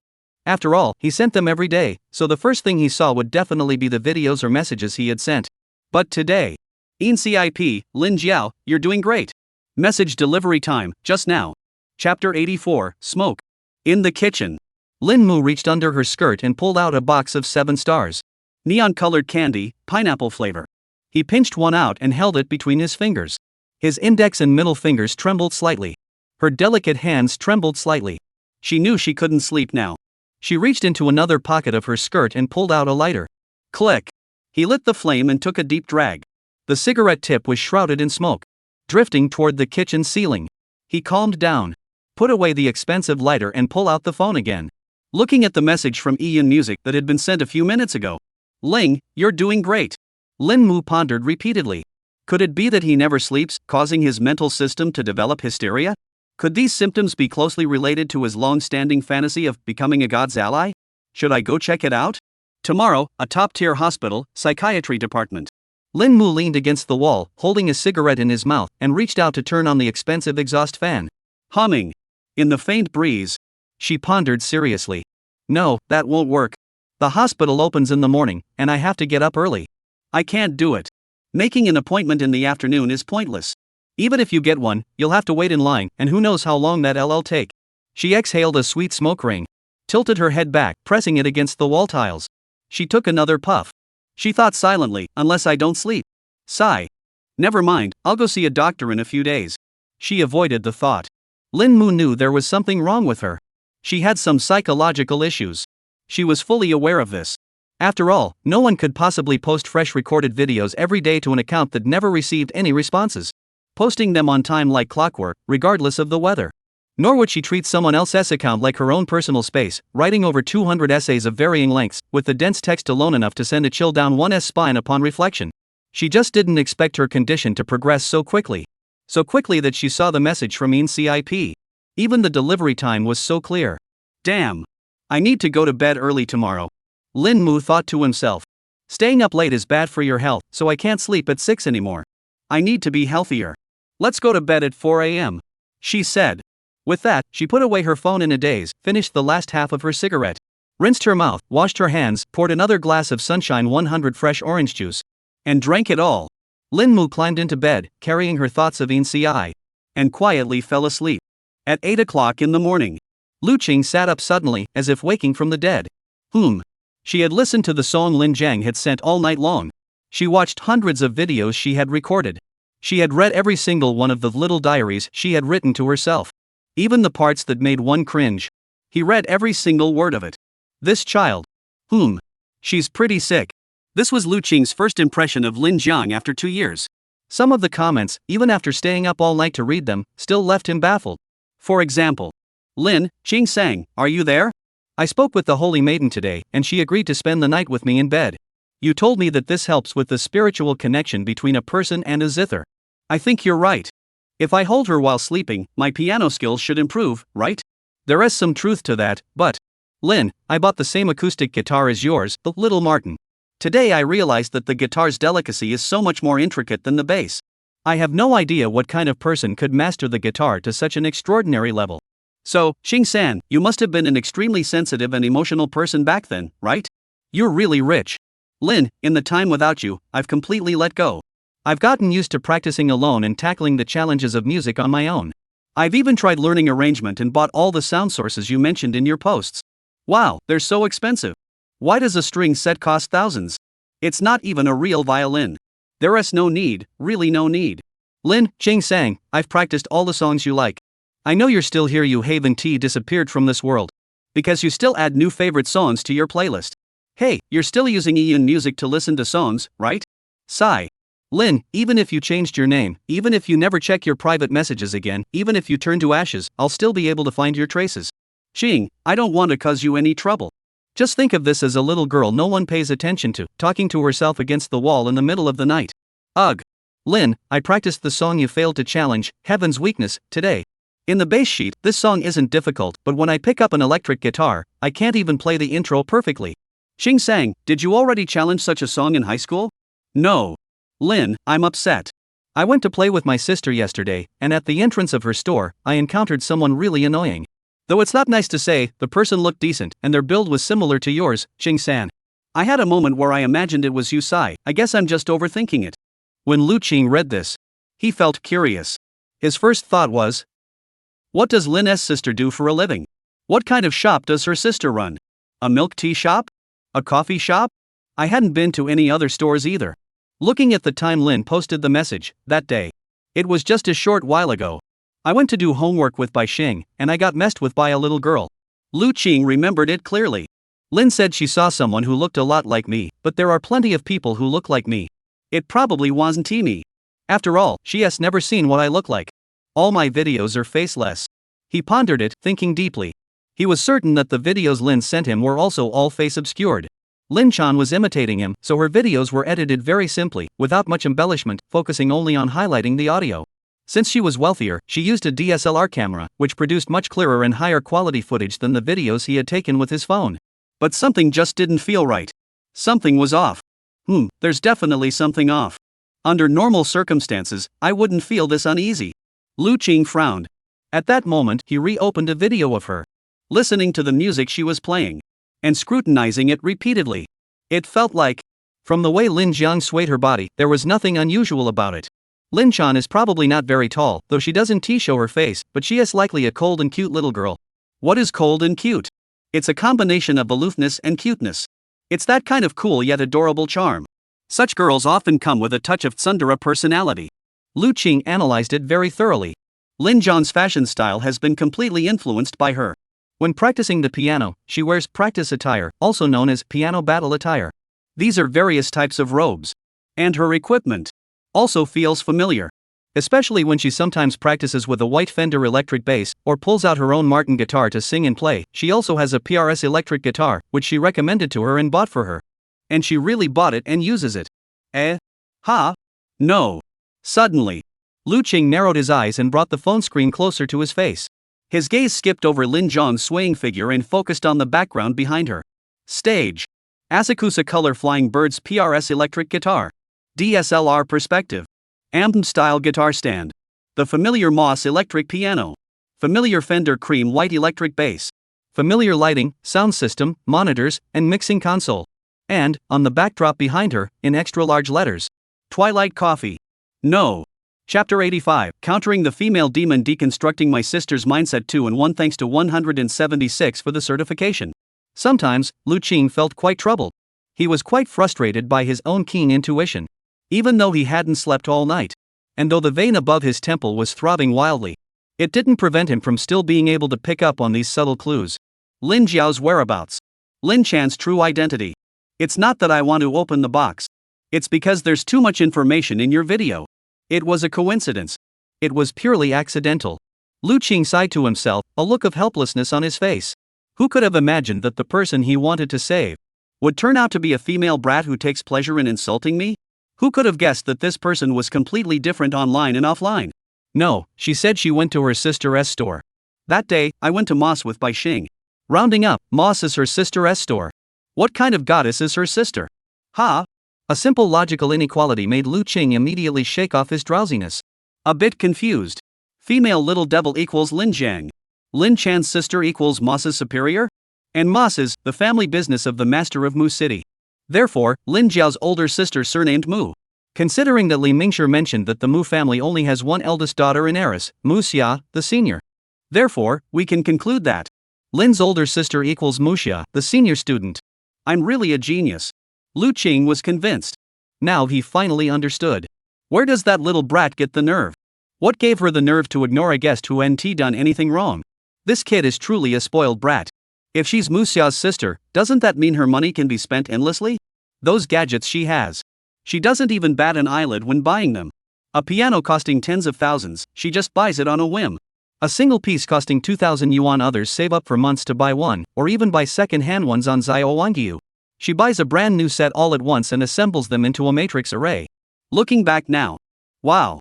Terrifying. Lu Qing understood. Completely understood. How terrifying were the family circumstances of Lin Jiang. Behind her stood a shadow as dark as a black hole. This shadow also exists within his own school, though few ever encounter it. One could even say it doesn't deserve to be encountered. Lu Qing went to the bathroom to wash her face. Looking at his bloodshot eyes in the mirror, he continued to ponder. If that's the case, then Lin should also have the surname Mu, right? But if that's the case, wouldn't her name be Mu Lin? That doesn't sound very nice, does it? It sounds a bit odd. He pondered. She mentioned earlier that she can be referred to as Lin. This usually means her name definitely contains that character. If she's not the biological younger sister of Muxia, does that mean she might be a distant cousin of the senior? It's hard to say. Speculating blindly won't help. Better to just ask old Li directly. With that in mind, Lu Qing took out his phone, found Li Mingshir's WeChat ID, and sent him a voice message. Beep beep. Li Mingshir answered immediately. Oh my. Qingzi, what's the rush? The sun must be setting in the west today. Why are you calling me? Old Li had never seen Lu Qing take the initiative to send a voice message before. And at that moment, the background noise was filled with the melancholic sounds of love songs. Mr. Li, who is that? Is there a fox spirit harassing you early in the morning? Get lost. My buddy is calling me. All of you, get out of the way. Get lost. He muttered a few curses behind him, then laughed heartily and continued the call. Qingzi, what's going on? Let me hear it. Is there anything I can do? Whether it's calling for backup or arranging a meeting, I've got you covered.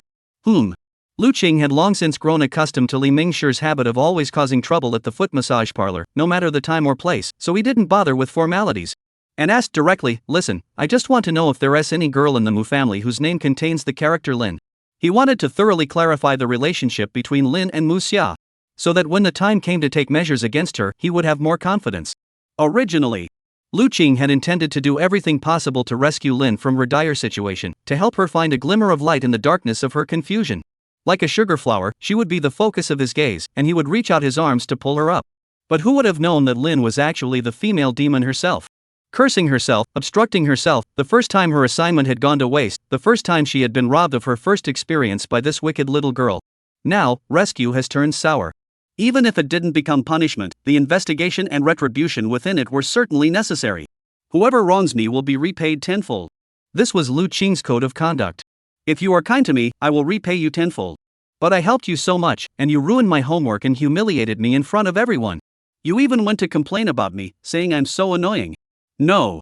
You came to me to complain, saying I'm very annoying. Great. Lu Qing smiled brightly, listening to old Li's reaction on the phone. Ah? The Mu family? A junior? Which Mu family? Muxia's family. Exclamation point. Li Mingshir was startled for a moment, then was completely taken aback. Oh my god, Qingzi, you finally couldn't resist either, wanting to lay a hand on the senior sister?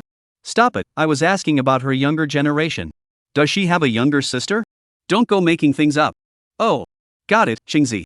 You're taking the long way around, planning to start with the senior's younger sister and then move up to the older one, aiming for a double whammy with the sisters. Damn, that's some high-level gameplay, high-level gameplay. Li Mingshir, as an experienced player, spoke with the wisdom of someone who's been there. Why didn't I think of that before? Qingzi, now even I have to look at you with new eyes. Stop it. Lu Qing was speechless. But he knew old Li well. Li Mingshir was the type who loved to crack dirty jokes and tell risque stories. From his reaction, it wasn't hard to tell that Muxia indeed had a younger sister, and their relationship might be quite close. As one of the young masters of Tianhai, Li Mingshir had built a fairly extensive network of informants after befriending numerous homeless street thugs. Despite his claims that he wasn't worthy of crossing paths with Muxia, his basic curiosity still drove him to act. Therefore, before giving up on pursuing Muxia, he had already sent his men to investigate the Moss family. Lu Qing speculated as much. Sure enough, old Li almost blurted out the answer the next second. Bro, let me tell you. He lowered his voice. The Mu family is actually quite complicated. Master Mu is already elderly and nearing retirement. The current head of the family is his son, named Mu Xianchun. Mu Xianchun? Yeah. Old Li nodded. This guy is said to be quite skilled in business. He developed many new channels for the Moss piano brand and is unmatched in operations and marketing, earning a lot of money for the old man. However, in terms of music, he pales in comparison to Mu Master's former disciple, Lin Lin. Li Mingshir seemed to be holding a reference book, explaining in detail. As far as I know, this Miss Lin is the prodigious daughter who studied instrument making under Master Mu. Due to her extraordinary talent, she was highly regarded by Master Mu, who then forced his own son to marry her, with the aim of expanding his family business and securing a bright future for Moss. Thus, Mu Xianchun and Lin Lin became a couple in name only. However, Xingzi, you should understand that such a relationship is doomed to fail, as Lin Lin already had a daughter before joining the Mu family. Her name is Lin Mu. What? Lu Qing was completely stunned upon hearing this. What's going on? This, the upper circles. Is it really that complicated? Wait a moment, Old Li. If I understood correctly, are you saying that Mu Xia's sister is the daughter of her father's temporary partner, someone else's daughter? Her name is Lin Mu? Yeah, that is exactly what I'm saying. Mu Xianchun is just a scapegoat. He was raising someone else's daughter, so it's said he never treated Lin Mu well. Though it didn't escalate to domestic violence, he never showed her any kindness, and eventually kicked her and the children out of the house. That's what my younger brother told me. Lu Qing's brain was processing this information at full speed, but he still sensed something was off. Then, what about Mu Xia? Mu Xia is the daughter of Mu Xianchun's first wife. Li Mingshi explained, his first wife was an Italian-born female musician. After giving birth to Mu Xia, she divorced Mu Xianchun because she looked down on his musical talent. Before leaving, she even bluntly told the old man that Mu Xianchun was short and incompetent, making it one of the biggest scandals in the Mu family. Later, the disgraced Mu Xianchun started living with Lin Lin. Everything was going well. But one rainy night, Lin Lin was in a car accident and died. Only the poor child Lin Mu was left. What? Li Mingshi sighed softly. To be honest, Xingzi, if you're planning to go after Lin Mu, I suggest you treat her well. Rarely, Old Li spoke with a serious tone. After all, this girl is quite pitiful. It's not because she has no parents, but rather because she went from heaven to hell. From a wealthy family to an orphan, from a perfect start to a complete collapse. That sense of being detached from reality is, in my opinion, worse than never having been exposed to the Mu family or ever having had any connection with Moss in the first place. I don't know if you understand what I'm saying. Lu Qing listened to Old Li's words and rubbed his temples. He pressed down on the nerves that were twitching slightly, recalling every moment of his encounter with the female ghost. Lin Mu. Twilight Coffee. In the twilight, a lonely little girl sits alone on a small stage, playing the bass into the camera, with no one to rely on. Sigh. Lu Qing sighed softly. After thanking Old Li and hanging up the phone, she remained standing in the bathroom, facing the round mirror covered in water stains. What should I do? What should I do? She probably still doesn't know that I've uncovered her identity. I'm in the shadows. She's out in the open. She hasn't replied to my message. She must have fallen asleep. She's still in that cafe. These past 2 years, alone.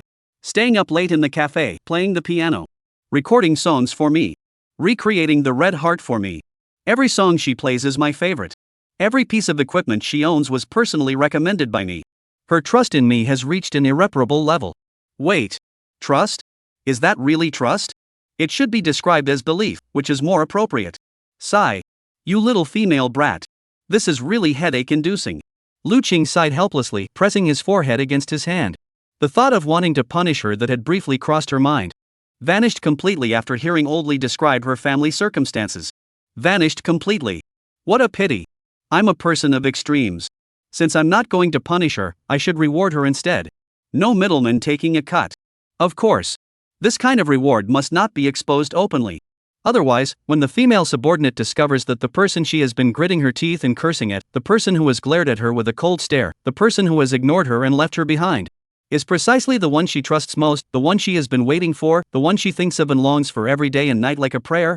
When that moment arrives, will she feel the world crumbling around her?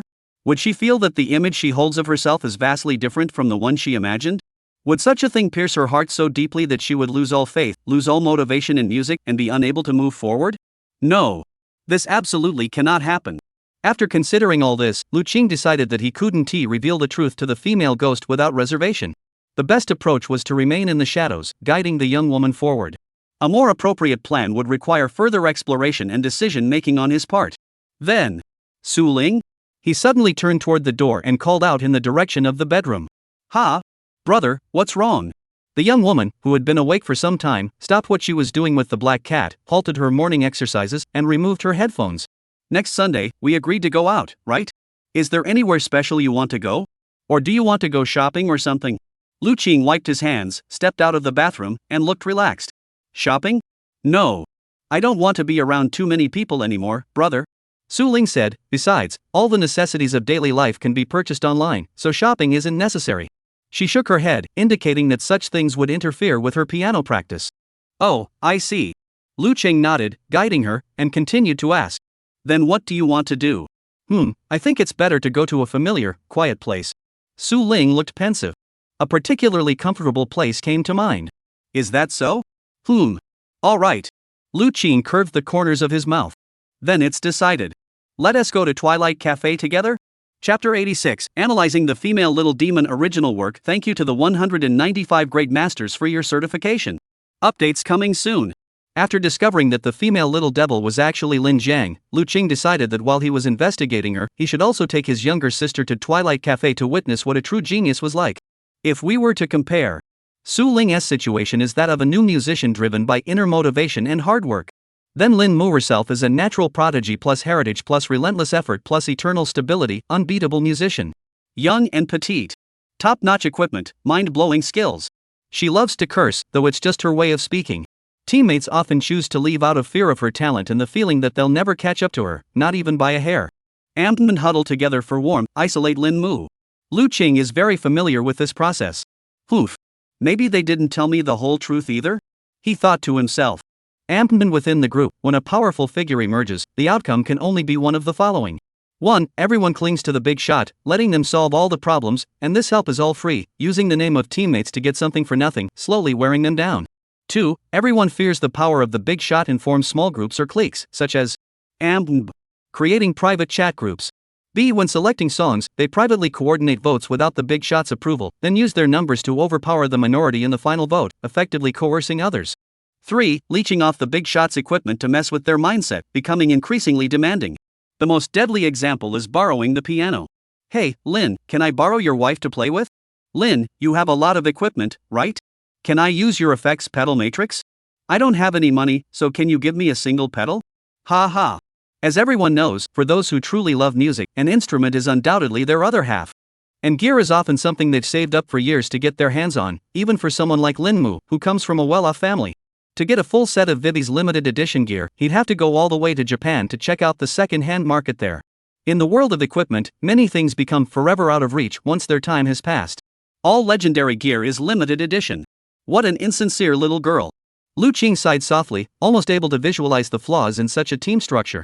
He could even accurately guess what kind of absurd incidents Lin Mu, a genius like her, would encounter in her own high school make-believe team. The brilliance of a genius cannot be buried in mud for long. Lu Qing believed Lin Mu's departure was an inevitable event. She had no obligation to accompany a group of so-called classmates who weren't even friends to play or help them succeed. Wasting her own time is unnecessary. And to address the core issues within her team, the solution is actually quite simple. In Lu Qing's mind, there was only one answer. That is, everyone becomes a big shot. When all the configurations are top of the line. That is, the lead singer writes their own lyrics and composes their own music, the lead guitarist handles recording and arranging, the bassist can write their own parts based on sheet music and has the ability to adapt them, the drummer does sampling and can even pull off drum solos, the keyboardist is a music theory expert, and harmonies come naturally to them. With such a team, can directly create original music and debut immediately. And the only path from quantitative change to qualitative change is originality. This applies to many other fields as well. For example, in the art of creation, when an author sheds the shadows of others and forges their own unique style, leading the trend. Such original works will have a greater likelihood of success and irreplaceability compared to practice pieces or debut works created through imitation or borrowing. Anything that cannot be replaced is unique in this world. It is something you can never find again in the same way, at any other time or place. Therefore, the standard by which even someone who knows nothing about music can immediately discern the true strength of a band is whether they have original works. From another perspective, this statement carries profound implications. For example, can you play an instrument? Have you written any songs? Do you have any original works? Do you know how to arrange music? How long have you been learning? Are you still transcribing tracks, or have you written your own compositions? You write books? Are they original? Do you have your own worldview? Or are you just writing fan fiction? You also paint? What stage are you at? Are you still copying others or doing concept art? Have you developed your own style yet? Note, such remarks often deal a fatal blow to newcomers in various fields, are low in emotional intelligence, and are easy to take offense at. Avoid using them lightly. However, in Lu Qing's eyes, Lin Mu's situation was completely a cut above the rest. After staying up all night observing him yesterday, a clear conclusion can be drawn. The current Lin Mu, in her own words, is an ACG god. She's not just good at playing the piano. Her technical prowess, which crushes her peers, is barely noticeable under her constant power practice routine, as steady as the bottom of a deep lake. What's even more terrifying is that she has solved the problem that plagues all musicians. Most music enthusiasts can't afford high-end equipment. Some highly skilled musicians are working hard to practice, but they simply can't afford the top-of-the-line gear. After all, the current music industry doesn't support the idea that passion alone can make you money.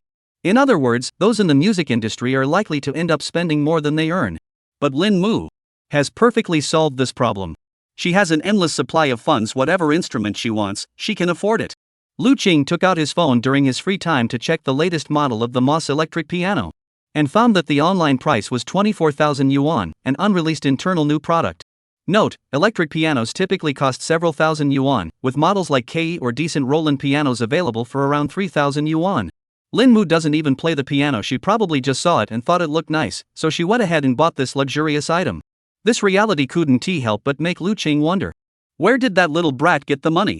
According to Oldley, if she had already cut ties with her family, Mu Xianchun would be unlikely to continue providing financial support for Lin Mu, let alone directly send her a piano from their own company. After all, he had always disliked Lin Mu while he was still at home, and his status was that of a rescue husband. Even if he were a better person, there was still a high likelihood he wouldn't fulfill his duty to support her.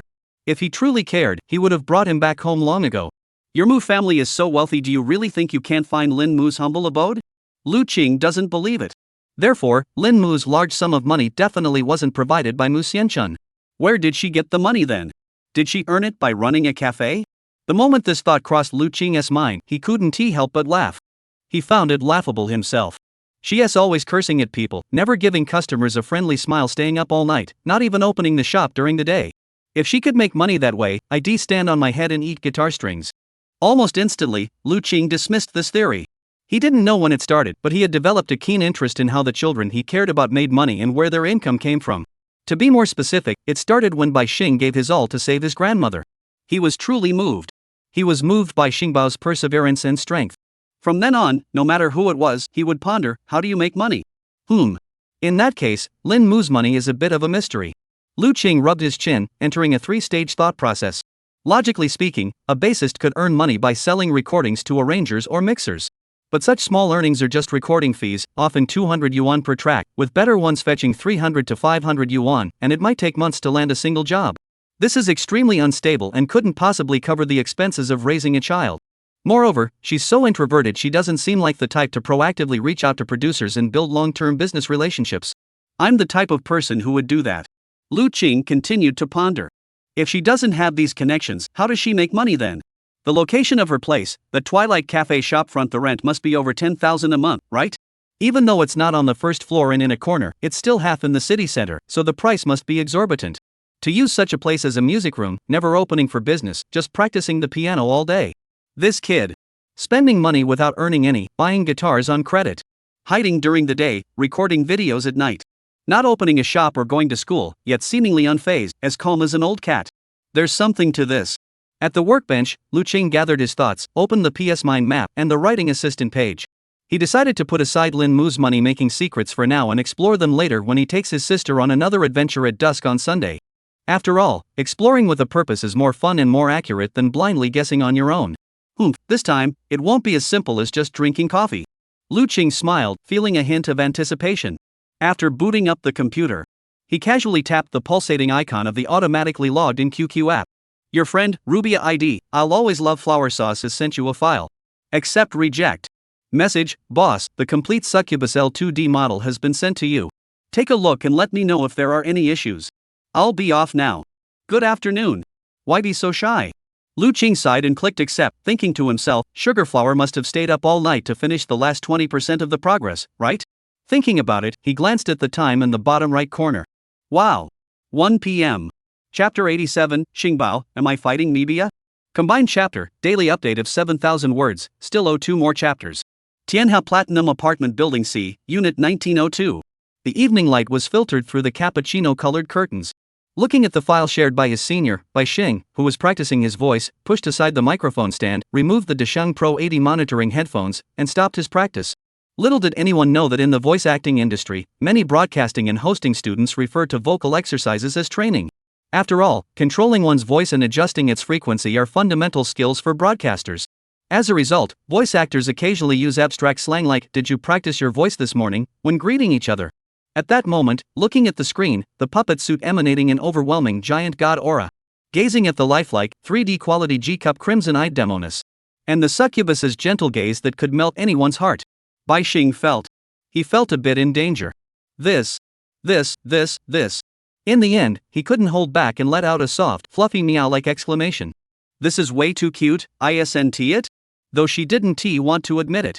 But at that moment, Bai Xing had transformed into a computer desk girl shrimp, leaning her head right up to the screen, trembling with excitement as she exclaimed. "How does this compare to my Rina-chan skin? What kind of artist made this top-notch cosplay outfit for me? Wait, how do I even play this? Did my boss spend a fortune to make this for me? How much did this cost? What kind of family background would even be able to afford such an order?" The girl pulled out her phone, quickly found a friend named Catwalk in her chat list, snapped a photo of the flat, non-3D image of the succubus, and sent it over, asking, "Catwalk, take a look at this. What level of skin is this? I didn't send you the 3D file, after all, this needs to be kept confidential until next week. But I trust your professional ethics, so please don't share it. I'll delete it after you've seen it." 1.5 minutes later. "Catwalk?" Xing Yulina withdrew a message. "Catwalk, Harina-chan, what are you doing? You? Are you reincarnating? Do you want to use your new weapon to wipe out Seoul? Why? Why are you abandoning me? Why, it's because I'm too weak and unworthy to be your artist, right? Why?" "Please calm down, Catwalk-san. Obviously. This female friend with a cat paw print avatar is the only top-tier artist White Star has ever communicated with. Cat Step Lady. Her work is renowned for its 100% vitality, earning her the title of official collaborator for the X-Soul Guild. The skin for the former Star Moon Rina was created by Catwalk Lady. The two had a good relationship, classified as former colleagues. Although Bai Xing was fired, this had no direct connection to the artist Cat Step. On the contrary, Cat Step actually lost out on many of Rina's commissions as a result, making her the one who suffered a loss. Therefore, they occasionally exchange polite greetings in their daily lives, each harboring ulterior motives and thinking, "I might need you in the future." At this moment, Catwalk.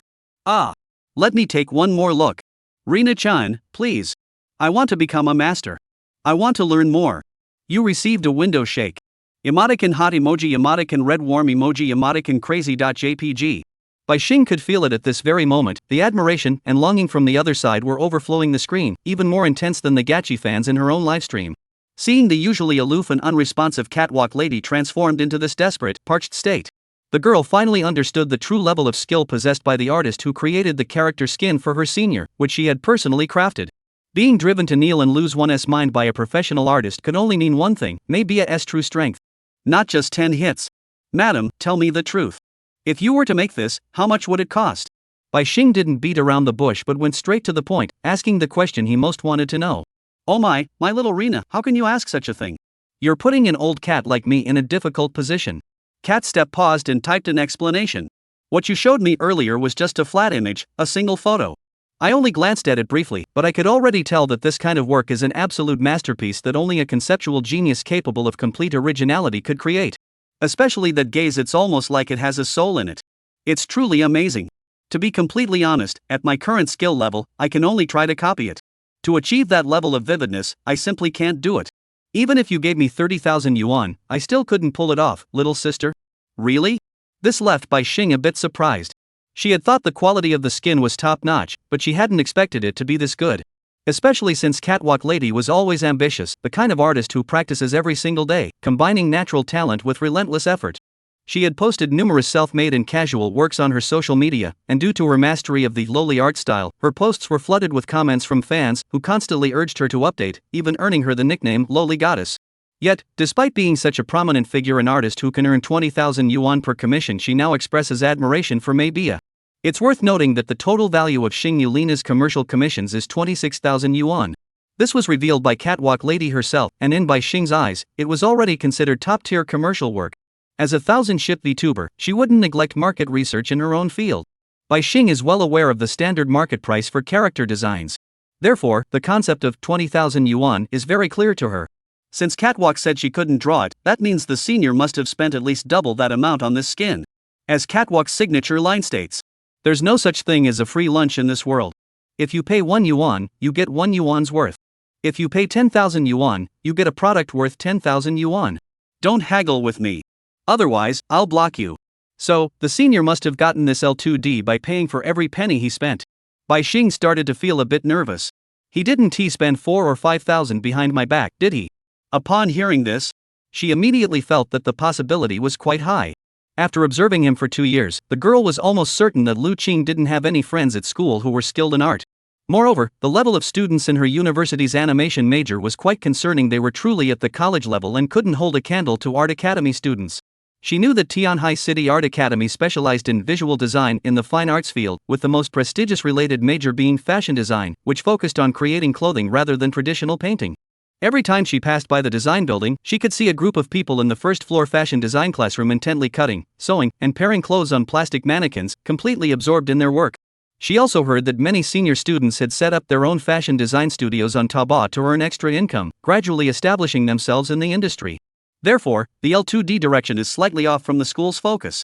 Even if you select the strongest dual major students from this group, they would still be unable to reach the top professional level seen in the industry. From this, it's clear that the senior must have placed orders online and paid a hefty sum. Oh no. How am I going to repay such a favor? Bai Xing slumped back into her chair with a thud, muttering to herself. If I don't make him 10 times the profit, doesn't that just prove I'm a failure? That's out of the question. She frowned, glancing toward the screen, her fear growing deeper. Sure enough. At this level of L2D, she didn't have to do anything, just put it on and sit in the chair. Not even a single word. Those DDs would go crazy and turn into gachi, right? How on earth did she manage to pull off that murderous gaze? To be fair, Lu Qing sent over a mom self-test version of the short video. In other words, the artists themselves stood in the demonstrator's position and performed such expressions for the client. In other words, Rubia herself was wearing the suit, revealing the kill or die expression hidden inside this Unit 01. This moment was captured by Rubia's camera and brought to life in this short video. Lu Qing sending the demonstration video doesn't mean that when Bai Xing wears it herself, she can perfectly replicate Rubia's motion capture expressions. This is like a secret weapon hidden within the initial unit. The developers only tell you, there's this hidden feature inside. But they don't tell you the specific method to activate it. After all, L2D relies on motion capture to synchronize camera feedback. If Bai Xing can't capture the essence of the succubus skin, he won't be able to pull off such a finishing move.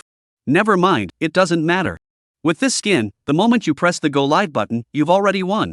Bai Xing isn't demanding. He doesn't aim to showcase his full potential. Just hoping not to embarrass his senior and waste the money he spent on him. As for the rest, compensation and repayment.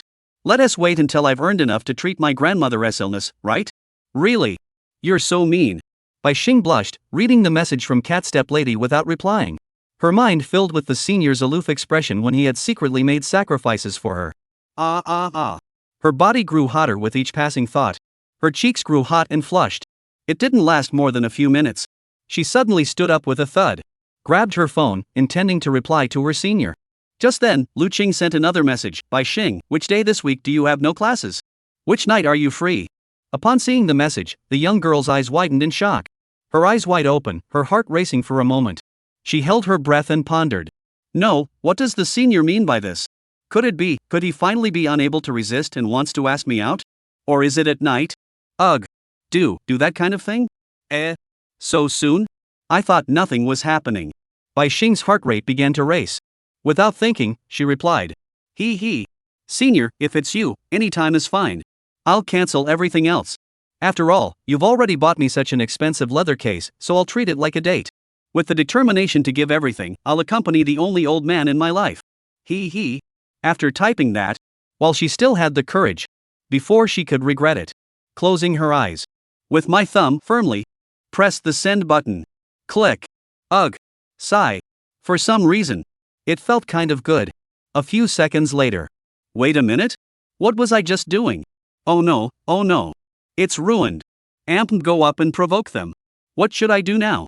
Will the senior understand what I meant? If he's really slow, should I hint again? Otherwise, I won't be able to save face.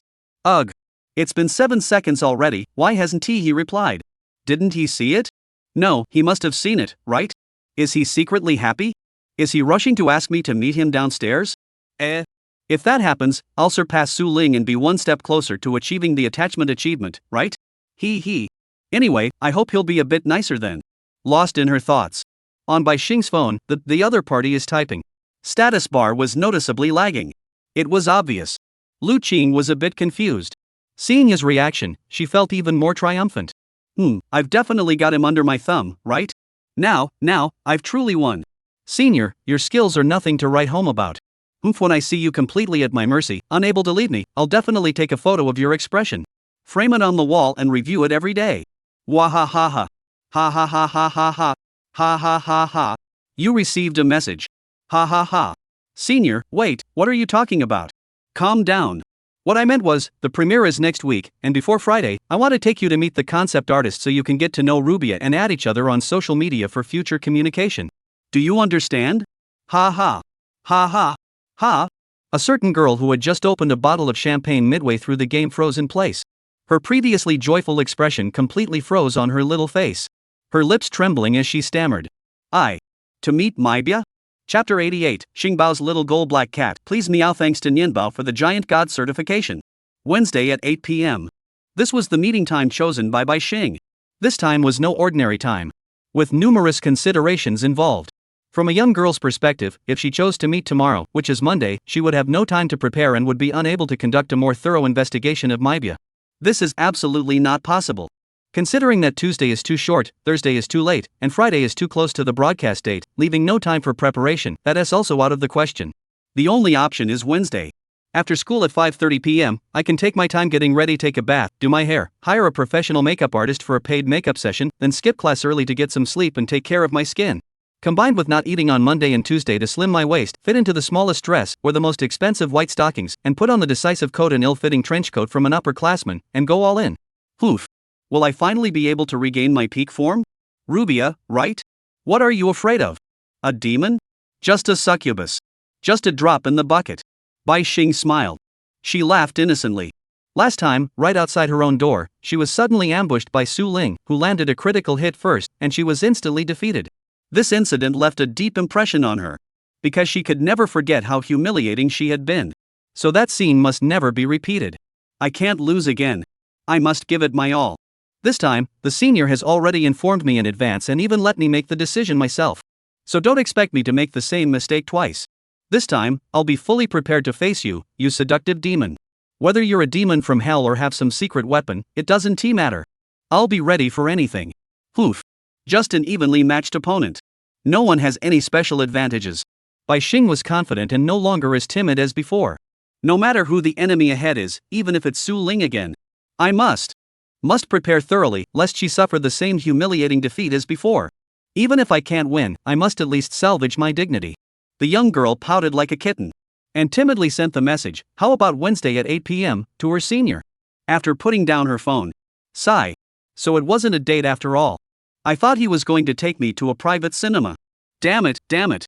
The girl's face turned so red it seemed like it might bleed, and she rolled around on the bed in embarrassment. She hugged her stuffed toy, the Relax Bear, and banged her little head against it 3 times, causing a small indentation in the bear's belly, resembling a little girl's twin ponytails. She sighed in relief. All right, I'm a little calmer now. She muttered softly, dejectedly stroking the bear's belly, then slumped onto the bed, with none of the joy or enthusiasm from before. How could this happen? I was just being overly sentimental again. Why didn't he just ask me out alone instead of bringing someone else? Although meeting the artist before the livestream was a reasonable request, setting aside the facts. Didn't he feel anything after seeing the message I just sent him? Bai Xing felt unjustified. She felt a bit wronged. She thought about it. I get it. It's because the senior thinks I'm not reliable enough, not strong enough, and not worthy of being invited by him. Yeah, so this meeting is also a test for me. If I seize the opportunity and make him a lot of money with the succubus costume, then he'll reward me and give me what I want. She thought to herself. In other words, I have to pretend to cooperate with Maibia, at least on the surface, and not get into any conflicts with her. And I must use her abilities, step on her body, and earn an enormous amount of money, surpassing my previous limits. Only then will the senior notice me. Only then will he truly understand that I, Bai Xing, am not just a pretty face. I am not just a pretty face. So, assuming I succeed, even if he doesn't mention it later, I can take my achievements and approach him proactively to seek rewards. That would give me more confidence. Bai Xing licked her lips, plotting to herself. Given his personality, even if I ask for things like a late-night date, going to the movies together, or sitting in couple seats, he'd never think it's too much. The prerequisite is that I can truly earn him his first fortune. The young girl narrowed her eyes, pondered for a long time. and finally set herself a small goal. Let us start by earning him 500,000 yuan in gift money first. Her eyes flickered. If I can't even do this, then I don't deserve to use such an advanced Unit 01. Poof. Lu Qing quickly forwarded the available time slots she provided to Tanghua. Rubia, are you free on Wednesday evening at 8? It's a bit late, but I'd like to introduce you to our contact person that day. After all, you'll need to communicate frequently in the future to discuss work-related issues, so I don't want to always be the middleman relaying your thoughts. Lu Qing made his intentions clear. After all, when he first approached Luoxia, it was because he didn't like having to communicate with the artist through the Taobao store, which led him to come up with the direct email connection with the artist workaround, which paid off big time. Now, Tanghua has rejected all other commissions and is only taking this one. So to ensure she can survive in Tianhai, it is essential to provide her with a steady stream of financial benefits, and they can't be too low, so she can thrive and achieve basic fulfillment in both her mental well-being and self-worth. Lu Qing's thinking is clear. Sugar flower is pure, so pure that she's willing to risk everything for one thing, willing to devote her entire life to one person. Therefore, what I give her must allow her to find a sense of purpose. Otherwise, she will remain an unstable time bomb. She will self-destruct, but she won't harm others. Even when she reaches the peak of her suffering, she would never even consider to see a doctor. Such thoughts have never once crossed Sugarflower's mind. Not even once. Pain is a whip to drive oneself forward. Stay awake, awaken from numbness. Once you wake up, you can maintain your composure and no longer feel pain. After all, pain is also a way to suppress pain.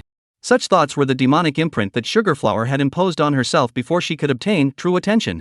Lu Qing would not allow such a thing to continue. For this reason, he had considered, if I make a lot of money, should I rent another studio and bring Tanghua out to live there, instead of letting her stay in that dark, cockroach-infested shack? This was one of his plans for the next phase. He thought, since he'd have to rent another place anyway, why not just go all out and get a large studio? A place where he could practice the piano, write, stream live, cook, and even sunbathe and sleep comfortably. A perfect though expensive studio. Considering the rent in the city center of Tianhai, it wouldn't matter if it was a bit more remote, like in Songhai District or Mingxing District, where the rent would be cheaper and the space larger, which would be fine. This way, it could accommodate Tanghua, meet Bai Xing, and even add a new base for himself, allowing him to pursue more in-depth work at any time. Perfect. Very perfect. Lu Qing nodded to himself. In any case, let us focus on the live stream first, then fully promote the new book. A two-pronged approach. Once we've built it up, then. He couldn't help but sneak a peek at his workstation. That workstation, which he pretended to use for writing on a daily basis, one that only played music and never touched any music editing software, with all audio editing software deliberately uninstalled, though the installation files were still hidden in a folder and could be downloaded at any time. A workstation that cost 30,000 yuan in equipment. Self-deception. Forget it, don't get too excited too soon. Setting up a flag in advance is absolutely out of the question. Besides, Su Ling is just getting started. I can't get too cocky and fall for my sister's illusions, only to end up back in that bottomless abyss. Absolutely not. No way. He shook his head, forcing down the desire in his heart. Lu Qing has always adhered to a truth: never get too carried away at any time. As a human being, one's fortunes can change drastically over time. 30 years of prosperity followed by 30 years of hardship. That was quite normal.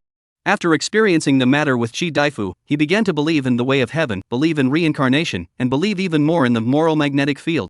He believed that by doing good deeds and accumulating virtue, one would eventually receive some form of indescribable blessings. While those who commit evil deeds, even if they enjoy a life of luxury in this lifetime, will eventually face retribution in some form or another, through a specific means, targeting the people or things they cherish most. This is the principle of conservation of all things. The same principle applies to music. There is always heaven beyond heaven and people beyond people. Many true masters, once you get to know them, are often very humble. They are nothing like the stereotypical image in people's minds, such as rock musicians are pretentious, or even masters must look down on amateur listeners. Such biases are nowhere to be found in the photos of Lu Qing and his seniors like Yaoji-san, Jin-san, and Bushi-san. Yaoji-san's kindness, Jin-san's humor, and Bushido-san's shyness, none of them exude an air of arrogance. They are all very gentle. On the other hand, those who are half full but boast about it tend to flaunt their achievements everywhere. After all, getting a little success and losing sight of oneself is one of humanity's weaknesses. If one can overcome it, the likelihood of reaping what one sows decreases, allowing one to take steady steps, build a solid foundation, and eventually reach the pinnacle of their craft. Australian national treasure and fingerstyle guitar master Tommy Grandpa is a prime example. He lived a humble life yet left a legendary legacy. Many other giants in various fields are the same. Music is closely tied to character. Those who are impatient, impulsive, and restless find it difficult to grasp the true essence of music. Sigh, I should just focus on the task at hand. Lu Qing shook his head, deciding he couldn't endure the irresistible temptation emanating from a small cat in the dehumidifier cabinet in his room. Su Ling was in the bathroom taking a shower, so at that moment, only he and her were left in the house. Oof. Lu Qing gave an eerie smile. He finally fixed his gaze on the black cat. Don't think you're so beautiful that you can seduce me. He spoke to himself. You'd better understand one thing. I brought you home to be her life mentor, do you understand? Don't flaunt your body in front of me, even if you're cute. And don't suddenly let out a seductive meow in front of my sister, okay? Even if she is the one playing it, I have every reason to suspect you're trying to seduce me. This is strictly forbidden, got it? Also, you need to put in more effort, communicate more with Su Ling, and stop being so aloof, got it? These are our 3 ground rules. If you understand, give me a meow. Chapter 89, The Strict Lolita on the Verge of Tears, Part 3 of 5 chapters remaining thanks to the 230th patron for the certification. 4 p.m. Mogwang coffee. Lin Mu woke up. A new day had begun. The first thing she did after waking up was grab her phone. First, he checked the various notifications from apps and messages sent by friends. Then he tested whether his mental issues had worsened. Normally, when he feels miserable during the week, a good night's sleep helps alleviate the discomfort. But today, in my field of vision, in the message center of Yun Music, a large red notification remains prominently displayed. CIP, Lin Jiao, you're doing great. Ha! Facing the message that still hadn't faded away with the air, Lin Mu felt a bit dizzy. Strange. She furrowed her brows slightly. In silence, she sensed that maybe she hadn't gotten out of bed in the right position this morning. Maybe she got up too abruptly. How can you tell if you're really awake? It's actually quite simple. Lin Mu suddenly stood up, put on her nightgown and stockings, pulled them up to her thighs, adjusted the hem of the skirt, reached out to grab the cigarette pack and lighter from the table, and walked downstairs to the kitchen, lighting a 7-star cigarette. Then she quickly pressed the cigarette butt against her left arm. Sizzle. Without hesitation, he pulled away the instant it touched his skin. Ugh. It hurts. Looking at the red mark, breathing heavily, Lin Mu leaned against the wall. Her eyes were unfocused. Smoke swirled around him. Forgetting to turn on the exhaust fan, cigarette ash grew longer. Not a single puff taken. Just watching it burn on its own, until the ash reached the limit of what the air could support, and finally fell to the ground. How could one describe the emotions of that moment? The young woman flicked the cigarette butt into the sink, turned on the tap, and rinsed it briefly for a few seconds. Finally, she reached up and grabbed her disheveled hair. She was utterly baffled. 2 years. It's been 2 years. Could it be he? Really come back? Just as I had firmly believed and clung to, has he returned to my side? No. Impossible. That doesn't make sense. Right, maybe my account was hacked? It's possible. Accounts that haven't been used for a long time are easy for hackers to steal. Maybe it's a hacker trying to scam me out of money. Because I'm very rich. Lin Mu tried to convince himself, picking up his phone again and staring at the message sent by NCI on the screen, examining it repeatedly. Trying to find something suspicious. Although the name is correct and the tone is fine, online scams are constantly evolving. It's hard to guard against them. What if someone hacks into my account and reads my previous chat logs, then uses that information against me? I'd be so easy to fall for it. Even if they send the next message saying, "Can you lend me 200,000 yuan?" I'd transfer the money to them without hesitation. Lin Mu muttered under his breath. He silently reminded himself to stay rational and not transfer all his pocket money to NCI. No. Absolutely not. I need to test it again to make sure it's really him. Lin Mu muttered to himself. No one is going to fool me that easily. I'm not easy to fool. She believed that. She was being cautious. She approached this illusion with the same rigor she applied to every note when playing. A top-tier bassist never plays an extra unnecessary note. And even the duration of each note must be perfectly aligned with the standard requirement, not a single 0.1 second more or less, otherwise, the rhythm cannot be achieved. So, stop treating me like a child. The god who hasn't acknowledged me for 2 years suddenly praises me? And it's in the middle of the night, and the tone sounds like they've watched all my videos. Account hacker, don't look down on me. Lin Mu made up her mind and typed out a difficult question. What kind of piano am I using? This was the first verification question. She believed that only NCIP knew the full name of the Holy Lady. If it was a hacker, they wouldn't be able to answer correctly. No time to gloat. The next breath. M245, neon-produced limited edition handmade. ? Lin Mu furrowed his brows slightly. He let out a soft hiss. Impossible. Absolutely impossible. He actually replied. And he got it right. No. Probably took a screenshot of the video or photo and used AI image recognition to search for it, huh? With AI technology so advanced, it's not entirely impossible for a professional scammer like you to use an image recognition tool to identify musical instruments and try to deceive me. Just getting this one right doesn't mean anything. She thought about this and immediately closed Yun Music, then opened Bilibili. She thought to herself, if you're really alive, you'd definitely check all social media platforms. I'll switch platforms and send you a private message. If you're a scammer, you've probably only hacked one account, maybe two at most. You wouldn't be able to reply to all of them unless you're a phone thief. Lin Mu clapped herself on the back for her thoroughness. She immediately found InCIP's profile picture on Bilibili, opened the private messages, and sent a message. What's your favorite song? This was the second verification question. The correct answer was something he had only told him once. 2 years later, even he himself might not be able to recall it. Yet there it was. InCI replied instantly, to you the child who was compared. Upon seeing this, Lin Mua's mouth fell open. This. She knew that a scammer couldn't possibly know this. But it wasn't impossible that the last cover video she had posted on Bilibili was this song. If the account hacker saw that this was the most viewed video at the top of the list and made a blind guess, it wasn't impossible. Don't even think about getting 200,000 out of my pocket just based on that. Just wait. Oof.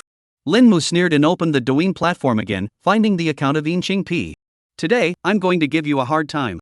She thought to herself. He never uses this platform. He only posted 3 videos and never logged in again. He doesn't like Douyin and hasn't followed anyone. So after quitting the platform, he even forgot to change his Yinqingpi ID. So if I send him a private message here, won't he be able to reply? It's more likely he's already uninstalled the app. That must be it. She thought about it, took another cigarette from the pack, lit it, and took a deep drag. At the same time, she sent the third private message with the identity verification question. Why haven't you replied to me in 2 years? Private topic plus fatal words. For Lin Mu, this question was unsolvable. It was a sharp spear capable of piercing through any disguise. Yet it was also the very thing he longed to know deep down in his heart. It has no answer. Or rather, only Ching Sang could provide the answer. If he couldn't see his private messages or chose not to respond, then so be it. He would block all the accounts related to InCIP that had been taken over by scammers and post personal diary entries on the blocked accounts. After all, I don't want such private content to be read by an outsider, someone who isn't the real InCIP. All I need is to find the memories of Ching Sang, immerse myself in them, and pretend he is by my side. That's all. That's all. And if Ching Sang were to respond to this? Forget it. I was just overthinking again. Even before finishing the fantasy, Lin Mu couldn't help but smile bitterly, breaking free from his naive daydream. After all, his reckless half-step back then had sent him plummeting into an abyss with no bottom. This half-step was the most regrettable forward step of his life. If not for that step, perhaps Ching Sang could still answer all his questions today. She might still be patiently and gently addressing all his doubts. Though, he had no obligation to do so. No one knows. After that day, he adopted a rigorous mode toward everything. Practicing the piano with a rigorous attitude. He followed a rigorous process when baking. He made coffee with a meticulous approach. Now, I rigorously determine whether I am in a dream. I rigorously confront the scams of account hijackers. And respond with such rigor that the other party is left speechless. Who would have thought that such rigor, at this very moment, brings an even more rigorous answer? Yinqingpi, sorry, Lin. At the time, my condition was quite severe, and I was constantly shuttling between the traditional Chinese medicine hospital and a top-tier psychiatric ward, seeking ways to alleviate my pain. I had no choice but to put music on hold. I haven't logged into Douyin since then, but at least I didn't delete it. But why did you use so many apps to message me? Isn't that a hassle? Here's what we can do. I'll send you my WeChat ID, add me as a friend, and we can chat directly on WeChat for important matters in the future. Here's my account, ChingLu XXXXXXO, and here's my QQ number 2, 7090x×x×x. You can use it to upload files or anything else in the future. From now on, I won't disappear easily. If you have any questions, you can find me on either of these 2 accounts. I'm online 24/7. Plop. This very second. The meticulously proper young lady, who couldn't be more proper, plopped down onto the tile floor covered in cigarette ash. The face that had always looked down on everyone finally showed a hint of tears that shouldn't appear on a little girl's face. Chapter 90. Female little devils deserve a harsh reward. First update. 3 updates today. She didn't hold onto her phone, and it slipped from her hands and hit the ground. She didn't steady herself. And in the midst of intense emotional turmoil, she collapsed into a duck-like position. Lin Mu took a deep breath. It seemed like it. It really was him. Huddled in the corner of the kitchen, he picked up his smartphone with a tempered glass screen protector. Thankfully, the screen wasn't shattered. But I didn't have the strength to reply to any of the messages. Ha! Ha ha! Inching P, a real person. She's alive, a real person. The person on the other side of the internet isn't a scammer. He gave me his real account. A private contact method. This represents the transition from fan to online friend and even the possibility of becoming friends. Contact information. Ah. 2 years later, he replied to me. He didn't blame me for my rudeness back then, but instead explained that he had put music on hold due to health reasons. Is that really true? Is that really all there is to it? Physical reasons? I had actually guessed as much. If that is the case, it means he is suffering from an extremely severe illness, so severe that he can't focus on music or continue practicing. But Lin Mu pulled out his third cigarette, lit it, and held it between his fingers. His thoughts were in disarray. Extremely disorganized. But it doesn't matter, we can be more rigorous. It's just painted one T bring him down. His obsession with music was itself a kind of illness. How can physical pain caused by illness possibly match the chaos of the mind? Unless one can no longer bend their fingers, unless one is bedridden. Otherwise, there must be other reasons that you can't tell me, right? It doesn't matter anymore. As long as he is still here. As long as he is still here. Light the fourth cigarette. Watching the smoke rings drift through the kitchen. Lin Mu had a peculiar habit when smoking. He doesn't inhale. That is, he only inhales the smoke into his mouth, holds his breath, and then exhales it in a puff. A quick taste and no more. This way, he could enjoy the experience of smoking while minimizing harm to his lungs. However, in the eyes of seasoned smokers, such behavior is no different from waste and making a fuss over nothing. It may be criticized by some smokers with a sense of superiority or even mocked with clever words. But only a small group like Lin Mu understands that what they seek is the hazy, dreamlike sensation of smoke swirling around them. That indescribable, otherworldly moment that inspires musical creativity.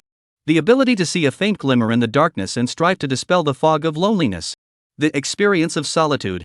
I don't want tobacco in my lungs, and I've never been more addicted than anyone else. Moreover, this indirect method of smoking has an absolute advantage. Namely, that when the day comes to quit, one can do so instantly, without any withdrawal symptoms. I'm just a young girl who is barely an adult, so even if I smoke, I have to be careful and strict. So meticulous that after each puff, I rinse my mouth. When rinsing, I make sure to clear my throat completely. The various brands of mouthwash in the kitchen are specifically for this purpose. I need cigarettes for comfort. I needed cigarettes to soothe my wounds. In the silent nights without words, I need to see that last glimmer of red light dispelling the fog. Smoke.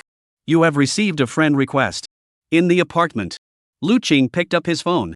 Looking at the screen, it reads. Lin Mu has added you as a friend. Wow, using his real name as his Feishin ID. Is this little girl so bold? It must be because she doesn't use Feishin much, right? Lu Qing muttered to himself. Then he thought again. That's right. At her age, she probably uses Feishin as a communication tool for family and close friends, not as a true social media platform. So, after she ran away from home, her family and relatives disappeared from her life. Feishin lost its purpose, and there was no need to contact her family, so she probably doesn't even log in very often. Lu Qing was right. Compared to her empty Feishin friend circle, Lin Mu's QQ moments were much more active, always posting clips of herself making small cakes and hand-ground coffee. And underneath those posts, there were no comments from anyone. Lu Qing felt a bit uneasy. He felt, this child is a bit too pitiful. This one do. We need to obtain the necessary information first. Lu Qing's thoughts were clear. He must set aside his personal feelings and not be swayed by the girl's apparent helplessness. After all, he was now the Sea King, and in her eyes, he was an unquestionable villain. He had to get into character and find a way to make her feel warm and motivated during their next meeting, all while maintaining the persona of a ruthless villain. My principle is to push openly while helping secretly, to leave without a trace once the matter is resolved, and to keep my achievements hidden. It's best not to reveal yourself. The plan is very clear. Thinking this, Lu Qing immediately typed and asked. Lin, I noticed that the background in all the videos you've sent me recently is a small stage with a curtain. What kind of place is that? The lighting and equipment look pretty good. He used his skill 1, get straight to the point. Accompanied by a rare carving, asking a question you already know the answer to. Soon, Lin Mu's instant message showed the other party is typing. Due to her lack of social interaction, she types very slowly and stiffly, taking a long time to type even a short sentence. Compared to Bai Xing's lightning-fast typing speed and ability to respond with lengthy messages in an instant, it was like night and day. After fumbling around for a while, she finally managed to reply. It's the small house I'm staying in, it's a coffee shop. This made Lu Qing suddenly realize. This kid spends hours every day editing those hundreds of words she writes. Could it be that she actually handwrites them all before sending them over? Ha! Stuck. His heart skipped a beat. All right. He's got some guts. Lu Qing acknowledged Lin Mu's patience. He continued to probe indirectly. Oh, so you've been living in a coffee shop all this time? Is this coffee shop owned by Lin's family? Lin Mu, no, it's mine. I'm running it, though, not very well. I see. So Lin is the coffee shop owner. But you're still in school, right? Do you have time to work there? Lin Mu, I've already dropped out, but I'm considering going back to school soon. She said honestly. The coffee shop doesn't have fixed hours. It depends on my mood. Next time. I think I'll probably open for a short while on Saturday afternoon. Sigh. Just thinking about the possibility of meeting strangers makes me feel a little uneasy. Got the information I wanted. That's great. Lu Qing replied. It was clearly noticeable that, after 2 years, Lin Mu had developed a subtle sense of distance when communicating with him.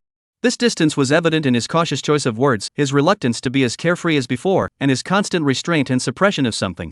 She wasn't as natural as before. She was now like a startled bird. Like a severely traumatized, wounded kitten wandering alone in an endless desert. There are many things she wants to say. But many words dare not be spoken. She wants to convey her deepest feelings. But she fears that a new farewell might repeat itself. There is a sense of alienation. Ah. A sense of guilt builds up again. Really, am I being too harsh on her? Even if I was covered in wounds at the time, I should have at least contacted her one last time, shouldn't I? Lin Mu didn't do anything wrong, it was just that step she took that made me see Amzaki's shadow. Sigh. It's my fault, not hers. I shouldn't have been so naive, searching everywhere for some unrealistic memory. It's not fair to her, is it? Never mind. At that moment, Lu Qing couldn't help but feel a surge of heat in his mind. He silently resolved. Next time we meet, I'll make her taste a little of her own medicine. Chapter 91, Adultery Exposed in Broad Daylight. Second update. Thanks to 237 great readers for their support. The next day, before leaving, Lu Qing tidied up his attire and turned to his younger sister, who was wiping down the black cat on the bed, and said, Su Ling, let us change the time. Instead of Sunday, let us meet on Saturday afternoon, okay? Ha! Su Ling paused for a moment before nodding smoothly and responding naturally. Sure, big brother. I don't really keep track of time. Whatever day you say is fine with me. She gave him a warm smile, her expression flawless. In truth, for someone who stays home every day, the concept of which day of the week or which date is easily forgotten. Because every day is the same. And every day is uneventful. Apart from the rapid improvement in my piano skills, and the growing bond with Black Cat, and the growing proximity to his small milestone playing a piece that would pierce his brother's heart, causing him to break down on the spot and never touch the piano again, Su Ling felt that her daily life was fundamentally no different. And clearly, Lu Qing was unaware that his sister had already grown suspicious the day before. Without even mentioning Twilight Coffee, she had accidentally blurted out the idea of going to that location together. This would naturally alert the highly perceptive Su Ling to something amiss. She had assumed it was the brother-sister bond that had created such a coincidence. But with today's sudden, completely unexpected change of plans by her brother, Su Ling realized even more clearly. He was changing the plans for someone else. He's planning something. No one could hide anything from her when she was fully focused. Even her own brother, under her heightened vigilance, would reveal his true intentions the moment he showed the slightest hint of something amiss. As expected, practicing the piano too intensely lately has left me overly exhausted, causing me to neglect the information countermeasures during the late-night hours. That was a lazy mistake. Su Ling reflected on herself as she watched her brother leave the house. She rubbed her sore neck and stood up to stretch her body slightly. Sigh. Since the second stage disassembly encountered unprecedented obstacles, Su Ling had become even more withdrawn and silent. Though Black Cat was there to alleviate the mental strain, the root of the problem remained unresolved. Her brother's secret involved far too many areas. So many that it made one's scalp tingle, so many that it was impossible to comprehend. How did he even come to have such extensive knowledge in so many fields? A human life is limited, and if wasted, one will discover that an entire year can only hold a limited number of memorable moments. Blurring of key moments. That is, memory erosion caused by time erosion. To change this is extremely difficult. It requires giving it your all to live your life as much as possible outside the established norms. To do as much as possible what you want to do, and pursue goals that you care about, value, and want to explore. Though difficult, once achieved, the number of memorable moments will increase like bamboo shoots after spring rain. Even years later. I want to accumulate enough beautiful slides before the final chapter of life arrives. CIP. An abstract imprint of something the older brother once muttered to himself on Weibo. Now, Su Ling understands a little. The older brother was always like that, hard to read. Always so contradictory. Always extreme. Always wearing a calm expression that seems untouched by time. Lies a heart that has long since hardened and shattered. He is hiding something from me. There are so many things he's hiding from me. There are many secrets I can't tell you. He knows that once I find out, I'll dig deep and trace it back to its roots. In the end, it's myself who gets hurt. Su Ling hugged the black cat tightly, her little face furrowed. Earlier, she had followed her brother's trail and briefly explored some things related to the heavenly Tao. But she immediately hit a brick wall. Things like December 21st, 12, joy in mountains and rivers, joy in people, made no sense, had no basis, and left no room for investigation. Like, the god of inspiration smiled at me, so today I added 3 lamps and offered them with devotion. Or on the 1st and 15th of each month, offer fresh fruits and holy water. Protect my body and mind, and grant me innocence. Su Ling realized that she too had blind spots. She also had things she wasn't good at. Just like everyone has their own strengths and weaknesses. When it came to topics related to traditional Chinese medicine, the ways of heaven, and traditional cultural customs, Su Ling found them extremely challenging and confusing. Especially her brother's extremely abstract words and actions, which were impossible to interpret with ordinary human logic. Even if she was willing to consult various sources, under Lu Qing's unconventional behavioral patterns, she would still feel constantly hindered. As my brother's condition grows worse, his secrets become increasingly enigmatic, and I find it hard to decipher him or understand him as I once did. Difficult is the only feeling Su Ling has recently. It was more frustrating than encountering new techniques while practicing the piano or trying to keep up with the speed of a piece.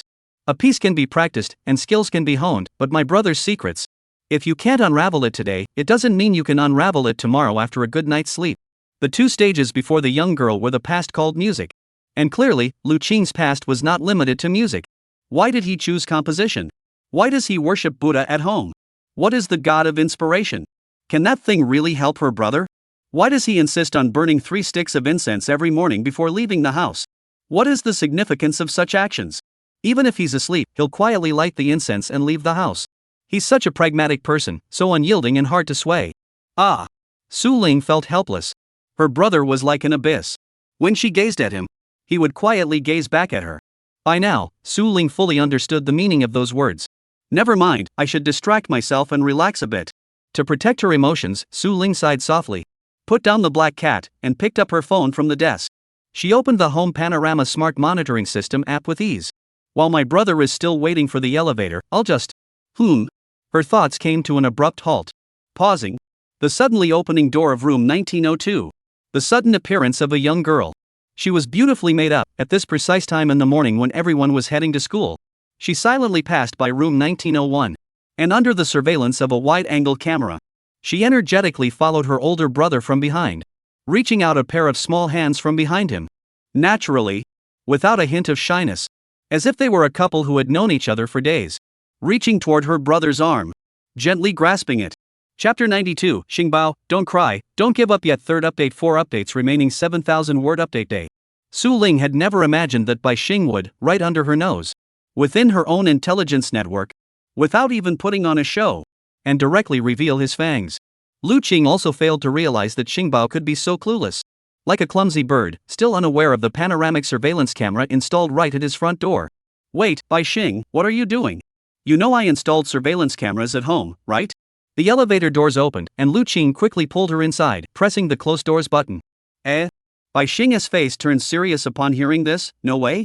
Really? Senior, don't scare me. The momentum she had built up for her charge was completely shattered by Lu Qing's few words, plunging her into fear. No, why did you install surveillance cameras? This is so unnecessary.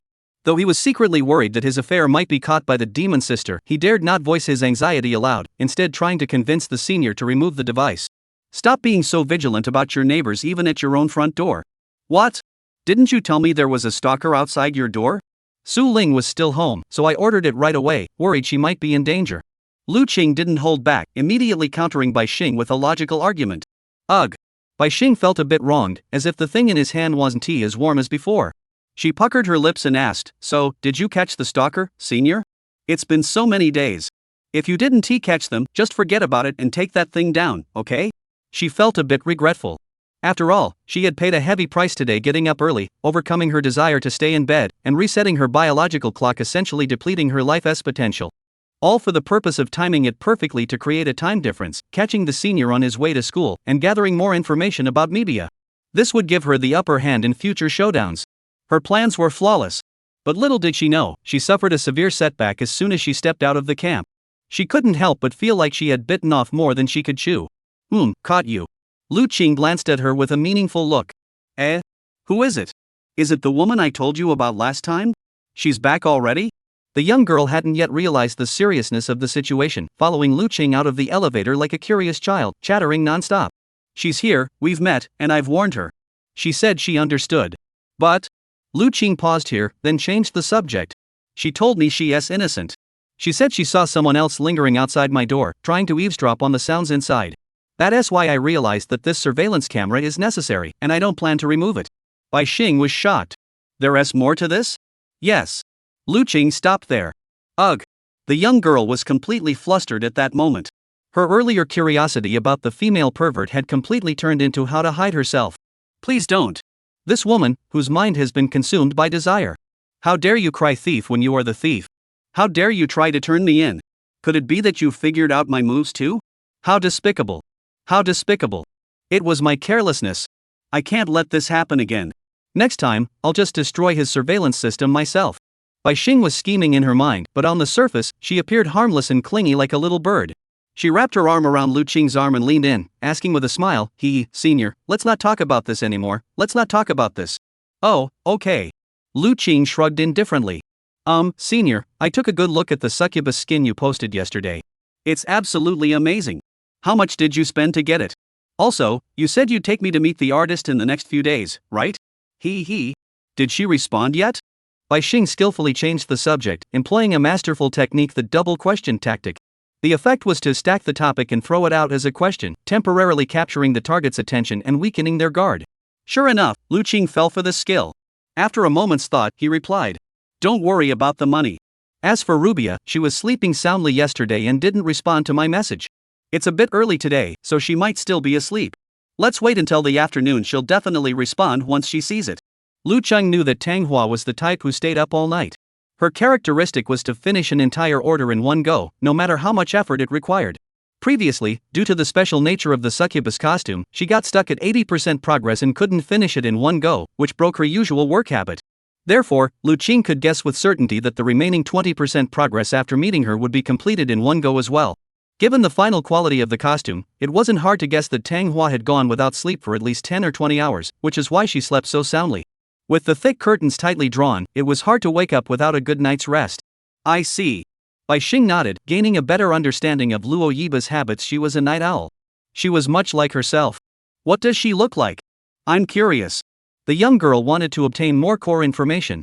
Unfortunately, she was stopped by Lu Qing. You'll find out on Wednesday. Countermeasure skill pre-meeting barrier. Cutting off Bai Xing and Tang Hua's mutual reconnaissance so that they would discover each other on their own and form a unique first impression. Lu Qing believed that he represented a neutral NPC, bearing the pressure of being the guild leader while also taking responsibility for Sugarflower's life.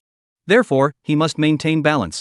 If he helps Bai Xing first, it wouldn't be fair to Tang Hua. Thus, White Star's skill missed its mark at this moment, landing a punch on cotton. But she never gives up so easily. Senior, are you protecting her so much? Is she important to you? She decided to stop pretending and used her second skill, the death question. Such questions often carry a self-destructive undertone, as the scent of tea is too strong a skill that had long been discarded by Su Ling and never touched again. At this moment, Bai Xing dared to use it in this situation, which meant she was confident in her relationship with Lu Qing. Even if he could smell the tea scent, she wasn't worried he'd get angry. However, this meant nothing to Lu Qing. It is pretty important. She can't do without me as her boss, just like a hydrogen balloon can't rise without hydrogen. What? Lu Qing's response was as straightforward as ever, pulling out his SSR-level ultra-rare skill. If you say it's true, then it's true. This move left Bai Xing reeling, feeling as though an unstoppable force had blocked him at the core, preventing him from advancing any further. This is getting tricky. The young girl was utterly defeated. It seemed that today's plan was also doomed to fail. She bit her lip in frustration, her wounded emotions growing stronger by the second. Thinking it over carefully. Well, perhaps she wasn't as important to the senior as the artist was. She was just a voice actress, just a former VTuber. Without an artist, without that extraordinary talent, she couldn't carve out a place for herself in this cutthroat industry. But with her, with Rubia, I become dispensable, no longer unique. It's not hard to imagine that even if you replaced the character with a different one and put them in that succubus outfit, they'd still need at least a 500 ship rank to start. Sigh. Bai Xing fell silent. He couldn't help but feel that he had overstepped his bounds. Anything that exceeds one's capabilities or goes beyond one's duties, when pursued with greed, will only lead to greater disappointment. This disappointment and frustration grow alongside the desires within one's heart. Perhaps I was just being overly sentimental after all. The young girl thought to herself. Thinking. In the blink of an eye, time flew by. She didn't even realize how she had ended up in the subway station. However, after getting off the train, as I walked alongside him along the familiar, deserted, winding path, he suddenly stopped in his tracks on the cobblestone path. As if he had read my emotions, he turned back and asked directly, Bai Xing, can you tell me more about your story? At this moment, Lu Qing spoke clearly, speaking each word carefully. I want to write you into a book. Chapter 93, The Maid Expert. Thank you to the 250 great readers for your support. Updates coming soon. If there is anything in the world that can leave one speechless in an instant. For Bai Xing, it was undoubtedly the senior's old trick of suddenly dropping a bombshell. Every single time. Every time, he catches you at your most vulnerable moment. And suddenly says something so sweet it makes her legs go weak. That's really mean. Even though it was just stating a fact, Bai Xing didn't care. For a young girl, the gentle words spoken by an upperclassman are words of love. At that moment, she was leaning against him in the classroom on a Monday morning, oblivious to the stares of others. She couldn't think straight anymore. She could roughly understand that the senior was writing a book. He had mentioned before that he was good at writing. And, without a doubt, this is another genre he writes besides planning. From this, it can be inferred that the senior spends most of his time at home, working late into the night, rarely going out, and abandoning social interactions. He must be working on this. So there are all-in-one creators among writers too? Not only does he write books, but he also does planning, and he's skilled in operations and copywriting. Is this a 3-track system? Perhaps it's just the lowest barrier to entry, something anyone can try, but the ceiling is extremely high. To reach the pinnacle, one must outshine countless peers, leading to a divide so extreme it's impossible to measure. Now Bai Xing understood what the senior meant. He probably wanted to make himself the protagonist in his next book. The female lead. Using one's own worldview, values, and perspective on life, using one's attitude toward various matters, and using one's own understanding. Infuse it with his soul, and refine it. Carefully simmered and slowly cooked, bit by bit, into a 3-dimensional, even 4-dimensional or 5-dimensional, flawlessly perfect female lead. The female lead, the seniors, During class, Bai Xing was completely mesmerized, so affected by the illusion that drool was almost dripping from his mouth. When Lu, sitting on the other side of Lu Qing, kept glancing over, furrowing his brows and tapping Lu Qing's arm with his finger, silently asking with his lips, "What did you do to her? Why is she acting so weird?" "I don't know." Lu Qing also felt a bit regretful, wondering if he had spoken too soon. Even if he had considered it out of concern for her, fearing she might withdraw into herself, had he underestimated the lethal impact of this information? Knocking Xingbao unconscious like that wasn't a good idea. Bai Xing? He shook the girl who was smiling. No response. Bai Xing, it's time for panini. Upon hearing the keyword, the girl finally snapped out of it and turned her gaze toward him. "Senior, you're being naughty again." While saying she wasn't being naughty, her little hand started moving around, pinching his thigh. "Who's the one being naughty?" Lu Qing winced in pain and sighed. "So you never told me about your family." She finally snapped back to reality. Realizing that ever since the senior had finished expressing his feelings, she had been in a trance-like state, completely unable to form coherent sentences. "Oh, I need to think about where to start." Bai Xing gave him a guilty smile and made a funny face. This matter required careful consideration. It wasn't that she didn't want to say everything, but she was too concerned about her past. Would he be disappointed if it wasn't exciting or impressive enough? For example, she came from the countryside, just a little girl from the village. She grew up in a large courtyard surrounded by fields until high school, when her grandmother made tremendous sacrifices to send her to the county town. After the college entrance exam in the county, I finally had the opportunity to come to the city and became a relatively urbanized young woman. I studied voice acting skills, took on as many jobs as I could, and worked tirelessly to support myself. Now, to pay for my grandmother's medical treatment, I've hit rock bottom and have no money left. I can only barely get by on the promise made by an older classmate. My bank account is completely empty, and I'm about to run out of money. With my grandmother's chemotherapy expenses looming, even if I manage to start streaming and earn a significant amount of gift money, combined with the delayed payment dates from Bilibili, it might not be enough to cover the costs in time. All these problems are piling up, and I dare not tell him, dare not speak to him. So, should I really tell him about this background? Should I be completely honest? Bai Xing wasn't sure. She just felt that, compared to Su Ling's glamorous, upper-class elegance, her background was utterly unimpressive. Su Ling's perfection was innate. Her efforts are buried deep underground. How can the two even be compared? Wait. Right. The senior lives with his younger sister. Why didn't he choose Su Ling as the female lead? Instead, he chose himself? At this thought, Bai Xing's spirits suddenly perked up. A possibility he dared not imagine suddenly sprang to mind. Could this mean that she was more suitable than Su Ling? More suitable as the female lead he had personally chosen? Or could it be interpreted as, in the eyes of the senior, is she more valuable as a creative subject than Su Ling? In other words, do I possess advantages that Su Ling lacks? He acknowledges me. Therefore, he chose me. Not Su Ling. Not Su Ling. Things are getting better. Everything is getting better. Bai Xing felt that. At this moment, she was incredibly strong. A long-lost sense of confidence finally returned. Ha ha. Su Ling. You're finished. The chosen one is me. You lost. You lost big time. As long as I manage it well, I'll be immortalized in history by the senior. That would mean that in the senior's life and in his works, there will always be a prominent part that belongs to me? Ha! As for you, you're just his cheap little sister, so you don't deserve such treatment. So, rounding up, you've been overtaken by me. Wahahaha. I told you so? I'll have my moment too. Good. Next up is the second phase, all mine. Su Ling, I won't lose to you. Absolutely not. Having successfully brainwashed herself, Bai Xing's expression turned serious as she tidied up her little plans in her mind and hid them away once more. Clearing her throat, she prepared to embellish her past and paint a vivid picture of herself for her senior. Little did she know that Lu Qing had already figured out most of her situation. Alright, I'll start then, senior. I'll take out a notebook to jot it down. Should we still attend the lecture? What lecture? Listening to your story is more important than the lecture. Lu Qing's matter-of-fact words caused the young girl to turn into a steam-powered doll once again. Alright, I'll tell you everything. I'll tell you everything. Bai Xing was already getting restless, her eager expression betraying her desire to grab her senior and run off to the classroom right away. This was extremely obvious to outsiders. For instance, when Lu had already shifted his but as far away from the two as possible and placed a thick book between himself and them, blocking his view to the left. Don't listen, don't hear, don't see. There is nothing worth paying attention to. I'll just bond with my quiet one. It's better than listening to your private little stories here, isn't it? Nothing special. The wounds from the last major setback hadn't healed yet, and upon learning that Lu Qing and the person behind the seductive demon costume were involved, when Lu said he wasn't envious at all.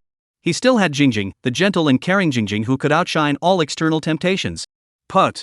When Lu smacked his lips, opened his messaging app, found the recently added contact Jingjing, scrolled to the bottom of the chat history, you have successfully transferred 3,000 yuan and sent a message.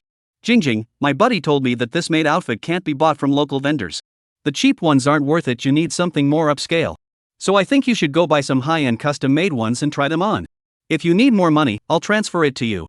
After saying that, he entered a string of numbers in the transfer section below, with a wise expression and a convincing tone, saying, add this 5,000, and make sure you look your best. Next time we have the chance, I'll bring my friend to see you at Kirolo. My friend is a maid expert, so don't let me down. Chapter 94, The Eve of Sugar Star, no victory, but a sound. Noon.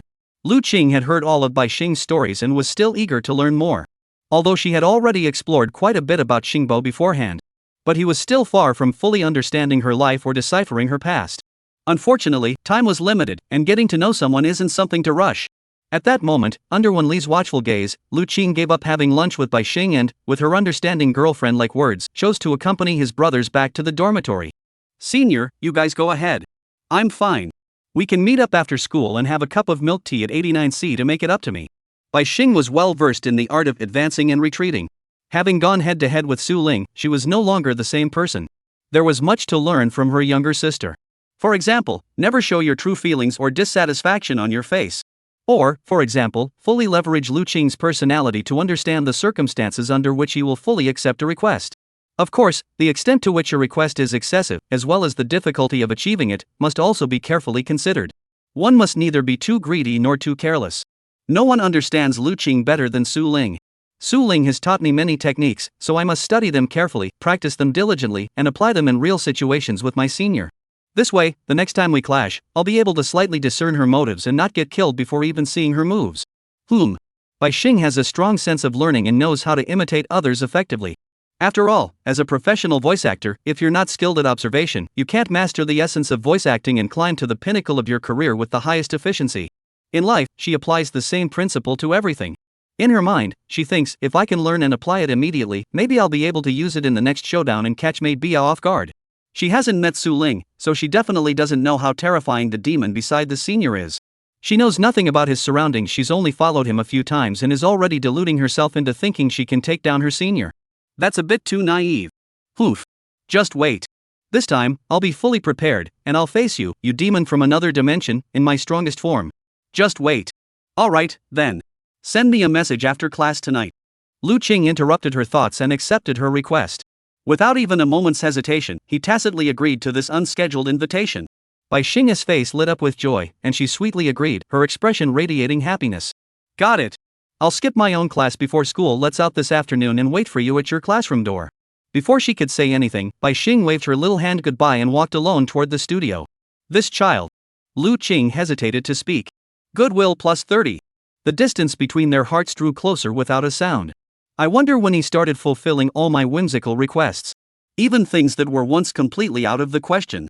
Bai Xing thought to herself, feeling that the afternoon sun on the horizon didn't seem as harsh anymore. The heat transformed into threads of hope.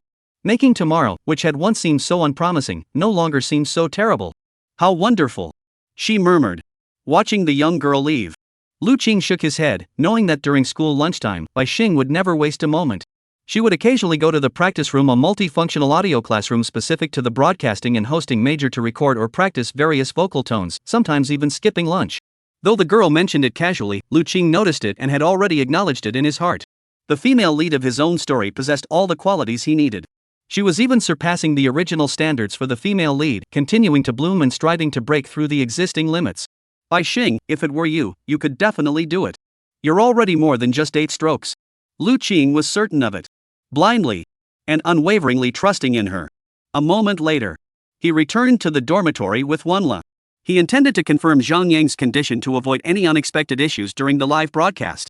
Lu Qing was about to ask when his phone buzzed. He looked up and saw that Tang Hua's instant message had arrived like an alarm clock, replying precisely on time. Boss. I fell asleep. I didn't see your message in time. I'm so sorry, I'll punish myself later. Seeing this message, which didn't sound like a joke at all, Lu Qing stopped in his tracks and decided to finish typing before continuing. Calm down. This isn't urgent. If I find any new scars on your body next time, I won't keep you around. I heard that the illustrator for Xing Yulina is pretty talented too. This is a level 30 skill combining kindness and authority. Applying both threats and control to the sugar flower to prevent her from continuing to harm herself. A 100% control technique. Sure enough, Sugar Flower immediately replied with. And then, for the first time ever, sent a voice message. Don't. Boss, I'm sorry. Don't scare me. Don't abandon me, I'll die. I really will die. Alright, when dealing with a self-destructing truck, even the ability to strike 30 times might not be enough. Lu Qing was completely flustered by her over-the-top reaction and immediately replied in a voice message, I'm just kidding. I wouldn't replace you. I'll only use you, always and forever, just you. Love note. This was an unavoidable backup plan to prevent her from taking extreme measures due to verbal provocation. Ugh. Alright. The soothed Tang Hua let out a meow like a tabby cat, looking slightly more stable. It wasn't until Lu Qing sent a few more gentle voice messages that she finally calmed down completely and sent an "we're good" then emoji. He responded and also finalized the plans for the evening 2 days later. You don't need to prepare anything. I'll book the restaurant and send you the location in advance. The time is 8:30 p.m. It's a bit late, but I know you're a night owl, and Bai Xing is too, so let us just consider it a dinner together. Tang Hua agreed, sure. Whatever the boss says, I'll do it. But it was clear that since they had met, her tone had gradually shifted from her usual style. It was completely different from her previous state when she was still using the alias Rubia, a 38-year-old unemployed manga artist. Now, she is more dependent and shy, no longer hiding the intense emotions in her heart.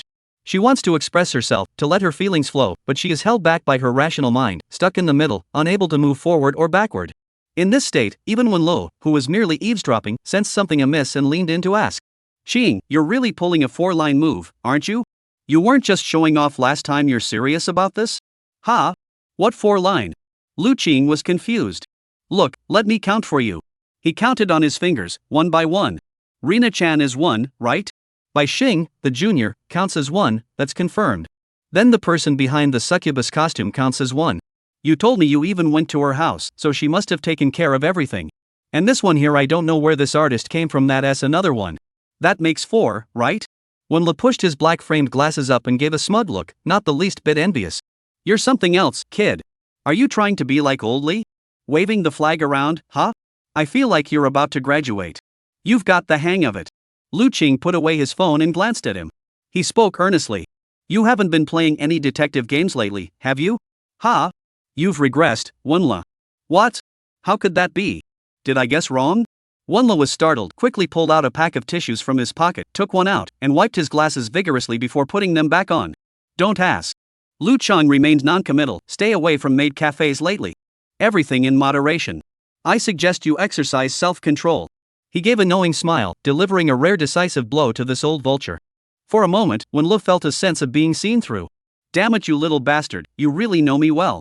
I didn't misjudge you. It seems our bond has transcended dimensions, reaching the level of seeing through walls. Wenlo, who had been figured out, remained unfazed and instead issued a proud invitation. By the way, when are you free? I want to take you to see Kirolo and have you pass on some tips about attire and culture to Jingjing and the others. What do you think? Upon hearing this, Lu Qing grew wary. What are you up to? You're not the owner of that shop, why are you meddling so much? Wen Li's tone, as if he were trying to enhance the knowledge of his subordinates, made him extremely suspicious. Oh, don't worry about the details. Wen Lu changed the subject. You don't know, but after my recent research, I've come to understand the advantages of maids better. I've also started to grasp your XP, and realized you've already moved beyond the current version, leading the way in modern anime culture. Therefore, I believe that synthesis and integration is essential. I want to use my understanding of the anime subculture as a foundation, overlay new elements on top of it, elevate it, and derive the most cutting-edge XP. Stop talking. Realizing Wen Lu was about to launch into another lengthy speech, Lu Qing interrupted him. Kid, you're unstoppable. This was a half-hearted compliment thrown in as an afterthought. I think so too. Wen Lu scratched his head, feeling quite pleased with himself. Hey, give me some time. Let's put this on the agenda. We'll discuss it later. Lu Qing didn't feel like arguing with him. After all, Wen Lu could still laugh out loud, which meant he hadn't been exploited enough by those maids yet. Once the day came when he no longer considered that board game parlor a good place, he would accompany him there again and reveal the money-making schemes associated with such places. Only then would the lesson he learned be truly profound. Otherwise, for someone like Wen Lu, who seemed to be a rich kid, a few minor expenses wouldn't leave a lasting impression. I'm really busy right now. Let us talk about it after I finish this. When will you be done? Can't you even give your brother a little face? Well, I'll try to make it before the holiday.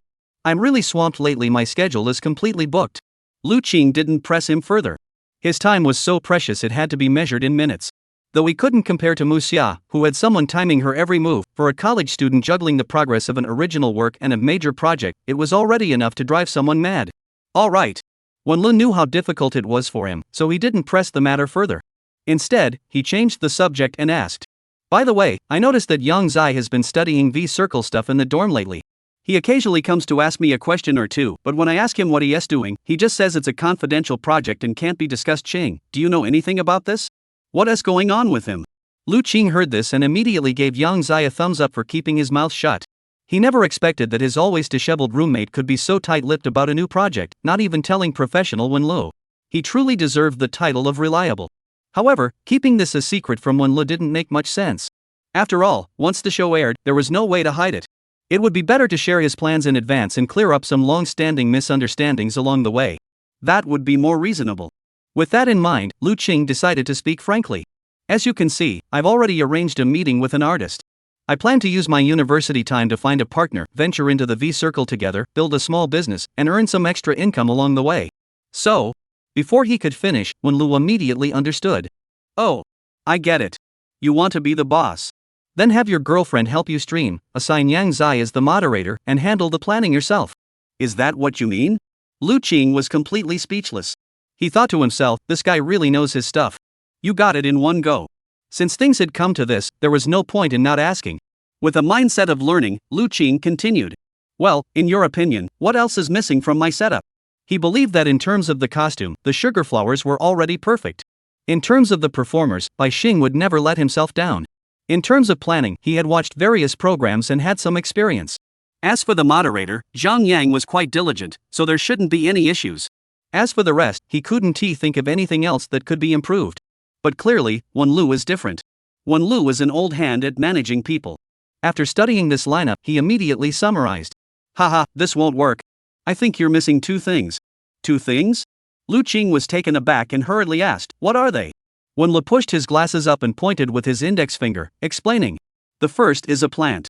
In any livestream, if there is no plant, the comments you send to the streamer won't get any responses, and you can't create a positive momentum. In simple terms, it means the planning strategy won't work. This can easily put the streamer in an awkward position. Oh, that makes sense. Big guilds seem to always have a bunch of paid commenters stirring things up. But we're just starting out, and we're just an individual operation. We don't have the resources to do that. Does this require spending money? I don't think it's necessary. Of course not. Wenlu smiled smugly. A truly skilled paid commenter can single-handedly set the tone for the entire livestream, like dropping a top DJ into a nightclub. With just a little effort, they can get the crowd hyped up. You know what I mean? This is called stage control in the industry. Take a look around. Do you know anyone who could do this? He gave a mysterious smile. As expected. Lu Qing looked at his eager expression and didn't need to guess anymore. He asked back, you want to join my team, don't you? Hey, I'm just helping out. Helping out, you know? Do you charge money? Of course not. It's for free, voluntary, and no charge. Stop pretending. Your expression gives you away. Just say what you want. Lu Cheng knew Wenlu far better than just his surface appearance. Wenlu didn't hold back anymore and bluntly stated his request. Take me under your wing and teach me about being a maid. Lately I've gotten a bit addicted. All right. No problem. Lu Cheng nodded and added this to his future mentoring plan. Next item. Quickly. Next item. Wenlu gave a knowing smile. This one is the most crucial. In any livestream, any VTuber, to become famous and popular, you must have one thing. What? Core competitiveness. Wenlu said solemnly, think about it. A person with no appeal, what makes them worthy of the audience's attention? What can they offer to capture everyone's attention, let alone convince them to willingly pay to board the ship? It must be said that the succubus costume you created has the ability to overwhelm opponents from a lower tier, so it won't start off too low. But in my opinion, without a unique feature, it will never dominate the charts and become number one. Lu Qing thought for a moment. You're right. He couldn't help but ponder a question. If he were in the audience's shoes, what kind of live streaming feature would you most want to see? Some streamers focus on pushing boundaries, saying, my unique feature is being unique. Some streamers focus on chatting, you can vent your bad mood to me, I can handle anything. Some streamers love singing, any song can be requested, and if I don't know it, I can learn it. And some have unique skills, like the former Xingyu Elena. I'm Rina Chan, the Ryu Rina who can imitate over 50 different voices. Any character you like, I can replicate 1:1. But that's all in the past. It has faded into the past and is no longer worth mentioning. Now, she must abandon her former advantages and make a comeback. At the same time, she needs to incorporate sugarcoating to ensure that even if the streamer is temporarily replaced, the livestream can continue. The prerequisite for this plan is both must possess such a unique feature. How should she decide? Bai Xing is an experienced veteran, while Sugarflower is a complete newcomer. On the decisive stage, how can the two be integrated and balanced? Ultimately, what should serve as the final weapon?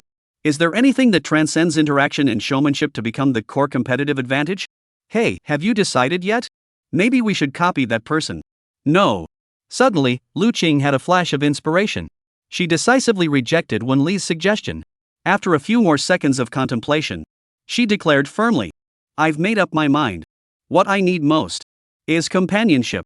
Chapter 95, Little Sugarflower, Eat My Hidden Arrow. Companionship doesn't require words. No need to please anyone, no need to respond to anyone, and even simply being there is enough. Existing in the live stream, accompanied by the steady rhythm of breathing and ambient background noise, in every sleepless night, beginning a cycle of tranquility that lasts until dawn. Lu Qing was fully aware. The dimensional reduction succubus L2D is the ultimate weapon, and any unnecessary embellishments would only obscure her original beauty. Descriptions of her are superfluous. It is better to focus on how to embellish her, using Bai Xing's professional expertise to interpret her expressions, and infuse her with new life through the ultimate purity of sugar flowers. The interplay of inner and outer elements creates an irreplaceable atmosphere of companionship. Silence speaks louder than words. The initial conceptual framework is complete.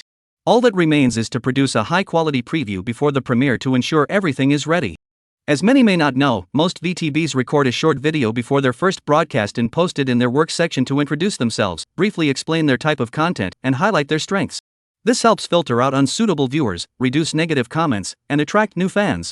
Large guilds produce more polished preview videos for their streamers, with carefully crafted scripts that often attract the attention of casual viewers. However, independent streamers without any backing face a much tougher challenge. If a streamer lacks editing skills, has no experience in video production, or even struggles with writing scripts, the end result might end up backfiring. Bai Xing is different. Bai Xing is backed by Lu Qing, with divine protection above him. Rubia's top-tier character design and Lu Qing's professional-grade copywriting combine to ensure that even if the streamer themselves does nothing, the results will be extraordinary. Such a content creator only needs to highlight their personal strengths in the preview.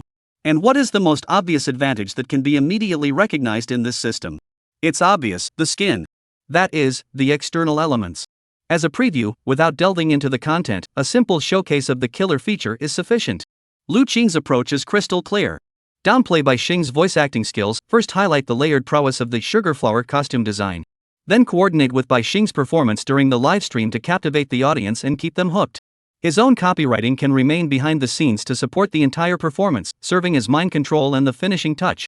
Let Sugar Flower handle this. Lu Qing thought to himself, assigning a new task to Manhwa. Create a viewer perspective succubus showcase short video, recorded without speaking, focusing solely on the most captivating expressions and movements to captivate all viewers. This was also a small test for Manhwa, aimed at helping her familiarize herself with the details to pay attention to during live streams, so she could be ready to take the main stage at any time in the future. Manhwa, got it, boss. I'll do my best to make you happy. Simple communication often hides remarkable execution. Lu Qing had no doubt that by tomorrow, Manhwa would devote all her energy to completing this task and ensuring it was done thoroughly. We'll give her a reward later. The momentum must not be broken, she needs to be pushed forward. Lu Qing made his plans, and the day passed quickly. By noon, he returned to the dormitory, checked on Yang Zai's progress, and learned that he had been intensively studying property management skills, now able to read 10 lines at a glance. This left Lu Qing very satisfied. The afternoon class was dull and sleepy, and there was some commotion at the end.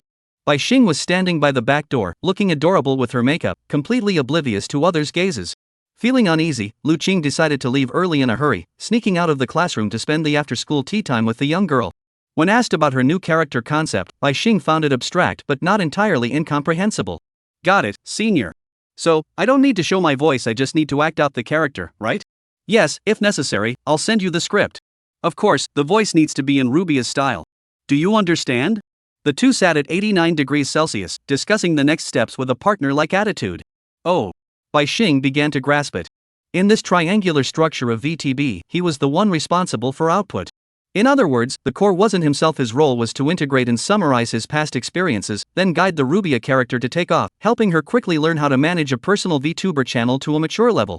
But if that's the case, does that mean she was becoming somewhat of an outsider? Bai Xing pondered this carefully but felt it might not be the case.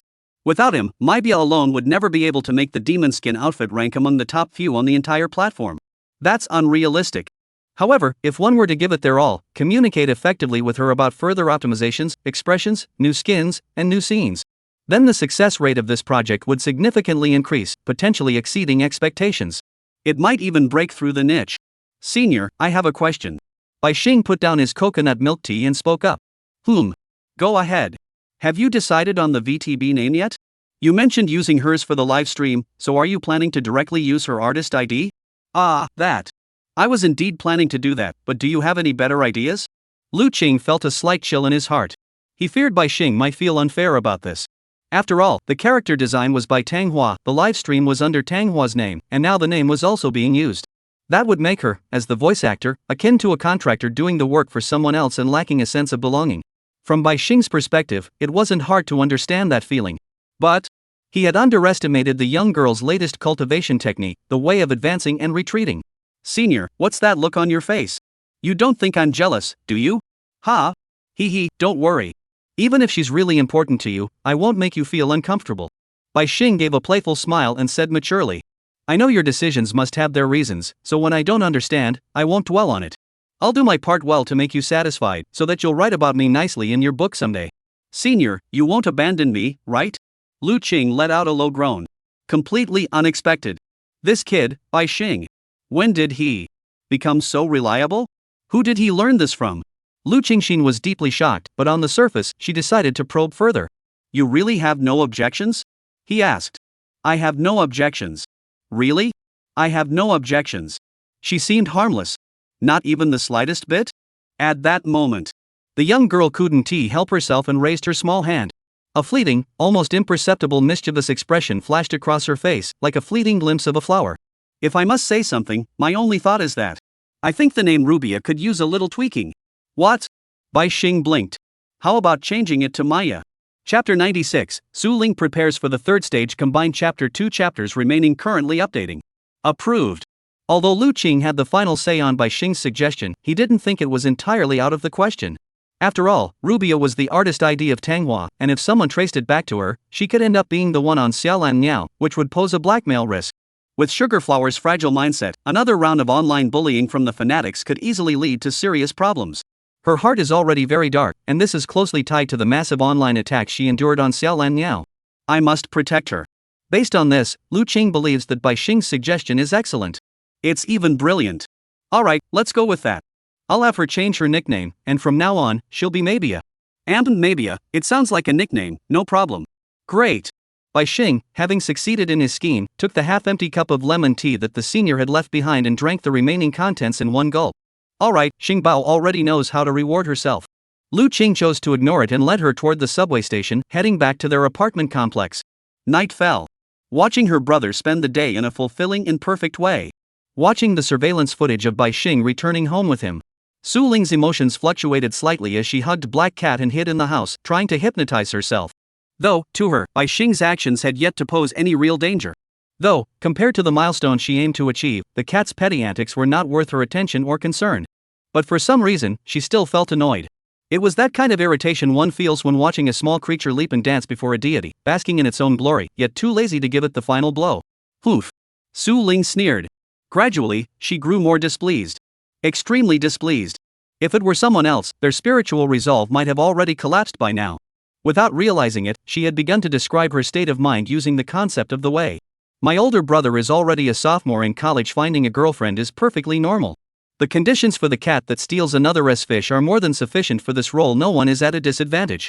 But I never expected her progress to be so swift, breaking through my brother's defenses and advancing to the next stage. Su Ling analyzed the situation calmly, her perspective completely broadened. Generally speaking, my brother wouldn't be swayed by her appearance. Her voice acting skills are at most useful for helping him with projects. They wouldn't lead to the kind of relationship they have now. To have gone this far, there must have been some unexpected twists along the way. The young woman gently stroked the strings of her guitar, unplugged. Feeling the delicate texture of the metal, it was like stroking the fur of a pet cat. Could it be that there is some factor I have yet to discern, one that remains unnoticed by me even today? Suddenly, she looked toward the door.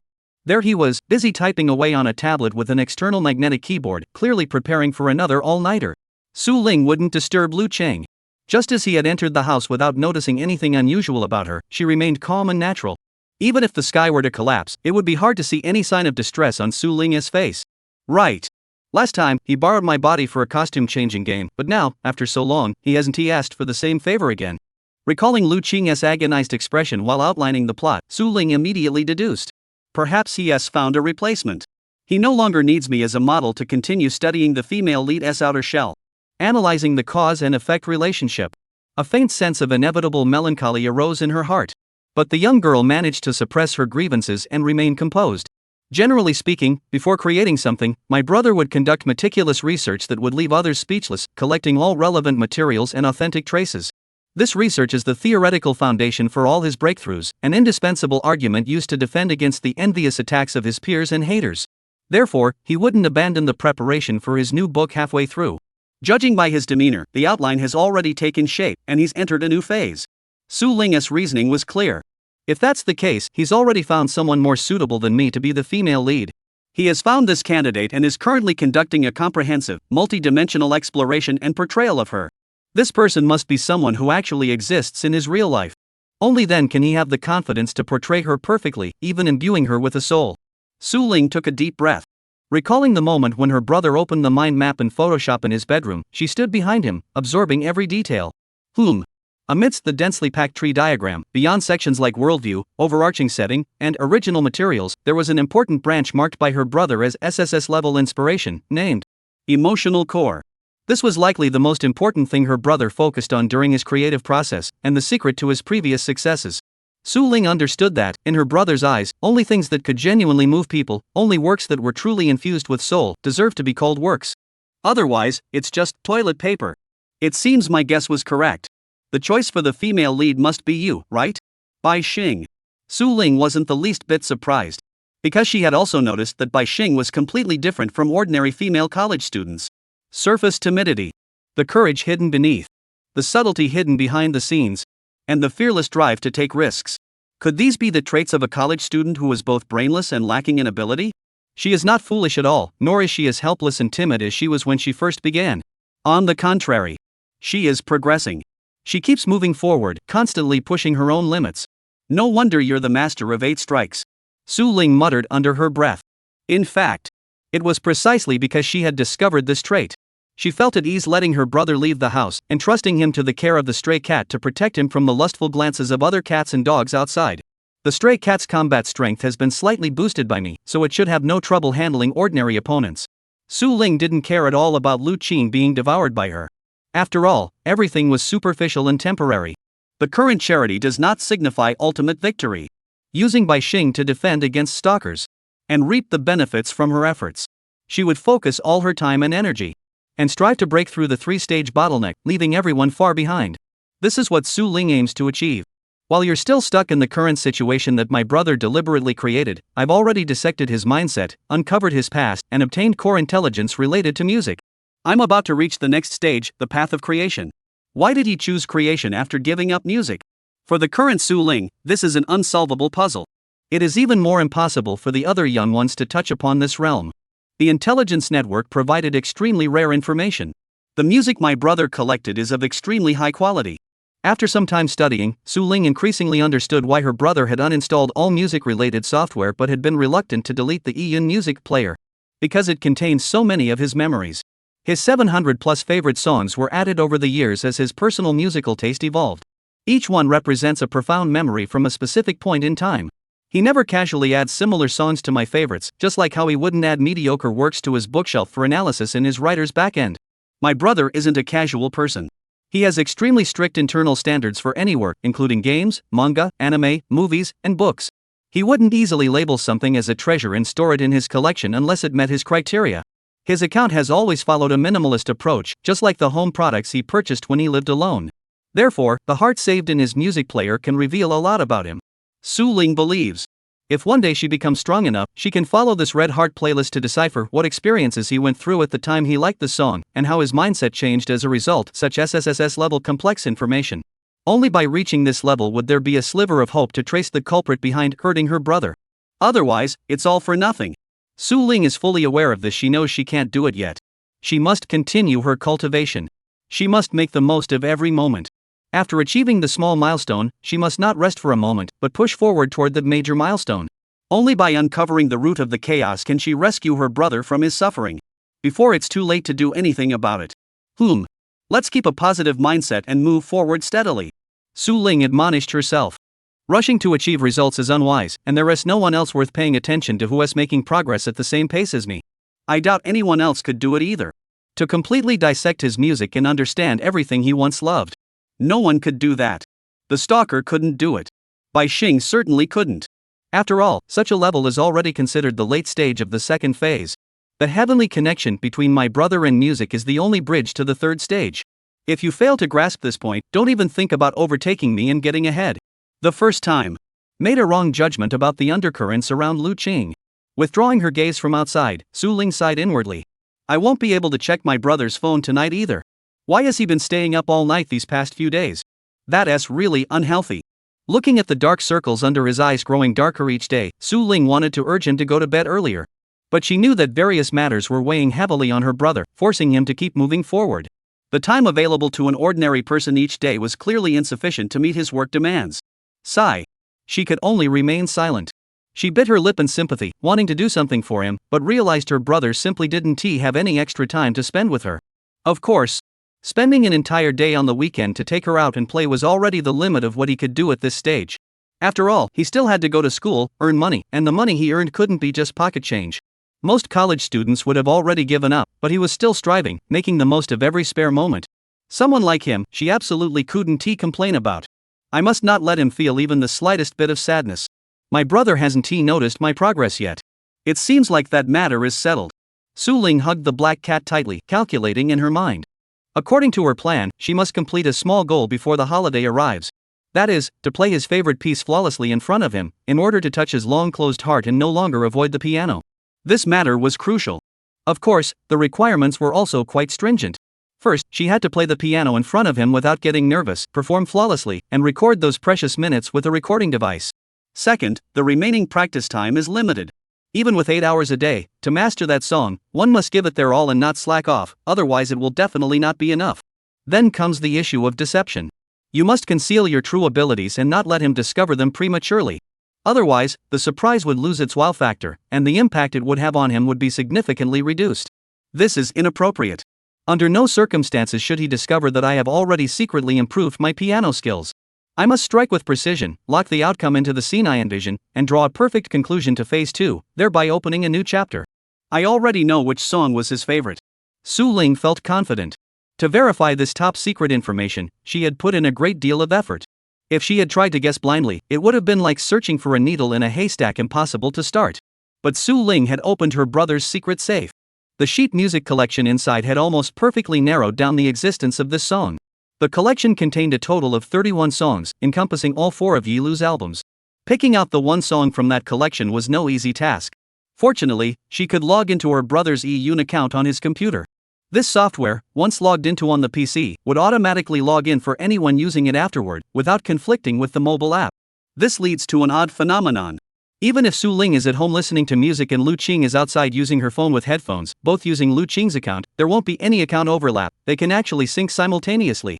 This couldn't help but make Su Ling feel right at home, and she immediately found a piece of important information in his history. In the annual yearly music listening report summaries, the song that remained in the last year and was listened to the most by her older brother completely matched a song in the songbook. This song had been played over 980 times, far surpassing the second-place song, which had been played 461 times the compared child. The answer was now clear. A song that has been on repeat so many times by his older brother must hold immense significance in his heart. Su Ling thought to herself. After all songs eventually cause auditory fatigue. The more you listen to them, the harder it is to match the initial sense of wonder.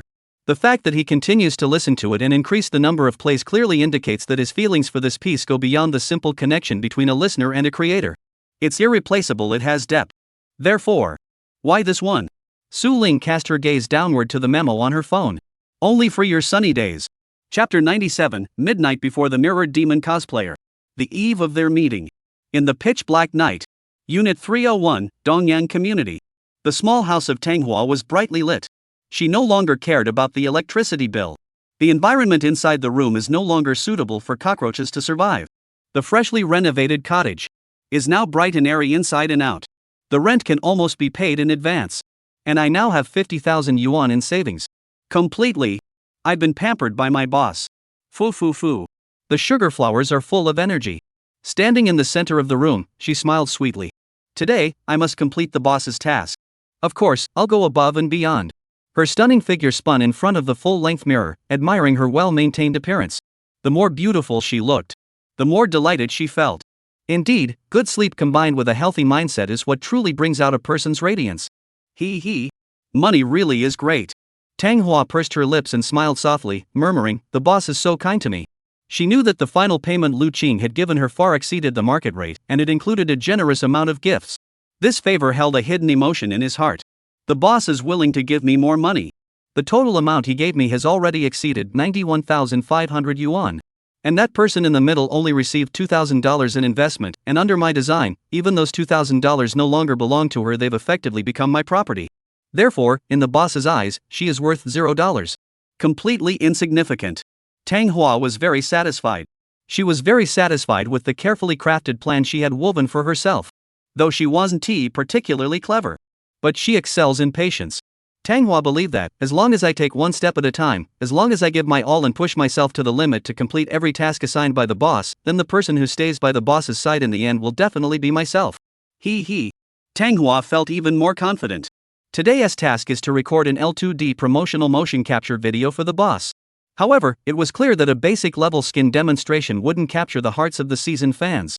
Although the Crimsonite succubus prototype she created was powerful enough to instantly cast a spell on her fans with just one glance. But there was still a portion of the VTuber audience who demanded more than just visuals. They sought a deeper interpretation of the character's essence. This immediately filters out most VTubers who fail to meet the hidden demands of this group. Interestingly, those who are truly willing to spend money are often found within this group. After all, if you can't move me, why should I give you gifts? This is one of the unspoken yet rigid demands of the wealthy patrons, something only veteran VTs and experienced operators can truly understand. Although Tanghua lacks the experience of Bai Xing, she gradually came to understand that to create a video that exceeds the boss's expectations, she must fully utilize the initial unit's capabilities in the video. Not only that, but it should also showcase features that other imitators can't replicate, making it irreplaceable. What aspects of myself do others lack? Tanghua pondered deeply. This question, though seemingly simple, requires deep reflection. The costume is already a 1:1 replica, so the external aspects are already complete. What remains is to showcase some unique skills in the video. What are my unique skills? Tanghua pondered for a moment. She quickly realized. Besides drawing, she could also take photos and pose. This skill, when applied to VTuber content, can almost perfectly integrate with motion capture. That is, using the experience gained from cosplay, she could create every frame of a video that could stand alone as a finished piece. In other words, it's about meticulously refining every aspect of oneself in front of the camera, crafting each movement with the precision of a dancer, and perfecting every detail. Approaching motion capture with the same dedication as choreography, striving for every expression and gesture to captivate the audience. Although Tanghua has never studied dance, she is highly skilled in camera presence, otherwise, she wouldn't be able to capture such alluring photos. Now, wearing the suit, with a layer of disguise, she can wrap herself in the identity of a virtual succubus, allowing her to let loose and no longer be constrained. Today I'm going to infuse it with my soul. By Dolly, a black seductive demon cosplay costume with horns. The small box was opened, and she looked at the beautifully arranged costume inside, swallowing hard. The boss is really something. Why didn't you just ask me to see this in person? It's not like I can't wear it for you. Her face flushed red as she carefully lifted the high-end costume from the box, holding it up and examining it closely. She felt a mix of shame and excitement. It had been a long time since she'd worn such a daring outfit. Boss, Actually, after the boss left, she couldn't resist opening it once to take a peek. But at the time, I thought I'd keep it sealed away forever, just to look at, not to wear. As a cherished keepsake. But things are different now. Now the boss has issued a new order. The new order is to record short videos of the succubus costume. So, in Tanhua's line of thinking, if we have to record a succubus, we have to become a succubus first. If you're not a succubus, how can you portray one authentically? How can you satisfy the boss? So, cosplay as a succubus, immerse yourself in the role, practice the succubus's habits and expressions beforehand, and fully embody the succubus. Then perform the appropriate actions, so we can record something that exceeds the boss's expectations and make this succubus costume shine. Otherwise, it can't possibly be called a 100% performance. Tunghua's approach is clear. At this moment, stand in front of the mirror, take out the tripod, and set up the recording equipment. She quickly retrieved the plastic mannequin head stand from the wardrobe, placed the wig on it, and prepared to trim the seductive demon's deep purple hair herself. After all, she had never gone out to interact with the colorful lion, a slang term for male photographers in the adult entertainment industry, out of fear of being harassed or exploited. Therefore, all of Tonghua's cosplay was done at home, in this small room, where she played all 4 roles herself. Makeup artist, wig stylist, model, and cameraman. By doing everything myself, I don't have to interact with outsiders. This aligns perfectly with Lu Qing's philosophy. In a way, she is a dual-purpose machine. The pillar of the art world, the bomb squad of the cosplay circle. Good. Next. She quickly and skillfully finished getting herself ready. She combed her long hair, put on the horns, even glued on painted bat-winged succubus wings, and attached an arrow-shaped tail to her buttocks. Makeup done, next is the movements. She turned on the camera, aimed it at herself, and set the timer for continuous shooting. She decided to take 300 simple photos first to test how her succubus form looked on camera. There was no room for carelessness in this matter. Before putting on the costume, she took the main photos first. After all, this wasn't for others to see, but a special gift of gratitude exclusively for the boss. If I wear this cosplay outfit to greet him and make it up to him when he comes to my house next time, would it bring him a little comfort? the considerate Tanghua thought to herself. Chapter 98, Tanghua invites you to compete on stage. Regarding gratitude, Tanghua believed it was necessary. After all, the boss has been so kind to her and has saved her life more than once. Without the boss, I would have left this boring world long ago. Sugarflower had always felt this way. A life unnoticed has no meaning. Those who are not loved will always feel cold. The person I once was hid underground, like a worm, daring only to crawl out at night to seek the faintest glimmer of light. Now, the light has grown brighter and brighter. It surges toward me, enveloping me. Even if it means melting away in this brilliance, I will never regret it. I must fully embrace him. Pour all your love into the boss. Make him feel my sincerity. Tanghua made up her mind. Nothing and no one could stand in the way of her decision. She had always been this way. Once she set her mind on something, she would go all out to achieve it.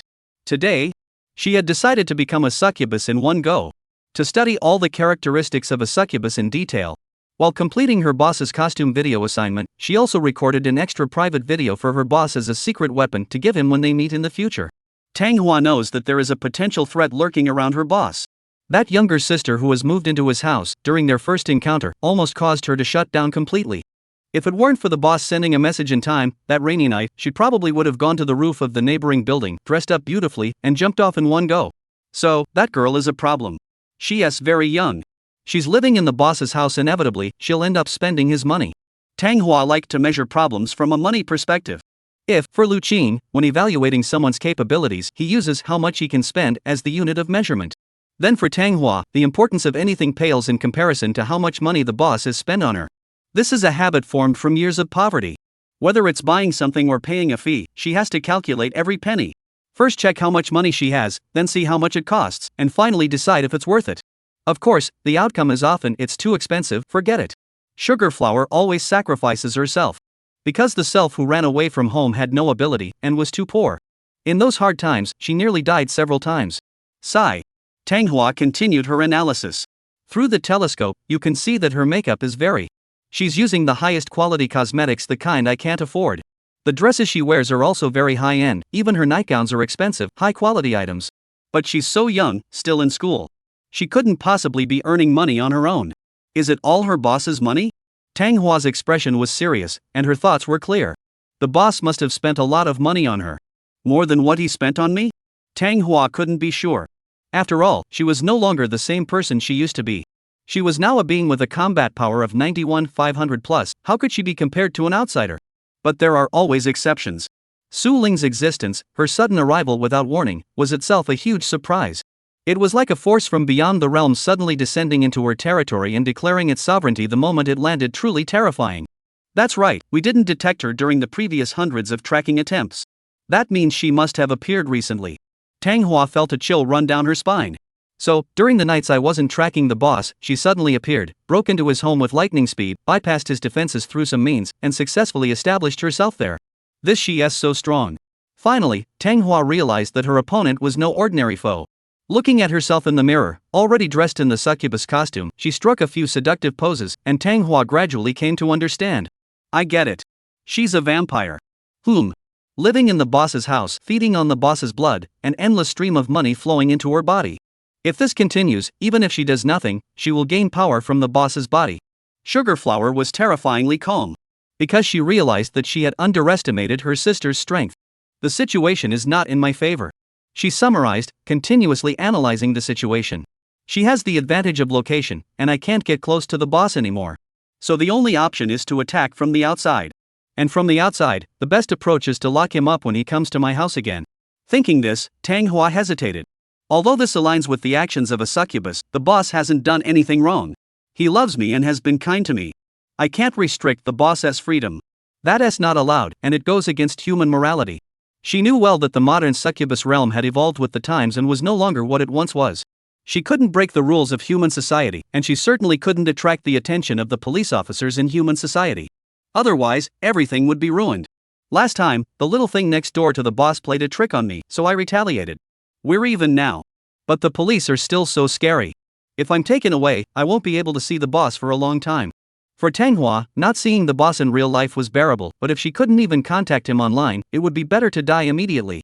Moreover, she was well aware that if she didn't contact the boss, someone else would. Whether it's the blood-sucking witch from the boss's family or the little thing next door, both of them are eyeing the boss greedily, drooling with desire. None of them are easy to deal with. If I don't take the initiative, others will. When others take the initiative, they block the boss's view, and the boss can't see my dedication or understand my feelings for him. That's not good. Manhwa shook her head. She felt she couldn't just stand by and watch anymore. Tomorrow is the day I'm supposed to meet that person. Meeting him is secondary. The main thing is to have another meal with the boss and spend another evening in his company. This is a once-in-a-lifetime opportunity, something that can't be missed. And it's business. Good. Manhwa made a decisive decision and set 3 clear objectives for herself. First, during the meal, sit next to the boss and create physical contact, succubus touch. Second, if possible, let him catch a whiff of my scent, succubus's fragrance. Third, study everything related to succubi, from major behaviors to minor gestures and expressions. Aim to fully embody the role by tomorrow night's meeting and shatter everything in her path with the true essence of a succubus. Visual, olfactory, and tactile senses. Plus hallucinations. Use all means necessary to target the boss's desires, penetrate his defenses, shatter his restraint, and dominate his thoughts. Will this amplify the boss's desires? Sugarflower gently touched her lips, thinking to herself. Chapter 99, Star Treasure's rhythm is at full throttle, believing himself unbeatable. Third update, overtime update, still owing 1 update. Wednesday was a crucial day. At 8 p.m., it was a dangerous time. The entire afternoon, Bai Xing hadn't come to school. If things had gone as usual, she would never have wasted this opportunity to sit on the same bench as Lu Qing in the same classroom. At that moment, Lu Qing received the following message. Senior, I'm ready. Could you pick me up at the hair salon in Shanghai after school? It's closer to the place you arranged. I'll just get a quick haircut. It won't take long. Seeing the girl as fully armed appearance as if she were facing a major enemy, Lu Qing rolled his eyes and replied, all right, don't go overboard. We're just going out for dinner. Bai Xing, got it. Got it. Though she said that, she was secretly exerting even more effort. Bai Xing wasn't stupid, she knew that anyone chosen by the senior as a partner must be no ordinary person. And on top of that, if a girl could be invited out by him, it was even more complicated. Without extraordinary abilities, one wouldn't get an invitation. Therefore, any woman who can linger around the senior must not be a mere ornament. This was the lesson Bai Xing had learned. At that moment, she was sitting on a foot-operated rotating chair at the hair salon, discussing her desired hairstyle with Tony, the salon manager, while keeping a close eye on her phone to check the meeting location information sent by her senior. A steakhouse? She hadn't expected Lu Qing to choose such a unique place for their first meeting, a Western restaurant called Yuhui Fine Steakhouse, located on the basement floor of the city center, known for its high price range of 300-500 yuan per person, making it sparsely populated and generally, Lu Qing never spent more than 50 yuan per meal, whether it was lunch or dinner, while at school. But the items he bought for Su Ling were all high-quality ingredients purchased from the Shinmushi member supermarket, costing over 200 yuan each, ensuring top-notch quality. The fact that tonight's dinner was held at a place with a base consumption of over 1,000 clearly indicates that Maybia's status is no ordinary one. The young girl speculated in her heart, could she be not only skilled in martial arts but also exceptionally beautiful? That's unlikely, right? Artists work overtime every night, their skin can't be that good. Could she possibly take better care of herself than me? She can't possibly be as beautiful as Su Ling, can she? Clearly, Bai Xing had already placed Su Ling at the pinnacle of beauty she had ever seen in her life. 1 in a million, beyond the reach of ordinary people. What about cuteness? Could she be cuter than me? Ugh. No, I don't think anyone can be cuter than me. On this point, Bai Xing was extremely confident. After all, even if it's just an act, she knows that every expression in the mirror has been rehearsed countless times, and every killer gaze has been refined. Without investing an enormous amount of effort into this, it would be absolutely impossible to release this kind of vibrant energy. This is my domain, my unique aura, something no one else can imitate. Bai Xing believed this. In terms of looks, she wasn't lacking. And in terms of cuteness, I'm unbeatable. The advantage is mine. Considering other potential crises that might arise. Considering what I currently lack, in my own opinion. Does that mean she has a better figure than me? She looked down at her own attributes. BSSS. The bear is okay, the waist is slim, and the legs are amazing. Should be fine. Bai Xing felt a little uneasy. But he thought that his senior wasn't the type to care too much about such things. If he really wasn't satisfied with him, he would have already run away long ago.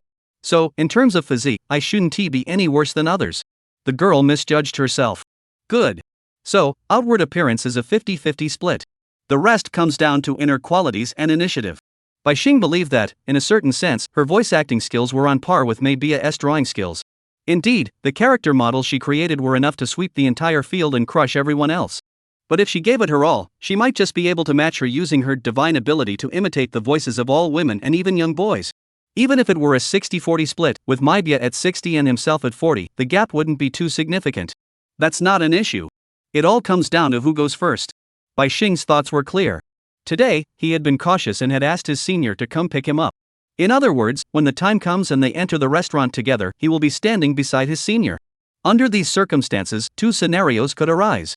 1. Maibia arrives alone and early, losing the initiative. 2. Maibia hasn't arrived yet, and I pull my senior to sit aside, catching her off guard. In either case, when Meibian sees the two of us, she'll feel like an outsider, as if she is crashing a couple's date, instantly getting that third wheel vibe. To design this scene, Bai Xing did a lot of preparation. Now that I've obtained the information advantage, the senior agreed to pick me up instead of going to pick her up or bringing her along. This means I've already won half the battle with this first move. It seems she hasn't realized that the outcome of a war is often decided before the battle even begins. Bai Xing was well versed in the art of advancing and retreating. This principle had been rebranded by her as the Su Ling Way. Or, to put it simply, the Way of Ling. Today, I will use the secret techniques I learned from Su Ling to thoroughly study you, Eudemonus. Let you see what the evil power of an otherworldly demon truly is. Even if I'm just a fake demon, I must make you feel this suffocating pressure. Moi. The young woman was confident and had everything prepared. At that moment, Tony the shopkeeper styled her hair and asked, "Honorable Miss Bai Xing, are you satisfied with your current hairstyle? If not, we can redesign your image for you." "No need." White Star put away her phone, stood up, and looked at herself in the mirror. Under the spotlight, she saw a flawless reflection.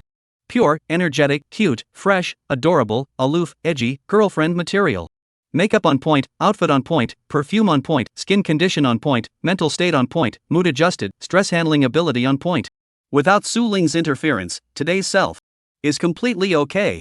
Excellent, very satisfied. She nodded, took off her scarf, and immediately picked up her bag, walking to the counter to swipe her membership card and pay. "Thank you for your patronage, Miss Bai Xing." She was a high-level VIP member here, and every time a major event was approaching, she would come specially to get her hair done and styled. For example, when Xingyu Arena achieved the 1,000-ship milestone, she dyed her hair the same pink as Rena's as a reward for herself. That pink wasn't too ordinary, it was a high-end ombre gradient with a double layer of black inside and pink outside, costing her over $2,000. Now, facing an unprecedented situation, she took one last glance at the mirror. Gently swept her brand new black and pink princess cut hair behind her shoulder. With the other hand, she wrapped her black, decisive victory coat around herself, draping her senior's exclusive protection over her shoulders, and declared confidently, "Tonight, I am invincible." Chapter 100. The demon never arranges a reasonable meal. Thanks to Qing Jiao for the gift of the king. Today's third update. There are many kinds of gatherings in society. Dinner gatherings, drinking gatherings, tea gatherings, coffee gatherings, gaming gatherings, sports gatherings, health gatherings, and police gatherings. But the gathering Lu Qing is facing today is rather special. The Azura gathering. Originally, he had planned it out nicely. He simply planned to have a steak dinner, which could also be called a business partner meet and greet. Discuss work matters, plan the long-term V-Circle strategy, have the two women work together to complete the Great Voyage expedition, and reach the pinnacle of the V-Circle, creating a new myth-official version. However, when he saw Bai Xing appear in his line of sight, fully armed and looking intimidating, he just... "Wait, why are you wearing my coat?" At the entrance of the Ampnation Advanced Image Design store, Lu Qing was captivated by the vibrant energy of the young girl. If we say that when they went to buy breakfast together earlier, Bai Xing had only put in 80% effort into her appearance. And on the day of the official announcement in class, she had pulled out all the stops to perfect her outfit.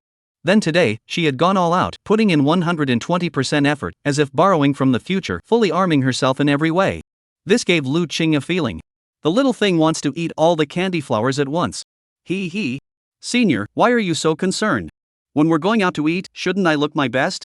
Otherwise, people might think your voice actress isn't very good." Verbal tactics. Pure and simple. Lu Qing tasted a hint of fragrance. "Others, your family. Very good." He didn't call her out on it, but she took his hand and they set off. They headed toward their destination together. The first basement floor of Chenkai Square, to where we find steakhouse. "By the way, senior, why did you suddenly want to eat steak? It's pretty expensive, isn't it?" As they walked along, Bai Xing continued to probe cautiously. Lu Qing, of course, wouldn't he tell the truth? After all, he was quite particular about steak in his daily life. He could buy it online and eat it just fine, so there was no way he'd be craving something from a steakhouse. The reason he chose this place was mainly to let Tang Hua eat more meat. He knew that even if Tanghua had 50,000 yuan in her pocket, she would never spend 200 yuan on a steak in one go. After years of poverty, Tanghua had developed a rather problematic way of thinking. Once the money is gone, it's gone. So you have to spend it sparingly. This is the classic logic of the poor, shaped by a fear of poverty. On the other hand, the mindset of the wealthy is, how can I increase my income and earn more money? Unfortunately, Tanghua has completely blocked this path. She has abandoned the idea of increasing income, even if it means giving up all sorts of opportunities, and remains steadfast in her belief that following her own path will eventually lead her to the light at the end of the tunnel. Therefore, Lu Qing is under immense pressure. If she can't provide Tanghua with a bright future, one with the possibility of economic and financial freedom, then she, as her boss, is unqualified. So today's schedule is crucial. She must ensure Tanghua gets her share. She must show Tanghua the future. She must make Bai Xing willingly cooperate with her. We must ensure that Bai Xing, while giving her all, forms a united front with Sugarflower to build this new venture. Delicious, I love it. So I eat. She uttered those half-hearted words, earning herself a disdainful glance from the young girl. She then asked, has Maibia arrived yet? Did she come before us? Investigating. Still probing. Lu Qing noticed this and replied naturally, I just told her the shop's location and the time we agreed on. As for whether she's out or not, I can't say. Oh, I see. Bai Xing immediately felt reassured and thought to himself. It seems your relationship with the senior isn't as close as I thought. At least, you're not like me, who can always be by his side, sharing everything with him. Outside the apartment, I'm invincible. As long as I'm not within the apartment complex, what can you do to me? The young girl was confident beyond measure, linking her arm through Lu Qing's. The two took the elevator and soon arrived at the basement level of the mall. Good evening, sir. Do you have a reservation? At the entrance of the monthly premium steakhouse, a staff member in uniform approached the counter and asked respectfully. Yes, we do. Lu Qing nodded. Although the restaurant wouldn't be full, and there was no need to wait for a table, Lu Qing was meticulous and preferred to call the restaurant beforehand to confirm, ensuring everything would go smoothly upon arrival. Last name Lu. All right, Mr. Lu. 3 people at that table, correct? Please come in. Yes. The staff led the two inside the restaurant and mentioned that the meal had already been prepared in advance according to the agreed time. Lu Qing was very satisfied and chose a window seat with a view of the mall's interior, sitting down with Bai Xing. It looks like Maibia hasn't arrived yet. Bai Xing locked his arm around Lu Qing and sat beside him. After his plan succeeded, he couldn't help but smile contentedly like a stuffed cat. I'll send her a quick message to check. Lu Qing didn't notice this and simply pulled out his phone as usual, sending a message to Luo Bia. Where are you? How much longer? He glanced at the time. It was currently 7:45 p.m., with 15 minutes remaining until the agreed-upon time, so there was no need to rush. But sure enough, Tanghua's phone immediately showed the other party is typing. After a long time of editing, she finally replied.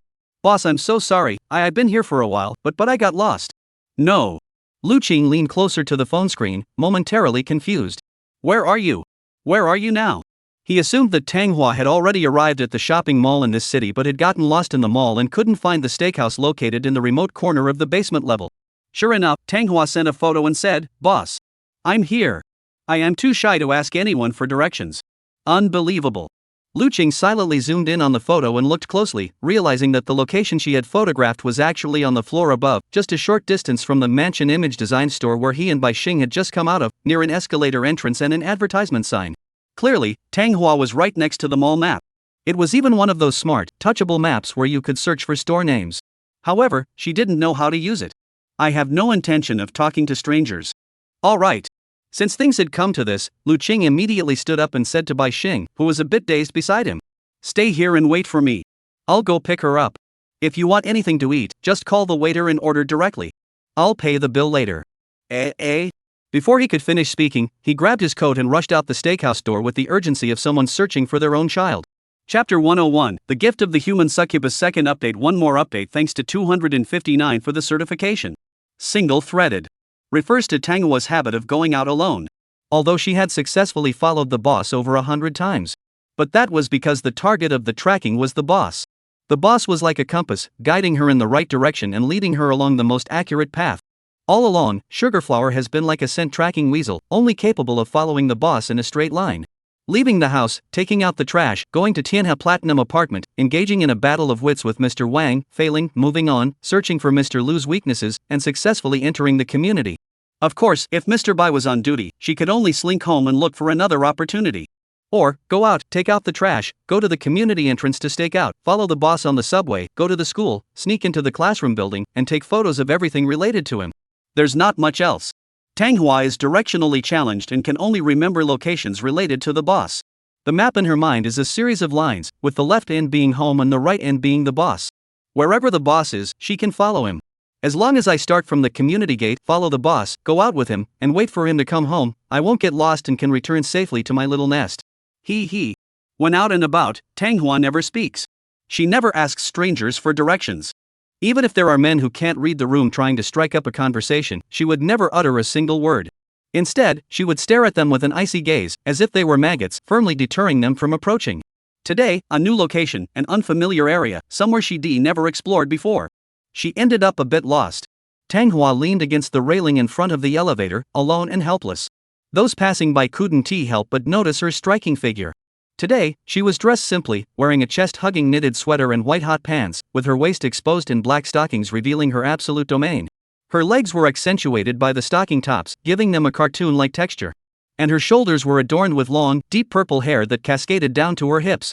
She had casually thrown on a blue-black jacket for warmth, but it couldn't hide the curves that seemed ready to burst free. There she stood, vivid and alive, before Lu Qing's eyes. Like a seductive demon from the human world, teasing every inch of his body from every angle. Completely locked in, leaving no room for distraction. Lu Qing felt immense pressure. During the previous incident in the pitch-black hut, due to the poor lighting and the dangerous atmosphere, he hadn't dared to look directly at her face, instead freely admiring her stunningly beautiful body. Even when he took her out for burgers in the evening, he remained reserved, resisting the urge to explore her overly exaggerated physique. Today was different. The square was brightly lit, with the advertising light boxes on the shop fronts causing light pollution. Sugarflower stood directly in front of me, and at first glance, her figure and beauty were immediately striking. No, it was directly imprinted in his mind.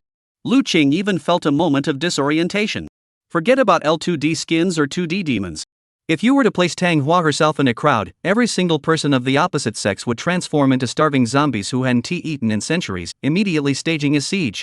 She herself was more perfect and alluring than her 2D counterpart. She is the succubus. Terrifying.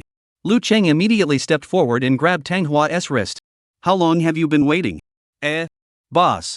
Tanghua had been looking around nervously, but now that she was suddenly grabbed, her face flushed, and she stammered, "Not long." Oh. Hearing her say that, it must have been at least half an hour. Lu Qing didn't need to think twice. He simply took her hand and led her onto the escalator. Why didn't you text me earlier so I could pick you up? I already told you, no matter what happens, you can always contact me. That includes anything, not just important matters. Do you understand? He said it in a slightly domineering tone. Got it. Boss. Tanghua blushed and nodded shyly, daring not to say another word. In truth, she too wanted to reach out to her boss. But in this kind of relationship, she found it hard to maintain proper boundaries and avoid saying something that crossed the line. In her heart, she knew boundaries were important. Otherwise, she might accidentally say something odd or make unreasonable demands, which could make him dislike her. This was absolutely out of the question. Even if she gets lost, even if she gets disoriented, she must not trouble her boss. Ugh. The rolling stairs descended one step at a time, and she trembled with tension. She was in front of him, he was behind her. He held her hand, so she didn't need to grasp the dirty handrail. Lu Qing felt as though the air around her was growing warmer. Glancing aside, she saw the shoulders of Tanghua trembling slightly. Trembling in an extremely subtle manner. She was too sensitive. Lu Qing felt a bit helpless.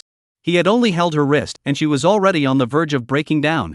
If he ever invited her to his place to discuss serious matters, wouldn't she explode on the spot? Ugh. Better take it slow, gradually guiding her to get used to his way of doing things. How is the progress on the assignment I mentioned earlier? To help her calm down, Lu Qing chose to use the skill get straight to the point to cool her off. Oh, I'm working on it. Tanghua used the long hair on the side of her face to cover her small face and nodded slightly. Alright, no rush. Just send it to me by Friday. You still have 2 days. If it's really not possible, sending it by Sunday is fine too. Lu Qing didn't want to put too much pressure on her, after all, such matters couldn't be rushed. Little did he know. It's already done. Tanghua whispered, I'll send it to you right away. What? Lu Qing froze upon hearing this, pulling her out of the elevator, so fast? Yeah. I didn't sleep much. I recorded it hundreds of times. I think one of them turned out really well. Tanghua spoke the words with a calm tone, yet they carried immense weight. Lu Qing hesitated to speak. Same here. Sugar flowers are always like that. It's unlikely to delay the work schedule. Alright, no rush. I'll send it after dinner. Tang Hua replied, then added weakly, that one is also done. Question mark. What's that? Lu Qing couldn't react at first, glancing at her and noticing her face was flushed bright red. He couldn't help but ask in surprise, which that are you talking about? Did I leave any other tasks for you? He recalled that aside from the short video, he hadn't assigned her any new tasks. Maybe he had made a mistake. Yes, boss. He saw Tang Hua trembling nervously as she fumbled in the inner pocket of her jacket and pulled out an exquisitely crafted small box. This box. Lu Qing's pupils contracted sharply. He immediately realized. This was the small metal box from her family's wardrobe that had once held the hundreds of photos she had secretly taken. Its size perfectly matched the dimensions of printed paper, so it could only contain a stack of photos. What was she doing with this? What does she intend to do? Lu Qing was completely confused but extremely tense. Her mind was fully focused. Before he could analyze it, she began to explain. This is a gift for you, the boss.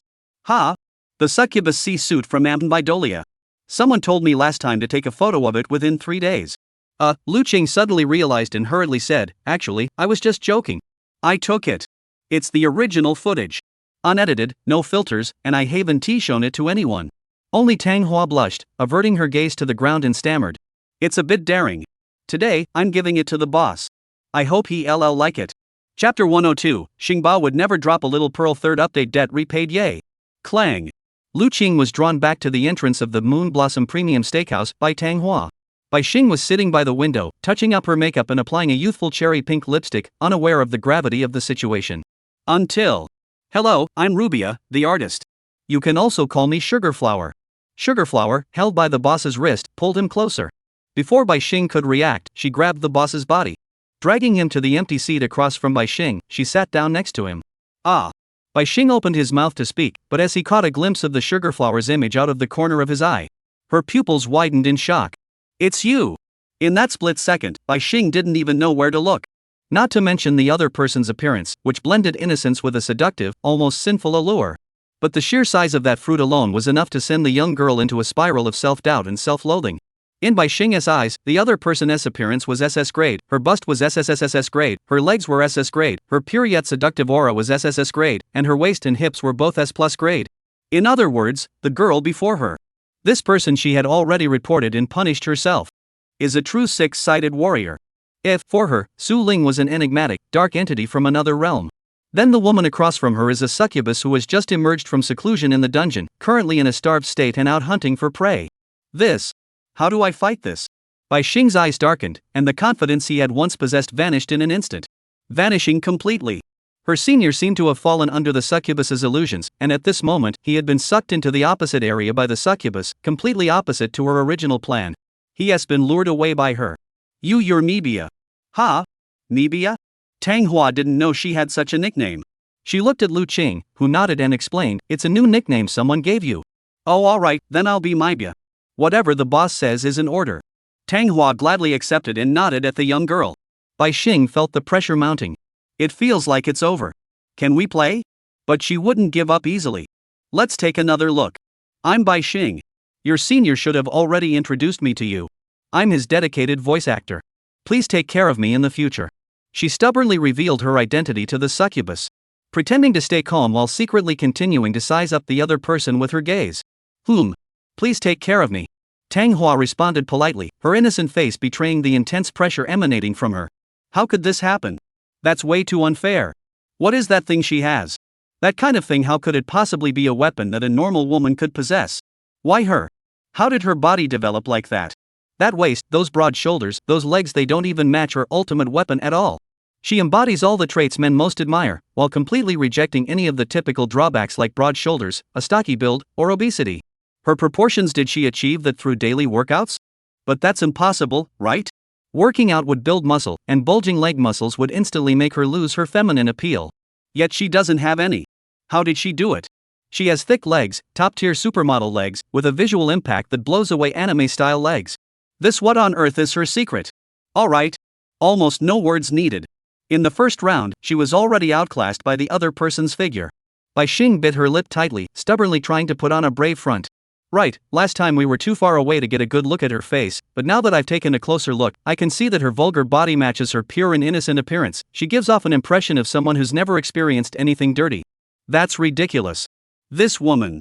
The only flaw that could possibly defeat her impurity has also been erased from her. She is invincible.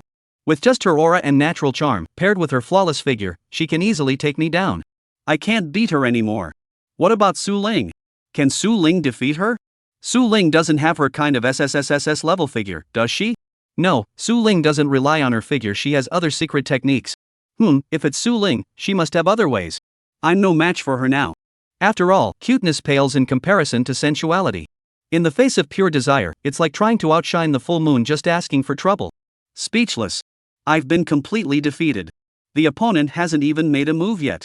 And I've already given up. Senior, I just ordered a sirloin steak, a few side dishes, and a pitcher of juice. Take a look at what you're eating and make sure your order is complete. Although he didn't want to admit defeat, Bai Xing, after reassessing the current situation, believed that today was the day to start playing. He forced a smile and pushed the menu toward the senior and Maibia, watching him nod and carefully flip through the menu. And then noticed that she had unintentionally leaned her body closer to his right arm. She used her chest to make a barely noticeable contact with his arm. Lu Qingwei trembled imperceptibly and unnaturally flipped the menu forcefully to the next page. She is actually a cunning seductress. Bai Xing watched this unfold, feeling even more helpless toward the other's tactics. If she were an opponent without any ulterior motives, it would be one thing, but the seductress not only had an incredible figure and unmatched beauty, but she also actively leaned against her senior, rather than being the typical passive, scheming woman. This was too much. She wasn't even pretending. Her behavior was as if she had placed herself in the role of a girlfriend, no, not just a girlfriend. It felt like she was positioning herself as a lover. She had placed herself in the position of a lover. For a moment, Bai Xing furrowed his brows. Upon closer inspection, one can see that the relationship between Maibia and her senior lacks the awkwardness typical of a romantic relationship. On the contrary, her pure desire, her initiative, her naturalness, and her lack of restraint were all like those of a third party declaring their claim to someone else. No, what is this? No morals? No rules? Just using your body to seduce someone? This is like a flea market. Bai Xing was about to cry. But he couldn't say it.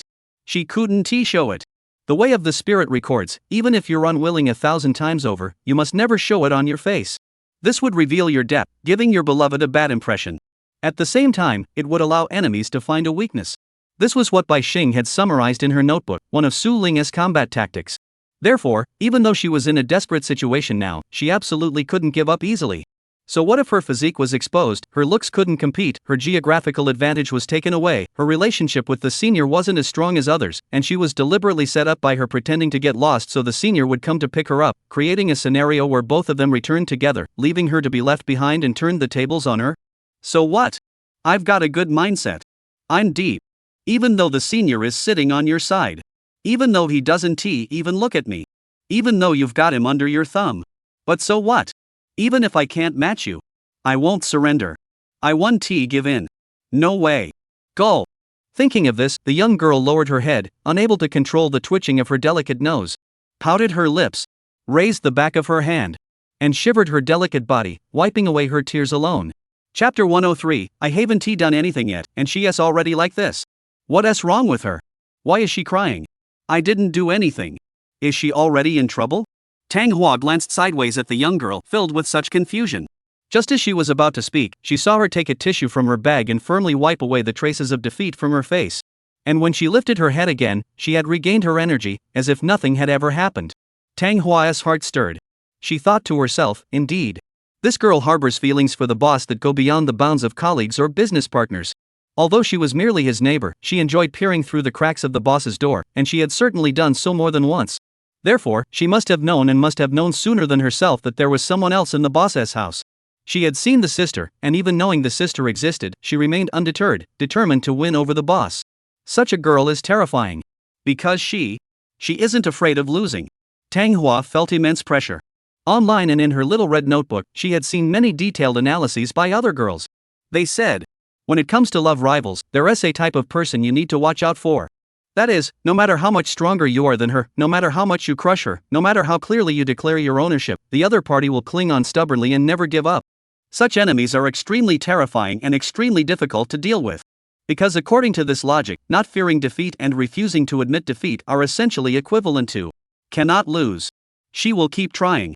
She will keep striving. She will seek out every opportunity she can exploit. She will temporarily retreat in the face of adversity to protect her vulnerable self. But once you lose your focus, once you show a weakness, giving her an opening, then it's over. All your planning and efforts could be shattered in an instant as she breaks through your defenses, strikes at the core, and ultimately declares victory. Therefore, according to the experience of the Jime sisters, Tang Hua believes that Bai Xing isn't as fragile as she appears on the surface. In fact, the opposite is true. She is extremely combat ready. If one does not take her seriously, one is likely to suffer a significant loss. Be cautious. She thought to herself. I've ordered. What would you like to eat? Take a look. By this time, Lu Qing had added a few appetizers to the menu, then moved it to the right and handed the pen to Tang Hua, letting her choose. Oh, okay, boss. Tang Hua was flattered, took the pencil, but instead of moving away, she leaned closer to him. This was an aggressive move. Lu Qing noticed something but didn't say much, instead shifting his gaze to Bai Xing across the table. Are you hungry? He asked. Bai Xing nodded, yes. Very hungry. Is that so? Lu Qing couldn't shake the feeling that something was off about the little girl. But upon further reflection, he realized it might be because the sugar flowers were too close to her, causing her real harm. Oh, is that so? He paused briefly before testing the waters. After I finish making the plans for the rest of the day, shall we all go home together? No, I'll go back by myself. Bai Xing stubbornly refused, not giving Lu Qing any face. Good. Lu Qing immediately understood. She had been deeply hurt. Just like the day they went to the panini shop. The slightest touch would send her shattering into pieces. Got it. Lu Qing smiled and didn't say anything else. He knew that when it came to Bai Xing, empty promises were meaningless. He had to take concrete actions to heal the wounds in her heart. Otherwise, she would become obsessed, digging herself deeper into the pain, constantly tearing it open, eventually retreating into isolation, hiding under her blankets and unable to get out of bed. What an odd personality. He thought to himself. Not long after. Sir, I don't know anything about steak. Could you help me choose one, please? Tang Hua was already getting restless because she had never eaten something so complicated before. Although back in Wan Island, her family would often host barbecue parties, those were always for her younger brother, and she rarely participated. Her usual meals were simple as long as it's edible, and the housekeeper and servants never brought her the same quality of food as her brother. Therefore, a steak that cost $200 or $300 felt incredibly luxurious to her. Especially having to choose the doneness made her feel at a loss. Oh, sure, I'll pick a ribeye steak for you. The meat is tender, high in fat, and has a good texture at 1 TB dry. It's perfect for someone trying it for the first time. Lu Qing listed the options like she knew them all, then turned to the waiter and said, Don't make this one medium rare. Make it medium well for her. After all, it's her first time trying it, so we can consider other doneness levels later. Certainly, sir. What about your filet and the lady's sirloin? Mine medium rare, hers well done. Got it. The waiter quickly noted his order on the tablet and bowed before leaving. At that moment, Bai Xing narrowed her eyes and looked at Lu Qing, asking, How did you know I wanted it well done? I didn't say anything. Exactly, because you didn't know there's a doneness level for steak, right? Well done is delicious, no blood, and suits your taste. You're not the type who likes to see blood. Wait. Bai Xing was startled. Her face flushed slightly. He wasn't sure if the senior was complimenting him or mocking him, but either way, he knew himself well. In his daily life, he hadn't eaten much steak, and he had no idea what the doneness level was supposed to be for the best taste. The steak pasta he ordered from food delivery was basically processed meat, with no concept of doneness, and could even be mistaken for stir-fried beef. Of course, it wasn't as good as the stir-fried beef in a proper Hunan-style dish. So, Lu Qing's words were essentially making the decision for him, and it was a spot-on choice. However, if Mei Bia saw this, would she think he won tea as fashionable as he thought? Bai Xing puffed out her little lips and thought, who cares? She's the same, isn't she? She's just a demon, after all. No one should laugh at anyone else. Let it be. She said no more. Soon. The waiter pushed over the cart, placing 3 steaming main courses on it, then carefully served the drinks, appetizers, snacks, and desserts one by one. Once the food was set out, Bai Xing and Tang Hua took a closer look and were both a bit surprised. Because Lu Qing had already ordered a large set meal before arriving, which did not include the main dishes for the 2 women, only his own filet and some specialty dishes. The food they had just been guided to order was added later. Now, seeing the table filled with not just steak but also triple cheese salami pizza, creamy mushroom pasta, tuna cornbread, black truffle potato wedges, honey mustard shrimp balls, Caesar salad, and more, the table was completely overflowing with food. Bai Xing widened her beautiful eyes in shock. Tang Hua opened her little mouth, drooling with desire. Senior, is there enough for us to finish? Bai Xing thought, stacking main dishes on top of main dishes. Had she overestimated her stomach capacity? Moreover, Lu Qing didn't seem like the type with an insatiable appetite. After all, the amount of food on the table would be impossible to finish unless one weighed over 200 pounds.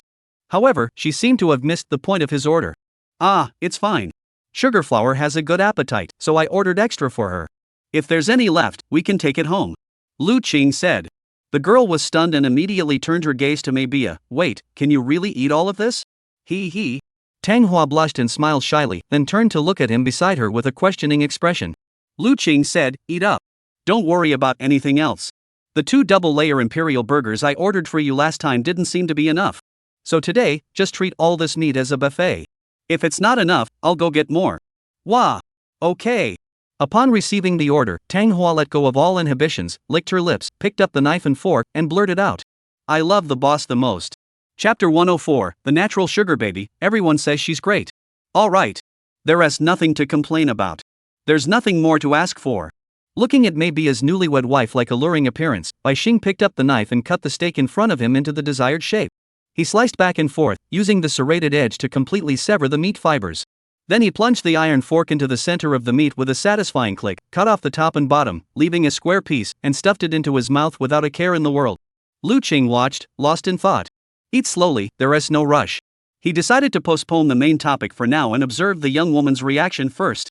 After all, as the female lead, every action Bai Xing took in any state was worth documenting. Including her sense of injustice. Including resentment. And including her pitiful little face pretending nothing had happened. Bai Xing didn't respond. It was the person beside her who answered. No. At that moment, Tang Hua had already begun to devour the food. After all, she hadn't eaten something this delicious so freely in years, and it was all meat. It felt like the boss had specially brought her here to eat meat.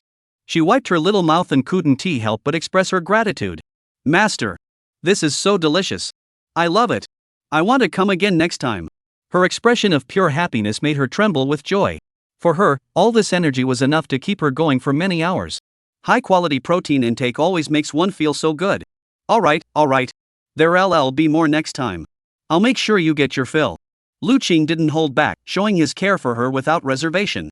In his eyes, although Tang Hua was a few years older than him, her heart was as pure as a child's, evoking such sympathy that he couldn't help but take care of her. Of course, this might also have a tiny bit to do with her perfect figure and absolutely flawless XP. At that moment, Lu Qing's promise couldn't help but give Tang Hua an immense sense of fulfillment. She felt that as long as he was by her side, no matter what storms life threw her way, she could weather them with ease. With the boss around, I won't die. However, this was completely the opposite in Bai Xing's eyes. Chewing on the delicious beef, she spoke with a hint of resentment. Senior, why are you so biased toward her? Do you want to be with her? The essence, ask directly. As the way of the spirit states, when faced with an issue you care about, you can address it directly without any reservations. This not only resolves the matter but also delivers a guaranteed hit to the other party, leaving them with no room to avoid it. Sure enough, upon hearing this, Lu Qing felt he had no choice but to respond. Tang Hua also heard this and was slightly startled, thinking to herself, she asked that well. Could it be that the boss wants to be with me? Does he want to come live at my place? Alright, so that's what he meant. Why didn't you say so earlier? Failure to explain leads to misunderstandings. Which demonstrates the power of this technique. But nothing could faze Lu Qing. He paused for a moment, then spoke seriously. Tang Hua and I have known each other for a long time, and she's always been one of my biggest supporters. The cover of the last book was drawn by her, so I hope you two can get along well. After all, the next book will need her to draw you as the cover illustration for promotion across the entire platform. His words left the two girls speechless. What? Senior, the cover of the previous book was drawn by her? Wait, boss, is Bai Xing the original model for the female lead in the next book? In an instant, their eating stopped. And they exchanged glances, re-examining each other. This showed how skilled Lu Qing was at speaking. At that moment. In Bai Xing's eyes. Since Tang Hua has this level of skill, it means she is the senior's official artist. Not only is she indispensable to the senior now and in the past, but even in the future, the senior will likely turn to her for all art-related tasks. This also means that if I don't maintain a good relationship with her, she might sabotage me in various ways. For example, what if she doesn't draw me cute enough, or intentionally doesn't highlight my best features? What should I do?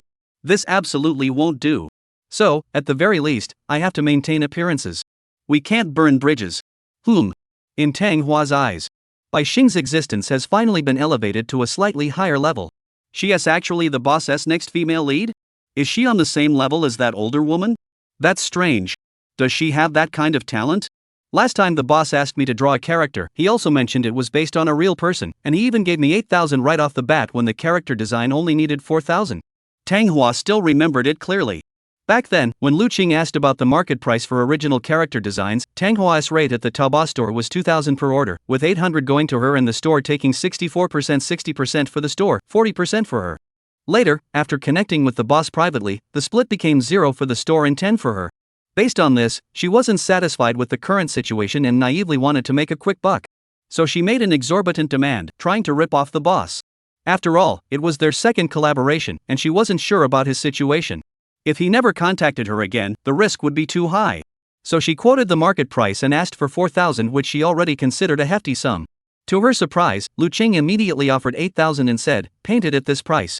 This left Tang Hua completely speechless. At the same time, she fully understood that the boss wasn't just going through the motions, but truly understood the market and was willing to pay above the industry standard to purchase this commercial illustration. The boss trusts me, believing I have the skill to command this price, so he's willing to pay such a high price. Since that's the case, I will treat you with the same level of dedication as the attitude you show me. So, Tang Hua gave it her all and filled the entire page with the sister character design. Fully committed.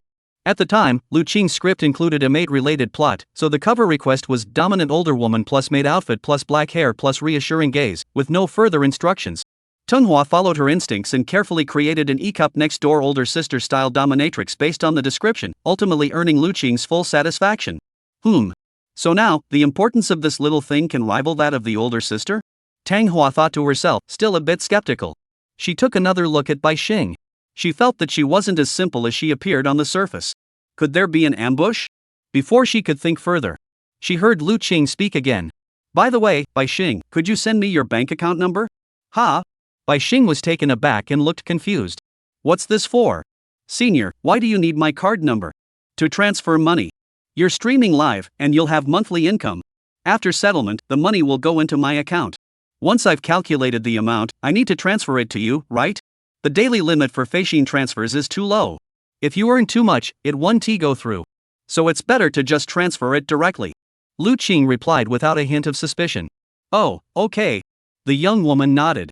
Although she felt the senior's words had hidden meanings and the timing of asking for the card number was off, Bai Xing felt that, at first glance, the request was indeed reasonable.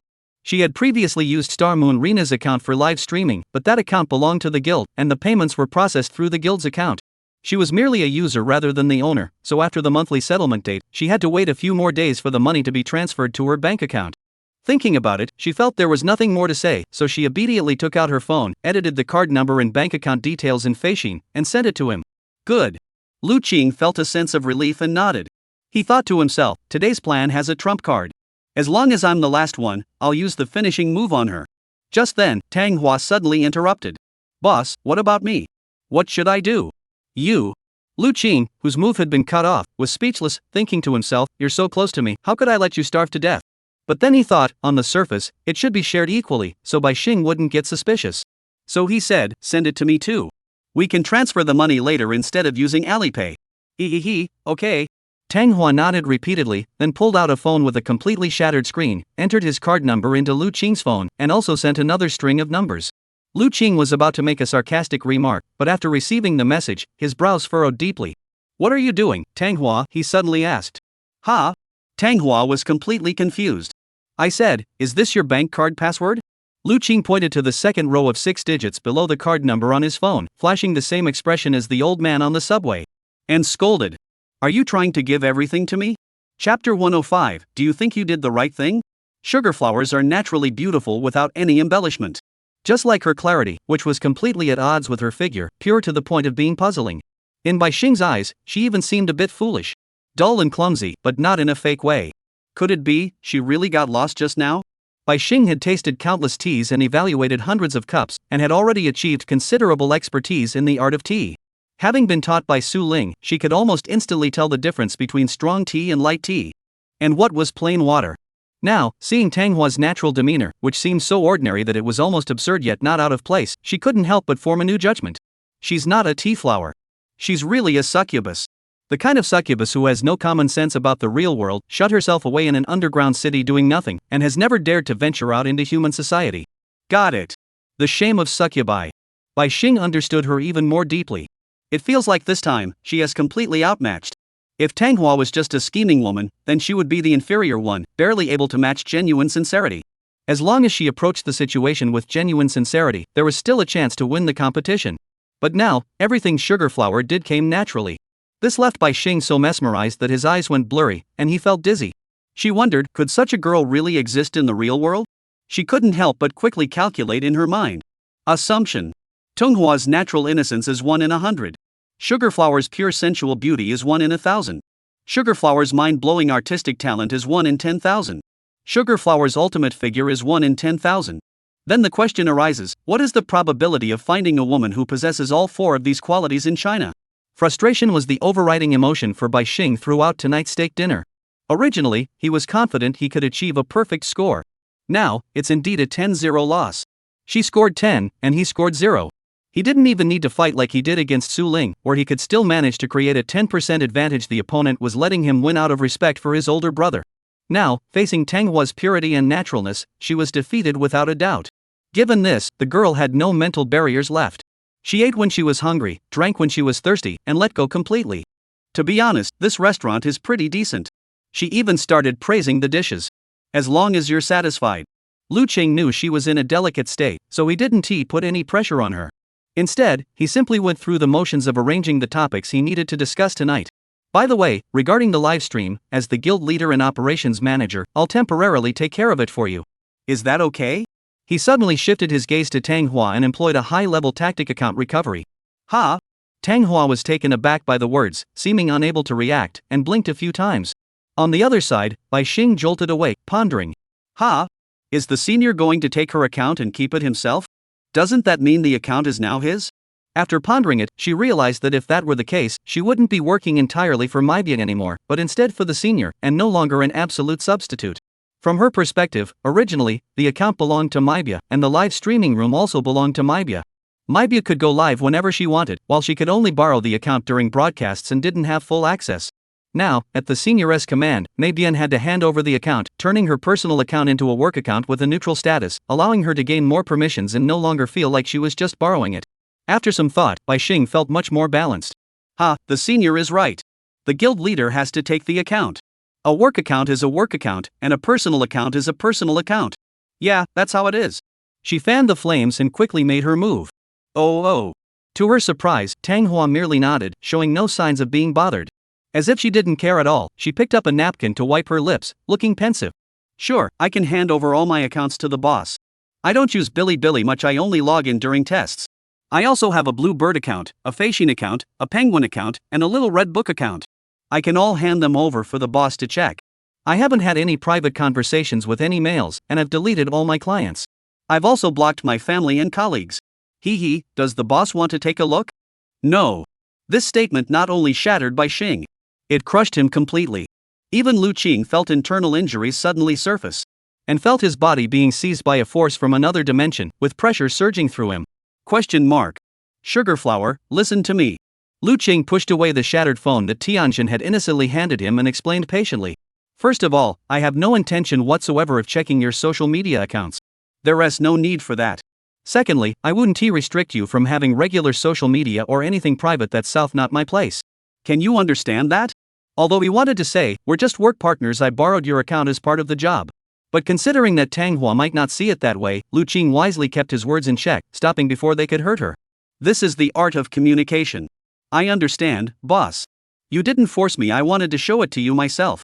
Sure enough, Tang Hua smiled sweetly and said, see, I don't have any other friends, so I don't think I need to add anyone else. But today you asked me to collaborate with her, so I had to add one more person. That's why I wanted to ask your permission. After all, you're my boss, so I should tell you everything I do. She turned the screen toward Lu Qing, her dependent expression making her look like she'd die without him. Lu Qing was speechless. Bai Xing was also stunned. He hesitated to speak. He wondered if he was overstepping his bounds. How could Tang Hua have gone to such extremes? Even if she knew she wasn't normal, she had never seen a woman so extreme before. If I heard correctly, she mentioned deleting her family as well? What is going on? Is she out there wandering alone? Is she a stray cat? She looks like she is in her 20s, yet she is so strange. Is she the type who never socializes or goes out at all? But even so, she still acts like a stalker, lingering around the senior's house, refusing to leave. What's going on with her? Bai Xing couldn't say for sure, but Bai Xing just felt that the delicious steak tasted bland. There's no flavor. Lu Qing was even more confused. Lu Qing had speculated about Tang Hua's purity, but he had never imagined she had degenerated to such an extent. He glanced at the spider web-like screen discreetly. He saw that it displayed the Feixin friend interface. The friend list contained only himself and himself again. There was no one else. A Feixin account this empty, I've only seen it when I first registered years ago. It was too clean. Tang Hua, where's your family? Are you living alone? Before he could ask, Bai Xing on the other side couldn't help but speak up. My family situation is pretty complicated. They always force me to do all sorts of things, and I don't like it. So I came to the mainland. If it weren't for my boss, I wouldn't know how to survive. So having just my boss as my only friend is enough for me. As she said this, she suddenly looked at the young girl. In the future, there will be one more of you. After all, you are also the most important person to the boss. She gave Bai Xing a friendly smile. For some reason. At that moment, Bai Xing actually felt a bit overwhelmed by the attention. Chapter 106: Fake cigarettes, fake alcohol, and a fake Lolita. The dinner party ended quickly. Lu Qing had finished all the necessary arrangements and once again asked Bai Xing if he wanted to return with him. Bai Xing stubbornly refused, turning his head away, stating that he would go home on his own and didn't want to walk with his senior. Before Lu Qing could say anything, Tang Hua couldn't hold back her laughter. Boss, she's not going back, I'll go back. He. Boss, take me with you? Let's walk to the mall entrance together.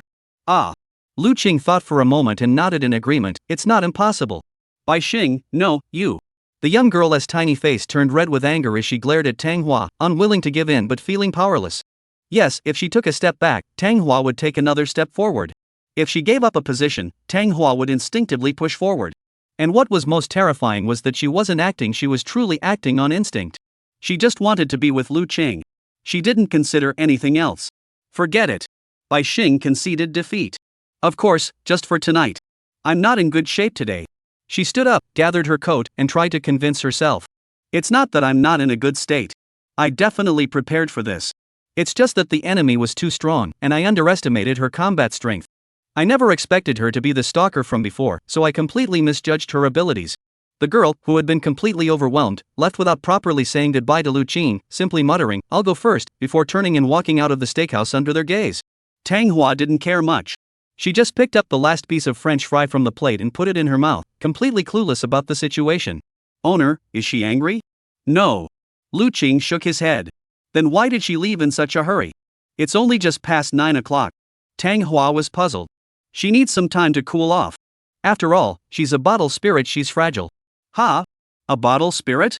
What kind of bottle? A flower vase? No, she is not a vase.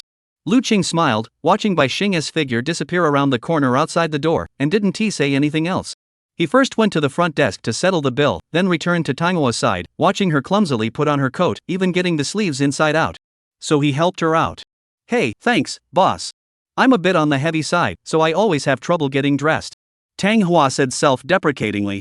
That's not called being chubby, it's called a gift. Lu Qing knew that due to Tang Hua's extraordinary figure, she always found it difficult to dress, especially when cosplaying, as she had to find ways to cover her chest to avoid accidental exposure. Now that she could specifically take hundreds of slightly daring, exclusive photos for herself instead of the previous strictly covered versions, Lu Qing couldn't help but feel that she truly regarded her punishment as a major matter. However, whether this punishment was truly a punishment in her eyes, that is hard to say. The boss is so kind. Only the boss doesn't mind me and even treats me to meat. I'll treat you next time. Come on, I'll walk you home.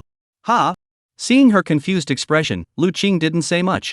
He simply picked up a fresh, damp napkin from the table, folded it in his hand, and wiped away the oil residue from the corner of her mouth.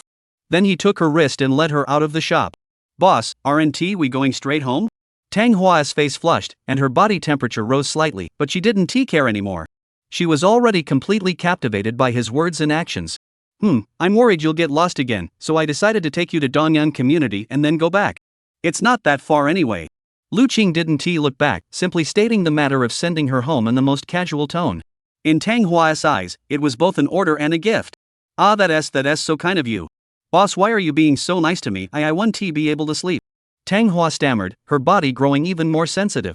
She followed him like a kitten, following him wherever he went, without needing to look ahead or consider her own lack of directional sense, specifically distinguishing between north, south, east, and west. All she heard was Lu Qing say, "What, can't you sleep? It's almost time. I can't stay with you all night. As for staying over, don't even think about it." Upon noticing Tang Hua's nearly love-struck state, he switched to his cold and indifferent mode, successfully cooling her down. "Wu, how could you? Alright, I get it. I'll just ask the boss out during the day next time," Tang Hua said obediently. Lu Chang nodded. A few seconds later. Ha! At the same time. City Plaza 3F, women's restroom. Bai Xing was removing her makeup in front of the smooth, reflective mirror. She could have waited until she got home to do it. That way she could stay looking her best all the way home, ensuring no beauty anxiety during the entire trip, a high cost-benefit ratio. But it doesn't matter anymore, does it? The young woman applied makeup remover to her palms. She rubbed her face vigorously, then extended her hands beneath the smart faucet, cupping a handful of warm water in the sound of rushing water and gently splashing it onto her face. Ah, this is so terrible. Today. She washed her face repeatedly, simultaneously taking a face towel from her bag and setting it aside. How did this happen? She wanted to make a tactical summary. However, after much deliberation, she felt it wasn't her fault. I clearly prepared thoroughly. Looking at the young girl in the mirror. At the girl's slightly disheveled face. She bit her lip tightly, refusing to admit defeat. That's right. I haven't studied well enough. There must be something I haven't mastered yet. Bai Xing's beautiful eyes narrowed slightly. She murmured. If I were Su Ling, then at this moment, the one standing here should be Tang Hua, right? She pondered whether she had made a mistake somewhere. Carelessness? Not necessarily. If she had been careless, she wouldn't have put in so much effort. Then what was it? The enemy was too strong? It's hard to say. Bai Xing wiped the water droplets dry. She looked at herself in the mirror and reapplied her lipstick. Lipstick is the final touch. No matter how tired or exhausted she was, she couldn't slack off. At that moment, footsteps could be heard outside the bathroom. Tap, tap, tap. It sounded like the familiar rhythm of a school uniform shoes. Bai Xing didn't turn around, she simply tossed the face towel into the trash bin, then stared at the mirror, observing the girl walking in from behind. At this hour, the entire mall was about to close, with only the top floor shops like internet cafes and KTV's symbols of nightlife kicking off, still open, completely out of sync with the stores in the indoor shopping street that closed on the dot. Hey! Senior! Suddenly, she heard someone calling her name from behind. Bai Xing paused for a moment, turned around, studying the young girl in front of her under the lights. She wore a low-cut, off-the-shoulder knit sweater paired with a black pleated skirt, gray-black knee-high socks, and a loose, baggy white hoodie. Her hair was styled into two golden ponytails with black ribbons at the ends, exuding a seductive aura. Her features were delicate, but clearly enhanced by makeup, relying heavily on concealer. Her skin was fairly fair, but it was evident that her neck had been dusted with setting powder and tinted, indicating that her makeup skills needed improvement. Her bust is not that large, at most AB+, but she insists on using a pad hidden inside her knit sweater to push it up to a C-cup, a fake that men might not notice but women can spot instantly. The other person's casual familiarity left Bai Xing feeling a bit disoriented. Who are you? Do we know each other? She spoke bluntly. But the other person didn't seem to mind at all, not even a hint of embarrassment. She simply extended her small hand with a flattering smile and said, "Me." Senior, you came here a few days ago. I'm Ryui from Incheon, your fan. You forgot, didn't you? Bai Xing didn't shake her hand, but racked his brain, letting out a sigh, feeling like he might have a faint memory. Oh, on the day I went to study with my senior, you introduced yourself, right? Yeah. Senior, what a coincidence. I wanted to ask you about V-Circle knowledge back then, but you didn't even acknowledge me, just kept hanging out with your boyfriend the whole time, hee. Why isn't he here today? Talk about bringing up the past. Bai Xing was speechless, turned to leave, and said, "Never mind, I'll just go. I need to catch a ride." Wait. Don't leave, senior. Did I say something wrong? I'm sorry. Louie panicked, her eyes darting around, then she had an idea. She grabbed her sleeve and said with a smile. Right, senior, our studio booked a karaoke room upstairs tonight for a voice acting session. We're singing karaoke. Want to join us? Huang teacher is there too. She paused. I've heard that you're the best singer in the voice acting industry. Before you debuted, you even took on a lot of online singing gigs, but for some reason, you stopped doing them later. I specifically asked everyone, and they all said you'd be better suited as a singer. Enough already. You guys sing your songs. I'm not going to a crowded gathering. I'm not participating. I'm not interested. Bai Xing furrowed his brows and hurried out of the restroom. No, wait. Senior. Let me make a private room for just the two of us. I'll sing for you and ask you a few questions. Just 2 hours. 2 hours is enough. Can you? Are you crazy? Why should I accompany you? I have my own things to do. People like you who always ask others for favors are the worst. Before he could finish, Louis quickly pulled out his wallet, grabbed a stack of cash, and handed it over with both hands, pleading once more. What if I give you 3,000 yuan? Chapter 107, The Spoiled Rich Girl Who Doesn't Know Replace. Thank you to the 270th patron for your support. 3,000 yuan. At first glance, it doesn't seem like much. But if you convert it to an hourly wage, that's 1,500 yuan per hour. Compared to the 20-odd yuan per hour earned by part-time workers at convenience stores in China, this figure is already an astronomical amount in the gray economy. Bai Xing didn't want to give face. However, considering that his grandmother needed the money urgently, he himself was broke, and the other party explicitly mentioned opening a private room to discuss academic issues, he figured, why not take the free money? He stopped in his tracks and reiterated. Since you're so sincere, I'll agree. But let us make this clear, your consultation is strictly consultation. I can answer professional questions, but I won't be responsible for anything else. Also, don't even think about asking me to meet anyone else besides you. If you're trying to introduce me to some senior or junior classmates, that's way too naive. I'll walk away immediately. Got it? Yes, I understand. Senior, please rest assured. I'm not a bad kid. Louis was particularly skilled at closing the distance. Even though she was being spoken to in such a condescending manner by Bai Xing, she still acted like a cat begging for attention, piling all the cash into his hands. Why are you in such a hurry? Seeing her so eager to stuff the money into his hands, Bai Xing furrowed his brows, feeling a bit embarrassed himself. He couldn't help but mutter to himself, she's not really just asking a question, is she? There's no hidden agenda, right? Come on, senior, let us go karaoke. Before he could think further, Louis stepped forward, trying to break the awkward silence. After all, she had spent money, so she spoke with a bit more confidence. She took the initiative to link her arm through Bai Xing's, acting like a close friend, and led him upstairs.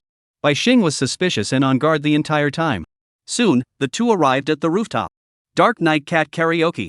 This was a large-scale entertainment karaoke venue located on the top floor of Chenkai Square. Due to the high quality of the shopping mall, the karaoke venue also had a relatively high price range.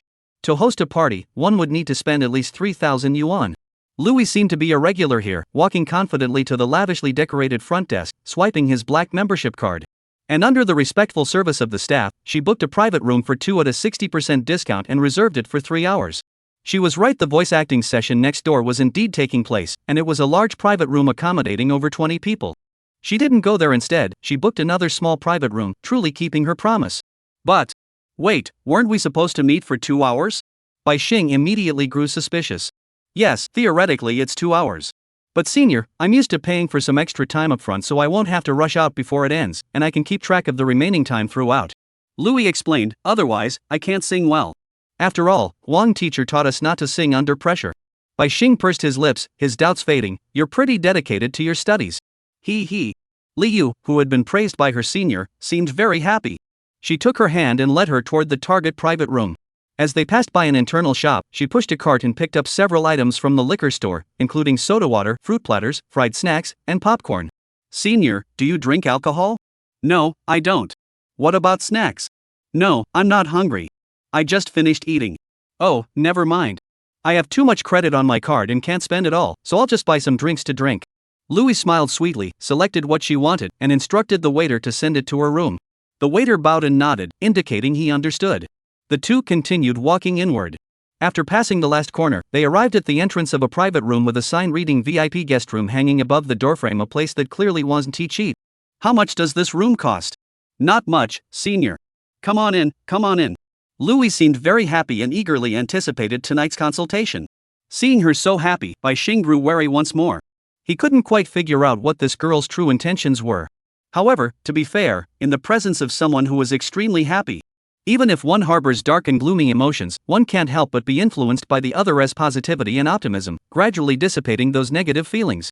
On the other hand, if one's negative energy outweighs the other's positive energy, that underlying current would sweep toward the other like a dark tide, dragging their emotions into the depths. Today, Bai Xing, who had been in a rather gloomy mood, was briefly uplifted by Louis's constant smile. He even began to feel like, why not just sing? It's been a while since I've let loose. Maybe I'll give it a try later. Louis narrowed her crescent-shaped eyes and quietly noted the subtle changes on the young girl's face. A moment later, the two women sat down on the leather sofa. Bai Xing surveyed the interior of the room. 3 sofas, a coffee table, marble floors, and acoustic soundproofing. Stereo speakers, a disco ball, a small triangular stage with a microphone stand, and 2 wireless microphones. Dual karaoke stations on either side, supporting all languages, with a massive screen at the front displaying police safety messages like fire safety precautions and no illegal transactions. Everything was there, and there were indeed no outsiders. So, shall we sing or chat? What's the plan?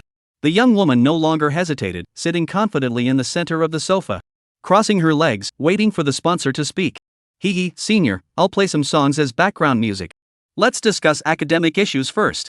Louis was quite thoughtful, bending down to quickly select 7 or 8 songs on the music player, then started playing them one after another.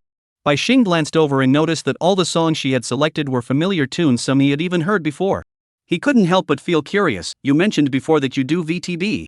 What category do you specialize in? Why are all these songs so dark and twisted? As she watched Louis select songs like So Cute It's Sorry, Who's Next Door, 1,000 Layer Tricks, Under Her Leadership, and even The Black-Hearted Girl's Playful Words, a song where the vocals are basically screamed over the instrumental track, Bai Xing felt a bit uneasy. It must be said that Ryui's song selection perfectly aligns with the live performance standards of the Voice Actor Bureau. And she could even use these songs for a live voiceover showdown without breaking a sweat. Wait, what kind of music is this? It's so tea time, trendy, and weird. Bai Xing, who had previously shown no interest in Louis, was now completely hooked. Looking at the other person's clearly suspicious gaze, she couldn't help but feel that this little thing wasn't here to ask her to sing. Especially that confident expression, what's going on? Suddenly, a certain suspicion began to form in her mind. I get it. She might be here to challenge the establishment. On the surface, she's paying me to sing, but in reality, she wants to use this opportunity to prove that she's better than me, better than this former senior who once dominated the music scene. Is that right? Bai Xing's mind raced, and she quickly figured out the other person's true intentions with remarkable accuracy. After all, she wasn't stupid. She fully understood the saying that no one gives you something for nothing. Thinking this, she couldn't help but chuckle to herself. Very well. Since that's the case, don't blame me for being ruthless. I'll give it my all to show you. Today, you've really hit a brick wall. Chapter 108, The Brutal Defeat of Louis thanks to Qin Jiao for the gift of the king thanks to Shang Meng 3-in-1. Sect brotherhood refers to the friendly relationship between fellow disciples or senior disciples within the same sect. In the voice acting and broadcasting fields, it's common to establish schools by taking on apprentices, such as I'm a student of Mr. Huang or I'm a disciple of XXX. Competition between different teams and organizations is extremely fierce. After all, there are only so many projects available, and if one doesn't seize every opportunity to climb the ranks and grow steadily, it's easy to miss out on core opportunities, resulting in a career that only hovers on the fringes, taking on insignificant roles like minor characters, NPCs, or radio drama scripts, completely unable to reach the realm of core roles in high-potential projects. Some voice actors, in order to earn a little extra, even take high-H voice acting jobs in the early stages of their careers just to make ends meet. Of course, such projects must be handled discreetly, otherwise, if they are discovered later and fans uncover their past, it could be disastrous, though there may be a few fans who would find it intriguing. Therefore, for Louis, today's situation is a once-in-a-lifetime opportunity. She happened to run into a disheveled senior voice actor in the women's restroom. She devised a plan to lure the senior into her own territory for a showdown, discovered the senior's hidden financial needs, and glimpsed the desperation and helplessness of her current life. So, as long as she activates the recording function, captures the senior's mistakes and imperfections while singing, then edits out her own flawless parts, taking them out of context. Could I take it back and tell my junior classmates that this was my triumph? Can I then have the respected Mr. Huang personally judge the quality and rearrange the rankings of the school's professional standards, and bestow the title of senior sister upon myself? For just 3,000 yuan, you can buy such priceless honor. Others shouldn't even dare to think about it. Ha ha. Ha ha ha. Louis was very confident. Extremely confident. Every word she spoke was a trap. Every move she makes is a deception. Having mastered the 1,000-layer tactics, she has been struggling and surviving in this filthy and corrupt voice acting industry. No one knows better than she does that to climb the ranks without succumbing to the unwritten rules, one must exert an effort that most people dare not even imagine. And it is precisely because she has gone through it all that she finds Bai Xing's current achievements utterly unimaginable. How did she do it? Why does she seem so effortless and casual? Why, at such a young age, during her university years, has she already reached the pinnacle of the voice acting industry, even branching out into VTuber and earning so much money in the VTuber sphere? I've already opened the box of my seniors. Xing Yulina, a top-tier VTuber with thousands of followers. The strongest member of Seoul, she fell short of becoming a top star due to lack of full support, and in her final livestream, she couldn't control her emotions and was heavily criticized online. Although, among the trolls, there was one person. Was himself. Ha ha. At this moment, Lu Yi's heart was as clear as a mirror. The reason the senior wasn't supported was undoubtedly because he hadn't delivered what the higher-ups wanted. Now, walking with her boyfriend, does this mean she has found her true love? And would she gradually lose her professional skills under the corrosive influence of this relationship? It must be, right? A woman who falls in love becomes obsessed with romance, neglects self-improvement, and becomes no different from a man, just an animal driven by the upper half of the body instead of the lower half. So today, I must win. Lu Yi thought to herself. She had heard of it. She had heard of Bai Xing's strength during his active service. But the words of her seniors were tinged with exaggeration, so she refused to believe it, at least not until she saw it with her own eyes and heard it with her own ears. Even after watching her live streams, she would criticize her with a critical eye, hiding behind a harmless facade in the comment section. That's so over the top. I don't think her voice is anything special. Do you all like watching this? Is there something wrong with me? Why is everyone praising her? Don't you think she's not that special either? I thought I was the only one who thought her tone sounded fake. Is her voice deliberately forced? It feels off, don't you notice? She streams twice a week, 2 hours each time, and that's all she shows? That's not enough to watch. Even a donkey in a production team works harder than her. Sigh, the first few live streams were okay, but it's gotten more and more boring lately. I only listened to 2 of them, and it just felt boring. So why is she called Thousand Ships? This is it? No color scheme, no point. I'm done watching. I was convinced by the fans to stop watching. Are there really people who like this kind of thing? It's really just average. 1. All of them are the same. Although, I've been banned by the moderators over a dozen times. But Louis purchased new accounts through black market accounts on Taobao and continuously stirred up trouble in the livestream of Xing Na. Other viewers had no idea what was going on, and there were plenty of followers jumping on the bandwagon. Therefore, to create a viral scene, all she needed to do was fan the flames. Until the very end, he was scolded by Bai Xing herself. Oh my god, will she get her livestream banned by the admin? This kind of situation is a surefire way to get banned, right? Host? Go ahead, try it. ID, the one who stirs the fire, you elegantly MD noble language it, right? Your mind is filled with hosting. Don't you know that doing something like this would make your ancestors' household registration books be revoked for 3 generations? You're so happy, aren't you? You look so proud, full of energy. Your brain is noble language, and you're such a cute little thing. You have been banned for 365 days. You have been kicked out of the live stream by the moderator. Today, the chance for revenge has arrived. Louis looked harmless, her expression natural. Playing so cute it's sorry, she casually began gathering information. Senior, by the way, why aren't you taking voice acting jobs anymore? You're so talented, and Miss Huang has been thinking about you all this time. No time. Bai Xing had already completely figured out Louis's motives. Though he didn't know about her disgusting past, he at least had a guard up against her in his heart. You think I can't see through your little schemes? I can even outlast Su Ling in a single round. Who do you think you are? I thought you had learned well from Miss Huang, but clearly, you didn't pay attention to the phrase she repeated most often in class: there are always people better than you. Only by maintaining a humble attitude can you improve yourself. Oof. Today, I'm going to give you a proper lesson. Let you know that those who don't know their place will be weeded out quickly in this world. Just watch, little punk. If you do voice acting well, you can make decent money per job. Does the senior really look down on the earnings in our industry? Ryui slipped her hand into her skirt pocket and secretly turned on the voice recorder. Her movements were seamless, hiding extreme cunning. However, Bai Xing noticed everything. Something is fishy. But it doesn't matter. She spoke frankly, voice acting is indeed a great profession. It can bring fantasy and joy to people through sound, fulfilling the auditory and spiritual needs of voice enthusiasts, and cannot be replaced by any other industry. However, I have more important things to do. I have my own ideas and decisions, and I haven't abandoned the voice acting field as you might think. On the contrary, what I'm doing now integrates all the skills I've mastered and applies them to a new field, constantly developing it further. I will continuously refine and enhance my competitiveness until certain rivals are left far behind, never to catch up again. The powerful statement caused Ryui's pupils to narrow in astonishment. Was it an illusion? No, it wasn't. Could it be that I've been discovered? Damn it. The senior is speaking in riddles. Louis licked her dry lips, took a bite of lip gloss, and continued teasingly. Senior, why haven't you released any new songs for so long? Have you given up on singing? She deployed her second move, reality-based evidence, twisted to suit her narrative. This technique is invincible in the realm of rumor mongering, often causing outsiders to blindly believe her words as truth without seeking evidence. Sure enough, she continued to deliver the final blow. Mr. Huang once said that vocal skills are one of the most important subjects in voice acting, just like math, Chinese, and English. Do you remember? She said voice actors must be able to sing, otherwise, they're like students who excel in one subject but struggle in others. Relying solely on techniques like imitation, sound effects, or emotional vocals is completely insufficient. After all, the voice acting industry is so competitive nowadays. Even if you're not the most attractive, you could still face a barrage of criticism after being exposed, which could ruin your career. If you can't sing, you can't even handle the basics, so you're even more likely to be weeded out. We, on the other hand, practice our voices every day, and vocal training is already considered part of the basics. So, senior, you haven't given up on vocal training, have you?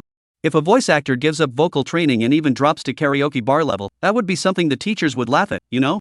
Ryui curled her lips into a smile, pressing forward step by step, delivering her carefully prepared lines with perfect timing. Is that so? But Bai Xing remained completely unfazed by her words, as if watching an amusing spectacle. Who told you I gave up? Ha? Who told you I'm not singing anymore? What? Louis furrowed her brow slightly. But you haven't released any new EPs or singles, and you haven't been in touch with any of the record labels you've worked with before. Ha ha. Really? You know me pretty well, don't you? Bai Xing smiled and gave Louis a piercing glance.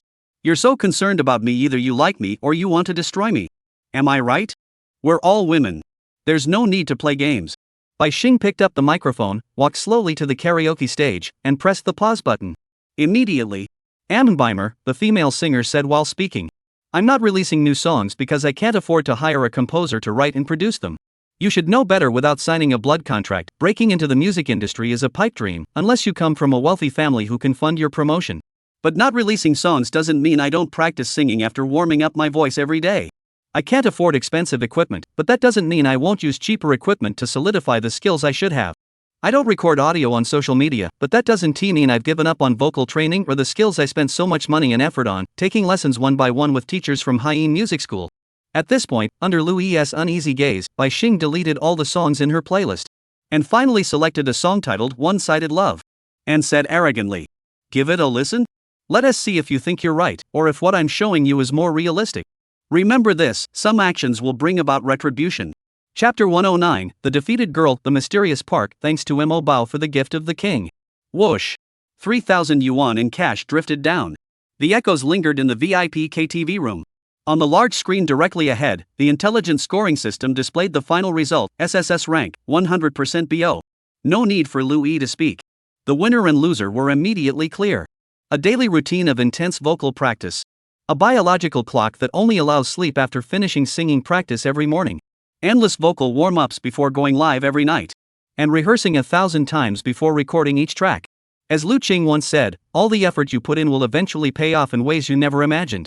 Today, Louis experienced firsthand what it means to be outclassed. What it means to be overwhelmed by a hardworking genius. What it means that teachers' recognition is not without basis. I don't like you, kid. Don't ever call me senior again. It's annoying. Take care of yourself. Click. The door slammed shut. Bai Xing's figure disappeared. Rapid breathing, a flush on her cheeks. Fists clenched tightly, nails digging into the flesh. The young girl inside trembled all over. She felt her once innocent thoughts, at this very moment, seemed as foolish as a clowness. There was nowhere left to hide. It seemed that, in the presence of one's seniors, all one's little schemes were laid bare. Under that brilliant light, the dark, insignificant self is laid bare, unable to hold its head high. The malice in my heart was magnified. Like being viewed through a magnifying glass aimed at the sunlight, mercilessly scorched. Emitting a hissing, soul-wrenching cry of pain. Is this the power of the seniors that makes the teachers praise them to the skies and the other disciples rave about them? Is that enough? Even if she were to pursue a singing career, no, at her current level, she'd be a surefire hit as an underground idol. With enough money, she'll definitely become a sensation. Her talent isn't fake. She climbed out of the depths with that level of professionalism. Louis's eyes darkened, and she said self-deprecatingly, "No one is cuter than her. She has everything it takes to be an underground idol. Not even I can compare to her. Someone like me can't stand in her way." Ah! She was becoming withdrawn. I've been humiliated by her superior strength in a way that can't be reversed. Looking at the 30 or so hundred yuan notes scattered on the ground.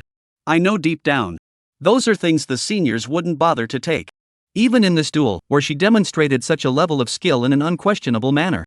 She wouldn't deign to accept my dirty money. She must be really short on money. She's desperate for money. She is definitely in need of money. But she looks down on my money. Sigh. Just as Mr. Huang said, she has no room for growth here. Everything she could learn from me, she has already mastered. Is that right? A voice actress with both talent and dedication, pushing her body to the limit, secretly training relentlessly, even risking her life to outdo those around her. Why is she so driven? Does she have light in her heart? Is it something I've never possessed and still haven't been able to obtain? Sigh. Louis sighed again. Silence. Silence persisted until the waiter opened the door and brought in snacks and a fruit platter. Only then, under the waiter's surprised gaze, did she collapse to the ground. Knelt down on the ground, carefully folding each bill and tucking them into his chest, holding them in his palms. Finally, when he stuffed them into his wallet, each bill left a crease behind. I'm so ugly. Filth in the glow. Time flies. Bai Xing held his phone. At 10:30 p.m., she stops at the entrance of the residential complex, torn with indecision. This is so annoying. What a waste of an hour for no reason. She felt a bit annoyed. Being targeted by a junior. Targeted by her, stared at. I want to crush myself. Going out of their way to emit low-quality malice. Such a person is truly uninteresting. Instead of improving themselves, they're just overreaching. If it were Su Ling, she'd probably wouldn't show any mercy. Maybe she'd slap them across the face? She speculated. These days, young girls, no matter what they encounter, unconsciously develop a terrible habit. Putting themselves in others' shoes. This isn't ordinary empathy, not the conventional kind of putting yourself in someone else's shoes and thinking from their perspective. Rather, it involves imagining oneself as Su Ling, fully immersing oneself in Su Ling's state of mind, and responding as Su Ling would, thereby exploring the possibilities of the outcome. This is the core essence of the third chapter of The Way of Ling that the young women have distilled. If I were Su Ling, what would she do? She thought to herself. She swayed her way to the front of the north gate, found a clean stone bench, sat down, and let the evening breeze blow through her hair. Staring into space, calming himself in the cold wind. In the mailroom, Mr. Wang's sunken eyes were filled with the hardships of life. His swollen eyelids fluttered slightly before opening a slit, glancing at the young female resident outside the door. Ha! As the strongest eagle in Tianha Platinum apartment, old Wang, though elderly, had an impressive memory and had formed varying degrees of impressions of every resident in the complex. The young girl at the door was undoubtedly one of the cutest children in the entire neighborhood. She always returned with a cheerful smile, radiating sunshine, so why was she so dejected tonight, lingering at the entrance and reluctant to go inside? It was as if her home had been taken over by strangers. Old Mr. Wang couldn't stand it anymore. He put on his night watchman's uniform, leaned on his dragon-headed mahogany cane, and, despite his arthritic legs, pushed open the door of the mailroom a crack and asked with concern. Little girl, what's wrong? Why aren't you going inside? Nothing, Mr. Wang. I'm just sitting here for a while. Bai Xing's train of thought was interrupted, but she didn't get upset. She just sat there on the stone steps, hugging her bag, wrapping herself tighter in her black coat, looking even more lonely and downtrodden. Come on, tell me, why are you sitting there instead of going upstairs? You're not used to the cold, are you? Did you have a fight with your boyfriend or something? No, it's not that. I don't have a boyfriend. The young girl's face flushed red as she tried to explain. Young people, you have so many worries. But old Mr. Wang merely nodded slightly, saying nothing more, only adding. It's autumn now, and it's getting cold. If you can't stand it, go to the hallway and ask old Gu for a chair. You can sit in the lobby, and there's a cat to keep you company. Don't stay out here suffering for no reason. His straightforward words were simple yet reassuring. Bai Xing hurriedly thanked him. All right, I'll go back right away. She knew that neighbors were always in each other's sight, so it was only natural that Mr. Wang remembered her. She didn't want to cause any more trouble for the security guard. And the reason she was lingering here was to see what time her senior would finally come home. If he was staying at Tanghwa's house. Sigh. Upon further reflection, it's not entirely impossible. But Su Ling is still waiting at home. Would he really abandon Su Ling alone at home and not come back all night? Bai Xing puckered her lips, glancing at Wang Dage with concern as she fumbled for her door card, her mind wandering. She couldn't help but feel it was unlikely. That was Su Ling. As long as the sky didn't fall, the senior would definitely come home to be with her. In the senior's heart, Su Ling's place was irreplaceable. Every night, the senior would sleep at home and never touch a bed outside. But there are always exceptions. If Tanghua takes the initiative and locks him inside the house, would he still return on time? Would Tanghua do such a thing? If that were the case, would it still be worth waiting downstairs for him to return, just to spend those few precious minutes together, going upstairs and sharing that rare, almost luxurious time at home? Can I wait? A night without seeing him, going back alone, feels like being lost and tormented. Ugh, it's even more unbearable. The young girl bit her lip tightly, pushed open the iron railing, and prepared to head toward the lobby of Building C. Young lady, don't overthink things. If you're always frowning, happiness will slip away. Mr. Wang smiled as he watched her enter the community, then couldn't help but offer a reminder. Oh, thank you for your kindness. Bai Xing politely waved her hand, lost in thought.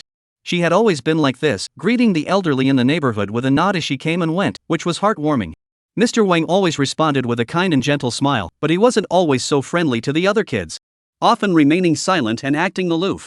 Youth is truly wonderful. The door to the mailroom slowly closed, and Mr. Wang watched the young girl's departing figure with a sigh of nostalgia. Back in my day, if I had the kind of troubles these kids have, I'd be set. But that little girl has such a kind face. Good fortune will surely come her way soon.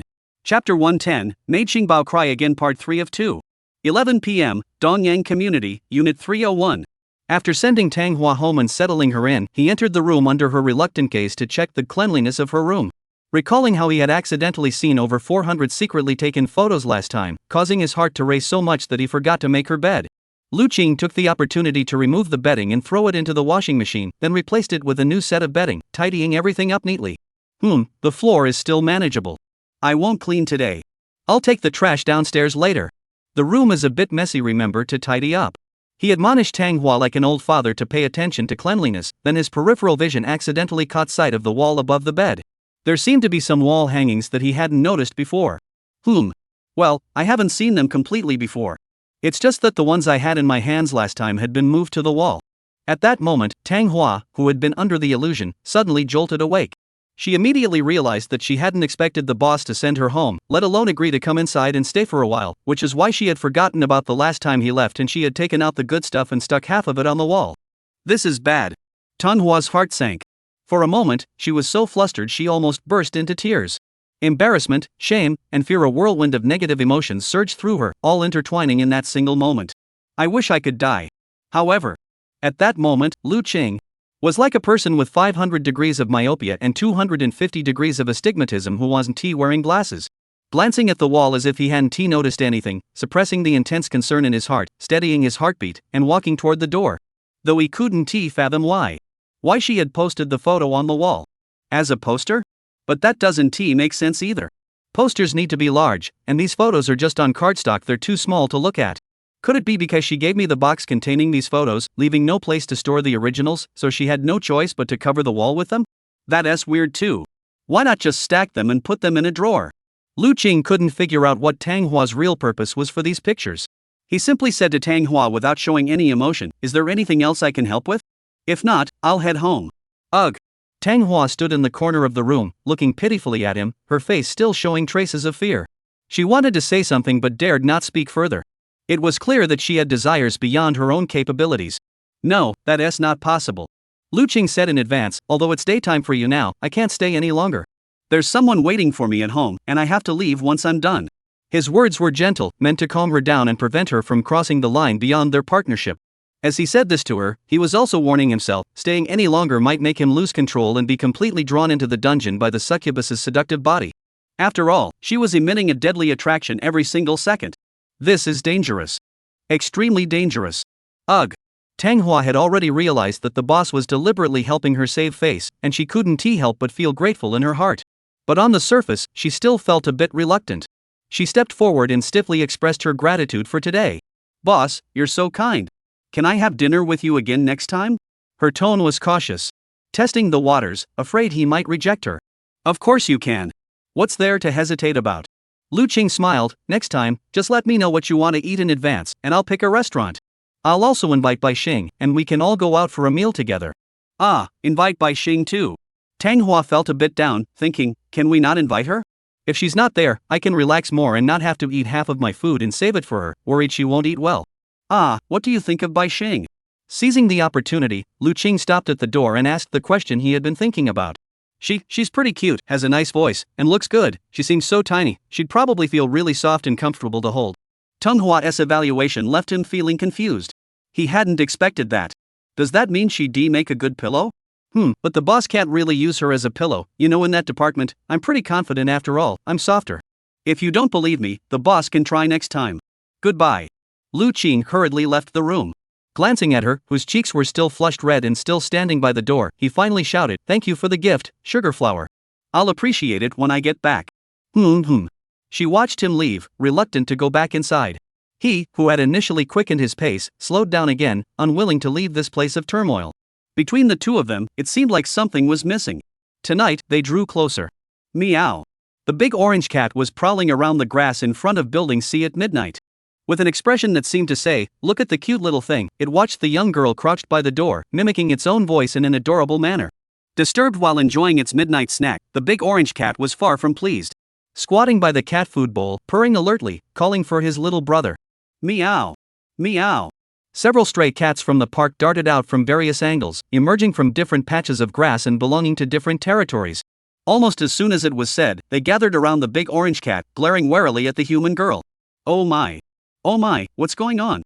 I don't mean any harm. You should just eat your food. Bai Xing felt a bit defeated. She thought to herself, I'm not some kind of fierce monster, why aren't the cats so friendly toward me? It seemed that tonight, she wouldn't be able to touch Big Orange's soft fur. She puckered her lips, feeling even more disappointed. Haha, little girl, what are you doing here so late at night, interrupting us from eating? At the entrance to the monitoring room, Mr. Gu poked his head out, pulled a Fu Rong Wang cigarette from his pack, and placed it between his lips. And with the other hand, he pulled out a 1 yuan lighter, clicked it open, and lit it right below the no smoking sign in the lobby. Ah, Mr. Gu, hello. Bai Xing turned around and bowed slightly in greeting. In her eyes, this gatekeeper of the surveillance room was different from Mr. Wang. Mr. Wang was the type to prevent outsiders from entering, with a steady temperament, deep-seated cunning, eagle-like eyes, and an astonishing memory.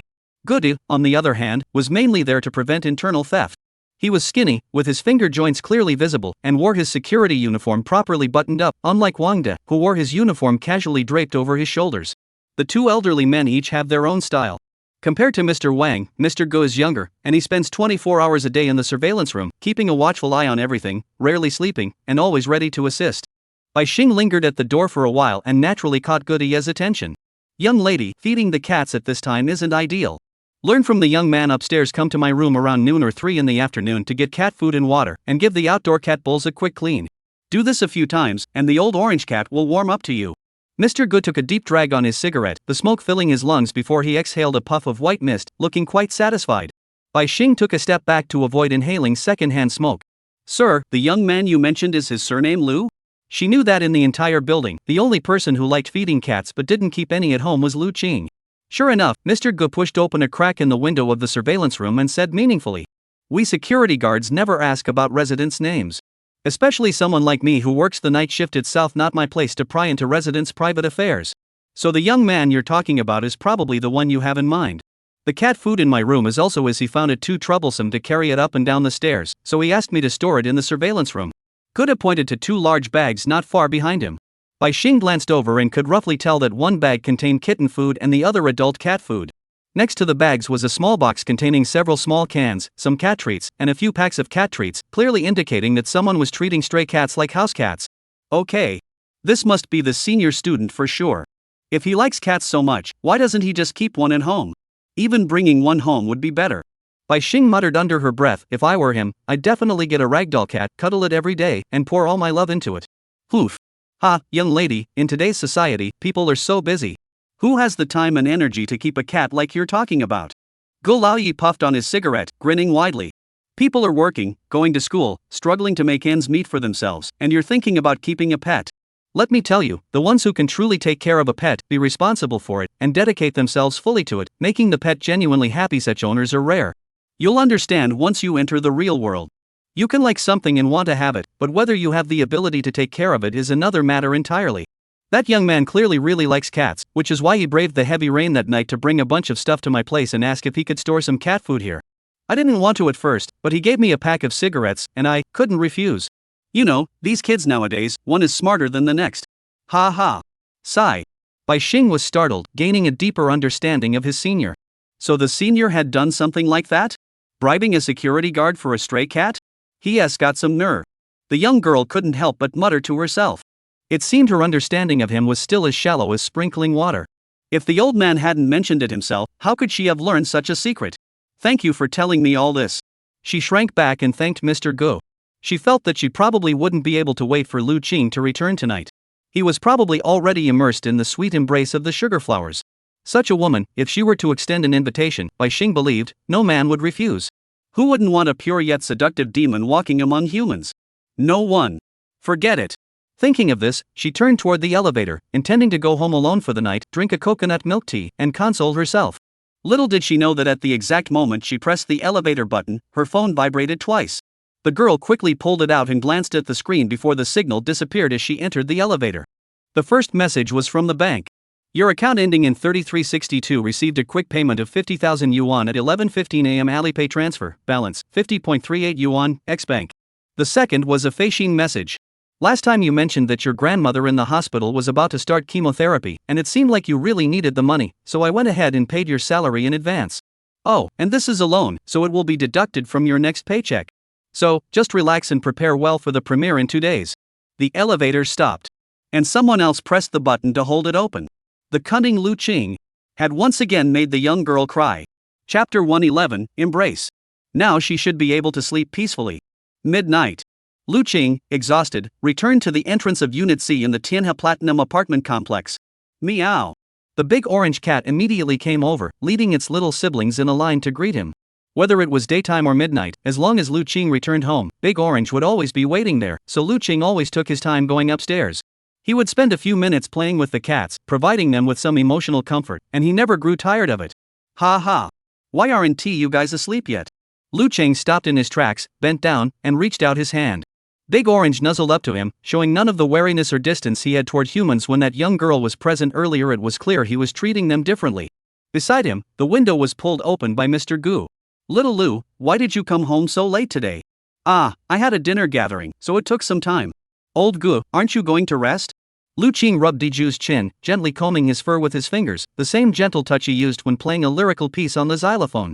The big orange cat was thoroughly enjoying itself, and the younger cats behind it grew curious, all wanting to join in. What rest?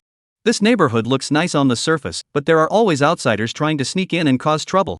Just the other night, I saw a young girl in the middle of a downpour forcing open the main gate and sneaking into Building C.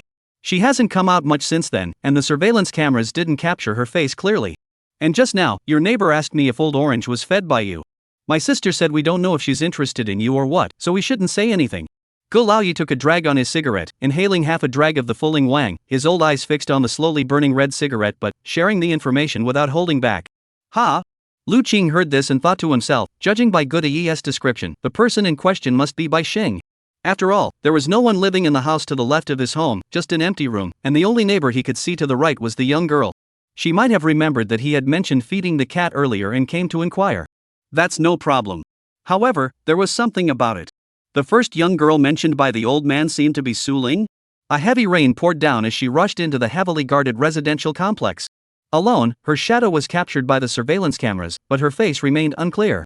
This technique might be a bit difficult for Sugarflowers, but if it were Su Ling on that day, she probably still had a chance to pull it off. It's quite possible. Lu Qing thought to himself, patting the big orange cat on the head. He then reached out to pick up the cat's water bowl from the grass, stood up, and walked toward the building entrance, deciding to chat with Old Gu for a few more minutes. Old man, what did she say? He went to the small utility room on the right side of the first floor entrance, where the cleaning auntie worked, and turned on the tap by the row of mops and brooms. And rinsed the small basin clean under the rushing water. While preparing the clean water, he chatted casually about everyday matters. She didn't say much, just seemed really upset. The young girl didn't want to go upstairs and was lingering here. She wanted to talk to Old Orange, but Old Orange didn't respond, making her feel pretty upset. She even cried before getting on the elevator. Tell me, why is this child so prone to crying these days? Old Gu finished his last drag of the cigarette, stubbed it out in an empty tuna can on the windowsill.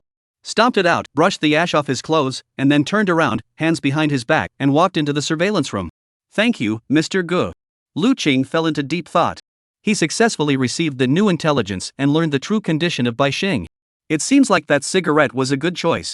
Lu Qing returned the cat's water bowls to their places, refilled the bottle of Baitsui Shan mineral water on the windowsill, then tapped the tip of the orange cat's nose before satisfied, heading toward the elevator.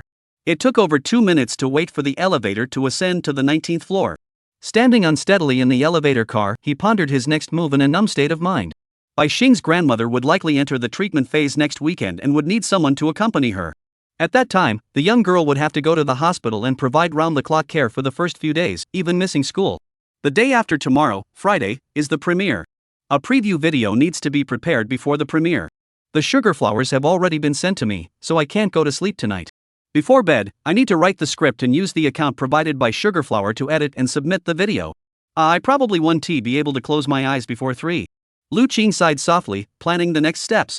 Tomorrow is Thursday, the last day to finalize the premiere plan and go over the details with Bai Xing. But I wonder if she'll be able to recover quickly after today and get her emotions in check. The text message I just sent hasn't been replied to yet. But Guda said she was crying at the elevator door. That means she was quite shaken after seeing the text message. Is that really the case? I was right. Her current situation is tough. Lu Qing was strategizing, constantly reviewing the situation. She lacks cash flow, only spending and no income, with no extra earnings. This leaves her with no choice but to stake her entire future on the VTB livestream set to air in 2 days. Such a life. The pressure must be immense.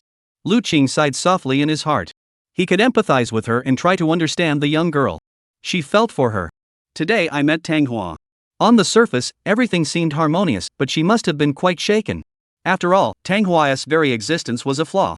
Her various conditions seemed like flaws, as if she shouldn't have been able to form into a perfect individual in reality. It's as if she herself is the Unit 01 from the underground city. Even if she were to represent the crimson-eyed succubus in her true form, it would be completely appropriate. Sigh, next time I see Bai Xing, I should try to fulfill one of her more outrageous requests. Lu Qing murmured. Muttering. Watching the elevator doors slowly open at the 19th floor. Really? At the entrance. The young girl held her phone, waiting in place. Her slender body bore traces of tears on her face. It seems she has been waiting there for a long time. Bai Xing. Lu Qing stepped out of the elevator. Have you been waiting for me? Yes. The girl shifted her gaze, glancing alone toward the park below the night sky on the left side of the corridor. Starlight scattered, creating a breathtakingly beautiful scene. But in this desolate autumn, the chilly wind blew, causing the girl's long hair to dance behind her. Lu Qing noticed this. Did you receive the item? Yes, I did. You're not going to sleep or go home? Is there something you want to tell me? Yes.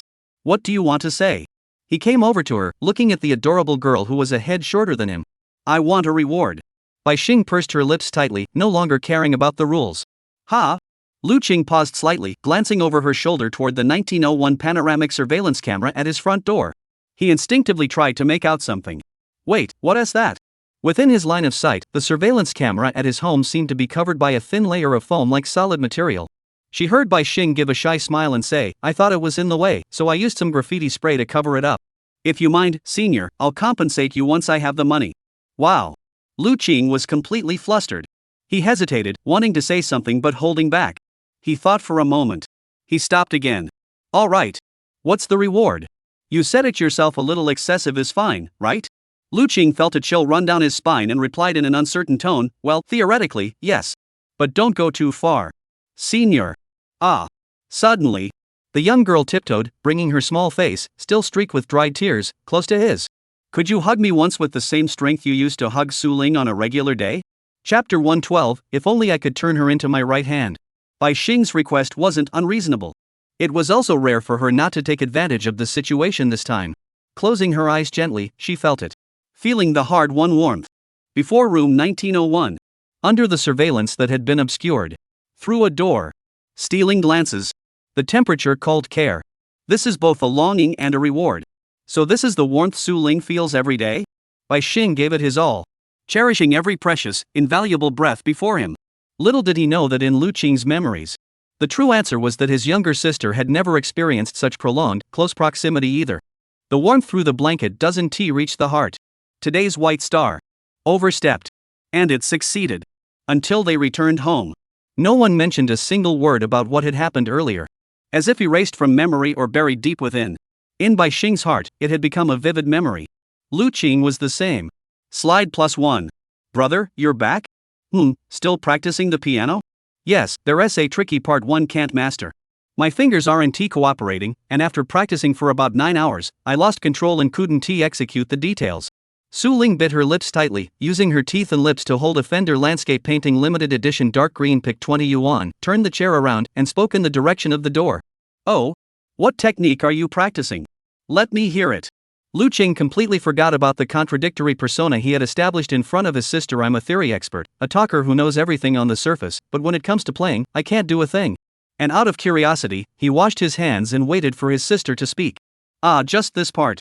Su Ling narrowed her beautiful eyes, turned on all the pre-prepared effects pedals, and stepped on the clean pedal of the effects board with her toes, producing a sound like ripples on water.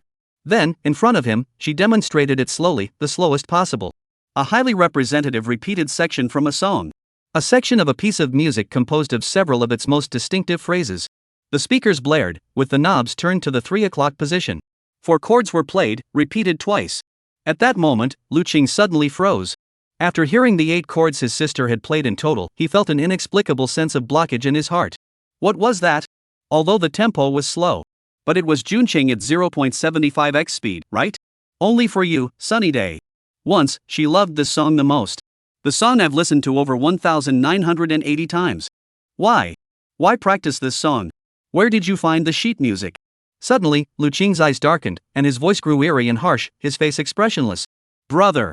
Su Ling was clearly startled. She had only wanted to test whether he could recognize the slow version of Junqing, but as soon as she played half of the introduction, he reacted so violently. As expected. This song held extraordinary significance for him. Perhaps it holds a secret about her. Su Ling was very cautious. She stopped what she was doing, put down the black cat, and remained calm. I learned the small horizontal press technique from an online tutorial. The segment the YouTuber used for demonstration was this part. I thought it sounded nice, so I took a screenshot and copied it down as practice for this technique. Her answer was flawless. She had even prepared a backup plan in advance, a corresponding demonstration video.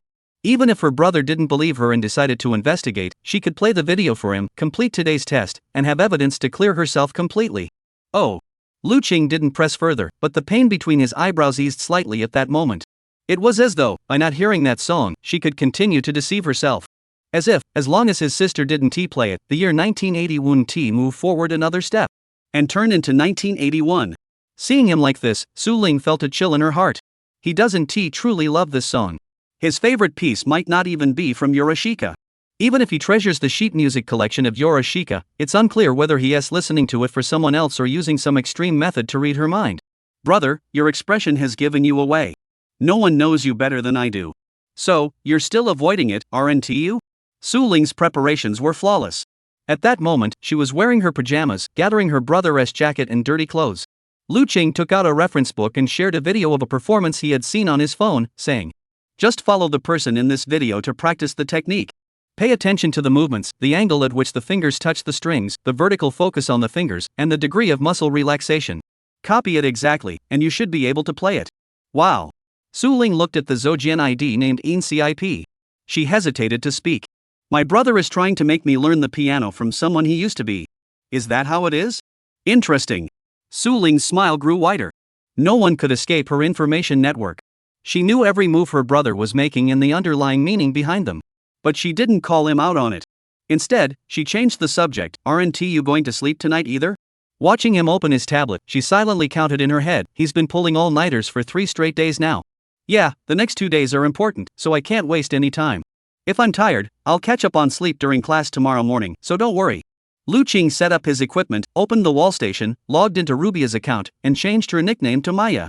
You're working so hard? Su Ling saw that he had already gotten into work mode, so she didn't disturb him either. She quietly sat on the sofa bed, leaning against him, and didn't sleep either. She just watched the screen, watching him type away on the keyboard. Lu Qing didn't mind. In the past, when he was working, she could watch if she wanted to. He wouldn't completely isolate her, let alone push her away. Because he felt that, from a certain perspective, his younger sister seemed to have some potential. Though not the kind of potential like Bai Xing, who could captivate hearts with pre-prepared personas as a VTuber. Nor was it like Tang Hua's talent for posing in various ways and captivating the masses with just a few gestures. But she could definitely draw some nourishment from her own projects, seeing things she needed and wanted to understand. Lu Qing believed that his younger sister possessed the potential for a behind-the-scenes role. If we consider the unnamed guild she has built from scratch. Bai Xing is the front stage, occupying the center stage, overseeing the flow of rituals, and deciding everyone's income. So sugar flowers are the middle stage, not only serving as a substitute but also functioning as the sole core, optimizing the appearance of the center stage and enhancing its appeal to drive revenue even further. They are completely irreplaceable. Offstage, Yang Zai serves as the support, eliminating the trolls and trollmasters.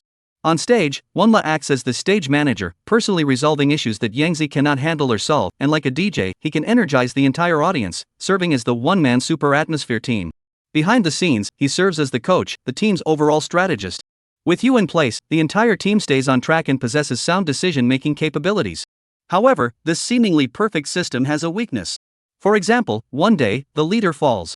Can they continue to function? Can they move forward smoothly without me? Who among them possesses the skills for planning, music, decision-making, conflict resolution, and adaptability? Who can temporarily step in? Lu Qing thought it over and over again, and suddenly realized. Su Ling can.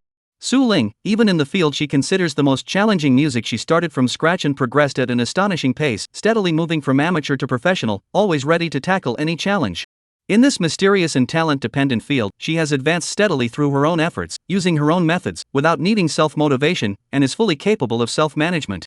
Lu Qing was well aware that to truly master music, one must possess at least the following essential qualities: composure, calmness, the ability to endure solitude, patience, and the resolve to face challenges head-on. When confronted with something that seems impossible to play or impossible to master, she doesn't run away immediately but instead tackles it one step at a time. Su Ling possesses all the qualities a musician should have. On top of that, she possesses traits like obsessive, reclusive, extreme, and numb, traits that are seen as weaknesses in ordinary people but act as double-edged swords that enhance her musical abilities. Therefore, she is a person of depth, unfathomable, and deeply calculating character. If nurtured properly, she could one day replace oneself in critical moments. Sigh. Is that possible? Can she be cultivated as a puppet master behind the scenes? Lu Qing took a deep breath. Sure, why not? Su Ling. He stopped what he was doing, turned his head, and spoke. Are you tired? No, why? She smiled sweetly at her brother's eyes, as if she had already known that this day would come. Nothing much. Lu Qing spoke in a roundabout way, shifting her gaze and saying. It's just that I want to teach you something tonight. If you're interested, just keep it in mind. If you're tired, just tell me, okay? Of course. Su Ling gave a faint smile. She looked at him tenderly and said, whatever my brother says, I'll listen to it. Whether it's today or in the future. Whether it's reason or desire. Everything is acceptable. Chapter 113, Su Ling's First Mistake. The next morning. Lu Qing yawned repeatedly as he slung his shoulder bag behind him, picked up a tuna sandwich his sister had prepared earlier from the table. Then opened the door weakly and bid her farewell. I stayed up too late last night, so I'm a bit tired. By the way, you don't need to rush to study what I taught you. After all, copywriting and market intuition aren't something you can master overnight. Just focus on practicing your piano first. Okay. Big brother, I understand. You should rest more too. Try to catch up on sleep instead of taking unnecessary classes. Su Ling seemed to understand his way of recharging, and she knew that the knowledge her brother had shared with her all night long was meant to lay a foundation for her future learning and collaboration.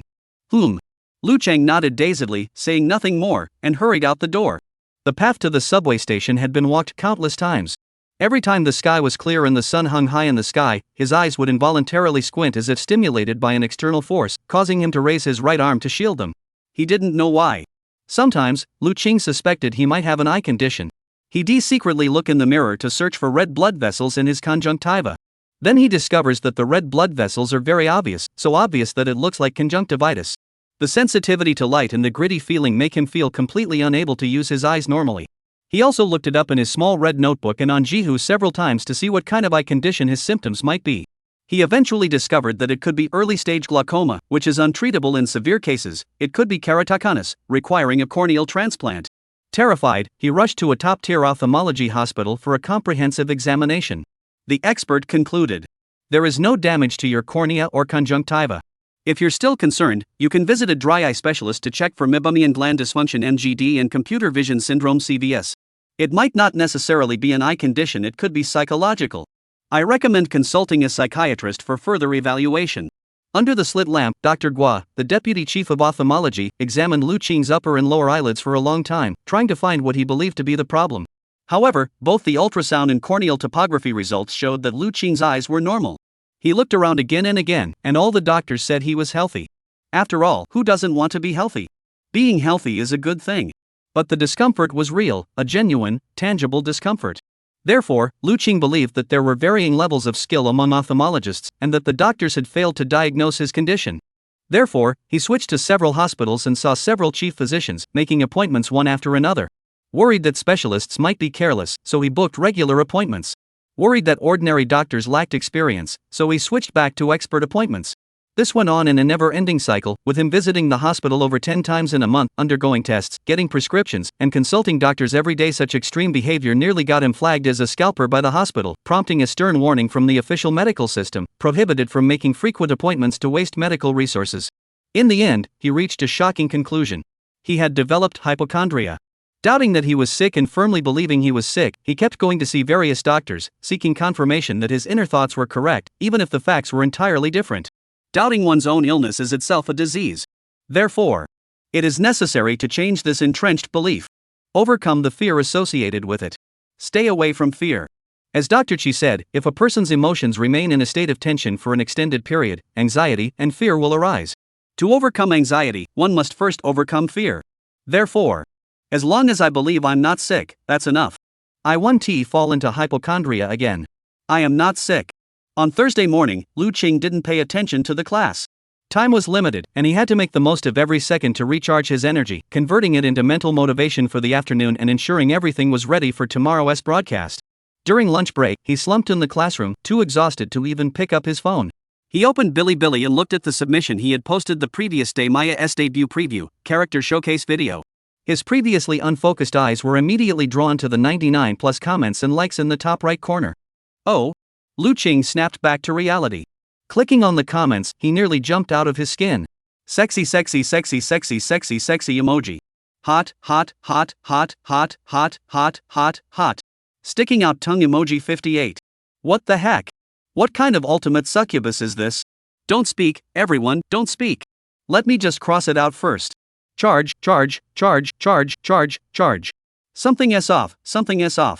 I'm hallucinating. This can't be real. There is no way such a great skin exists. Impossible, absolutely impossible. I've never seen such a perfect succubus. So the streamer is a succubus, right? The big one is coming, hurry up and tell your friends. I'm going to share this info in the Captain S group. Is there a reporter here? Hurry up and contact the big shot. Comments like these have taken over the entire screen. Clearly, due to the high video quality, this submission was promoted by Bilibili's official operations team, receiving traffic support and instantly breaking through 999+ likes. This timing caught Lu Qing off guard, but upon closer inspection, it made sense. After all, the shaking succubus performance recorded by Tang Hua in the costume was simply too impressive. Her already unmatched appearance combined with expressions so lifelike they could melt hearts made Lu Qing once again certain. No one understands the details of a costume better than the artist who created it. Having Tang Hua complete this assignment was an absolutely correct decision. Excellent. It seems everything is in place, we just need the final push. Lu Qing decided to share this great news with the two core members and give Tang Hua a well-deserved compliment. Since we're heading into battle tomorrow, it's essential to set up a work group beforehand. He believed that while one-on-one communication with the two women was certainly acceptable and could ensure the privacy of the information, given that they were about to work together, creating a space to bring team members closer together wouldn't be a bad idea. With that in mind, he opened Feishin and created a group chat, adding Tang Hua and Xingbao to the group. As everyone knows, in Feishin, simply creating a group without sending any messages means that even if you add friends to the group, they won't see it and won't know they've been added to the chat. Therefore, Lu Qing typed a 1 in the group as a reminder. He then set the group name to Unnamed Guild. Shortened to Unnamed. Bai Xing was currently at home busy getting used to his costume, and had not come to school all morning or afternoon, completely skipping class. Upon seeing that he had been added to the group by his senior, he immediately responded with a cat emoji and typed, "What kind of group is this, senior? Is it a work group?" "Yeah, it's an internal communication group for the initial core members. We might add more people later." Lu Qing gave a brief introduction, thinking to himself, if I bring Su Ling into the group as my agent, would such a move make the other two feel uncomfortable?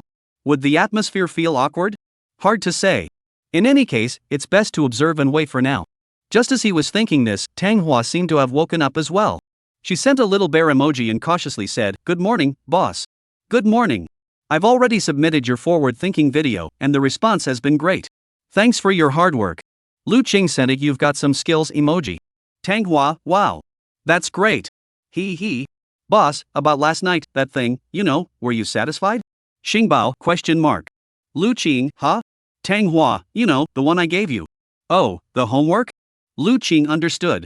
Tang Hua was referring to the demon cosplay small iron box. The tin box contained a set of prints, which she had printed using her own printer and the highest quality photo paper, giving them an excellent texture. Unfortunately, last night was too rushed, and Lu Qing hadn't had a chance to examine them properly, as he'd been busy with work. Now that she mentioned it, he felt he should take it out and admire it properly, so as not to disappoint Sugarflower's kind intentions. Sugarflower, bear nodding emoji. Xingbo, staring.jpg. Lu Qing, satisfied, very satisfied. I want more next time. While saying this, his hand had already reached into the bag behind him, wanting to touch the silver-colored small iron box he had placed there last night. However, he felt around 5 times. He couldn't find it. The space inside the bag wasn't complicated in theory. He should have been able to feel the flat metallic texture with one hand. What is going on? Lu Qing furrowed his brows. He suddenly turned around and pulled open the zipper of the bag. To his surprise, the silver box was right under his nose. Was gone. Chapter 114, Third Breakdown, Plunging into a Dangerous Situation. Generally speaking, Su Ling wouldn't make such a mistake.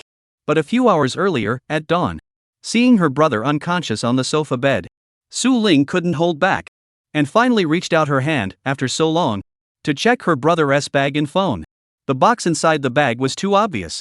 Obvious enough that it could be spotted at a glance even without actively looking for it. This directly led to her opening it out of curiosity.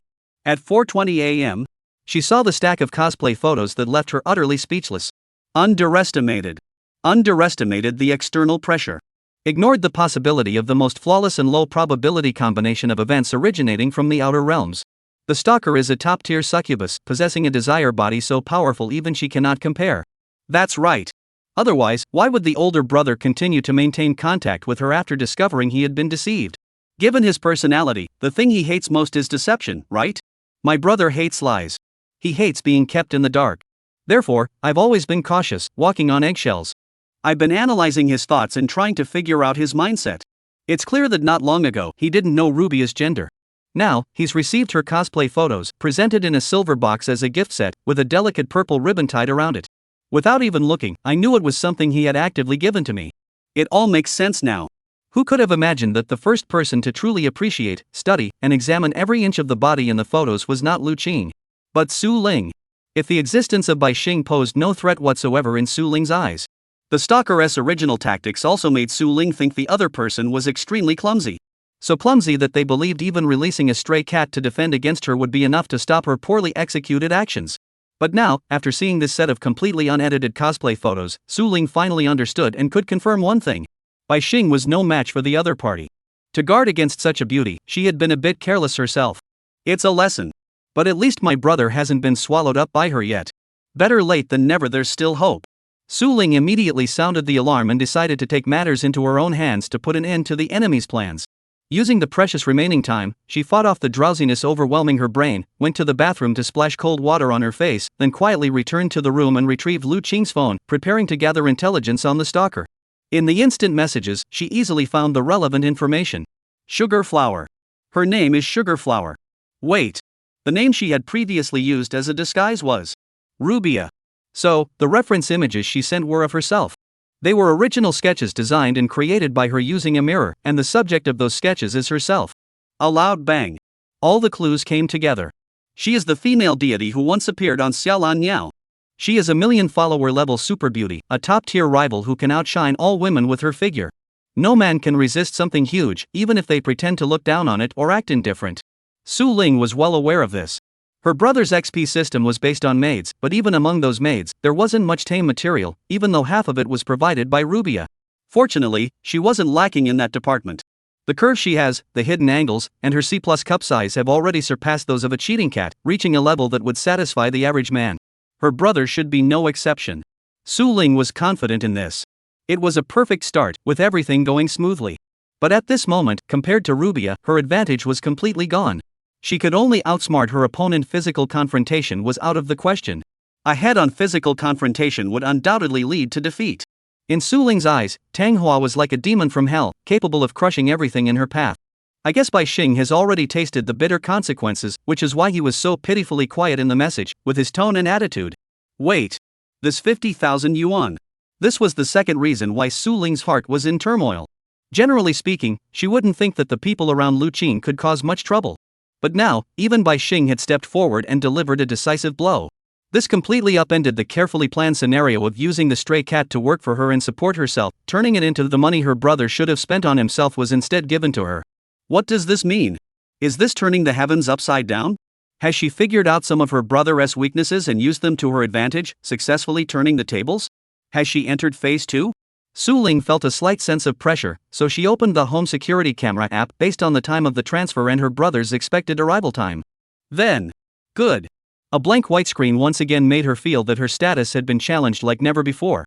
The final scene in the recording showed the young girl bringing a chair from the neighboring house, standing on it, tiptoeing, shaking the spray can in her hand, making a clicking sound. Then aimed it at the camera and pressed the spray button with a hissing sound.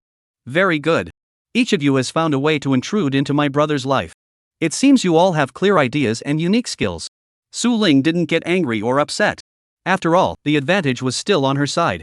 Even if a small part of the intelligence network had been restricted by the sneaky cat, even if some of the previous intelligence was incomplete and they hadn't anticipated that Ruby's true form was so extraordinary, it didn't matter.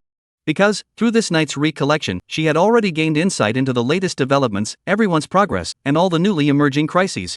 Next, it's time to accomplish that task. Su Ling was confident of victory. He had confirmed that his older brother had an incredibly intense memory associated with the song Only for You on a Sunny Day. In his heart, it must be considered a forbidden song. Today, she had tested his reaction to the song and found that it triggered a strong aversion, which must have reminded him of some dark memories. And the young girl who had recently studied the basics of the way of heaven understood. All things are interconnected and interdependent. What repels each other is actually attracted to each other. This principle applies to her older brother, functioning as a key. If she could master the latter half of the forbidden piece and unleash her hidden potential, she might break through her brother's defense. Would he then stop avoiding the truth and face his true self? At this critical moment, I cannot hesitate, nor can I let you all, you starving wildcats, hold me back. I must stay true to my path, follow the only correct path forward, and never stop. Otherwise, all my previous plans will be in vain. Su Ling believed that nothing could compare to the intoxicating feeling of tasting the sacred fruit, the fruit of victory after putting in the effort. In the previous round, defeating Bai Xing, her brother's touch made every hair on her body stand on end. That electrifying sensation coursed through her hair and straight to her heart. Indescribably wonderful. Therefore, Su Ling craved this feeling. Longing to experience it once more, to taste this pleasure again. If only I could keep getting such rewards forever. Collect my brother's rewards and remember their expressions of defeat. For this, she was willing to sacrifice everything. Until 5:15 a.m., Su Ling was normal. Everything was calm and serene. Although Sugarflower's true nature made her feel a bit uneasy. And although Bai Xing's excellent counterattack made her feel slightly challenged, she still believed that the decisive move at the end of the month would completely change her brother's lifestyle, allow him to let go and return to the embrace of music, and achieve her own second stage decisive move milestone. Playing music together with her brother. Playing in front of him, making him unable to suppress his inner desire, guiding him to pick up his instrument again, finding a way to play together. Playing with her brother, in a way, means becoming part of his life, entering his world. The inner world he had always kept closed off, a place no one could ever glimpse. This is the first step in building a bridge between them. Only then can one move on to the next stage, understanding his brother's soul through the sound of music. From entering his brother's inner world, reading my brother's past, understanding his brother's thoughts, analyzing my brother's behavior. The next step is understanding my brother's soul. As long as you master music to its deepest level, as long as you can listen to his voice and understand his inner thoughts through constant interaction with him, then, the future self will be invincible. No one will be able to defeat oneself who has reached such a level, in any form. Until, when you reach the last item, looking at the newly added friend, Lin Mu. She furrowed her brows slightly. Su Ling followed the trail, step by step, and searching left and right, looking again and again. Finally, in the extremely obscure message center that had never been opened before, she witnessed the densely packed, thousands upon thousands of hidden, heartfelt messages of longing. Videos, audio clips, diaries, confessions. Meeting, getting to know each other, understanding each other, recognizing each other. Testing, understanding, sharing, encouraging one another. Godlike playing ability, a fully formed all-in-one machine, an unparalleled natural talent that is impossible to look at directly, and efforts that are no less stable than one's own. At this point, Su Ling's heart shatters once more. For the first time after dawn, he forgot to restore the investigation traces. Chapter 115, Black Cat, Help Me. Su Ling didn't practice the zither today. Since first meeting the Black Cat, this was the first time she hadn't practiced her piano skills at all during the entire day. Until Lu Qing returned home, she remained in the same position. Hugging Black Cat, curled up in the corner of the bed, wrapping her legs in the blanket, her face solemn, her expression dazed. Muttering, "What should I do? What should we do? Black Cat, help me." By now, she had come to understand why her brother was so obsessed with the piano. In such a difficult moment, even if she did nothing but hold her beloved violin, she could faintly hear a response in the intermittent sounds it emitted. It was the voice of the soul. It was a voice from beyond dimensions, whether it came from outside and entered her ears or from within and spread outward, her voice. Su Ling couldn't quite put her finger on what she was hearing. But she could clearly feel a certain force transforming into a warmth flowing through her heart and circulating throughout her limbs. This was the power of the black cat. She is telling me we'll win. She's telling me that even someone like Lin Mu, who is so different from me, isn't completely out of reach. Although, I know deep down, my greatest reliance is on that divine artifact plus twisted effort. AMPS eliminates 99% of music enthusiasts, and the latter directly eliminates the remaining 99.9%. But for Lin Mu, these 2 points seem completely irrelevant. When ordinary people hear the concept of practicing the piano for 8 hours, they instinctively think, how is that even possible? That would be exhausting. Isn't there anything else to do? Lin Mu has already been playing the piano for half an hour. That's the difference. Complaining is also a form of wasting time. Without absolute preparation, don't attempt to challenge professionalism, just treat it as a hobby for self-entertainment. Su Ling had always believed that with her daily 8-hour practice routine, few could match her. She was confident she could master the rhythm guitar part of Only For You in the shortest possible time, add in the small solos, and practice relentlessly to achieve the desired effect. Such rapid progress was beyond the reach of ordinary people. However, after watching Lin Mu's performance video, a sense of helplessness surged like a tidal wave, engulfing her completely, leaving her unable to escape. That's right. Lin Mu's talent in music defies conventional wisdom. Her playing has groove. Her playing posture is graceful like an elf, as beautiful as a painting. It is that kind of natural beauty, where the performer and the music become one, seamlessly integrated, with every note flowing effortlessly, as brilliant as stars in the sky. She makes no mistakes, shows no tension, no timidity, no hesitation. Her musical talent is no less than her brother's, and in some ways, she even surpasses him. Yet, why does such a person spend night after night practicing the piano? Why does she buy equipment by the truckload? Why does she record hundreds of videos, all to create the perfect fragments she wants to send to her brother? Ah! Black Cat, save me. I feel so terrible. Su Ling felt defeated. For the first time, she felt defeated. She finally understood what it meant that some people strive their whole lives and may never reach Rome, while others are born already standing in Rome Square, clicking next stop. How was she supposed to fight this? She had sacred artifacts, and not just one.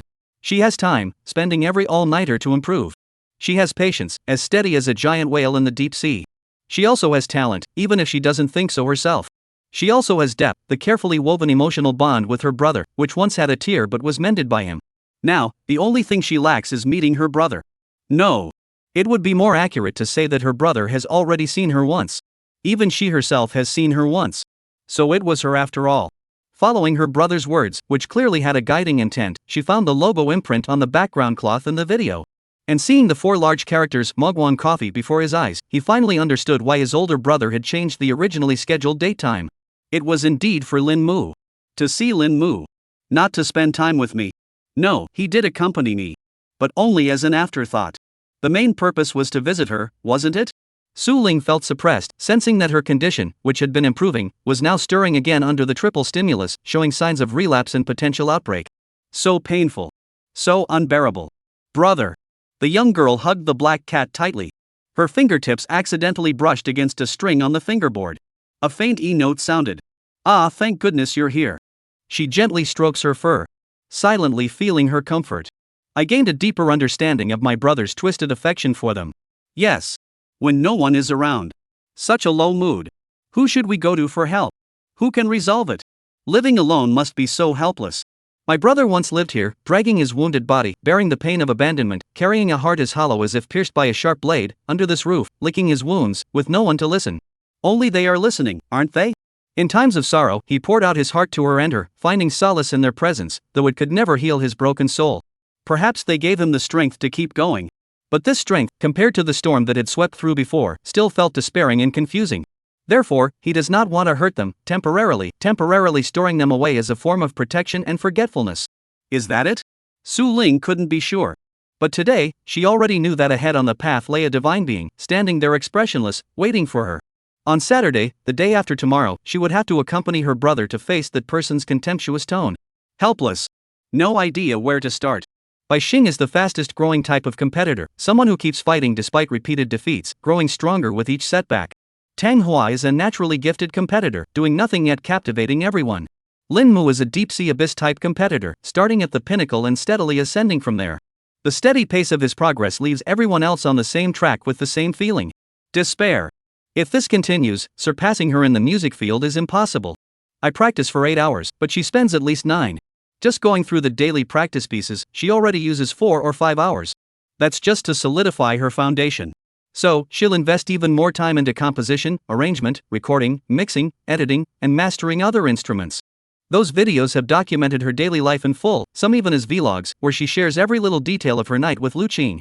An ordinary 9-10 hour practice routine. No. I can't. Su Ling took a deep breath, trying to calm herself. We can't lose. I can't lose. I can't let her intimidate me before we even start. She must have a weakness. She has to have a weakness. From childhood to adulthood, even during the most severe stages of her illness, Su Ling had never felt such a suffocating sense of crisis. The economic anxiety caused by not having enough money. The survival anxiety caused by her mother's departure.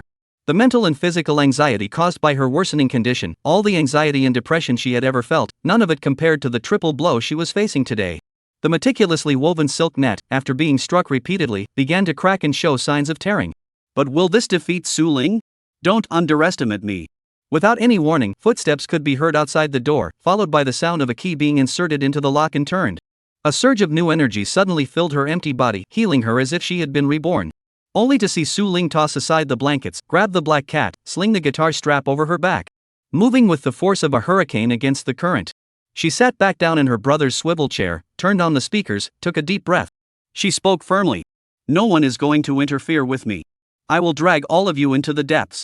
Chapter 116, Su Ling weeps uncontrollably. 3-in-1 double update as a thank you for April gift rankings top spot. The moment Lu Qing entered the room, he felt a suffocating atmosphere engulf him, causing his heart to tremble. He immediately entered the room with a solemn expression, closing the door behind him. What is going on? Being highly attuned to the atmosphere, he could almost pinpoint that someone in the house was emitting negative emotions. And this emotion was so intense that it was affecting the surrounding energy field, what is known as feng shui. Su Ling?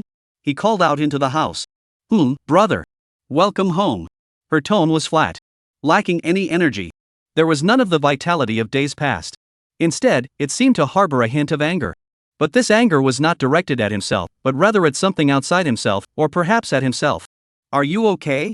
Lu Qing immediately took off his jacket and walked into the bedroom. She saw her younger sister hugging the black cat, her face serious as she tackled the finger dexterity basics of the hell training game on the screen. What are you doing? Don't practice this yet. It's a bit too early for that. Lu Qing could clearly sense Su Ling's unusual behavior. After all, while her previous practice progress had been exaggerated, it had been gentle, following the path she had meticulously planned for her, with smooth transitions, a methodical, step-by-step approach. Today, she had directly pulled out the Hell series textbooks that had once tormented her in her childhood to tackle. Note: the author of this series is Master Kobayashi, the same person behind the signature on Lu Qing's Schecter NV3 guitar. And the first small exercise had a BPM of over 160. Even seasoned players with years of experience would struggle to play these pieces steadily and accurately. Su Ling's current state clearly shows she's been severely stimulated and is rushing ahead. This is not advisable. We must stop her. I'm fine, just feeling a bit off, so I wanted to practice something challenging. She turned her back to him and spoke while suppressing her emotions. Lu Qing wasn't stupid, he could tell there was more to her words. He immediately pulled a chair from the dining table, turned it around, and placed it beside her. He straddled the chair, placed his hands on the backrest, and observed his sister. Did something upsetting happen? Can you tell me about it? He understood Su Ling well. Earlier on the way home, he had suspected her, suspecting that the lost little iron box had been seen and taken by his sister. After all, there were no outsiders in the house, and the box had been there before he went to sleep last night. All suspicion pointed to Su Ling. But Lu Qing didn't rush to confront his sister. He knew that for someone with severe depression, the harm caused by questioning could be immense. Even just speaking harshly to her could cause invisible wounds to spread and scar deep within her heart. Lu Qing understood this, so he remained calm. He remained calm enough to first test Su Ling's reaction, and only after confirming the truth would he consider the next steps. If his sister truly harbored some twisted desire for control over him, he would find a subtle way to let her know that he was aware of it and that it caused him some distress, hoping to encourage her to rein it in a bit for the good of everyone involved. But before she could make any moves, she saw Su Ling transform into this pitiful state, as if she had been cruelly bullied by someone. Lu Qing was completely confused and immediately ruled himself out as the one who bullied his sister. I didn't do anything. I can't be the one at fault, he thought to himself. But Su Ling didn't respond directly. Instead, she continued practicing her basic skills while asking, "Brother, if hypothetically you were to look for a girlfriend, what would be your most basic requirement for her?" "Ha? What I mean is, what kind of girl would catch your attention? Even if you don't consider dating." Lu Qing was stumped by her question. To be honest, he had never given this question much thought. If he had to force an answer, "A charming girl, I suppose." Lu Qing thought for a moment and gave his answer. Charming? In Su Ling's eyes, this answer was rather vague, because it encompassed too many meanings. What kind of girl do you think is truly charming? Charm. Lu Qing paused for a moment. He believed that this question should be answered based on one's own circumstances so that the answer would be more realistic and appropriate. So, which girls have truly captured his attention? Which girls have already exuded charm and caught his attention? The answer was obvious. I think, first and foremost, one must have their own unique qualities that cannot be replicated by others. Such a girl would truly stand out. Second, you need to be honest with yourself, understand yourself, invest time and effort into things you're interested in, do what's worth doing with dedication, strive to live well, and keep improving yourself even if things were tough at first. This kind of determination is also a form of charm in my eyes. Then, a girl who can fully utilize her strengths to the point where others genuinely admire her would also make me think she's amazing. I would appreciate that type of person. Lu Qing listed them one by one and finally said, "Lastly, it comes down to compatibility." Compatibility? Yes. He said, I certainly admire girls who possess the first three qualities. But if our values are incompatible, I wouldn't even consider getting close to them. Therefore, you asked me two questions. 1. What kind of girlfriend would I look for? 2. What kind of girl could catch my attention? I believe the latter comes first, and the former comes second. If she can't attract me, I won't be interested. And even if she meets all three requirements and attracts me, if our worldviews are incompatible, there will be no common ground, leading me to distance myself proactively. His words were calm and precise. To ensure Su Ling understood, he added, I am well aware that my time is limited and my energy is scarce. My circumstances also don't suit me to indulge in a romantic relationship like a typical college student. I don't have that kind of capital. Therefore, your question is a false premise. It doesn't hold up, and even if all conditions were met, achieving the perfect outcome of shared values would be highly unlikely. As for my personal situation, throughout my life, there have only been 6 women who truly attracted me. Now, that number has become 5. Who are the 5? Upon hearing this crucial question, Su Ling's pupils contracted sharply. She set down the black cat and listened intently. Though it was a topic he didn't want to bring up, since his sister was interested, Lu Qing had no choice but to speak. He simply summarized. First, when I was a child living in the countryside, I met an older sister from the neighborhood. She was a kind person who took care of me. In my childhood devoid of familial affection, she provided me with heartwarming healing. She taught me what care truly means. Su Ling's heart sank. Second, there was Bai Xing, the younger sister from next door. You've met her and interacted with her. She taught me what breaking through to rebuild means. She showed me what making a comeback from the brink and the limits of what effort can achieve truly are. Su Ling's brows furrowed. Third, there's Rubia, my personal artist. She showed me through her actions that true love does exist in life. On the contrary, true love doesn't need to be openly displayed. Lu Qing took a deep breath, raised both arms, pressed his fingers against his right temple, and sighed. She taught me that there can be devotion in this world. Su Ling felt immense pressure. Lu Qing paused for a moment before continuing. Fourth is Lin Zheng. She is the only true online friend in my life. With an unwavering determination and execution that no ordinary person could imagine, she proved to me. There is a talent called perseverance. Persisting in one thing, doing it, completing it, solidifying it, and improving it. When you refine it to its utmost, quantitative change transforms into qualitative change. What we call improvement can also become advancement. She showed me that there are indeed geniuses in this world. Above geniuses are those who excel through effort. I am awestruck by her and have developed a deep respect for all fields of endeavor. I learned humility. Su Ling lost her will to fight. There was nothing left to say. My brother had already been torn apart by these people. Isn't that right? His heart had already been completely captivated by them. Everything he desires, everything he wants to see, they can give him. And as for me, all I can do is drag my brother down and make his life harder. He can't do anything else. Or, at least, he couldn't do anything right now. What about the last one? With a dimmed gaze, Su Ling hugged the black cat tightly. She wanted to hear the story about her. To find out who she was who had caused her brother so much pain. To be the last one to speak. Must surely be someone her brother could never erase from his heart, right? The young girl turned her head away, unable to bear looking at her brother's expression. Perhaps, when he was reminiscing about her, he was deeply infatuated? Would he show a more nostalgic expression than the others before him? That woman who could plunge him into such agony, from which he couldn't escape, does she really still have a chance to overcome her? Even if she were with the black cat, could she really clash with her even slightly, as she had imagined? Impossible, right? A sense of loss surges like a tide, slowly overtaking the shoreline. A blackened heart, hollow eyes. Between his eyes, only a faint glimmer remained. Perhaps it was at that very moment. Lu Qing spoke. The last one is you. You made me grow up overnight, teaching me what it means to have a heavy responsibility on my shoulders and what true responsibility is.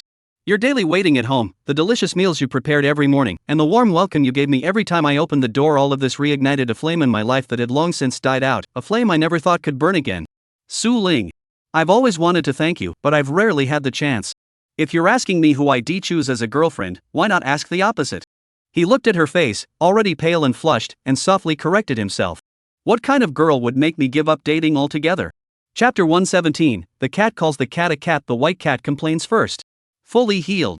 In one of the few heart-to-heart conversations between the siblings since they reunited, Su Ling was healed by her brother's few words, directly mending the deep scars in her heart, filling the dark abyss that would have continued to sink endlessly if left unattended, and repaired the nearly shattered motivation to practice the piano. Yes. It was all in her head. If my brother didn't like me, why would he go out of his way to disrupt his life, which was already on the right track, for my sake? He lives alone in the city center, has a stable income, and enjoys a fulfilling university life. He can fulfill his spiritual emptiness through creativity, and he can use his own hands to meet all his material needs.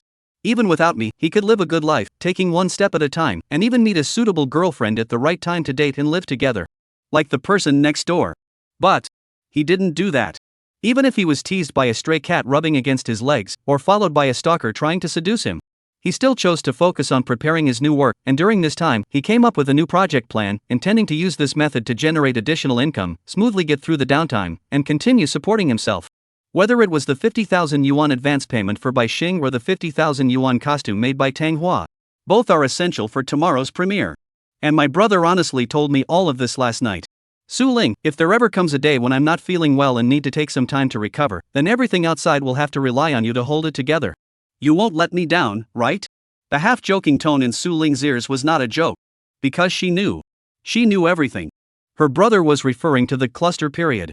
Once the cluster strikes, it can last anywhere from a few months to an entire season, causing excruciating pain that renders him unable to complete any task. If he manages to endure it, that's one thing, but if he doesn't, what awaits him is an unimaginable fate. Recently, Su Ling has reviewed a great deal of additional information. Regarding the solution to this condition, she actually found a surprisingly reliable conclusion amidst the sea of misinformation. Just survive past 60. As people age, their nerves become increasingly numb. What was once the same level of pain no longer feels as intense or suffocating to the elderly as it does to the young.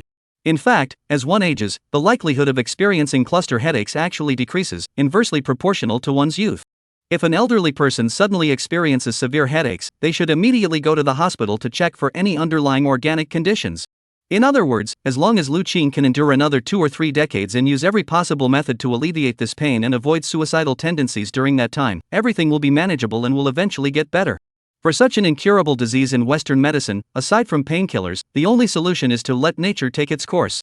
In traditional Chinese medicine, unless one is a sage like Qi Shidao, who masters all 5 arts and has attained the ultimate truth, ordinary doctors are also powerless to help, and may even worsen the condition. Some short-sighted individuals even claim that even the greatest traditional Chinese medicine practitioners cannot match the skill of Dr. Qi, and they criticize and denigrate him. This is a case of limited knowledge narrowing one's perspective. It is advisable to speak cautiously and avoid making hasty judgments. Accumulate more virtue, avoid being narrow-minded, and refrain from using personal anecdotes or textbook knowledge to challenge the profound principles of traditional Chinese medicine and the lifetime clinical experience of great physicians. Avoid the sin of arrogance, and refrain from judging the diagnostic methods of great physicians with the mindset of an apprentice. Finally, I wish you a smooth and successful medical career, young man. It must be said that those afflicted with this condition seem destined by fate, with no identifiable triggers or causes. There is an underlying sense of karma or cyclical fate. But this is no match for Su Ling. If my brother can endure these next 2 or 3 decades, then I will accompany him through them. If during this time he suffers unbearably and wants to end his life, then I will do everything in my power to alleviate his pain and delay the onset of his illness. For him, I am willing to sacrifice everything. I am willing to take any measures to control his condition. Today, Su Ling has regained her confidence. She firmly believes that with her brother by her side, she will overcome her illness before him, and on that foundation, she will give back to him, comfort him, and heal his broken heart in her own way.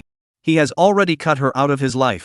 Whether it's genuine or an escape, it at least shows that he can now discuss topics related to her without being cautious or unable to control his emotions. If that is the case, then seize the opportunity, ride the wind, and let him forget her completely. I suppose someone who could bear to hurt her brother and toy with his heart must not be much better herself. Su Ling has developed a huge prejudice against her. This prejudice is unhidden and borders on hatred. The more her brother treats her well, the more deserving those who hurt him are of death. May she never find peace in this life. Su Ling cursed, cursing the unknown evil woman. Time flew by, and it was Friday. Today was the most crucial day of the semester for Lu Qing. The same was true for Bai Xing. Since yesterday, she hadn't gone to school. She had been preparing nonstop, getting used to the leather suit she would wear, and getting used to the version of herself transformed into a succubus. In room 1902 of Building C, the young girl sat at her computer desk, staring at the screen where herself appeared in all its seductive glory. She couldn't help but feel.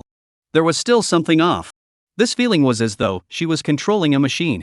Unlike during the Star Moon Rina period, when she and Rina-chan were one.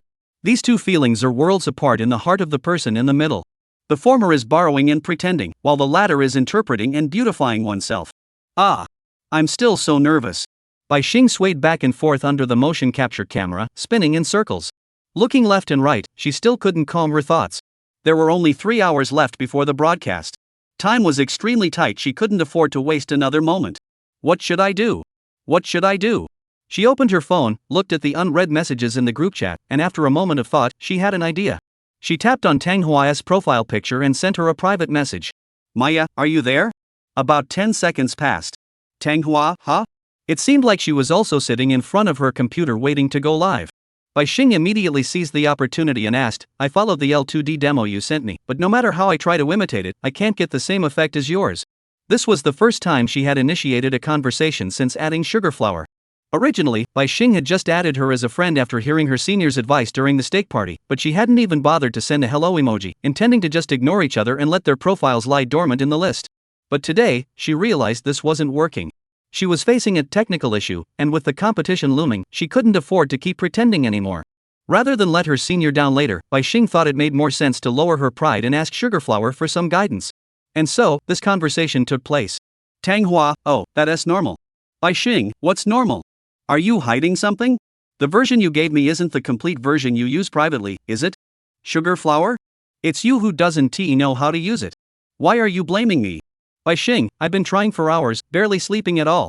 No matter how I try, I can't replicate your expressions, especially that look in the video at the end, I just can't get it. Maya, tell me the truth. Did you hide something? Are there some expressions that weren't even exported into the project file you gave me? Tang Hua, ridiculous. I'm not going to bother with you.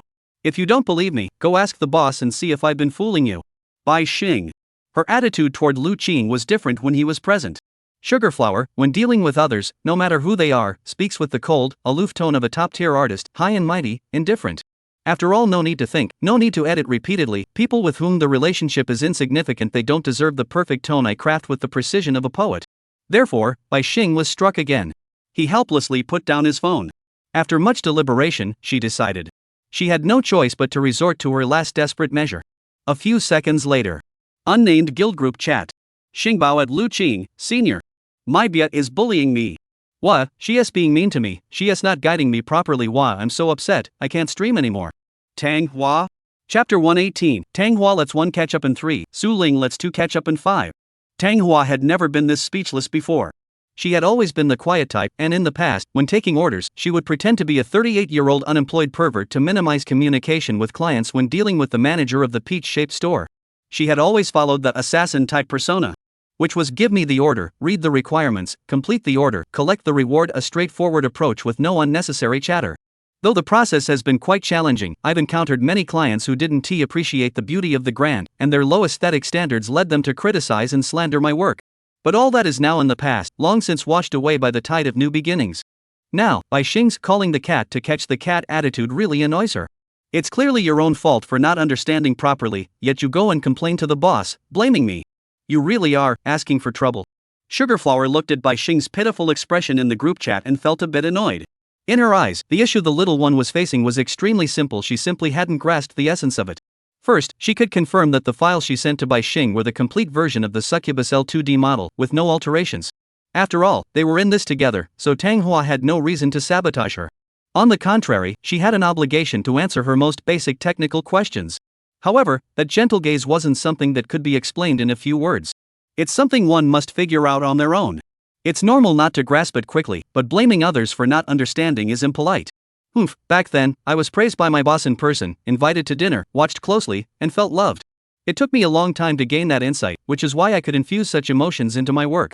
Now you've spent just a few hours, pulled an all-nighter, and are trying to figure out the subtleties. That's a bit too confident of you.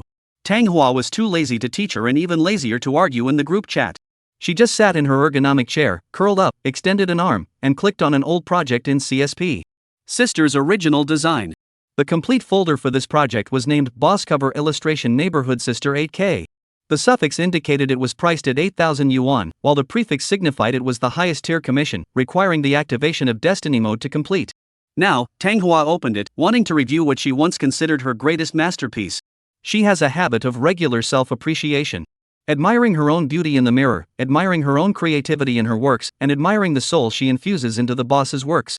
Clearly, Tang Hua and Lu Qing share a common belief: works that don't pour out emotions aren't worth creating. If you're going to do it to the best of your ability. In this regard, Tang Hua takes a selective approach. Selectively infusing her boss's work with soul, while dismissing external small orders with the mindset that you get what you pay for. Lu Qing's approach is to give it his all. Limited to his own original works. Since they are original, he must take responsibility for them, ensure their quality, and showcase the pinnacle of his current creative ability, bringing all beauty to life. Therefore, Tang Hua's creations are one of a kind, while Lu Qing's approach is about shining brightly.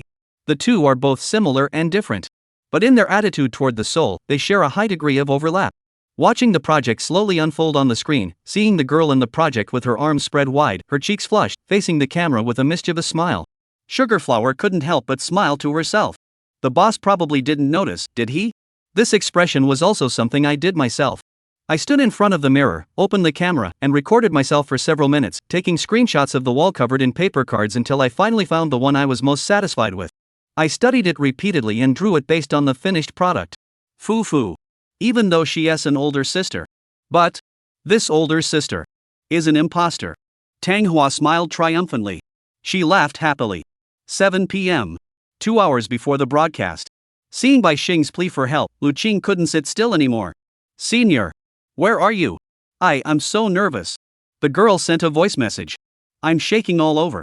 Even though you might laugh at me, but even when I first used the Star Moon Rena skin on X-Soul, I've never felt this anxious. I'm so scared. I'm afraid I'll embarrass you. It was clear that Bai Xing was in a very bad state. It was the kind of panic that made her spin in circles, completely at a loss. This is bad. Lu Qing, who had been too busy to even look at her phone, finally realized that this could lead to trouble. She immediately took her hands off the keyboard connected to the tablet, sat down in the center of the sofa bed, and focused intently, deep in thought. What should we do? He knew. Bai Xing had tested the Unit 01 multiple times over the past few days, but she was dissatisfied with the results on camera and had even begun to doubt herself. Despite being a seasoned streamer with a track record of thousands of viewers, experienced in every aspect, and boasting top-tier stats across the board, she was this nervous before today's livestream. This won't do. Bai Xing, tell me exactly where the problem lies. Lu Qing sent her a private message, waiting for the girl's response. It's just, I feel uneasy. I watched the demo video sent by Maya and tried to mimic her all day, but I still feel, compared to her, I'm not natural enough. I can't make the audience want to tip me just by glancing at me. I feel like something is missing. Bai Xing spoke frankly. Facing her senior and the matter at hand, she wouldn't pretend to be strong. Is that so? Lu Qing pondered her words. It was clear that she was facing two main issues.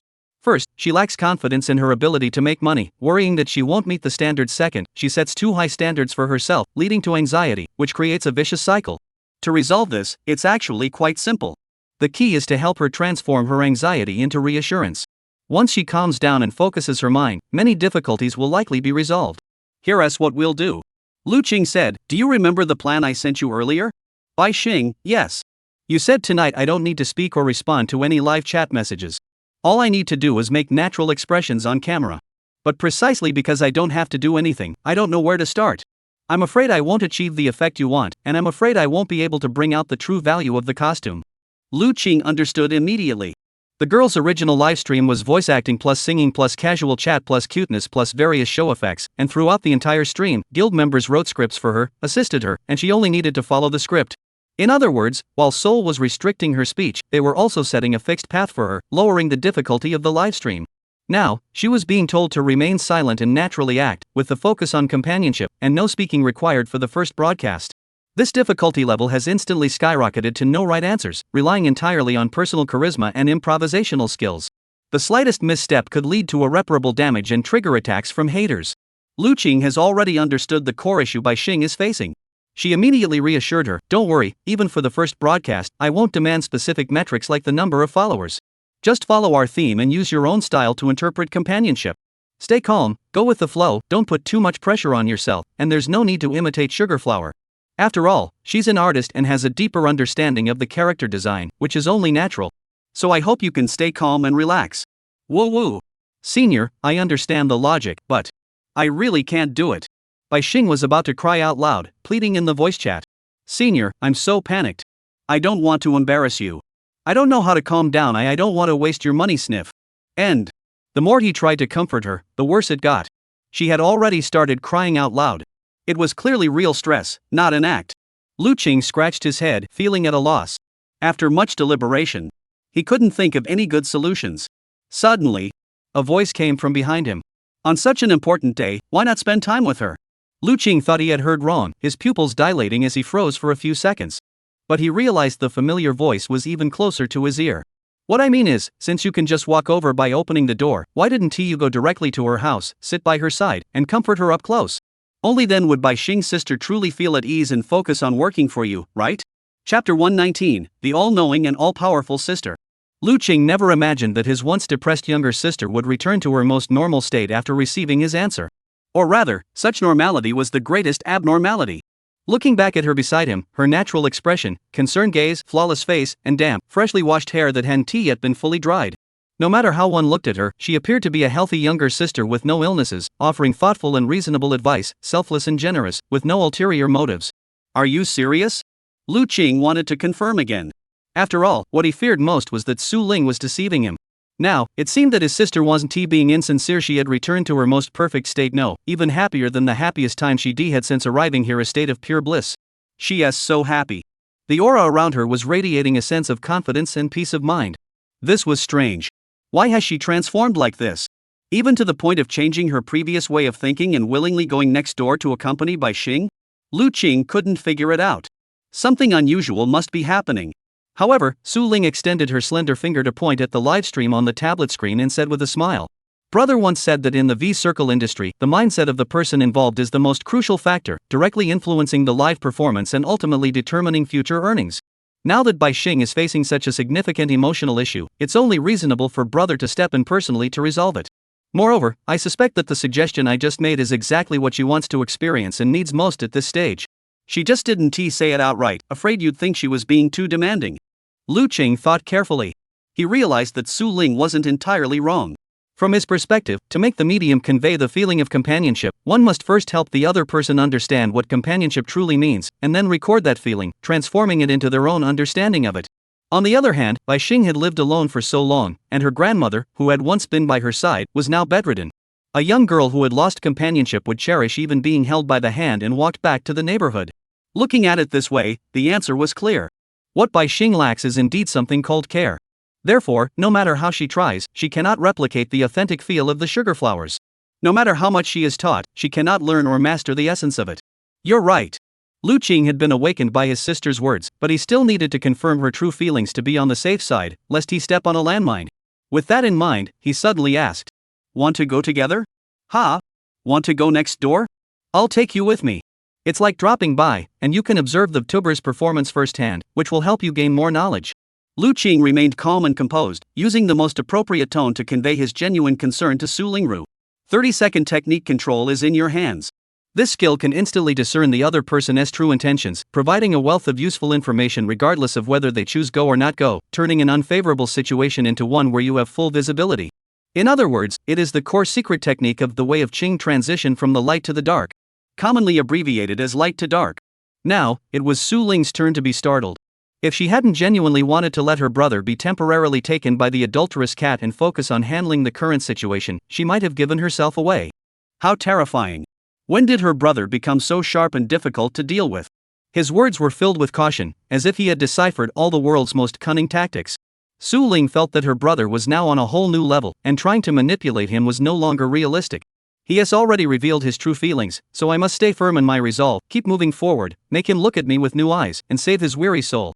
That's what truly matters to me, what is meaningful and worth doing. As for Bai Xing, if I lend my brother to you, he might find healing through you as well. Then such a choice might not be so bad.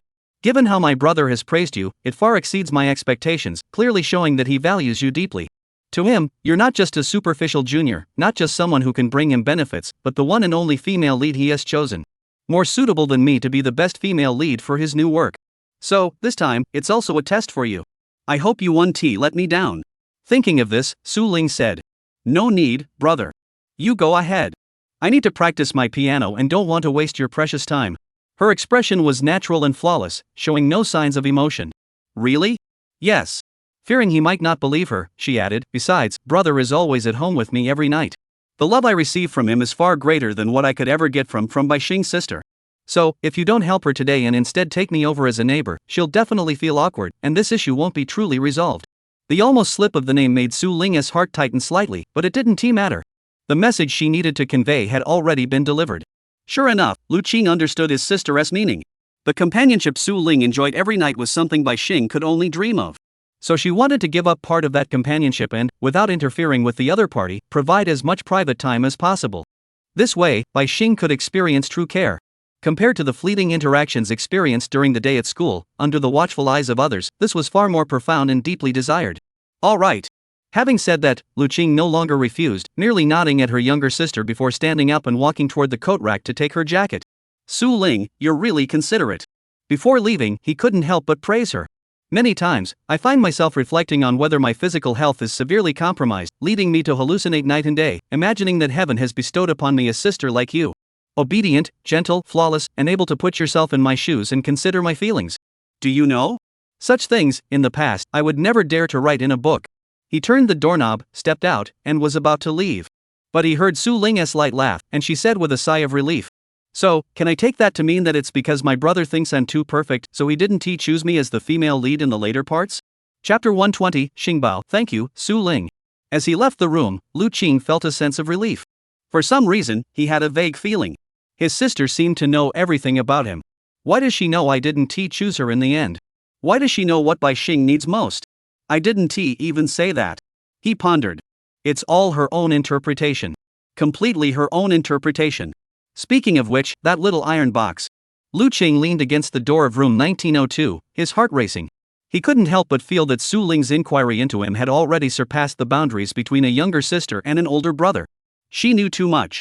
So much that it felt like she was dissecting him, so much that even before he could open his mouth to speak, she already knew what he was going to say. Was this chemistry? Impossible. The tacit understanding between siblings couldn't possibly reach such a level. We need to find an opportunity to test my sister's situation further. Lu Qing narrowed his eyes. Let's see how much she really knows about me. Let's see if she'll fall into a trap if I deliberately set one. Clearly, since Su Ling had entered the house, Lu Qing had never doubted her, never complained about her, and never spoken harshly to her. No matter how irrational his younger sister behaved, he would always approach her from the perspective of an older brother, adopting a patient and understanding attitude, treating her gently and smoothing out all her rough edges.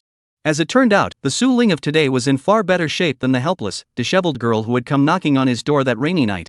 Her skin tone has improved, her nutrition is now adequate, and she no longer relies on large doses of medication to maintain her mood. In fact, she even dared to reduce her dosage on her own before the doctor could suggest it. It is certain that her life has undergone a complete transformation, leading to fluctuations in her mindset. The question is whether these fluctuations are positive or negative, upward or downward. I need to clarify all the details of her situation and seize the opportunity to push her out of the shadows. Lu Qing thought to himself. He turned around and knocked on the door behind him. Knock, knock, knock. Who's there? Dong, dong, dong. Hey, who is it? Speak up. The young girl's voice sounded annoyed. She dragged her slippers and hurried over. It's me. As she approached the door, Lu Qing finally spoke softly through the crack. The girl was extremely sensitive to voices and instantly recognized it as her senior's voice, even without using the peephole. Senior? Click, click, click. She quickly pulled down the chain, unlocked the door, and pushed it open. Standing there with a dazed expression, she leaned against the doorframe, her eyes brimming with tears, and said pitifully, Why did you come here? Why can't I come? Did Su Ling let you? Sigh. Seeing Xingbo in such a pitiful state, Lu Qing felt an inexplicable pang of sorrow in his heart. There was nothing he could do. Without hesitation, he stepped through the door, scooped her up like a kitten, and held her tightly in his arms. Click. At the same time the door closed, there was the startled meow of a cat that seemed to echo through the sky. Senior. You. Did the tape get stuck? How are we supposed to go live with this? Oh, well, at least we don't have to speak today. Lu Qing sighed softly, as if he weren't human. Following her face, which was a head shorter than his, he gently ran his right hand through her untamed long hair, smoothing it out until it was sleek, as if he were grooming the big orange cat downstairs. In his eyes, how one treats a cat is how one should treat a young girl. It wouldn't be wrong. After all, she was no different from a stuffed cat. Ugh. At that very moment, Bai Xing was about to explode. She had lost the ability to walk. She had lost her ability to speak logically. Deprived of the strength to think. Simultaneously experiencing weak legs, loss of balance, and an inability to stand steadily, relying entirely on him in front of her as a support to maintain her stance. The sudden onslaught pierced through her already fragile defenses, leaving her mind, which had already been on the verge of giving up, completely in disarray. Now she was even more tense. How do you feel? Are you a little more at ease now? What? What are you talking about? Senior, you. Bai Xing's face flushed red, her small hands completely at a loss, feeling a bit flustered. Lu Qing looked at her flustered expression and asked, Hey, didn't you ask for a hug the other night? I'm here to give you one today, and you just freeze up? Did the system reset? Lu Qing half-jokingly helped the girl into the house, glancing curiously into the room. No. Senior, don't look. You can't go in yet. Let me tidy up first. You're something else. It was already too late. Under the girl's frantic attempts to block him with her arms, Lu Qing noticed that her room today was completely different. What on earth did you go through? Not to mention the scattered rolls of toilet paper on the floor by the bed, the various odds and ends, live streaming equipment, and the messy dresses and black and white stockings on the table were already enough to make his eyes spin. Unlike the no place to step in the sugar flower house, Bai Xing's room was characterized by too many things and chaos. In other words, it was simply too disorganized to be tidied up, giving the impression of being messy and untidy. However, Lu Qing understood that this was because she had been completely immersed in the coordination tests for the Unit 01 in recent days, leaving her no energy to tidy up the room, rather than because the young girl simply didn't like cleaning. So today's surprise visit truly hit her delicate frame, delivering a genuine blow. Senior. Oh my. Why didn't you tell me you were coming? I shouldn't have opened the door. Wah! The young girl deeply regretted her actions, feeling as though she had committed a grave mistake. No, calm down first, don't cry. Our homes are so close, I just stepped out and came over. I knocked on the door and came in. If you really didn't want me to come, you wouldn't have opened the door, right? How dare you bully me? Seeing the senior's unreasonable and unyielding expression, Bai Xing bit her lower lip. Her delicate and charming figure looked even more adorable. Her soft, delicate appearance, even in her pink long-eared rabbit hooded pajamas, couldn't hide her vibrant energy. The sweet fragrance wasn't tea from perfume but the delicate, youthful scent emanating from within her. Just as Wen Le had once said, this scent shouldn't exist in the real world. If you've caught it, you're in for a treat. Lu Qing dared not look at her for long, merely saying casually, Su Ling sent me over to check on you. The live stream is about to start, so I thought I'd help you tidy up the room and relieve some stress. Oh, and I'll sit beside you during the live stream to keep an eye on things, is that okay? He pointed to the study desk in the girl's room and asked. At that moment, Bai Xing's earlier panic was completely dispelled by the senior's words. What? She thought she must have heard wrong. Su Ling? The young girl was utterly shocked. How does she know my current state? Why would she let the senior come over to accompany me? What is she doing? What is her motive? What is her purpose? Suddenly, an overwhelming sense of pressure engulfed the young girl's body. Her eyes went dark, and she had no idea how much Su Ling knew about her, let alone how much control Su Ling had over her brother. Of course, she couldn't fathom the deeper meaning behind Su Ling's decision. However, even so, the young girl had a plan. I understand. She took a deep breath. She silently repeated to herself. I don't understand, but I can learn. I don't understand, but I can try to figure it out. Su Ling's every move was at the cutting edge, the most avant-garde approach. As long as I follow her footsteps, imitate, become, and surpass her. Just like last time, catch her off guard and surprise her, so I can still enjoy the true care. It seems like the way of the spirit has been updated all the way to chapter 4. Master the new knowledge, and maybe I can put it to use right away to take down Maibia. Bai Xing nodded to herself. As she thought about it, she put on a composed, sweet smile, didn't ask any more questions, and didn't pry further. She simply nodded at Lu Qing and said, "Since Su Ling has said that, I'll humbly follow your lead, senior." She spoke as she took out a pair of slippers for him, placed them on the ground, then took his arm and led him into the room, guiding him to sit at the empty desk. "Seize this precious opportunity. With you by my side, I feel truly at ease, but senior, we're already here, and it's with my sister's approval. Then, if I go a little overboard, she probably won't mind, right? Ha!" Just as Lu Qing was about to bring up the serious matter. Just as he thought she wouldn't act on impulse given how close they were to both of their homes. Just as he thought she'd be too flustered to make the first move. Bai Xing, without any warning, wrapped her arms around his neck. And sat directly on his lap. Chapter 121, Seductive Beauty Hearts and Minds. Lu Qing had considered the possibility that Bai Xing might take this rare opportunity to make some small, reasonable requests, and he had already prepared himself to fulfill them as much as possible. But he never imagined that the quiet little thing who had always kept to herself would, once on her own turf, transform completely and reveal all her longing for love without reservation. Just as she was now, sitting on his right leg, her arms wrapped around his neck, her eyes conveying a look of longing yet devoid of any hint of seduction. "Senior, can you get a little closer?" Such an ambiguous message.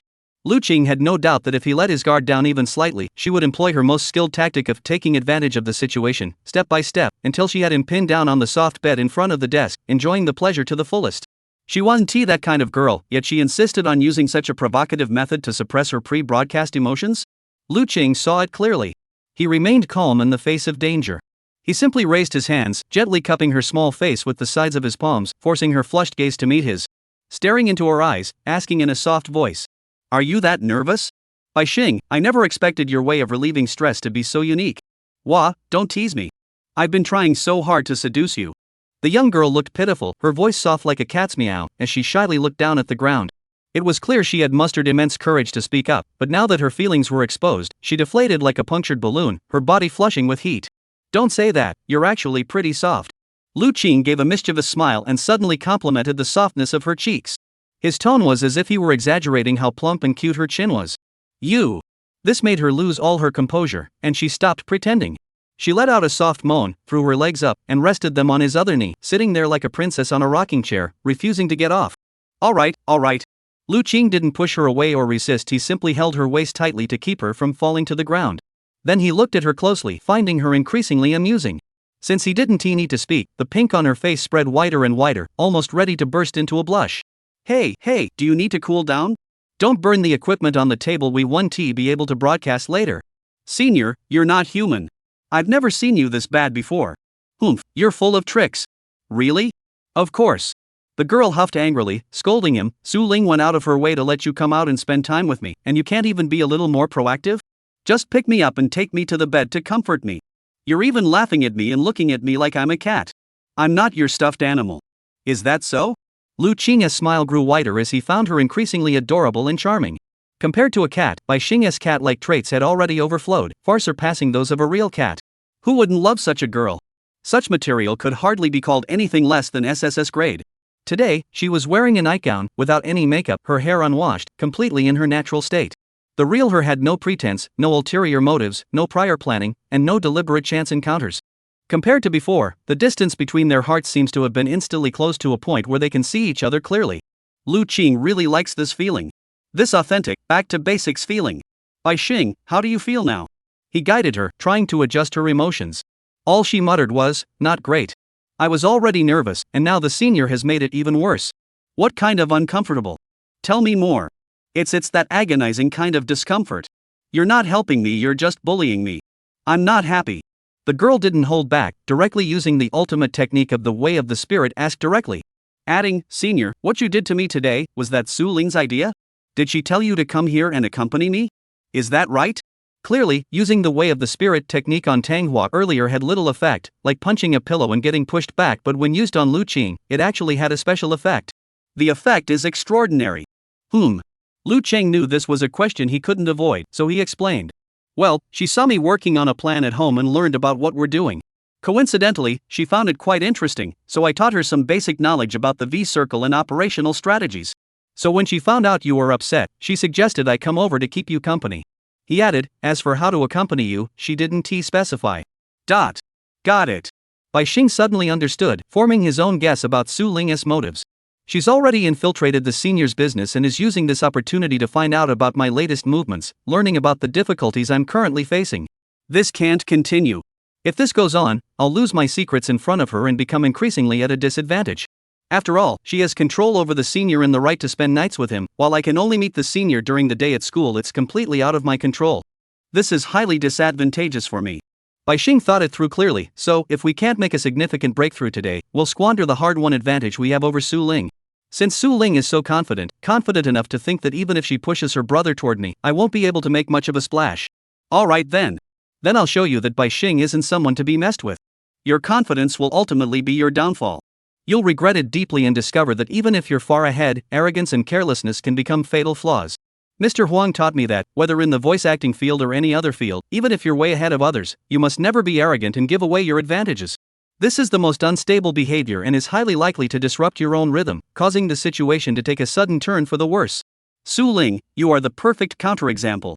Thinking of this, Bai Xing had a sudden idea. She suddenly looked at Lu Qing and said seriously, Senior, I have less than an hour left before my livestream. Lu Chang nodded. But I still can't make the same expression as Maybia. I know you're not forcing me to match her level. But you know, I have high standards for myself and won't settle for good enough. Yes. Lu Chang nodded again. So I've come up with an idea. Maybe it can help me find that feeling in the last few minutes, that emotional expression that is no less than hers. What's the plan? Tell me. Lu Qing finally grew curious, deeply intrigued by her words. Though she knew the saying cramming at the last minute might work better, the deadline was pressing. But replicating Tangua's signature move wasn't something that could be done on a whim. The issue was that Bai Xing didn't seem like the type to make empty promises. So if she said she had a way, it was likely she'd found a real breakthrough and was worth trying. Senior, if I tell you, will you agree? Go ahead, I'm listening. No. Bai Xing interrupted him, rarely being so stubborn. If you don't agree, I won't say anything. Lu Qing suddenly grew alert. He had a premonition that this request might not be simple. Compared to something like a hug or comfort, it would be even harder. The current situation was that if she refused, Bai Xing would be hurt. Forget about a smooth broadcast, even maintaining the ordinary tension he felt before arriving was impossible. It would only get worse, dragging her deeper into a difficult situation. He knows that this is the nature of a young girl. Fragile, easily broken, and if left alone, she might withdraw into herself and cry silently. Now, she has proposed a stable solution to the problem, and this answer is already in her heart. All he needs to do is agree and follow through, and tonight's livestream will be secure. But the request she wanted to make, was it something she could actually do? Lu Qing hesitated. But she only hesitated for 3 seconds. Because he saw the gradually fading look in the young girl's eyes and felt the self-loathing emotions overflowing from her as she sank deeper into despair. There was no choice. Alright, I agree. He nodded and said. Speak. Chapter 122, The Affair Succeeds. Su Ling had thought. Generosity would earn her true feelings. Selflessness and lending could provide the girl next door with supplies. But benefiting others is not the same as giving to her. Lending is not giving. At that moment, Su Ling sat in the house. Sitting in the exact same spot on the sofa bed where her brother usually sat, staring at her brother's tablet, watching the livestream showing in perfect condition, in peak mode by Xing's performance.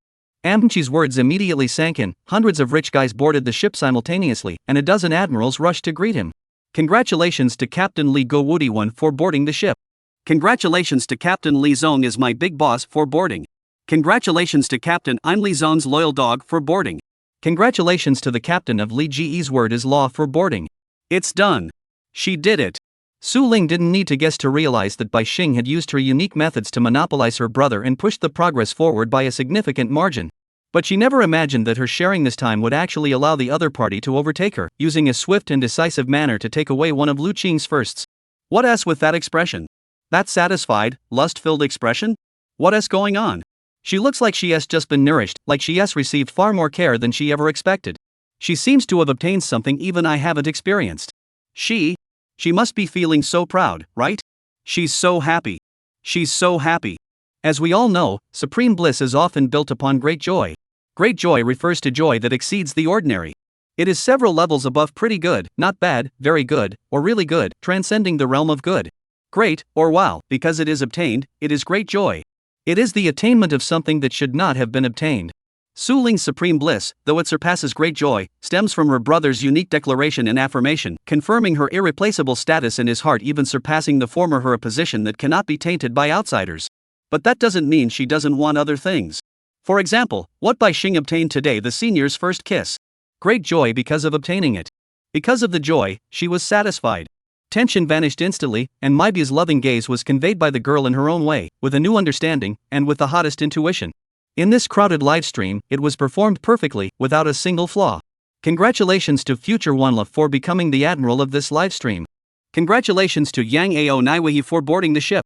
Congratulations to Catwalk No for becoming an admiral in this livestream.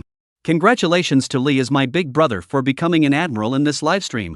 At this very moment, Lu Qingzhang, having completed his mission, lay on Bai Xing's bed, which had a distinctly feminine scent, holding his phone and asking about some critical information in the 5012 group chat on Feishin. He was trying to calm the racing emotions that had been building up since earlier. He had agreed to the young girl's request and successfully helped her obtain what she needed for her inspiration. She had learned love, while he had paid, something that couldn't be called a price. In any case, the deal was fair. Xing, wait, Yangzi, why did you join the ship too? And Wenla, why did you become a commander? You didn't need to do that. Yangzi, sigh, there were no haters in the livestream today. I permanently banned the few who were there. I thought since we're so lucky, I couldn't resist joining the ship. Compared to Li Gu, it's nothing, completely nothing. Wenla, true, I just mentioned it in a friend group and got about 10 guys to join the ship together, but old Li. Damn, he's not human. He's not acting anymore, can you believe it? Xing? Leader Li Mingshi, sit down, everyone sit down. Xing, hey, old Li, those IDs that look like water army accounts, there are over 500 ship captains with names starting with Li, could they all be your doing? Li Mingshi, what are you talking about? We're all brothers. How can you call them paid commenters? I just saw the two of them helping you out, so I got curious. I thought you'd told them, but you didn't tell your brothers, right? Are you holding a grudge against your brothers? So I asked my guys from the streets to show some support and come to the live stream voluntarily. Don't worry, the money is split evenly, so it's all their own choice. It has nothing to do with me. Sigh. Lu Qing glanced at the number of viewers in the live stream, which had already surged past 600. Excluding the random fans who joined voluntarily, at least 500 of those accounts were also called underlings that Li Ming had recruited. Calculating at over 100 yuan per captain, this amount was at least 60,000 yuan, not including the few admirals priced at 2,000 yuan mixed in. Xing, wait, do you really have that many minions? Did you really not force them to spend money to join the ship? Li Mingshi, of course not. I've never forced my brothers to spend money. I'm a benevolent leader, not a tyrant. Xing, don't take it to heart. Wenla told me that the first broadcast in this V streaming circle is pretty crucial. I'll give you a little publicity to set a good example, and you'll have an easier time developing later on. You won't end up in hell mode, right? Alright. Lu Qing fully understood. Old Li wasn't just being generous on the surface anymore. This favor is a big one. If he ever needs help in the future, I'll do whatever I can to assist him. Xing, got it, old Li. I'll remember this favor. And Wenla and Yangzi too. I'll treat you all to a big meal later and set up a dorm room party, okay? Wenla, alright, you focus on the live stream first. We'll talk about the rest later. Looking at the current situation, the first broadcast needs to hit at least 800 viewers. Speaking of which, how did you come up with the theme Silent Companion? That title is way too over the top. Ha ha. Xing, basic moves, don't mess up. Wenla, pairing it with your white demoness is absolutely perfect. Slap. Lu Qing ended the chat. White demon refers to the succubus portrayed by Bai Xing. That is, the woman in front of him, who is currently being passively captured by the camera in various delicate poses, showcasing the beauty of each frame, portraying the image of a seductress. When Lu knows about the matter concerning the person in the middle. Zhang Yang and Li Ming probably know as well, since it's no longer a secret at school. But what they don't know is that Bai Xing is the former Xing Yulina, the former Sol S Qian Jian de V. Now, she is striving for herself. Tonight's live stream views are sure to skyrocket to 700,000 or 800,000, and that's a conservative estimate. Watching her delicate silhouette, Lu Qing's expression grew dazed. Everything seemed to be moving in the right direction, and she was getting closer to the life she had once desired. As long as he continues to stand behind her, accompany her, support her, and provide her with endless motivation. Until her wings are fully grown. Then, even if one day he were to leave, Bai Xing should be able to stand on her own, bear the hardships from the outside world, and muster the courage to face any setback. I hope she gets better. I hope she stops crying. I hope she is happy today. If possible. I also hope she. Try not to get too obsessed. Chapter 123, Boss, can you take me out for some meat? The evening livestream went smoothly. smooth to an unimaginable extent. Bai Xing's final results were 832 ships, 24 admirals, over 16,000 gift items, and a total gross profit of 170,000. Next month's payment will be around 70,000 to 80,000, and after deducting taxes at the 35% dividend rate, she can directly withdraw 60,000, not including the additional income from this month's live streams. In the context of a new V-streamer's debut, this was a true game changer. Personal dominance, reincarnated streamer, top-tier skin, massive fleet, and absolutely flawless performance. Such glowing reviews are spreading like wildfire. Few new V-streamers can achieve this level of success. For fans of the streamer, Maya is simply too mysterious, to the point of catching the attention of some major guilds. The number of followers surged from the thousands to the tens of thousands, with various die-hard fans constantly sending private messages to Maya's account, asking for personal information, probing for the mastermind behind the scenes, fellow streamers coming to gather intel, those simply losing their minds, and even those asking, if you become the governor, will there be a governor's gift, but not actually intending to join, just there to talk nonsense. However, the most astonished and speechless among them all was a seductive woman hiding in a dingy room in a dilapidated neighborhood. How could this happen? How could this happen? Tang Hua murmured, curled up in her ergonomic chair, looking helpless. My password, how could she have deciphered it at a time like this? That was the result of my collaboration with the boss, the truth I had pondered over countless sleepless nights. Why did that woman, Bai Xing, manage to figure it out? Her innocent face was filled with confusion and resentment. No. She focused her attention on the live stream recording she had synchronized, slowly manipulating the playback slider in the video editing software with her mouse, repeatedly replaying certain frames and closely observing every expression made by the avatar. Upon closer inspection, her gaze is vastly different from what I recorded. Mine was more restrained, subtly conveying the boss's concern. Hers was more outward, the uncontrollable joy and pride after experiencing something forbidden for the first time. But fundamentally, these two feelings are the same. They are exclusive memories that only arise after receiving care. It is the embodiment of love. As the original character designer for the skin, Tang Hua insists she couldn't have misinterpreted it. She is extremely sensitive. Her intuition is exceptionally precise. So precise that it can make others sweat profusely. She must have received special attention from the boss, which is why she was able to perform at such a high level during the livestream. Tang Hua analyzed slowly. Even if it takes a long time, she remains patient, analyzing slowly like a snail. She knew it. Bai Xing had contacted her earlier seeking help, and it wasn't a lie. She truly had no idea how to portray that expression. From her panicked tone and frantic, incoherent behavior, it was clear she was on the verge of breaking down. If everything went smoothly, tonight's livestream would have been unremarkable. However, now, watching the live stream replay of her perfect performance, Tang Hua had reason to suspect that the other party had likely obtained some companionship-related secrets before the broadcast. In other words, she had an epiphany.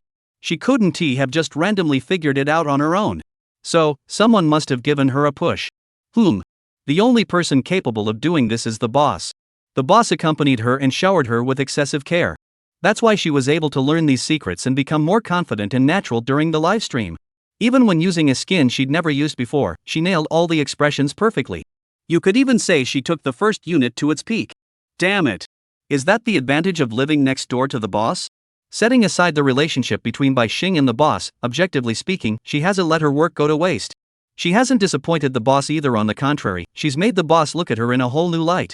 Tang Hua probably knew that, judging from the data, Bai Xing was about to become a sensation.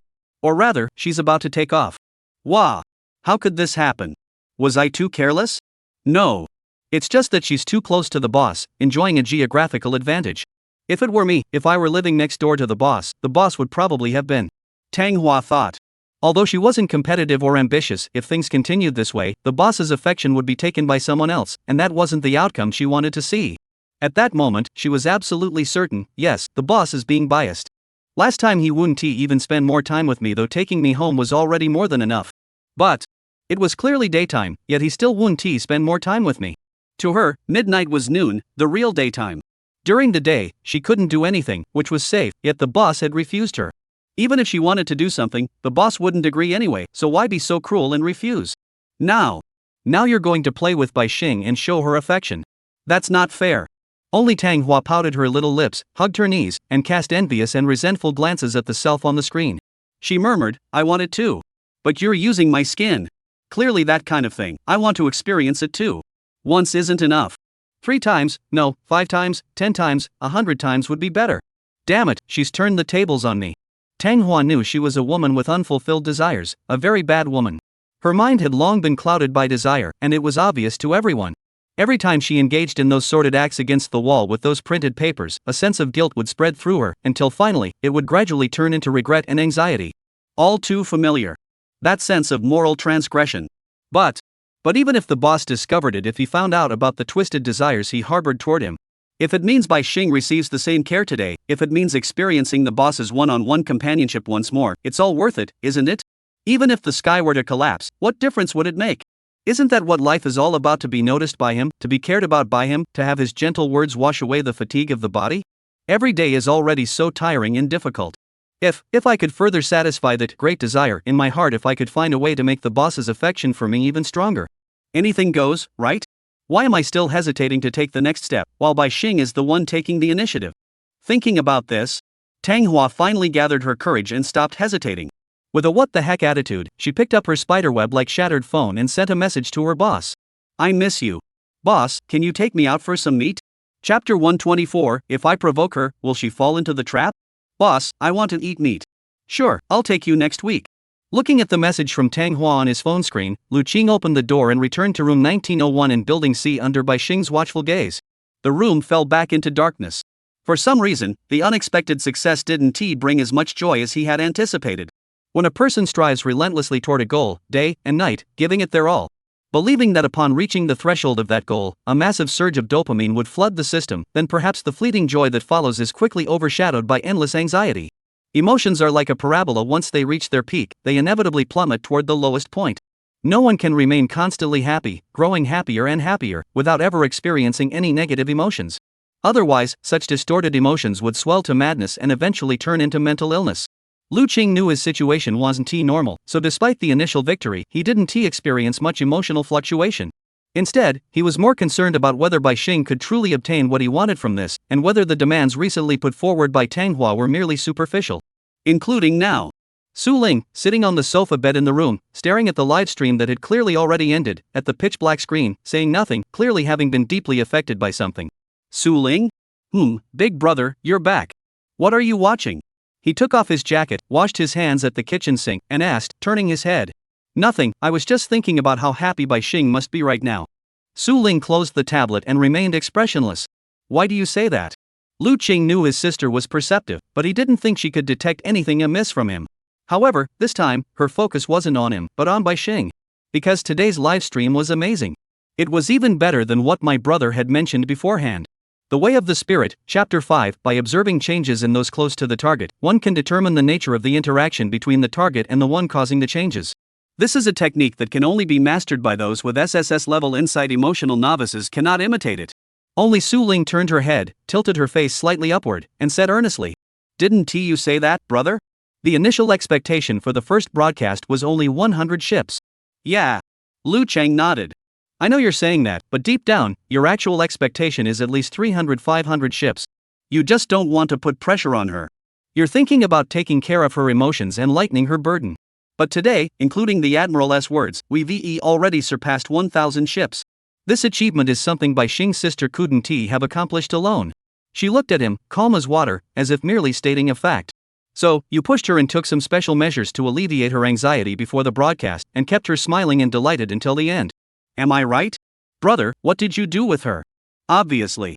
In this world, Su Ling also had something she couldn't resist wanting to know. There are things Su Ling can't wait to find out right away. For her, not everything can be faced calmly from a third-party perspective. Especially now, watching the neighbor's cheating cat strutting around triumphantly, watching her brother disheveled, his entire body emanating the sweet scent of the neighbor's young girl. How could she possibly hold back from asking? Although she had sent her brother out herself, how could the stray cat actually eat whatever it was given? That was way too forward. If it was just a taste, that would be fine, but if it's something else. Su Ling dared not think about it. She didn't want to speculate either. Even though she knew her brother wasn't the type to be easily held back by anyone, she wouldn't blindly bet that Bai Xing would just stop there. She really would take advantage of the situation and completely disregard the consequences. Next time I absolutely cannot let my brother go so easily. Even if it's for work, I can't keep putting that guy first. This time, I was careless, but next time, I'll definitely go and see what's going on with her. Su Ling made up her mind, but her gaze fell on Lu Qing, who had unconsciously raised his left arm, as if to touch his lips, but stopped midway. She understood immediately. She sighed softly, thinking to herself, thank goodness. As long as it's just this, it's okay. It felt as though a heavy weight had finally been lifted from her heart. Judging by Lu Qing's reaction, Su Ling was almost certain that the little thing next door had merely asked for a light kiss. It was likely just a fleeting touch, not something as intense as drinking like a whale. That was good. Really, it's okay. If it had been a stalker, it wouldn't have been that simple.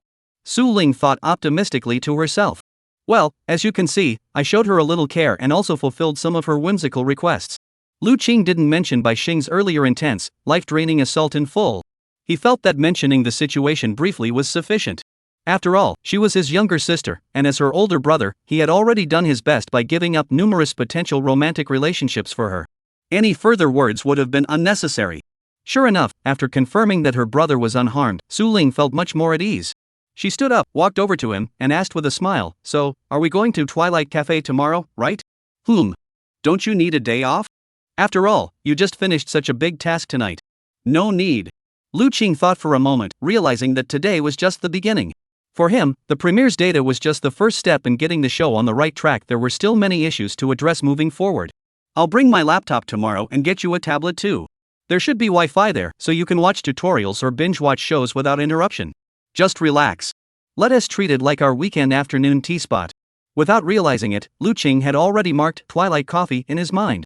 If Lin Mu could change his attitude, stop being so withdrawn, and stop attacking everyone around him like a hedgehog, then his secret surveillance could proceed smoothly.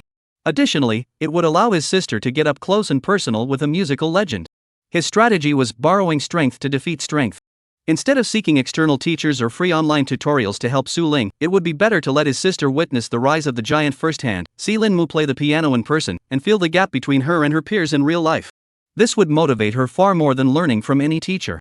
But how can he get the young girl to voluntarily pick up the piano and play in front of the guests? That was the question. Lu Qing pulled his younger sister back to the sofa bed and sat down, pondering for a moment. I've got it. A mischievous idea suddenly came to mind. He schemed silently.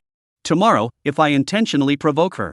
For example, mock her as a music enthusiast by saying things like, poor students have so many stationary items, or you have such a nice guitar, can you really play it? Given her stubborn personality, might she fall for it and pick up the bass to show off in front of guests? Haha, she definitely will, right? Last time she failed at her prank, if I scolded her and mocked her, she'd definitely try to save face by doing something back. If everything goes smoothly, Su Ling will be able to enjoy the master's piano playing for free. And while we're at it, I can also praise the female ghost a little after slapping her in the face so that she gets some positive feedback and goes crazy trying to slap my face again next time. That's great, killing two birds with one stone. Brilliant. Lu Qing thought his plan was brilliant. As Su Ling looked on with a puzzled and unfathomable expression, he eagerly thought to himself. So starting tomorrow, let's take my sister and go play the role of the villain. Chapter 125, Contacting Yao Guang. According to intelligence, Lin Mu's shop would open around 1 p.m. on Saturday. Today was Saturday. Lu Qing woke up early, packed his laptop, tablet, headphones, some cables, and paper and pen into his backpack, and took a morning shower, feeling refreshed and rejuvenated. To pretend to be a passerby and visit the female ghost, provoke her, and pick a fight with her. Lu Qing felt that he needed to look tough today. So he rummaged through his wardrobe for a while before finally deciding on an all-black outfit. Generally speaking, black, white, and gray were his preferred color palette. Cool tones and solid colors always gave him a sense of security and stability, which aligned with his introverted and occasionally withdrawn personality. However, it seems like Su Ling really did buy me a lot of clothes.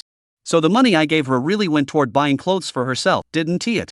Standing in front of the wardrobe, he glanced sideways at the newly added, unworn clothes on the right side of the large wardrobe, muttering to himself. Inside, there were various shirts, ties, leather shoes, and knitwear that his sister had bought for him. This made him suspect that Su Ling might be a shirt enthusiast or a tie enthusiast. A thought suddenly crossed his mind, wait, could this be her XP? Although she never mentioned it, it couldn't be denied that at times, she would exhibit unusual behavior. Especially when it came to certain items. In Lu Qing's eyes, her attitude toward them was identical to his own when he touched his guitar. For example, the bath towel. Although his sister had bought a new one online, after both of them had used it, Lu Qing could no longer tell which one was his and which one was the new one she had bought. This was quite puzzling. Every time he asked her why she didn't change the color, she would always give a vague answer, saying, I want to use the same one as my brother. Highly suspicious. If one could say that his feelings for the piano were a form of instrumental fixation, then Su Ling could probably be described as having object fixation. Lu Qing shook her head and called out toward the bathroom. Hurry up, Su Ling. We need to have lunch first, then head to Twilight Cafe for a pleasant afternoon tea. After all, her place doesn't serve proper meals, and the shop owner's attitude was rather off-putting. I'm worried she might poison our food. All right. Su Ling replied softly, her voice seeming to carry a hint of joy amidst the sound of running water. It seems she is in a good mood today too. Lu Qing understood that his younger sister was delighted to be able to go out with him. Such outings had been few and far between, with the last one having taken place several weeks ago. If she likes it there, that would be best. We could consider taking her there every week, he thought to himself. Not long after, Lu Qing entered the living room and opened his phone. He found Tang Hua's message and edited it. By the way, I'm going out to write an outline today. The female lead for the next book is already finalized, so I'll send you the requirements for the cover as soon as I can. You can start preparing it. The price remains the same, 8K. Is that okay? Lu Qing finished his business and used the remaining time before leaving to wait for Tang Hua's response. Last night, he had obtained the most crucial information from the girl next door, and their close interaction had perfectly filled in the missing pieces of the female lead character.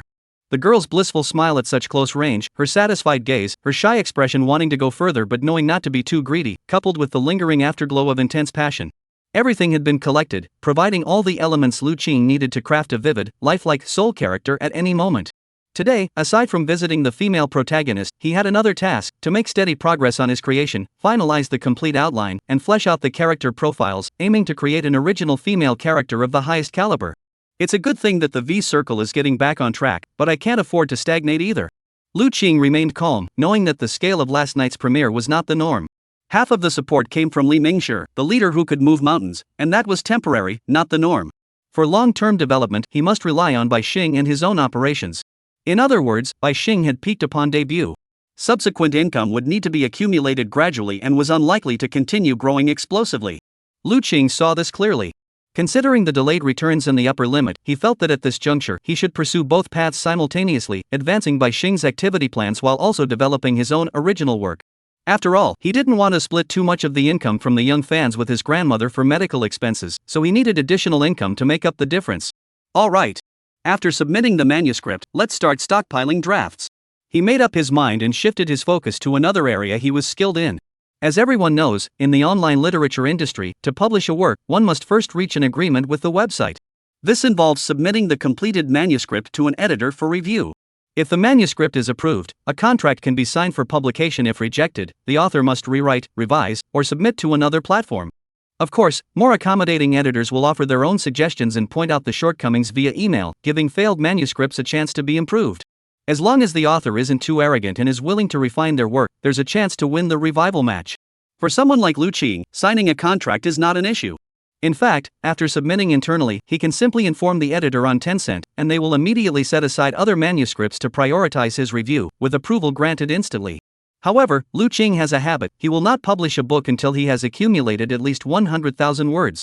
After all, in this field, writing 4,000 words daily is just the basic passing standard to qualify for the website as full attendance bonus. A few hundred yuan in incentives. Newcomers rely on this to survive, while top authors ignore it and focus solely on proving their worth. However, for readers, 4,000 words are nowhere near enough to satisfy them. Readers are insatiable little demons who can devour hundreds of thousands of words in a single night. Some readers get so engrossed they enter a trance-like state, staying up all night without sleep. They must finish the latest chapter of their favorite author. They must keep up with the progress and catch up with others. They must obtain the complete reading experience. Some even tip or send gifts when they're in a good mood.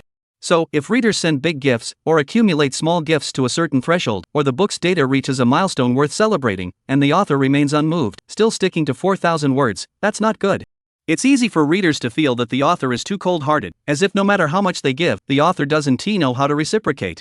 Of course, some readers attempt to make the author wear a maid outfit, go live streaming in female attire, meet up in person for a one-on-one, use the pretext of sending snacks to obtain the author's address, and then open the box to tease the author. Such behaviors are unacceptable and should never be encouraged.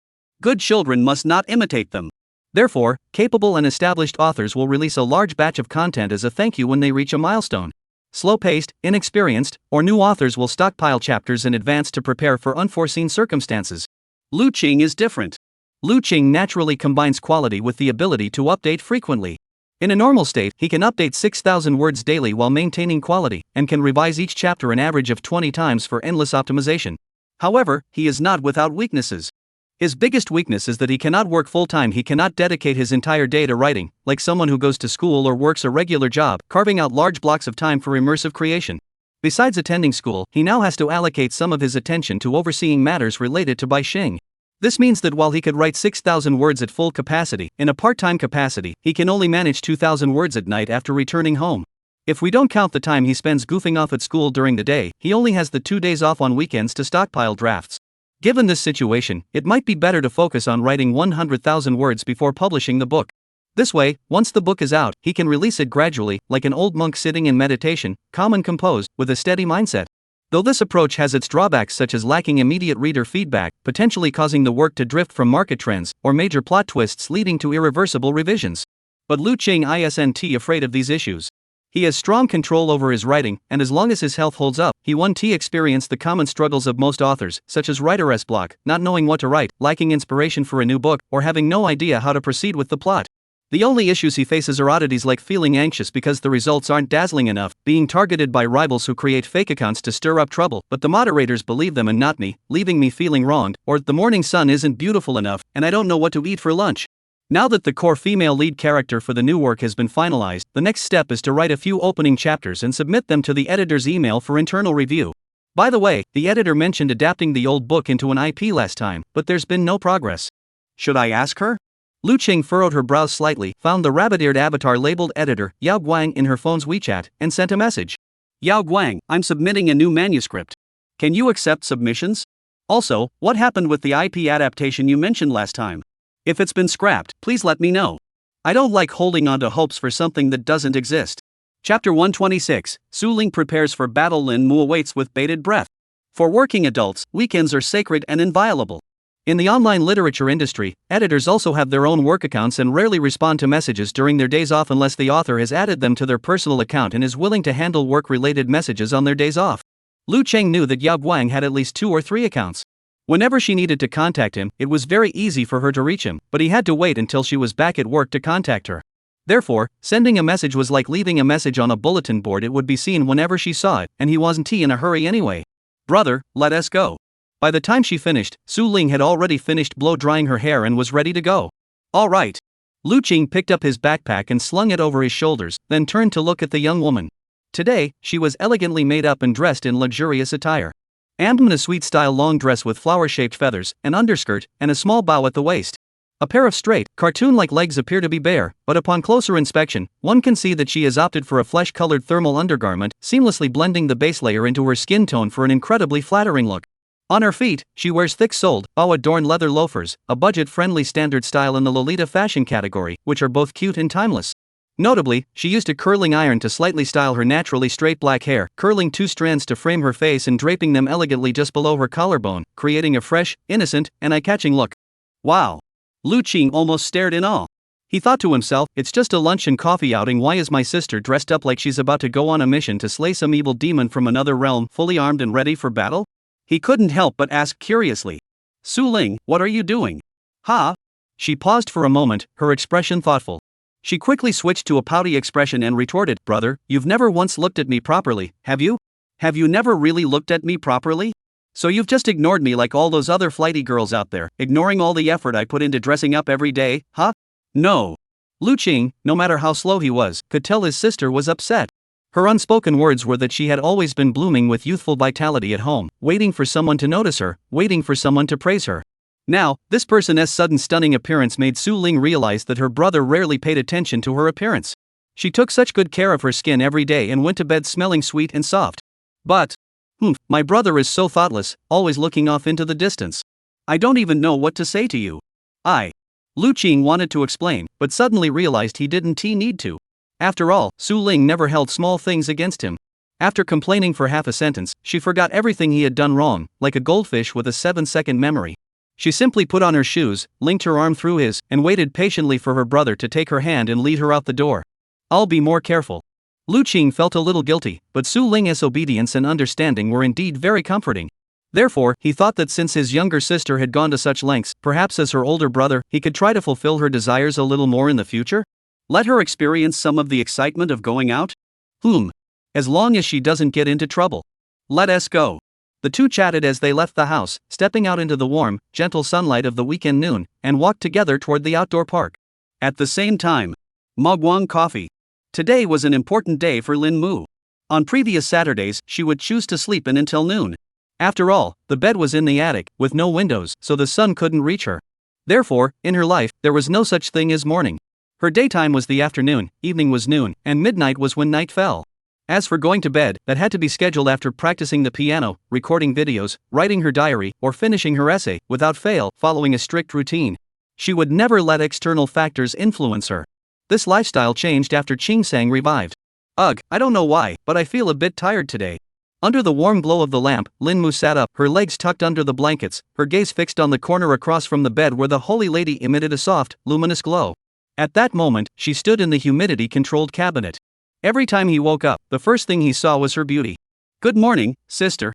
Lin Mu greeted Akin. She stretched lazily and prepared to get out of bed. As a rock and roll girl on academic leave, Lin Mu's self-imposed rule was simple: as long as I complete my daily guitar practice, I can do anything else. In other words, she has prioritized improving her skills above all else. Her schedule was filled with music-related activities, with little else, and she had completely ignored the small joys of daily life. Oh, right. The shop should be open today. Lin Mu muttered, if I don't open the shop soon, the cream and butter will go bad again. Clearly, what was urging her to open the shop wasn't anything else, it was the thought of having to throw away the supplies her older sister had sent over. Even though she was wealthy and didn't lack money, she didn't want to watch such fine ingredients go to waste. I'll skip my morning workout today. I'll take a shower first, then make some small cakes.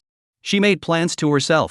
Ching Sang said that when you're unhappy, eating something sweet can help regulate your mood. So breakfast should be something sweet. Lin Mu had always taken his words as gospel, so much so that she even went as far as to remove all the no-sugar options from the hand-drawn menu at the shop. If you wanted coffee, you could only choose half sugar or full sugar, as a twisted reminder of Ching Sang. Even if other baristas in the industry mocked her, she felt fearless. As long as I don't talk to others, it doesn't matter what they think. They can believe that American coffee must be sugar-free and milk-free, but what does that have to do with me? I just love sweet things. Now that Ching Sang is back, Lin Mu's mood has also brightened like a clear sky after rain, brimming with new vitality. Should I make red bean scones or cranberry bagels later? If we can't finish them, we can give them away as little samples with coffee. Who knows, maybe someone might accidentally wander in today. It's not completely impossible, right? Lin Mu was filled with anticipation. She slipped into her little whale pajamas, put on the floppy hood, and muttered as she made her way downstairs to the elegantly decorated bathroom. Speaking of which, I really embarrassed myself last time when I accidentally ran into the Sea King at my sister's store. It was so awkward. If any guests come today, I absolutely can't give them a cold shoulder. Even if it's a couple showing off their affection, I have to endure it. I must endure it, as long as they don't play with their phones. Due to her lack of experience in running a store, Lin Mu's social skills had remained at a high school student level after years of social isolation, and even her typing speed on her phone was slower than that of a middle school student. This couldn't help but make her feel deeply troubled, thinking that life was so troublesome. She often pondered a question. Why do humans have to interact with unimportant people from the outside world? She couldn't figure it out or understand it. She always felt that as long as one had money, time, and space, one could live a good life even alone. Such a naive idea was perfectly normal for a wealthy high school girl. Hosting guests is so complicated. Come to think of it, a coffee shop is part of the service industry, right? I like making cakes and coffee, but that doesn't mean I like reading people's faces or serving others. Lin Mu wore a disillusioned expression as she walked past the table, instinctively reaching out to grab a cigarette. But halfway there, she suddenly changed her mind. She thought, better to act now than wait, and decided to contact Ching Sang first. After all, he is still alive, and they're friends now. Even if he sends him a message out of the blue, he probably won't get mad, right? Thinking this, Fu Loli's smooth, milk-white face lit up with a genuine smile. She quickly picked up her phone, found NCIP in her friend list, edited the message for a while, and finally asked, Ching Sang, what are you up to? The sun is so warm today at Tianhai. Do you have any plans for later? Chapter 127, Life is as easy as turning your hand. Yeah, I plan to go have some coffee and work on my new piece to get everything ready. Is it an original song? Ching Sang, are you finally going to return to our circle and release a new song? Don't get so excited. It's not a new song. It's another piece of work. For some reason, whenever he casually mentioned that he had given up music, Lin Mu always felt a pang in her heart. But she knew not to ask more at such a time. She couldn't ask. Digging deeper might provoke Ching Sang's resentment. After all, everyone has their unspoken secrets. Since it's a secret, it's not something meant to be shared with outsiders. If one insists on prying, the other party will only distance themselves immediately. Lin Mu understood that privacy was called privacy precisely because it was personal and not something others could freely intrude upon, unless the person themselves chose to share it. Alright, if it's a cafe, I can recommend one to you, though I'm not sure how far it is from your place. If it's too far, never mind. Lin Mu's little schemes lack depth and are almost entirely written on her face. Compared to the other scheming girls in her grade, she has devoted all her time and energy to studying music, so the things she says and does often lack subtlety. As for tea ceremony, she hasn't even bothered to study it at all. This inevitably led to her being quickly ostracized by the clique, with people behind her back calling her a brainless fool who only knows how to compete and play the piano, and her equipment is so expensive. Malice and jealousy have washed over Lin Mu countless times, but she doesn't care at all. After all, at this moment, Eunsi's reply was as warm-hearted as ever, and that was more healing than anything else. Lin-chan, I've already gone out today, so it's not very convenient. Let's go to your shop next time we have the chance, okay? In the bathroom, the little girl under the shower head opened her eyes wide, her heart racing with excitement. Is this a promise? Does this mean he accepted the invitation? But she hadn't said anything yet. How did Ching Sang know she wanted to invite him to Twilight Cafe? Could it be, could he have tracked her location? No wonder he's Ching Sang, all-knowing and all-powerful. How wonderful, how wonderful. And he searched for my shop, which means he intended to find me. Indeed, he still cares about me and didn't plan to completely cut me off as I had guessed. We can still go back to our previous relationship. Lin Mu smiled dreamily for a moment, then saw his reflection in the mirror. Still hadn't he started bathing and suddenly jolted awake, muttering to himself. Oh no, I forgot the time and what I needed to do just by talking to him. I've been standing in front of the mirror for half an hour and didn't even turn on the faucet. I'm really sick. Lin Mu felt like an idiot. Especially when it came to emotions, he couldn't express himself properly. He couldn't express the admiration and appreciation he felt for him in a subtle and precise way. Every time, she ended up speaking in a low EQ way. The time he scared him away was the same, and the hundreds or even thousands of short essays he wrote afterward were also. All of it was genuine emotion, with not a single trace of verbal skill. It could be described as completely without guile. Ah. Is it too blunt? Will he end up hating me? Lin Mu was a bit troubled. Being straightforward with others is fine, after all, she doesn't owe anyone anything. But with Ching Sang, she couldn't be so direct. Lin Mu wanted to gain more experience in social etiquette to avoid putting pressure on him during future conversations, causing him to leave again in an instant. Right, Ching Sang is very fragile. Others don't know, but I do. He has written it all into his songs. The songs he listens to and practices are all about healing himself. He is a highly sensitive person. I absolutely must not carelessly step into his minefield. Even if it's accidental, it's absolutely forbidden. After finally adding him as a friend, I must not make the same mistake again. Lin Mu thought carefully. He wanted to resolve this issue. So he gathered his thoughts and pondered. How exactly can I practice the skill of human relations? I don't go out much, and the only person around me who's good at this is my sister. But she wears a mask all the time, and her smile looks scary. She must have gone through a lot of hardships and developed this habit out of necessity. Plus, my sister doesn't have time to spend with me, let alone teach me the ways of the world. Even just being around her feels like a lot of pressure. If I were to ask Takasaka-san. No way. She is a foreigner, and she have a barrier when it comes to the social norms here. Though she is a jack of all trades in other areas, I just feel like she misunderstand what I'm trying to learn. Lin Mu analyzed slowly, fearing the worst. Takasaka Mihana, though the most suitable person among those close to her to help and meet all her needs, was also a double-edged sword. She possessed an intimidating investigative ability. If my sister wanted to know something, all she had to do was say, "Help me look into it." Within 24 hours, Gao Ban would provide a highly detailed and well-sourced answer. Such ability made Lin Mu doubt, has she ever been a spy or something? Driving, handling tasks, investigating, tracking, she can do it all. Such a woman, in her 20s, yet she looks like she's in her teens. Terrifying, terrifying. I must never let her catch even a whiff of anything related to Ching Sang. Otherwise, my sister will instantly take an interest in him, and then I'm finished. People are always protective of what they cherish, and Lin Mu was no exception. Even though she knew her sister had never met Ching Sang, she still worried that if her sister ever found out about his past, she might be captivated by his charm and overwhelmed by his personality. And then go to any lengths to obtain him, to seek him out, to track him down, or even to imprison him. Others might not be able to do it, but my sister. She definitely would. Lin Mu saw through it clearly. Therefore, he would never let a single hint slip to Mu Xia. Her sister's heart was like a black hole. This isn't something to joke about, it's something the little girl witnessed with her own eyes. Never mind, I'll figure it out on my own. I opened the door today, so maybe new customers will come in to make a purchase or something. If any guests come, I'll treat them well, use this as a trial, and try to gain social experience from it, making myself smarter and more worldly. Lin Mu decided to take an indirect learning approach, using interactions with strangers to improve herself, until she could communicate smoothly with Ching Sang. Then she would use various techniques to invite him out for a meetup and play the piano for him. Amaze him. Tempt him. Tease him. Make him unable to resist, pick up the piano, and engage in a fierce collision of souls with him. Achieve dual spiritual fulfillment. This is Lin Mu's ultimate goal and his core plan in the short term. That's great. Having a goal is great. Life is like practicing the piano as easy as turning your hand. Fu Loli smiled broadly at the mirror, raised her right arm, and looked at the palm of her hand. With a swift flick, she flipped it to the back of her hand. Her smile grew even wider. She laughed and laughed. Her lips suddenly froze. She puckered her lips like a little cat and muttered under her breath. Oh no, I've been standing here for ages without turning on the tap. If I keep thinking about it, I might not be able to take a shower today. Chapter 128. What is the antonym of female little devil? Male demon.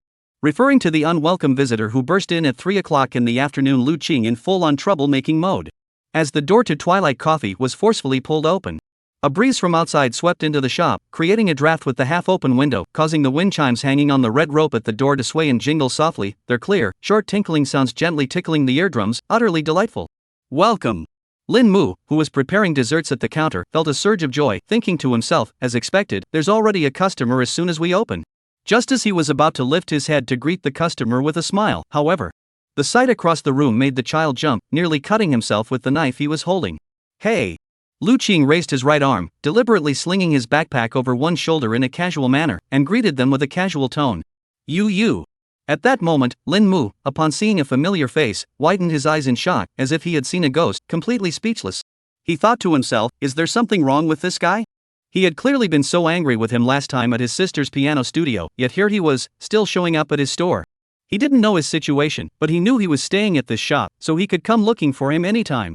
The question was, how did he know she was opening today? Is he that precise? What? What are you doing? What do you want? The alert young girl put down the baking mold in her hands and frowned at the Sea King and the Sea Queen. In her eyes, the second-generation Sea Queen was that vibrant young woman, while the first-generation Sea Queen before her was probably her ex-girlfriend or something. Judging by how close they were, there was definitely something going on. As expected, this person is skilled at juggling two relationships and can make two young women get along seamlessly, Lin Mu thought to himself. Bring my sister here for coffee? What's the matter? Not welcoming? Lu Qing casually dragged Su Ling into the main hall, surveying the surroundings with a scrutinizing gaze before saying, if you don't want us here, just say so. I'll leave. But to be fair, your place looks pretty empty. If you kick us out, you'll lose 2 customers. Sigh, I really feel sorry for you. Lin Mua's forehead veins bulged. His small fists clenched tightly. But he couldn't let it show.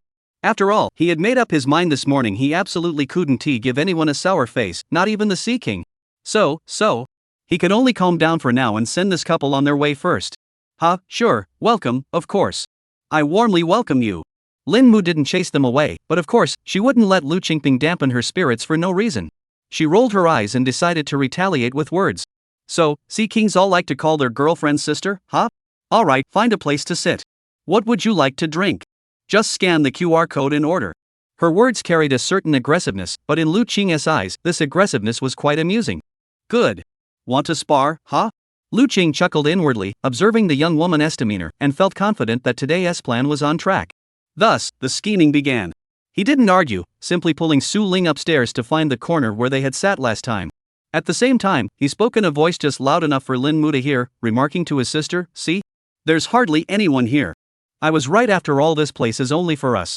Lin Mu. Anger level plus 30. Brother, something feels off. You seem different today. Su Ling followed behind him and asked in a soft voice. Really? Obviously. Su Ling's understanding of her brother was on a completely different level from that of outsiders. She knew her brother was never one to misread the room or mock others lightly, that wasn't his style. But today, from the moment he walked in, he seemed to have a strange aggressive attitude toward Lin Mu. It wasn't so much an attack as it was provocation. It was almost as if he was deliberately trying to provoke Lin Mu, as if he had some special purpose in mind. That's odd. Su Ling felt she needed to observe further. She had come fully prepared to face the giant, even having prepared 1,000 or 800 backup moves.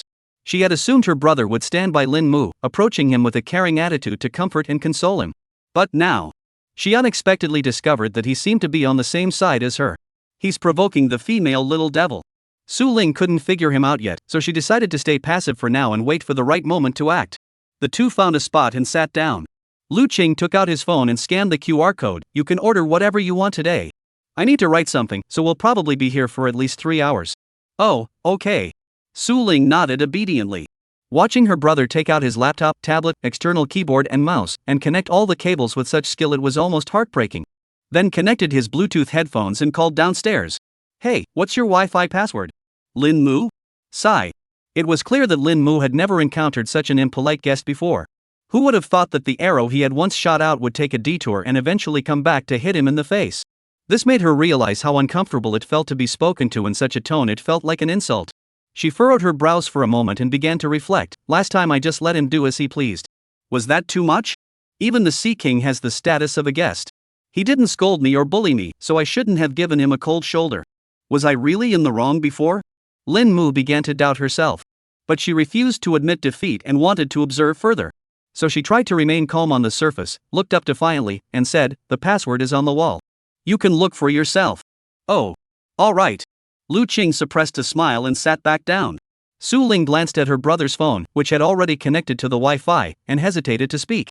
With her intelligence, she was almost certain in that moment that her brother had come prepared, and his preparations were no less thorough than hers. Who connects to Wi-Fi first and then asks for the password? Even when striking up a conversation, you don't do it that way. Sure enough, not long after, Lu Qing stood up again at the exact moment he finished placing his order, leaned against the wooden railing on the second floor, and spoke in a sarcastic tone to those below. I've ordered everything to eat and drink. I hope certain people aren't going to play games for an hour before making us coffee like last time, right? Lin Mu's body stiffened, and she clenched her teeth. I'm not playing anymore. Can't you see I'm already making your order? She brandished the shiny knife in her hand and made a fierce face at the upstairs. Oh, so dedicated today? You've changed your ways? Lu Qing remained unfazed, adjusting his tone to a mocking one. However, good deeds are rewarded, and evil deeds are punished. Soon, he regretted it. What? What's wrong with you? Don't make me tell everyone what you did last time. Lin Mu was quick on his feet, blurting out before he could stop himself, I'm sure you don't want your girlfriend to find out you have a younger sister on the side, do you? Isn't it? Lu Qing was stunned. Sweating profusely, he turned around and glanced back, speechless for a moment. You already said it, didn't you? You already said it. The situation was unpredictable and beyond the control of ordinary people. Before Lu Qing could respond, Su Ling smiled and asked, Brother, what's going on? Chapter 129, Acting at its Peak versus Jumping into a Trap combined chapter. Thank you to Qingxiu for the gift. Can you elaborate? Su Ling's smiling expression made the surrounding temperature drop. Lu Qing never expected the female little devil to pull such a move out of nowhere, blatantly disregarding martial arts ethics by bringing up Bai Xing's matter. This was like dropping an atomic bomb in terms of damage, wasn't it? Seeing Su Ling's increasingly dire situation, before Lu Qing could open his mouth to explain, Lin Mu continued to ask on his own. You didn't know? Your boyfriend brought a really cute girl to my sister's store last time. She was about as pretty as you, and she was holding his arm so intimate. The young girl gave a natural expression and delivered a devastating blow. Lu Qing broke out in a cold sweat, trying to defuse the situation. He had expected Su Ling to be upset by the news, but instead, she merely paused for a moment before surprising both of them by correcting him. Is that so? Thank you for letting me know. However, he's my brother, not my boyfriend. Her expression remained calm, showing no signs of being annoyed or jealous. Ha! Seeing Su Ling's reaction, Lin Mu was momentarily speechless. His face grew serious, thinking to himself, could these two really be in a normal relationship? Pure love? No, pure feelings? But if it's really the older brother taking his younger sister out to play, then does that mean the one we saw last time was the real girlfriend? She couldn't say for sure and wasn't sure either, but she just felt that the relationships between the people across from her were really complicated. In her eyes, if the Sea King was accompanying his younger sister to work, then that meant he wasn't the Sea King after all, but rather that she had overinterpreted his actions. In that case, it was she who was wrong. Calling him Sea King repeatedly and jumping to conclusions unilaterally doesn't seem very polite. Little did she know that, for Su Ling, the only person who could get so close to her brother was Bai Xing. And Bai Xing had already gotten a good taste of her brother last night. Things were far from where they started. So Lin Mu's words were outdated information in her eyes. Useful, but not very. At that moment, Su Ling continued, it's okay. My brother is quite popular, so it's normal for him to be approached by other girls outside. I'm used to it. Still, thank you for reminding me. It's good to clear up any misunderstandings. After all, Everything else doesn't matter. If he ends up acknowledging a sister out there, I'd really be upset. Ugh. So that's how it is. Lin Mu finally understood. She finally understood where Su Ling's red line was. Su Ling was the sister of the Sea King, so the sister was not allowed to let her brother acknowledge a new sister outside if it were proven true. The severity of the matter would be even worse than if the brother were having an affair outside. At that moment, Lu Qing also vaguely understood what his younger sister cared about. Twisted, exclusive love. Exclusive affection. This kind of affection doesn't come from the sticky, romantic love between a couple, but from the irreplaceable, indulgent love of an older brother. What Su Ling desires goes far beyond mere mutual attraction or mutual exploitation. What she sought was not the complicated mutual dependence that Bai Xing desired. On the contrary, this unique form of exclusive love can also be defined as parasitic love. Parasitizing on each other, the moment one loses the other, they wither and die like a seed deprived of nourishment. Su Ling is currently experiencing this parasitic sensation, and such a profound and intricate love is something Bai Xing has never possessed and never will. This emotion is more enduring than romance and more delicate than familial love. It exists between the two, enduring the test of time. The feeling of being cared for and protected is what a girl suffering from severe depression craves most. Bai Xing could occasionally enjoy a brief taste of it through certain means, but due to the limitations of time and place, she was lucky to even get a trial pass. She could never be in such a state of constant protection and nourishment like Su Ling. Therefore, in Su Ling's eyes, the petty infidelity of the stray cat is insignificant. Ah! At that moment, Lin Mu felt like he had struck a blow into thin air. Not only did it fail to affect Lu Qing, but it nearly caused him to strain his waist. For a moment, he was at a loss for words, wanting to say something but not knowing where to begin. However, Lu Qing couldn't let her keep attacking indefinitely. Allowing her to strike first had already been quite gentlemanly. Now, it was her turn. Listen, I'll let you get away with slandering me, but last time you destroyed my homework, forcing me to go elsewhere and work until midnight to finish it. Don't you think you should at least apologize? Lu Qing leaned his arm on the wooden railing, looking down at the young girl with an expression that said, "I'm being generous by not holding this against you." Every move he made perfectly embodied the attitude of a troublemaker and a debt collector. Lin Mu opened his mouth, feeling that maybe he understood the logic. So you were doing your schoolwork? Yeah, what else could I be doing? Buy a piano? Moss is so expensive. I'm just a poor student, I can't afford it. Although he was stating the facts, Lin Mu couldn't help but feel he was subtly implying something. Fine, then. Her face turned bright red as she hesitated for a moment before finally saying in a shy voice. Right, I'm sorry. Ugh, no, I'll just give you a box of cupcakes as compensation. Lin Mu felt deflated, like a deflated balloon, and lost his nerve at the last moment. She couldn't bring herself to say it. Lu Qing was speechless. But he understood that, as a wealthy young woman who had grown up in a wealthy family, apologizing to an outsider was simply too much for her. She was just one word away from a proper apology, but she refused to show weakness or reveal her vulnerable side to others. You're such a stubborn one. He shook his head helplessly, and his desire to tease her vanished almost entirely. However, this was no time to show mercy. He had to make Lin understand the cruelty of the outside world so that she wouldn't be able to handle it on her own if she ever encountered trouble in the future. With that temper, running a coffee shop, if someone comes looking for trouble, you'll end up crying your eyes out. In the end, she might have to call her sister to handle it, right? Better stick to the original plan. Lu Qing thought to himself, but on the surface, he remained firm. You don't really think giving a small gift can make up for all your mistakes, do you? I came here specially to support you, yet you've repeatedly gone against me and won't even apologize. You're beyond hope. If you keep causing trouble for others, one day, trouble will come knocking on your door, targeting you everywhere. Lin Mu was so struck by his words that he felt deeply convinced and couldn't help but feel even more guilty. He lowered his head, biting his lower lip, and poured coffee beans onto the table, saying nothing. Lu Qing felt uneasy all over. A mix of reluctance and the necessity to achieve his goal made him feel like he was standing on a bed of nails. He couldn't help but wonder if he was being too harsh on the child. After all, he was in the shadows, while Lin Mu was in the open. Using the shadows to attack the open was clearly bullying. Brother. Suddenly, Su Ling spoke up. She skillfully and precisely changed the subject. So you were out doing homework with Bai Xing's sister earlier, right? Lu Qing nodded, silently giving his sister a thumbs up. At the same time, he felt there was nothing to hide, so he explained briefly, there's a market research class at school, and the final assignment is pretty tough. We had to form groups to interview companies, so we went to the piano shop owned by this girl's sister downstairs, but she kicked us out. Su Ling, oh, I see. You were the one who left. If you had just been a little more timid, I could have let you in, and even let you meet my sister. You couldn't. Lin Mu didn't know what to say. At the time, she had indeed planned to do that. If only the Sea King had listened, she could have brought him to her sister's piano room and let him hear her sister play, and maybe even hear Lon Urchin. Such treatment was something outsiders couldn't even dream of. It was a perk for being the only customer in her shop, a privilege for regulars. However, he refused to budge, acting all tough, and turned around to leave with his girlfriend. This undoubtedly dealt her a huge blow, and she still can't let it go to this day. Lin Mu felt that her biggest problem was that she couldn't express herself properly.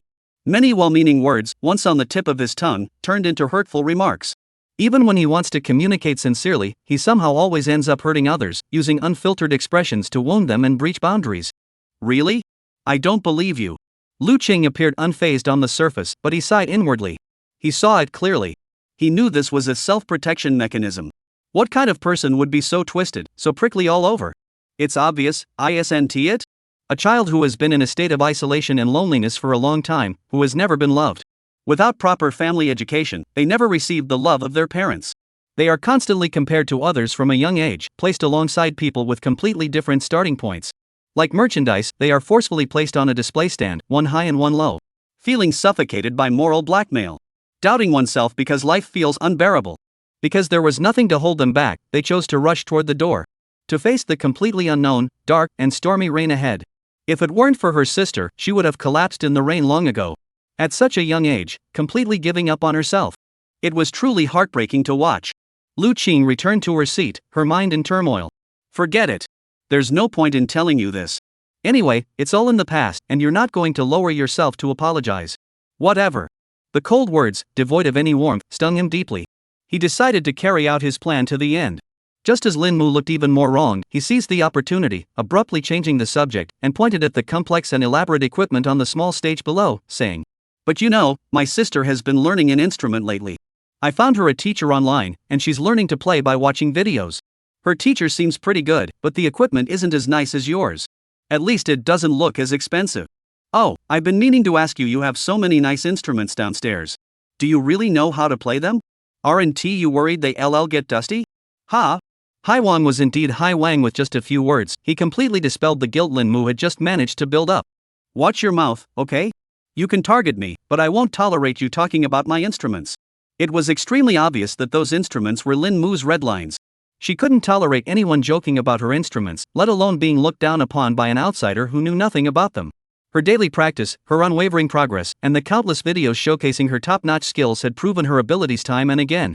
Even if there was room for improvement, she was still far superior to ordinary hobbyists, not even on the same level. Even music majors might not be technically superior to her, as many of them also slack off, skip classes, don't practice diligently, lack natural talent, or have limited access to equipment. Watching the Sea King become increasingly arrogant, Lin Mu couldn't take it anymore and directly issued a challenge. Are you saying I'm not worthy of this equipment? I didn't say that, but if you don't play for me, I really don't know if I deserve it. Lu Qing looked innocent, but his mischievous smile was almost enough to drown Su Ling beside him. Brother, what are you doing? She knew her brother had started. She had to play along with her brother, even if he was talking nonsense, she couldn't disrupt him. Otherwise, if she disrupted his plans, he wouldn't be as affectionate toward her when they got home, and he wouldn't eat the little cake she made for him. That would be trouble. Su Ling never made a losing deal. Sending her brother out last time was already a huge mistake. At this delicate moment, she absolutely couldn't act rashly. Shu, don't move. Sure enough, Lu Qing signaled his sister to follow his lead. Su Ling understood immediately and played along. That's true. I've only been learning electric guitar for a short time, and it feels so hard. Watching video tutorials online just doesn't compare to finding a teacher for one-on-one lessons in person, but tutoring is too expensive, and I just can't afford it. If only there was someone who could give me some guidance. She spoke to the young girl downstairs in a casual tone, causing the girl to furrow her brows slightly, almost giving her the urge to think, a master taking a younger sister under his wing. Almost blurting out, "Then come to my shop more often to support me, and I'll take you places." Thank goodness, thank goodness.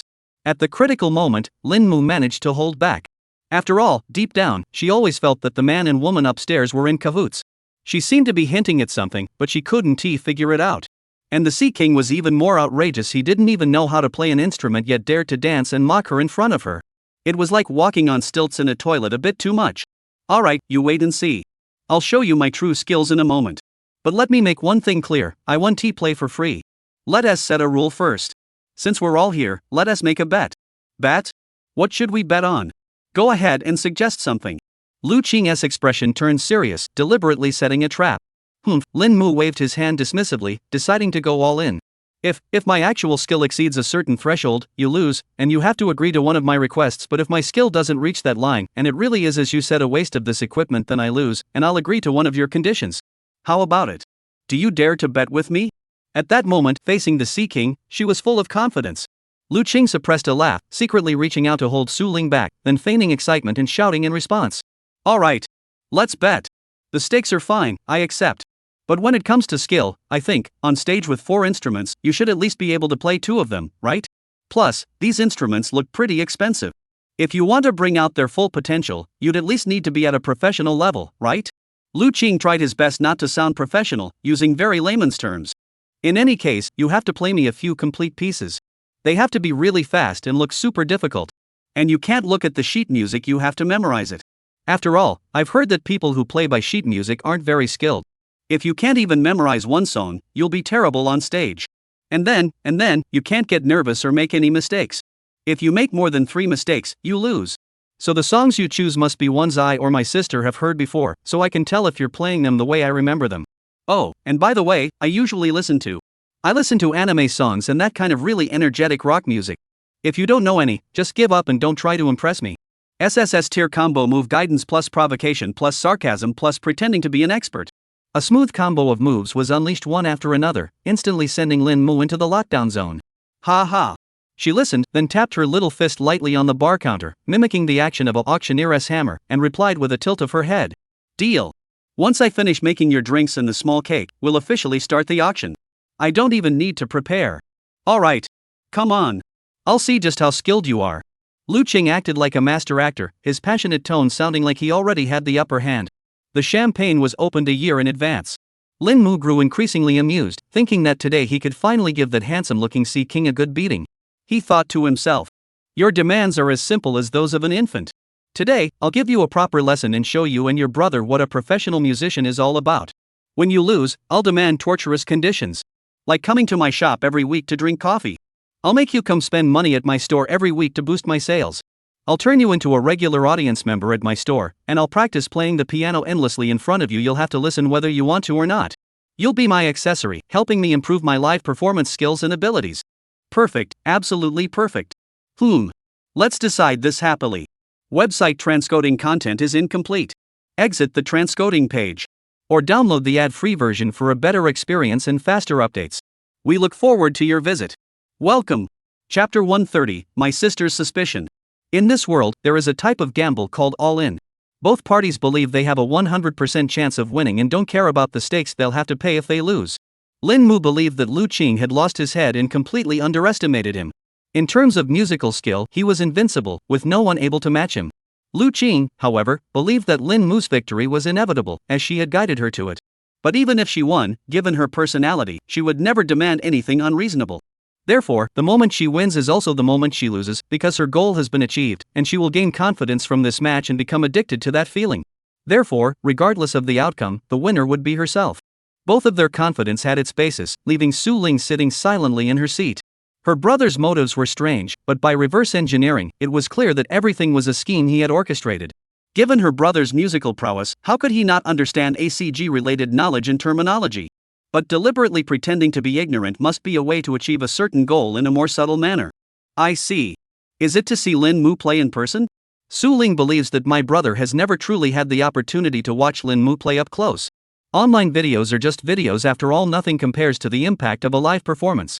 This live experience, combined with the fully equipped small stage downstairs and Lin Mu's professional level playing, would be worth paying for. Su Ling wasn't sure, so she decided to observe further. Not long after, Lin Mu carried a tray up the stairs. She was in a good mood today, so she was carefully preparing her signature dishes for the brother and sister. Osmanthus Longjing tea iced latte, Christmas reindeer hot chocolate, French lightning chocolate cream puffs, cheddar cheese filled cookies, and a plate of complimentary cranberry scones.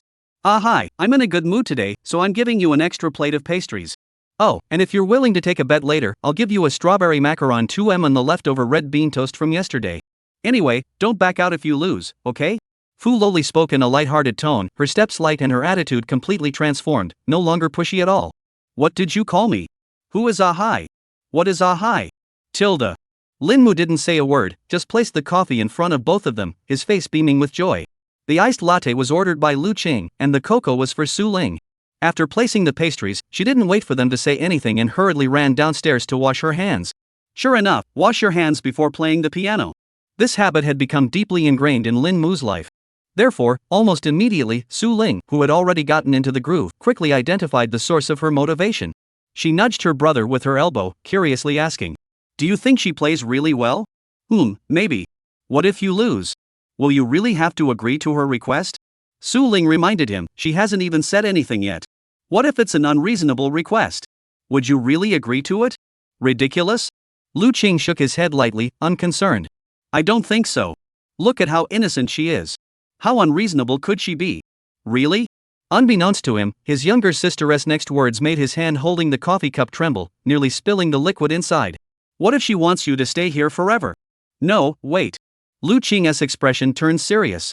He put down the cup, turned his head to glance at his sister, and saw the completely serious expression on her face. He thought to himself, is it her who wants this, or is it you? But he couldn't say it out loud. He only hinted at it indirectly. Why do you think she is that kind of person? In your eyes, is she that extreme? Not really. Su Ling shook her head, unwilling to reveal the information she knew about Lin Mu. Instead, she chose to speculate on her brother's thoughts in her own way. Brother must know that I've also been reading a lot of posts related to equipment lately.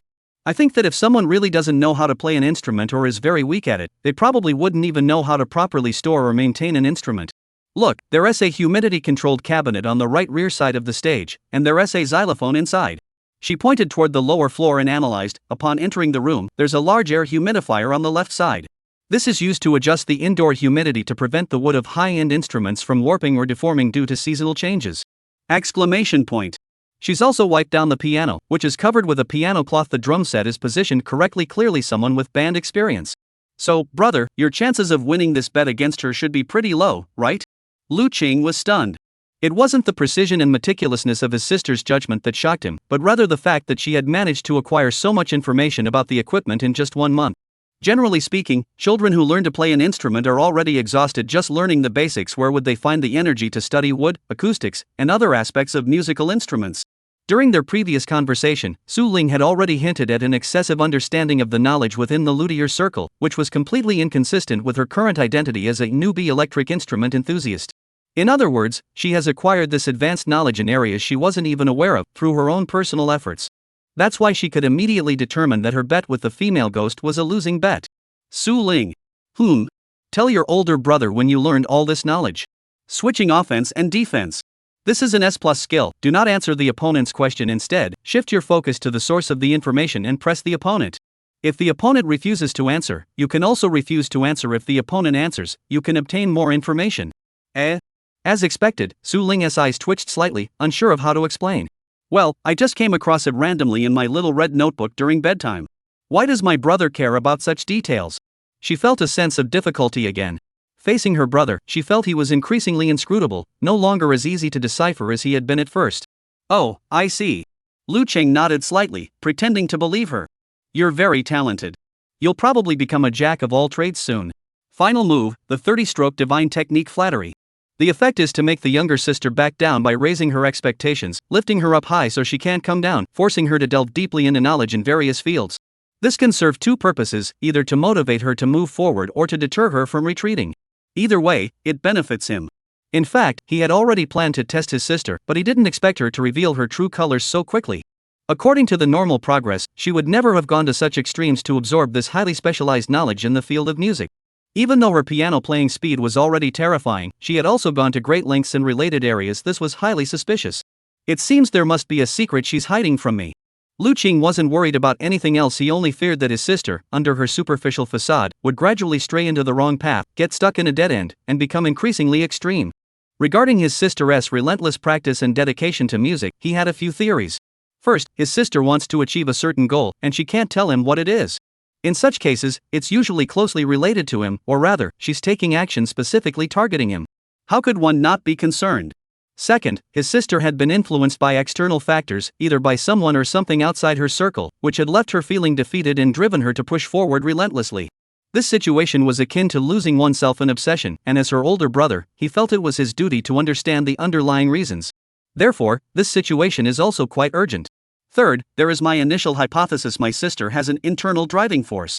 This internal motivation is the newest development, as she had never been exposed to music before and could not possibly share the same obsession with it as I do.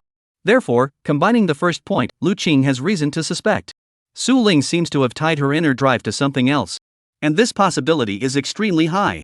It is constantly expanding, driving her forward, preventing her from retreating, and forcing her to reach the finish line or a milestone as quickly as possible. Otherwise, she would plunge into immense failure and suffering, tormenting herself and potentially worsening her condition. Regardless of the reason, the situation is dire. It's urgent. Looking at her sister's anxious expression, Lu Qing thought to himself, in any case, I should conduct further research on her tonight. Website transcoding incomplete. Exit transcoding page. Or download the ad-free version. Website transcoding incomplete. Exit transcoding page or download. Welcome. Chapter 131, Envy Toward Lin Mu. Flipping the Rock, Morning Light Shines on You was the song Lin Mu planned to perform first. Xing sang, I'll tell you, the playboy I mentioned last time actually had the nerve to come to my store looking for trouble again, and he even dared to look down on me. After seeing my equipment, he said I wasn't worthy of them. I really laughed so hard, he seems to have no idea how strong I really am. Just before taking the stage, Lin Mu glanced up at the brother and sister pair listening intently on the balcony, smugly continuing to connect cables and adjust the sound system while sending a message to Ian's CIP on his phone as today's venting session. Soon, Ian's CIP's reply appeared in the instant message. Is that so? Then you'd better perform well. Don't let outsiders think you're easy to bully. Let me tell you, there are many outsiders who always judge others' professionalism based on their own limited knowledge, and then belittle them without any reason, just to show off their superiority. This is part of human nature, a flaw in most people. You're so right. Exactly. I think the Sea King is exactly that kind of person. He doesn't know anything but just criticizes others. It's really frustrating. Once I win the bet, I'll make him come to my store every week and buy coffee endlessly, at least 4 cups each time. Otherwise, I won't let him off the hook. In CIP, there's no need to be so extreme. Oof. Lin Mu was overjoyed upon receiving the reply, feeling as though she had been granted divine power. Glancing again at the Sea King playing with his phone above, she confirmed that all her equipment was set up properly. She picked up the milk-white Fender bass guitar standing on the A-frame stand and shouted defiantly toward him. Let the competition begin. Lu Qing took a sip of coffee, watching Lin Mu's expression, and understood everything. Using a Fender that costs a few $1,000s instead of a $310,000 AZ must be because you think it's not worthy to play for others. He understood perfectly. After all, it was his own teaching used the right instrument for the right audience. If you're playing gigs for money, even a 2,000 yuan beginner-esque guitar and plastic effects pedals are fine. In her eyes, he was a bad guy, so using a Fender bass to deal with him was quite reasonable. After all, that's her cheapest guitar. Lu Qing pulled his sister and stood up, heading downstairs. Hey, do I have to go down too? Su Ling asked unexpectedly. Of course. The view is better upstairs, but the sound quality isn't as good. Being right in front of the stage lets you hear the sound more directly and clearly, especially with her stereo surround sound system. If we're facing the tube amplifier, we can even feel a wall of sound pushing toward us when she plays. It's incredibly satisfying. Lu Qing accidentally let slip a remark beyond the amateur level, but fortunately, his voice was low enough not to be heard by the female technician tuning the piano. Su Ling nodded, nodding along with her brother as they went downstairs, saying nothing more and asking no questions. Anyway, whatever her brother told her to do, she would comply. Any unnecessary questions were considered pointless, so she should put her curiosity aside and focus on the task at hand. She could ask later when she was home. This had always been her approach to life, and it was the secret to her consistent success. The principle is to make those around him feel comfortable and create a sense of understanding. And it has proven to be highly effective. Are you ready? Once the two had gone downstairs, chosen a sofa to sit on, and settled in, Lin Mu strapped the harness onto his back, moved the high chair out of the way, adjusted his stance, stood under the spotlight, and asked confidently with a tone that said, I'm going to win you over. What should we play first? Lu Qing asked curiously. Flip the Rock. Their rule was best of 3. As Lu Qing put it, one song doesn't show your true skill.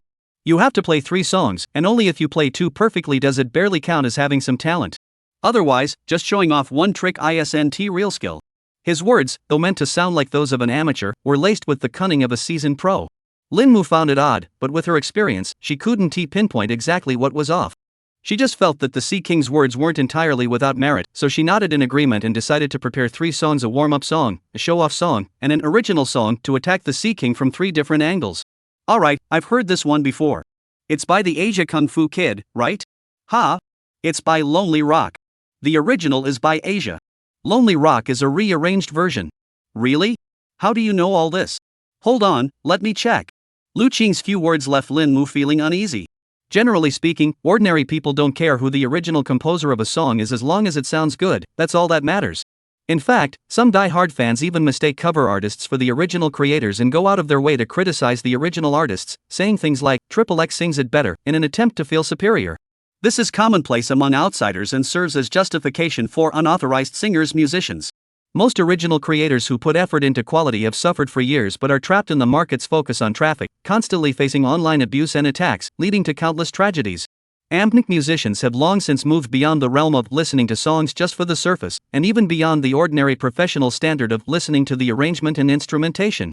When they listen to a song, if they find any aspects of the composition, arrangement, mixing, or vocal style worth noting, and if a particular highlight catches their attention, they will immediately trace back. That is, trace it back to its origins, find the original creator, and listen to every single song from their first album, following their entire career trajectory. For him, this is the only way to truly understand a creator's journey, to know what they went through at a particular point in their life, and with what mindset and emotions they created such a masterpiece. At the same time, it is also, in another sense, a form of support for authentic content. As is well known, people with a legitimate mindset generally have higher standards. Lu Qing has subscribed to premium VIP memberships on the 3 major audio platforms. For songs he particularly loves, he will even pay to purchase the single copyright.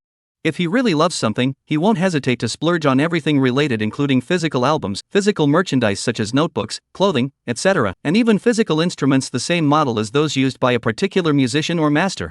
This is the support of a die-hard fan and an attitude towards something one loves. Respect for originality. Indeed.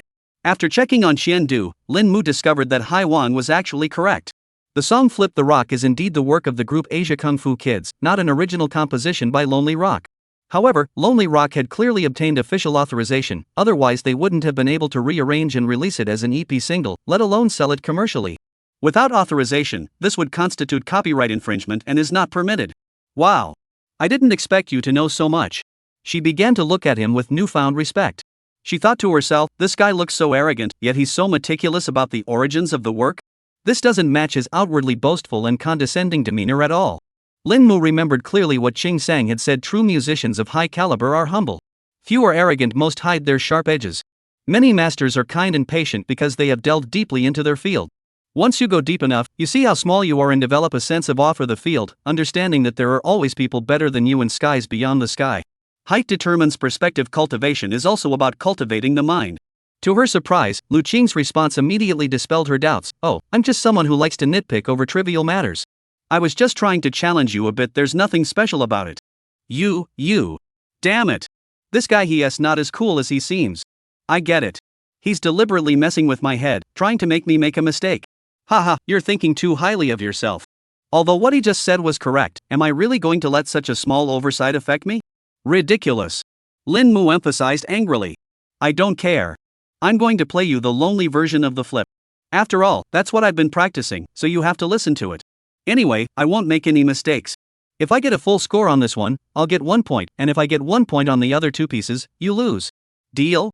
For some reason, in their exchange, the little girl's tone had shifted from insults to self-blame, then from self-doubt to desperate pleading. This wasn't just a question anymore, it was a plea for his opinion. Su Ling, standing nearby, saw it clearly and thought to herself, this isn't good. She probably doesn't realize she's being led by her brother. Su Ling felt that Lin Mu was completely under his influence. Even if she didn't notice, the outcome was already inevitable. She would fall into her brother's trap, being pushed forward by an unseen force within the atmosphere he had carefully crafted, until she reached a point of transformation. She wouldn't even consider the fog ahead or glance to the sides. Is that his goal? To make her charge forward without knowing what's ahead. To secretly motivate her to keep moving forward in the direction he deems correct. Can he accomplish all this while remaining in the shadows? Su Ling felt a chill run down her spine. With an almost imperceptible movement, she glanced at Lu Qing's expression at that moment. That expression was pure defiance, a mocking smile of disdain so subtle it was almost imperceptible, the faint curve of his lips, everything about him proved that her brother had the potential to be a master of deception. But, why can't you pour more of this love into me instead? Now, it's me who's going out of my way to remind you of the past, trying to help you rediscover the meaning of life. Brother, I need it too. I need that kind of love too. Su Ling thought sadly. Website transcoding content is incomplete. Exit the transcoding page. Or download the ad-free version. Website transcoding content is incomplete. Exit the transcoding page or download. Welcome. Chapter 132, Don't Talk as if you're some kind of god. If I could, I'd like to change this world. But I don't have the ambition to eliminate war from the world, nor can I become an actor or movie star. Not only that, but I'm too cowardly to even smile in front of you. The original instrumental track of Flipping Rocks, Morning Light Shines On You played through surround sound speakers, with the bass cover overlaying it, its crisp, streamlined low frequencies nearly perfect in their execution. At that moment, Lin Mu on stage had become one with the spotlight. If, before the duel began, she still felt uneasy, a touch of social anxiety, and tension under the gazes of Lu Qing and Su Ling, then the moment the music began, all that tension and timidity vanished completely under her rock-solid playing skills. Ian Ci once said, on stage, everyone feels nervous, and it's even difficult to perform at even 10% of one's ability. But there is a way to overcome this nervousness. Simply put in 10 times the effort in practice, and you can deliver a flawless performance on stage. That's right, 10 times the practice can dispel anxiety. Even if you only perform at 20% of your ability, it is already enough to achieve perfection. As long as I follow Ching Sang's footsteps and keep moving forward, I will be the strongest. Just do as Ching Sang says, and you'll have nothing to fear. The fear brought by unfamiliar gazes, the anxiety of performing in front of others, the resistance when overwhelmed by scrutinizing eyes, all of it is false. But through the barriers of ability forged day after day, year after year, with tears and sweat, they can all be transformed into falsehood. I am the strongest. Brother, she is so amazing. Su Ling, watching from the audience, was seeing such close-up bass playing for the first time. Generally speaking, ordinary people watching a live performance rarely hear the low frequencies of the bass in a song. Most people can only hear two distinct sounds: 1, the singer's lyrics. 2, the musician's accompaniment. Within the second category, the sounds seem to blend together, making it impossible to distinguish individual elements, and one can only judge whether it sounds good or bad. Those with some musical knowledge can break it down into separate elements. For example, someone who has studied guitar can hear the guitar sound within the accompaniment, while someone who has studied drums can focus on the drum beats and distinguish between the bass drum, snare drum, tom-toms, and cymbals. The same applies to keyboards and bass, especially bass. Those who have never studied or understand musical instruments may experience the illusion of watching the bass player on stage playing away, yet hearing nothing, feeling as though they are just faking it. In simple terms, it's because your ears haven't been trained to distinguish the unique timbre of that instrument. Once you know what the bass sounds like in its approximate tonal range, you can isolate it from the entire accompaniment, filter out other tones, and listen to the bass alone to assess the musician's skill level. Lu Qing has golden ears. As an arranger and independent musician, being able to distinguish the timbre of all the instruments, different types of instruments appearing in a piece of music simultaneously within a second, is one of his most basic skills. In other words, he can instantly hear 20 different tracks of instruments, including guitar, bass, drums, keyboard, violin, viola, cello, and even precisely identify what chord the keyboard is playing, what technique the guitar is using, what rhythm pattern the drums are playing, and whether the bass is playing the root note or the melody line. This is not a pipe dream but a fundamental skill required of music conservatory conducting students or professional arrangers. If you don't have a good ear, you can't do arranging or mixing. Of course, talent also plays a role. Hearing her sister's exclamation, Lu Qing nodded slightly, giving her an enlightened master look in agreement. Indeed, though I don't want to praise her, her performance just now had only one minor mistake. It was almost perfect. What? As the music faded, Lu Qing's words not only left Su Ling feeling astonished, but even Lin Mu, who believed he had already secured the competition, furrowed his brows in disbelief. Thinking to himself, that's impossible. I've got this song memorized down to the last note. Not only the bass part, but even the guitar part I've practiced countless times. I could play it flawlessly. How could there be a mistake? Where's the problem? Don't pretend you know if you don't. If you can't point out the specific issues, I'll consider you nitpicking. Lin Mu glared at the audience below. But Lu Qing said, it's not a big deal.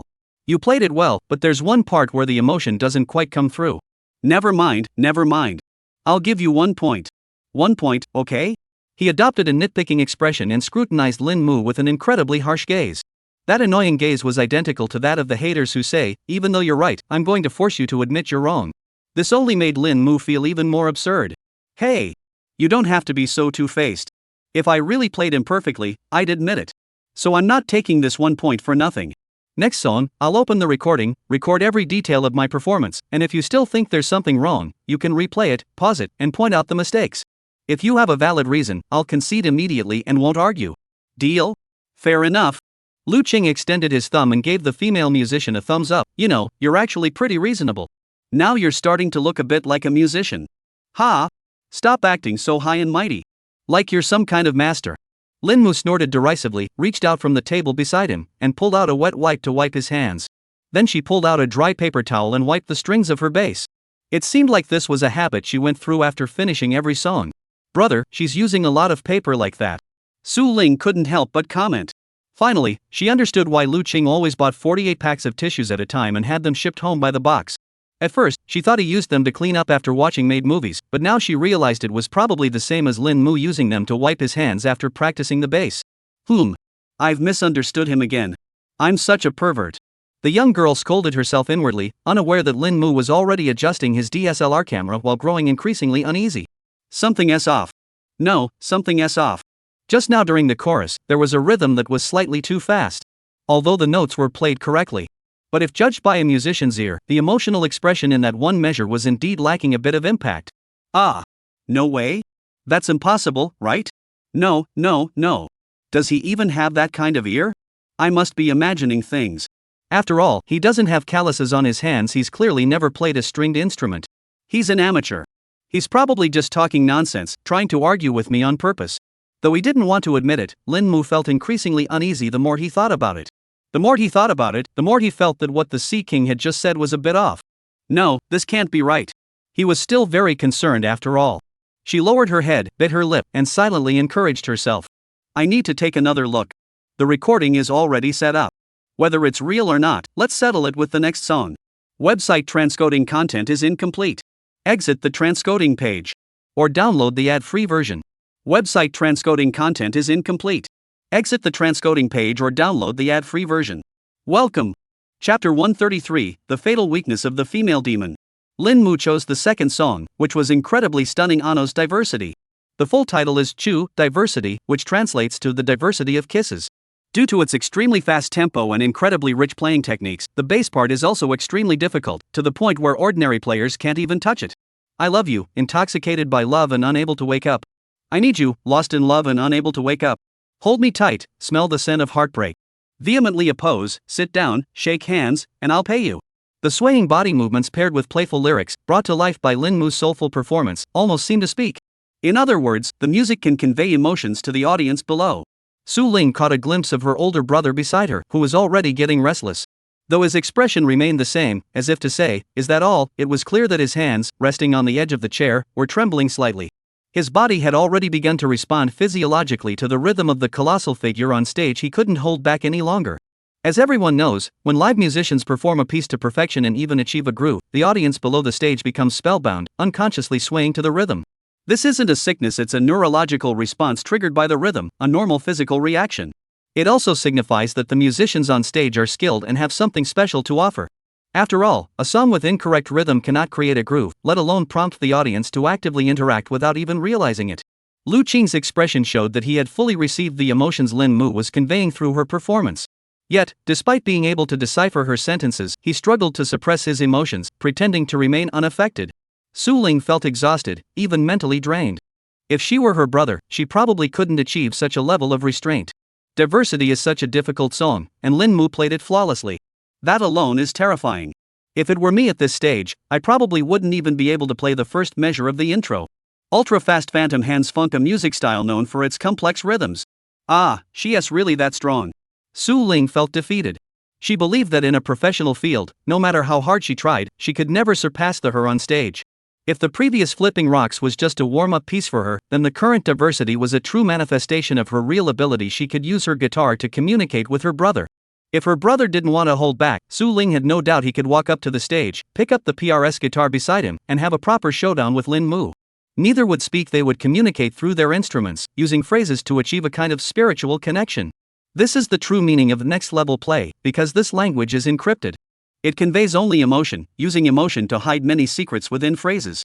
Even if her brother were to express his love for Lin Mu, he could do so entirely through playing the guitar. Of course, in the current situation, it's likely the opposite.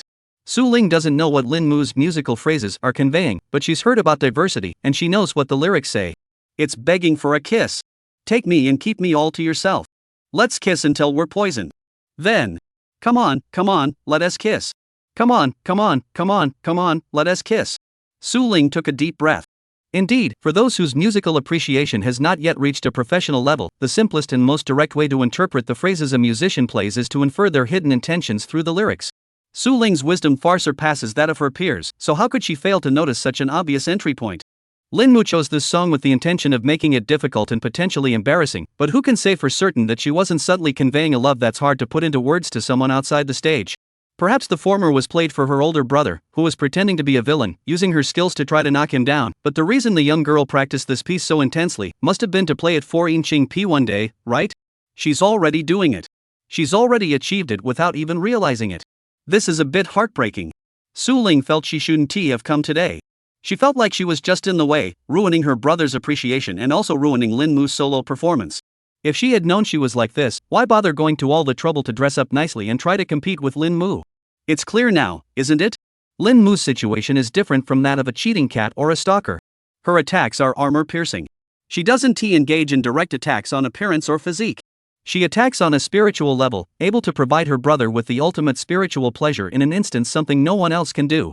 Isn't this just catering to his preferences? Unmatched skills and unattainable heights naturally form a barrier, completely isolating others. Even if they try to look up, they'll be blinded by the light she emits. The calls between her and her brother are encrypted. If one didn't happen to know the song she was currently playing, all the subtle maneuvers she made in secret would take place in the fog, like an Egyptian cat skilled in stealth. Today she played a cover song. What about tomorrow? What if she pulls out an original composition tomorrow? Since she was nurtured by her brother, she must have some kind of obsession with original compositions, right? Her little milestones seem so easy to achieve in her hands. If her brother were to open his heart, stop pushing her forward in the shadows, and instead accept her confession, would I instantly lose the chance to challenge her? And would the person by my side be ruthlessly taken away by her? Would he only immerse himself in her performances from now on, choosing to ignore her efforts and struggles? The song neared its end. Thinking of this, Su Ling felt even more downcast. But just then, Lu Qing's voice drifted over. What do you think? The piece she just played. Ah. Su Ling's sinking heart was suddenly jolted back into focus by his unexpected question. She turned her head and whispered. It was beautiful, very powerful. I'm sure my brother will love it. Really? Lu Qing's expression betrayed no emotion. Now you can't find any faults with her, can you? No, I don't think so. He said softly, this time, she has 3 minor flaws. Though they might seem perfect to outsiders and not even flaws at all. But from my perspective, she has a fatal weakness. Upon hearing this, Su Ling perked up immediately. What weakness? Didn't you notice? Every time she hits the first note of the chorus, she plays it very softly, almost inaudibly, as if she lacks confidence. Although all the notes are correct, she gets a perfect score, and technically she wins the competition, but from an emotional perspective. At this point, Lu Qing gave a mysterious smile.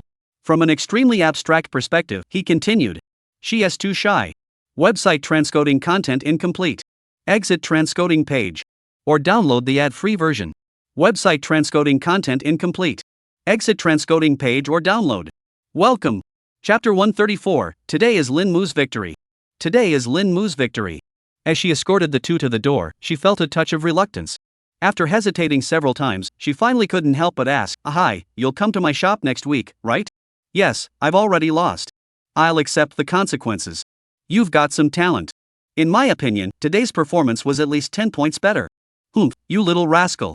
I underestimated you. He turned his back to her, holding up a large bag of baked goods in his hands, his expression hidden.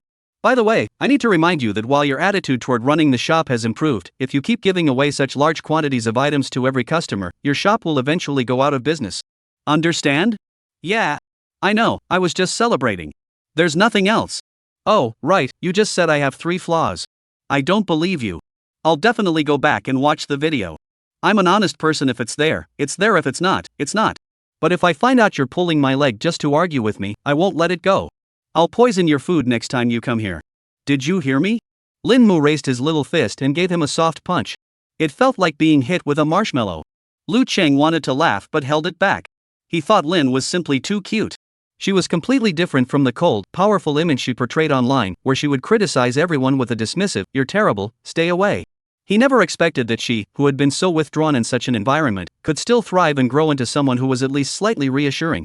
Compared to the pitiful Bai Xing next door and the certain flower lying in bed in the darkroom, she was much more reassuring. Su Ling had also noticed this. She said kindly, "My brother keeps his word. If he promises, he'll definitely do it." So we'll see each other again next week. She extended her small hand with a smile. My name is Su Ling. What's yours? Ah, my name is Lin Mu. The Lin from Forest and Mu from Harmony. Lin Mu had no guard up and responded nervously. Wow. What a beautiful name. I hope we can get along harmoniously in the future too. Su Ling smiled sweetly and took the cool little hand that Fu Loli had extended to her. Her heart was as clear as a mirror. Little one, if you keep being shy and take the initiative, you'll end up being a loser. In her heart, she believed her brother's evaluation of Lin Mu was spot on, and this was also an important criterion she used to assess the threat posed by her rivals. Now, she held the upper hand in intelligence, having almost completely uncovered the true nature of the few hungry cats around her brother. Aside from the mysterious older sister he had mentioned, and the one who had hurt her brother and been abandoned by him, there was no one else who could pose a threat to her. Tonight, as long as she returns home and shares the intelligence with Feng Man, and replans every day leading up to the small milestone, the path ahead will be smooth sailing.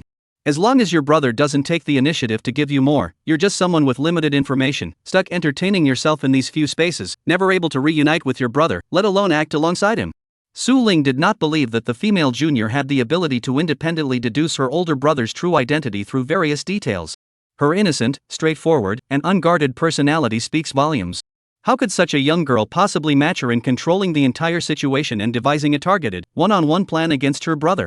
Heaven indeed does not grant perfection to anyone. Since she has invested all her skills in playing the zither, it is understandable that she is weaker in social skills. Su Ling mused to herself. In any case, her threat ranked below the cheating cat, so she could be dealt with once a week instead of being constantly monitored. Goodbye. See you next week. I'll make you something even better next week. The young girl waved her small hands vigorously as she watched the two siblings leave. Only when their figures disappeared around the dark corner of the stairwell did she finally relax, quickly closing the door and rushing toward her DSLR camera. She wanted to see if Ahai was right or if she had played it correctly. To be honest, it had been a long time since she felt her blood boiling like this. It was like performing in front of someone important. Perhaps it's because I haven't performed in so long? Lin Mua's fluctuating emotions still couldn't be calmed. Because she had no teammates and had been excluded by them. He had developed a psychological aversion to the idea of forming a band. He had resolved never to actively seek out anyone to join him again, especially since Qing Sang had once mused in an old Weibo post. Finding like-minded teammates is 10 times harder than finding the right girlfriend. After the incident, Lin Mu finally understood the meaning of those words. Yeah, getting 4 or 5 people with matching tastes interest screening, enough time to practice time pressure, decent equipment financial pressure, decent skill screening, compatible values personality screening, mutual respect, mutual support, no conflicts, no cliques character screening, considering others, and striving toward the same goal shared aspirations. Isn't this much more complicated than simply finding someone of the opposite sex to date? Musicians all know that finding the right teammates in a serious music group is as difficult as climbing Mount Everest. Members coming and going is the norm, either someone goes solo or the group disbands. Forget about the idea of forming a band for life. In the face of life's pressures, such a dream is unrealistic. Unless you change your environment, seize the right time, place, and circumstances, have ample time, energy, and financial resources, and possess truly remarkable talent, you'd have to go all in. Today, after being soloing for a long time, Lin Mu once again experienced the feeling of being watched by the audience below the stage. Such an experience is truly rare. And it's extremely difficult to achieve the same effect again. She knows that in many ordinary performances, commercial gigs, touring, musicians are often playing to an unresponsive audience. Even if they pour their heart and soul into their performance, it can never match the exhilaration of playing the right song for the right people in a live house or a solo concert. Luckily, he is a man who accepts the consequences of his bets. Su Ling also said that Ahai want back out. So he'll definitely come next week. As long as he comes, even if I give them a free show, what's the big deal? As long as someone is willing to listen to me play the qin, to listen to my performance, that's enough for me. I'll do anything. Today's victory was truly spectacular, a complete triumph. Why not send the good news to Qing Sang right away?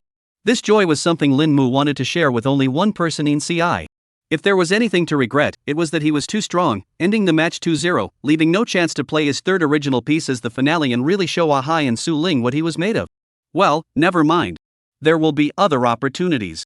The original song she had prepared was titled One-Sided Love, which conveys the meaning of unrequited love. The lyrics and melody throughout the song express longing and sadness, making it a piece brimming with the emotions of a young girl. Though not fast-paced, it was more than enough to touch the heart. By the way, let's watch the video replay first. Even though I couldn't have made a mistake, since Ahai questioned it, I should check it out. Oof. We'll see. I'm such a steady player, how could I lose to you? If I can't find any mistakes, you'll be the one getting scolded next time. Humph. Saying this, the young girl grabbed her DSLR camera, opened the file folder interface, and charged forward with an unstoppable momentum to face the impending challenge. Website transcoding content incomplete. Exit transcoding page. Or download the ad-free reading version. Website transcoding content incomplete. Exit transcoding page or download for a better experience and faster updates. We invite you to try it out. Welcome. Chapter 135, Car Ride, Night Under the Stars. On the way home, they said nothing. Su Ling was deep in thought, while Lu Qing felt a stir in his heart. The driver drove silently, and through the rearview mirror, one could sense the subtle atmosphere between the brother and sister. He cleared his throat, dared not speak. A buzzing sound rang out. Lu Qing grabbed his vibrating phone and looked at the message from Lin Jiang on the screen. Qing Sang, I have a question to ask you. You mentioned, is there such a person in this world who appears to be reckless and promiscuous, yet has achieved great heights in the realm of music, completely opposite to the image of a master you once described? As expected. She had already noticed the flaw, which wasn't even a flaw in the video. Maybe. He gave a non-committal response. There are countless types of music in the world, and every excellent performer is unique. The so-called perfect performance is, by definition, a moot point, assuming that pitch, rhythm, and technique are all flawless. After all, emotion is abstract, and everyone has their own interpretation, and the use of dynamics also varies from person to person. To be precise, Lin Mu was completely correct. She was simply too shy to fully reveal her true feelings to the strangers in the audience, unable to share the genuine emotions she kept deep within her heart. Is this a technical issue? Not at all. However, to make her understand the principle that one must always remain humble and composed, never becoming arrogant, I had to point out the one flaw in her performance, the only thing that could be considered a minor imperfection, in a manner that seemed like nitpicking, so that she could come to this realization on her own. Lu Qing well knew that, in a certain sense, Lin Mu's playing had already matched his own. She was a steadfast technical player at the peak of her career, still advancing and improving. While I am a theoretically grounded performer with deep roots, my peak has already passed. The glory of the past and the years of arduous practice had been largely lost after giving up music for several years, to the point where one could say she had lost all her martial arts skills. All that remained was the inner strength accumulated in the past, circulating throughout her body, quietly waiting for her body's master to pick up the path to mastery once again. Therefore, how to continue guiding the young girl has become a question that Lu Qing must carefully consider. Brother, what are you thinking about? Suddenly, Su Ling interrupted his thoughts. Nothing. I was just thinking about whether I should bring my laptop next time we come for coffee.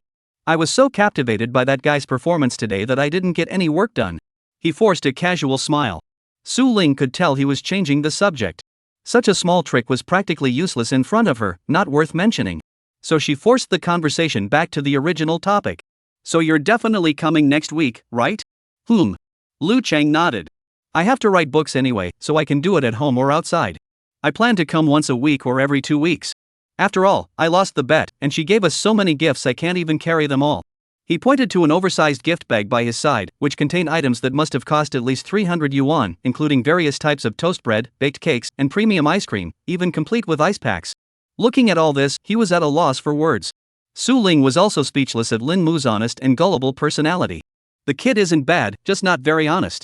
Facing her brother, she also gave her own assessment of Lin Mu. I think that since she can send us so many delicious things, she must consider you a true guest. At the same time, I don't think she has any other guests. In fact, she would close the door and shut down the business after your brother left, never to receive another guest until next Sunday when you come back. You know her pretty well. Lu Qing was amazed by Su Ling's insight. Based on his own understanding of Lin Mu, his sister's deductions were accurate to about 90%. It was truly spot on. So, do you want to come with me next week? He asked. Of course. Wherever my brother goes, I'll go. It's fun to go out with my brother. She said this without any expression on her face. Such obvious concern, which she hadn't shown earlier in the store, was already quite difficult for her. Now that the two of them were sitting together, they could discuss family matters at home without worrying about saving face for her inadequate older brother. Lu Qing could vaguely sense that Su Ling's sensitivity was far beyond what an ordinary girl could imitate. Whether it was forbearance or depth, strategy or logic, appearance or personality, she was pure SSS, an absolute six-sided warrior. Su Ling, I've noticed that you've been a bit distant from me lately. Is there something you're hiding from me? Lu Qing didn't back down, directly hinting around the issue. How could that be? Big brother brought me here to admire the performance of our seniors and take a stroll. Of course, I'm very happy. Su Ling had already been gradually stripped of her facade, and under the influence of her resentful emotions, she inadvertently revealed a hint of her true nature. Lu Qing smiled. Oh, I see. So, did you learn anything today? He didn't question her or ask if the senior she mentioned had any deeper meaning. He simply followed his own rhythm, adhering to his own logic, continuing to probe into his younger sister's true feelings. The driver in front was sweating profusely. Though he couldn't understand a word, he couldn't shake the feeling that the man and woman behind him had 1,000 tricks up their sleeves, and every word they spoke seemed to carry hidden meanings. This is damn terrifying. The driver dared not speak or ask, continuing to drive in silence. Su Ling smiled sweetly, flashing her signature perfect smile, and nodded at her brother with a playful grin. Yeah, I feel like I'm not even in the same league as Lin Mu. What do you mean? Her playing technique is far beyond what someone her age should be capable of. If I'm not mistaken, she must have her own original compositions. And she wouldn't just show them to anyone. So, I've been thinking, when will I be able to write a song like that? A song written for someone, pouring out all my emotions, something that can convey my feelings to the other person and touch their heart. I see. Lu Qing heard this and felt deeply moved. Looking at his sister's expression, which was both full of longing and a touch of hesitation, he encouraged her. You can do it. Really? Yes, you can do it. His expression was filled with certainty. Car ride nightfall. Twinkling stars dotted the sky, casting a dreamlike, urban beauty under the moonlight. The night scenery on both sides of the window rushed past, just like today's journey. As if bearing witness to something, yet unable to recall exactly what it was. Until the car comes to a stop at the entrance of the residential complex. Su Ling finally noticed the moment when Lu Qing opened the door, catching him at his most relaxed. And asked, Brother, have you ever written an original work? Website transcoding content incomplete. Exit transcoding page. Or download the ad-free reading version. Website transcoding content incomplete. Exit transcoding page or download for a better experience and faster updates. We invite you to try it out. Welcome. Chapter 136, Noon Night Su Ling. Yes, it was original. A clever answer, avoiding the topic his sister most wanted to know about. Really? Yeah. It's all original. Lu Qing understood in her heart that she was probably asking if she had ever written a song for someone. Had she ever composed a song exclusively for someone? Had she ever, during a certain period of time, devoted all her energy to someone she could see but not touch, someone whose image in her memory was growing increasingly blurry of her blindly and impulsively pouring out her feelings? In this night where nothing could be conveyed, like a bat darting into a bright light, disoriented and colliding wildly, unable to discern direction yet still crashing into walls with a glimmer of hope. Lu Qing didn't want to answer. But she never imagined that the answer she gave would automatically be interpreted as affirmation in her sister's eyes. Is that so? There must be, right? A song written for her. The relationship between the two grew quiet. Back home, the younger sister stayed hidden in her room. Holding Black Cat, she didn't practice the piano as intensely as before and didn't show any particular emotion. She simply sat on the bed, stroking the fur of her beloved pet, sitting together in silence. She gently placed her fingers between the strings of the piano, feeling the delicate warmth of Black Cat. Lu Qing watched this unfold, knowing that she had been deeply shaken today. However, the plan couldn't change. At this moment, he couldn't tip her off. Based on his previous suspicions, his sister was hiding something from him, and this had been confirmed. He could already piece together clues to deduce the truth. Therefore, tonight, he must carry out his plan. Investigate his sister, test her, and see what was going on with her. Was she doing anything strange in places he couldn't see? Once he figured all this out, he would undoubtedly gain a deeper understanding of her, bringing him one step closer to unraveling the mystery of her emotional instability. The inner drive behind Su Ling's piano playing might be connected to me, and she always seems to know everything about me firsthand, as if in her eyes, I have no secrets. Anyway, let us stay up all night and see what happens. This all-nighter is not the same as the previous one. Previous all-nighters were out of necessity, as Lu Qing had to finish endless homework. Today's all-nighter is a fake sleep. It's pretending to be asleep while secretly observing whether her younger sister will sleep peacefully in the middle of the night, rather than doing anything unusual. This plan is simple and brutal, but its pros and cons are also very clear. 1. If Su Ling doesn't do anything, it's essentially the same as staying up all night for nothing, causing significant harm to one's health akin to a fool's errand. 2. If Su Ling does something, then this plan is a huge success, obtaining the most secret information at the lowest cost, akin to detective work. However, there is also a probability issue here.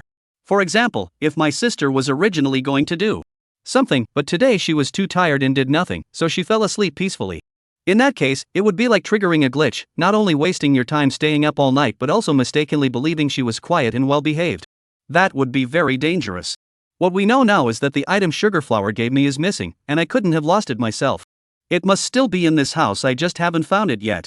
Though I don't want to say it, it can't be denied that Su Ling is the most suspicious. Lu Qing sat on the sofa bed, calmly pondering. If she really took it, she should know that I would eventually notice it was missing and ask her where it went. Given her personality, she wouldn't do something so irrational.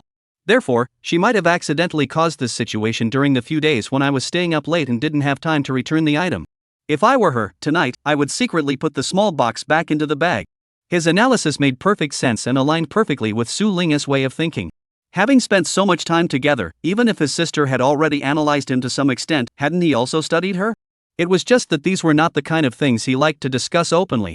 Thinking this through, Lu Qing immediately finalized his plan. Endure. Everything can be endured. This night, I'm determined to endure. Su Ling never imagined that her brother would one day study her with the same meticulous care and attention that she had once studied him. Perhaps today's outing didn't go well? Or perhaps his mood had been shattered? In any case, even a fox's tail has its day when it can't be hidden. Even the finest paper cannot contain a flame. For in the morning, as usual, Su Ling couldn't sleep. The door was ajar. She walked barefoot, silently approaching the 3 cubic meter cabinet where her brother kept his equipment. She reached under her skirt and pulled out a thin, flat key. Holding her phone up to illuminate the lock, she inserted the key into the safe, turning and twisting it until it clicked open. That sound was all too familiar to Lu Qing. Lying on the sofa bed outside the door, nearly falling asleep, he was startled awake by the faint sound of the lock being opened. What the hell is she doing? Taking advantage of Su Ling's inattention, he quickly reached out to the coffee table by the bed and into his shoulder bag. He felt around inside, opened the wallet with one hand, and groped in the dark toward the familiar spot. Sure enough, the keys were gone. His suspicions were confirmed. Lu Qingxin felt a chill run down her spine, but she knew that at this moment, she absolutely couldn't let her guard down. Her younger sister was currently delving into those memories of her own. No, perhaps it would be more accurate to say that she had already discovered what she was seeking. How far had she gone? Lu Qing couldn't say for sure and couldn't make a definitive conclusion. He only felt that this Su Ling was terrifying. After all, she was using non-conventional means to peer into memories she had long since buried. Why would she do this? Pure curiosity? A desire to pry into others' private affairs? Impossible. If it were merely curiosity, she should know the consequences of being discovered. Even as her older brother, I cannot allow her to develop such a bad habit. Otherwise, if we live together in the future, wouldn't my privacy be completely exposed to her surveillance? This is not a healthy relationship, nor is it the distance that should exist between her and me. It can be described as a negative, one-sided zero-distance relationship. Lu Qing knew that every action Su Ling took had a motive. After all, although her younger sister is ill, she is extremely lucid. Her clarity is a terrifying calmness, an extreme cognitive dissonance that makes others feel uncomfortable. Only someone who has deeply understood anxiety and depression can faintly discern the great desire hidden beneath Su Ling's expression, as calm as still water. That's it. She wants to uncover my past. She keeps rummaging through my things, trying to find out what kind of person I am. Or, what kind of person I used to be. Lu Qing's thoughts were clear. Especially recently, I've gradually felt that she can predict my motives. This is not a coincidence, but evidence that she has integrated clues from multiple sources and gathered information. As expected. Just as he was trying to make sense of Su Ling's behavior, the sound of rummaging suddenly stopped. Lu Qing held his breath, immediately lying back down in the same position. Without making a single sound. About 10 seconds passed. Through his half-closed eyes, he could see that the slightly ajar door was being gently pulled open by someone. Under the moonlight of the late night, Su Ling moved silently and swiftly like a black cat searching for food, gliding toward him. His heart was racing. But at this moment, she couldn't move, let alone give herself away. Just a moment ago, she could see that she was holding an exquisite silver box in her arms. Ah! That was the small gift box Sugarflower had given her, containing her special assignment, a precious item she had just acquired but had mysteriously vanished. Was it really? It had been taken by her younger sister. Now, she had returned, silently placing the box into her backpack with both hands. Then, she turned around and glanced back. Just like that. Standing in front of me. Staring at herself. 1 second. 10 seconds. 10 minutes. Lu Qing screamed inwardly. Su Ling, how much longer are you going to watch? Why aren't you moving? Why are you standing there like a statue in front of me? 15 minutes. 20 minutes. Half an hour. Lu Qing was utterly shocked. No way. Until she crouched down. The time had reached around 40 minutes.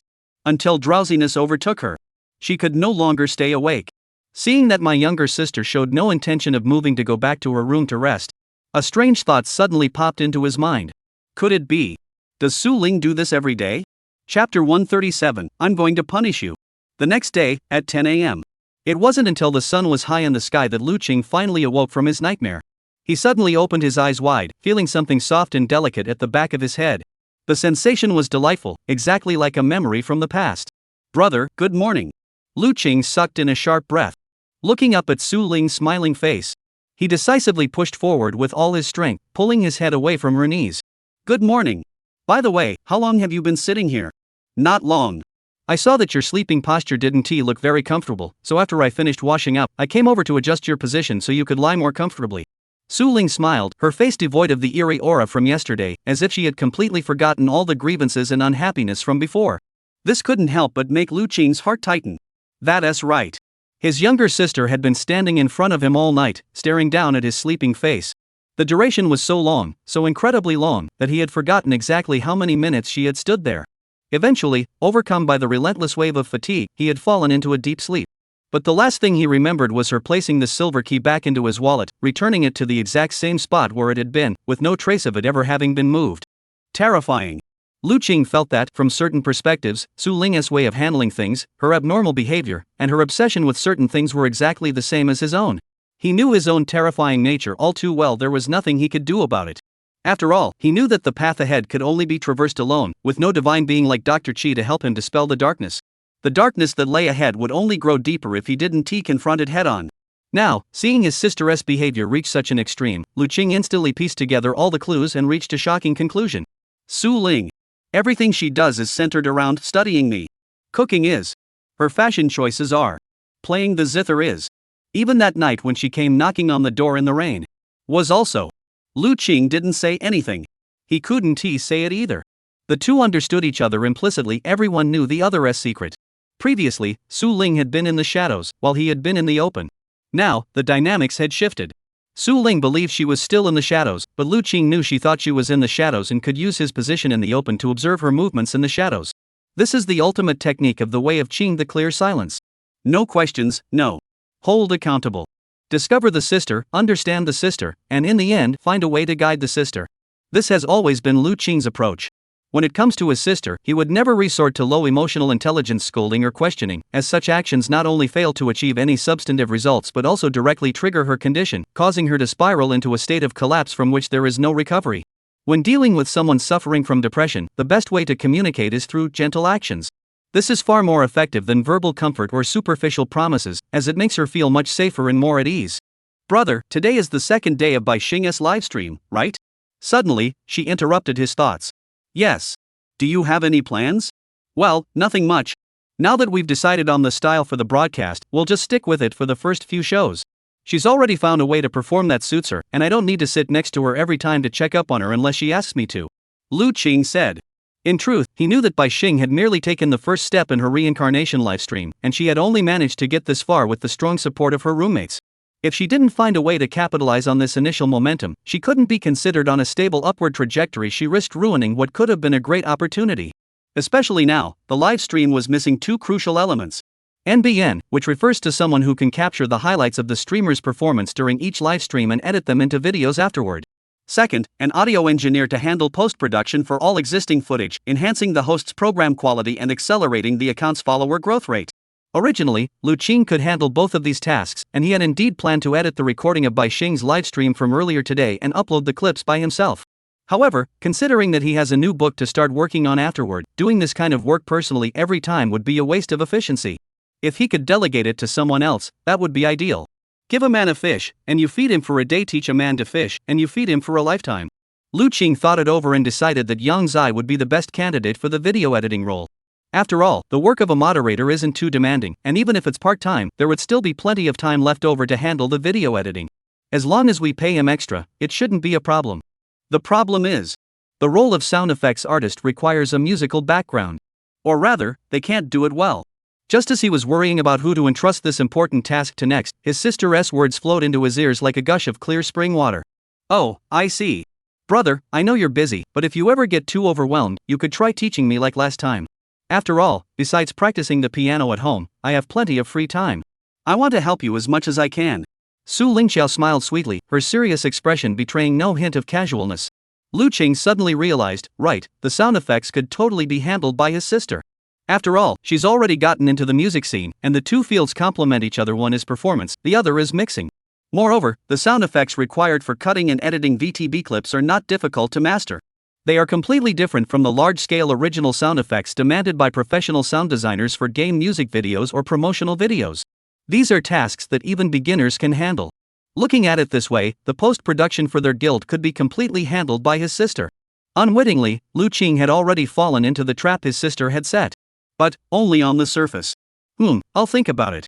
If we really need help later, I'll make time to teach you the basics of sound effects. He added, the sound effects are already downloaded on the computer. You can try working on them at home whenever you have time, which will also be more convenient for practice. Alright, big brother. Su Ling smiled. She was very happy. It was this feeling of being needed that deeply captivated her. It was as though he needed her, as though she was indispensable to him. If she could gradually infiltrate her older brother's plans under the pretext of achieving milestones, then it wouldn't take long before her brother would inevitably add her to that workgroup, officially exposing the secrets of the other girls right before her eyes. Wouldn't that mean that even if she didn't investigate her brother's information, she could easily obtain intelligence about what everyone would be doing in the next phase through the upcoming work plans? She calculated triumphantly. Little did she know that in Lu Qing's eyes, her sister's flawless plan had already fallen into a trap last night when her motives were exposed. I deliberately let you get involved in my business and step into others' sight. Would you then be able to rein yourself in and resolve your desire to pry into others' affairs? Su Ling, I'm giving you this chance. If you can change yourself, I'll show you more care and spend more time with you in the days to come. On the other hand, if you remain stubborn and continue to peel off my clothes, I'll have to punish you. Chapter 138, Waiting for the boss to treat me to meet. As expected, before the live stream started on Sunday evening, Bai Xing sent another bold invitation. Senior, you should be satisfied with my grades from the day before yesterday, right? I didn't dare to disturb you yesterday or this morning, but I have to go live again, and I've forgotten how to stream. What should I do? Watching the little thing boldly advance in the workgroup, Lu Qing felt a headache coming on. Sure enough, within 10 seconds, Tang Hua typed below. What did you guys do? What did you do last time? Did you and the boss do something work-related behind my back? Why do you look so happy? Why? Xingbao, we didn't do anything. Just a normal live stream, but the senior is here supervising me. That's all. Tang Hua. Show off. Blatant showing off. Not even a private chat, they're intentionally showing off in the group chat. What Tang Hua envies most is that Bai Xing is only a wall away from the boss. If she had such a geographical advantage, she could exploit it to an extreme. Every inch of wall would serve its purpose. Unlike Bai Xing, who only knows how to sneak around. Nothing special. You already got good results last time, you don't need to bother the boss to accompany you this time. He has a lot on his plate. He even asked me to schedule the manuscript for the new book he is about to start writing, and doesn't he have time to look after you? Xingbao! Exclamation point. Watching Mei Bia's counterattack, the girl was utterly shocked. What? You two are actually seeing each other behind my back. Senior, how could you do this? You're not really going to focus on your writing and abandon me, are you? The girl sent a crying stuffed cat emoji in the group chat, looking like a streamer abandoned by her top fan, making Lu Qing cover his face in exasperation. Wait, you two. He had ample reason to suspect that if he didn't say anything and let Tang Hua and Bai Xing continue their argument, it wouldn't take long for the two of them to spill everything in their mutual probing, exposing all his plans to the light of day, like a traveler on the beach with nothing on. Xingbao, senior, say something, senior. Tang Hua, boss, you'll come visit me soon, right? Without your visits, I feel like I can't breathe properly. My chest feels so. Lu Qing experienced the so-called battlefield for the first time, the second time in real life. He had already realized that the battlefield never gives any advance warning, it simply enjoys watching the chaos unfold. Although the two women were just playfully teasing each other, the situation was clearly not good, and he needed to resolve it in a reasonable manner. Good. There was nothing that could stump Lu Qing. Before he could finish speaking, he had already made up his mind. He decided to unleash his ultimate technique, the secret art, poison for poison, a move of the 30-hit level. Without answering anyone's questions or refuting anything, he took advantage of the moment when the two women were staring at the screen, waiting for him to speak, and executed a masterful move. You have invited Ling to the group chat. Group notification: Ling is not friends with anyone else in the group. Please be mindful of privacy and security. Silence. A silence like that of Silent Hill. Cough. Seeing that the two women's attention had been completely drawn to Su Ling's arrival, Lu Qing smiled smugly and typed an introduction in the group chat. This is my younger sister. You should all have met her before. Starting today, I'll make time to teach her some sound editing techniques and some planning-related content. If I have any work-related issues in the future, I'll ask her to help out. I hope everyone gets along well and communicates frequently. Fight poison with poison. The effect was like dropping a nuclear bomb into a chaotic scene, flattening everything in its path. Clearly, the effect was extraordinary. Ling, hello everyone, White Star Sister, and this, Flower Senior. You can just call me Su Ling. By the way, my older brother has always been under everyone's care. This is a rare opportunity, so I'll work hard to learn and help him take on more responsibilities in the future. Xingbao. Tang Hua. Silence. A silence as if something huge had been stuffed into their mouths. Watching the two girls unable to speak, Lu Qing couldn't help but smile to himself. He glanced back at his younger sister, who was sitting in the room, crossing her white, delicate legs, holding a black cat and playing with her phone. It seemed as though, no matter what tone she used online, her face remained expressionless. No emotional fluctuations. It was as if they were following a set formula. Lu Qing secretly gave his sister a thumbs up. He thought to himself, at a time like this, it was indeed more effective to bring her in to help calm the situation. With Su Ling around, the two of them wouldn't be able to continue arguing in front of outsiders, at least not openly, given the tense atmosphere in the air. It must be said that Lu Qing's move instantly diffused the tension in the work group. At that moment, Bai Xing was thinking, this group is ruined. We can't say anything now. Because whatever we say will be taken apart by her. We need to watch our words carefully. Tang Hua, on the other hand, was thinking, is she the sister who can stay in the same room as the boss every day? Now, not only has she taken over the boss's private space, but she is even coming into the group to interfere with our private chats with the boss? Interestingly, this external force has brought Bai Xing and Tang Hua together. On the surface, Lu Qing was watching, so they couldn't afford to show her insufficient respect. Xingbao, oh my goodness, it's Su Ling, the younger sister. How nice. Please teach me more in the future. I heard from the senior that you're so smart. Hee, and you're so beautiful, it's truly enviable. Privately. Feixin private chat with Tang Hua. Maya, did you see that? She's the senior's sister. She's terrifying. With her around, you better watch what you say, or she'll eat you through the internet. Tang Hua, what? Is she that scary? Bai Xing, of course. Anyway, I'm being generous in sharing this with you. Just prepare yourself mentally. Don't ask me how I know. Tang Hua, oh. Although Tang Hua considered herself slow to react, she could still discern from the few words of the little thing that she had crossed paths with Su Ling. And that she was the loser. The defeated girl. Sugarflower speculated that since they lived so close, they must have seen each other face to face as neighbors. And since Bai Xing had voluntarily shared the information, it meant she no longer intended to target her. This was excellent news. No matter what she says or does, I just need to do my part. The boss promised me he'd take me out for meat this week. If I prepare something in advance when he comes looking for me, and give him a surprise, wouldn't that give me a chance to keep the boss at home for a little longer? In the small black room, Tang Hua sucked on a straw of banana milk, thinking to herself with a sense of contentment. Chapter 139, The Secretary and the Her in My Memories. That evening, Bai Xing indeed didn't ask Lu Qing to accompany him next door. Perhaps it was because of Su Ling's watchful eye, or perhaps she knew that in such a situation, even if she made a request, it would only be a hassle for the senior. The half-joking probe in the group chat had already made it clear that she shouldn't be greedy. Going any further would truly cross that line, risking the hard-won territory he had established being reduced to an empty city, one after another. The entire afternoon, Lu Qing finished the slicing and edited the audio portion. He uploaded everything he needed to, then glanced at the live stream and was surprised to see that Li Ming's henchmen had returned, each of them lingering in the room, as if a gang had set up camp in the territory of a demoness. Li Gu Invincible 1, XDM, I'm here to check in. Li Zong is my big dad, here you are, little brother. You're the first again. I'm Li Zong's henchman, Xiao Gang, how much did you spend? Li Gu Invincible 1, not much, just subscribed to an annual ship, auto-renewal, let's start with 12 months first. Li is my big brother, that won't work. Your income is too delayed. The streamer will have a hard time. Learn from me, start as an admiral to stabilize your position, boost your ranking, and then Li Zong will take notice of you, Gangzi. Li Gu Invincible 1, got it, bro. Congratulations to Li Gu Woody 1 for becoming an admiral in this livestream. No. Lu Qing felt dizzy. He thought they were just plants, and they'd leave after one show. But who knew they'd still be here chatting, and even treating the livestream as their gang's hideout? With this kind of conversation, even the trolls wouldn't dare to speak up.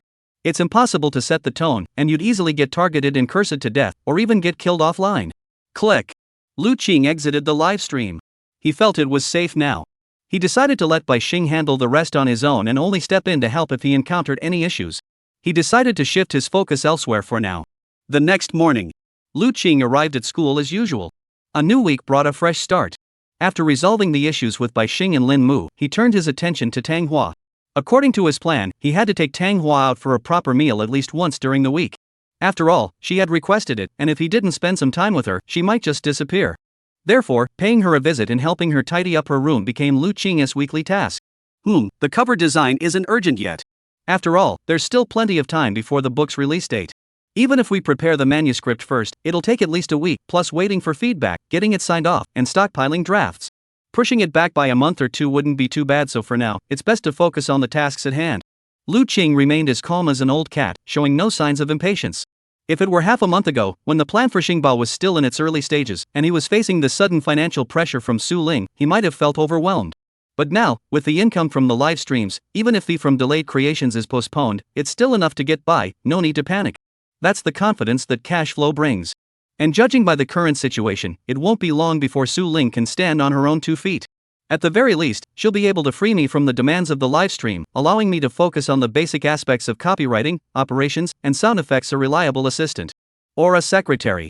Sigh, the only problem is that once she opens my safe, she'll definitely give in to her curiosity and open my piano case. If she does, she'll discover my former obsession with music. There is no way to explain that.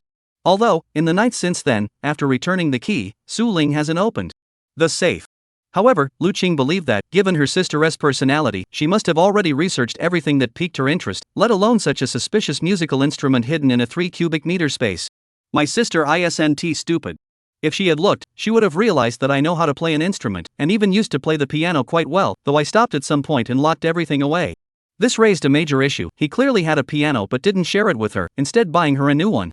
This alone proved that he didn't want her to know about his musical past. One of Su Ling's personality traits is hidden curiosity, meaning the more you don't want her to know something, the more she wants to know it, and she will definitely find out. This is very scary. They say curiosity killed the cat, but now I can't hide anything from her. Lu Qing frowned deeply and decided to postpone revealing the truth until she asked again, then convey it in a gentler manner. Painful memories don't need to be recalled, and sharing such experiences only serves to pour out irreversible pasts to another person, essentially using them as a sounding board to spread negative emotions. Psychologist Lao Yan had solemnly warned him before leaving. Patients should not interact with other patients. Not only does it fail to provide mutual comfort, but it can also influence each other, leading to deeper depression and a vicious cycle. This must be strictly avoided. At the time, I didn't take it seriously, but now that I've reached this point, facing Su Ling's inquiries, Lu Qing believes it's necessary to keep this dark memory hidden and buried deep, to prevent his sister from developing extreme thoughts and becoming obsessed with seeking revenge for herself. That would be troublesome. Let us contact Manhwa first. Walking along the campus's stone path, Lu Qing shook his head. He planned to set a specific time first, so they could discuss the details of the follow-up manuscript when they met. Just as he picked up his phone to check his messages, the screen suddenly lit up with a penguin icon. Seeing it was from someone with a rabbit-eared avatar, his pupils contracted, and he carefully opened it first. Yao Guang, oh my goodness, Mr. Qing Kong, I'm so sorry. I just saw your message.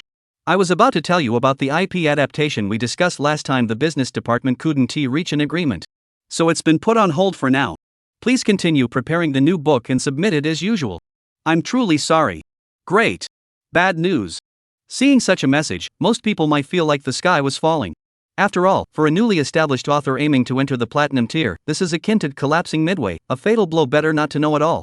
But Lu Qing had already prepared himself mentally. Besides the prior warning of no activity for so long, his personality has always been such that he considers the worst possible outcome first when faced with any situation. This way, when the worst actually happens, he doesn't feel surprised or have his mindset collapse. This negative mindset is directly linked to his condition, but in this situation, it actually enhances his mental resilience. Oh, I see. It's okay, you've worked hard. He sent the message to Yao Guang, typing without expression. It's only a few 100,000 in revenue.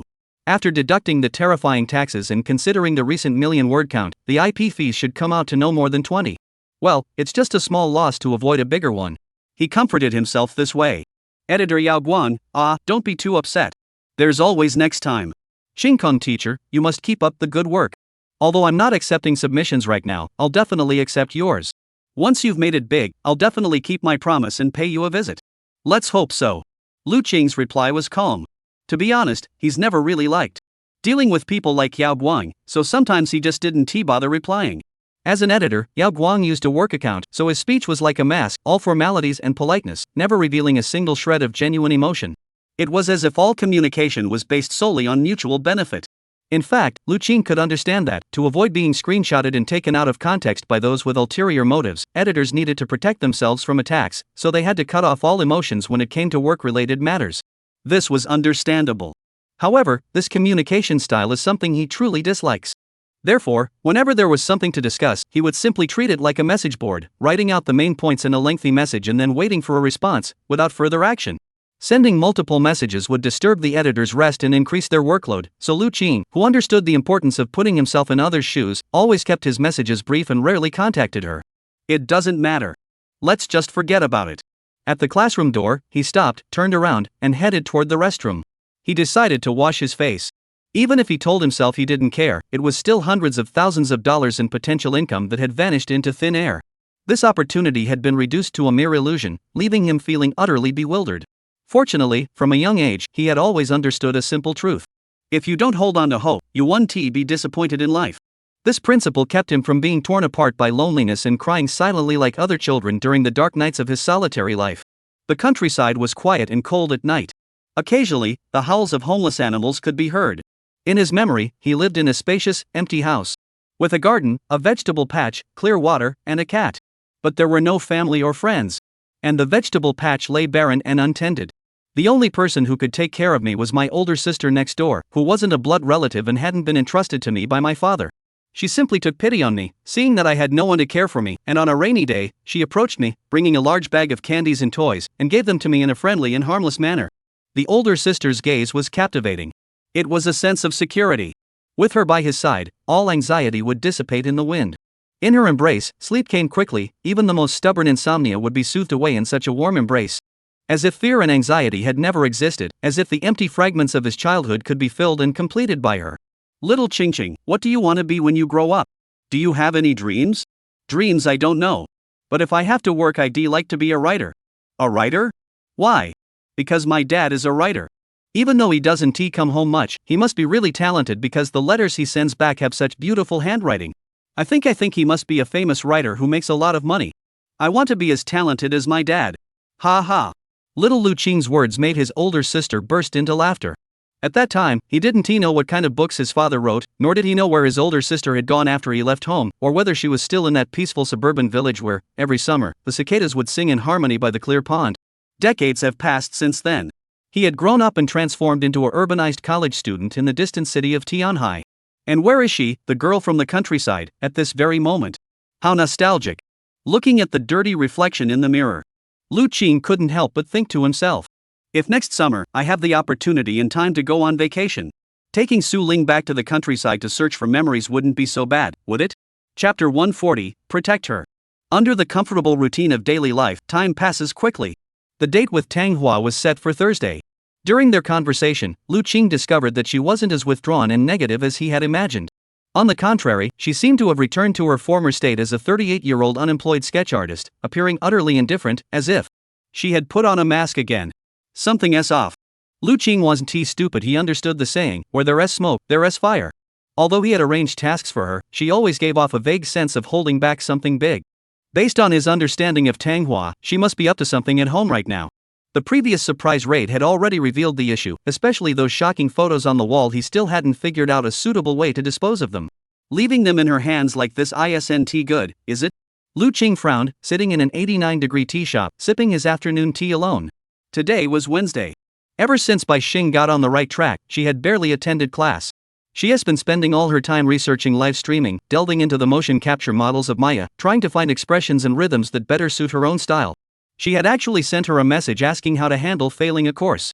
Xing Bao's response was rather non-committal. If I've already failed, going back to those meaningless classes would be stupid. I need to focus on mastering the character design. Otherwise, when I go to take care of my grandmother next week and come back to stream later, I might lose my touch. That's absolutely out of the question. I can't let you down. The girl's intentions were clear. She planned to give up on the rest of the semester until the end of the term. Lu Qing calculated that, aside from a few professors with impeccable reputations who never called on students, Bai Xing had failed almost every class she could. There were already 6 subjects requiring makeup exams, and the remaining few were all on the brink of failure. One more absence and she'd be doomed. Though he wanted to persuade her to make up the courses she could salvage, he also understood that the girl was under immense pressure and had no time to worry about school matters. If I recall correctly, according to the hospital's schedule, Grandma's chemotherapy session is this weekend after the payment is made. For Bai Xing, it seems the real exam isn't taking place in school after all. Lu Qing saw through it clearly, so there was no need for him to get involved. As the only relative of the elderly woman, Bai Xing would spend at least a week providing full-time care, during which time he might only return home when absolutely necessary to shower or change clothes. He had researched the matter and knew that the duration of a round of chemotherapy was calculated in cycles. Depending on the type of tumor, the number of cycles required, the potential side effects, and the treatment effectiveness varied from person to person. However, Bai Xing's grandmother's case was slightly more complicated. Due to her advanced age, the first round of medication required a 7-day interval between doses, with family members present throughout the entire process to monitor any subtle changes and seek medical assistance promptly if necessary. This means that the young woman must stay at the hospital throughout the entire process and cannot leave. Thinking about it further, Maya's livestream will have at least a full week of downtime. What should we do? Lu Qing pondered the core issue. He was well aware that the VTuber and content creation fields share some similarities. For example, you can't just stop updating without a valid reason, otherwise you'll waste all the effort you've put in so far, and months or even years of hard work will be cut short, with no way to reverse it. Of course, even if there's a reason, big data won't listen to a single word. Don't even think about trying to reason with the system. In VTB, if a streamer doesn't go live, viewers won't wait around the LL, just switch to another streamer and give their support there. After all, this is how the world works. If you don't stream, there are plenty of others who will. If you won't give me what I want, why should I watch someone else? Even some who claim to be loyal fans, signing their names as single supporter for a specific streamer, will secretly support their true favorites by creating secondary accounts or even openly using their main accounts to watch others' streams. Sigh. So, if you don't want to waste the foundation you've built up so far, if you don't want to let this week go to waste, then there's only one answer. Contact Manhwa and have her replaced by Xing as the second main streamer to start broadcasting. Clearly, this move is quite risky. I wonder if she is willing to step in. During that visit to her home, I had mentioned this matter, and Manhwa showed no signs of avoiding the topic. On the contrary, she seemed quite willing to give it a try. However, considering her lack of experience in live streaming, forcing her to go on stage unprepared might not be the best idea. The best scenario would be to train her beforehand so she can go live with some experience under her belt, rather than going in completely unprepared and inexperienced. What should we do? Lu Qing. Holding a milk teacup, sipping through a straw, and guzzling down an iced extra-large lemon black tea. She pondered seriously. Sugarflower's understanding of the character design far surpasses Bai Xing's, as she is an artist familiar with every detail. Additionally, she is a true demon, which is undeniable. But during live streams, her ability to interact with viewers after seeing comments, her quick thinking, her resilience under pressure when faced with trolls setting the tone, and her mental endurance, all of these are unknown factors she definitely can't match Bai Xing. Lu Qing understood that Bai Xing had been forged through the trials of fire and water, and her invincible defense was no joke. Although she has a fragile heart in real life, online and in work mode, she generally doesn't lose her composure or get worked up over others. But Manhwa is different. Manhwa had a history of abandoning her Xiaolan Niao account after being bullied by trolls and keyboard warriors, leaving her with a dark past. Lu Qing had no doubt that if he hadn't given her the assignment to alleviate her financial pressure, she would likely fade into obscurity and eventually plummet to the depths, resulting in an irreversible outcome. So now, there are only two paths left before him. First, ask Bai Xing to step in and share some of her professional skills before going to the hospital to accompany her, mentor Sugarflower. However, this is likely to provoke resistance from the young girl, as it would be akin to openly telling her, "Can I teach you the secrets? I want you to replace you," which is a low IQ move, the worst of the worst options. The second option is to take matters into my own hands, go directly to the Sugarflower's home, and teach her step by step how to handle special situations and what expressions to make at the right moments. This approach is more reliable and reasonable. Even if you're not as skilled as Bai Xing in V-streaming techniques, you can collaborate through a 2-in-1 method, working together to reach a passable level. This mutual growth has a certain nurturing quality to it. Of course, Lu Qing understood that even if she chose option 2, she would still need to oversee everything on the actual live streaming day, and might even have to stay by Manhwa's side to prevent any unexpected issues. Xingbao's issue was that she couldn't capture the essence of the costume, which was a minor problem. But with Manhwa, she must be treated like a precious gem, protected and watched over as she moves forward. If she's bullied, that could lead to major issues. Lu Qing's thoughts were clear. Right, we absolutely can't let her break. Protect her. Chapter 141, Sugarflower, I'll lie to myself. As night fell, in Dongyang Community, Unit 301. Manhwa curled up under her thick blanket, her eyes wide like copper bells. Tomorrow was the crucial deadline she had agreed upon with her boss. On such an important day, the 24-year-old felt like a child told by her teacher the night before a spring outing. No matter how she tried to convince herself to sleep early, she tossed and turned, unable to close her eyes. At that moment, she held her phone in her hands, sitting in the dark room, her eyes strained by the blue light from the spider web-covered screen. Searching for information on how to impress the boss quickly. The search history on her phone is filled with strange entries. Is it illegal to stalk a man? How can women suppress their daily physical desires? How to non-violently seduce a man?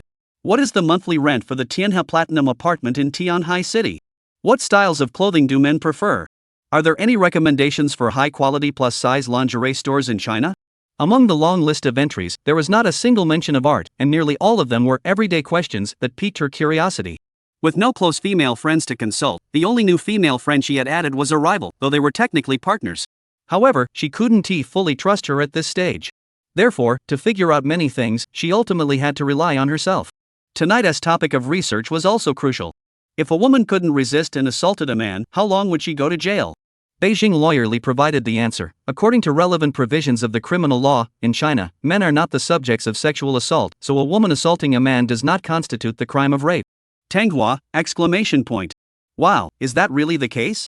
Although she doesn't understand why it's defined this way, this revelation left Sugarflower deeply shocked, prompting her to delve deeper into the relevant laws. She believes that even if she doesn't intend to do anything immoral, she must thoroughly research the consequences to avoid making a mistake if she can't resist. The boss smells so good, always giving off a wonderful scent. Even if I really couldn't resist, it wouldn't be entirely my fault for lacking self-control. But then again, how could anyone resist such temptation? Especially that Su Ling, who was always with the boss. Can she really resist such temptation? I'm truly impressed. With such delicious food right beside her, what could possibly suppress her desires? Manhwa pondered back and forth, unable to figure it out. She's definitely faking it. Or maybe, it's the legendary sibling filter, where they restrict each other and neither dares to get close to the other. That's a good thing for me. She muttered to herself, shaking her head. Anyway, let's take a look at the regulations again. At least I need to be mentally prepared. A moment later. Oh. Males under the age of 14 constitute the crime of indecent assault on a child. However, the boss is older than this age, so the charge can be reduced to indecent assault, with a maximum sentence of up to 5 years imprisonment or detention. When the indecent act is minor and does not constitute a crime, detention for 5 to 15 days may be imposed depending on the circumstances. Manhwa sat up straight, carefully considering the regulation. So even if the boss doesn't want to, if he takes me to court, I'll only have to serve less than 5 years. And that's assuming the worst case scenario. If the boss chooses not to speak up after being bullied, I'd effectively be acquitted. But that would turn goodwill into negative feelings and make it hard to rebuild trust with the boss. Unless I can seize the only opportunity and use my abilities to make the boss unable to resist me. Unconsciously, Manhwa began to weigh the pros and cons. In her mind, a question emerged that seemed simple yet incredibly complex. Is it worth risking 5 years in prison for the boss's first time? Though she knew such behavior was irrational and likely against her boss's wishes, under Bai Xing's previous provocation, Manhwa believed that if she didn't act soon, it might be too late. Especially something so important if the boss gave it to someone else, she was certain she'd feel agonized every time she thought about it. Manhwa had a strong sense of moral purity. Her belief was that rather than endure the agony in silence, it was better to take the initiative and act decisively. Life is already tough enough. If she can't pursue what she wants, or watch it be taken away by someone else, what is the point of living? Exactly. If it weren't for the boss, I would already left this boring world. Even death holds no fear for me. How could I possibly fear the unknown consequences? Why don't we take a chance? She muttered, swiping her phone casually. She suddenly noticed that below the post she had searched for, there was another highly intriguing topic. If a girl gets pregnant after being assaulted by a guy, does the guy still have to take responsibility? The answer was clear. Yes.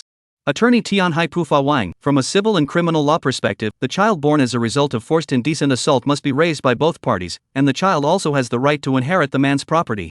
Although there was a warning below the post, from a criminal law perspective, this could lead to imprisonment. Girls should exercise caution when expressing their feelings. But Manhwa couldn't see it anymore. Manhwa had been blinded by desire. In her delirium, she thought that if all else failed, she would probe her boss's intentions tomorrow and proceed with this ultimate plan based on his reaction. Of course, Manhwa also understood that any decisions made in the dead of night could be impulsive and irrational. So the clever girl decided to flip a coin and leave it up to fate. Heads, we do it. Tails, we don't. Let's see what the heavens have to say. In the middle of the night, she didn't bother to sleep or check her phone. She kicked the blanket aside, got out of bed, put on her shoes, and reached out to turn on the ceiling light in the room. Click. The sound of the switch accompanied the harsh, cheap yellow glow, making her beautiful eyes squint slightly as she uncomfortably pursed her lips. But this couldn't stop her. In the face of such desire, nothing could stand in her way. Soon, Manhwa took a 1 yuan coin from her wallet, placed it on the nail of her right thumb, then clenched her fist. And flicked it upward with her thumb. Snap! The coin shot into the air, tracing a beautiful parabolic arc. It then fell to the floor, clinking and spinning a few times. Finally, it came to rest. Question mark. Sugarflower Cat bent down to take a look and saw it was the reverse side. She furrowed her brows slightly and picked up the coin again. She muttered. Maybe I didn't use the right amount of force. Try again. Chapter 142, Eating Meat is not just about eating meat. Sugarflower's Greed Part 2. In Lu Qing's perception of time, many things were vague. When an event isn't important enough to be remembered or has happened repeatedly in the past, that memory fades away like a blank sheet of paper, leaving nothing behind in the mind. Years later, no matter how hard one tries, it's impossible to recall. The events that can be remembered, the crucial, pivotal moments, are undoubtedly the puzzle pieces that make up the highlights of one's life. One's life is composed of these fragments, forming a soul that can barely be called alive. In a fragmented childhood, there are some moments that remain unforgettable to this day. Their only common thread is that they all revolve around people. Only by coming into contact with important people can one's gray, decaying world be shaken. And only then can one, as the materials I have read suggest, to change one's state of life. Change. Today. A new important person has entered her field of vision. Will the stories and paintings she creates be like a rare elixir, subtly shaping the course of her future life? Lu Qing doesn't know, and he can't say. But he understands that any force released into the world will inevitably encounter a counteracting, interactive force in return. To change others, one must first change oneself. Thus, he opened the box. He browsed through it, admiring it. The perfect images she had spent over 20 hours photographing, editing, printing, and carefully selecting before finally organizing and stacking. Miss, do you have an appointment? Standing here peering through the window like this is causing inconvenience to our customers. At the entrance of a shop, a male attendant, feeling embarrassed, glanced at the strange woman who had been lingering at the door for at least 20 minutes. He couldn't suppress his sense of caution and finally asked, I'm so sorry, I'm sorry. I do have an appointment.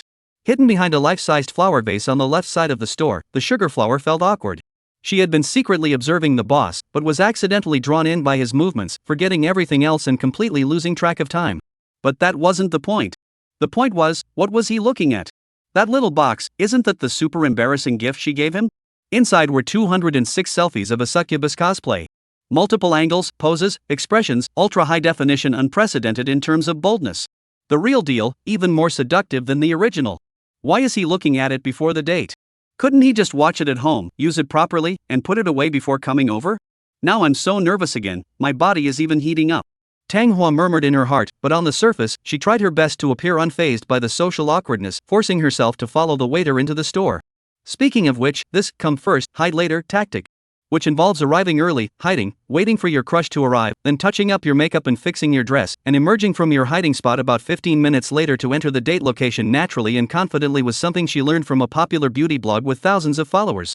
Though she was applying it right away, Tang Hua picked it up quickly. In just one night, she was already able to put it into practice. Is this the gentleman's seat? I'll take you there right away. Yes. Without time to think much, she followed the waiter straight to the corner by the window inside the store. March Premium Wagyu Cuisine is a mid-range restaurant specializing in grilled meat, located in a small plaza downstairs from the subway exit near Tanghua. The place had an elegant atmosphere and a good reputation, with an average spend of around 300 yuan per person. However, Lu Qing had budgeted 1,000 yuan for the meal. After all, Tang Hua hadn't eaten her fill last time, and she seemed to have held back a bit the time before that. Therefore, he decided that this time he had to make sure she ate her fill, ate well, and ideally ate until she was completely satisfied, otherwise, the whole point of the meal would be lost. Owner. I'm here. Here I am. From a distance, Tang Hua looked even more alluring than before. She was wearing a light gray off-the-shoulder corset-style top with a neckline that accentuated her curves. The fabric was stunningly soft. She wore a black long-sleeved hooded sweatshirt draped over her shoulders, with the sleeves halfway down her arms, the cuffs golden, and the fabric resembling a knitted sweater, giving it a futuristic vibe. She wore ultra-short hot pants, showcasing the beauty of her legs from the thighs down to 2 inches above the knees, accentuated by 80 denier thick black knee-high socks that epitomized the dreamy, sensual curves of a top-tier supermodel's legs. Her long hair remains disheveled, flowing in the wind as she runs and jumps toward you. The damp, half-dry state clearly indicates that she had just washed them before leaving. She had just taken a shower. Her face is covered with a mask, but her eyes are more beautifully made up than ever before, clearly indicating that she had applied an absolutely stunning makeup look, but chose not to reveal it to others on the way. Such a sweet flower, like a breeze, she quickly passed the waiter leading the way ahead, and in the blink of an eye, she had squeezed her way to my side. It was clear she had no intention of sitting across from him. Smelling the refreshing scent of body wash and feeling the soft touch of her body, Lu Qing sniffed and instinctively moved closer. He greeted, "Good afternoon." Hi. Boss, by the way, what are you looking at this? Tang Hua's face flushed slightly as she pointed to the silver box on the table and asked with obvious concern. "Oh, I didn't get enough of it at home, so I came here to catch up. If you mind, I'll put it away," Lu Qing said, closing the lid, his expression calm as if he were telling the truth. This made the highly sensitive Tang Hua jump slightly, her little mind going into overload. Wait, what did the boss just say? He didn't get enough of watching me at home, so he had to come out here to watch me too? Does this mean he actually really likes cosplay? Or maybe he really likes the cosplay I do? Yes, he must really love my cosplay, which is why he is using his spare time to keep watching these even if it means risking being seen by others. Well, since the boss likes my succubus cosplay, I can transform into a succubus again. Rounding up, doesn't that just mean the boss likes me in succubus form? So as long as I act like a succubus toward the boss. Unconsciously, Tang Hua gradually understood everything. At the same time, she was extremely satisfied with the result of tossing a coin 10 times last night and finally getting a heads once. Persistence really does pay off. Heaven doesn't deceive me. Boss, do you really like looking at my photos so much? Seeing that he had already put the metal box back into his bag, Tang Hua couldn't help but feel a tingle of excitement, hesitating. If you want to see them, you can just ask me. I'm not. I can show them to you right now. Do you want to hear what you're saying? Lu Qing let out a soft gasp, her face remaining as calm as possible. But her heart was in turmoil. It was clear that sitting beside Tang Hua, hearing her issue such an invitation in a teasing tone, anyone with normal functioning faculties would find it impossible to remain as composed as a monk in meditation. He wasn't a saint facing such deliberate seduction, being able to remain unfazed was already his limit. Therefore, he needed to stabilize the situation first, otherwise, before they could discuss the matter at hand, she might divert his attention. You really don't consider me an outsider, do you? Lu Qing said calmly. Of course. If the boss wants to, we can totally make plans together. I've been looking for a dedicated photographer to take photos for me every time I have to set up the camera myself, it's exhausting. Tang Hua's advances continued. It was clear that she was different from usual today. Lu Qing's heart skipped a beat. He pondered the subtle meaning behind her words. He knew that in the C circle, many photographers would use photo shoots as an excuse to get close to cosplayers, with the ultimate goal of obtaining what they desired. Sometimes, such deals are struck with free photography and free post-processing, a tacit agreement between both parties. Though shadowy, it is the norm within the circle, though outsiders have no way of knowing. In real life, many people who dislike photography or even have no interest in the anime manga subculture would go to great lengths spending large sums of money on equipment and forcing themselves into the circle just to gain access to cosplayers. They do this to obtain a single ticket into this murky world, hoping to gradually evolve into what insiders derisively call color shadow lions through networking and influence. For them, cosplayers like Tang Hua, who stay at home and indulge in their own little world, are nothing but an accident. They are beings that can be admired from afar but never touched, and there is no possibility of exploiting them. She doesn't need to interact with male photographers, nor does she need anyone to help her edit photos. After all, she is a top-tier artist herself. If an artist can only draw and doesn't know how to edit photos, it would be laughable. So when Tang Hua's invitation reached Lu Qing's ears, it was like someone saying, "Boss, I want you to be my personal photographer and take private photos of me." The map of Yin Kingdom, not too long, not too short. Lu Qing dared not respond, but under the envious glances of the waitstaff, whose phones were glowing purple with jealousy, he handed the menu back to Tang Hua and asked if she wanted to order anything else. Trying to change the subject. Tang Hua was easily swayed, mention shifting the topic, and her attention was quickly diverted. I'll eat anything, At that moment, she had already been captivated by the subtle detail of the boss's arm, which looked calm on the surface but was trembling slightly as he held the menu. Even the most oblivious could tell that the boss was holding something back. This was strikingly similar to the times when she was swept off her feet by love in the dead of night, happening over 20 times a month. Such an interesting reaction couldn't help but make Tang Hua smile inwardly, wanting to tease him a little more. After all, for girls, a guy's nervousness is a form of acknowledgement. Especially in Tang Hua's unique perspective, the boss's state could be directly interpreted as he's interested in my body. He's just too shy to say it. He's been wanting something for a while now. After all, I'm beautiful. He must think the same. Absolute confidence in one's physique. Got it, then serve the dishes I ordered earlier. If it's not enough, just order more.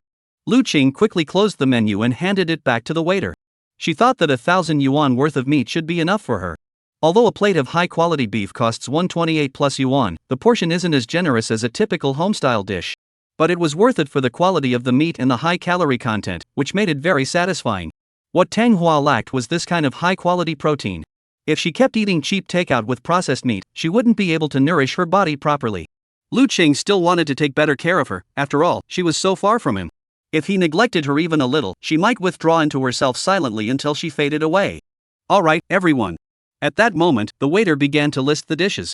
You ordered a plate of Angus grass-fed beef tenderloin, a portion of Australian Wagyu M6 ribeye, a plate of thinly sliced beef brisket, a portion of Korean fruit-infused grilled ribs, a plate of spam luncheon meat, a seafood platter, and a large portion of tempura shrimp.